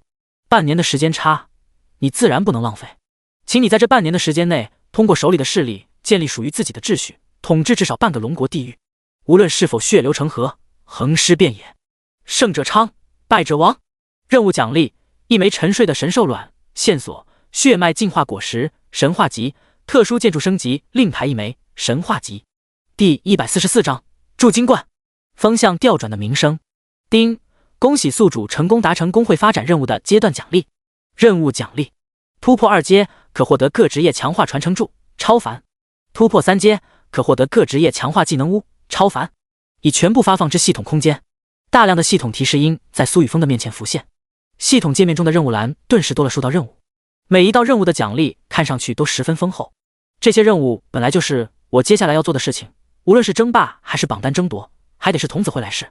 苏雨峰快速地扫过眼前这些全新发布的任务内容，发现这些任务的奖励中竟然还有神兽卵存在，因果类特殊技能书，还有神话装备套装锻造书。虽然只是单个部件，可一旦自己能够锻造成功，对于自身实力也是极大的增幅。苏雨峰看着一个个任务奖励中显示的物品，心头不由感到兴奋。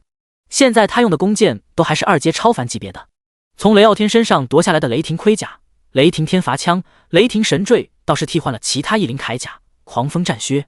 雷旋风，接下来我会派人来接手黑龙分会，由你来负责辅助，尽快掌控黑龙市周边城市以及即将出现的中小型历史遗迹。苏雨峰的目光从系统上收回，见身前这栋楼房被毁灭之炎彻底燃成灰烬后，转头对着雷旋风说道：“是，家主。”雷家其实已经掌控周围的城市，只不过因为这一次的跨区域大战导致没有强者镇守。黑龙市周围的民众之中存在不少觉醒者，这些人可以收纳一批，但还是需要至少15万2阶以上的觉醒者才能保证秩序安定。雷旋风沉吟了一会儿，组织着语言说道：“苏家觉醒者的实力强大，15万名强者镇压秩序，应该可以令黑龙市重新焕发生机，并快速地挖掘周边城市的修炼资源。我还有事，先走了。对了，之前污蔑我苏家的那群水军，记得全部屠了，留下脑袋，铸就一个金冠拍照上传全服聊天界面。不都觉得我们苏家是反派家族吗？我们自然要体现一下。”苏雨峰冷冷地说道。他倒是没有怀疑雷旋风的话，中了极道生死符的觉醒者对他自然不会说谎。倒是先前在全服聊天界面中大放厥词的人，必须知晓祸从口出是什么意思。是，家主。雷旋风愣了愣，立刻应道，立刻将苏雨峰的命令转达给正在疯狂杀戮的苏勇、苏琼天等人。祸从口出啊！这句话这回倒真的印证了。雷旋风心头一凛，自己以后也必须管好嘴才是。苏雨峰没有在意雷旋风脸上的表情变化，现在雷家已灭，自己不需要继续待在这，手底下的人自然会处理好一切。从前他听过一句话，叫做不会带团队，只会干到死。苏雨峰对于这句话的理解自然十分透彻，心念微动，即到本源之河在丹田内轰然运转，脑海中的象征着神话天赋雷霆天罚的本源符文闪烁，浓郁的雷光一闪，苏雨峰骤然消失在雷旋风的身前。第一，你已被工会之主苏雨峰任命为附属工会环宇黑龙的副会长，当前工会状态并不健康，请尽快调整修正。希望来接手黑龙市的不是苏丽那个家伙，他只想安安心心的搞研究啊，怎么现在成了黑龙工会的副会长？露水情缘的雷玄鸟死了，雷玄木不见踪影，雷玄离也死了，苏家以后就是我的依靠啊。雷旋风叹了口气，盯着面前的工会面板，开始快速的调整工会结构。就在雷旋风忙碌的时候，游戏面板内的全服聊天界面正在快速刷屏。无经商全服，我的天，苏家家主苏雨峰竟然达到4阶超凡境了，他提升修为的速度真的跟坐火箭一样。不过感谢苏雨峰大佬，咱就是说期待许久的交易模板终于开启了，咱终于可以开始做生意了。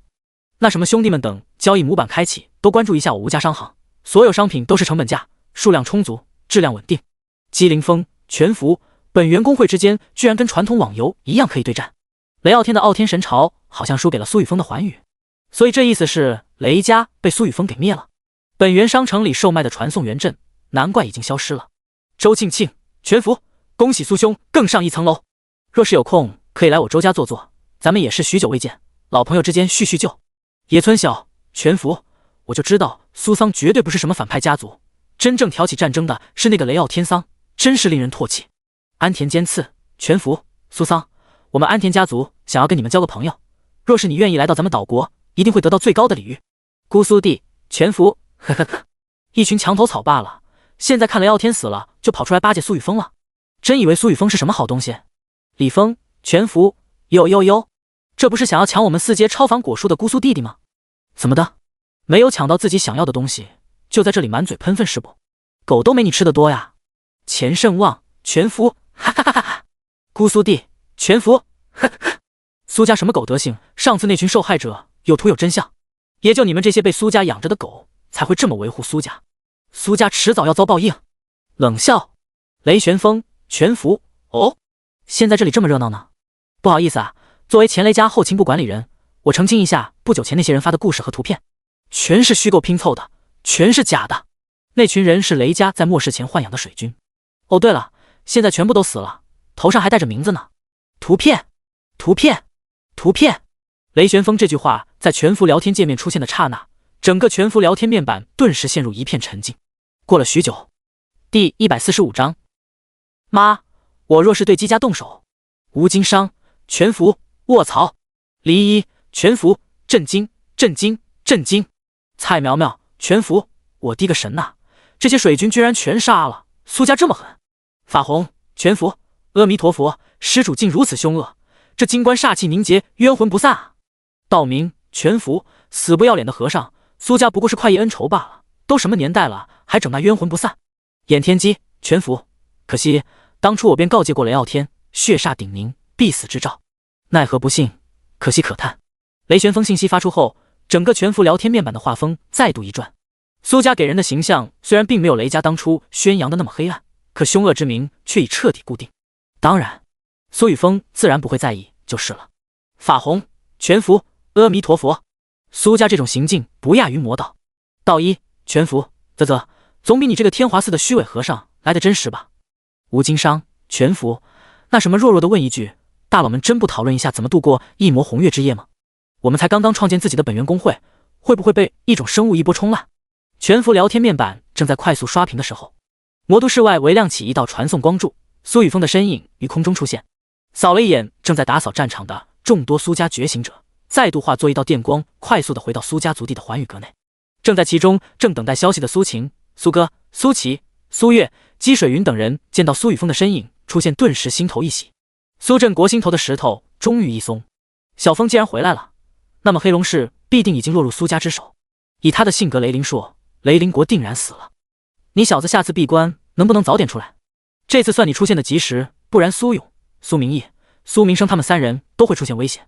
不仅是你，连虎童到现在都还处在沉睡的状态中。你难道指望你爹我亲自上战场？苏晴见苏雨峰出现，第一时间瞪眼道：若非他觉醒的天赋是 SS 级多多益善，具备类似古时君先韩信那般的点兵统帅之能，光是操纵着数十万修为强大的觉醒者军队，就差点把他活活累死。雷家的觉醒者军队之所以综合实力不如苏家觉醒者，其实与指挥官的指挥能力有着极大的关系。他的天赋可以令觉醒者军队的兵势相连，全面增幅军队士兵的力量。爸，您现在还正值壮年，这一次战争获得的资源足够我们苏家再度提升实力底蕴。更何况我还从雷玄风的手里获得了传送元阵，半年的时间内本源商城都不会刷新出这件商品。我们苏家需要利用这半年的时间快速发展，大大小小的战略可少不了您帮忙。苏雨峰陪笑着，自家老爹可不能偷懒摆烂。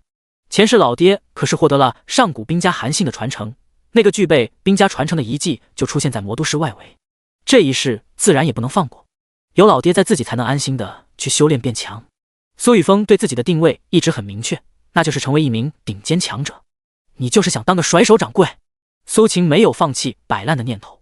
苏雨峰求助似的看向爷爷苏振国，爷爷，要不了多久魔都周边就会出现许多隐藏职业传承，其中有适合老爸的兵家传承，也有适合您的先天周易传承，这两道传承绝不能给其他人。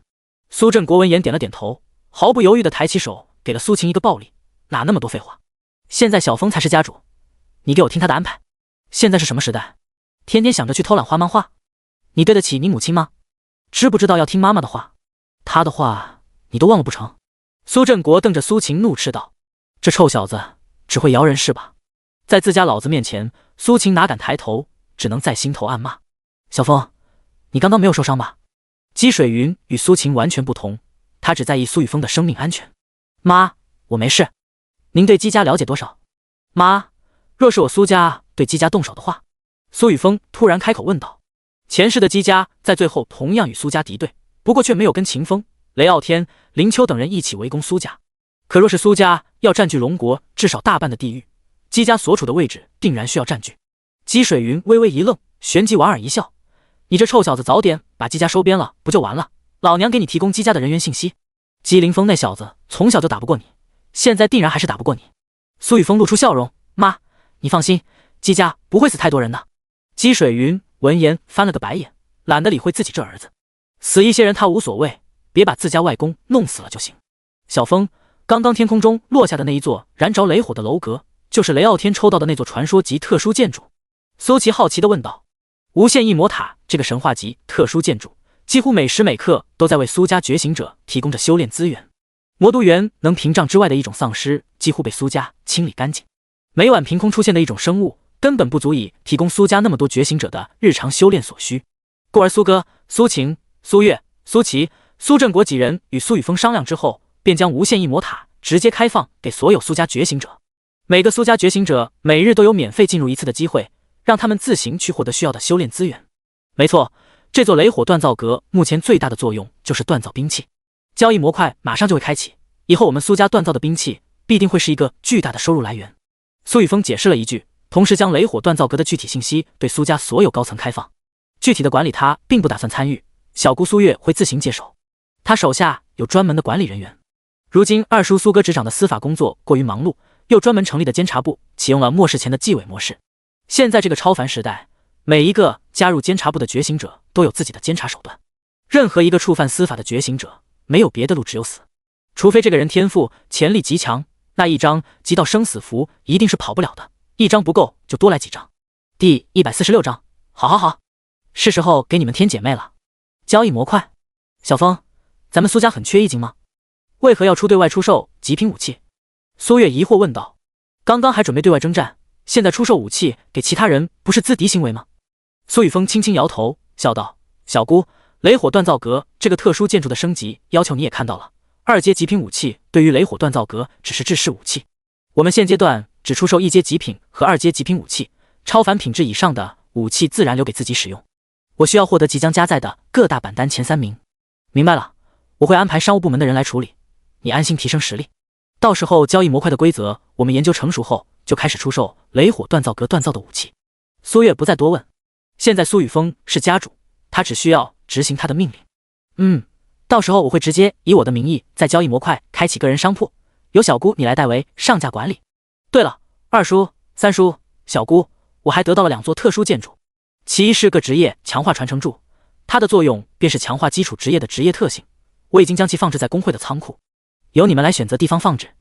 其二是个职业强化技能屋，它的作用顾名思义就是强化基础职业的技能威力，在7日之内让我们苏家所有的觉醒者完成强化。苏雨峰拿起桌上的茶杯，浅尝了一口，这2座特殊建筑对于我们苏家的综合实力具备极其强大的功效。苏振国轻轻一拍桌子，双眼金光闪烁，小峰，有了这几座特殊建筑，再过几天的时间，工会等级完全可以提升至4阶。环宇工会3阶后已经可以容纳500万工会成员，我们现在确实可以继续招纳新人了。苏月一时两眼放光，这2座特殊建筑对于我们苏家强者的作用几乎堪比无限异魔塔呀。小峰，这些事情我都记住了，我和2哥、3哥会安排好一切，你安心修炼。苏雨峰点了点头，转头看向苏振国，爷爷，明天我需要去一趟苏州市。根据得到的消息，苏州市有一座中型历史遗迹开启，这座遗迹核心我志在必得。爸，接下来7日除了黑龙市需要牢牢把控外，各地会出现许多历史遗迹，这些历史遗迹都相当于资源点，只有第一个将其通关的人才有机会获得遗迹核心，将其挪移至本源工会中。任何一个历史遗迹都不容小觑，一定要做好十足的准备再进入其中。苏雨峰对着苏振国、苏晴2人嘱咐道：行了，你忙你的去，看到你就烦。苏晴终于找到了开口的机会，毫不犹豫地对了苏雨峰一句，一把将其推出了环宇阁。眼不见心不烦，一回来就给自己找一堆事情做。还没完了，老爹这怨气都哪来的？想画漫画就私下画呗，自己又没拦着他。林烟不是已经研究出元能互联网装置了吗？苏雨峰有些哭笑不得，抬头看了眼天穹之上的弯月，这轮弯月的尖端似有一丝丝猩红之光蔓延。一魔红月，诸神，神之代理人，在不久的将来都得死。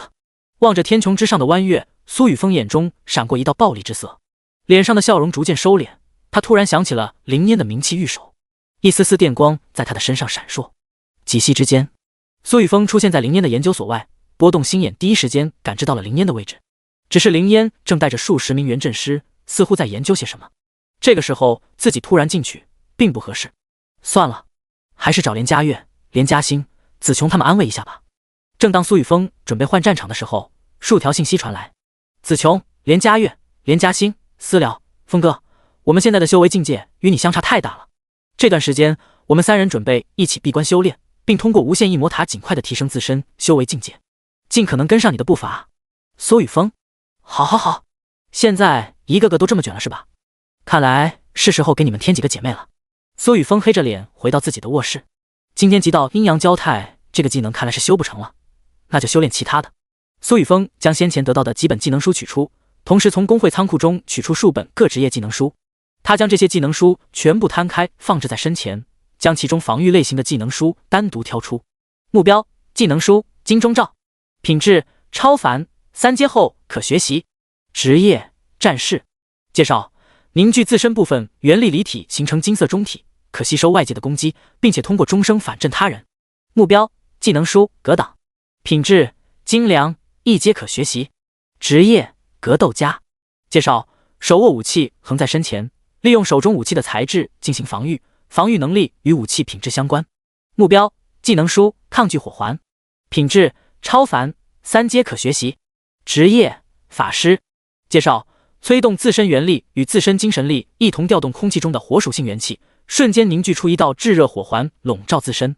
这道火环具备至少上千度高温，且伴随自身精神力与输入元力大小改变范围和温度高低。目标：技能书气域，品质史诗，3阶可学习。职业：炼气士。介绍：这是上古时代流传修炼体系炼气士独有的技能，深炼一口气，羽化而登仙。元气亦可称为灵气，将其寓于体外，可挡无数风波。当自身遭受攻击时，将自行凝聚阻挡外界的一切威胁。目标：技能书荆棘藤甲，品质史诗，4阶可学习。职业：法师、术士、道士、炼气士。介绍：精神力强大者可调动天地间的木属性元气，为自身凝结一道充满荆棘的铠甲。这道铠甲遭受攻击之时，将飞射出无数荆棘反噬敌人。荆棘击射数目为藤甲吸收的伤害 30%。这几本技能书一直没有人兑换学习，倒是可以给我拿来做个实验。极道精粹这个新的技能该怎么操作？第147章极道精粹，有什么限制吗？苏雨峰扫过眼前这几本防御类技能书的信息，看向自己突破4阶后激活的全新职业核心技能极道精粹，心念一动，极道精粹的技能图标被瞬间激活，眼前忽然凝聚出一个虚拟方框，虚拟方框内浮现出一双黑白阴阳鱼，这2条黑白阴阳鱼逐渐交织缠绕，黑白阴阳鱼的孔洞大开，黑白之光骤然激射而出，落在苏雨峰身前摊开的技能书之上。原来如此，技能激活的瞬间，苏雨峰便明白了这个技能的使用方法。其实极道精粹这个技能就相当于一个技能的强化合成器，不过现在暂时只能2两进行融合，同类型的融合次数也只有4次，未来每提升一个大境界，便可再度增加1次融合次数。这么看来，技能融合必须谨慎一些才对，不能随意的进行融合，除非自己的修为能够达到神化境，才能无限制的进行融合。苏雨峰稍稍沉吟了一会儿，将格挡、抗拒火环以及金钟罩全部扔回工会仓库，仅留下2本史诗级品质的技能书放在身前。前世这2本技能书都属于隐藏职业专用，炼气士最核心的技能便是气域，几乎相当于一类被动防御保护罩，可以保护炼气士相对懦弱的肉身。且气域凝结的保护罩没有任何缺陷，可以360度无死角的包裹使用者，只要遭受的攻击没有超过气域的防护上限，便可消耗元力一直维持。另一本史诗级技能书荆棘藤甲其实有另一个名字，叫做荆棘反甲。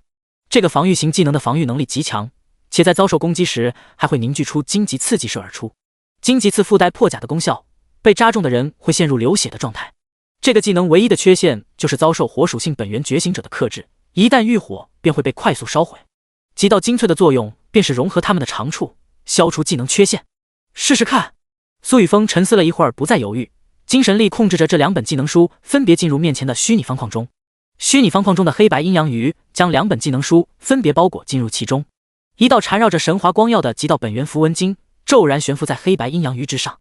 黑白阴阳鱼在这道本源符文出现的刹那开始旋转，2本成册的技能书骤然破碎成无数碎片，这些碎片中混杂着不同的颜色，绝大部分被极道本源符文经散发的神华笼罩，少部分技能碎片被一直旋转的黑白阴阳鱼骤然甩出。保留在黑白阴阳鱼之中的技能碎片，仿佛就是去其糟粕后留下的精华部分。就在这时，另一道红光在一旁亮起，极道本源符文翠骤然出现在黑白阴阳鱼的顶端。同时，游戏面板技能栏内的技能极道也在此刻激活。极道苏雨峰掌心亮起一道红光，这抹红光脱离他的手掌，照耀着本源符文精粹以及黑白阴阳鱼包裹的技能碎片。这些技能碎片在极道之光的照耀下，两两相合，逐渐融为一体。叮！职业技能极道精粹使用成功，技能碎片成功融合并实现极道化。技能书气玉加技能书荆棘藤甲融合，成就极道技能书，未命名。目标：极道技能书，未命名。品质：史诗。职业：极道帝君专属。等阶：无限制。介绍：深炼一口气，羽化而登仙，荆棘密布反虚言。当自身遭受攻击时，体外将自行凝聚出极道本源屏障，阻挡外界的一切攻击。若极道本源屏障没有即刻破碎，将自行吞噬外界能量，恢复自身，且激射出大量荆棘之刺。荆棘之刺具备破甲、真伤特性，未能由极道本源屏障所受伤害而定。这就是融合后的极道技能书。试试看。苏雨峰面前悬浮的虚拟方框之中凝聚出一本通体血红的技能书，被他直接拍在身上。这本技能书化作数千道红色光点，钻入他的眉心。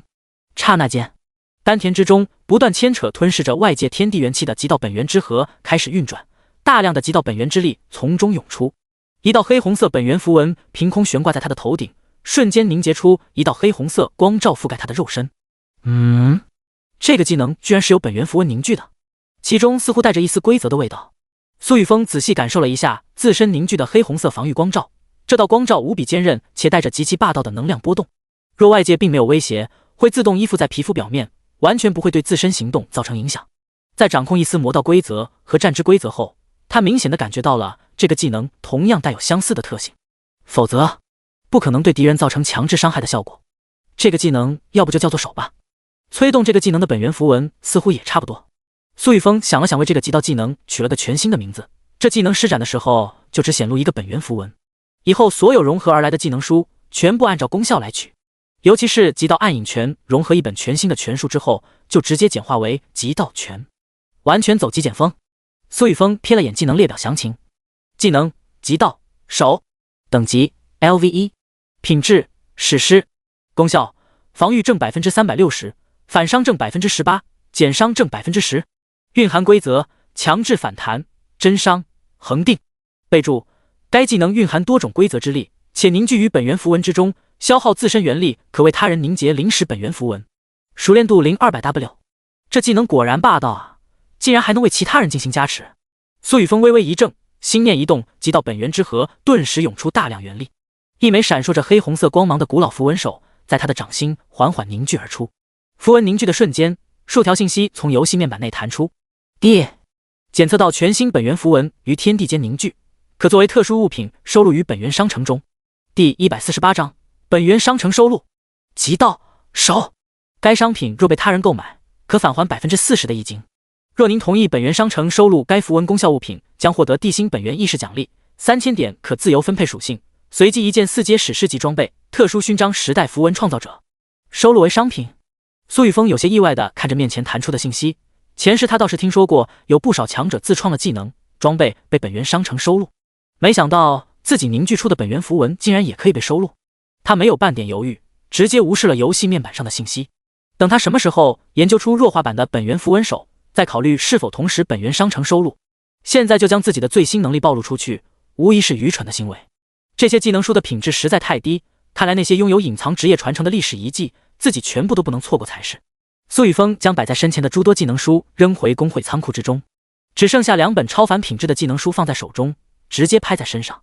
随后激活职业技能极道，游戏面板上刚刚凝聚出的2道技能名称顿时开始扭曲。定，技能融风正在极道化。丁，技能紫红熔岩术正在极道化。几乎刹那之间，刚刚学习的2道技能直接完成极道化。技能极道融风，等级 LV1， 品质史诗，功效移速正 210%， 狂风加50，控风加50。简介：你已经掌控了风的真谛，可以轻易的召唤并融入狂风之中，宛如一个风之子。熟练度05 W。技能极道熔岩术，等级 LV1， 品质史诗，功效爆裂正 200%， 炙热正 100%， 聚能正 100%。简介：这真的是熔岩术吗？这特么恐怕是一颗会爆炸的天降陨石吧。熟练度07 W。熔风。苏雨峰扫了眼其中一道技能的功效后，将其瞬间激活。极道熔风激活的瞬间，一抹青光顿时笼罩他的全身。卧室中凭空出现10级狂风，将房间内的床榻、桌椅瞬间卷起，形成一道小型龙卷风。果然可以操控叠加。苏雨峰能够感觉到自己与眼前这道风之间无比亲近，脑海中的天赋符文雷霆天罚微微闪烁，雷光在他的身上一同浮现，竟与身上的青光相融。他的身影融入狂风之中，刹那间出现在卧室的每个角落，且快速的变换。周遭的风也可以在他的意念下轻易的操控变转方位，苏雨峰能够感觉到其中蕴含的巨大力量。即便是普通的4阶超凡境，在自己召唤出的狂风中也无法稳住身躯。再试试这极道熔岩术。苏雨峰落在狂风中心，高达12万点的精神力快速的调动天地间的火属性元素，数十万点极道本源之力瞬间涌出。一颗直径长达10米的黑红色熔岩骤然凝聚而出，炙热无比的紫焰在其上燃烧。这颗黑红色熔岩与狂风相合，狂风席卷之下，竟然令其上的紫焰越发炽盛。周围的火属性本源之气疯狂地涌入其中，随着时间的流逝，其内积攒的能量也会越来越强大，令苏雨峰都感觉到强烈的威胁。散！苏雨峰控制着自身精神力，将这棵熔岩树凝结出的黑红色火球缓缓分解。刚刚若是在自己的卧室里来上一发，这栋楼必将被瞬间轰碎。他今晚也不用睡了，继续修炼吧，明日便去夺取那旭日剑神的传承，到时候回来就进异魔塔去看看。没想到无限异魔塔提升等级，居然需要自己去完成试炼。苏雨峰将卧室中的狂风一同散去，通过精神力将混乱的房间恢复原状，自言自语了一句。从系统空间取出完成任务得到的10万枚4阶极品易经，同时取出封印着一缕雷霆规则的晶石，开始运转极道魔神诀，进入修炼状态，与这一缕雷霆规则开始融合。翌日，魔都市苏家族地核心，林烟穿着身着一袭简约的黑色过膝连衣裙，上半身搭配了一件浅紫色的真丝衬衫，袖口轻轻卷起，充满了干练与知性。他熟练地指挥着手下的元阵师搭建着全新的传送元阵。这道传送元阵与先前的有些区别，他凭借自身强大的天赋对原有阵文进行修改。若是有人想要通过这道传送元阵进入苏家，会自动呈现出传送者的信息和面容，并且只有通过传送阵管理者的同意才能够实现传送。经过昨日一天的时间，林烟已经带着自己的团队在魔都市城池的4个城门方位布置完传送元阵。这4道位于城门方位的传送元阵准备给普通民众进行使用。除了这4道传送元阵之外，苏家核心区域将布置共20道传送元阵，专门为接下来即将到来的战争做好准备。根据苏家觉醒者的数目增长，传送元阵的数目也会随之增长，保证可以同一时间让军团传送到战场。阵成。没过多久，林烟与其身后的数十名元阵师一同阵机送入地底，体内元力涌入其中，令地面上镌刻的阵文骤然闪烁。这些阵文与地底的阵机相连，汇聚成一道传送光柱，令传送元阵彻底凝结而成。辛苦了。苏雨峰不着痕迹地撇过林烟的手，笑着说道：家主，我还要去布置其他传送元阵，就先走了。林烟低下头，不敢直视苏雨峰，没等他回应，匆匆带人离去。这丫头。苏雨峰心头一乐，昨晚自己去找林烟，结果发现这女人居然躲着自己，这种感觉倒是从来没有过。不过也怪自己，16岁夺了人家最重要的东西后，后面倒是冷落了她。我真是个渣男。苏雨峰轻轻摇头，将脑海中的杂念暂时驱除。家主，3万人够吗？那一座中型遗迹马上就要开启，我们需不需要再多带些人？苏勇带着苏武、苏琼天、苏明来到苏雨峰的身后问道。第149章天狼联盟。不用了，就这么多人吧。黑龙市那边军队镇压骚乱，尽可能搜刮更多的资源。魔都市周边已经出现许多小型历史遗迹，一样需要人手去探索开荒。原本我只想带1万人。苏雨峰顿了顿，表情古怪地看了眼苏明。你这家伙昨天去哪了？苏明的表情一变，昨天自己将雷玄木拉入梦魇空间之后，一不小心睡着了，谁知道醒来之后外界的战斗都结束了，可自己一个人又干不死雷玄木，只能坚持到苏武、苏丽、苏勇等人从黑龙市回归，这才释放了梦魇空间，靠其他人围攻才把雷玄木给弄死。家主，苏明正准备解释。行了，别解释，下次再找不到你人，你就给我去黑龙市待着。苏雨峰懒得听他解释，摆了摆手说道。噗！苏琼天想到昨天的画面，一时没忍住笑出声，就连苏武的嘴角也忍不住一抽，倒是苏勇表情管理做得十分到位。苏雨峰古怪地看了几人一眼，行了，全部进入传送阵。这一次外出目的是夺取苏州市出现的中型遗迹，顺便灭了如今占据苏州市的天狼联盟觉醒者势力。是，家主。苏武、苏琼天、苏勇等人面色一肃，跟着苏雨峰踏入传送元阵之中。传送元阵白光闪烁，几人瞬间消失。苏州市外一片连绵的树林山脉之中，一条长达30余米的蓝色空间裂缝洞开，这条空间裂缝的中心泛着蓝色漩涡。天狼联盟的数万名觉醒者分别驻扎在树林的各个方位，防止有人擅自闯入其中。老刘，小钱那家伙在那里开了个盘口，在赌天狼老大和那个姓吴的，还有那叫什么烟雨楼的娘们，谁先通关这个中型历史遗迹？要不要去赌一手？现在这个赔率很高啊！一个面向老成的中年汉子对着一名职业战士装扮的老刘喊道：“可算求吧，小钱那个贼兮兮的混蛋，怎么可能会让我赚到钱？一看就是忽悠你们几个的。天狼老大直接带了50个人进入，而烟雨楼的人只带了10个人，那个叫吴新峰的更是1个人跑进去的。你说到最后谁会先通关？现在天地元气的浓度一直都在提升，天狼老大昨晚进入遗迹前就已经突破4阶超凡境，我看那个烟雨楼的娘们也是一样，那个姓吴的估计才长元境9星，这还赌个鬼！”老刘骂骂咧咧地喊道，压根没有压低自己声音的打算，看上去以前就在小钱的身上吃过亏。操！老刘你不早说呢，不行我现在就去找小钱把钱退了。正在跟老刘说话的陈狗蛋低声骂道，转头朝着小钱的方向冲了过去。鸭咧咧，现在跑去有啥用？小钱那小吃佬会给你退钱。老刘将嘴里叼着的香烟熄灭，啐了口唾沫喊道，还不知道要在这个鸟不拉屎的地方待多久，清理了一个山头的一种生物，连1个异境都没捞着，这还能不能过了？去，都转个头，老子要撒尿，别盯着我的宝贝看。老刘来到一棵3人合抱才能圈起的树旁，边解开腰带边对着周围的同行喊道：“瞎喊什么喊？就你那屁点大的你泥鳅，谁特娘的想看？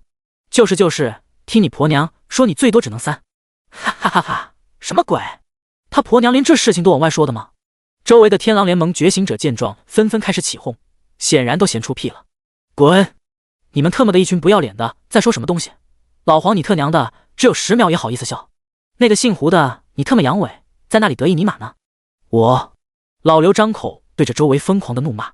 刚刚解开腰带准备放水的刹那，一道白光在他的身前不远处亮起，快速的形成一道粗壮光柱，数万道3阶长元境巅峰强者的恐怖气息从中扩散而出，令老刘刚刚还十分浓郁的尿意刹那间消失，吓得直哆嗦。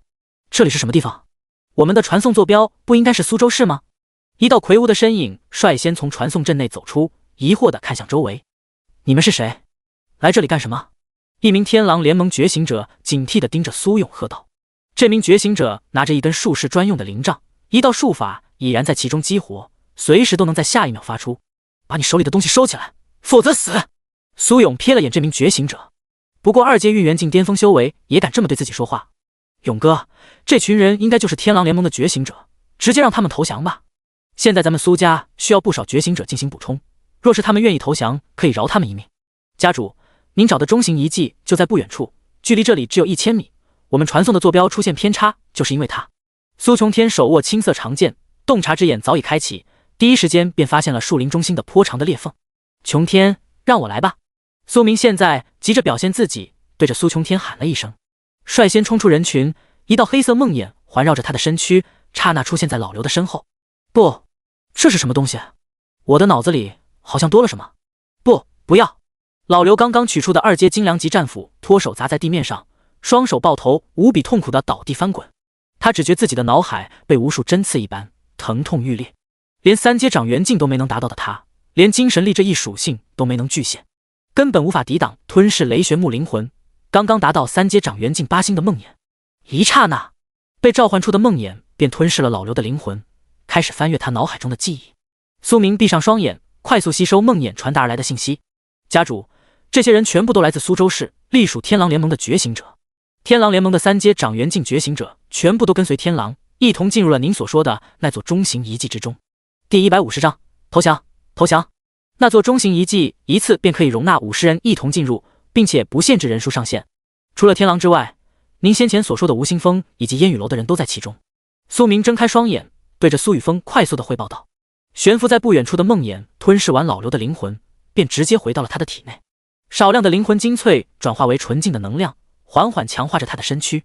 哦，那就照琼天的说法，将这群人全部收了吧。不愿意的就送他一程。苏雨峰耸了耸肩，没有看那些天狼联盟觉醒者一眼，瞬间化作一道电光，冲向树林中心的历史遗迹。这一座历史遗迹中存在大量的一种生灵，且这些一种生灵的种类繁多，互相搭配之下显得十分恶心。前世发现这个遗迹的正是吴新峰，他耗费了大概2个月的时间，摸清遗迹中的一种生灵弱点，将所有一种生灵剿灭之后，这才见到了旭日剑神残留的传承考核空间。这一世多了些许变数，自己必须比他们更快，才能顺利获得旭日剑神的传承。那一把旭日神功，他志在必得。仅仅一息时间，苏雨峰便站在了树林中心位置的蓝色空间裂缝边缘，准备进入前。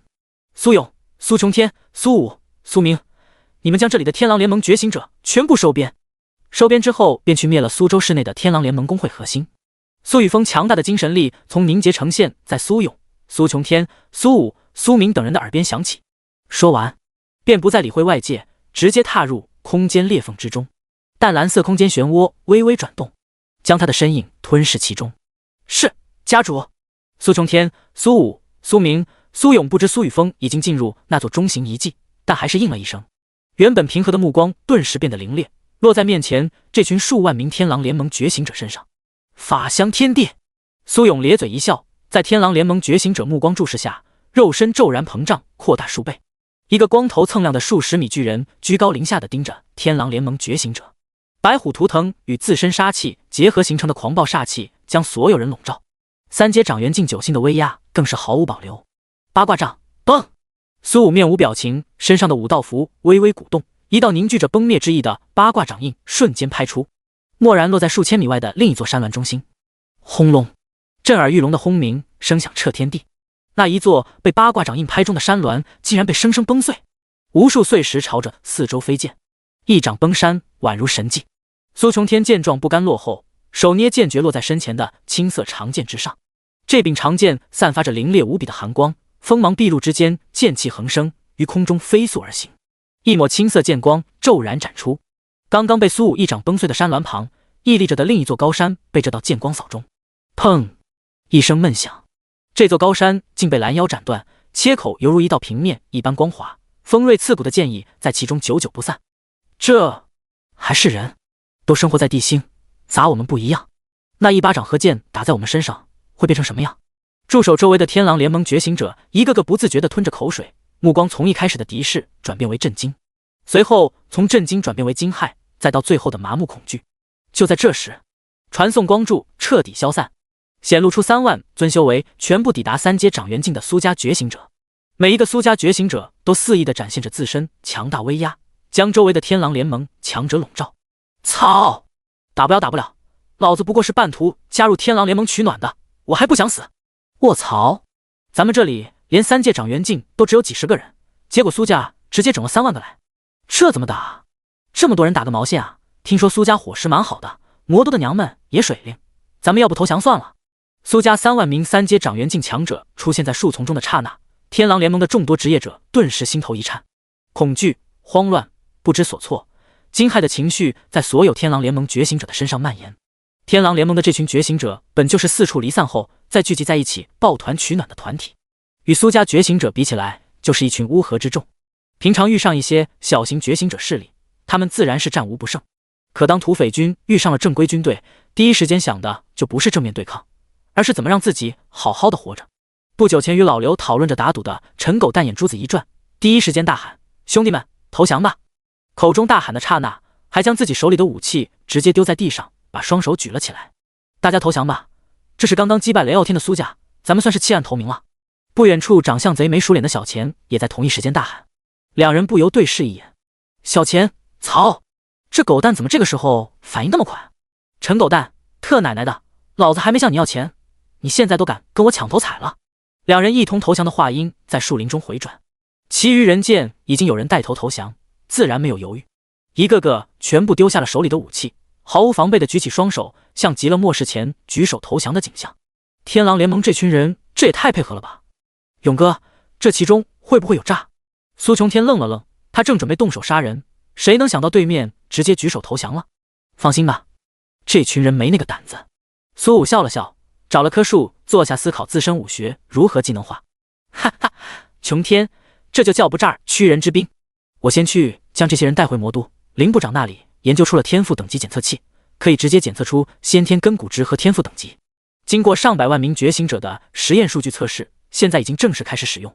苏勇拍了拍苏琼天的肩膀，带着数万名3阶掌元境强者，将天狼联盟这群全部扣上锁元手铐，等待着一同前来的元阵师布置传送元阵。第151章特殊遗迹旭日一剑。第一，成功进入特殊遗迹旭日一剑。遗迹背景：远古时代，曾有妖族、灵族、人族等万族生灵林立，那是一个波澜壮阔的时代，也是修行文明最为昌盛的时代。远古时代的强者皆有追星揽月、搬山移海之能，妖族更是万族之中排行前列的强大种族。远古神兽太阳金乌便是妖族皇者，妖皇子嗣共识，掌天地及至太阳之力。曾有一日跨越星辰之海，踏入人世之间，肆意游玩，10轮太阳于空环绕，至极、至阳、至热之力席卷人间。这一日之间，无数生灵在炙热烈阳下暴毙，人族有人名为义，不忍族人死在烈日之下，而举弓射日。旭日一剑凌霄过，烈日太阳坠人间。苏雨峰进入这座中型遗迹的瞬间，游戏面板顿时弹出相应的历史信息提示，他的意识伴随着空间波动一同散布，融入一个双臂通神般的壮硕大汉体内。天穹之上落下的无尽太阳之力，犹如火山喷发一般喷涌而出，带着浓烈无比的高温烘烤着世间的一切。阳光如烈焰般炽热，无情地灼烧着大地，将一切生命都笼罩在了它的炙热之中。大地生存的人族生灵在这炙热的烤制下，痛苦地扭动着身体，试图寻找一丝清凉的微风。他们的皮肤被烤得干裂，汗水被瞬间蒸发，生命之力在这炙热的环境中一点点地流逝着，却无法逃避，无法抗拒这无尽的太阳之力。苏雨峰游猎而归，怒视天穹之上肆意玩乐的太阳，举起手中的弓，搭上一支箭矢，就此射日。木锁魂，剑斩神，旭日一剑灭妖神。唰！苏雨峰的意识伴随着弓弦之上的箭矢飞掠天穹，刹那之间，一尊全身燃烧着太阳真火的金乌发出惨嚎之声。他的意识在这一刻彻底陷入黑暗。这就是旭日剑神。远古时代到底发生了什么？为什么这么多强大的存在会消失？苏雨峰的意识在那尊金乌魂陨的刹那回归体内，淡蓝色空间漩涡包裹着他，进入历史遗迹内部。一股腐朽的尸臭味扑鼻而来，全身散发着荧光的一种生灵陡然出现在他的四周。嘶嘶！见到苏雨峰的瞬间，成千上万的一种生灵骤然从四周的黑暗中狂涌而出，将其身躯团团包围。这些异种生物是什么种族？前世居然没有见过。苏雨峰眉头一皱，体内的掌元镜骤然唤出，悬浮在他的身前，照向四周袭来的一种生物。掌元镜镜面上浮光闪烁，一道信息出现在他的脑海中：目标银江汉葵，境界掌元镜7星3阶，品级王级异种，天赋硬化 B 级，力量13205点，防御23821点，体质25943点，速度9190点，原力100W 120W 点，职业技能 LV 5银印之躯 LV 4汉化 LV 3不死不惧。备注：这是曾经死在太阳之日下的生灵冤魂，不知为何久久不散凝结，融入尸身之中，经过特殊异魔之力的异化，成为身躯强硬不死不惧的怪物。一种生物品阶下、中、上、精英，王级，传说，史诗。居然是王级异种，难怪当初这么久了，这个遗迹都没有人通关。这个遗迹内的异种生灵居然全部都是王级，甚至这些王级异种生灵还是成群结队的。苏雨峰看着窥元镜显露出的信息，恍然念道，将这些王级银江汉葵的信息记在心头后，他立刻转头看向四周的环境，发现目前他所处的地势无比复杂，昏暗没有阳光的树林宛如迷宫般错综复杂，古老茂密的参天大树拔地而起，枝叶繁茂交织，形成了一片浓密的绿色穹顶，遮天蔽日。天穹上洒落的阳光只能从枝叶缝隙中奔波洒落，这些古树的树根盘根错节，紧紧抓住土壤和岩石，塑造了崎岖不平的小径和陡峭的坡面。林下灌木丛生，荆棘蔓藤缠绕其间，让人难以轻易穿越，地形更是起伏跌宕，时不时还有潺潺水声从不远处传来，但更多的却是四周遍布的王级银江汉葵，拥有超越3阶极限体质，防御双属性，且不畏疼痛，不死不惧的王级异种。吴新峰、林烟雨、天狼联盟在这里待了这么久不足为奇，他们的力量能够单独解决几头王级异种都不错了。倒是有些奇怪，上一世吴新峰是怎么斩杀这么多王级银江汉葵的？靠时间一点点磨死他们？可惜了，你这一世没机会了。苏雨峰唤出雷霆天罚枪，雷霆天罚枪上雷光闪耀，被他直接当成了一根棍子，狠狠地砸向面前最近的一头王级银江汉葵。砰！如同敲西瓜一般，苏雨峰那无比恐怖的力量通过手中的雷霆天罚枪，瞬间碾碎面前这头王级银江汉葵的身躯。闪烁着银质光芒的王级银江汉葵四分五裂，却没有一丝血液流出，唯有一颗3阶王级已经跌落。叮！恭喜宿主成功对一头王级银江汉葵平 A 造成伤害，力量永久提升2点，精神永久提升1点。哈哈哈！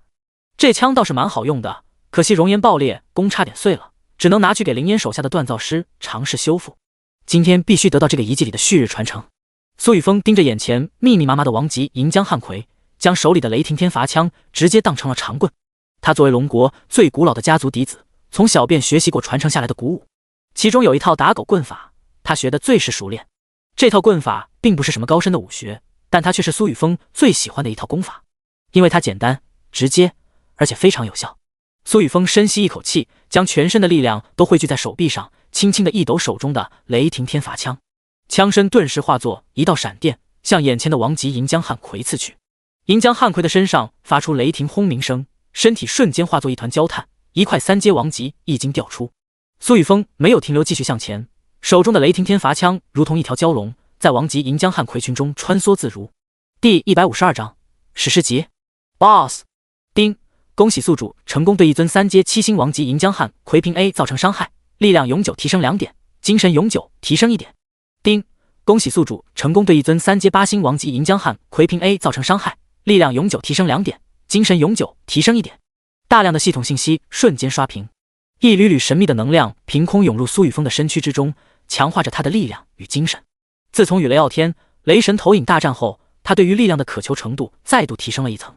地心的本源正在复苏，那些神也能动用更多的力量冲入地心世界。这一次是他的投影操控雷傲天身躯，那下一次会是什么？如果自己这一次没有替身魔影存在，也只有逆元神域能够为自己抵抗一次必死的攻击。可若是雷神的攻击再多来几道，自己又该如何应对？苏雨峰想到这里，握着雷霆天罚枪的双手蓦然一紧，将面前不死不惧的王级银江汉葵一棍打崩身躯，自身同样不闪不避地冲入王级银江汉葵群中，一则极道本源符文手悬浮在他的头顶，黑红色光照骤然凝聚在他的身前。王级银江汉葵那可以轻易撕碎钢筋铁泥的双臂遇到着极道本源光照，犹如蝼蚁撼动山峦一般，打在其上，甚至连一丝波澜都没能掀起。死！反倒是苏雨峰在雷霆天罚枪本源增幅下的他，拥有近15万点的恐怖力量，即便没有使用任何技能、天赋、规则之力，也没有一头王级银江汉葵可以挡下苏雨峰一击。如潮水一般涌来的王级银江汉葵，被一道道紫色雷霆形成的枪影覆盖，刹那间崩碎。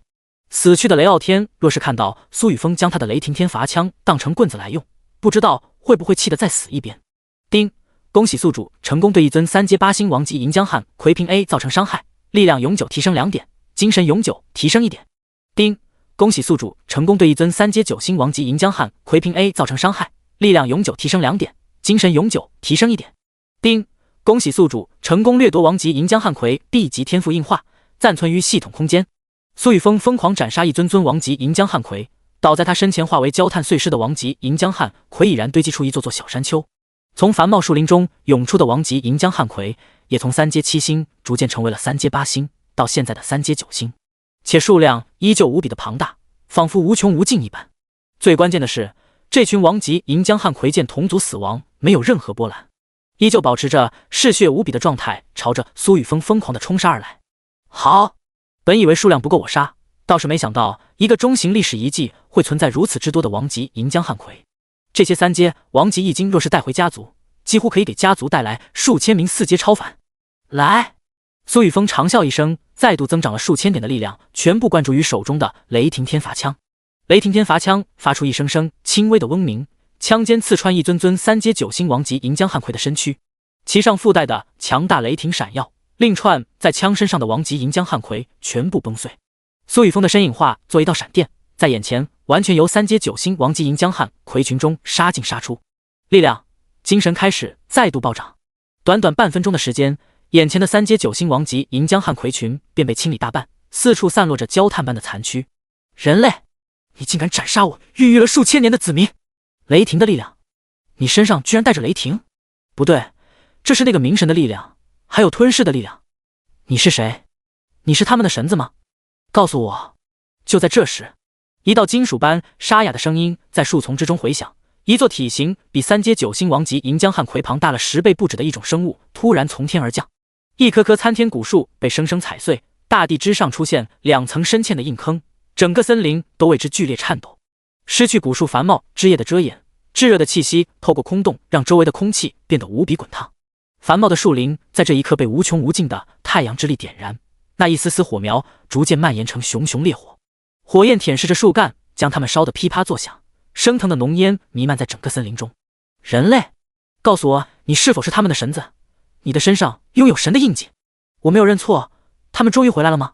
咔咔咔咔，这只突然出现的一种无视树林中蔓延的火焰，比磨盘还要大的灰白色瞳孔注视着地面上的苏雨峰，强大的气息充斥着周围的空间，几乎令空气凝结。10日凌空，苏雨峰抬头望去，目光却没有落在这头突然出现的一种身上，而是其后天穹上悬挂的10颗太阳。这10颗太阳正在熊熊燃烧，强横极致太阳之力烘烤着人间。自己所处的这片古树林或许曾拥有一道自然元阵，可以孕育王级银江汉魁阁绝至阳之力，可现在因为这头一种的出现，自然形成的元阵被破坏，再也无法抵挡10颗太阳散发的至阳之力。即便是他都感觉到了一丝丝烦躁的热意，体外凝结的本源符文手都冒着一丝丝青烟，体内几道本源之核正涌出部分元力，维持着这道本源符文的正常运转。窥元，苏雨峰很快收回目光，窥元古镜出现在他的掌心，对着身前这个异种照去。一则信息顿时浮现在窥元镜镜面之上，目标魔将金汉魁，境界超凡境9星4阶，品级史诗级异种，天赋异魔之影 SS 级，力量141205点，防御163821点，体质165943点，速度109190点，真意魔晶真意，原力 320W 320W 点，职业技能 LV8 魔晶之躯 LV8 摄魂之吼 LV7 魔降术 LV6 幻魔之术 LV5 魔爆 LV5 一替身魔星。第153章魔将火汉魁，魔将水汉魁。备注：这是曾经死在太阳之日下的生灵冤魂，不知为何久久不散，凝结融入尸身之中，经过特殊异魔之力的异化，成为身躯强硬不死不惧的怪物，且觉醒了前世记忆。拥有异魔本源之力的他，似乎带有特殊的任务降临人间。史诗级异种魔将金汉魁，这里中型历史遗迹怎么会在第一个片段空间就出现史诗级异种？不对，这不是中型历史遗迹。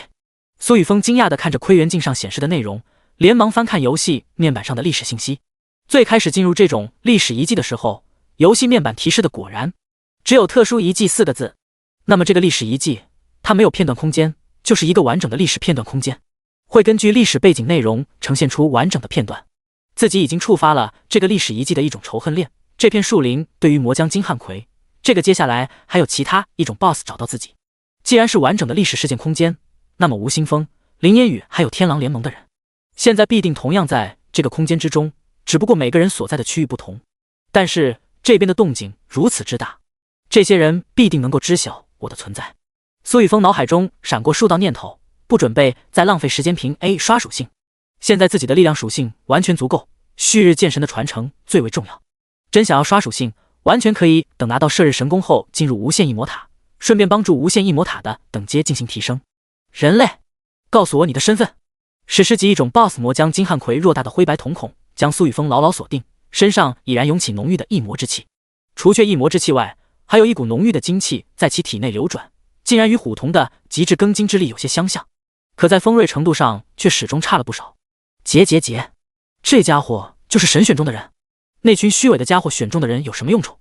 当初他们与主合谋把我等送入这个空间内，想让我们成为这规则的一部分，并趁机获得那旭日的传承。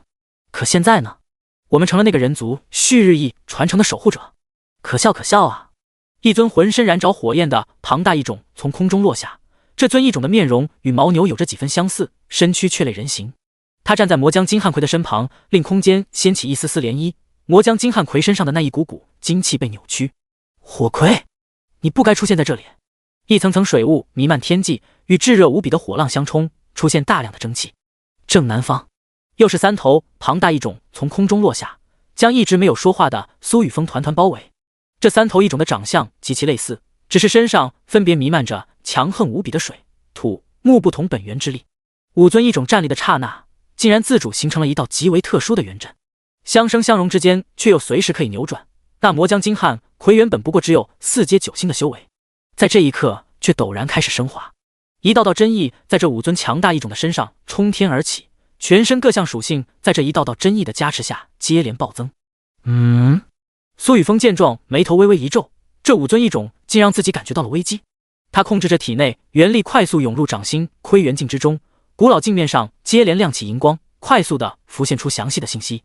目标：魔将金汉魁，境界5阶1星，时间限制3分钟，品级史诗级异种，天赋异魔之影 SS 级，力量191205点，防御213821点，体质215943点，速度159190点。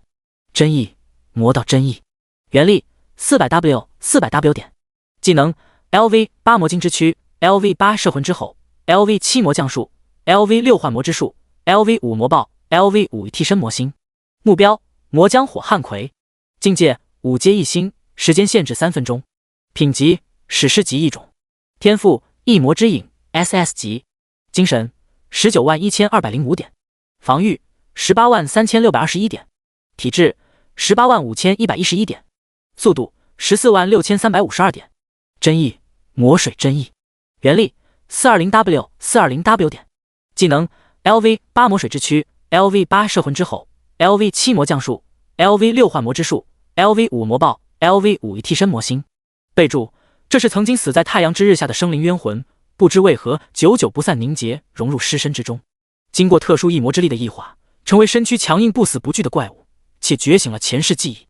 拥有异魔本源之力的他，似乎带有特殊的任务降临人间。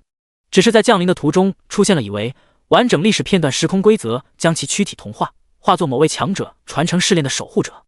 或许杀了他们，可以获得自己想要的东西。全部都是史诗级异种，强者传承的守护者，指的是旭日传承。苏雨峰看着窥元镜上显示的信息，立刻将目光落在眼前这5尊史诗级异种的身上。浓烈的煞气在他的身上涌现，极道本源之力在极道魔神诀的操纵下飞速运转。人类，你是什么意思？是想要跟我动手吗？魔将火汉魁偌大的双眼骤然看向苏雨峰，庞大的身躯带着强大的压迫力，俯视着脚下的蝼蚁。动手？不，我是要宰了你们！苏雨峰没有半点废话，极道本源之力轰然而出，毁灭之炎在他的身上燃烧。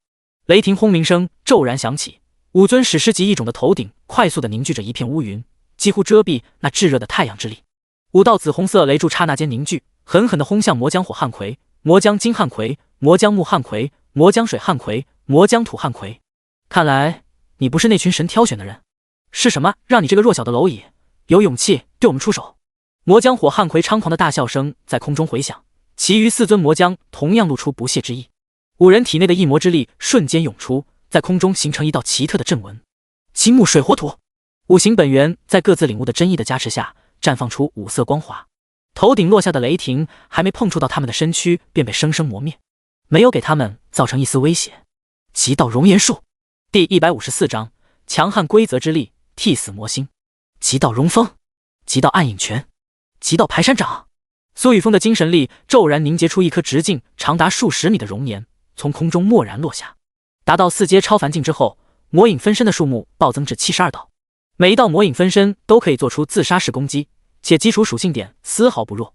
近60道魔影分身骤然出现在魔将金汉魁的身旁，数十道排山战印、暗影拳印死死地锁定魔将金汉魁，与天空中快速坠落的熔岩一同落在魔将金汉魁的身上。好胆！5行流转生。一旁的魔将木汉魁全身沐浴着绿色光芒，无比浓郁的生机在魔将金汉魁被无数技能轰击的瞬间涌出，第一时间落在魔将金汉魁的身躯之上。砰砰砰！魔将金汉魁的身躯过于庞大，面对魔影分身以及头顶落下的陨石熔岩，根本无法脱身。他甚至从头顶这些攻击上感到了极大的威胁，尤其是这些 A 掌印、拳印之上燃烧的黑焰，带着致命的气息以及强横的破坏力。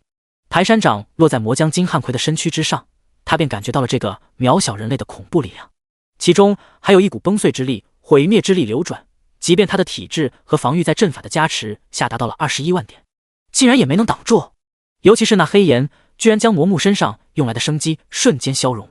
锵锵，金铁相击之声接连响起，浓烈的火星四溅。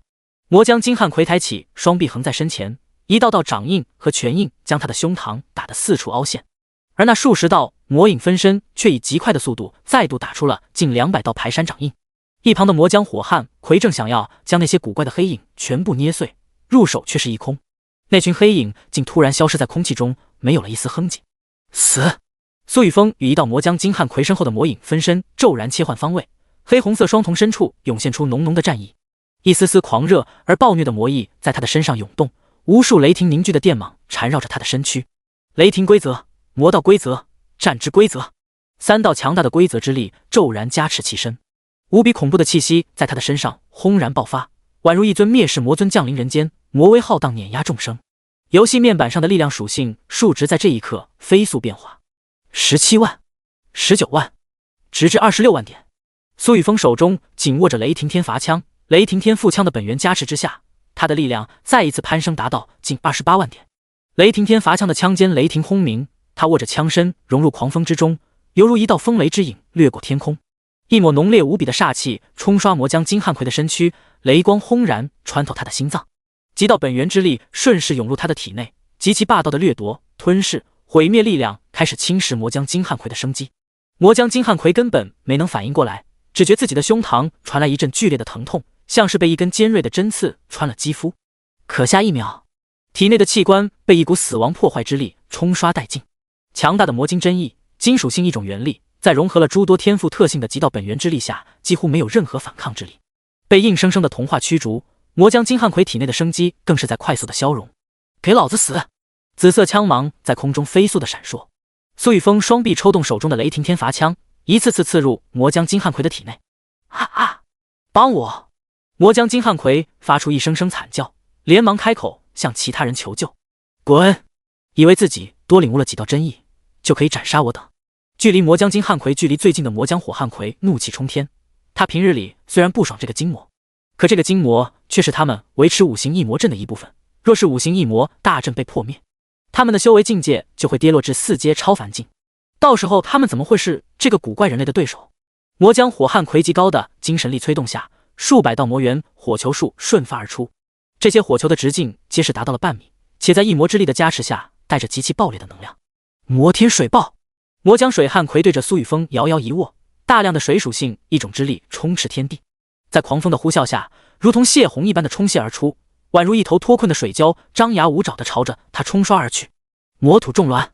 魔将土汉奎脚底一踏，一层层黑土凭空浮现，将正在疯狂刺穿魔将金汉奎的苏雨峰重重包围。为了保住魔将金汉奎，他们几乎没有留手，出手便是杀招。可他们并没有认出苏雨峰身上涌现的力量真谛，只是将其当成了特殊的真意。吞噬！苏雨峰的黑红色双眸陡然一凝，脑海深处的神话天赋核心符文开始闪烁，极道元力顿时凝聚出一道长达数百米的吞噬漩涡。地面上焦黑的银浆汉奎残骸被吞入漩涡之中。魔浆水汉奎、魔浆火汉奎、魔浆土汉奎唤出的巨浪、火球、魔土同样被疯狂地吸入其中，像是饕餮巨口一般无物不吞。正要靠近苏雨峰的魔浆水汉奎、魔浆土汉奎、魔浆火汉奎，甚至感觉到自己的身躯都被生生吸纳。救我！魔浆金汉奎疯狂地催动自身一种之力，想要驱逐体内的极道元力。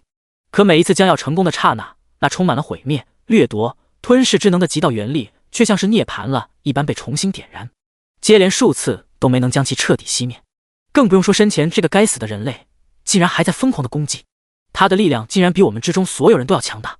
魔将金汉奎每一次遭受苏雨峰的力量冲击，意识中都会出现一道身披魔甲沐浴雷霆而战天的伟岸身影，这道身影的脚下踏着无数尸骸，一尊尊强悍无比的存在被其一拳打爆。魔将金汉奎知道继续这么下去他恐怕真的会死，那么替死魔心，一魔之影。陡然间，一颗跳动的金色心脏出现在苏雨峰的面前，而魔将金汉奎的身躯却如同幻影一般消失。第155章史诗级易经，史诗级装备。苏雨峰手中的雷霆天罚枪犹如一条银龙，将面前出现的金色心脏瞬间洞穿，毁灭之力顺势充斥其中。下一秒，这颗金色心脏蓦然炸裂。人类，你该死啊！充斥灵魂的恐怖音波在空间之中回响。金色心脏炸裂的瞬间，魔将金汉奎的身影陡然出现在苏雨峰的身后。只不过现在的魔将金汉奎相比先前几乎缩水了1/3，身上的气息更是无比微密。魔将金汉奎灰白色双瞳怒视苏雨峰，口中不断的发出摄魂魔音。只不过缩水了1/3，魔将金汉奎修为跌回了4阶9星，力量更是衰弱了一大截。5尊史诗及一种相聚而成的元阵更是差点崩溃，其余4尊史诗及一种 BOSS 的气息同样大跌。就这一次替死罢了，那我便再杀一次。魔将金汉奎的摄魂魔音还没能冲入他的脑海中，便被其强大的精神力完全排斥在外。苏雨峰冷笑一声，笼罩周身雷霆规则微微闪烁，头顶的雷云瞬间暴动。在这道雷霆规则的作用下，方圆千里空间范围内的雷属性元力几乎被其完全操控。风雷之力令他的速度超越了当前极限，速度属性几乎高达20万点。他的身影幻化为无形的电光，骤然一闪，眨眼出现在刚刚复生的魔将金汉奎身后。死！苏雨峰没有动用任何技能，纯粹无比的力量在魔道规则、战之规则、雷霆规则的加持下节节攀升。雷霆天罚枪在他强横霸道的力量下，枪身一扭，一尊尊雷龙顺着枪身盘绕而出，对着魔将金汉奎挥斥而出。当我们不存在吗？魔木，帮魔晶挡住！这个人类的速度好快！魔将火汉奎刚刚凝聚出数道火幕，朝着苏雨峰席卷而去。可谁知苏雨峰的身影已然消失，在其余几尊史诗及一种 BOSS 的眼中一闪而过。正面冲出魔将火汉奎凝聚到魔火之幕，竟然没有半点损伤，仅仅只是表面凝聚的黑红色屏障位置破碎，可其头顶的那道符文骤然亮起，原本破碎的黑红色屏障竟然再度重新凝聚。啊！你们到底在干什么？魔将金汉奎的惨嚎声带着绝望和愤恨，将魔将火汉奎、魔将木汉奎、魔将水汉奎、魔将土汉奎的目光吸引而去。在他们的目光下，那个如同蝼蚁一般的人类竟再一次凌空刺穿了魔将金汉奎的身躯。魔将金汉奎那几乎可以无视4阶层次任何伤害的躯体，在这个修为不过4阶3星强度的人类蝼蚁手中就像是豆腐渣。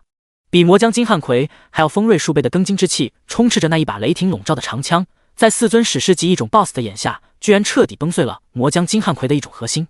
还有一股毁天灭地的湮灭之力正在快速的摧毁他体内的生机。丁，恭喜宿主成功对魔将金汉奎凭 A 造成伤害，力量永久提升2点，精神永久提升1点。丁，恭喜宿主成功对魔将金汉奎凭 A 造成伤害，力量永久提升2点，精神永久提升1点。不！魔将火汉奎、魔将水汉奎、魔将土汉奎、魔将木汉奎怒吼着，一同伸出手打向半空中心力未生的苏雨峰。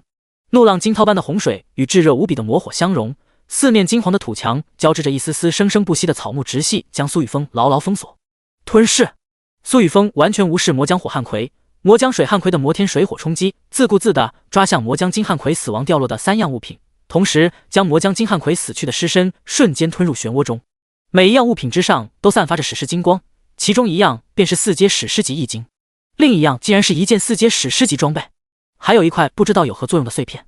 苏雨峰没能仔细查看，便将这件4阶史诗级装备以及不知有何用处的碎片塞入乾坤戒中，单手握住那一枚4阶史诗级易经。极道魔神诀在他的体内快速运转，开始飞速地吞噬4阶史诗级易经内储存的强大能量。前世的不仅吸收过史诗级一种 BOSS 的易经，还吸收过传说级 BOSS 的易经。相比王级易经之中蕴含的强大能量之外，史诗级易经还富含极其强大的纯净真意。4阶强者正式踏入超凡之路后，基础职业便可进行2转。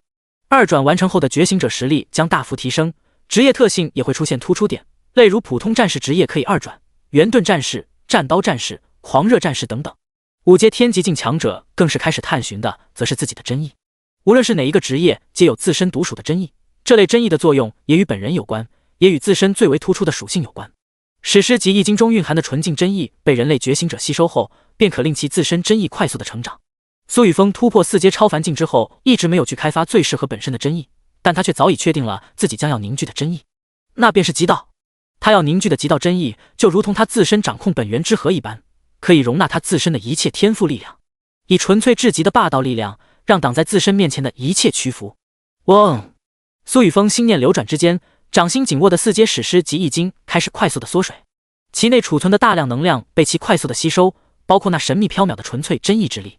刹那间，一道道朦胧的幻影在他的背后浮现，这些幻影像是星空中璀璨无瑕的星辰，而在这些偌大星辰之前，似乎站立着一道面容与之相似的身影，神色睥睨地朝着面前的星辰挥动拳头，肉身之躯硬汉宇宙星辰，宛如螳臂当车一般可笑。可下一秒，一股极其霸道的恐怖力量在星空中乍现，数不清多少星辰瞬间炸裂，这一幕像是绚烂的烟火在空中炸开，如梦似幻。这道画面在苏雨峰背后呈现的瞬间，一丝丝猩红的神华将其肉身笼罩，他的气息骤然暴涨，修为境界竟在此刻轰然提升，超凡境4星。第156章极道真意，震惊世界。与此同时，一股玄妙且霸道的真意之力在他的身上轰然爆发。叮！恭喜宿主成功突破至4阶超凡境4星，获得左元括号1000加1000右元括号可分配自由属性点，左元括号1000加1000右元括号点全属性增长。叮！恭喜宿主成功吸纳4阶史诗及异种魔将金汉魁的核心易经，并与极道本源之核共鸣，领悟特殊能力极道真意，等阶未知。叮！恭喜宿主成功吞噬4阶史诗及异种魔将金汉魁残躯，体质、防御、元力加1640。第一，全服广播。恭喜勇者苏雨峰成功首次击杀4阶史诗及异种 BOSS 魔将金汉魁，获得地心本源意识奖励5000点可分配自由属性点，10000枚4阶极品易经。一魔红月之夜即将到来，地心各地异种皆在进化途中，王级、史诗级甚至是传说级异种霸主将逐步出现。若想要在这个残酷的现实之中活下去，请让自己变得更加强大。地心文明将伴随着你们的生命一同成长，亦会一同衰弱。X3 第一，全服广播，地心即时任务发布。任务内容：尽可能清理你肉眼所见的一种生物，一种生物那双灰白的眼瞳必须销毁。每击杀一尊异种生物，将额外获得数块易经，并获得临时 buff 一种杀手。温馨提示：成就模块内容已完全加载，请尽可能完成。X3 苏雨峰刚刚炼化魔将金汉魁的刹那，大量的系统信息跳动，全服广播也在同一时间开始刷屏，每一道全服广播更是重复3遍。无经伤，全服，完了完了完了！现在游戏面板弹出的信息，是不是在警示我们这一次的一魔红月降临会死很多人？连临时任务都开始发布了呢。话说这些成就也太狠了吧？怎么连第一次吃米田共也算是一个成就？真的有那么狠的人去做了？还有苏大佬到底是怎么做到的？史诗级异种 BOSS 啊，我连一个精英级异种都打得费劲。李峰全服，嘿嘿嘿。上面的兄弟，你说的这个成就完成后，可是能获得3000点可分配自由属性点哦。我前不久在通南市就亲眼目睹了一个老哥们，专门为了完成这个成就，自产自销。另外，苏大佬牛逼也不是1天2天的事了。基曹物六，徐丽丽全服，惊恐惊恐惊恐！我的天，那这个人不是还完成了另一个成就循环者？我看那个成就的内容就是自己吃下自己产出的食物，在极限危机的条件下成为自由循环之人。姬凌风全服，那什么，咱们现在是不是聊偏了？交易模块已经可以开通个人商铺了，姬家需要大量的2阶、3阶精良级以上武器、防具，包括元符、元丹、小型元阵盘等等，卖价合理者速度4M。周庆庆全服，急需大量元阵师。地处长安附近的元阵师、元符师、元丹师，包括2转职业带有治疗技能的觉醒者，请立即到长安市集合。周家可以为你们提供安全庇护，保证一魔红月之夜安稳度过。马超儿全服，天机楼怎么联系？我需要一些情报，麻烦负责人出来一下，咱们做一笔大生意。演天机全服4M。这一次全服聊天界面上氛围显得无比和谐，没有人在肆意挑衅，反而全部都在为了一魔红月之夜做准备。全服广播中一次次点出一魔红月之夜的危险性，甚至还温馨提示所有人去尽可能完成能够完成的成就，获得自由属性点，让地心上经历末世危机幸存下来的人类再一次有了危机感。其中包括同样身处特殊遗迹旭日一剑中的林烟雨、天狼、吴新峰等人。历史遗迹空间西面，一片干涸的沙漠之中。该死该死该死啊！为什么苏雨峰会出现在这个特殊遗迹之中？姑苏弟说过这个传承一定会属于自己，从一开始我也确实感觉到了这个遗迹中的特殊传承与自己有着一定的联系。可就在刚刚那一瞬间，那充满吸引力的感觉彻底消失。一定是苏雨峰，一定是他！嘴唇干裂起皮，全身冒着热气的吴新峰将乾坤界中最后一壶水喝尽，目光阴冷地看向南面苏雨峰所处的方位，心头更是在疯狂的怒吼，对于苏雨峰的恨意更是深入骨髓。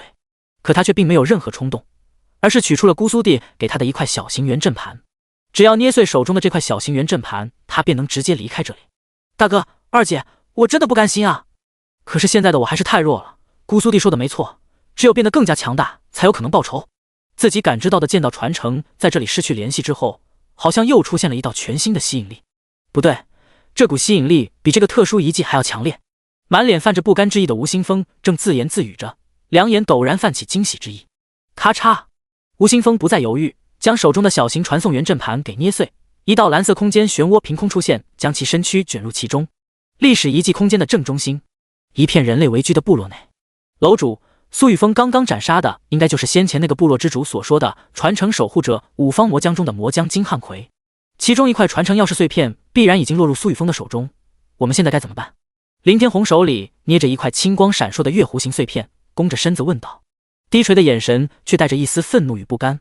愤怒的是自己的实力太弱，不甘则是因为他们烟雨楼耗费了2日的时间，才从杀进了这一片人类部落，夺得手中这块传承钥匙碎片。可苏雨峰的实力如此强大，现在的楼主真的可以打败他吗？如果不能，那他们先前所做的一切努力都将白费。楼主，我们要不要去抢夺试试？现在的我们今非昔比，不仅各自获得了隐藏职业传承，就连修为也已经全部突破4阶超凡境。王级异种对于咱们已经没法构成威胁，史诗级异种生物应该也不成问题吧。第157章神秘钥匙碎片。进入超凡境之后，我们4兄弟的天赋一同发生蜕变，成功进化为 S 级天赋，一起进行施展，更是可以临时进入 SS 级。在苏雨峰被围攻的时候，抢到传承钥匙碎片必然不成问题，楼主必定能轻易的灭杀苏雨峰。林天奋同样阴沉着脸，对于苏雨峰的印象还停留在上一次那个差点一拳将他们肉身锤爆的男人。可那时候他们才什么修为，连隐藏职业都没能获得，连各类原果都没有吞服过。现在他们不仅获得了隐藏职业，更是获得了不知道多少装备道具，属性更是暴涨了数倍。林天奋对于自己充满了信心，对于比他们强大了不知道多少倍的楼主林烟雨更是崇敬，尤其是楼主那神出鬼没的能力。他认为现在的苏雨峰可能连林烟雨的衣角都碰不到。稍显矮小的林天笑跃跃欲试，楼主，我们现在该怎么做？这个传承对您十分重要，要不要去试试看？是啊，楼主，若是苏雨峰的实力真的强大无比，我们也可以像上次一样离去。外表看起来最为稳重的林天森同样异动道，你们先回去准备一魔红月之夜的事，周家已经雇佣了我们烟雨楼进行协助，这个遗迹中的事情由我来处理。林烟雨身穿一身黑色战斗服，眉心烙印着一道金色印记，头发如瀑布般垂落在他的双肩上，轻轻拂过他白皙的肌肤。对于4人刚刚的提议，轻轻摇了摇头，平淡的开口道，楼主。林天红还想要说些什么，可还没等他开口，原本站在其身前的林烟雨骤然消失不见，空间似乎已经无法限制他的移动。算了大哥，楼主他的实力不会有危险的。林天奋安慰了一声，发现一直被林天红握在手心的传承钥匙碎片同样消失不见。走吧大哥二哥，咱们现在先回一趟总部。周家既然雇佣了我们烟雨阁，我们必须完美的完成任务。林天森对着站在原地发呆的林天红快速说道。林天红的心思他们兄弟3个全心知肚明，可现在的林烟雨可不是当初那个懵懂无知的小女孩，而是创立了烟雨楼并且实力天赋极其强大的觉醒者。林天红虽然也不差，可林烟雨早于他们处在另一个层次。走吧。林天红听着身旁3个弟弟的话，叹息道。历史遗迹东面的一处冒着灰烟的火山旁，操，这什么？苏雨峰到底是哪里冒出来的？魔都市距离苏州市可不近，他怎么会突然跑到这里？刚刚好发现这个遗迹，一直镇守这里的那一尊异种 BOSS 刚刚突然离开，难道就是因为这个苏雨峰？一名面容略显苍白，看上去毫无血色的中年男子站在一处熔岩之上怒骂，他的下巴线条分明，略显尖锐，眼睛细长而锐利，透露给人一种冷漠阴险的气息，让人不敢直视。此人正是天狼联盟的建立者葛天狼，在末世前曾是一名视钱如命的雇佣兵，一直都在地心最为混乱的非洲地区游离，其所在的组织更是没有下限，专门接取一些贩卖人口的生意，去进行运输保护任务。这一次他回到龙国，其实也是为了拐卖一名相貌俱佳的穷女人，将其卖到漂亮国，成为大佬的玩物。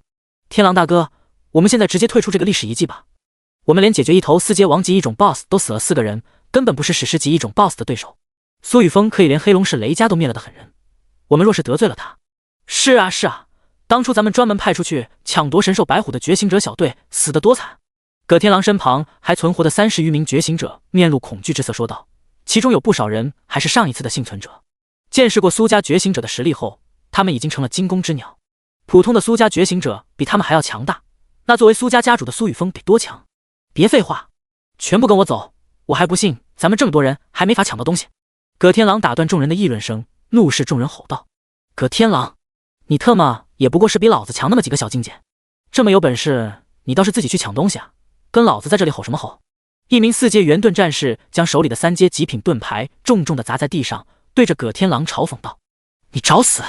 葛天狼面色阴沉，一条极为纤细的钢丝从他的指缝之间穿梭而出，瞬间缠绕这名元盾战士的脖子，用力一扭。你！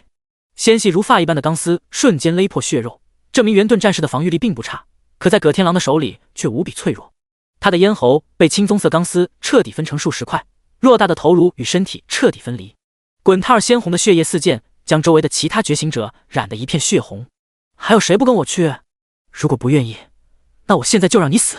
葛天狼极为阴冷的目光扫向在场众人，发现没有人敢直视他的目光后，心头一松，毫不犹豫地朝着苏雨峰所在的方向冲去。自从魔将金汉奎被斩杀后，这片火山内阻拦他们脚步的王极火将汉奎正快速地朝着同一个方向移动，全部跟上！葛天狼知晓，这群火将汉奎移动的方位便是苏雨峰的位置，移动身形的同时，对着身后还在发愣的诸多觉醒者怒吼道：“除却死去的那名4阶超凡境强者外，其余觉醒者顿时跟上葛天狼的脚步，一个个沿着火将汉奎残留的痕迹，朝着苏雨峰快速靠近。苏家不过是一个历史稍稍久远一些的家族罢了，老子当初一伙人连非洲小国都灭了，还怕一个人？斩杀史诗级 BOSS， 说明他身上必定有不少资源吧？只要宰了他，不就都成了自己的？”葛天狼盯着游戏面板上的技能栏凌空飞掠，嘴角蔓延着一丝丝笑意，阴险的气质四处弥漫。第158章再斩史诗级。游戏面板弹出全幅广播的瞬间，苏雨峰的正在快速的适应现在的身躯，修为的提升让他的基础属性增长不少。人类，你怎么敢杀了魔界？今日你必死无疑！魔将火汉奎、魔将水汉奎、魔将土汉奎、魔将木汉奎盯着面前这个手持雷电长枪的人类怒吼。灰白色双瞳之中，除却愤怒之外，更多的却是恐惧。魔将金汉奎在他们5人之中，拥有最为强大的力量和体质，在5行魔元阵的加持之下，更是令其直接达到了5阶之境。对于5阶一种生物来说，只要孕育出足够强大的真意，就是他们自身进化最快的一个阶段，也是他们肉身蜕变最为迅猛的一个阶段。例如魔将金汉奎临时踏入5阶，几乎所有属性都暴增了5万点不止。可就是这样的，居然也没等挡住眼前这个人类。这个人类的力量到底有多么强大，甚至能够在战斗的时候进行境界突破。不过没有关系，只要是人都会累，更何况他们体内的元力有限。幻魔、魔将火汉奎、魔将土汉奎2人陡然抬头，发出一声声诡异的音波，分别朝着不同的方向席卷而去。刚刚突破至超凡境4星的苏雨峰眉头一皱，无形的波动心眼之力向着四面八方蔓延。他的脑海中自然出现一道全息景象，像是放大了的360雷达一般，其内出现了成百上千头模样与魔将火汉奎、魔将土汉奎外貌类似的一种。掌心的窥元镜随之颤动，镜面上骤然浮现出一道道信息：目标火将汉奎，境界超凡境1星4阶，品级王级异种，天赋研爆 A 级，精神53205点，防御43821点，体质45943点，速度39190点，元力200W220W 点，职业技能 LV5 火印之躯 LV4 汉化 LV3 不死不惧。备注：这是曾经死在太阳之日下的生灵冤魂，不知为何久久不散，凝结融入尸身之中，经过特殊异魔之力的异化，成为身躯强硬不死不惧的怪物。目标土将汉奎，境界超凡境1星4阶，品级王级异种，天赋土阵 A 级，精神53205点，防御53821点，体质55943点，速度29190点，元力210W240W 点，职业技能 LV5 土印之躯 LV4 汉化 LV3 不死不惧。这几尊史诗级异种是想要通过这些小弟来消耗自己，简直做梦。苏雨峰冷冷一笑，魔将金汉奎在5阶的状态下都被自己斩杀，这几尊史诗级异种之间的特殊元阵被打破，身上的气息一直都在衰弱，更何况现在的自己已经突破到超凡境4星，距离5星也不过1步之遥，他们还能活？苏雨峰将地心本源意识奖励的自由属性点以及修为提升得到的属性点全部添加在速度属性上。周身萦绕的雷霆规则牵引着头顶浓密乌黑的雷云，落下无数电芒，汇聚成一条栩栩如生的雷霆蛟龙，拖在苏雨峰的脚下。一丝丝魔意充斥他的身躯，让苏雨峰身上的气息再度增长一截。魔道规则与战之规则互相交织，与其身后的星辰陨灭意象交相辉映。极道真意凝聚于苏雨峰周身，令他的力量变得更加强大。手中的雷霆天罚枪发出一声声轻盈，游戏面板上的力量数值在这一刻竟然扭曲增长至近28万点。死！苏雨峰的精神牢牢锁定魔将木汉魁，狂风在他的身旁呼啸，伴随着雷霆轰鸣之声。一抹电光在空中闪过，寒意夹杂着极致庚金之力的枪芒乍现。不，魔火、魔土，你们在干什么？拦住他啊！一直躲藏在魔将火汉魁、魔将土汉魁、魔将水汉魁身后的魔将木汉魁瞬间化作一块棕黑色古木扎入地下，身躯更是瞬间缩小数百倍，想要此次躲过苏雨峰的攻击。好快！他的速度比刚刚还要快，我们根本没法拦住他。你魔将火汉魁、魔将土汉魁接连凝聚出一层层魔影，却没能捕捉到苏雨峰的身影。魔将水汉魁在这时凝聚出一轮巨浪，将魔将木汉魁所化的古木卷入其中。可下一秒，魔将木汉魁的惨叫声骤然响起。啊！天空中凝聚到雷霆蛟龙，瞬间冲入魔将水汉魁凝聚出的巨浪，雷霆之力顺着这股巨浪充斥四野。躲藏在水面之下的魔将木汉魁同样没能幸免。然而，手持雷霆天罚枪的苏雨峰却犹如鱼儿入海一般，拨动心眼与自身强大的精神力，牢牢锁定魔将木汉魁。枪尖璀璨的金光与魔将木汉魁变化的棕黑色古木瞬间相撞，强大的力量以及霸道无边的极道本源之力，在极道真意以及雷霆规则、魔道规则的加持之下，冲入魔将木汉魁的身躯内部。神话级天赋雷霆天罚、毁灭之源、吞噬、不死之身、永恒级天赋是神掠夺所代表的本源符文，在他的脑海中接连闪烁。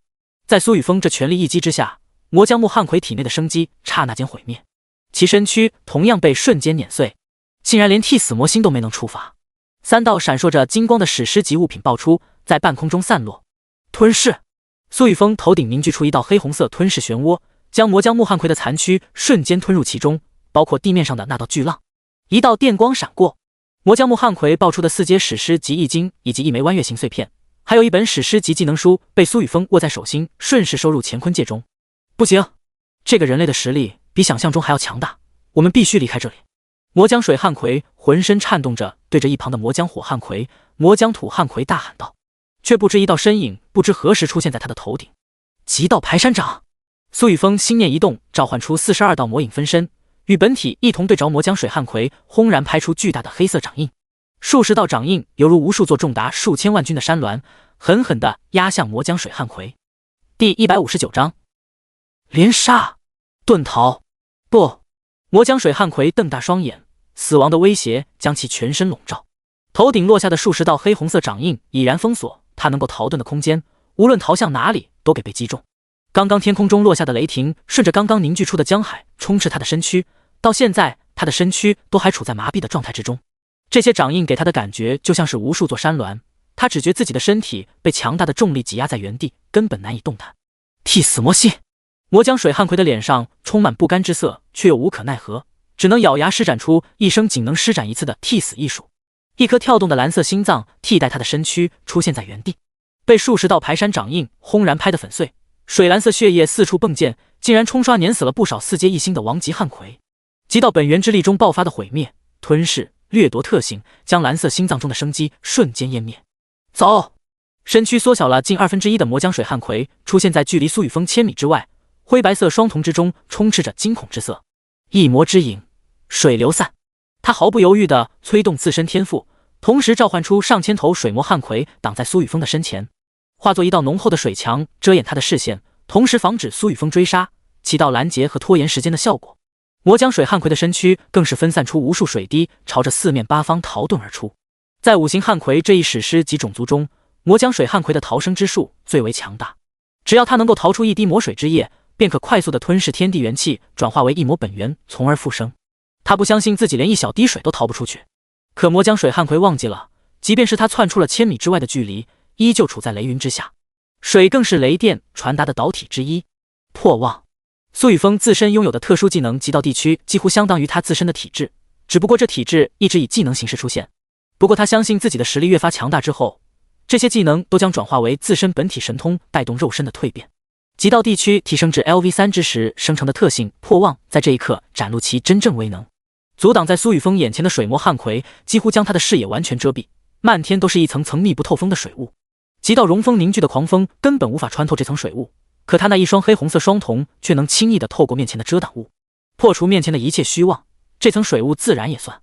苏雨峰通过极道波动心眼，瞬间锁定魔浆水汉葵，包括其分散出的无数水滴。天罚！魔浆水汉葵耳边传来令人惊惧的轻喝声，大难临头的征兆顿时浮上心头。轰隆！整个空间之中被瞬间染成紫色，天穹之上的乌黑云层落下无数雷柱，包括数不清的雷弧电光。雷霆规则加持之下，这些雷霆仿佛真的成为了天地落下的惩罚，令整个空间为之一颤。不！魔浆水汉葵绝望的怒吼声彻响，四处分散遁逃的水滴被这些雷霆电弧同时染成紫色。本就因为替死魔星的使用导致修为大跌的他，为了能够脱离此地，更是将自身分散成无数份，每一份水滴携带的本源之力极其稀少，故而此刻面对这些犹如天罚一般的雷霆，没有任何抵抗能力。无数水滴在刹那被雷霆带来的高温蒸发，魔浆水汉葵同样在这一瞬间陨灭。唰！同样是3件闪烁着金光的物品在魔浆水汉葵死亡的瞬间爆出。魔水、魔浆火汉葵、魔浆土汉葵目眦欲裂，丑陋的面容在这一刻扭曲。头顶落下的雷霆天罚同样击中了他们，让他们一时间无法动弹，全身充斥着酥麻感，连带着无比坚硬的魔浆之躯也出现了一片焦黑。他们的修为境界早已跌落5阶，回到原本4阶9星的层次。5人在这个历史遗迹之中生存了不知多少岁月，这个世界之中除了他们5人有着正常灵智可以交流外，其他的生物全部都是遗迹规则凝结而成的产物。魔浆水汉葵、魔浆金汉葵、魔浆木汉葵接连惨死，让他们2人心痛不已。可现在不是伤心的时候，若是继续在这里待下去，他们2人恐怕也会死去。一魔之影，千火变；一魔之影，土魔遁。魔浆火汉葵、魔浆土汉葵分别激活自身天赋。魔浆土汉葵与地面瞬间交融，眨眼间冲入地底深处，消失不见。魔浆火汉葵与先前的魔浆水汉葵类似，分散成无数小火苗四散而去，但它并没有将自己的本源分离。这无数火苗之中，唯有一道火苗蕴含了他的所有本源之力，其他的全部都是虚幻。在他看来，苏雨峰之所以可以击杀魔浆水汉葵，无非就是利用了本源属性的相对克制，否则魔浆水汉葵早已成功遁逃离去。但是他的火属性异魔之力对于雷霆属性的本源具备强大的抵抗力，绝不可能被一击陨灭。死！苏雨峰刚刚将魔浆水汉葵彻底斩杀，第一时间感知到了魔浆火汉葵与魔浆土汉葵的动作。他并没有第一时间去捡起魔浆水汉葵爆出的史诗级物品。风雷之音轰鸣，苏雨峰的身影化作一道电光，刹那出现在一道赤色火苗的面前，无比恐怖的力量在极道真意的以及战之规则的加持下轰出。不，替死魔系！魔浆火汉葵惊恐的声音骤然响起。眼前这个人类，怎么可能知道他真身所在的位置？为什么？砰！在苏雨峰无比霸道的力量之下，出现在他面前的那一颗燃着火焰的心脏瞬间爆碎，毁灭之力将其内蕴含的生机刹那间湮灭。魔浆火汉葵虚弱地出现在距离苏雨峰不过数百米的方位。麻烦！苏雨峰冷冷地扫过刚刚复生的魔浆火汉葵，将手中的雷霆天罚枪对准魔浆火汉葵投掷而出。该死的人类！所有火浆汉葵自爆！第160章一群老鼠。魔浆火汉葵充满恨意的双眼死死地盯着苏雨峰，被其召唤而来的数百头火浆汉葵分别朝着苏雨峰与他靠近。在靠近苏雨峰的刹那，瞬间膨胀，全身闪烁着忽明忽灭的红光。他们的肉身在这时突然爆裂开来，席卷苏雨峰周围的一切。距离魔浆火汉葵复生之躯不远处的火浆汉葵同样爆开，令锁定了魔浆火汉葵的雷霆天罚枪卷入其中。哈哈哈！人类，你杀不死我！魔浆火汉葵见状猖狂大笑，正准备继续遁逃，突然一道无比恐怖的力量从他的身后传来，抓住他的一条手臂，狠狠地砸向地面。砰砰砰！魔浆火汉葵就像是一个玩偶，被肆意地砸来砸去，地面上出现无数深坑，魔浆火汉葵的意识也被砸得一片混乱。你居然没事！魔浆火汉葵突然发现疯狂抡砸自己的人竟然是那个人类。恭喜宿主魔浆火汉葵史诗级，成功对平 A 造成伤害，力量永久提升2点，精神永久提升1点。定，恭喜宿主成功对魔浆火汉葵，史诗级，平 A 造成伤害，力量永久提升2点，精神永久提升1点。系统提示音快速刷屏。灭！苏雨峰没有半点废话，掌心骤然爆发出一道恐怖的极道毁灭之力，硬生生扭断了魔浆火汉葵的头颅，将其胸膛一拳打穿。魔浆火汉葵，晕！刷！又是3样闪烁着金光的史诗级物品爆出。该死的东西，如果不是你玩自爆，魔浆土汉葵那个家伙根本跑不了。苏雨峰脸上带着一丝愠怒之色，将其爆出的史诗级物品随手收入乾坤戒中，随后闭上双眼，催动自身剩余的元力，全力催动极道波动心眼，一层层无形的波动之力以他为中心，朝着四面传导而去。他虽然没有仔细的查看刚刚那几尊史诗级 BOSS 掉落的物品，但也已经知晓这5尊魔浆在这个历史遗迹中身份和作用。自己若是想要获得旭日剑神的传承，必须将他们全部斩杀，获得开启传承的机会。魔浆土汉葵趁着自己斩杀魔浆火汉葵脱逃，还不知道会跑到哪里。嗡！极道波动心眼之力顺着空间不断的扩散，以苏雨峰为中心，方圆50里范围全部都在波动心眼笼罩下。几乎没有关闭过的极道波动心眼早已突破至 LV4， 不仅可以清晰地探查到方圆50里内的所有事物，还能够对将这些事物牢牢锁定，并通过能量波动预判接下来动态。可令苏雨峰失望的是，方圆50里的范围内竟然没有魔浆土汉葵的身影，反而多出了不少老鼠。距离魔浆水汉葵陨灭之地不远的地底深处，面目阴沉的葛天狼在一层土黄色元力之下缓缓地靠近，在他的身旁跟着2名2转觉醒者，其中一人操纵着自身土属性元力带着所有人缓慢前行，而另一人的双目闪烁着透亮的白光，似乎一直在探查着外界的景象。老大，这个苏雨峰的实力比想象中的还要恐怖啊，我们真的要去撩拨他的虎须吗？如果真的要继续的话，我怕我们一直关注着地面形势的2转觉醒者迟疑问道。史诗级 BOSS 啊！刚刚那一层洪水巨浪以及漫天的雷霆闪电，这场面他以前只在电影里见过，可现在这一切却出现在人类个体上。他现在的修为已经达到了4阶超凡境一星，却顶多只是将一座山丘打碎，根本不可能做到操控天象的变化，自然也不认为葛天狼比苏雨峰要强大。少废话，若是你不愿意干，现在就死在这里！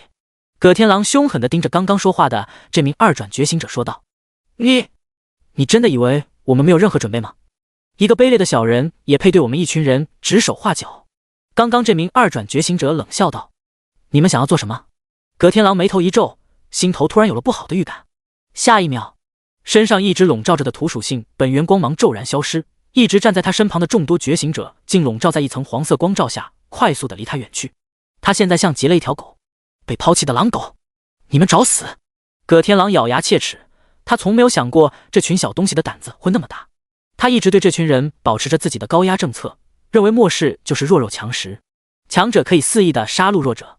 可他唯一没有想到的是，想要这样做最需要的就是镇压一切的实力，这一点他没有。葛天狼的双臂挥舞着一条条细小钢丝，想要将面前这些背叛自己的人全部绞杀。然而失去了那道黄色本源之光的笼罩，地底深处那无比坚实的岩层正在朝着他挤压而来。现在的葛天狼就像是一个夹心饼干，手中的细小钢丝穿透了不少岩层，便被遏制在原地无法动弹。缺少氧气和正常的环境，令葛天狼体内的元力飞速的消耗，以此来维持着自己的身体机能。不，葛天狼不甘地挥动手中钢丝，想要冲出地底。哼，你以为我们为什么要带着你来到地底深处？土宁！那一名一直维持着土属性光照的2阶觉醒者得意地盯着葛天狼，手中的术士法杖轻点。刚刚向上冲过不到1米的葛天狼陡然感觉到头顶的岩层变得无比坚硬，哪怕是他拼命的冲击也只是杯水车薪，他根本不可能离开地底。有意思，不过现在你们全部都可以给我出来了。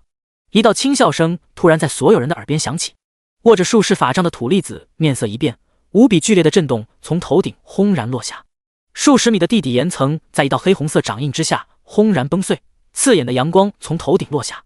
哈哈哈哈！老子果然命不该绝！葛天狼狰狞狂笑，死死地盯着土粒子，手中的金色钢丝线瞬间蔓延至所有觉醒者的周围。第161章，戊土血脉，土元之体。不好！土粒子娇小的身躯一颤，全身包裹着特殊的土属性元力，准备逃跑。本来马上就要搞死这个该死的天狼了，怎么突然发生这种变故？完蛋！此次我呀，不会真凉了吧？为了杀了这个葛天狼，给哥哥报仇，他刻意隐藏了自己的天赋等级。眼睁睁看着葛天狼残害了那么多人，甚至还有许多他认识的同学。他的内心每一天都在煎熬，今天终于有了弄死他的机会，可没想到筹划了这么久，还是失败了。刚刚那道声音的主人，难道是苏雨峰？土粒子没时间多想，细微的钢丝缠绕声在他的耳边响起。他只是一个土灵术士，体质属性和防御属性相比同阶觉醒者低上许多。为了斩杀葛天狼，施展土凝，控制着地底的岩层变化，令他体内的元力几乎所剩无几。死丫头，老子看中你的天赋，把你留在身边，现在连你也敢背叛老子？若不是现在位置不对，老子特么一定会拿棍子抽死你！不，你放心，老子对你的尸体也很感兴趣。葛天狼双目瞪圆，愤怒无比地喊道，神色之间带着一丝淫邪之意。手中控制的金刚丝线已然封锁土粒子四周的空间，只需要他用力收紧，便能将其生生勒死。一个肉身薄弱、没剩多少元力的女人，凭什么跟自己斗？这个女人长着一副童颜巨乳的模样，要不是看她先前一直很忠心的模样，他早就可以强人所难将其吃掉。现在自己的火气可是不小。你做梦！土粒子听到葛天狼的话，娇躯一震，他知道葛天狼这个人到底有多变态。如果不是自己的实力和天赋都足够强大，早就被这个中年男人给祸害了。可他没想到葛天狼居然还特么要女干事。哈哈哈哈！做梦！现在你就得……葛天狼变态的笑声突然戛然而止。滋了！一柄雷光闪耀的银白色长枪突然破空而来，在葛天狼难以置信的目光下，生生穿透他的心脏。你是苏雨？葛天狼口中呢喃着。枪身上充斥的雷光令他的身躯瞬间焦黑，其内蕴藏的极道毁灭之力令其体内的生机彻底湮灭。他的双臂更是被雷霆之力直接蒸发。正准备带着身后众人逃遁的土粒子鼻尖一动，闻到一股焦黑肉香味肆意蔓延，面前突然刮起一阵狂风。在苏雨峰的面前，葛天狼就像是一个蝼蚁，可以轻易灭杀。葛天狼死了！土粒子愣在原地，还没能完全反应过来，突然发现自己的身旁站着一个相貌英俊、气质阳刚无比的青年，面色平静地打量着他。这个青年的手中拿着一面看上去十分破旧的小镜，镜面上散发着荧光，不知道显示着什么。好帅！他悄然抬头，仔细地看了眼青年的模样，土粒子心头顿时只剩下这一个念头。你叫土粒子？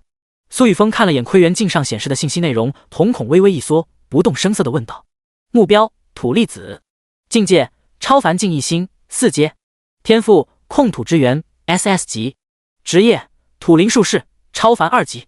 功法：土元诀，史诗级。根骨89，戊土血脉未激活，特殊体质土元之体未觉醒。力量10212点，精神33258加3697点，防御14566点，体质15318点，速度11345点，元力50W点。装备：黄土法杖3阶极品，风灵靴2阶极品。职业技能：LV5熔土而行， LV4凝土术， LV4土柱， LV4土刺。这个看上去不过只有19岁的女孩，居然拥有特殊体质和血脉。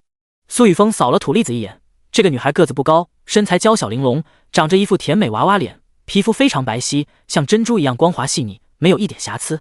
乌黑亮丽的长发扎成马尾辫，随着她的动作飘动，给人一种灵动的感觉。太阳之力照射下，雪白沉甸甸的与纤细腰身形成强烈的对比。在极道波动心眼的观测下，天地间的土属性元气竟然自行融入她的体内。她看上去就像是土属性本源本身，能够轻易地吸附这些一切土属性之物。本来他不想理会这群人，可现在魔疆土汉魁已经遁逃，这个历史遗迹的范围极大，自己想要找到这个史诗级异种，不知道需要耗费多长时间。要不了多久就是一魔红月之夜，自己必须坐镇魔都。眼前这个女孩或许能够帮到自己，她拥有的戊土血脉几乎是土属性本源中最顶级的血脉。前世不少觉醒者的修为境界进行3转之后，游戏面板上就自行出现了隐藏血脉、特殊体质的标识。根据游戏面板给出的提示信息，便可一步步觉醒自身血脉和体质，令自身实力瞬间超越普通3转觉醒者。我就是。土粒子有些紧张地看着面前的男人，他现在已经认出面前这个男人的身份了。在全服聊天界面上，早有人将苏雨峰的部分信息公布。魔都苏家在末世前就传承了至少1000年，与黑龙雷家、金南基家、西北周家并称龙国最古老的4大家族。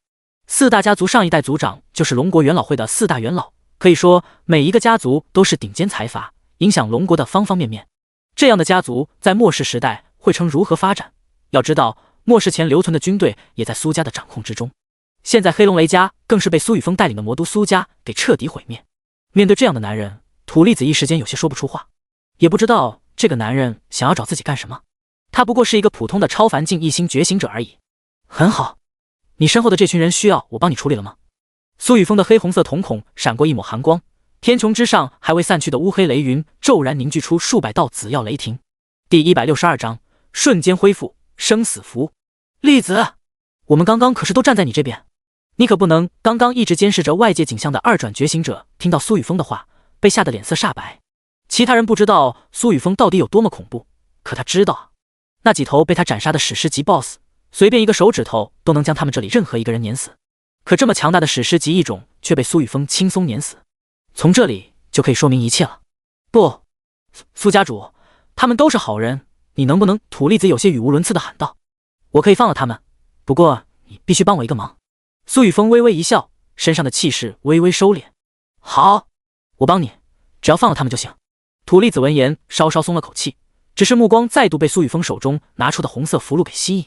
从这张红色符箓上，他突然感觉到了相比死亡还要恐怖的东西。现在的他却没有能力反抗。别反抗！苏雨峰将手里的极道生死符直接拍在土栗子的身上，化作一道红光一闪而逝。目标：土栗子，忠诚度5。刚刚那道符箓是干什么的？恢复元力的吗？土栗子突然感觉自己体内的元力突然恢复了近20%，像是吃了3阶超凡品质的丹药一般。除此之外，并没有其他的感觉。刚刚那股奇特的感觉骤然消失，仿佛就是错觉。好了，你们自己离开这个历史遗迹。这是离开的小型传送阵盘，捏碎便可以自行离去。苏雨峰见土栗子成功被极道生死符击中，自然没有难为他身后的那群觉醒者。这群觉醒者基本上都已经完成2转，离开这个历史遗迹后，自然会被苏武等人直接收编。至于需不需要用极道生死符控制，就看苏武、苏勇等人自己的想法。对于他来说，只有土栗子配得上使用极道生死符控制。苏雨峰在离开魔都之前，给苏家留下了近万张极道生死符，这也是为什么融合了雷霆规则后都没能突破修为境界的原因。上次任务奖励的10万枚4阶极品易经，全部都被他用来凝聚极道生死符。现在的极道生死符已经提升至 LV4， 具备瞬间恢复体内20%元力的功效。如果极道生死符暴露出去，苏家恐怕真的会成为所有人警惕的对象。轻易控制觉醒者的手段，恐怕也只有苏雨峰手中的极道生死符。栗子，我们先离开这个历史遗迹，你要自己小心。是啊，我们都在外面等你。等你出来之后，咱们自己去建立一个工会。土栗子身后的那群觉醒者纷纷开口说道。没等土栗子回复，他们手中的小型传送阵盘陡然开裂，一道道空间波动涌现，笼罩他们的身躯。众人的身影顿时消失在土栗子和苏雨峰身前。家主，有什么我能帮得上忙的吗？土栗子被极道生死符击中生效后，面对苏雨峰的态度不自觉地发生转变，整个人变得更加自然，说话也不再结结巴巴。现在苏雨峰给他的感觉更像是一个年长些的大哥哥，跟他去世的亲哥哥十分相像，让他忍不住感到亲切。栗子，我需要利用你的天赋找到那一尊逃离的史诗级异种，那一头异种对我十分的重要。苏雨峰快速地说道。土栗子明亮的大眼睛微微闪烁，透露出一丝笑意。家主，你说的是这头史诗级异种吗？他的手中凝聚出一道土属性元力，将四处散落操纵至身前快速的变化，塑造出一道半人高的怪物雕塑。这个怪物雕塑的形象与那魔疆土汉魁一模一样。苏雨峰见状心头一喜，没错，就是他。家主，您还有恢复元力的丹药吗？我有2个天赋能力，其中一个是控土之源，它能够让我肆意的操控天地间的土属性元素之力；另一个是雾土之心，可以让我轻易的感知到自己见过的土属性生灵或物品位置，目前还能感应上百公里范围内所有的土属性灵物。您说的这个史诗级异种，在我准备杀了葛天狼的时候就见到过，并且在我来到这里之前，还感应到它正在地底深处30千米的位置。现在它所处的位置达到了19000米，并且正在快速的吸收地底浓郁的土属性元力变强。继续让它这么吸收下去，这片空间内的绝大部分地脉都会出现问题，导致大地彻底塌陷。土栗子将自身最隐秘的能力全部告知苏雨峰，没有半点隐瞒。这是恢复元力的丹药，你以最快的速度恢复元力，然后用你的天赋能力带我进入地底，并且指引方向。苏雨峰刚刚并没有从窥元镜上看到土栗子的另一个天赋能力，想来应该是土栗子自身血脉衍生出的能力。他立刻从乾坤界中飞速取出大量不同种类的4阶超凡元丹，悬浮在他身前。对于苏雨峰来说，最不缺的就是这些辅助丹药。每一次出门，他都会带上数万颗丹药，以备不时之需，防止关键时刻缺少元力耽误事。虽然到现在都还没用上过一次。有钱圆圆那个小家伙在，现在苏家的元丹种类不断的增长，一直都没有停下过。自从上一次与雷家大战后，这小家伙居然开始研究毒丹和蛊虫丹，不知道现在有没有新的成果。这也太多了。土栗子瞪大美目，他还是第一次见到这么多种类的丹药。他加入天狼联盟之后，其内仅有极少数元丹师，且炼制出来的丹药全部都提供给了葛天狼，其余人根本没有服用元丹的机会，甚至连见都没见到过。现在呢，苏雨峰随随便便就掏出了上百瓶不同类型的恢复类元丹，每一种元丹的品质至少到达了超凡，甚至还有极少数达到了史诗级。土栗子随手拿起一瓶元丹，直接灌入口中，这些棕色元丹入口即化，顺着食道进入体内，开始发挥作用。其中蕴含的强大能量骤然充斥他的全身各处，本源之核内的元力瞬间恢复大半。第163章点亮成就勋章。短短2息时间，土栗子的本源核心完全恢复最佳状态，可那些丹药的药力却只是消耗了不到1/4，剩余的药力还在发挥效用，大量的元力在经脉中涌动，令其感到一阵胀痛，必须要消耗掉才行。家主，我的元力全部恢复了，我们现在就走吧。土栗子心念一转，将体内的元力瞬间涌出，一层土黄色元力组成的光罩覆盖苏雨峰的身躯。苏雨峰发现自己被这层黄色光罩覆盖后，周围的一切土属性都像是见到了主人一般，敞开大腿迎接自己的进入。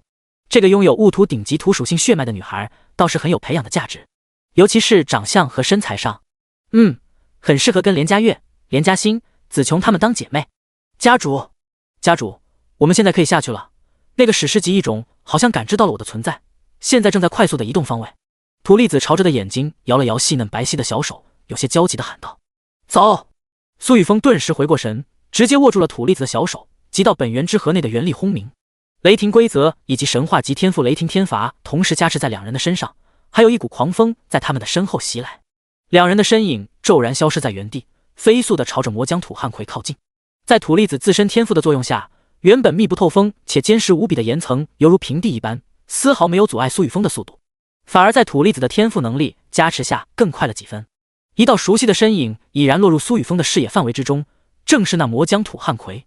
魔浆土汉葵似乎早已感知到苏雨峰与土栗子两人，以最快的速度逃遁。为什么这个人类还能够找到自己？是他边上那个女人？那个女人身上居然拥有那么浓郁的土属性本源？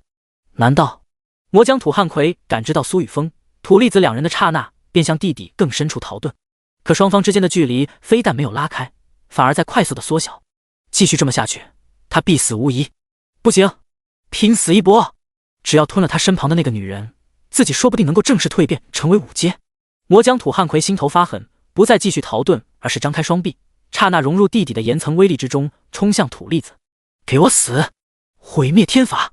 苏雨峰的精神与极道波动心眼将魔浆土汉葵牢牢锁定，脑海中的神话及天赋本源雷霆天罚毁灭之源在此刻同时亮起，浩世魔威朝着魔浆土汉葵碾压而去，浓郁的魔意与战意伴随着3道规则神华一同加持其身，力量属性在此刻刹那暴增，几乎达到27万点。轰！雷暴声震龙发聩，一抹黑红色雷柱充斥着无尽的毁灭之力，以苏雨峰本体为中心冲出，在其恐怖力量的加持下，瞬间碾碎魔浆土汉葵所化的无数土力，将他们从物质世界完全蒸发毁灭。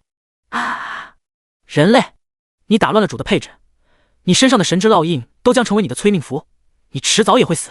感受自身本源被毁灭传来的痛楚，魔浆土汉葵知晓自己已经彻底没机会了。他没有使用替死魔心来进行替死，眼前这个男人的速度实在太快，即便自己成功替死，也过是再经历一次死亡的痛楚。魔浆土汉葵现在只想诅咒这个人类，诅咒他不得好死。聒噪！苏雨峰眉头一皱，面前的黑红色雷霆越发暴躁，轰鸣之音将魔浆土汉葵的声音淹没。最后一头史诗级异种 BOSS， 只要将他斩杀，旭日传承就能够落入他手。魔浆土汉葵感受到死亡的痛楚将其全身覆盖，忍不住发出最后的惨嚎声，意识彻底陷入黑暗之中。陨灭！一道黑红色吞噬漩涡瞬间凝聚成型，将魔浆土汉葵的残缺尸身直接吞入其中。叮！恭喜宿主成功吞噬史诗级异种魔浆土汉葵残躯，你的防御元力加3658。恭喜你成功斩杀一名4阶史诗级异种生物，点亮成就灭魔先锋，获得自由属性点，奖励4000点。由于你在短时间内完成连杀4阶史诗级异种，点亮成就灭魔经验，获得自由属性点奖励8000点。D， 由于你无损灭杀多头4阶史诗级异种 BOSS， 点亮成就无战损之王，获得自由属性点奖励6000点。D， 由于你在此次战斗中彰显出的敏捷之能，点亮成就风骚走位，获得自由属性点奖励3200点。魔疆土汉葵被苏雨峰灭杀的瞬间，游戏面板上弹出大量的信息，成就模板自行浮现在他的眼前。成就模块界面上一行行密密麻麻的成就徽章排列，其中被点亮的成就勋章自动被排列至最前端。成就勋章的表面烙印着这些勋章的点亮日期，最下端则显示着点亮条件。且每一个成就勋章点亮后，游戏面板都会奖励不同数量可分配自由属性点。苏雨峰在这一战之中几乎点亮了20几道成就勋章，现在竟然直接获得了4万多属性点。刷，3样闪烁着史诗级金光的物品从魔疆土汉葵的尸身上爆出。家主好强，居然这么轻松的就能斩杀史诗级异种 BOSS。 被苏雨峰一直牵着手的土栗子看着面前爆出的史诗级物品，心头忍不住想到，从手掌传来的温热感让他脸颊微红，似乎一直被家主牵着手也不错，他好像哥哥呀。完了，子子我呀，好像要早恋了。栗子，你没事吧？苏雨峰见土栗子头顶冒着一丝丝白烟，关切问道，这丫头是不是消耗太大了？先离开这里吧。啊，家主，我没事。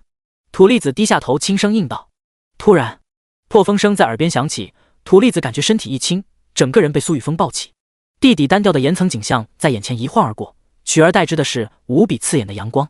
我被公主抱了。土栗子满脸羞红，发现自己紧紧地贴在苏雨峰的胸膛上，在狂风中被挤压变形。第164章特殊勋章除魔味道。似乎是太阳之力带来的灼热感，让土栗子全身变得火热。就在这时，谁？出来！苏雨峰陡然抬手对准一处空间打出一拳，因爆声震动使得那一处空间为之一颤，一道身影突然消失，再度出现在距离苏雨峰不到100米的之处。苏家主，你又变强了。身着黑色皮甲的林烟雨眉目间带着一丝惊讶之色。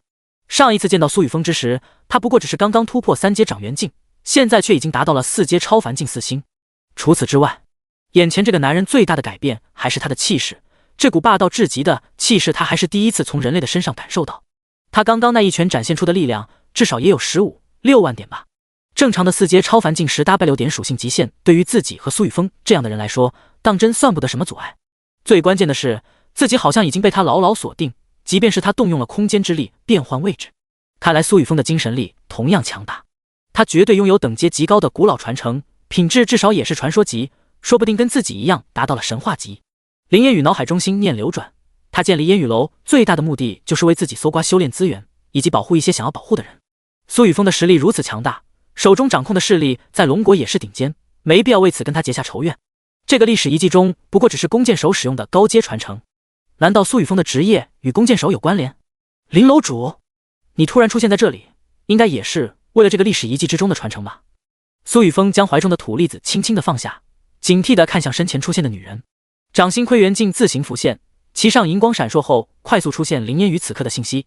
目标：林烟雨，境界：超凡境3星4阶，天赋：空间掌控神话级，职业：虚空录者，唯一传说，功法：空灵神诀，神话，根骨96，满值100，力量113976加49999点，精神10698加39999点，防御80289加49999点，体质81318加39999点，速度174,683加49999点，原力750W点，装备空元匕首4阶史诗可进阶，虚空灵靴4阶史诗可进阶，空灵胸甲4阶史诗可进阶。上一次这个女人的天赋不过是神话级5星，这才过去多久竟然进阶了1星。林烟雨的基础属性在她身上那一套史诗级装备的加持下，居然跟自己差不多，那速度属性更是与自己拉开了距离。苏雨峰眼中闪过一丝惊讶之色，不愧是前世唯一一个刺杀神灵而全身而退的女人，强的真的有些离谱。林烟雨到底得到了什么机缘？是因为她的空间天赋可以轻易地夺取自己想要的天地元果？苏家主，林烟雨正想要开口，突然面前弹出一道虚拟方框。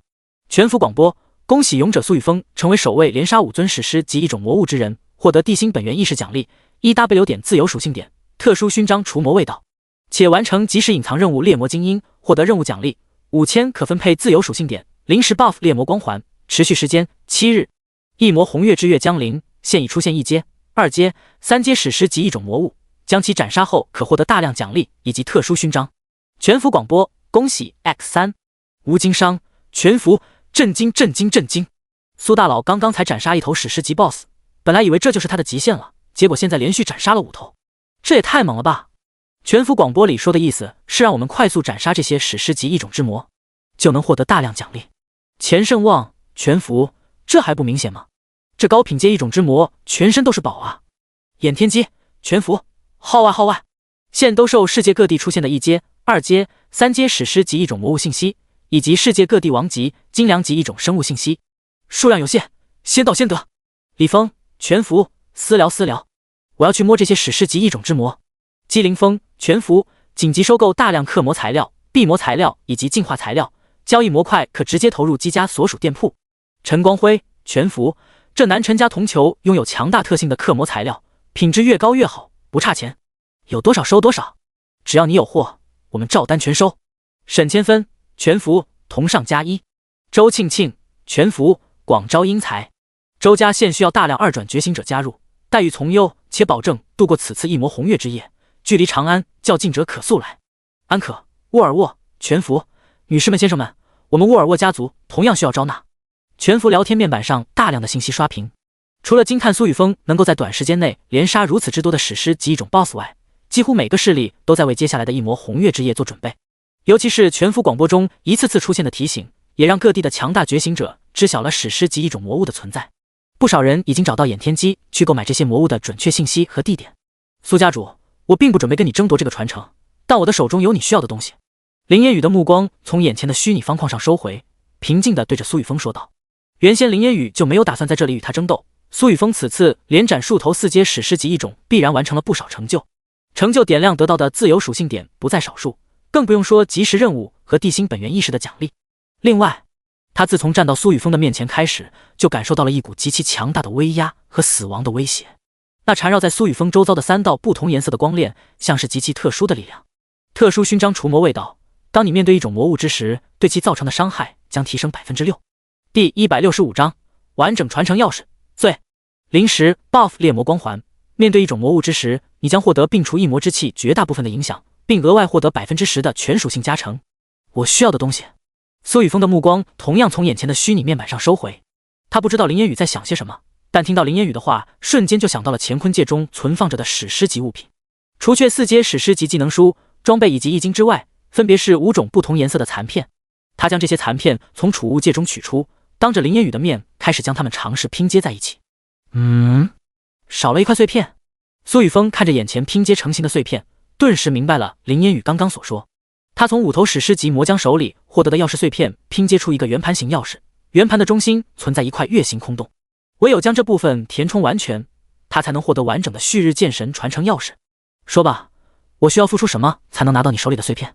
苏雨峰脸上的表情没有一丝变化，冷冷地问道。若不是没有把握将林烟雨直接打成重创，他现在必然已经动手了。我需要你帮我庇护一些人，但是你不能动用你的手段控制他们。在一魔红月之夜过去之后，我便会将他们接走。林烟雨快速地说道。苏雨峰心头一震，林烟雨他难道知道极道生死符？不对，极道生死符只有苏家和自己拥有，作用更是十分隐秘，他或许只是在试探，以防被控制。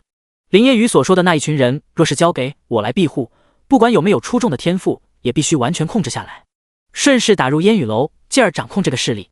烟雨楼的那个任务，自己一直没找到合适的时机去完成，现在倒是有了一个切入的机会。不过不能着急，必须一步步来。苏雨峰稍稍沉吟了一会儿，不再犹豫，直接说道：成交。好，这就是最后一道传承碎片。这个传承碎片的等阶已经达到传说级，说明这道遗迹传承的等阶至少也有传说级。但是我在历史遗迹的中心得到了相关信息，你想要获得这道传承，恐怕还需要完成最后一个试炼。至于试炼的目标，林烟雨说到这里便闭口不谈，而是抬头看向天穹之上悬挂的那10轮大日，从乾坤界中直接取出最后一块弯月形状的传承碎片，飘向苏雨峰。这个遗迹名叫做什么？最后的试炼会是什么？并不难猜。多谢，我已经吩咐家族的人跟你联系，到时候你可以送他们来魔都。苏雨峰接过最后一块传承钥匙碎片，微笑道，并通过好友界面给苏勇等人发了一条信息。这个历史遗迹比较特殊，应该不会隔绝好友信息。不用了，等你成功离开这个遗迹，联系我便是。祝你成功。再送你一个消息，岛国和棒子那边以及联盟相当的不安分，等到一魔红月过后必会生事。你所在的魔都沿海或许是他们的第一目标。说完，林烟雨脚尖轻点，一道空间裂缝在他的身前瞬间洞开，直接消失在苏雨峰的眼前。空间之力倒是方便，岛国和棒子他们胆子倒是很大，居然敢来龙国神州大地生事，杀了便是。苏雨峰目送林烟雨离去后，低头看向身旁的女孩栗子，你也先离开这个历史遗迹吧，接下来我需要接受传承，不知道会不会出现其他的变故。好，家主，我在外面等你。土栗子乖巧地点了点头，刚刚他根本没有机会插入苏雨峰与林烟雨两人的对话。林烟雨与苏雨峰身上散发出的气势充满了压迫感，哪怕他们两人没有针对他，可也令他几乎说不出话。当然以他的性格，也不知道说些什么。这是小型传送阵盘，你捏碎离开后会传送至这个遗迹的入口处，到时候跟苏勇说明身份便是。苏雨峰嘱咐了一句，便将白色小型传送阵盘直接递给土栗子。土栗子重重点头，以后他就是苏家人喽。苏家的待遇应该很好吧？他心头想着，对着苏雨峰摇晃小手道别，伴随着传送阵盘中涌现的白光消失在苏雨峰身前。见土栗子离去后，苏雨峰的注意力全部集中在面前的传承钥匙。最后一块月形传承钥匙碎片在精神力的控制下，与圆盘中心的月形凹陷融为一体，彻底镶嵌其中。锐利无比的剑意冲天而起，冲破天穹之上的云层，令天边悬挂的10轮大日轮转变换方向，像是见到了什么恐怖的存在，拼命的遁逃。就在这时，苏雨峰面前顿时浮现出游戏面板，其内显示着大量的信息，且这些信息文字全部标注成耀眼的金色。目标：旭日剑神翼，传承钥匙，神话级。限制使用：人族，弓箭手。传承试炼：未知。死亡率极高。你获得了极其特殊的传承钥匙，将其捏碎后会令整个历史遗迹发生巨大的变化，彻底开启不可逆的传承试炼。该传承试炼等阶为神话级，试炼内容未知，但死亡率极高。试炼完成后将获得至少1件神话级武器以及功法技能传承，请你自行决定是否开启传承，若不选择开启，可将这枚传承钥匙带离或出售给本源商城。若您选择开启传承，捏碎该传承钥匙后亦会得到10分钟的考虑时间，在这时间范围内同样可以选择离开历史遗迹，但由于该传承已被开启，且传承仪式未完成，该传承将被虚空乱流吞没，彻底消失。咔嚓，苏雨峰简单的扫了一眼游戏面板上弹出的信息，毫不犹豫地捏碎手中的传承钥匙。这一次进入历史遗迹就是为了获得旭日神功，现在已经获得了传承钥匙，怎么可能会放弃？嗡嗡！苏雨峰捏碎传承钥匙的瞬间，整个历史遗迹空间开始剧烈的晃动，天穹之上旋转的10轮大日爆发出太阳极致之力。第166章神兽太阳金乌。无边无际的金色太阳真火于历史遗迹各地凝聚，来自于上古妖皇之子太阳金乌的太阳真火，犹如灭世的火焰一般，将世间万物轻易蒸发殆尽。历史遗迹空间内的所有水源一瞬间化作蒸汽消失，规则凝聚而出的生灵在太阳真火笼罩下化为灰烬。绿洲迅速的干涸烧毁，变成一片废墟残骸，最后被沙尘彻底掩埋，民不聊生，生机断绝。幸运后来者，你眼前所见的画面便是10日轮空带来的浩劫场景。当年的人族在这一场浩劫之下，几乎丧生了数十亿族人，尸骨铺满大地，其中便包括吴的部落、吴的家人、吴的好友。想要接受吴的传承，你必须拥有一颗勇往直前的心和坚定不移的信念，信念之力终将化作奇迹。现在传承即将开始，用吴曾经使用过的弓箭斩杀10尊上古金乌之子，便可获得吴之传承。沧桑无比的声音在苏雨峰的耳边回响，一股强烈的空间波动将其身形瞬间包裹，挪移至天穹之上，距离那10轮大日不过100米的距离。上古神兽太阳金乌的真面目完全展现在苏雨峰的面前。太阳金乌又名三足金乌、日乌，全身由金黄色的火焰构成，脚下3足勾起，犹如烈日一般散发着耀眼的光芒。头部呈三角形，眼睛圆而明亮，金色瞳孔中燃烧着灼灼火焰，翅膀宽大华丽，羽毛呈现出一片赤红之色。全身各处萦绕着一圈圈太阳真火，并在身体被各处凝聚着一道道圆纹，这些圆纹相互交错形成一枚枚符文。三足金乌每一次扇动翅膀，都会令周围的空间掀起波澜，仿佛整个世界都被他的气息所笼罩，让人无法呼吸。所有靠近三足金乌的一切都会被瞬间焚烧，化作灰烬。这就是三足金乌，远古时代的妖皇之子，真正的神话血脉。苏雨峰能够透过四周笼罩的空间屏障，感受到这太阳金乌的强大气势，体内的窥元镜骤然悬浮在其身前，镜面之上银光闪烁，照射着空间外三足金乌的躯体，一条条信息逐渐浮现。刷刷刷！目标：投影太阳金乌，妖皇长子。境界：天级近4星，5阶。品级：神话级。天赋：太阳真火，神话。体质：先天太阳妖皇体。力量：401205点，精神：351234点，防御：383821点，体质：385943点，速度：489190点。真意：至阳真意。规则：太阳规则 0.1%。原力：1320W 1320W 点。职业技能 LV8 金乌化红 LV8 太阳岩爆 LV7 太阳涅槃 LV7 至阳岩球。目标：投影太阳金乌，妖皇石太子。境界：天级近1星，5阶。品级：神话级。天赋：太阳真火，神话。体质：先天太阳妖皇体。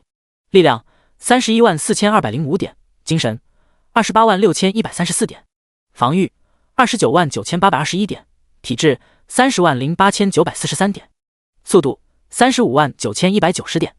真意：至阳真意。规则：太阳规则 0.1%。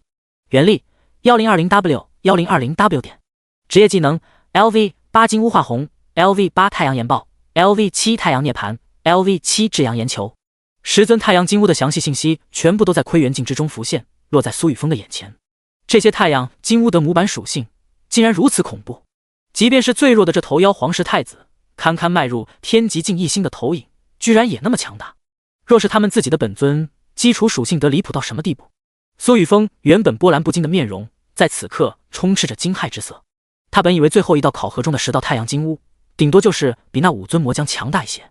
可令他完全没有想到的是，神话级的妖皇之子，每一项属性几乎都是那些魔将的2倍。最强大的那一头太阳金乌，几乎所有属性都突破了40万，这让他怎么斩杀这些太阳金乌？他现在的基础属性中，可没有一项突破20万。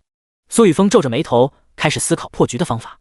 现在自己的各方面属性必须进一步强化，距离传承试炼开始还有9分多钟的时间，极道魔神诀应该很快就能够达到4转，现在试试看。苏雨峰沉默了几秒，心念一动，从储物戒中取出从那几头魔将身上获得的4阶史诗级易经。极道魔神诀一旦完成4转，他便能让自己的肉身再度蜕变。肉身蜕变的同时，应该还能够带动不朽至尊魔骨骨髓的炼化。4阶史诗级易经内蕴含的强大能量，更能推动修为的增长。苏雨峰想到这里，立刻盘腿坐下，悬浮在半空中，双手分别抓着2枚史诗级易经，体内的极道魔神诀骤然开始运转，头顶凝聚出一道黑红色吞噬漩涡，疯狂地开始吞噬历史遗迹内浓郁的天地元气。掌心的4枚史诗级易经在极道魔神诀的吞噬之下飞速的缩小，其中纯净无比的木、水、火、土不同本源之力被快速的炼化，融入苏雨峰的极道本源之河内。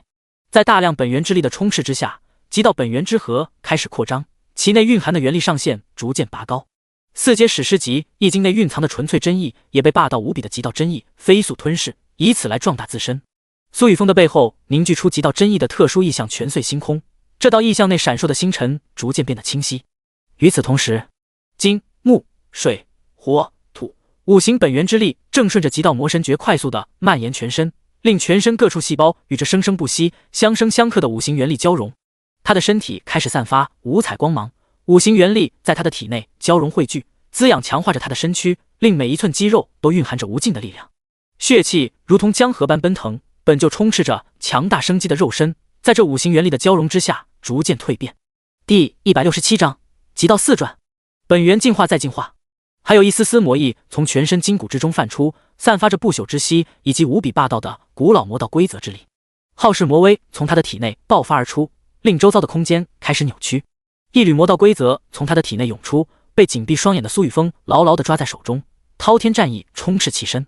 苏雨峰身上的气息也在这5行元力以及不朽至尊魔骨骨髓的浇筑下，轰然冲破桎梏，节节攀升。4阶超凡境5星，4阶超凡境7星。直至4阶超凡境8星。嗡！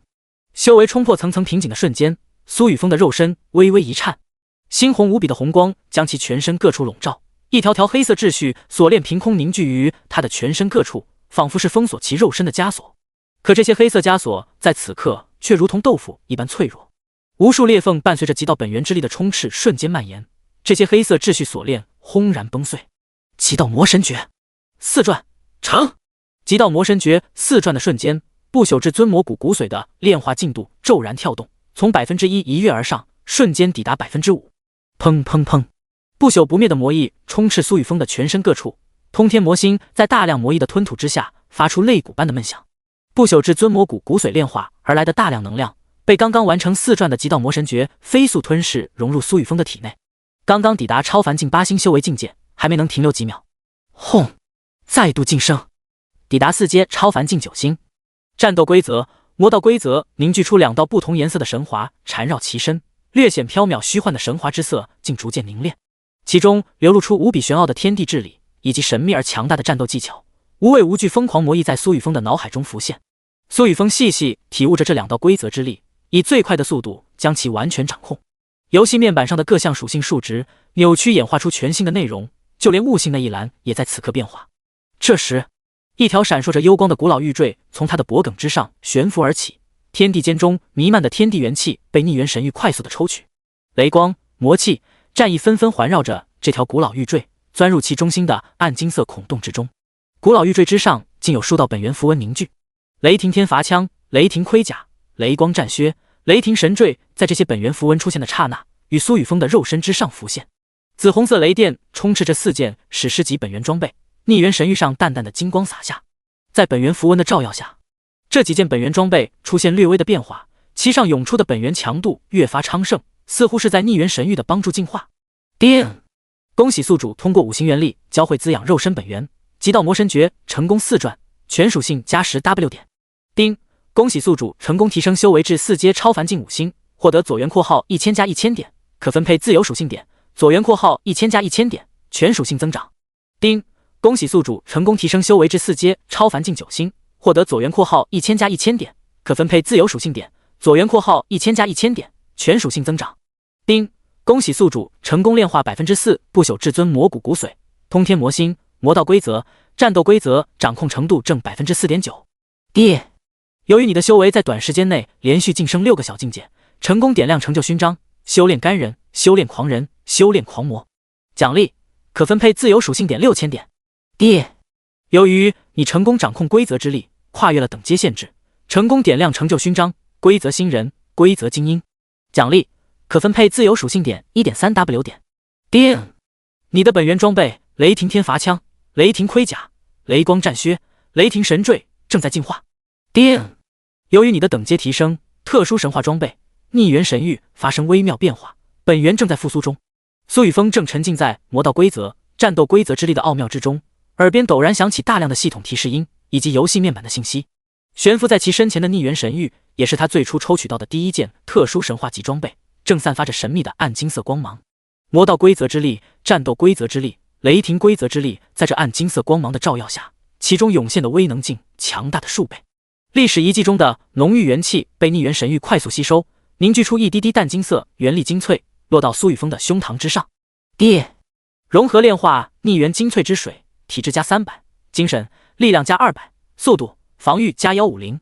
每一滴淡金色逆元精粹之水落下，游戏面板上的各属性数值都会随之跳动。苏雨峰陡然睁开双眼，黑红色眼眸中充斥着无尽的战意和暴力魔意，比原先还要强大数倍的气势从他的身上浮现。没想到这5行魔将的易经竟然蕴含这么奇特的力量。5行之力不愧是物质世界的基础力量，自己现在的肉身强度几乎是先前的数倍，我都快忘记逆元神域这东西了。没想到这个时候他还能突然给个惊喜。苏雨峰的目光落在身前悬浮的古老玉坠之上，逆元神域的详细讯息顿时在他的脑海中浮现。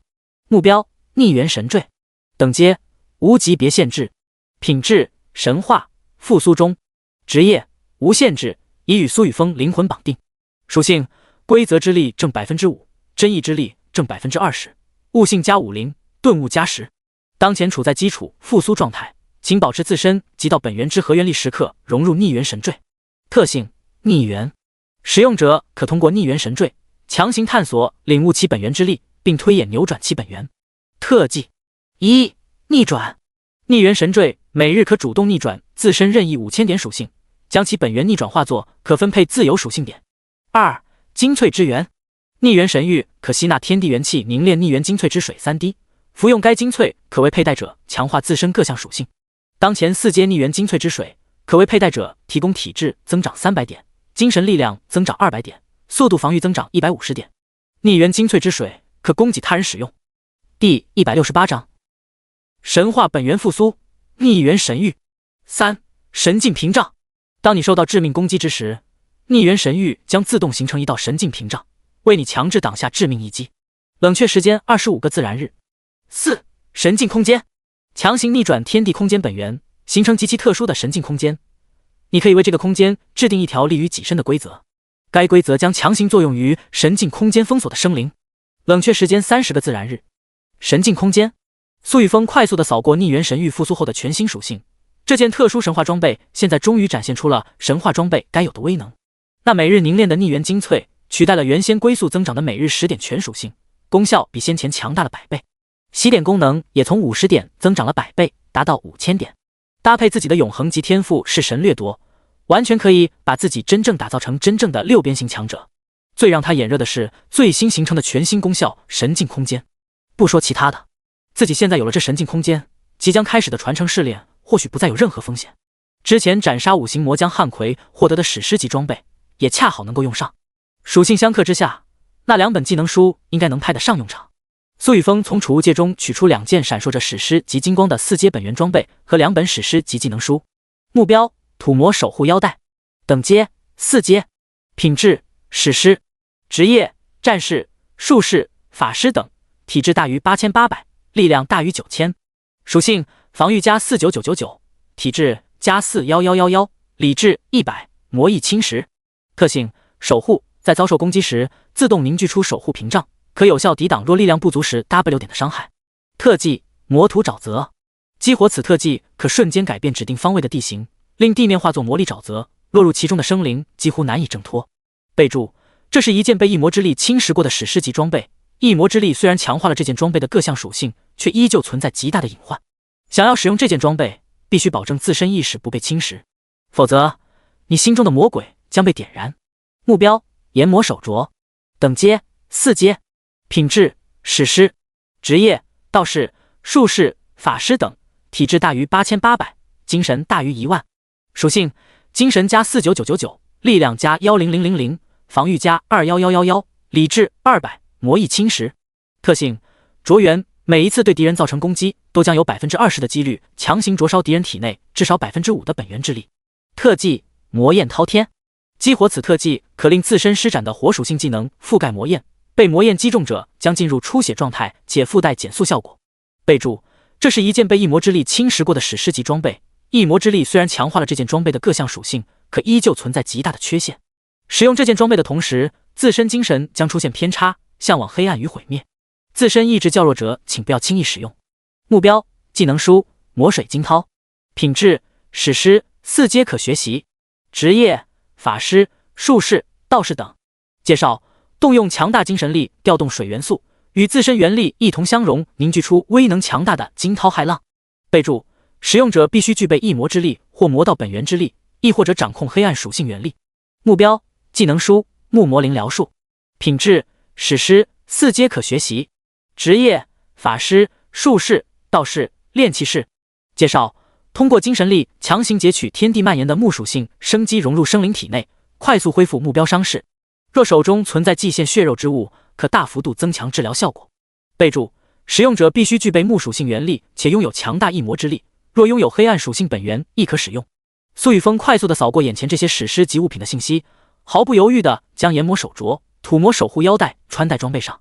这2件史诗级装备上的负面增幅对他来说没有半点影响，他掌控的魔道规则可以轻易地抵抗这种程度的侵蚀。炎魔手镯、土魔守护腰带穿戴上身的同时，与雷霆天罚枪、雷霆盔甲、雷霆战靴、雷霆吊坠一同爆发出强大的本源增幅，涌向丹田内的极道本源之河。现在的苏雨峰除了缺少护腿、护肩之外，其他部位的装备完全凑齐，全身散发着代表着史诗级的璀璨金光。可惜的是，戒指这个装备部位现在还只是2阶。紧接着，极道，苏雨峰将魔水惊涛、木魔灵疗术技能书拍在身上，游戏面板上的技能栏顿时凝聚出全新学习的技能信息。掌心红光闪烁，极道之力覆盖游戏面板上刚刚浮现的技能。丁，魔水惊涛、木魔灵疗术成功极道化。技能：极道惊涛。等级 LV1。特殊功效：精神加 10W， 惊涛真意加1000，冲毁加1000，魔意加1000。充斥着强大魔意的惊涛骇浪，卷入其中者，肉身会被庞大的压力冲毁，脑海中会出现骇浪灭世的意象。熟练度0 10W。技能：极道灵疗术。等级 LV1。特殊功效：治愈加 5W， 强行恢复加1000，亢奋加1000，痛苦500。经受极道灵疗术治疗的生灵将陷入亢奋暂时忘却痛苦的状态，可挤压自身生机，强行恢复自身伤势。熟练度0 10W。还不错。苏雨峰对这2道史诗级技能极道化后的功效十分满意，尤其是灵疗术这个技能，落在别人的身上恐怕就是打了麻醉加嗑药的状态。现在自己的基础属性达到了什么程度？苏雨峰能够感受到体内的力量一直都在增长，极道本源之河内奔流不息的极道元力还在暴增。现在的他感觉自己可以轻松一拳打爆100个，不，上千个提升之前的自己。苏雨峰将目光落在游戏面板上的属性界面。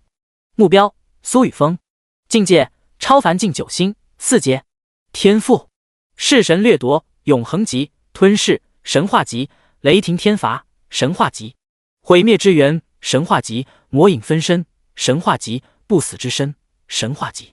第169章极道4转，全部冲破30万点的属性。职业：极道帝君混沌级。功法：极道魔神诀4转混沌级。根骨100，满值100。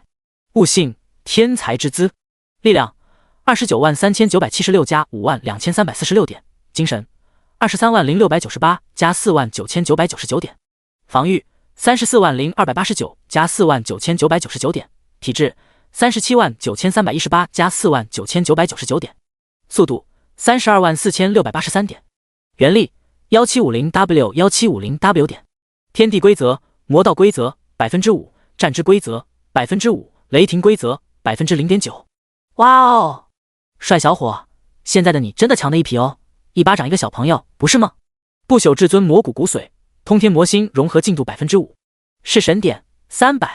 装备：无尽天赋蓝，特殊装备逆元神域神话级，雷霆天罚枪4阶史诗可成长，雷霆盔甲4阶史诗可成长，雷光战靴4阶史诗可成长，雷霆神坠4阶史诗可成长，土魔守护腰带4阶史诗，炎魔手镯4阶史诗，净化灵界2阶史诗。职业技能 LV Max 极道 LV5 极道地区极道本源 LV4 极道暗影拳 LV4 极道排山掌 LV2 极道阴阳交泰 LV3 极道生死符 LV4 极道波动心眼 LV2 极道融风 LV2 极道熔岩术 LV1 魔威浩世 LV1 极道惊涛 LV1 极道灵疗术。剩余自由属性点77041。体质：速度和防御属性居然比力量属性还要高，不过剩余的自由属性点还有77000。没想到我居然还有将自由属性点加在力量上的时候。苏雨峰自嘲一笑，第一次感受到力量不够用。这一次得到旭日剑神的传承之后，接下来必须将自己的力量刷上去。就在这时，游戏面板弹出红色提示信息：旭日传承试炼即将开启，请做好准备。时间倒数时93。这么快？苏雨峰面色微微一变，不再多想，直接将所有资源属性点全部加在自己的力量上。现在逆元神域已经复苏，每日可转化5000点任意属性为自由属性点，几乎相当于有了洗点的功效。刚刚好，现在自己也缺乏力量。准备时间终止，传承试炼正式开始，生死无论。沙哑而平静的声音在空间之中回响。一直被定格在天穹之上的石头神话及妖族生灵太阳金乌投影，在此刻散发出无比恐怖的气势。一轮轮太阳真炎围绕着他们的庞大躯体骤然升腾，从苏雨峰的视角看去，就像是10颗金红色太阳在空中重新升起。太阳真炎带来的高温让世界蒙上了一层红色涟漪，天地间蔓延的所有水元素元气被生生蒸干，火元素开始沸腾狂暴，形成一条条红色温带落在石头太阳金乌的底端，仿佛像是臣子一般顶礼膜拜。他们的翅膀舞动着，掀起了一阵又一阵的热浪，将整个空间都变得扭曲起来。卑微的蝼蚁，那个该死的人类居然会选择一个连5阶天极境都没有东西来接受他的传承。小石，没想到第一个随我复苏灵石的是你。太阳金屋之中，体型最为庞大的狄太子对着身前犹如芝麻大小的黑点发出一声嗤笑。大哥，我们终于再见了。肉身相对较小的妖皇石太子睁开双眼，面容之上流露着一丝悲意，顺着妖皇狄太子的目光，在视野之中锁定苏雨峰这个空间中唯一的人类。大哥，旭日翼选择这个人类来接受传承并不是一件坏事，我们只要宰了这个人类，令其传承空间彻底破碎，或是进入了虚空乱流之中，父皇在未来也能更轻易地唤醒我们，让我们的本源重现。我们曾经的本源被旭日翼截取，他捏造的规则世界更是让我们成为最后的守护者，几乎就是在奴役我们的灵和躯体。我们是高贵的妖族皇子，那个该死的人类不配。妖皇石太子愤怒的声音在空中回响。说得不错，那就杀了底下这个蝼蚁。妖皇狄太子轻笑着对苏雨峰下了生死判决，在他的眼里，苏雨峰就是任人宰割的鱼。2尊太阳金屋的金红色树瞳第一时间将苏雨峰的肉身牢牢锁定，他们的双翼微微一震，一道道太阳真眼所化的小型金乌之影在他们的身旁瞬间凝聚，犹如一道红光划破天际，冲向数万米之外的苏雨峰。整个世界仿佛都被火焰充斥。开始了，先从那头最弱的太阳金乌开始，吞噬神兽的血肉能量会获得什么？苏雨峰刚刚完成加点，77000余点自由属性点全部堆积在力量属性之上。游戏面板呈现的属性数据骤然一变，力量370976加52346点，基础力量属性的增长令他的全身肌肉再度强化，浓郁的战意在他的黑红色眼瞳之中燃起。浩世魔威伴随着强横暴虐的魔意冲天起，无视10尊太阳金乌带来的强大威压，反向朝着他们笼罩而去。苏雨峰面对眼前刹那疾驰而至的太阳真炎，猛然拍出一掌，砰！黑红色排山掌印加持着苏雨峰的恐怖力量，轻松至极的将一大片太阳金乌之炎打得崩碎。点点火星在空中肆意，数万摄氏度不止的高温将空间焚烧扭曲，却对苏雨峰没有造成任何影响。白虎图腾，苏雨峰心念微动，一头通体毛发银白如雪一般的神威白虎之影在头顶凝聚，极致庚金之力刹那间涌现，随之而来的还有无边无际的煞气。雷霆闪烁的银白色战甲骤然浮现，每一片甲胄都紧密相连，完美的贴合他的肉身，仿佛星辰般一般璀璨。通体散发着凛冽寒气的雷霆天罚枪，灵动万分的雷霆战靴，包括雷霆神坠、土魔守护腰带、炎魔手镯，全部在他的身上浮现。无比耀眼的金色光华在这些本源装备的表面流转。苏雨峰的头盔闪耀着银光，面罩遮盖住了他的半张脸，只露出他坚毅的下巴和战意冲天的黑红色双瞳。身上的气势在这些本源装备的增幅之下达到顶点，全方位属性全部暴涨。第170章，这是科幻片吗？一个人类这么强？妖皇石太子死！苏雨峰催动极道波动心眼以及自身强横的精神力，将妖皇石太子瞬间锁定。凌空一踏无尽的狂风涌现，狂风涌现的瞬间，身形化作一道电光冲天而去，几乎刹那之间出现在妖皇石太子这尊神话级太阳金乌的身旁。人类居然敢靠近本太子！滚！妖皇石太子眼中带着浓浓的鄙夷之色，他猛然扇动翅膀，卷起一层赤红色火浪，将刚刚出现在身前的苏雨峰瞬间卷入其中。太阳真炎作为天地至强的火焰，寻常生灵被卷入会瞬间化作灰烬。妖皇石太子同样没有将苏雨峰放在心上，在他的认知中，人族生灵的肉身无比脆弱，刚刚能够在他那一击下存活，已经算是命大的。现在这个人类距离自己的本体如此之近，数10万度的高温可以将其轻易灭杀。可就在这时，妖皇石太子突然感觉到一股无法抵抗的巨大力量陡然从他的身体右侧传来，撕拉！啊！凄厉的叫声蓦然炸响，一片巨大的羽翅在一抹雷霆电光的闪烁之下，被生生的从妖皇石太子的肉身上拔下。滚烫的淡金色血液顺着伤口快速的滑落，被炙热无比的太阳真炎瞬间蒸发。可惜只是投影之身，相当于能量合成的躯体，不然这翅膀倒是可以烤着吃，一定很鲜很嫩很补。苏雨峰身披银甲，手中抓着一块血淋淋的翅膀，冷笑着出现在妖皇石太子的头顶，将手中的断翅用力一抛，将正要聚集靠近的妖皇九太子硬生生砸飞。魔道规则、战斗规则之力以及极道真意在他的身上爆发，拳碎星空的恐怖意象虚影瞬间弥漫。原本在雷霆天罚枪的本源增幅下，已然达到近43万点的恐怖力量又一次爆发。规则之力、极道真意的加持无比霸道，令这43万点力量临时暴涨至60万点。苏雨峰没有使用任何技能，毫无花销，而普普通通的一拳猛然落在妖皇石太子的头颅之上。不，恐怖至极的力量在妖皇石太子的头顶爆发，死亡的危机转瞬而来，将其全身包裹。他从来都没有想过，一个修为境界连天极境都没有达到的人，怎么可能拥有几乎高达60万点的力量？超凡境不过是生灵刚刚踏入进化的第一步，人类在这一境界的极限属性自古以来也不过10万点啊！哪怕是他能够超越极限，也不可能超越当年万族给人类设下的远古血脉诅咒才对。我不甘心，在这个遗迹中唤醒的乃是其本源之灵，若是被生生碾碎，未来若是有机会涅槃复苏，实力和潜力也会遭受削弱。砰！无论妖皇石太子在心头如何狂吼，苏雨峰的拳印也在此刻轰然落在妖皇石太子的头颅之上。妖皇石太子的眼前被一片血色覆盖，头颅在这等恐怖的力量之下被瞬间轰碎，大量的残破血块四处飞溅，极道本源之力冲入他的身躯之中，其中的吞噬、掠夺、毁灭之力疯狂地碾碎其体内的器官以及那磅礴的生机。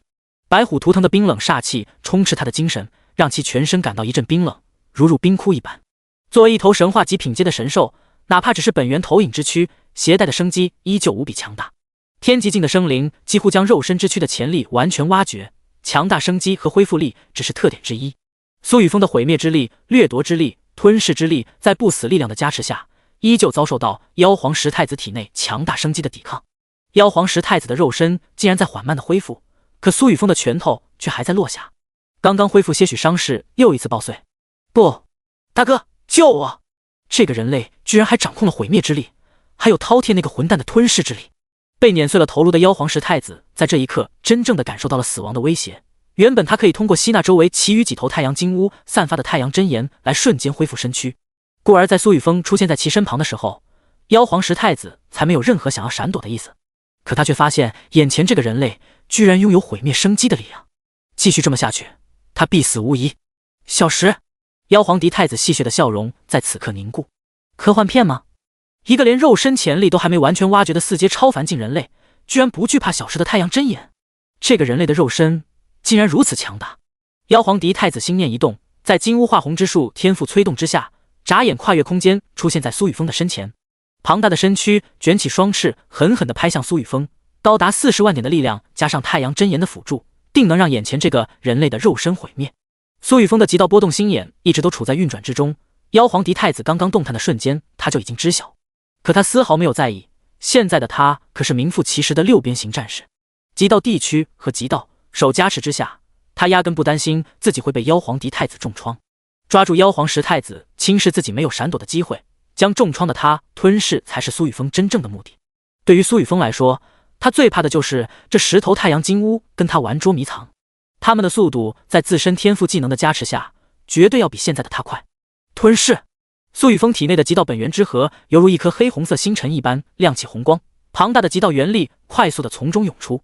他无视掉妖皇狄太子煽动的金色羽翅，一道黑红色吞噬漩涡轰然凝聚。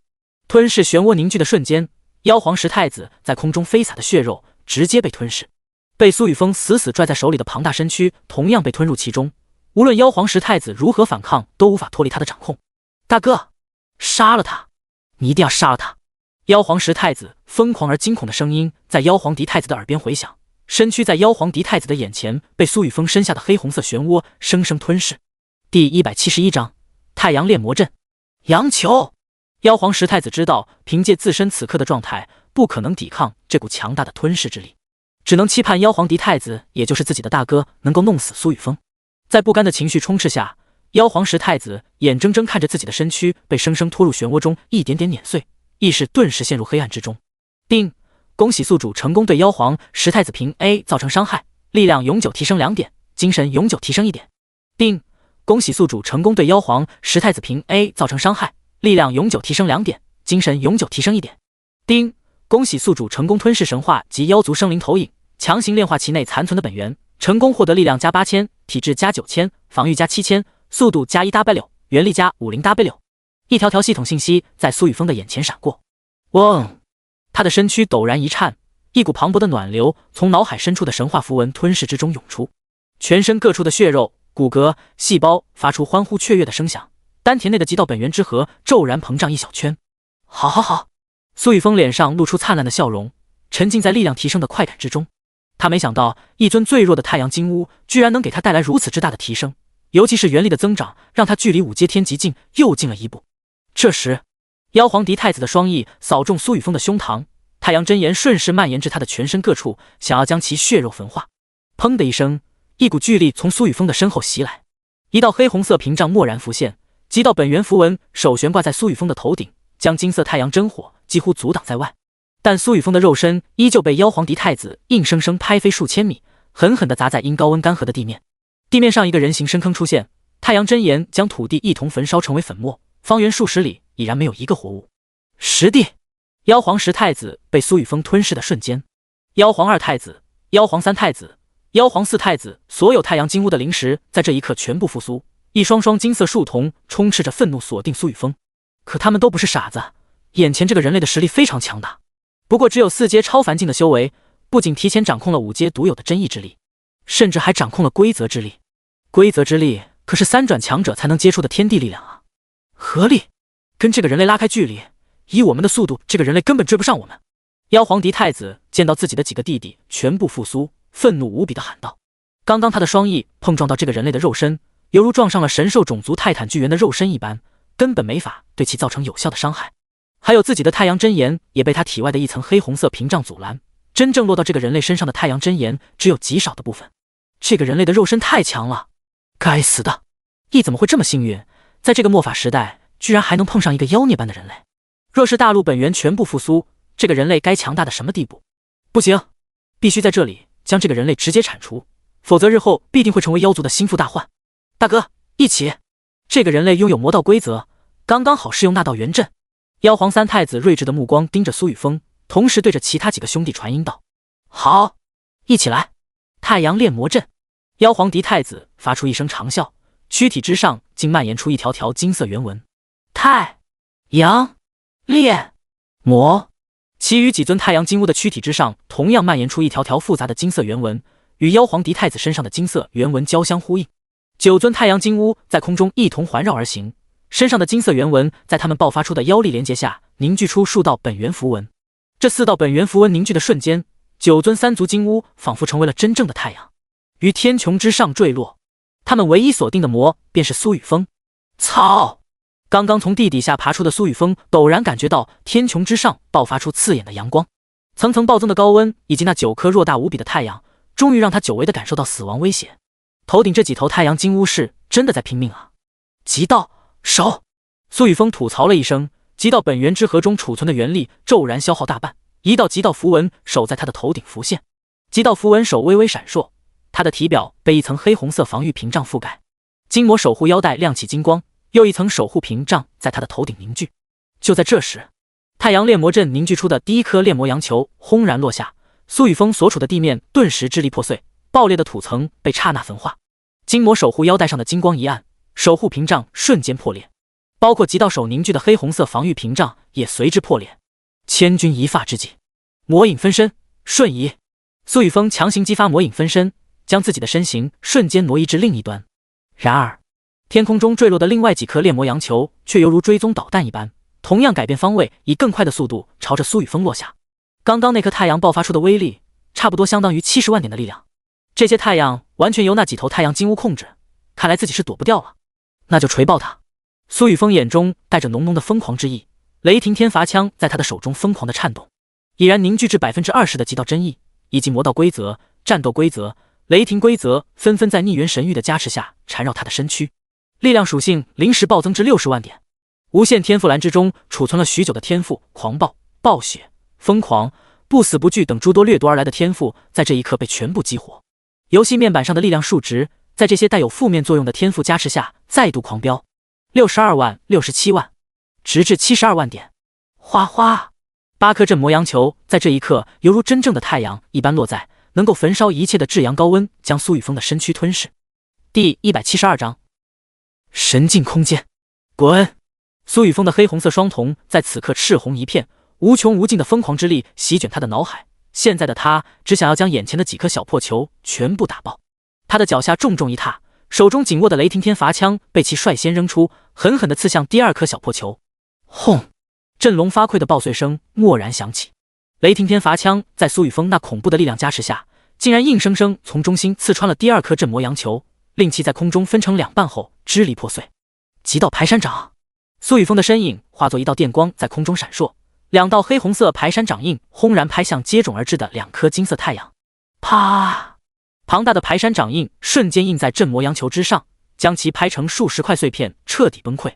极道暗影拳，数十道拳印在苏雨峰的面前不断的轰出，剩余的5颗全部都在暗影拳印的攻击范围之内。其中4道镇魔阳球被苏雨峰霸道至极的力量在半空中硬生生打爆，可最后一颗来自妖皇狄太子的镇魔阳球却比其他所有人的镇魔阳球还要强大。苏雨峰的暗影拳印落在其上，仅仅只是推延了半秒镇魔阳球下落的时间。下一秒，轰！最为硕大的镇魔阳球便将苏雨峰瞬间吞没，其中爆发出的太阳真炎令苏雨峰体表刚刚恢复的黑红色手字屏障再度崩碎。雷霆盔甲感受到强烈的威胁，自动浮现一道雷霆屏障，可这道雷霆屏障依旧没能阻挡半秒钟的时间，便被恐怖的高温瞬间气化。苏雨峰的肌肤表面传来烧灼的剧痛，肉身更是被这团镇魔阳球砸入地底深处，像是亲手拥抱了一个太阳一般，肉焦味逐渐开始弥漫，整个历史遗迹空间猛然一颤。大哥，我们几乎耗费了2/3的妖力，那个人类必死无疑。妖皇4太子盯着苏雨峰被镇魔阳球吞没的位置笃定道：没错大哥，这道父皇教给我们的阵法在10人合力之下几乎能够令一尊6阶天元境强者含恨陨灭。现在这个人类修为不过只有4阶9星，哪怕他身上拥有几件史诗级宝物，也不可能完全挡住咱们。现在他的肉身恐怕都已经成为焦炭了。妖皇3太子、2太子以及其他太阳金乌纷纷笑道，唯有妖皇狄太子一直沉默不语，死死地盯着苏雨峰被镇魔阳球吞没的方位，陡然开口：不对，那个男人居然毫发无伤。什么？怎么可能？妖皇狄太子说话的瞬间，其余8头太阳金乌一同诧异道。金色妖瞳纷纷落在那一块凹陷的地域，在他们的视野之下，一个身影从深坑之中快速地飞跃而出。熟悉而淡漠的声音陡然响起：你们就这点力量，给我挠痒吗？叮！你遭受了强大的力量冲击，全身肌肤遭受不同程度的损伤，5脏6腑移位。神话级天赋不死之身，极道地区特性不灭，生机自动激活，伤势飞速恢复中。你的体质、力量、防御+5+5+5+。系统提示音在苏雨峰的眼前快速闪过，他轻轻拍散身上的火星，银白色雷霆盔甲焦黑了一片，头顶的极道符文手微微闪烁，再度凝聚出一道黑红色防御屏障，覆盖他的身躯。极道地区的生机特性与不灭特性同时生效，一道道奇特的生命能量从灵魂深处的神话天赋符文中涌出，瞬间覆盖全身各处，令身上遭受的伤势飞速愈合。伤势恢复的同时，全身肌肉骨骼仿佛破后而立一般，正在一点点的增强。人类，妖皇2太子、妖皇3太子、妖皇9太子等人听到苏雨峰欠扁无比的话，面容忍不住一黑，顿时怒目而视。人类是什么让你如此得意？即便是你幸运的活了过来，可凭借你的速度，又怎么可能对我们造成伤害？旭日翼那个该死人类的传承中，只有将我们给全部击杀，才能够获得他的传承。可就凭你的那点速度，如何追得上我们？翼的那把弓早就被我们给封存，你就等待着传承失败吧。一旦你传承失败，便别想离开这个空间，除非你能够永生，否则迟早都要死。妖皇狄太子的眼神之中带着不屑，讥讽的声音更是在整个历史遗迹空间内回响。他现在已经下定决心，绝不能让这个人类得到传承。这个人类实在是太过妖孽，若是让他再得到这个传承，到时候父皇等人的计划该怎么办？那些所谓的神明怎么会让这个人类一直活到现在？你们绝不能让苏雨峰抓住。妖皇狄太子通过血脉对着其余几个兄弟传音道：放心吧大哥，我们太阳金乌的种族天赋速度绝不是这个人类可以比拟的。妖皇2太子、妖皇3太子等人誓言淡淡的应道。神境空间。苏雨峰闻言抬起头，露出一抹轻蔑的笑容，感受到不灭之力在体内流转，轻声一喝，一直佩戴在身上的逆元神玉骤然亮起一抹耀眼的红光，这股红光分散出无数条原纹，在空中凝聚出2道本源字符。神界。这2道字符出现的刹那，整个历史遗迹空间风云变色，因9尊太阳金乌带来的高温而没有一丝凉意的空间飞速的降温，整个蓝天都被无穷无尽的红光覆盖。这是什么？妖皇狄太子看着周围骤变的景象，面色蓦然变化，一股强烈的危机感萦绕心头。这时，苏雨峰冰冷的声音在他们的耳边响起：神境规则，除我以外的生灵速度降至神境限制最低点。话音刚落，妖皇狄太子、妖皇二太子、妖皇三太子等人的庞大身躯顿时被一股空间之力凝结在原地。天边无穷无尽的红光凝聚出一条条红色链条，像是囚徒的枷锁一般，快速地朝着妖皇嫡太子等人缠绕而去。这是第173章徒手撕金乌，一条完整的规则之力凝聚的规则枷锁。这个人类怎么可能会掌控完整的天地规则？甚至借助这条规则形成了规则领域空间，将我们全部困入其中。妖皇嫡太子一脸愕然地看着天边落下的一条条红色枷锁，这些红色枷锁的薄层内充斥着无数复杂的本源纹路，仿佛映照着天地之力。这些纹路带着无法抵抗的规则之力，瞬间渗透他们的肉身，将规则力量烙印在他们的体内。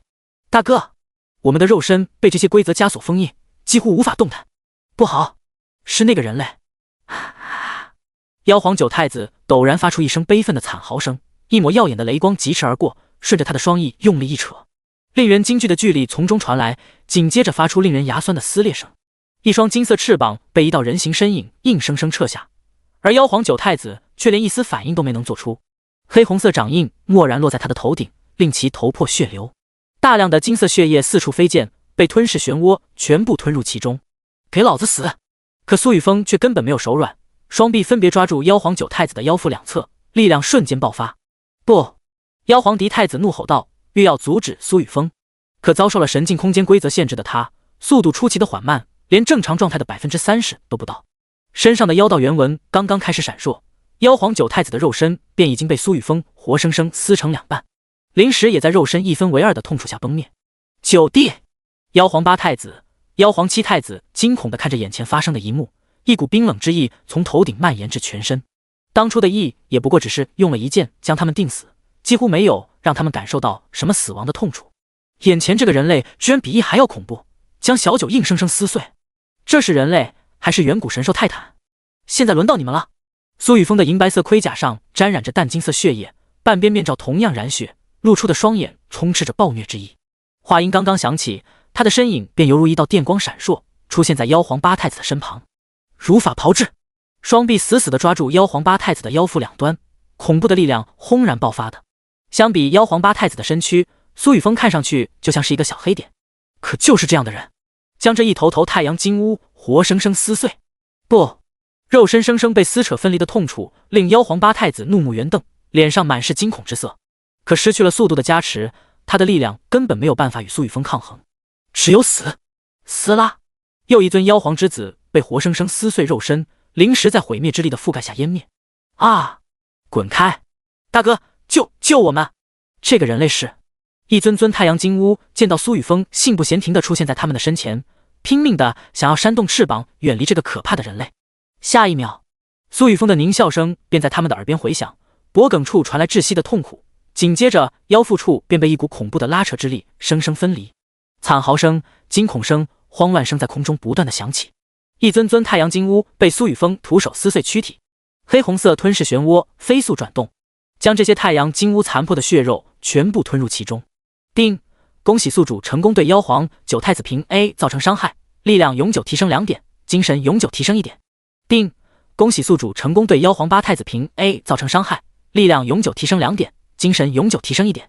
丁，恭喜宿主成功吞噬一尊5阶2星3族金乌头影神兽，强行炼化其内残存的本源，成功获得力量加8300，体质加9100，防御加7300，速度加 1.1W， 原力加 55W。丁，弑神掠夺天赋中掠夺失败。丁，恭喜宿主成功吞噬一尊5阶3星3族金乌头影神兽，强行炼化其内残存的本源，成功获得力量加8900，体质加9600，防御加7900，速度加 1.3W， 原力加 79W。 系统提示音在苏雨峰的耳边不断的响起，他的脑海深处快速的涌出一道道奇特的能量，开始强化全身各处的骨骼肌肉。一次次的淬炼之下，苏雨峰的骨骼逐渐出现淡淡玉色，体内的血气越发雄厚，肌肉越发紧密，体质再度拔高一大截。提升最为庞大的还是丹田内的极道本源之核，在庞大而精纯的原力充斥下，竟然膨胀了一圈又一圈。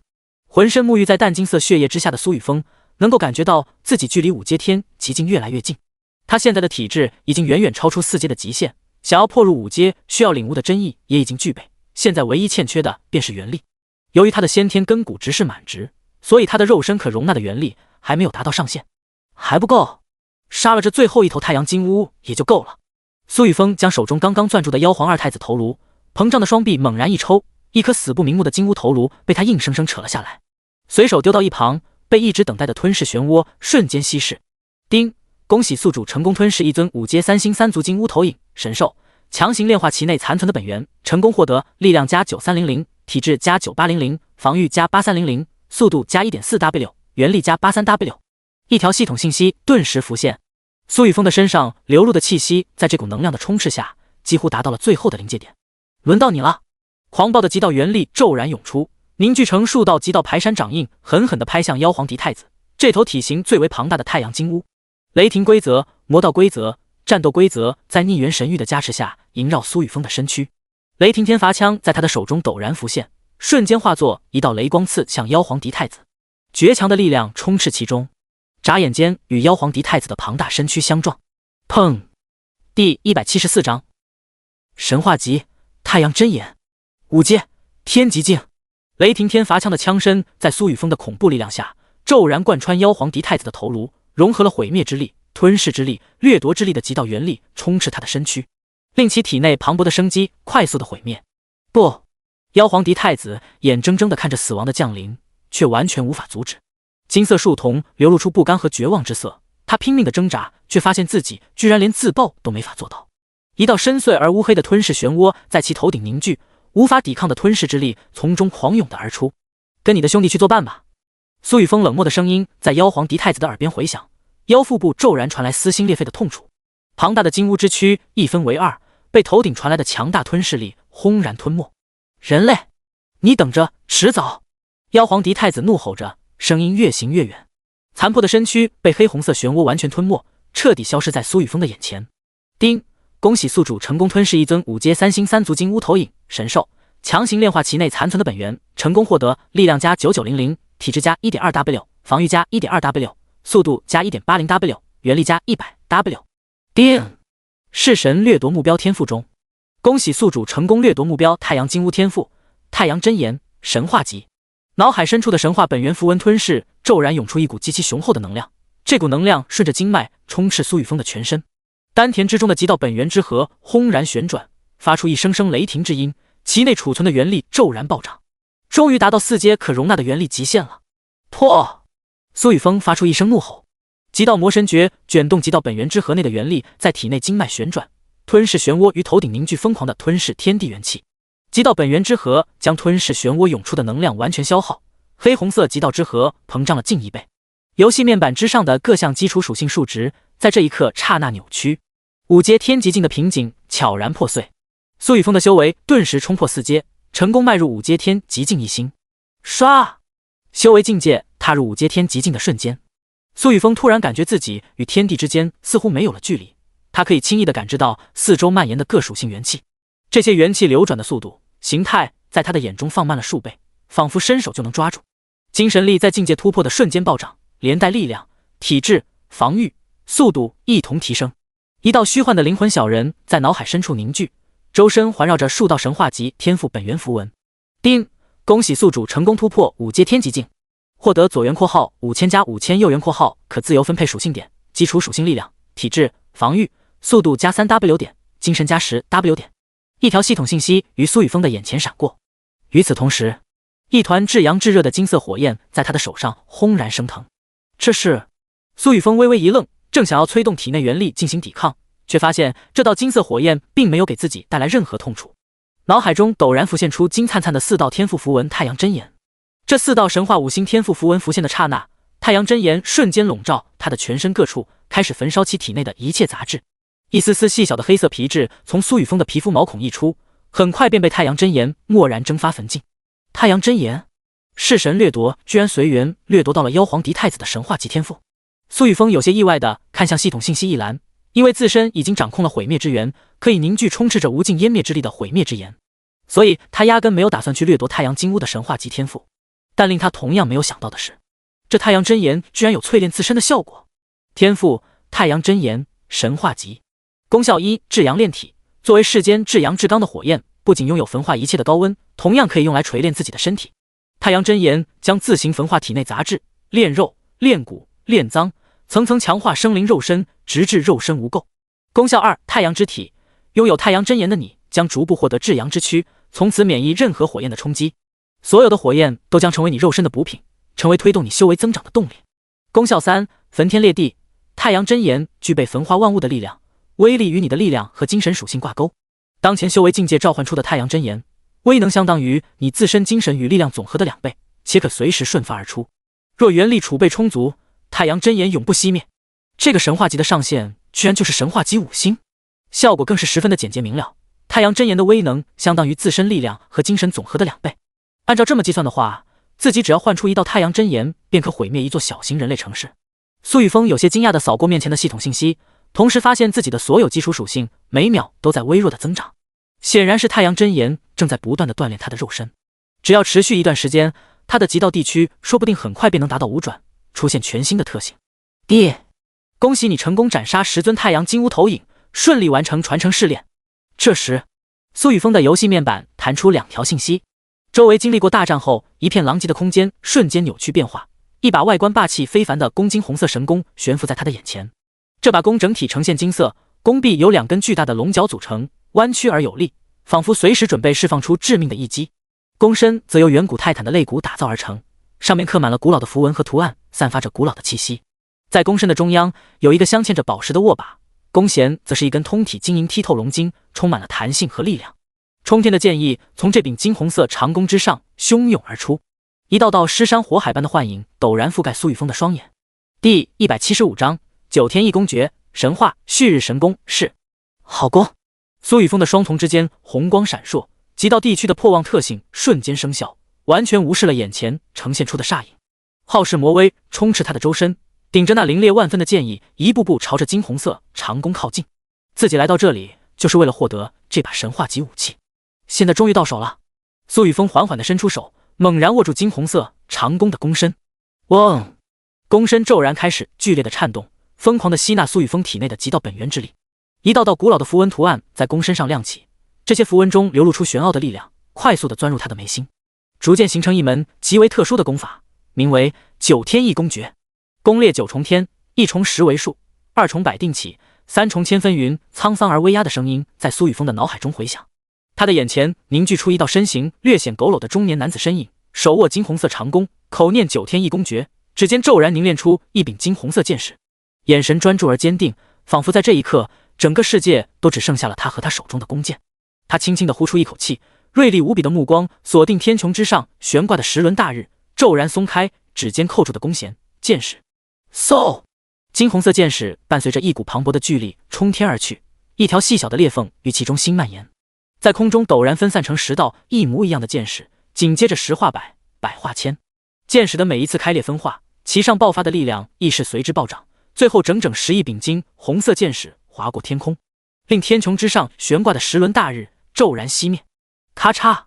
这就是旭日传承的功法，好强！苏雨峰脑海中的幻影轰然破碎，游戏面板上的功法栏稍微扭曲，9天一弓诀出现在其上。功法：极道魔神诀4转，混沌级，9天一弓诀，未入门，神话级。此刻，苏雨峰手中的金红色长弓还在疯狂地吸纳极道本源之力，极道本源之核内近乎4/5的极道元力被其全部吸纳一空。弓身上的一枚枚古老符号纹路微微亮起，大量的信息再度从中涌入苏雨峰的脑海。目标：旭日神弓是等阶5阶，进阶条件1000万亿种生灵之魂，品质神话级，复苏中，职业弓箭手，力量30W，体质30W，属性力量加4999999，精神加2499999，威慑正200%，煞气正200%。特性1神视，视线所及之物无视距离皆可攻击。2壁中被神视锁定之物无法逃脱旭日剑矢的攻击。3圆融，旭日剑矢可根据自身心意、本源特性、天赋融合凝聚任意功效的剑矢进行攻击。特技陨日，激活此特技可瞬间召唤出10尊远古太阳金乌之魂，融入剑矢之中进行自杀式攻击，强行增幅力量近50万点。冷却时间30自然日。备注：这是一件历经无数杀戮的远古人族神器，由远古神兽泰坦之骨为弓身，远古龙族叛逆黑岩神龙龙筋为弦，曾沾染无数强大种族生灵的血液，融合生灵怨气，残魂迈入神话品质，其身镌刻了无数人道本源符文，唯有人族之身才能发挥其真正的力量。上一代公主借助旭日神功之力灭杀妖皇子嗣，将部分金乌之魂融入神功之内，与远古妖皇进行大战而生死不明。警告：使用该武器遭遇妖族异种，将100%遭受敌视仇恨度暴增。恐怖！苏雨峰陡然瞪大双眼，他还是第一次见到真正的神话品质武器。自己手中这把旭日神功竟然能够增幅自己近50万点的力量。要知道，一名5阶天级境人类强者的极限也不过50万点。而旭日神功不仅仅只是增长力量，还能够增长精神，并且拥有3大特性：神视、壁中、熔元。这3大特性互相配合之下，有什么存在能够挡得下他一剑？除了这把旭日神功之外，还有那配套的功法9天一功诀。这门功法共分为9重，第一重练成后，一剑射出可自动分化10剑，威力额外增幅 30%， 攻速增幅 30%。第二重，一剑化100，威力、攻速额外增幅 80%。第三重，一剑化1000，威力、攻速额外增幅 150%。练至第9重后，一剑可化10亿剑，威力、攻速增幅更是达到了10000倍。这么恐怖的功法和神话级弓箭搭配起来，会有什么化学反应？再搭配上自己的永恒级天赋是神掠夺，又会有什么作用？一剑化10剑，这可算是功法的被动效果，哪怕是平 A 也能够自动激发。这是不是意味着一剑下去可以达成10次平 A？ 不过就算不行也没有关系，现在自己的速度几乎翻了好几倍，每秒钟几乎能够射出30剑。该出去了。苏雨峰心念一动，掌心紧握的旭日神功化作一道金红色流光没入他的体内，与窥元镜一同绕着丹田中心的极道本源之河旋转，吞吐着极道本源之河中不断涌出的极道元力。弓身之上的古老符文微微闪烁着金光，其中流露出的煞气越发浓郁。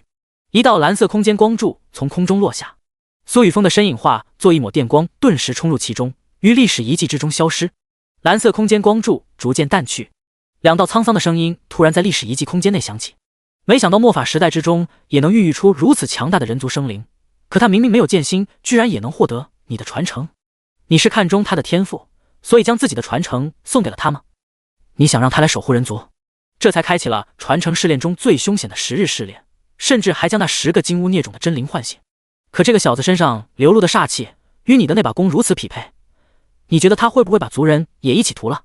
呵呵，这个小子屠不屠族人我不知道，但那些域外的神在他身上留了多少神印，老子就等着这小子屠神。只要屠了神，旭日说不定会比当初跟着我还要强大。你们一个个的杀心真重。这道声音沉默了一会儿，再度发问：你准备什么时候复苏？我们真的要看着那群外神进来吗？我不知道他们到底去了哪里。第176章5阶明星果树。苏州城。勇哥，这里就是苏州城。葛天狼当初联合了曾经的雇佣兵，在这里建立了天狼联盟。当初我们的同学、朋友、亲人便是被葛天狼带领的一群畜生杀害，所以我们才决定跟着土栗子一起潜伏，就是为了有朝一日可以杀了葛天狼为他们报仇。只是没想到家主随手一挥就干灭了葛天狼。拥有额外感知天赋的严明有些尴尬地对着身旁的苏勇、苏武、苏明等人说道。土栗子站在一旁，正把玩着一柄全新的法杖，法杖表层泛着淡淡的赤色光泽。从那一片历史遗迹出来之后，他便遭遇了苏家众人，他们这群背叛了葛天狼的觉醒者，面对苏家众人毫不犹豫地选择了投降。哦不，是加入苏家，成为自己人。现在整个龙国谁不知道苏家的强大、残暴？只是他们没有想到，他们这群刚刚加入苏家的人身上的装备直接换了一整套，品质最差的也是极品。像是土栗子这样天赋强大的2转觉醒者，苏家直接配备了超凡品质武器。这就是苏州城？为什么一个普通民众都没有？全身穿戴着重甲的苏勇沉声问道。苏武、苏明、苏琼天等人凌空飞起，双眼扫过苏州城的土黄色城墙，以及城墙之上严阵以待的众多觉醒者。在这些觉醒者的身后的城池街道上，每一个人都穿着一身皮甲，手中握着各品质装备，哪怕是一个不到6岁的小孩，也是一模一样的打扮。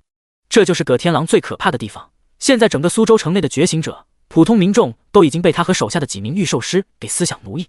那几名御兽师不知道从哪里获得了一个极为特殊的技能，名为奴人术。这奴人术的作用便是奴役人为自己的御兽，只要被奴役的人实力越强，潜力越高，那么御兽师本人就越强大。可葛天狼自然不会让手下的御兽师拥有超越他的实力，便让他们奴役了苏州城内的所有妇孺老弱，以及天赋等级不超过地级的所有人。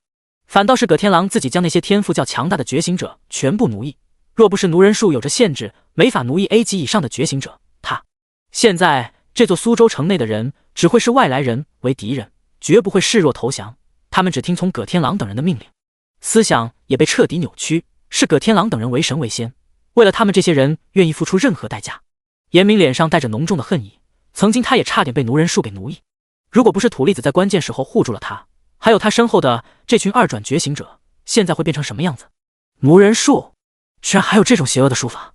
苏琼天有些吃惊的想到，家主留下的极道生死符几乎不会改变人的性格思想，只会留下一个底层规则，只要自身忠于苏家，忠于家主，就不会有任何影响。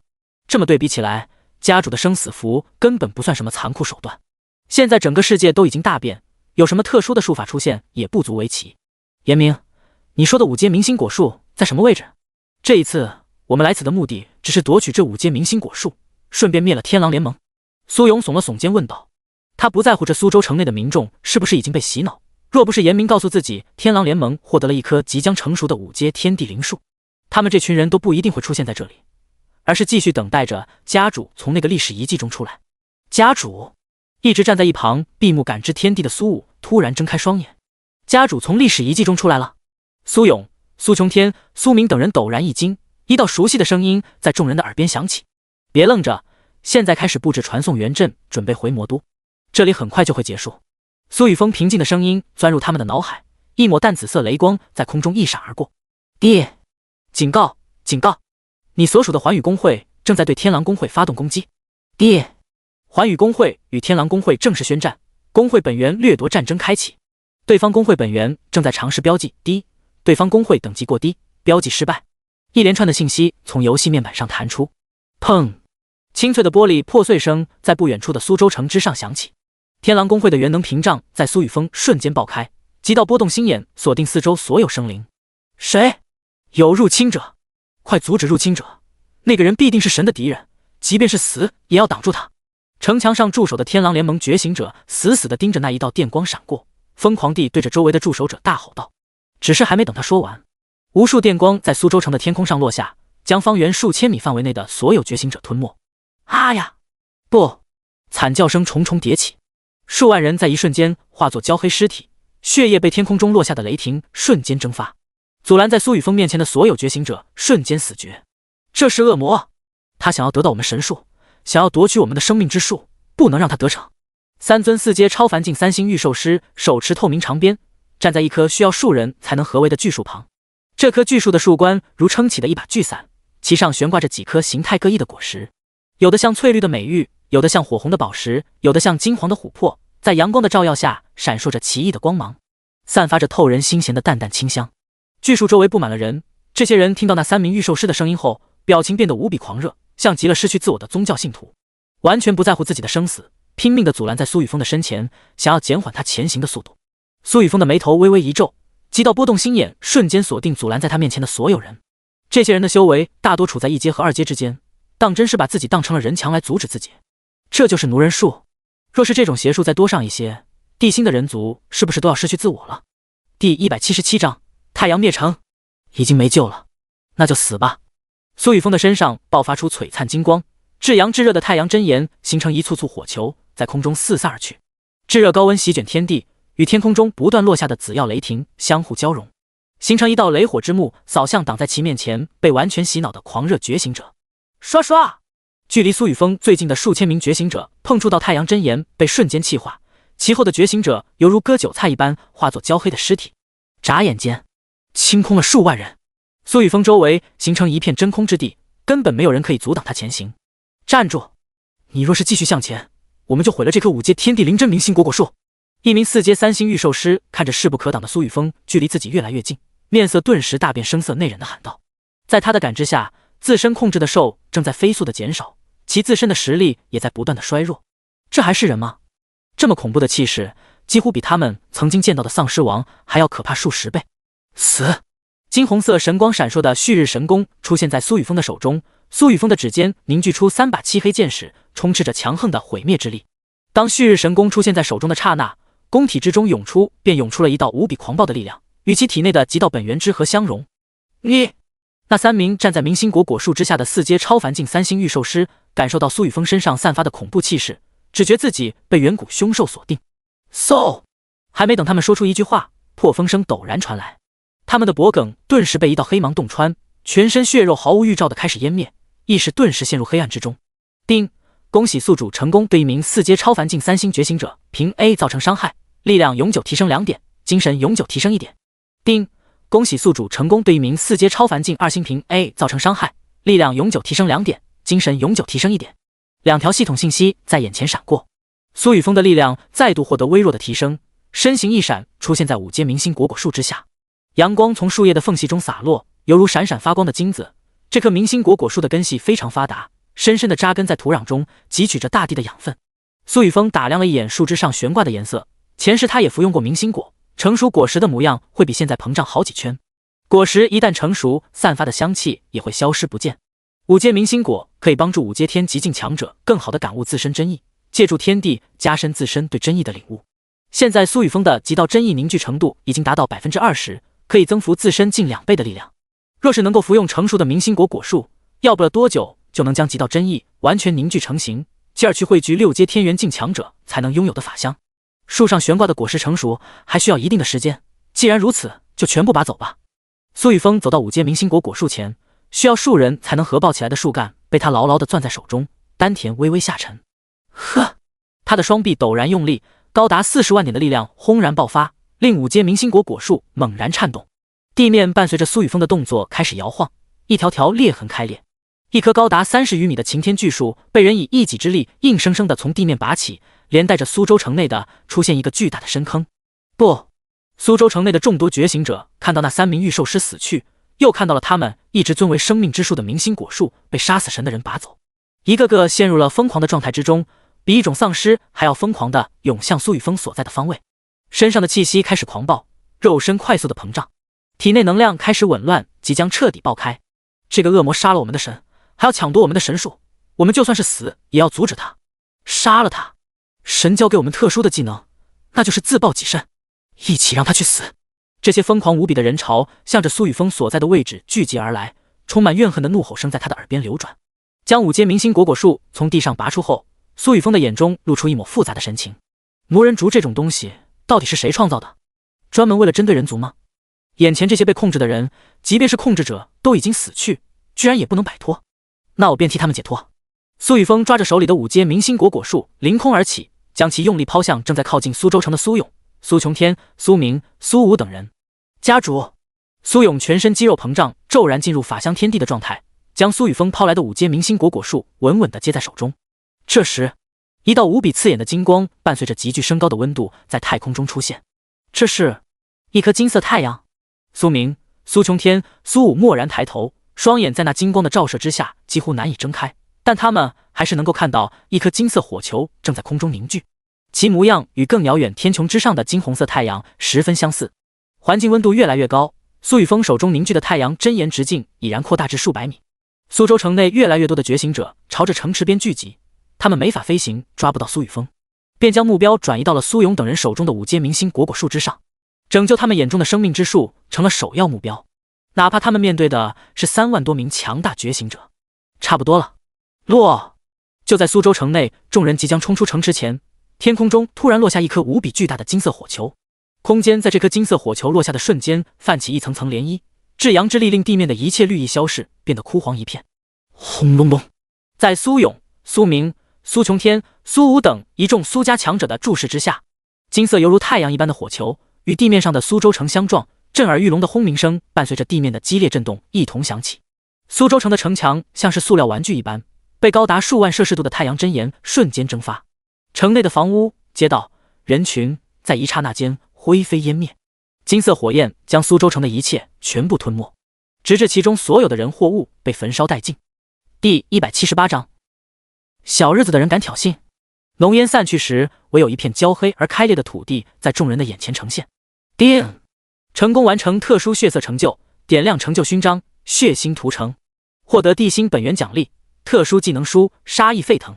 爹，恭喜你结束此次公会战。因天狼公会核心被摧毁，且公会之主葛胡死亡，此次公会战胜利方为寰宇公会。爹，现在你有以下2种选择：一、分解，你可以直接分解天狼公会的一切特殊建筑，获得升级公会等级所需的各种材料以及大量易经。2、分会，你可以选择令这座天狼公会成为你的附属公会，其内特殊建筑可自行迁移，并可重新进行命名任命。分解，苏雨峰直接选择将这个天狼公会分解，这个地方并没有什么需要占据的资源。一魔红月之夜即将来袭，分会越多，遭受的压力越大。现在的苏家没必要再分散自己的战力在苏州城，等到一魔红月之夜结束才能开始扩张。第，成功分解天狼公会所有特殊建筑和本源公会支撑材料，共获得石料 1W 单位，木材9000单位，特殊建筑碎片3331单位，9300万1阶一金，4500万2阶一金，已自动送入公会仓库。家主，他凝聚出的金色火球居然直接把苏州城给干碎了。苏明倒吸一口凉气，嗨嗨，注意用词好吗？明明是把苏州城给人间蒸发了。苏琼天纠正道。苏武瞪大双眼，有些怀疑人生。家主现在是什么境界？怎么越来越离谱了？这真的是人类可以达到的？家主又变强了。苏勇掂了掂手里沉重无比的5阶明星果树，表示已经习惯苏雨峰的操作。家主每去一个地方，实力都会突飞猛进。当然他们也不差，这几日天地元气的浓度越来越强，他们的修为境界一直都在被动的成长。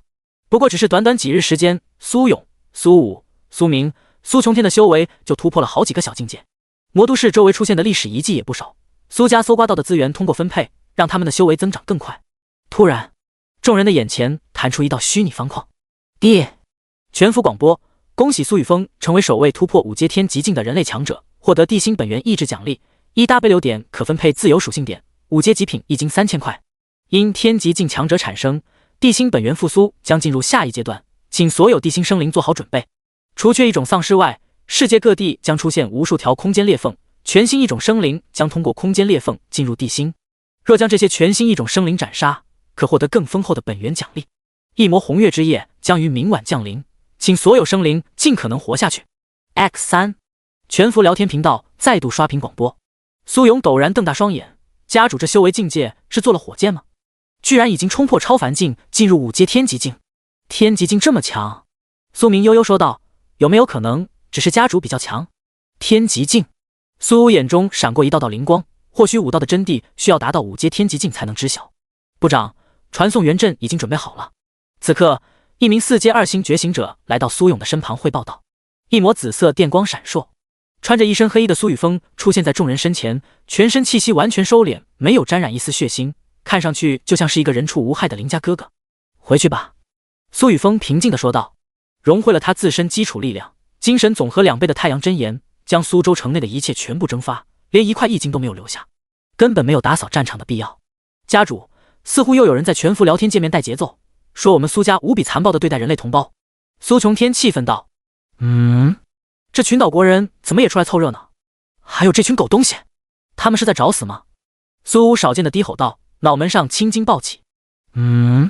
苏雨峰眉头一皱，看向因为全服广播热闹无比的全服聊天界面。姑苏地，全服，图片，瞧瞧吧，这就是你们口中的苏家，一个屠城灭绝人性的家伙，现在成为了地心第1个5阶天极境，将来还会有多少人死在他的手中？安培金3，全服，这个家伙简直就是新时代的恐怖分子，龙国的朋友们难道不感觉害怕吗？安培森林，全服，我的曾祖父告诉我们，上个世纪的第2次世界大战中，这个龙国苏家的先祖还是我们的手下败将，不少苏家女人被我们拉入了慰安所，没想到苏家居然是这些人的后代。钱胜旺，全服，放你妈狗屁！一群岛国小日子，现在也敢在我们龙国人面前提慰安所这3个字，真要说起来，当初你们造成的大屠杀还少吗？你们的漂亮国爹爹打得你们叫阿爸，摇着尾巴像狗一样在他们面前跪着。安培分封，全服，那段历史明明是你们龙国自己编造的东西。我们大和民族崇尚和平民主，怎么可能会造成大屠杀？现在真正在屠杀人民的是谁？是龙国的苏雨峰。吴金商，全服，愤怒。操！一群小日子在说什么屁话？当年老子的曾爷爷就是大屠杀的幸存者，你居然敢说岛国没有干过这件事？脱裤子放屁！安培金3，全服，龙国的朋友，咱们现在说的是苏家，不要再讨论那久远的历史了。姬凌峰，全服，久远的历史，既然承认那是你们的历史，就应该把嘴巴给闭上，苏家是龙国的苏家，轮不到你们这群小日子来说三道四，一群杂种般的狗东西。周庆庆，全服，说得好。安培分封，全服。呵呵，家主，看来你不用多说了，龙国人果然虚伪，为了维护自己人，避重就轻。苏雨峰，全服。安培家族，想死吗？第179章，支那猪，有种你们来啊！李峰，全服，瞪大双眼，我敲，我没看错吧？这是咱们英明神武的苏家家主在全服聊天面板上冒泡了。对面的崽种，赶紧的报位置，刚刚不是很嚣张吗？苏琼天，全服，一群倭寇，有胆子就报出自己的位置。周庆庆，全服，听到没？一群不要脸的倭寇，让你们报位置呢。刚刚的嚣张哪里去了？安培分封，全服，岛国南部安培市，有种你们就来！一群支那猪也只配在这个全服聊天界面上叫唤。苏雨峰，全服，你们可以给自己准备棺材了。安培分封，全服，哈哈哈哈哈！棺材，你知不知道神的可怕？我们安培家族已经成为神兽8岐大蛇的侍奉者，你们苏家算是什么东西？坐标3644、2564、1233，这就是我们安培家族的位置。有胆子你就来，我倒要看看这所谓的5阶天极境到底有多强大。安培分灵，全服，来来来，都看看你们龙国当初那穷苦的模样。图片，图片，图片，看到了吗？这些跪在我们祖先面前的人，这些衣衫褴褛卑微祈求我们赏赐的母狗，一群支那猪，刚刚跟你们好好说话，已经算是我们对你们最大的仁慈。瞪大你们那猪眼，好好看看，这些是不是你们当初的慰安妇？安培分灵发出的照片之中，不仅包括上个世纪一直都不被承认的慰安所，还有惨绝人寰的生化实验。这些黑白照片中的龙国人，眼神麻木，没有一丝光亮，在生化武器的试验下，全部都成为了不知名的尸骸。李峰，全服，草，老子特么真想把你们这个该死的种族给灭绝了。陈天命，全服，告诉我怎么去岛国，老子要去宰了这群该死的畜生。姬凌峰，全服，该死的种族，有朝一日必灭。苏雨峰，全服，不用等什么有朝一日了，今日当灭。已经化为平地的苏州城外，一道白色传送光柱已然亮起。苏雨峰、苏明、苏琼天、苏武等人刚刚踏入其中，重新设定传送坐标，把这个安培金3发出的传送坐标输入进去，但是坐标点位控制偏移10千米。苏雨峰看着全服聊天界面上安培金3发出的信息，身上陡然蔓延出强大的煞气，毫不犹豫地喊道：是，家主。苏琼天、苏勇、苏武、苏明等人大声应道。以前苏家被其他人攻击嘲讽，他们没有在全服聊天界面上进行回应，那是因为并没有远距离传送的手段。可现在不同，传送源阵牢牢地被他们掌控在自己的手中。现在居然有一个岛国倭寇家族胆敢挑衅苏家，挑衅龙国的人，不尊重龙国的历史，不承认他们曾经犯下的罪行。家主，传送源阵的传送坐标已经调整完毕。一名2转狂战士无比恭敬地汇报道。苏勇，你先带几个人把5阶明星果树给带回苏家，其余人全部跟我走。对于那些岛国人，没有什么好说的，让他们全部去死。苏雨峰冰冷地命令道。家主，苏勇闻言面色一苦，他这辈子最想要干的就是打鬼子，结果现在让他回去送树，这怎么能行？等他送完树再传送过去，黄花菜都已经凉了。行了，勇哥，你听家主的话，快去快回。你要是继续废话，就不用跟着我们去打鬼子喽。苏琼天手中握着一柄青色长剑，跃跃欲试地说道。显然对于去岛国打小鬼子有着极大的兴趣。虽然他们没有经历过那个残酷的年代，可一代代口口相传的民族仇恨，不是岁月可以轻易抹去的。走！苏勇听到这话，心念一动，数枚易经从储物戒中飞出，落在脚下的传送源阵之上，其内储存的元力被瞬间吸收，强烈的空间波动从传送源阵内涌出，消失在众人的眼前。家主，我们也走，让勇哥什么都摸不到，嘿嘿。苏明略显阴沉的脸上露出坏笑，立刻从储物戒中取出数千枚易经，落在传送源阵之中。众人面前的白色传送光柱轰然颤动，爆发出比刚刚还要刺眼的白光，将数万人一同覆盖。目标：岛国安培市。一片和风院落之中，巴格牙路，是谁让你把那些照片给发出去的？这些照片本该永远遗失在历史当中。身材矮小、面庞威严无比的安培金3站在主位，眼中带着一丝怒意，看向身穿一身蓝色武士服的安培分灵。金3大人，林桑只是一时气愤，这些该死的支那猪实在是傲慢。那个所谓的苏家，如何能跟我们安培家族相比？站在一旁的安培分封替安培分灵解释了2句。啪！安培金三眼中的怒意更盛，一巴掌狠狠地扇在安培芬芬的脸上，留下一个鲜红的五指印。什么时候轮到你来插嘴了？我刚刚只是想要勾起龙国他们自己内部的斗争，现在就因为你们这些蠢货，导致龙国那些该死的支那猪将视线全部落在了我们安培家族身上。如果不是你们，现在苏家必定会被更多的龙国觉醒者所忌惮。以他们龙国酷爱内斗的特性，龙国的实力会进一步被削弱。到时候，我们安培家族就可以借助八岐大神的力量，去占据龙国那个富饶的地域。可现在计划已经被你们这两个白痴给捣乱，全部都给我滚！安培金三阴毒的眼神死死地盯着两人，口中发出一声声怒喝。身材十分肥胖的安培芬芬被安培金三吓了一跳，全身肥肉猛然一颤，后知后觉地拉着一旁发愣的安培芬玲离开房间。就在他们刚刚准备离开房间的刹那，原本无比晴朗的天空中陡然浮现一片片乌黑的云层，这些云层之中闪烁着蓝紫色电光，还有震聋发聩的雷霆轰鸣声不断的响起。爹，警告！警告！警告！第180章，屠城灭族！杀！环宇公会与你的安培公会彻底宣战敌对。爹，有人正在攻打你的附属公会松岛驻地，血色标记失败，公会光环效果失效。爹，你的附属公会松岛已经被摧毁。游戏面板不断地震动，安培金三的眼前骤然显露众多公会信息。还莫等他去查看这些信息内容，刚刚跑出去的安培芬玲、安培芬风两人一脸惊恐地回到屋中。金三大人，不好了，有龙国人杀过来了，好几个城市都被天空中不断落下的紫色雷柱全部碾碎，还有一团黑色漩涡将城市中所有的人全部吞入其中。安培芬玲握着武士刀的手颤动不止，他刚刚亲眼看到一团刺眼无比的金色火球在一个青年的手中落下，一座偌大的城池居然就在一瞬间气化，这简直就是神一般的手段。除了那个召唤火球的青年外，还有数万尊强大觉醒者正在快速地朝着咱们安培城靠近。我们要不要向其他家族求助？八岐大神是野村家族、中岛家族、安田家族一起复苏的，只有他们三个家族才能够与八岐大神沟通。继续这么下去，咱们安培家族恐怕……安培芬风的脸上充满了恐惧，他自身修为境界丝毫不弱，已经达到了超凡境7星，可也不可能做到一瞬间覆灭一座城池。这些人到底是谁？为什么会突然出现在这里？什么？安培金三大惊失色，现在的岛国已经结束一种丧尸的混乱，由各大财阀家族分割统治不同的区域，前不久刚刚签订联盟合作的本源契约，这些人绝不可能是岛国上的。不对，难道这些人是苏家？爹，无畏勇者苏雨峰激活本源商城特殊道具大幕投影，此次公会战的所有场景影像将在全服聊天面板进行直播。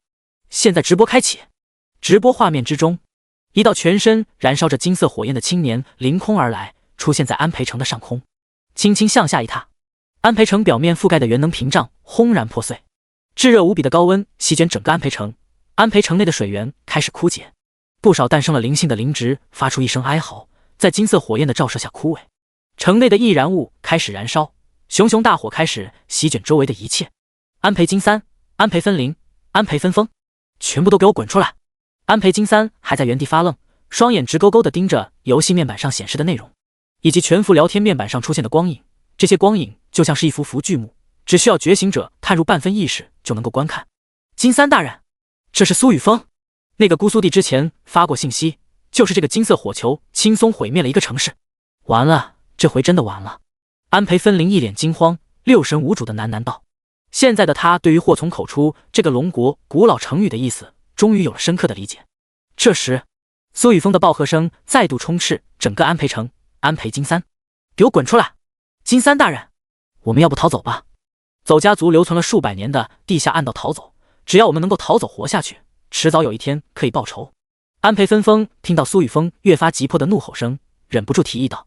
全服直播的画面中，苏雨峰的手中出现一柄金红色长弓，指尖凝聚出一柄柄黑色剑矢，这些黑色剑矢似乎带着死亡的力量，在空中暴掠而过，瞬间洞穿一个个安培家族的觉醒者，无论男女老少，全部都没有放过，成为了剑下亡魂。金三大人，再不决定就来不及了。这个苏雨峰就是一个恶魔，他压根不会管那些人的死活，更不会放过我们。以他现在这个杀戮的速度，要不了多久，整个安培城都会被屠戮一空，很快就会轮到我们。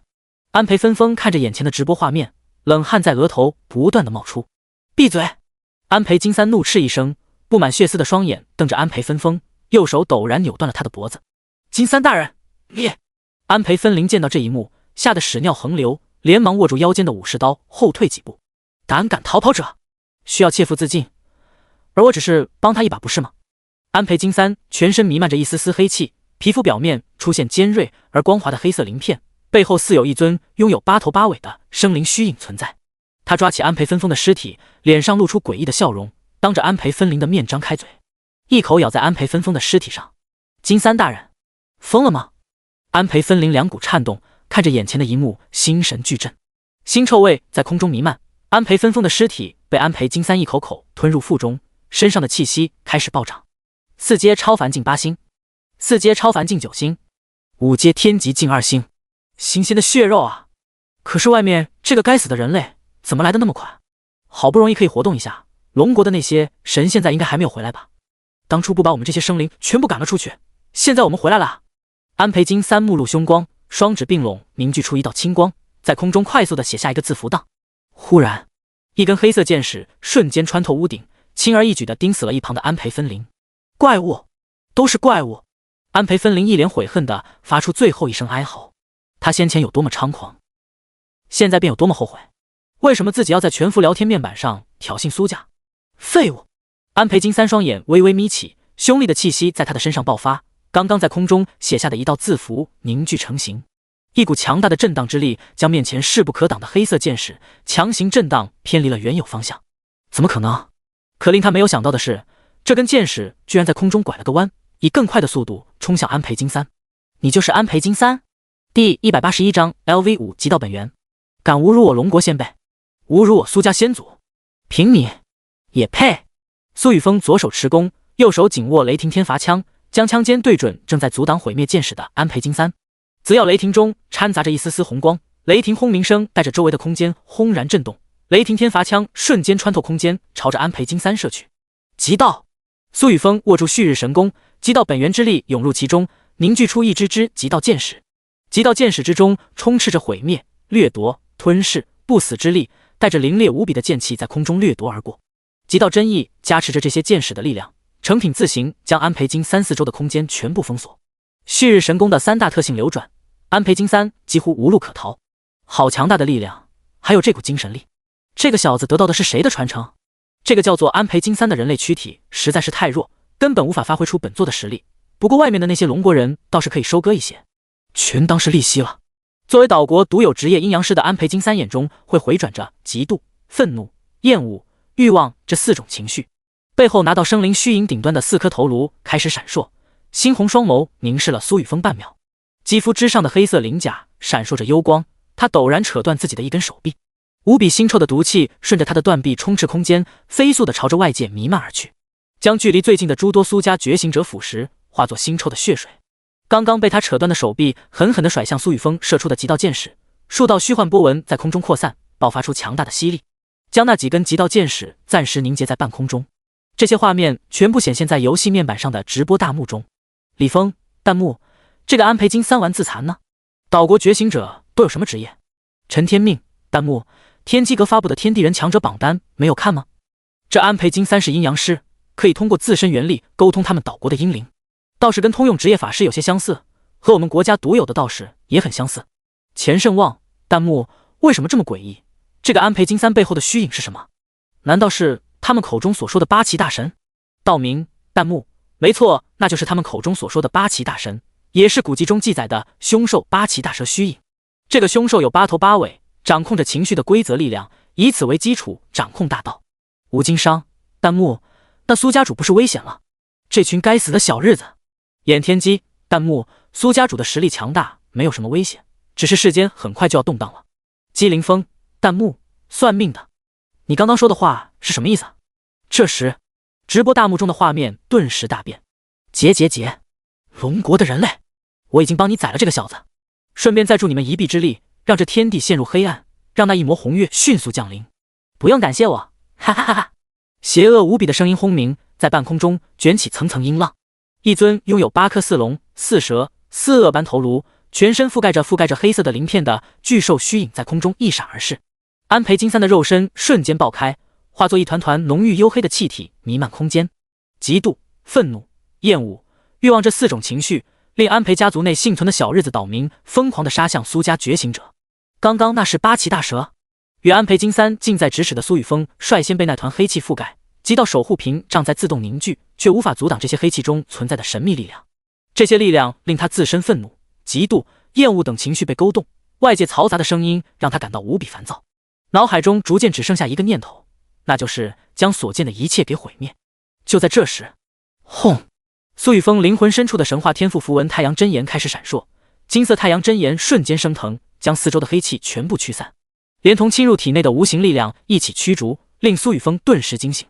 这八岐大蛇居然真的是神话存在，这等存在已经可以出现在地心了。远古传说之中凶名赫赫的异兽，居然掌控了这么奇特的力量，连自己的极道地区都没法进行破望。苏雨峰微微皱起眉头，他发现现在的自己还是不够强大，若非自己掌控的太阳真言能够驱逐刚刚那股力量，他恐怕已经被那股力量影响，进一步的失控。以自己的实力一旦失控，对于周围的一切绝对是一场灾难。太阳真言似乎有特殊的隐藏效果，能够一直保持我的心灵清明。自从突破到5阶天极境之后，他一直在犹豫融合什么神话天赋本源进入极道核心。原本他是倾向于雷霆天罚这个神话天罚，现在看来太阳真言更加合适自己，未来去面对那些异魔。这一世的世界变化进程太快了，这就是我带起的反应吗？既然如此，极道本源突破 LV5 后增加的一个本源位置就融合太阳真言吧。苏雨峰心念一动，催动自身极道本源之核，以及脑海中的代表太阳真言的神话天赋本源符文。叮！极道本源正在吸纳神话级天赋太阳真言的力量。叮！极道本源与太阳真言融合成功，全新本源特性凝聚。职业技能极道本源，等级 LV5， 功效1，极道本源之力可强行容纳任何等级的天地规则、天地法则、大道法则本源，并将它们的力量整合为一。你的随手一击都将携带极道本源之力。2，极道解析，待极道本源抵达至 LV6 后开启。3，极道本源烘炉，待极道本源提升至 LV9 后开启。当前融合本源：1、掠夺； 2、吞噬； 3、毁灭； 4、不死； 5、至阳，来自神话级本源太阳真言的不死之力，已与极道本源相融合一。你的极道元力将拥有至阳至刚温度，可焚化一切力量精神，总和不如你的事物。你的极道元力将具备驱散邪异的功效，对异魔之气带有强大的克制功效，并且可以时刻强化自身体质。第182章极道地区 LV4、LV5， 道心通明。叮！恭喜宿主成功提升极道本源，完成极道地区的前置技能。技能极道地区 LV4、LV5， 职业技能极道地区，等级 LV5， 已孕育天赋。1、不灭，所有击中本体的攻击，若不能一击毙命，那么其能量可转化为熟练度增强肉身相应属性。2、削减，所有击中本体的攻击，无论力量多么强大，强制削减 30%。3、破妄，现在的你将无视任何幻境、幻象以及精神层面上的迷惑，可破除一切虚妄。4、生机，你的体内充斥着庞大生机，可轻易地实现断肢重生，并且不消耗任何元力。5、通明，任何负面状态都不会影响你的自我意识，不会扭转你的精神判断，你将永远保持到心通明。嗡！苏雨峰全身一颤，体内似乎有什么枷锁在这一刻破碎，清澈通明之意席卷灵魂，背后骤然凝聚出极道本源真意的全碎星空意象，其中虚幻的身影与苏雨峰的本体越来越像，星空景象中的数十颗星辰闪烁明亮。天空中蔓延的黑气在这股意象出现的刹那，竟开始快速的逃窜，冲向天边。游戏面板微微一变，真意，极道真意，1030分号，悟性100年难遇。2道数据全新成型，刷刷，一道黑红色吞噬漩涡自行凝聚，悬挂在苏雨峰的头顶，疯狂地吞噬周围的安培家族觉醒者，以及天地之间蔓延的天地元气，包括刚刚逃向天边的黑气。叮！你吞噬了大量生灵残躯、八岐毒气、少量阴魂之力，你的精神、体质、防御加1+1+。苏雨峰体内的极道魔神诀快速消化、吞噬、转化未来的能量，极道真意突然提升了 20%， 让其晋升5阶天极境2星、3星的桎梏瞬间打破，只需要足够的能量便能快速的提升修为。刚刚那些黑气居然是八岐大蛇的阴魂之力。等等，这个波动，苏雨峰的面色陡然一变，极道波动心眼感知到了强大的波动正在从海面上传来。他没有再研究自己的游戏面板，旋即睁开双眼看向岛国的正北方，同时对着一旁的苏明喊道：立刻布置单向传送援阵，准备回到魔都。是，家主。浑身沾染鲜血的苏明见苏雨峰面色十分凝重，快速应道，立刻召集队伍中的援阵师开始布置阵法。发生了什么？家主的表情怎么那么凝重？安培家族不是已经毁灭了吗？我的洞察神眼没有看到什么东西啊。苏琼天轻轻拂去剑上的鲜血，疑惑地问道。准备回家族，刚刚那团黑气有问题。苏武同样感知到了什么，顺着苏雨峰的目光看向岛国正北方。呼，哗啦！此刻夕阳的金光被一道黑气遮蔽，天色骤变，狂风席卷海平面，令整个岛国落下倾盆暴雨。一颗狰狞丑陋的似恶般的头颅出现在海面之上。这颗头颅出现的刹那，几乎所有岛国觉醒者都朝着他所在的方向虔诚下跪。八岐大神，是八岐大神！八岐大神保佑，我岛国人民永远是您忠诚的追随者！哈哈哈哈！龙国、漂亮国，你们等着，我们有八岐大神庇佑，迟早能统治整个世界。一直没敢在全球聊天频道上发言的岛国觉醒者，看着这头狰狞无比的异兽，没有半点恐惧，反而目露狂热之色，纷纷对着八岐大神进行祈祷，祈祷他能够带领自己等人去占据龙国大地。先祖没有做到的事情，他们说不定可以真的做到。东京一处豪华的别墅院落中，没错，安田兄，这一次能够找到沉睡的八岐大神，你可是最大的功臣。野村兄，此言差也，你也是大大的功臣啊。安田家主，野村家主，你们都是岛国最大的功臣，来，让我们好好庆祝一番。一名面容略显狡诈的中年男人穿着华丽的和服，对着两人举起手中的酒杯兴奋道，双手轻轻一拍，数名经过特殊培训的美妙少女全身布满了甜品美食，被几名仆从轻轻地抬到安田尖次与野村小面前。两位家主可以品尝一下我们中岛家族旗下专门为尊贵客人定制的海鲜盛宴，这可都是近几年的珍品啊。中岛长风的眼睛明亮而锐利，透露出一丝不易察觉的锋芒，嬉笑着邀请道，中岛家主不着急。那个狂妄的龙国人到现在还没有关闭直播大幕，他虽然毁灭了那愚蠢的安培家族，可同样触怒了八岐大神。让我们看看这个狂妄的龙国人会有什么悲惨的结局。野村小双指微微并拢，轻轻夹起一块鲜嫩的鲍鱼，指尖微微用力，使得鲍鱼的鲜嫩汁液顿时挤出。他的脸上露出一抹笑容，盯着面前的直播大幕说道。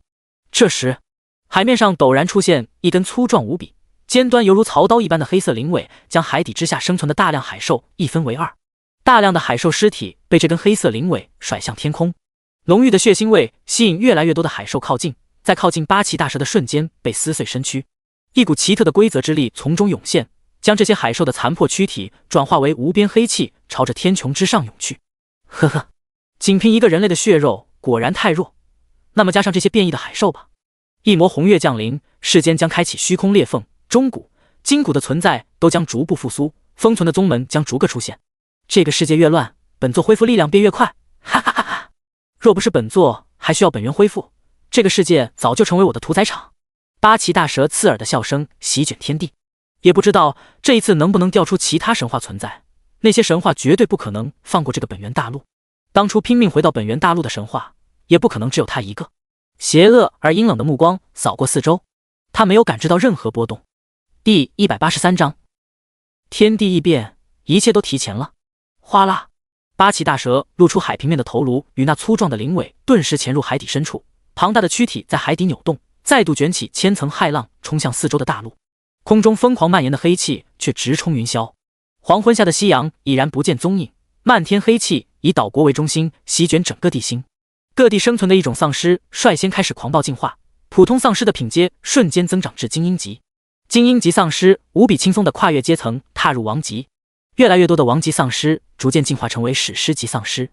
除此之外，全球各地开始出现数不胜数的虚空裂缝，这些虚空裂缝之中飞出形态各异的一种生物，绝大部分异种生物带着不弱的灵智，开始指挥着自己的种族前行，并且占据资源丰厚之地安身立命。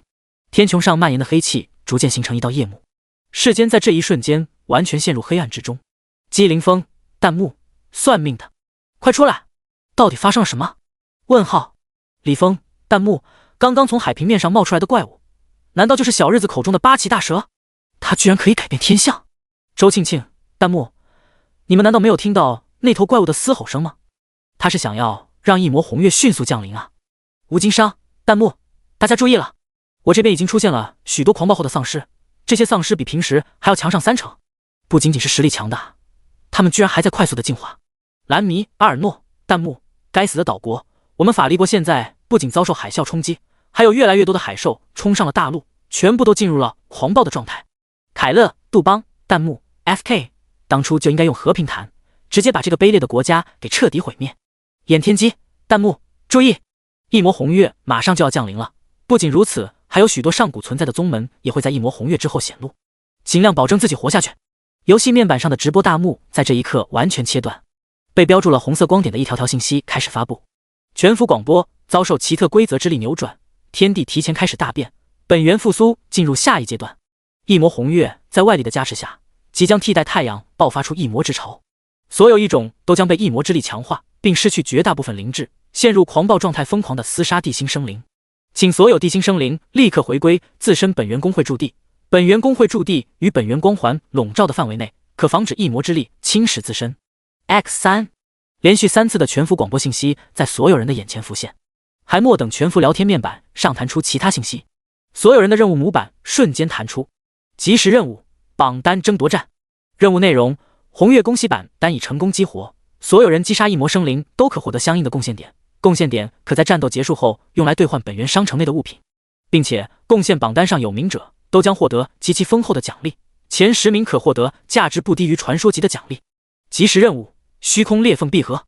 任务内容：世界各地因为异魔红月之力洞开数不胜数的虚空裂缝，这些裂缝是还未成型的空间通道，通往一个个异族世界。未成型的空间裂缝可使用外力进行闭合，亦可使用元阵进行封印。封印虚空裂缝者可获得丰厚奖励。即时任务：等级冲锋战。任务内容：这一次的异魔红月既是危机，亦是极大的机缘。这些遭受异魔之力侵蚀的异种生灵被击杀后会散落异魔元核，其中具备极其丰厚的能量，以及各境界所需特殊能量感悟。游戏等级板单已开启记录功能，在此次战斗中等级提升最多者将获得神秘大奖，前100名入榜者可获得激励大奖。即时任务： BOSS 狂潮。任务内容：这一次的异魔红月将出现无数 BOSS， 王级品阶的异魔生灵将获得红月之力的加持成为 BOSS。 这些拥有 BOSS 模板的存在，其自身天赋将被进一步放大。请尽快斩杀任意一头 BOSS， 开启游戏面板的进阶功能。一连串的任务信息从游戏面板上弹出，每一道任务信息全部都在表面这一次的异魔红月将给人类造成什么样的影响。地心生灵独有的游戏面板也给所有人都带来了希望，尤其是最后那即时任务信息内表露的游戏面板进阶功能。进阶功能上一世好像都没有出现过。苏雨峰快速地扫过所有即时任务信息，有些意外地自言自语道。这时熟悉的系统机械声陡然响起，现发布任务：虚空裂缝碾碎者。任务内容：作为一个霸道绝伦的大反派，怎么能够容忍自己的地盘出现空间裂缝？请在异魔红月之夜中以最快的速度碾碎魔都市周边上万公里范围内所有的虚空裂缝。记住，真男人就一拳打爆他，你会获得别样的惊喜。任务内容：未知。碾碎虚空裂缝。虚空裂缝这东西是可以用拳头打爆的。苏雨峰瞪大双眼，心头忍不住吐槽道：前世的他修为抵达9阶圣皇境，都只能利用天地法则之力来封闭虚空裂缝，现在5阶天极境，怎么可能打爆虚空裂缝？自己不会被卷入虚空乱流吗？家主，传送元阵布置好了。家主，前家主一直在催促我们回去。苏明、苏琼天、苏武略显焦急的大喊声，令苏雨峰顿时回过神。走，现在立刻传送回到魔都，不要去管这些小日子的东西。异魔红月马上就要开始了。苏雨峰脚下轻轻一踏，顿时化作一抹紫色雷霆闪过，抓起苏明、苏琼天、苏武冲入传送元阵之中。其余的苏家觉醒者早已步入传送元阵，没有一丝混乱，也没有人去捡覆灭安培家族留下的战利品。数千块一阶一金从苏武的乾坤界中飞出，刹那间粉碎，其中蕴含的元力将这座传送元阵骤然激活，浓郁的白光将苏家所有人包裹，瞬间消失在原地。第184章异魔红月降临。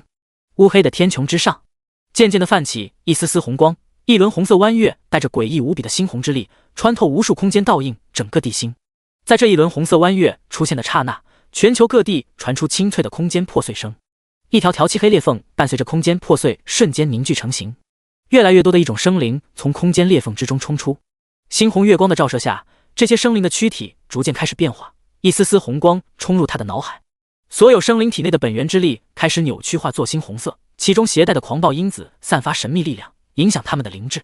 低于4阶超凡境之下的一种生灵，在这股狂暴因子的力量影响下，全身开始散发蔓延黑色魔气。魔气蔓延的同时，一种生灵的躯体开始强化，精神开始膨胀，瞳孔的颜色在这一刻化作血红，面容逐渐狰狞狂暴，目光中的凶戾之色越发浓郁。杀！毁灭整个世界之中的生灵，夺取他们的本源，让这片世界重新回到异魔的掌控之下。开启血祭大阵，让深渊重现人间。一道难以抵抗的意志在所有异魔生灵的脑海中凝聚。魔光大盛，无数异魔彻底转化完成，异魔红月正式降临。漂亮国阿尔丁市郊外，一处一级本源公会驻地外围，一头头与斑鸠类似的一种生灵鸠力接连狂暴。本只有2阶修为的一种鸠力，在异魔红月的照射下快速强化进阶，刹那间成为异魔生物，身上的气息亦是从2阶晋升为3阶。普通鸠力的品阶更是直接转化为精英级，精英级也在此刻开始强化，靠近王级。吼！嗷呜！愤怒而尖锐的鸣叫声在他们的口中发出，密密麻麻的异魔鸠力从空间裂缝之中冲出，猩红的双眼死死地盯着不远处的人类本源驻地。一股致命的吸引力从这一处人类本源驻地散发，令这群异魔鸠力越发兴奋。直至一尊躯体比普通异魔鸠力庞大了数倍的异魔鸠力从空间裂缝中冲出。杀！这尊异魔鸠力王发出一道精神波动，不远处的一阶本源公会驻地屏障被瞬间粉碎。刹那间，一片乌黑的异魔鸠力群变穿透空间，冲入这片本源公会驻地之中，尖锐无比的会轻松啄爆公会驻地内漂亮国觉行者的脑袋。滚烫的红白之物在空中迸溅，一具具无头尸身瞬间倒入血泊之中。不，约尔，坚持住，我们一定能活下去。一名体质强大的4阶超凡境5星2转战士对着身旁一名2转刺客喊道。他挥动手中的长刀，将一头3阶精英级异魔鸠力砍成2半，正想要朝着那名2转刺客靠近。啊！惨叫声陡然响起，刚刚那头死去的精英级异魔鸠力竟换来了数百只同类。这名4阶超凡境5星2转战士根本来不及反应，便被这数百只精英级鸠力直接吞没，身上的血肉被瞬间灼裂，短短半秒钟的时间，化作数块惨白的白骨跌落地面。站在一旁的2转刺客愣在原地，脸上满是惊恐之色。下一秒，刚刚将那名超凡境5星2转战士吞下的异魔鸠力调转方向，将这尊2转刺客一同吞噬。吼！上万头异魔鸠力露出猩红的眼眸，将眼前所见的一切人类全部吞杀一空，包括这个本源公会的公会之主以及他的公会核心。很快，一座人类本源公会便被这群异魔鸠力完全摧毁，只留下一片血色与天空中的异魔红月交相呼应。杀！全身气息增长了不少的异魔鸠力王没有停歇，继续带领族内生灵朝着距离自身最近的本源公会而去。这些本源公会在异魔生灵眼中就像是一个个美味的糕点，只要将它们吞下，便可加快自身进化。公会毁灭的这一幕出现在地心全球各地。全服公告：岁风黑人兄弟公会2阶已被异魔生物摧毁，请所有地心生灵尽可能活下来。全服公告：约尔公会1阶已被异魔生物摧毁，请所有地心生灵尽可能活下来。全服公告：半岛欧巴公会2阶已被异魔生物摧毁，请所有地心生灵尽可能活下来。每一个本源公会被异魔生物摧毁的刹那，游戏面板上都会弹出提示信息，令地心所有生灵感到紧迫。西北长安城，青羽、元镇都准备的怎么样了？清雪、后勤丹药、符箓、阵盘都准备妥当没有？一名肤如凝脂、面容吹弹可破、身材妖娆的柳眉女子站在长安的护城城墙之上，盯着城外四处席卷而来的异魔生物，转头对着身后的2名面容清秀的女孩皱眉问道：家主，全部都准备好了，清风已经带着手下的人准备触发外围援阵。这群异魔生灵的修为境界大多都是1阶9星，外围的杀阵可以将他们轻易灭杀。青羽严肃道。站在他身旁的清雪面容略显凝重，家主，先前因为老家主的阻挠，长安城内招收的元丹师、锻造师、元符师丢失了不少。即便是这段时间补充了一些，可3阶以上的丹药、符箓、阵盘数目还是没法完全供给所有战斗人员，只能优先供给实力强大的觉醒者。这天地变化实在太快，都怪那个苏雨峰，如果不是他的话，咱们现在还能有3日时间准备呢。青羽忍不住抱怨了一声。够了，苏家主为了龙国尊严前去岛国，覆灭了侮辱我龙国的安培家族，天地之变迟早要来，我们周家同样做好了准备。如果我们都不能度过这一次的异魔红月之夜，那整个龙国还能有多少人在这一夜存活下去？周庆庆闻言顿时呵斥道。作为传承陨星师的传承者，他尤其知晓苏雨峰的可怕。周家在最开始因为那头三阶丧尸王已经与苏家有了一些间隙。第185章，姬稳心，你当我名字里这个稳是开玩笑的？这段时间，他可没少给苏家长辈联络，包括苏雨峰的父母、爷爷，一切都是为了教好苏雨峰。苏雨峰这个人的修为一直遥遥领先于其他觉醒者，手下还有掌控了庞大觉醒者军队的苏家。若是他想要开始统一龙国，有谁能够阻止他？苏雨峰从刚刚那直播大幕中显露出的实力，恐怕还只是他的冰山一角。周家想要保持自主性很难。周庆庆略显复杂的眼神凝视了周青雨几秒。这个丫头的能力还不错，只不过想法太稚嫩了，或许需要换一个人来管理元镇师。这时，长安城外的异魔巢距离城墙越来越近。家主，清风请求即将激活外围杀阵，是否批准？青雨惊呼一声：激活！让所有弓箭手和法师、道士、术士全部就位，绝不能让这群异魔进入长安。周庆庆暂时压下心头的念头，迅速地指挥道：砰！砰！长安城外数量庞大的异魔形成了黑色魔巢，进入长安城外10千米的距离。数百道2阶极品金元灵煞阵被彻底激活，地面上顿时浮现无数金色纹路，这些纹路凝聚出一道道金色屏障，每一道金色屏障笼罩的范围长达1000米，道道相连形成一个球状，将整个长安包裹其中。金元灵煞阵内凝聚出无数根锋锐的金属元针，将踏入金元灵煞阵范围内的异魔瞬间洞穿。异魔巢最前端的异魔修为境界不过只有2阶，几乎无法阻挡金元灵煞阵的金针冲击。一具具异魔的尸身倒地堆积成一座小山丘，阻挡着后来的异魔生灵前行。第一，你的工会陨星击杀大量2阶精英异魔，获得151544贡献点。第一，你的工会陨星击杀大量3阶精英异魔，获得591544贡献点。第一，你的工会陨星击杀大量2阶异魔，成功进入红月贡献排行榜团体前10。异魔被击杀的瞬间，周家所有高层的眼前弹出游戏面板的提示信息，并且伴随着大量异魔的死亡，长安城内的天地元气竟然在快速的增长，自主涌向所有周家觉醒者的体内，被他们的肉身轻而易举的炼化。保持住，让前线的所有刺客、盗贼在战斗间隙搜集异魔元核。这一次既是危机，也是机缘。周庆庆快速的查看长安工会各区域部署，防止出现其他普通。点点星光在他的头顶凝聚成一道虚幻的意象，强大的陨星真意在他的身上萦绕，随时可能冲破桎梏，踏入5阶天极境。现在的他唯一欠缺的就是能量。是，家主。周庆庆身后的清雪闻言，立刻通过元能耳麦开始传达他的命令。这些元能耳麦是周庆庆专门从苏家求购来的，苏家的交易店铺上根本不售卖这些苏家内部使用的特殊元能辅助装备，甚至他求购来的元能耳麦，居然还是苏家淘汰的装备。蜀地金南城，父亲，这些异魔不堪一击。剑眉星目、面容俊朗的姬凌风背着一柄平平无奇的铁剑，站在轩辕公会驻地的城墙上，意气风发地说道。他的身旁站着一名国字脸中年男子，腰宽体胖，尽显富态，身上带着极其浓重的威势，显然是身居高位之人。闻言，姬稳心眉头紧皱，这臭小子现在什么德行？看来是把老子从小教育他的2字真言都忘了。他们轩辕姬家传承这么多年是怎么做到的？无非是稳，再加上一个，那就是狗。不仅要稳，还要狗，这才是一个家族流转下去的真谛。怎么就不懂呢？臭小子，你一个体弱的剑修，不要自己下去战斗，远程放箭，玩一手千里之外斩人首级便是，不要整天跟个愣头青一样，遇到事情就管自己往前面冲。姬稳心一巴掌拍在姬凌风的肩膀上说道。这一次姬家准备了上千道2阶极品元阵，500道3阶极品元阵，200道4阶极品元阵，甚至还有10道5阶出品元阵。除了元阵之外，姬家旗下50万名2阶以上的觉醒者，每人都配备了从苏家那里购买的极品武器，还有从吴家购买的防具，各式各样的丹药，包括符箓。为了防止异魔对金南城造成影响，他还让姬凌风收购了不知道多少刻魔石、辟魔石、明清石等等，利用这些特殊材料架构了新的城墙，并依靠本源商城出品的超凡城墙图纸完成。他不相信自己会挡不住这些异魔，真当他名字里的稳字是白取的。体弱，老爹在开什么玩笑？轩辕剑主怎么会体弱？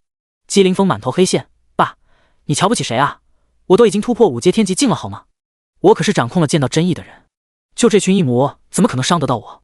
好，伤不到你。姬稳心压根没把姬凌风说的话放在心上。爸，你没有看到游戏面板上发的信息吗？我们需要争夺榜单啊！现在咱们家族剿灭的异魔只能算在团体榜单之中，可个人红月贡献榜才是最重要的。姬凌风将背后那柄看起来破破烂烂的铁剑握在手中，一股难言的气势从他的身上散发而出。没事，你想动手就在这里动手，我还忙着指挥其他人，你小子不要乱跑，都怪你这小子没事得罪了老苏家的小子，现在咱们还没法从他们那收购那些指挥装备，要不然我也不用到处跑来跑去，好友界面上的信息简直多得没法回复。记住，绝不能离开城墙，否则我没你这个儿子，你爷爷还等着你抱孙子呢。姬稳心懒得跟姬凌风在这里多说，他自然知道姬凌风的实力，但是外界如此之多的异魔生物，谁知道会不会阴沟里翻船，小心一些总没有错。第186章全球等级排行榜。当初二爷他若是听苏家长辈的话一同撤离，那他现在也不会死的连尸体都找不到，也就是亲爷当初懒得管国家的事，老早在家养老了，不然自己老爹也一起没了。姬稳心心头想着，不断的在好友面板上回复各种信息，统筹整个战局的发展。爸！姬凌风站在城墙上，一脸无奈的对着姬稳心的背影喊了一声，可姬稳心连头都没有回一下。其实你父亲说的对。一道清冷的声音在姬凌风的耳边响起。师傅，你也觉得我太鲁莽吗？姬凌风的拳头微微一紧，有些不待的说道。一道略显虚幻的朦胧身影漂浮在他的身旁，抬头望向天穹之上的那一轮红色弯月，叹气道：人总要留好自己的底牌，否则就太危险了。你的体质和防御属性确实不够强大，即便是他会自行护主，也不可能时时刻刻保护你的肉身。若是碰上速度比你还要快的人，那确实太过危险了。现在你最好听从你父亲的安排，就站在这里进行攻伐，尽可能获得更多的贡献点。要不了多久，那些隐藏进入洞天小世界的懦夫就要重新回来了，也就是你们口中的那群中古时代的强者。我明白了。姬凌风神色一凛，手中锈迹斑斑的铁剑微微颤动，在他的意念之下凌空飞起。外界的异魔潮已然逼近京南城外15千米左右的距离，上千道二阶极品土泽屠杀阵瞬间激活，原本坚硬的地面顿时化作一片片酥软的沼泽，令刚刚踏入其中的异魔生灵被瞬间吞入其中，快速的下沉。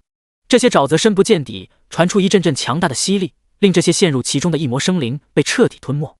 这时，无比凌厉的乳白色剑气凌空而来，锋锐无比的剑罡将一片二阶精英级异魔清空，令这一大波异魔潮暂时被割断。第一，你成功斩杀了大量二阶精英异魔生灵，获得123549贡献点。第一，你成功登上个人红月贡献榜，当前排名13397。游戏面板上弹出2条信息。突然，一股浓郁而精纯的元力从京南城外朝着姬凌风涌来，快速恢复着他刚刚消耗的元力，多余部分全部融入他的体内，令他体内的元力上限得以拔高，距离5阶天极境2星更进一步。师傅，这就是你说的机缘？姬凌风微微惊讶道，没想到由个人斩杀的异魔，居然能够获得大量而精纯的元力。他刚刚斩杀的这些异魔还只是2阶精英级，若是3阶、4阶王级或是传说级异魔会如何？在这些元力的帮助下，自己或许可以超过苏雨峰。姬凌风目光一凝，看向游戏面板中的排行榜，其中位列最终的排行榜便是等级排行榜。全球等级排行榜，排名 No.1 苏雨峰，职业 XXXX， 修为 XXXX， 排名 No.2 姬凌风，职业 XXXX， 修为 XXXX， 排名 No.3 凯乐杜邦，职业 XXXX， 修为5阶天极境1星，排名 No.4 李在石，职业 XXXX， 修为 XXXX， 排名 No.5 周庆庆，职业 XXXX， 修为 XXXX， 排名 No.6 黛西慕斯，职业 XXXX， 修为 XXXX， 排名 No.7 中岛长风，职业 XXXX， 修为 XXXX。 等级排行榜上可以隐藏个人信息，但是名称却无法隐藏。自己现在的修为是5阶天极境1星，说明苏雨峰的修为比自己还要高上一些，可并非不能追赶。姬凌风眼中涌现丝丝战意，京南城外的飞掠的铁剑顿时加快了挥动的速度，乳白色剑气不断的穿梭斩杀异魔生物，让刚刚激活的上千道2阶极品土泽屠杀阵一时间停止工作，重新恢复待激活的状态。刚刚走远的姬稳心见到这一幕，忍不住破口大骂：这龟儿子是不是傻？有这么挥霍自身元力的吗？启动的那些元阵本就具备时效性，现在让他们暂时关闭又怎么用？这些2阶元阵就是为了让自家觉醒者保持实力的。操，老子当初就应该把这小子呼墙上，特奶奶的！姬稳心连忙转身准备回去，专门把姬凌风这个臭小子带在自己身边，防止他打乱自己的计划。悬浮在姬凌风身旁的朦胧虚影略显责备的说道：林峰，我建议你暂时保存实力，至少需要保留70%元力，有气息极其强大的存在正在靠近。以你现在消耗的速度，这些2阶异魔生物提供的外来精纯元力根本不可能在补足你的肉身的同时，让你的修为提升。轩辕剑也没有完全复苏，若是有强大存在强行将其控制住，你根本不可能操控回来。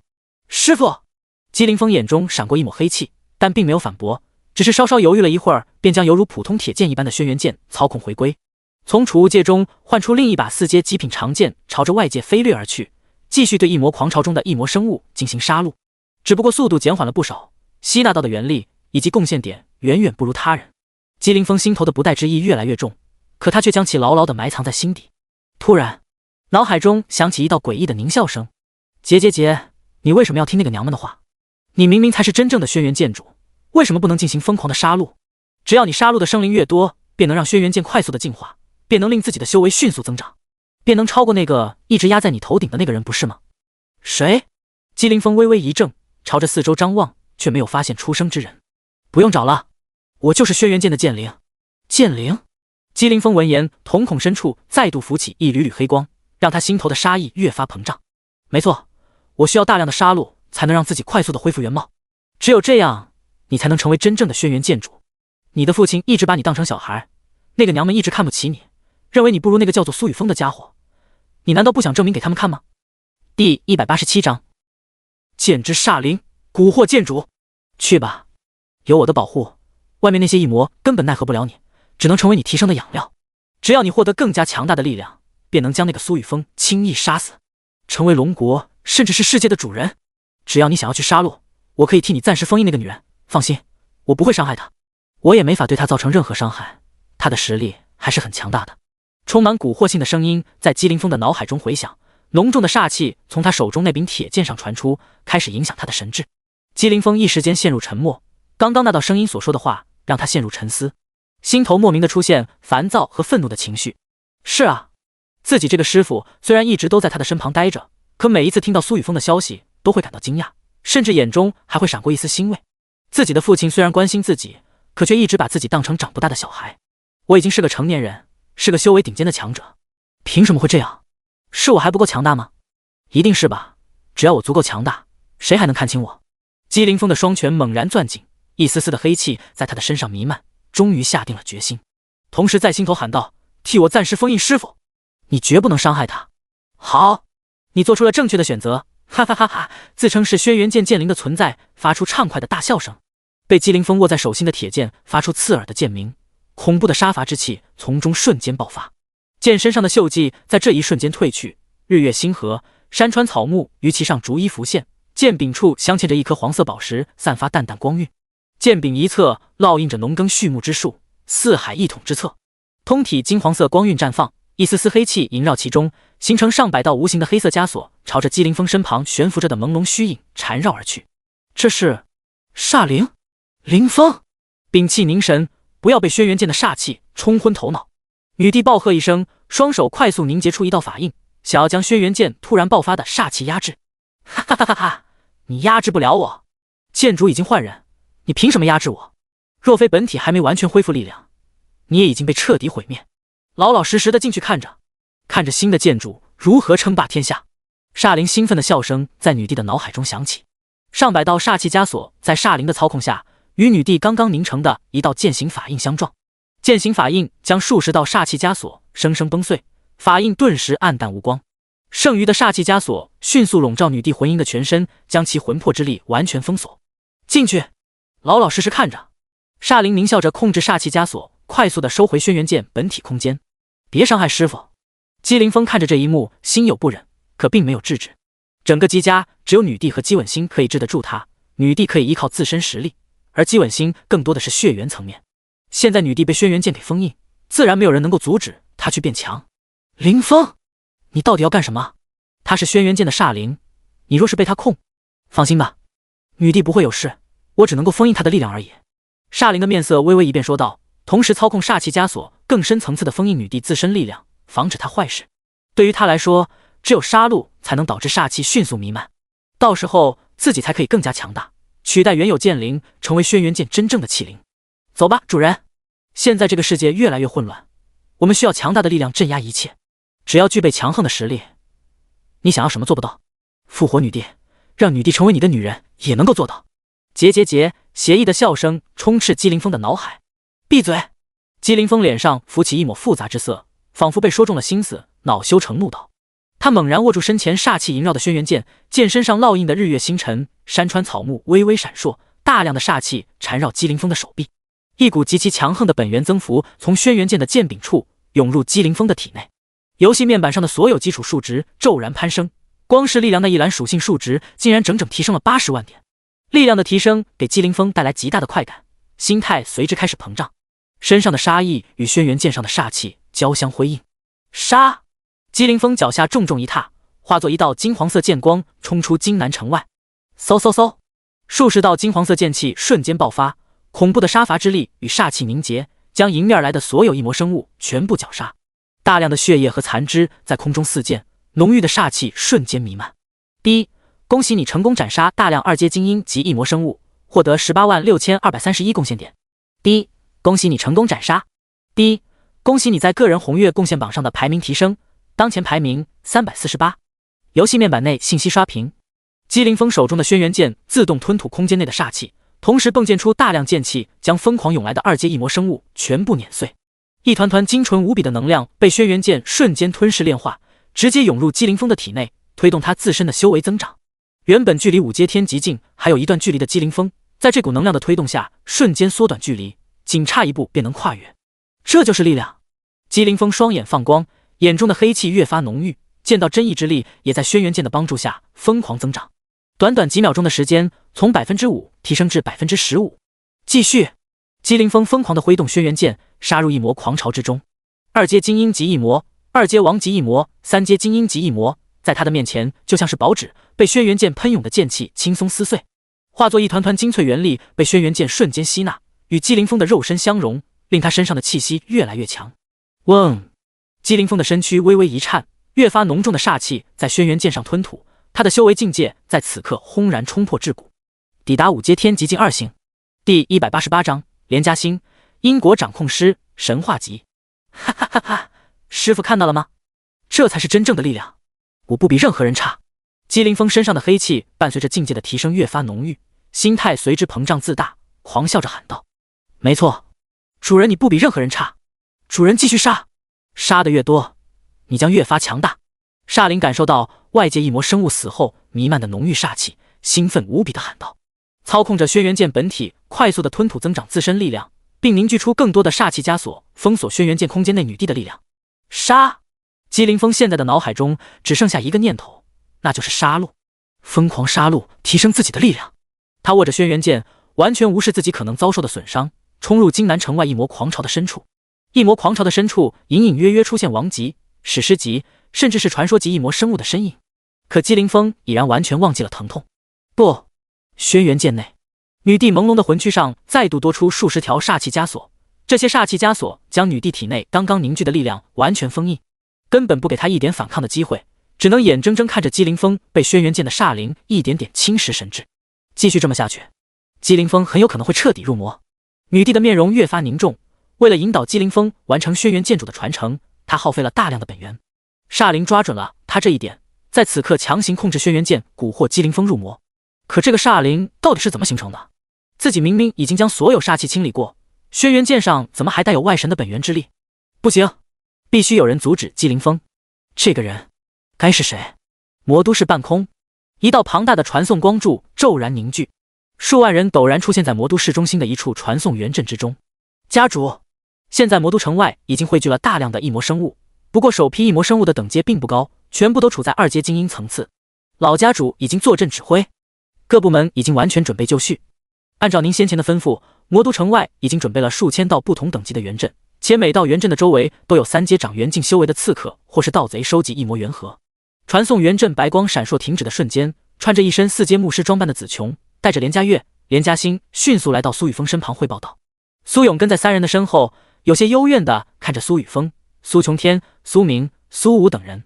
去打小日子不带我，简直过分！以前叫自己勇哥，现在成了家主都叫自己小勇。苏雨峰有点尴尬地摸了摸下巴，勇哥，你按照老家主的指挥安排军队就行，最重要的是后勤和医疗必须做好。咱们工会拥有特殊建筑职业强化传承柱、职业强化技能屋，这段时间全部都完成强化了吗？还有本源商城中龙国区域独有的道士、和尚、化生师、武者职业者数目有多少？子琼眉头微微一皱，因为战士职业与我们龙国独有武者职业极其相似，很多人都没有去转换职业，需要强制要求他们转换吗？职业技能强化、职业特性强化这2项，整个苏家觉醒者都已经完成。苏雨峰点了点头，不需要强制进行，只不过要告知他们武者职业的特性比战士更加强大，若自身与武者的匹配度更高，推荐进行转化。家族可以为他提供转职后所需的修炼资源，为他们补足转职导致的境界跌落。当然，这些都等这一次异魔红月结束后进行。PS 职业是可以进行变换的，不过会导致境界下跌。明白。子琼、苏勇严肃地点了点头。苏勇瞥了眼红月贡献榜的榜单，家主，我们需要争夺红月贡献榜吗？现在榜单上的第1名、第2名居然都不是龙国人。需要。琼天、苏武、苏明，包括咱们苏家和新天地、玄黄4组觉醒者，现在全部都去斩杀尽可能多的异魔，尤其是即将出现的那些异魔王级、史诗级 BOSS， 你们至少要斩杀1头，用来开启游戏面板的进阶功能。你们现在立刻就去，但是击杀异魔生物的时候，丹田内必须保持5成以上的元力，防止出现其他意外。让苏明义、苏明生等人全部都去。苏雨峰对着苏勇以及背后苏琼天、苏明、苏武几人一同说道。这个红月贡献榜的贡献点的用处极大，不仅可以用来兑换自由属性点，还能兑换神话传承的线索、传说级、史诗级装备等等，绝对不能错过。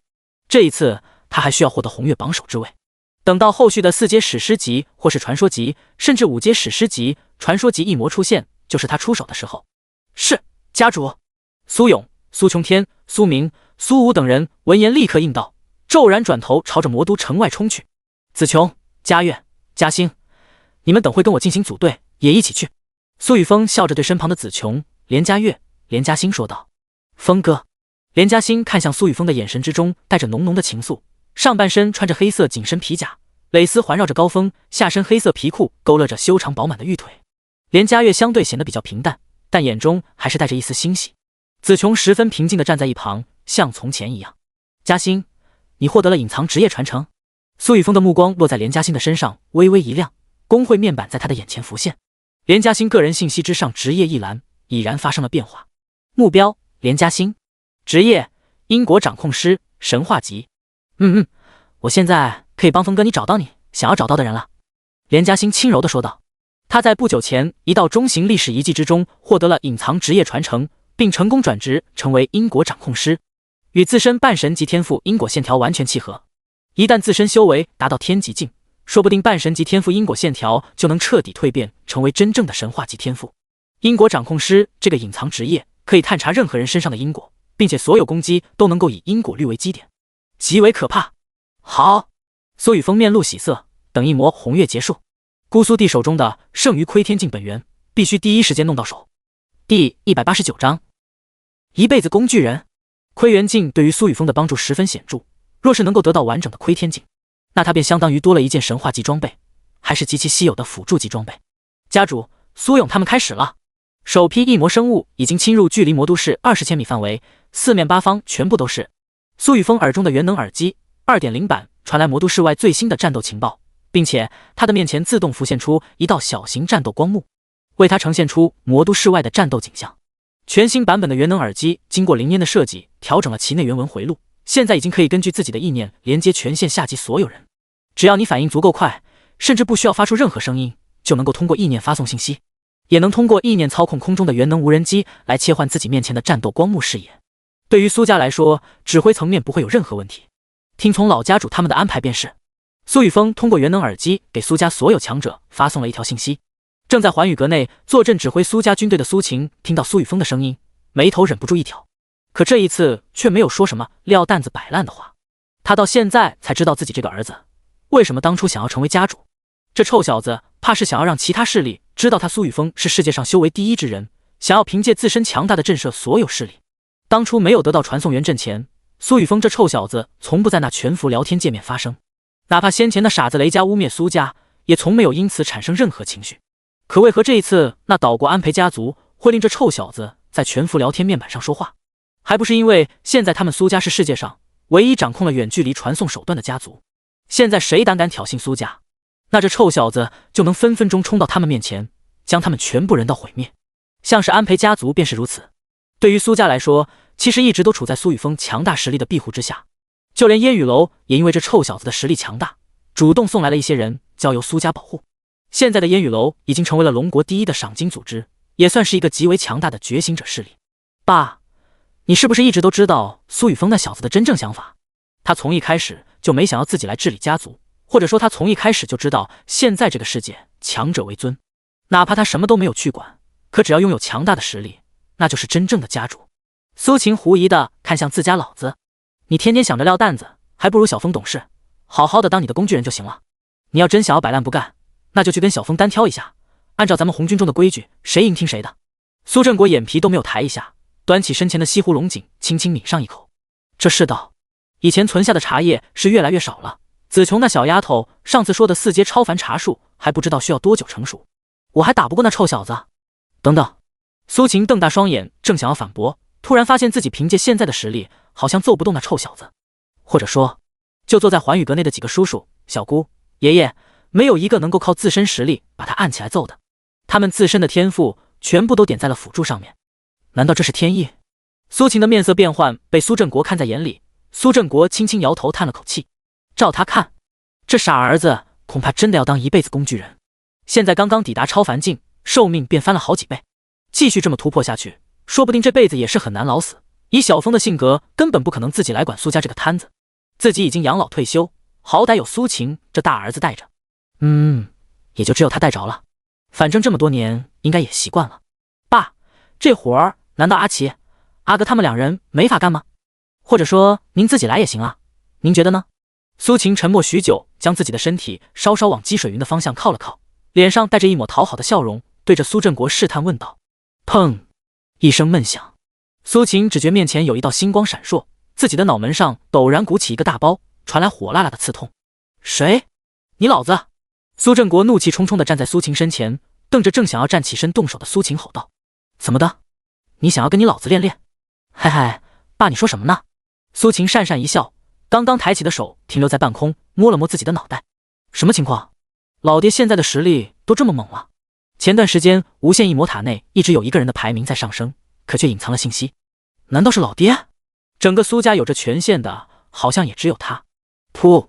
苏月站在一旁，差点笑出声。苏哥、苏琪、姬水云3人同样忍俊不禁。这都多少次了，大哥还没放弃退休摆烂的念头呢。快，爸，你快坐下。异魔生物已经进入我们布置的原阵最外围。苏晴瞪了看戏的苏哥、苏琪、姬水云3人一眼，连忙扶着苏振国一同坐下，生怕再挨一暴力。这时，众人眼前的战斗光幕之上，显露出密密麻麻们的异魔生物。这些异魔生物浑身笼罩着黑气，猩红的双眸死死地盯着魔都市的方位。魔都市仿佛有什么东西对他们具备极强的吸引力，让他们奋不顾身地冲向其中。所有原阵师准备！魔都市外早已等待许久的原阵师耳边陡然响起苏晴的指挥声。通过升级后的元能耳机进行指挥，对于苏晴来说更加轻松简单。是，老家主。所有身穿原阵师特制真丝长袍的苏家强者开始运转自身元力，脚下轻轻一跺，接连的2阶极品白虎辟邪阵开启。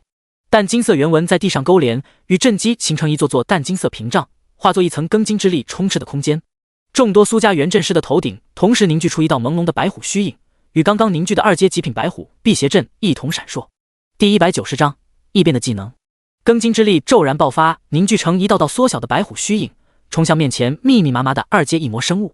2阶极品白虎辟邪阵是苏家原阵师根据自家守护神兽图腾原创的阵法，对2阶异魔生物有着明显的克制作用。尤其是白虎辟邪阵中爆发凝聚的庚金虎影，可以与他们头顶的白虎图腾互相加持。眼前这些不过只是2阶精英级异魔生物，根本不可能挡得住。下一秒，好！虎啸山林，音波在每一道庚金虎影凝聚的瞬间响起，一波波长相猫头鼠尾的2阶精英级异魔生物，在这些白虎虚影的冲刷下，身躯瞬间崩裂。一枚枚黑褐色异魔原核从这些异魔生物的体内跌落，同时还有许多2阶本源装备、道具图纸爆出。这些跌入2阶极品白虎辟邪阵的异魔原核，被早已蓄势待发的刺客、盗贼全部收集，送入工会仓库之中。刺激！弟兄们，咱们就站这里补刀就完事，只要打中外面的那些异魔生物几下，就算是最终他们被极品白虎辟邪阵干死，我们也能得到部分贡献点。李峰的身影如同鬼魅一般，在极品白虎辟邪阵之中狂奔，卷起大量的异魔元核，通过元能耳机对着手下的盗贼、刺客们喊道：现在的他已经成为了苏家刺客、盗贼的中层领导，专门带着这些人四处进行活动，帮助苏家将魔都市周围出现的所有中小型历史遗迹信息给搜集起来，包括黑龙市那边也是由他的手下去搜集情报。除此之外，还有大量被极道生死符控制的刺客、盗贼职业强者被他送入了各大势力当间谍，其中就包括林烟雨的烟雨楼。现在李峰已经大致摸清了烟雨楼的总部位置。是，老大。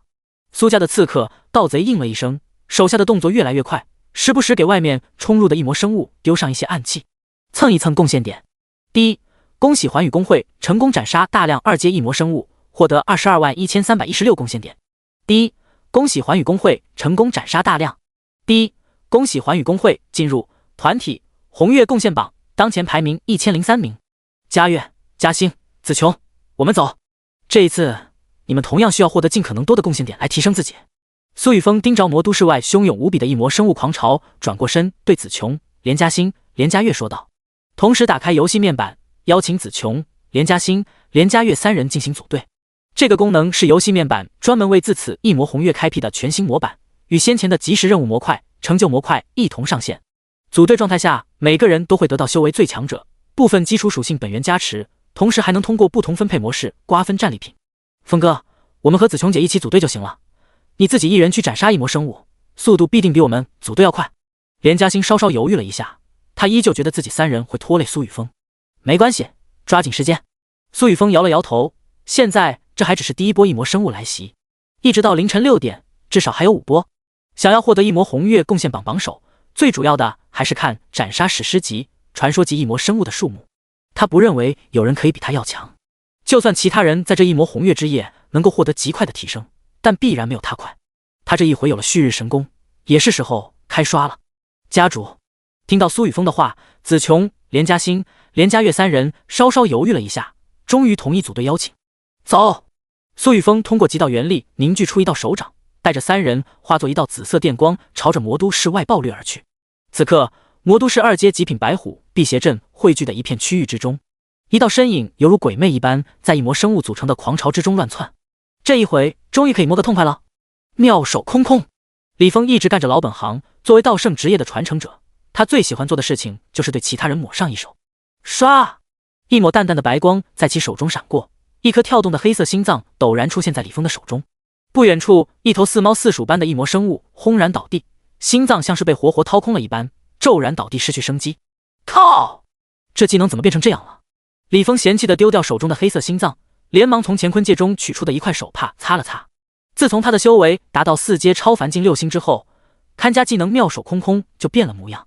技能妙手空空，等级 LV5， 品质传说，功效偷盗正 70%， 必中正 50%， 幸运正 10%。 简介：经过特殊变异后，该技能不仅能够偷取目标身上的财物，还能偷取目标身上的各类器官。夺取部位器官成功率比夺取财物低上少许，但极有可能对目标造成不可逆的伤害，请谨慎使用。熟练度 0.25W， 当该等级技能熟练度满值后，将孕育分割全新技能。这破技能怎么成这样了？算了算了，继续偷。等会若是出现了王级 BOSS， 还能够获得不少东西。李峰瞥了眼妙手空空这个技能的信息，发现技能信息最下面一栏竟然出现了一行新的小字。正打算继续冲入异魔生物群中摸一手，耳边蓦然响起爆裂无比的破风声，上百道金光闪耀的流光在李峰的头顶轰然穿过，卷起一层层热浪，差点让李峰头顶的毛发烧焦。这特么谁？李峰刚刚想要口吐芬芳，面前不远处发出一声振聋发聩的轰鸣声，上百个焦黑深坑骤然出现在他的眼前。密密麻麻的异魔生物狂潮之中，竟然出现了空洞。这些空洞中燃烧着的金色火焰，令周围的异魔之气瞬间蒸发消散。几乎所有异魔生物都选择避开刚刚出现的金色火焰，继续冲击2阶极品白虎辟邪阵。嗖嗖嗖，越来越多的金色箭矢带着炙热无比的高温，落在异魔生物组成的狂潮之中。第191章，狂刷贡献点，排名刷新。这些燃着金色火焰的箭矢刚刚碰触到2阶精英级异魔生物的瞬间，就像是一颗燃烧弹一般炸裂。箭矢之上沾染的太阳真炎，伴随着2阶精英级异魔生物肉身爆开的刹那，一同朝着四周飞溅。吼！所有沾染了金色太阳真炎的2阶精英级异魔生物都如同干柴遇上烈火，被刹那间焚化身躯。这特么不愧是家主啊，还是那么猛！李峰还没有完全说出口的话，在见到面前出现的几道身影时，瞬间转口，脸上更是带着一丝谄媚的笑容。刚刚的暴躁早已消失得无影无踪。丁，恭喜宿主成功对一名2阶精英级异魔生物凭 A 造成伤害，力量永久提升2点，精神永久提升1点。丁，恭喜宿主成功。大量的系统信息在苏雨峰的眼前滚动，他手中握着旭日神弓，不断的拉动弓弦，射出一支支金色箭矢。每一支燃着太阳真炎的箭矢在空中都会分裂成10道一模一样的金色箭矢。分裂后的金色箭矢威力不仅没有减弱，反而在9天异攻诀第1层的作用下骤然增长了近 30%， 包括苏雨峰自身的攻速也在9天异攻诀的作用下增长 30%。 双臂拉弓的速度犹如幻影一般，2阶精英异魔生物在他的剑下几乎跟蝼蚁没有什么区别，成片成片的倒下。一道道暖流从他的脑海深处闪烁的永恒天赋符文弑神掠夺中疯狂的涌出，持续的强化他的力量和精神。短短几秒钟的时间，苏雨峰的力量已然暴增数百点，可不断的填充的异魔生物却看上去丝毫没有减少。第一，恭喜你成功击杀了大量2阶精英及异魔生物，获得25697贡献点。第一，恭喜你成功击杀了大量2阶精英及异魔生物，获得59697贡献点。第一，恭喜你成功登上个人红月贡献榜，当前排名4126。系统信息刷屏的同时，游戏面板同样在他的手边浮现，其上快速的弹出自身贡献点的增长速度，包括当前的红月贡献榜排名。全球红月贡献榜个人排名 No.1 机灵风，当前积分数 7313W。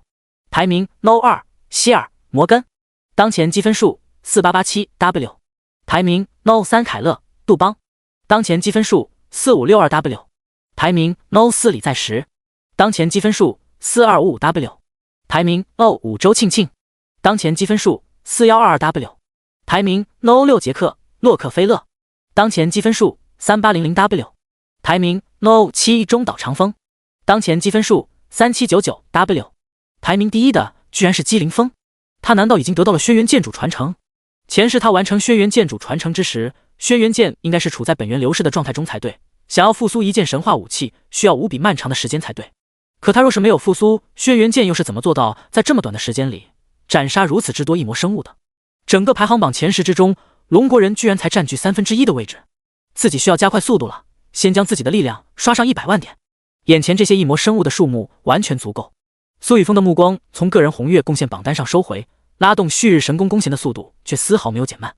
每一支燃着太阳真炎的金色箭矢划过天空，都能瞬间化作10道一模一样的金色箭矢，将2阶精英异魔生物瞬间分化。而他的力量也会伴随着2阶精英异魔生物死亡的刹那，接连的开始提升。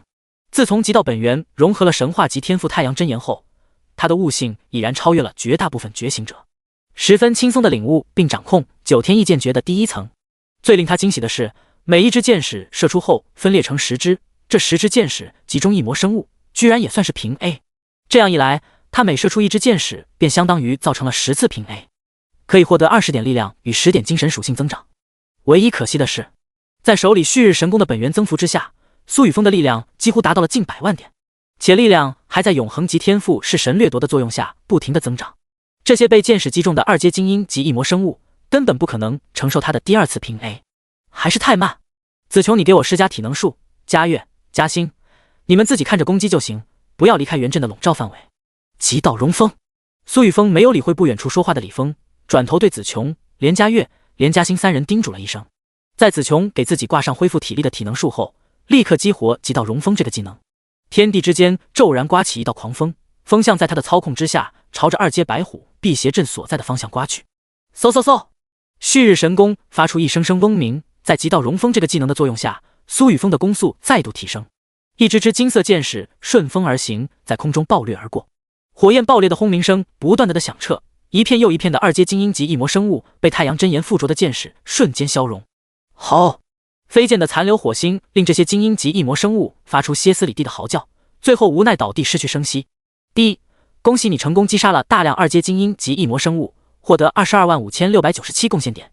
丁，恭喜宿主成功对一名2阶精英级异魔生物凭 A 造成伤害，力量永久提升2点，精神永久提升1点。丁，恭喜宿主成功。第一，恭喜你成功登上个人红月贡献榜，当前排名3214。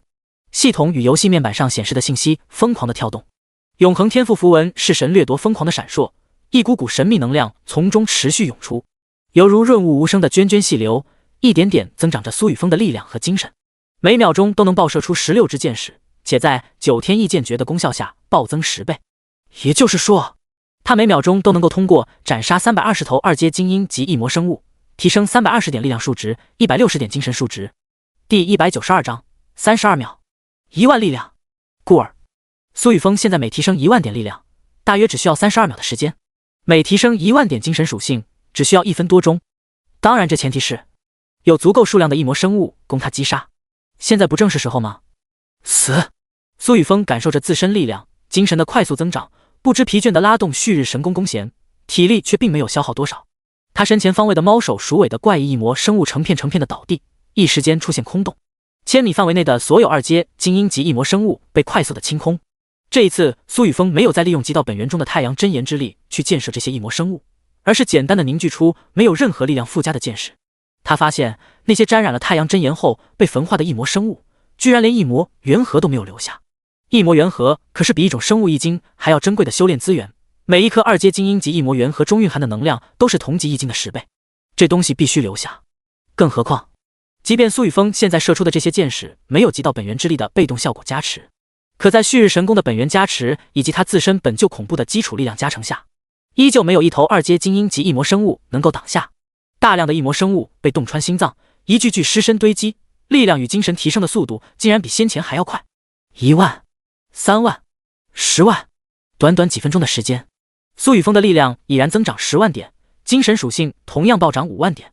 精神力的暴涨连带着识海空间内凝聚的灵魂小人变得更加凝练，成片成片的2阶精英及异魔生灵死亡产生的精纯元力被苏雨峰飞速吞噬进入融入体内，极道魔神诀飞速运转，将这些精纯元力瞬间吸收消化。丹田内的极道本源之核微微膨胀了一些，距离5阶天极境2星越来越近了。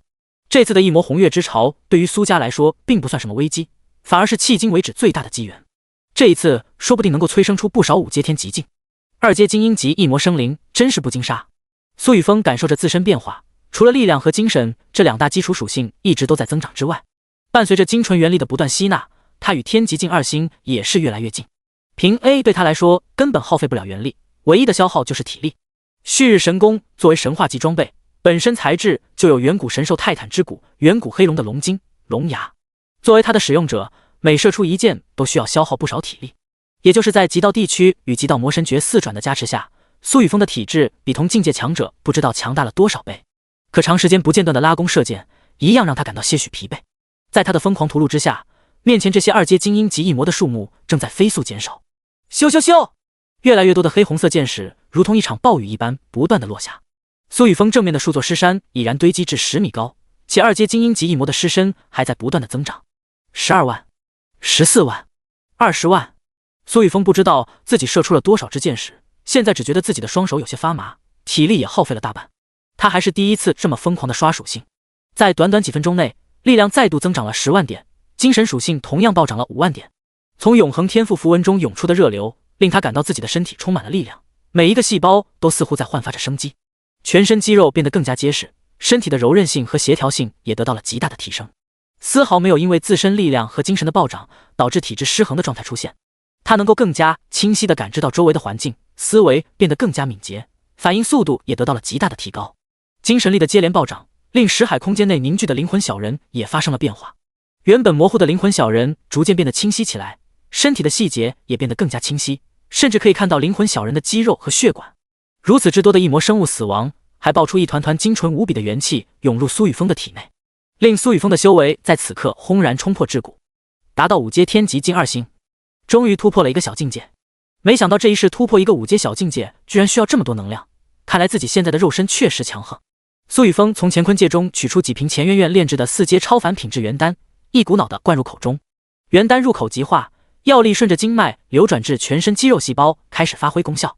一股股针刺般的痛楚从全身各处传来，紧接着全身肌肉细胞像是被理疗了一般，刺痛转变为舒爽感，以此来快速的恢复他的体力。不远处，那群猫首鼠尾般模样的异魔生物看着面对堆积的同类尸体以及空气中弥漫的浓郁煞气，这些原本悍不畏死的异魔生物竟然开始选择绕路，脸上也浮起了一丝恐惧。谁懂啊？其他地方的同胞好歹是被看得见的人给弄死的，可他们面前这个地方就像是一片世人深渊，只要靠近就得死。他们虽然没有什么灵智，满眼都充斥着嗜血之意，可对危险的感知同样存在。既然这个地方进不去，那便换个地方呗。这些尸体居然另一魔生物开始选择绕路了，想走那就全部吞噬算了。这群二阶精英级异魔生物提供的贡献点太低，不如直接吞了，用来冲击排行榜单。苏雨峰心念微动，开始催动自身元力，在身前凝聚出一道巨大的吞噬漩涡。现在的他暂时不想继续拉弓射箭，体力的恢复还需要一定的时间，但是体内的元力一直没有消耗多少。家主这是要干什么？正站在不同方位各自斩杀异魔生物的李峰、苏武、苏琼天、苏明、苏丽、苏明义等人皆是被苏雨峰凝聚的巨大吞噬漩涡吸引了目光。下一秒，第193章异魔血狼王。一股无比恐怖的吸力从他们头顶的黑色漩涡传出，这道黑色漩涡笼罩的范围居然瞬间扩增了100倍，几乎笼罩了千里之地。堆积在他们面前的异魔生物尸体正在疯狂地朝着魔都市方位涌来的异魔生物，全部都被无差别地吞入其中。苏雨峰并没有停留在原地，反而在空中信步闲庭地绕着魔都市外圈挪动。头顶的吞噬漩涡像极了张开血盆大口的凶兽饕餮，将迎面而来的所有异魔生物疯狂地吞噬。吼！凄厉的嚎叫声从各处响起，被吞入黑红色漩涡中的异魔生物像是被绞肉机生生碾碎了躯体，唯有无数颗二阶精英级异魔原核爆出，在空中犹如冰雹一般落下，被李峰手下的搜集大队快速地送入工会仓库之中。家主，这施展的是什么技能？居然能够这样吞噬异魔生物？上万头异魔生物就这样吞完了？苏丽瞪大双眼，发现眼前出现了一大片空地，不仅仅是异魔，连地面上的草皮都被吞噬漩涡给吞得一干二净。想什么呢？睁眼看看后面，现在连半个小时的时间都还没过去，等到明天早上6点还需要10几个小时的时间。苏勇拍了拍苏丽的脑袋，指着远处出现的全新异魔生物说道：现在战斗才刚刚开始。苏武身上战意弥漫，一股强大的武道真意在其体内逐渐凝聚成型。丁，你成功吞噬了大量的二阶异魔生物，防御、元力、体质加 0.1 加 0.1 加 0.1 加 0.09 加。第一，你成功斩杀大量二阶精英及异魔生物，获得315489贡献点。第一，你成功斩杀大量二阶精英及异魔生物，获得115489贡献点。丁，你成功吞噬大量二阶精英及异魔尸身，你的体质加 0.05 加 0.05 加。第一，恭喜你斩杀大量二阶异魔生物，获得贡献点。丁，永恒级天赋是神掠夺正在发挥作用，强行掠夺天赋中。丁，恭喜宿主成功获得天赋魔力尖牙 A 级，已暂存至无限天赋栏。第一，你的个人红月贡献榜排名发生变更，当前排名23名。第一，你的团体红月贡献榜排名发生变更，当前排名18名。第一，你的个人红月贡献榜排名再度变更，当前排名48名。团体红月贡献榜排名同时变更，当前排名11名。大量的系统信息与游戏面板信息飞速刷屏，环宇工会的红月贡献榜排名以及苏雨峰的个人红月贡献榜排名全部都在飞速的提升。我的排名居然还没进前10。苏雨峰眉头一挑，继续操控着吞噬漩涡，将地面上剩余的二阶精英级异魔生物吞噬一空。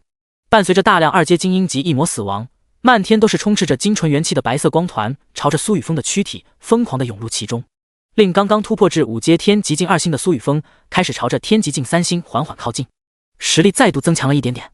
吞噬大量二阶异魔生物后，苏雨峰全身缠绕着一丝丝异魔之气，若有若无的暴虐之意萌开始影响勾动他的情绪。苏雨峰心念一动，极道地区瞬间激活通明特性，一抹至刚至阳的太阳真炎瞬间驱散其身上的异魔之气，同时将身前的吞噬漩涡暂时散去，开始快速恢复自身元力。嗷呜！这时，一道愤怒的狼嚎声从远处传来。苏雨峰闻声看去，发现自己身下的异魔生物已然不再是刚刚的那些猫头鼠尾模样，反而出现了全身毛发薛绿，眉心长着一只血色树瞳，双眸灰白，带着些许纹路，前侧2只上还有血红色瘤子正在跳动的狼首异魔。这些形态怪异的狼首异魔足足2人之高，可双足站起类人般奔袭，飞速地靠近魔都市所在的方位，且每一头狼首异魔的身上都散发着3阶气息，最前端的狼首异魔大多为3阶1星、2星，越是往后修为越强大。在狼首异魔组成的兽巢中心，还有3头比精英级狼首异魔身躯还要庞大数倍的王级狼首异魔。刚刚那一道愤怒的狼嚎声便是从他们口中发出。窥元镜陡然悬浮在苏雨峰的身前，对着刚刚出现的三阶王级狼手一魔照射而去。目标：血狼王，境界3阶9星，品级王级一魔，天赋血流造物 A 级，精神61205点，力量42000点，防御483621点，体质485111点，速度46352点，一魔之力100W120W 点。备注：这是一头随虚空裂缝空间通道进入地心的异族生物，被中古时代的强者称为血狼一族。血狼一族性格残暴且喜好群居，狼王是血狼一族最强大的存在。在一魔红月照耀下入魔后，肉身被再度强化且恢复能力极强，普通3阶生灵难以对抗。来得好，正好想要看看游戏面板进阶后会带来什么变化，前世可没有游戏面板进阶这一说法。苏雨峰扫了一眼这3头3阶9星王级一魔血狼的信息，毫不犹豫扣住旭日神功弓弦，体内的极道元力被旭日神功自行吸纳，流转至他的指尖，凝聚出一道充斥着毁灭之力的黑色剑矢。对于现在再度增长了20万点力量的苏雨峰来说，一头3阶王级血狼王就是一个跟2阶精英级一魔生物一样的蝼蚁。死！苏雨峰双目杀气迸发，将弓弦拉至满月状，指尖微微一松，咻的一声，音爆声在所有人的耳边响彻。这支剑矢在空中化作一道黑色流光，周围的空间微微扭曲，眨眼间来到一头3阶王级狼形异魔面前。滚！这头狼形异魔口吐人言，双足猛然支撑躯体站起，双臂上悬挂的血流脱离，在他的面前化作2道血色狼手，朝着身前袭来的毁灭剑矢咬去。就在这时，毁灭剑矢上一缕黑色火焰升腾。第194章游戏面板进阶，生命法则数据化。刚刚靠近这只毁灭剑矢的血色狼手，还没能张嘴，便被毁灭之炎瞬间湮灭。怎么可能？这头3阶王级狼手一魔目露惊骇之色，他可是血狼一族最强大的王啊，居然连一只普普通通的剑矢都没法拦下。刚刚那黑色火焰是什么？既然如此，那就拍碎它。这头3阶王级狼手一魔能够感觉到那一支剑矢给自己带来的威胁，但是他并不认为那个人类凭借着简单的一支剑矢便能将自己斩杀。作为一尊3阶王级一魔生物，他的肉身恢复能力无比强大，即便是断肢断臂也能通过吸纳虚空裂缝中涌出的一魔之气重新生长。眼前这个人类的一支剑矢，难道还能直接将自己的肉身湮灭不成？血狼绿印，3阶王级狼手一魔的双臂流淌着绿色血液，这些血液之中散发着浓郁的一魔之气，在他的操控下凝聚出一道狼牙模样的绿色血印，与近在咫尺的毁灭剑矢骤然相撞。砰！空中的黑色剑矢微微一颤，轻易地穿透那绿色狼牙血印，一丝黑炎覆盖其上，令其瞬间消融。这3阶王级狼手一魔瞪大双眼，胸口陡然传来一阵刺痛，他正想要操控一魔之气恢复伤势，却发现有一股毁灭性的力量从胸口血洞开始朝着全身蔓延，所有的一魔之气在这股力量面前就像是老鼠遇到了猫，不仅没法将其清除，反而被这股力量瞬间毁灭。疼痛感越发剧烈，死亡的威胁越发浓郁。这股毁灭性的力量竟直接湮灭了他体内的所有血肉，包括丹田中的一魔之核。要知道，他作为3阶王级一魔，即便是体内器官全部衰竭也不会死亡，可一魔之核作为他们的核心，一旦毁灭便真的会死。这尊3阶王级狼手一魔没来得及发出声音，眉心的树瞳流露着不甘之色，率先闭合，意识也彻底被黑暗笼罩。爹，恭喜你成功斩杀一尊3阶9星王级血狼，完成即时任务 BOSS 狂潮。游戏面板正在进阶中。3阶9星血狼王死亡的瞬间，苏雨峰的眼前骤然浮现出一道金光闪烁的游戏面板，这道游戏面板逐渐开始扭曲变化，游戏面板上的属性界面被充斥着浓郁金光，其上开始出现全新的数据信息。几息时间过去，游戏面板顿时焕然一新，尤其是属性面板上竟然出现了一个全新的属性气血。爹，你的游戏面板已经成功进阶，你的生命可以开启法则数据化，是否需要立即转化？备注：法则条款1，生命法则数据化后，将按照体质 X5 加防御 X2 加速度加精神加力量2等于气血的公式，凝聚出全新的气血数值。2，属性气血数值凝聚后，你的肉身将不再具备致命弱点，且受到致命伤势并不会立即死亡。3，在生命法则数据化的状态下，在自身意志忍受范围之内，你可以利用丹药快速恢复自身状态，且并不会完全丧失战斗能力。4，完成生命法则数据化后，你可以看到自身血量数值的同时，亦能看到所有一种生物头顶的气血值。地心生灵之间，除非选择共享属性信息，否则无法查看对方血量。5，当你遭受攻击时，自身所受伤害基础公式等于对方力量加各样增幅状态总和，自身防御加各式增幅状态总和。若自身血量值无法承受伤害，将强行缩写一次，但在此次战斗状态结束前将不再生效。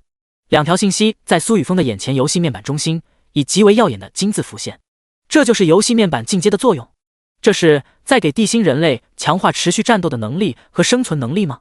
苏雨峰快速地扫过眼前弹出的信息，无比惊奇地自言自语道：这生命法则数据化应该就是利用法则力量来帮助地心生灵获得防止必死的作用，哪怕在一瞬间受到极其恐怖的伤害，也会被强行吊着一口气。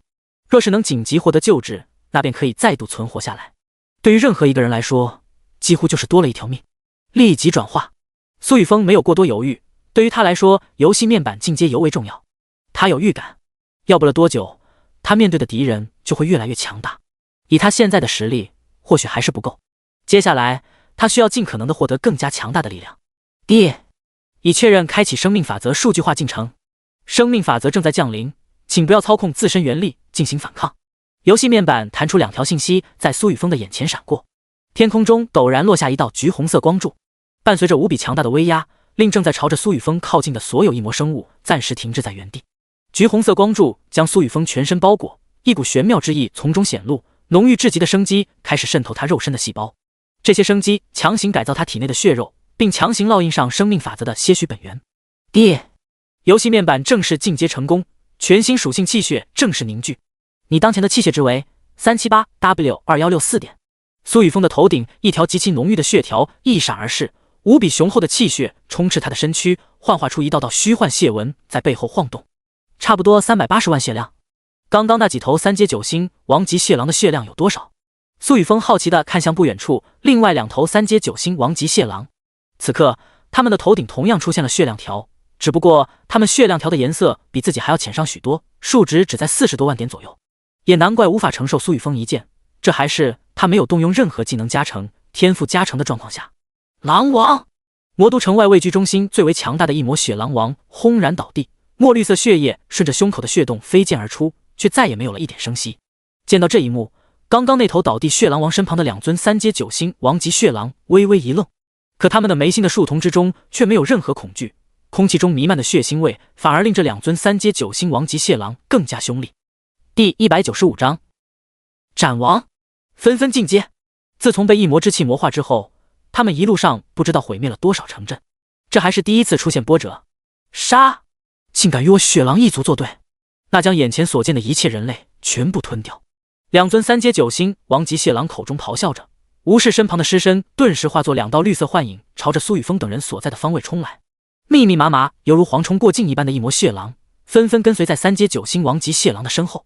这一次异魔血狼狂潮并不像先前的猫鼠异魔一般分散，而是汇聚成了2个方位，前仆后继地冲入2阶极品白虎辟邪阵的范围。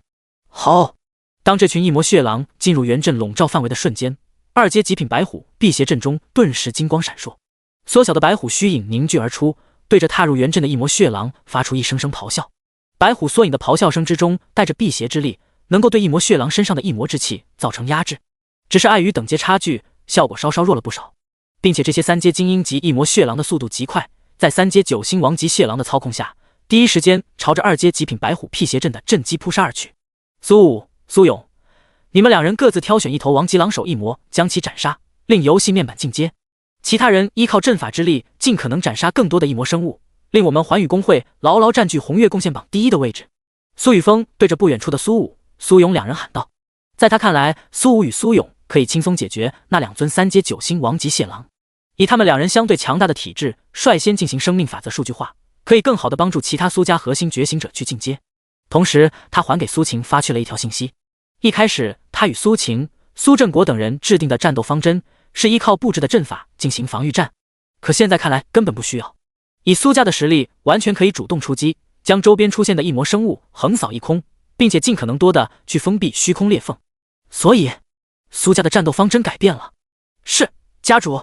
苏武、苏勇2人听到苏雨峰的声音，立刻回答道，第一时间将目光锁定快速奔袭而来的2头3阶9星王级血狼身上。阿武，你选哪个？苏勇询问了一句。苏武掌心一道黑白太极阴阳鱼流转，盯着气息更加强大一些的3阶9星王级血狼说道，勇哥，左边那个给我。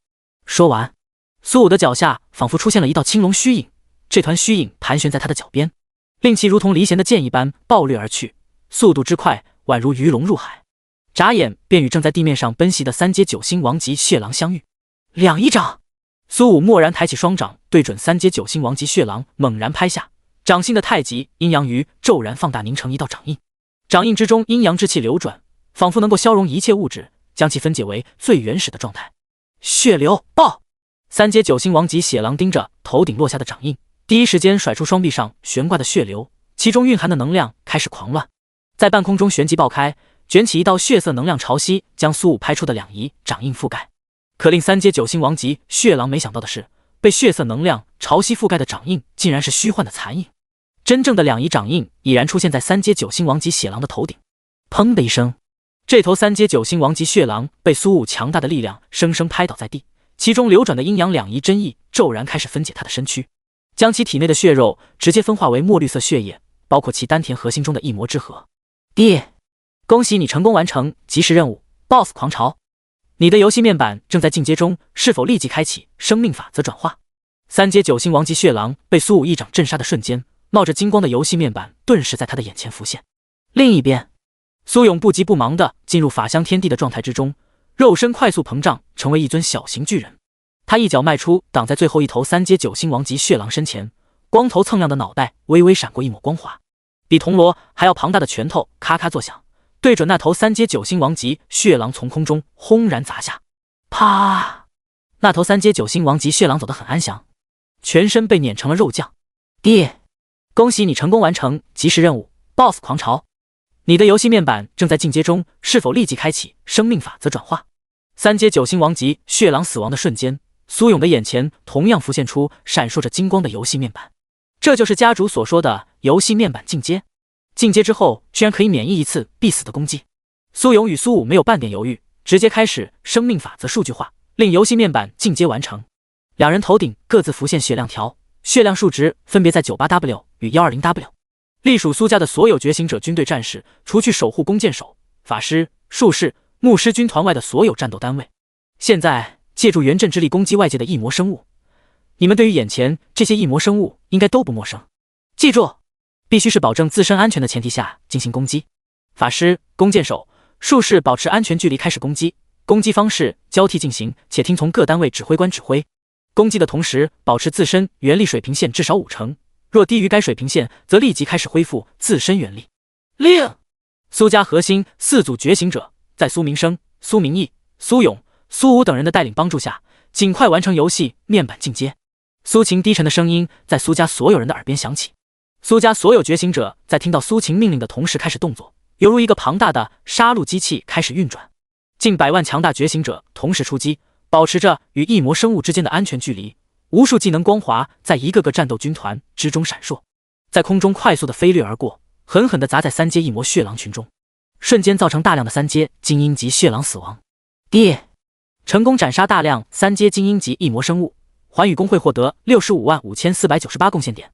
第196章诡计之神代理人。爹，成功斩杀大量3阶精英级异魔生物，寰宇公会获得775498贡献点。爹，你的寰宇公会红月贡献榜排名正在刷新，当前排名8。爹，成功斩杀大量3阶精英级异魔生物，寰宇公会获得476491贡献点。爹，成功斩杀大量3阶精英级异魔生物。爹，你的寰宇公会红月贡献榜排名正在刷新，当前排名6。爹，你的寰宇公会红月贡献榜排名正在刷新，当前排名4。苏雨峰面前的游戏面板信息飞速刷新。团队红月贡献排行榜上的排名更是以极快的速度攀升。全球红月贡献榜团队排名 No.1 轩辕公会，公会之主姬凌峰，当前积分数 13313W。 排名 No.2 摩根公会，公会之主希尔摩根，当前积分数 11887W。 排名 No.3 逆杜邦公会，公会之主凯勒杜邦，当前积分数 11562W。 排名 No.4 寰宇公会，公会之主苏雨峰，当前积分数 11255W。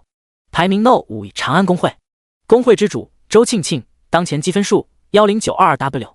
排名 No.6 洛克菲勒公会，公会之主杰克洛克菲勒，当前积分数 10100W。排名 No.7 中岛公会，公会之主中岛长风，当前积分数 9799W。公会的贡献排名要不了多久就能进入前3，现在的异魔潮等阶还只是3阶，王级异魔生物应该会出现不少，让苏勇、苏武他们2人帮其他人斩杀便是，接下来继续刷属性。如此之多的异魔生物，在短期内也就这一次。那个诡计之神的代理人为何还没有出手？算了，只要自己的力量足够强大，就算是神又算什么东西？苏雨峰扫了眼团队红月贡献排行榜，目光微凝，再度唤出旭日神功，对准不畏生死，疯狂冲出2阶白虎辟魔阵的3阶精英及异魔血狼。咻咻咻，振聋发聩的音爆声接连响起。苏雨峰射出的每一支箭矢都能在空中分裂成10支，他一人就如同10名弓箭手一般，射出一道道小型箭与射杀3阶精英及异魔血狼。叮！恭喜宿主成功对一名3阶精英级异魔生物平 A 造成伤害，力量永久提升2点，精神永久提升1点。叮！恭喜宿主成功。系统信息在他的眼前再度开始刷屏。力量、精神属性伴随着脑海中弑神掠夺永恒及天赋符文涌出的涓涓暖流缓缓的强化，每一点力量、精神的增长都能够带动苏雨峰头顶血条数值一同跳动，实力不间歇增长带来的快感令苏雨峰彻底沉寂其中。1万、3万、10万，越来越多的3阶精英及异魔血狼被箭矢洞穿异魔之核，彻底失去生机，倒地身亡。苏雨峰的力量还在快速的增长，身上的气息伴随着力量与精神的增长越发强大，漫天散落的精纯元力团被他的极道魔神诀轻松炼化，距离5阶天极境3星越来越近。棒子岛附近海域，一道黑影头顶一枚深蓝色圆珠不断的下潜，全身没有一丝气息流露，且他的面容完全被黑雾笼罩。根据神谕内容，那一尊弱小神明的分身位置应该就在这里才对，只要将他唤醒并输入诡计之神的本源之力，我便能在幕后操控这个弱小神灵的分身，并按照神谕指示去解决魔都苏家的苏雨峰还有周庆庆、林烟雨。现在姬凌风那个白痴已经被我勾动的煞灵给初步控制神智，正快速地朝着苏雨峰所在的区域靠近。姬凌风再加上海底这个神灵的分身，应该足够镇压苏雨峰了吧？这道黑影在黑雾的笼罩下自言自语道，可却没有一丝声响传出。深海之下的强大压力并没有对他的速度造成任何影响，这道黑影下沉的速度越来越快，很快一个模糊的兽形轮廓在他的眼前浮现。见到这个兽形轮廓的刹那，黑影陡然加快了下沉的速度，一层层水形波纹以他为中心朝着四周荡漾而去，头顶的圆珠微微闪烁，形成一道深蓝色屏障，将四周极有可能出现的海兽完全屏蔽。这就是一尊弱小神明的分身，好恐怖的气息！黑雾笼罩下面，容略显阴森的文天纯盯着面前庞大的躯体。这具巨兽躯体的身体长约100米，高数10米，其骨骼巨大而粗壮，散发着惨白的光芒。他的头颅如同一只巨大的龙首，嘴巴张开，露出一排排锋利的牙齿，仿佛可以吞噬天地。白骨下瞪圆的瞳孔呈现出深邃的血红色，透露出绝望与邪恶。背后还有一双黑色翅膀展开，足有数10米长，骨骼上覆盖着一层金属羽毛，看起来如同一只巨大蝙蝠与蛟龙的结合体。在巨兽的周围弥漫着一股恐怖的气息，这股气息冰冷而刺骨，让人不寒而栗，充满了腐朽和邪恶的味道，令文天纯的身体不由自主地颤抖。脑海中骤然传出惊天动地的咆哮声：“滚出这里！滚！”这道咆哮声中夹杂着无比恐怖的威压，令文天纯的精神一时间变得恍惚，体内的元力短暂停滞，意识竟然在这一声怒吼之下近乎崩溃。嗡！这时，文天纯头顶的深蓝色宝珠微微颤动，一股品质极高的本源之力钻入他的体内，形成一道被黑雾完全笼罩的伟岸身影。叮！朦胧而威严的声音陡然响起。文天纯原本即将彻底溃散的意识瞬间恢复凝练，空中那道被黑雾完全笼罩的身影随之消散。与此同时，精神力居然开始节节攀升，更诡异的是，修为也随之提升，抵达5阶天极近2星，仿佛就像是因祸得福了一般。神，抱歉让您失望了，没想到这具失去生机的弱小神明分身居然还有这等力量。文天纯有些惶恐地对着头顶的深蓝色宝珠跪拜道，生怕因为自己办事不力触怒神明。自从末世开始的那一夜，他的生命，他的一切都已经不属于自己，而属于诡计之神。第197章神话龙符分身操控。这个弱小神明分身内留存的一丝神念已经被我彻底封印，立刻通过职业技能操控龙符之躯。今夜无便要看到结果，斩杀那个人类，获得他身上所有本源。文天纯的脑海中陡然浮现2行黑雾凝成的字体，这些字体出现的瞬间，头顶的深蓝色宝珠猛然闪烁，一则特殊的契约结成术法在他的脑海中同步出现。所有的过程之中，轨迹之神没有显露一丝气息，甚至连本源之力也伪造了其他存在的波动。是，文天纯见轨迹之神并没有想要惩罚自己，心头稍稍松了口气，将脑海中出现的契约术法完全吸收消化过后，看向地面上神话存在协议龙符的庞大躯体，体内的黑暗属性元力骤然开始运转，双手在空中迅速的凝结契约法印，一道黑色匕首模样的印记顿时凝聚而出，被文天纯握在手中。他将笔刃对准左手掌心，平静的割裂血肉，一滴滴弥漫着淡淡黑气的血水渗出，与匕首法印瞬间融合。呲，浓郁的黑气蒸发。文天纯对准神话龙符分身的狰狞龙首，将匕首刃尖狠狠地插入其中，一滴滴黑色血水注入其中，空间轰然颤动，无比恐怖的气息令深海海底出现一道道漩涡，这些漩涡将周围的海兽全部卷入其中，难以抵抗的压力将这些海兽生生碾碎，血肉碎片被漩涡席卷，朝着神话龙符分身而去。刚刚插入龙首的黑色匕首顿时钻入神话龙符分身的体内，它的躯体表面一道道黑色圆纹从四肢开始蔓延，最终在神话龙符分身的躯体中心汇聚，凝成3道刃尖相连的匕首图案。图案凝结成型的瞬间，文天纯头顶的深蓝色宝珠绽放黑光，将他的身躯与神话龙符分身一同笼罩。强大的精神力从他的体内涌出，钻入神话龙符分身之中。一具庞大的兽形躯体陡然睁开双眼，血红色瞳孔带着人性化的情绪，背后的黑色翅膀微微颤动。轰！巨大的龙首陡然张开，发出一声畅快无比的吼声，邪恶腐朽的本源之力迸发，令周围的空间扭曲，海水朝着他的龙首开始倒灌，大大小小的海兽在他的吼叫声下被生生震碎了精神意识。这就是神话存在的分身吗？哈哈哈哈，好强大的力量！文天纯操控着神话龙符分身缓缓扇动背后的黑色翅膀，高达100米的庞大躯体与空间瞬间重合，犹如炮弹一般瞬间冲出数千米，轻易撞碎面前出现的所有海洋生物，一瞬间冲出海平面。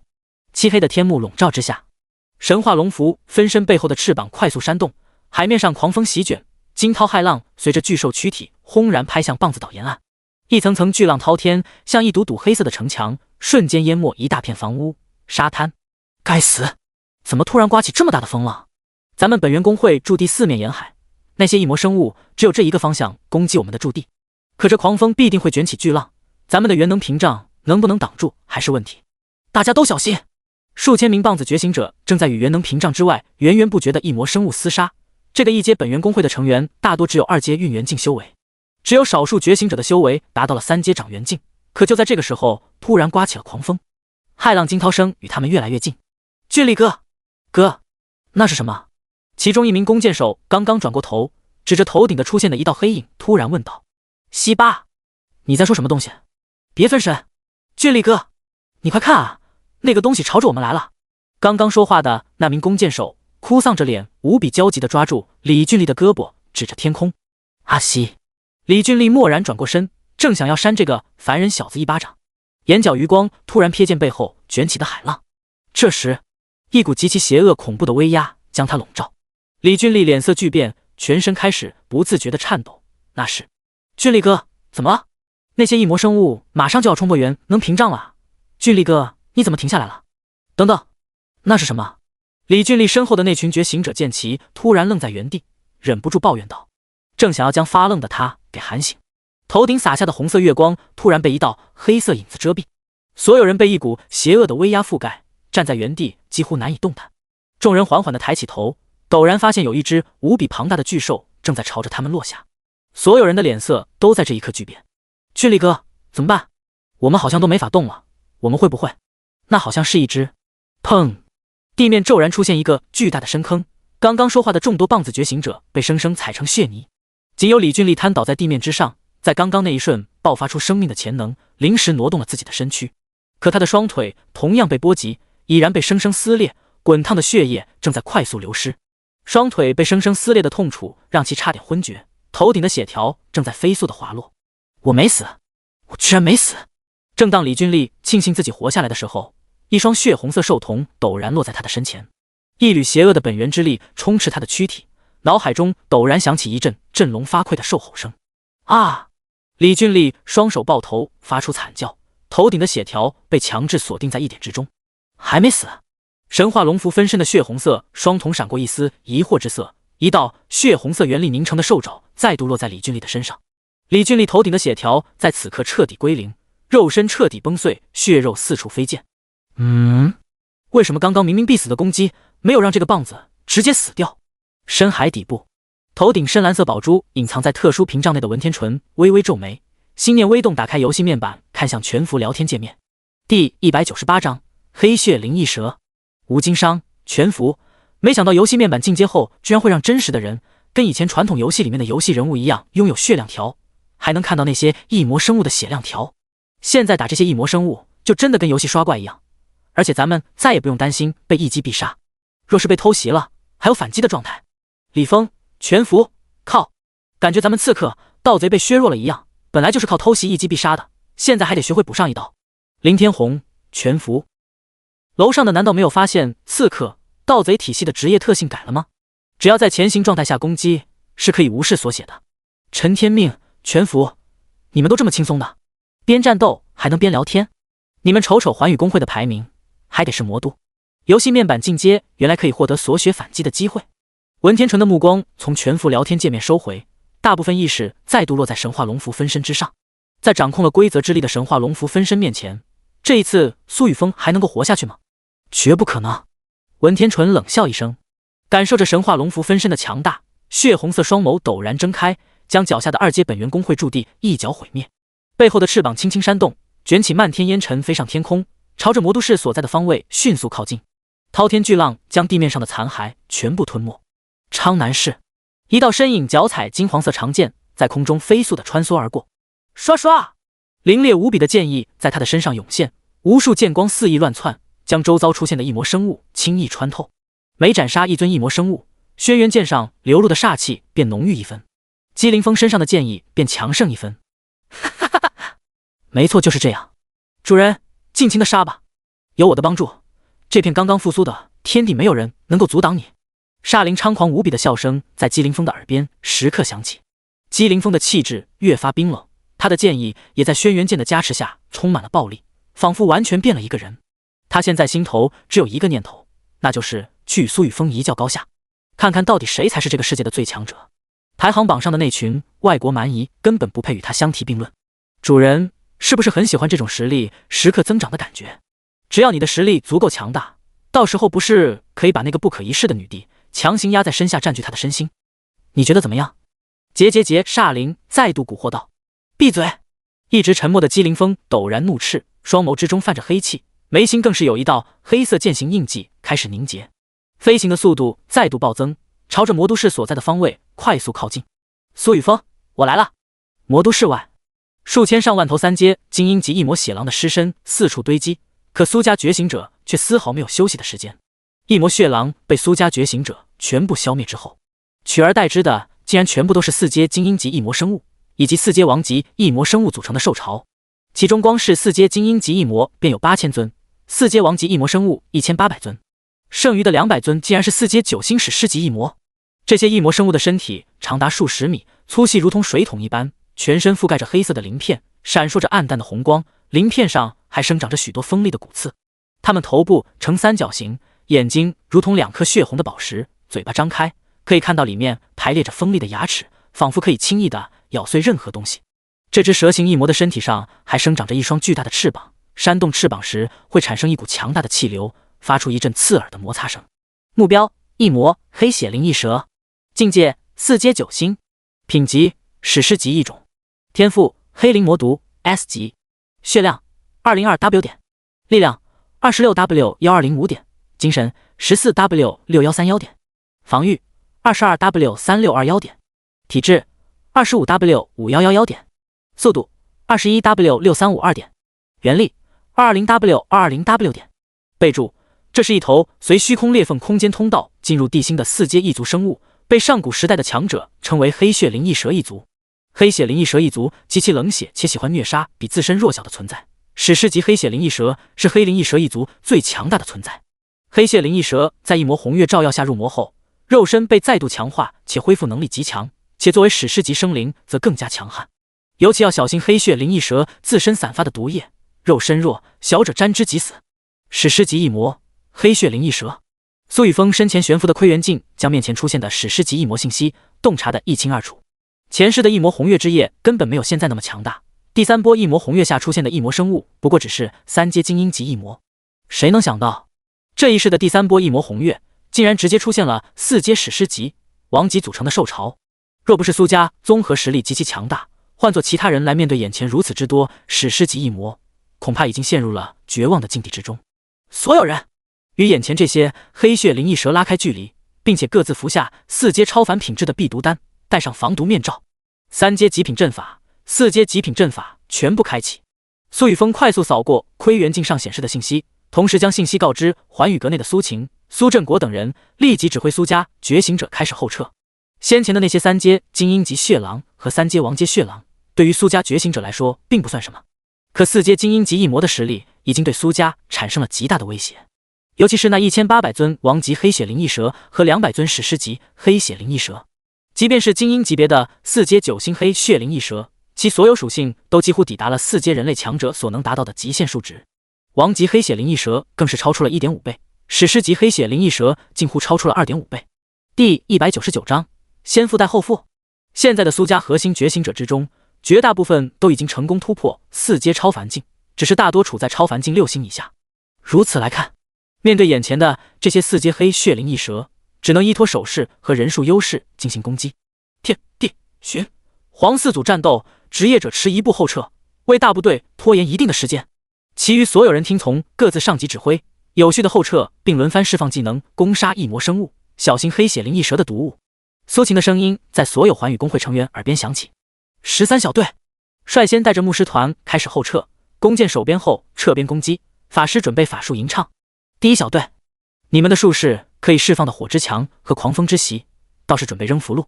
天组的都听着，要与4阶精英及黑血灵异蛇保持安全距离，若是出现王级黑血灵异蛇，就将合力将其斩杀。斩杀王级黑血灵异蛇或史诗级黑血灵异蛇时，最后一道攻击由未完成游戏面板进阶的成员动手。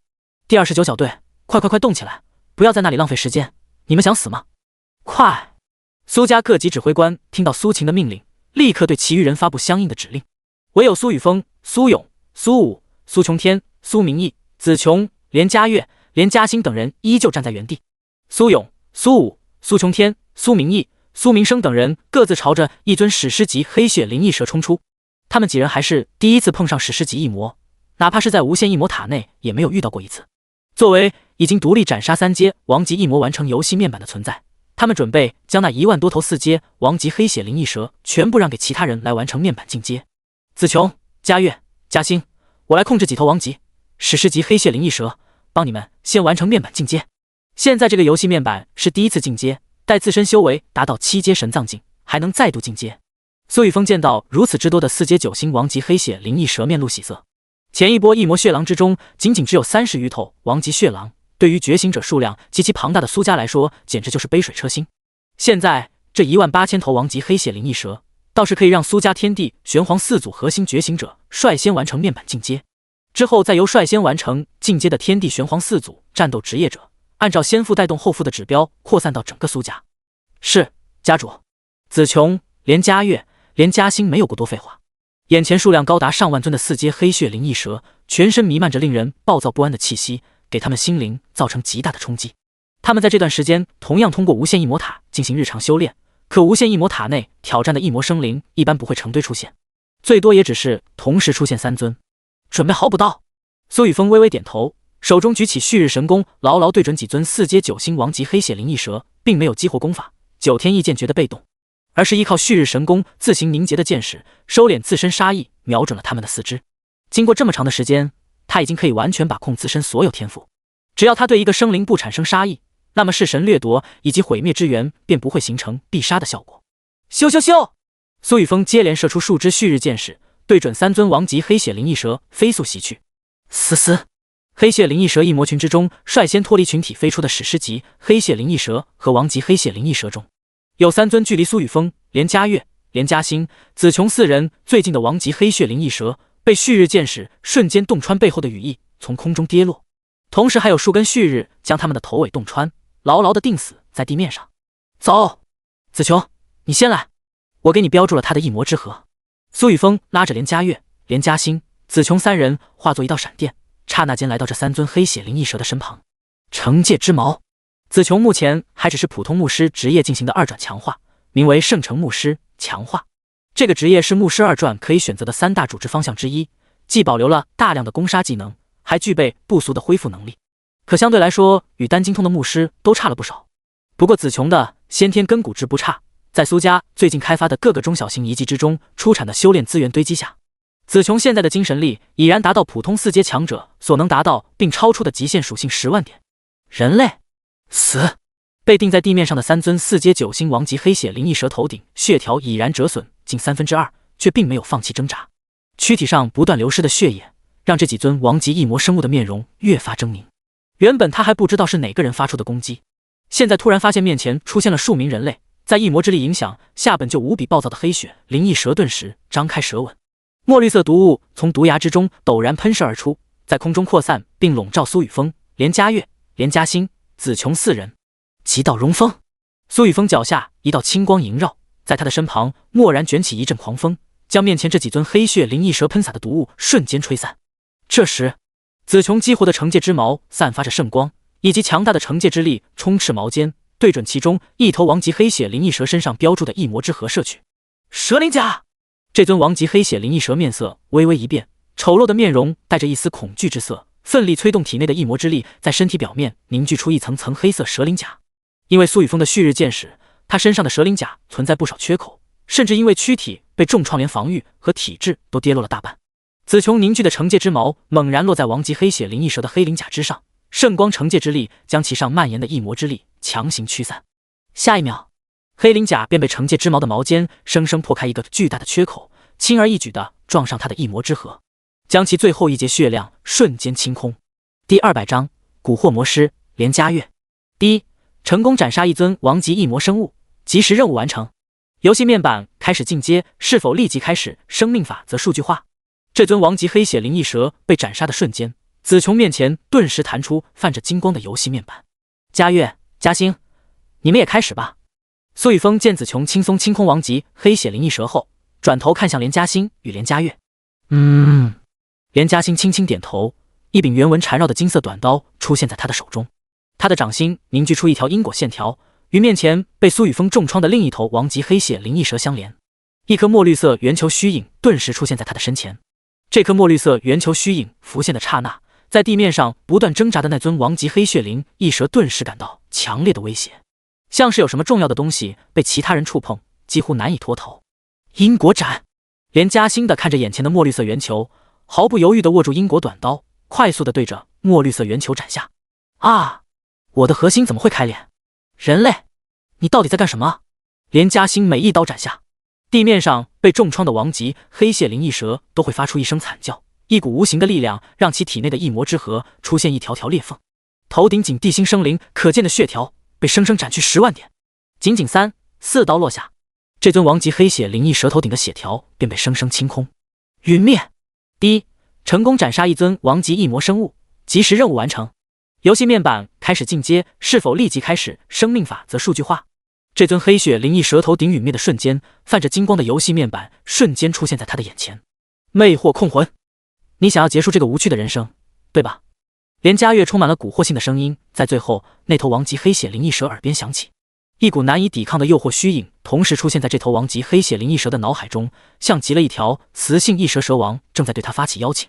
躯体上传来的痛楚逐渐被他忘却，原本正在强烈挣扎的王级黑血灵异蛇逐渐平静下来，在脑海中与那道虚影歇斯底里的疯狂缠绕，身上的气息越来越弱，一丝丝红色魅惑之气在他的头顶弥漫出。王级黑血灵异蛇的眼神逐渐呆滞，随后瞳孔失去聚焦，头顶的血条瞬间归零。死亡。第一，恭喜你。连嘉悦的眼前陡然浮现出泛着金光的游戏面板，开始游戏面板的进阶。没想到蛊惑魔师这个古怪的隐藏职业居然这么契合他的天赋魅惑肢体。苏雨峰看着眼前这一幕感到有些意外。先前雷家一名叫做雷玄木的隐藏职业者被苏明生生拖死之后，令苏家得到了特殊的隐藏职业卷轴传承蛊惑魔师。这个职业传承要求较为特殊，需要自身拥有魔翼。整个苏家除了苏雨峰符合要求之外，就只有连家月满足。最后这个职业传承就被连家月通过贡献点自行兑换使用。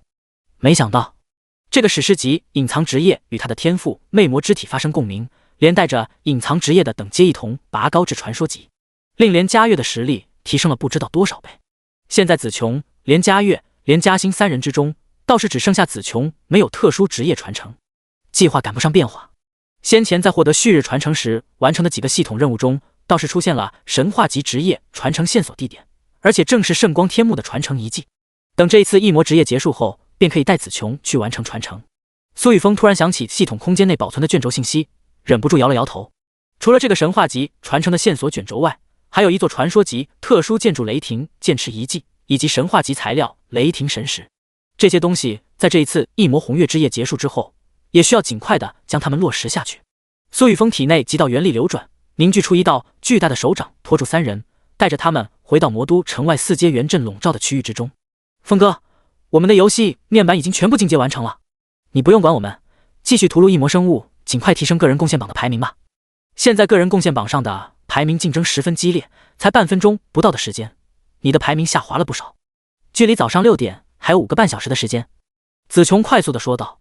没错，峰哥，加油！连嘉欣捏着拳头鼓励道。连嘉月站在两人身后没有说话，他给苏雨峰抛去一个媚眼，同时施加了一道精神幻念。苏雨峰的脑海中陡然出现一个腰身纤细、皮肤光滑、拥有人类女子不可能拥有的完美曲线的魅魔少女，上半身穿着职业 OA 白衬衫，最上面的纽扣挡不住那渊博深厚的底蕴。她的身材火爆到极致，完美的曲线和比例让人无法忽视她的存在，每一个动作都散发出无比魅惑的气息，仿佛她是欲望的化身。腰身以下，黑色包臀裙搭配黑色丝袜，衬托着臀部的圆润挺翘，展现出无与伦比的魅力。最惹人注意的是她背后腰黄的一根深紫色尾翼，链接着她的尾椎骨，随着她的动作轻轻摆动，给人一种神秘而迷人的感觉。主人，等明天房间里见哦。你想要什么模样的形态，奴婢都可以满足。无比魅惑的声音在苏雨峰的脑海中回响。好好好，跟我玩百变小樱是吧？女人，等着，我那特殊技能阴阳交泰是开玩笑的吗？苏雨峰深深地看了连嘉月一眼，陡然化作一道雷光，消失在三人眼前。紧接着，一只只充斥着恐怖力量的黑红色箭矢在夜幕之下快速地穿透空间，4阶精英及黑血灵翼蛇身上的鳞片就像是泡沫一般，一触即破。在旭日神功本源力量增幅下，超过100万点的恐怖力量将这些4阶精英及黑血灵翼蛇头顶的血条瞬间消散，犹如血条清空术。每一息之间都有数十头4阶精英及黑血灵翼蛇的尸体倒地。丁，恭喜宿主成功对一头4阶精英黑血灵翼蛇平 A 造成伤害，力量永久提升2点，精神永久提升1点。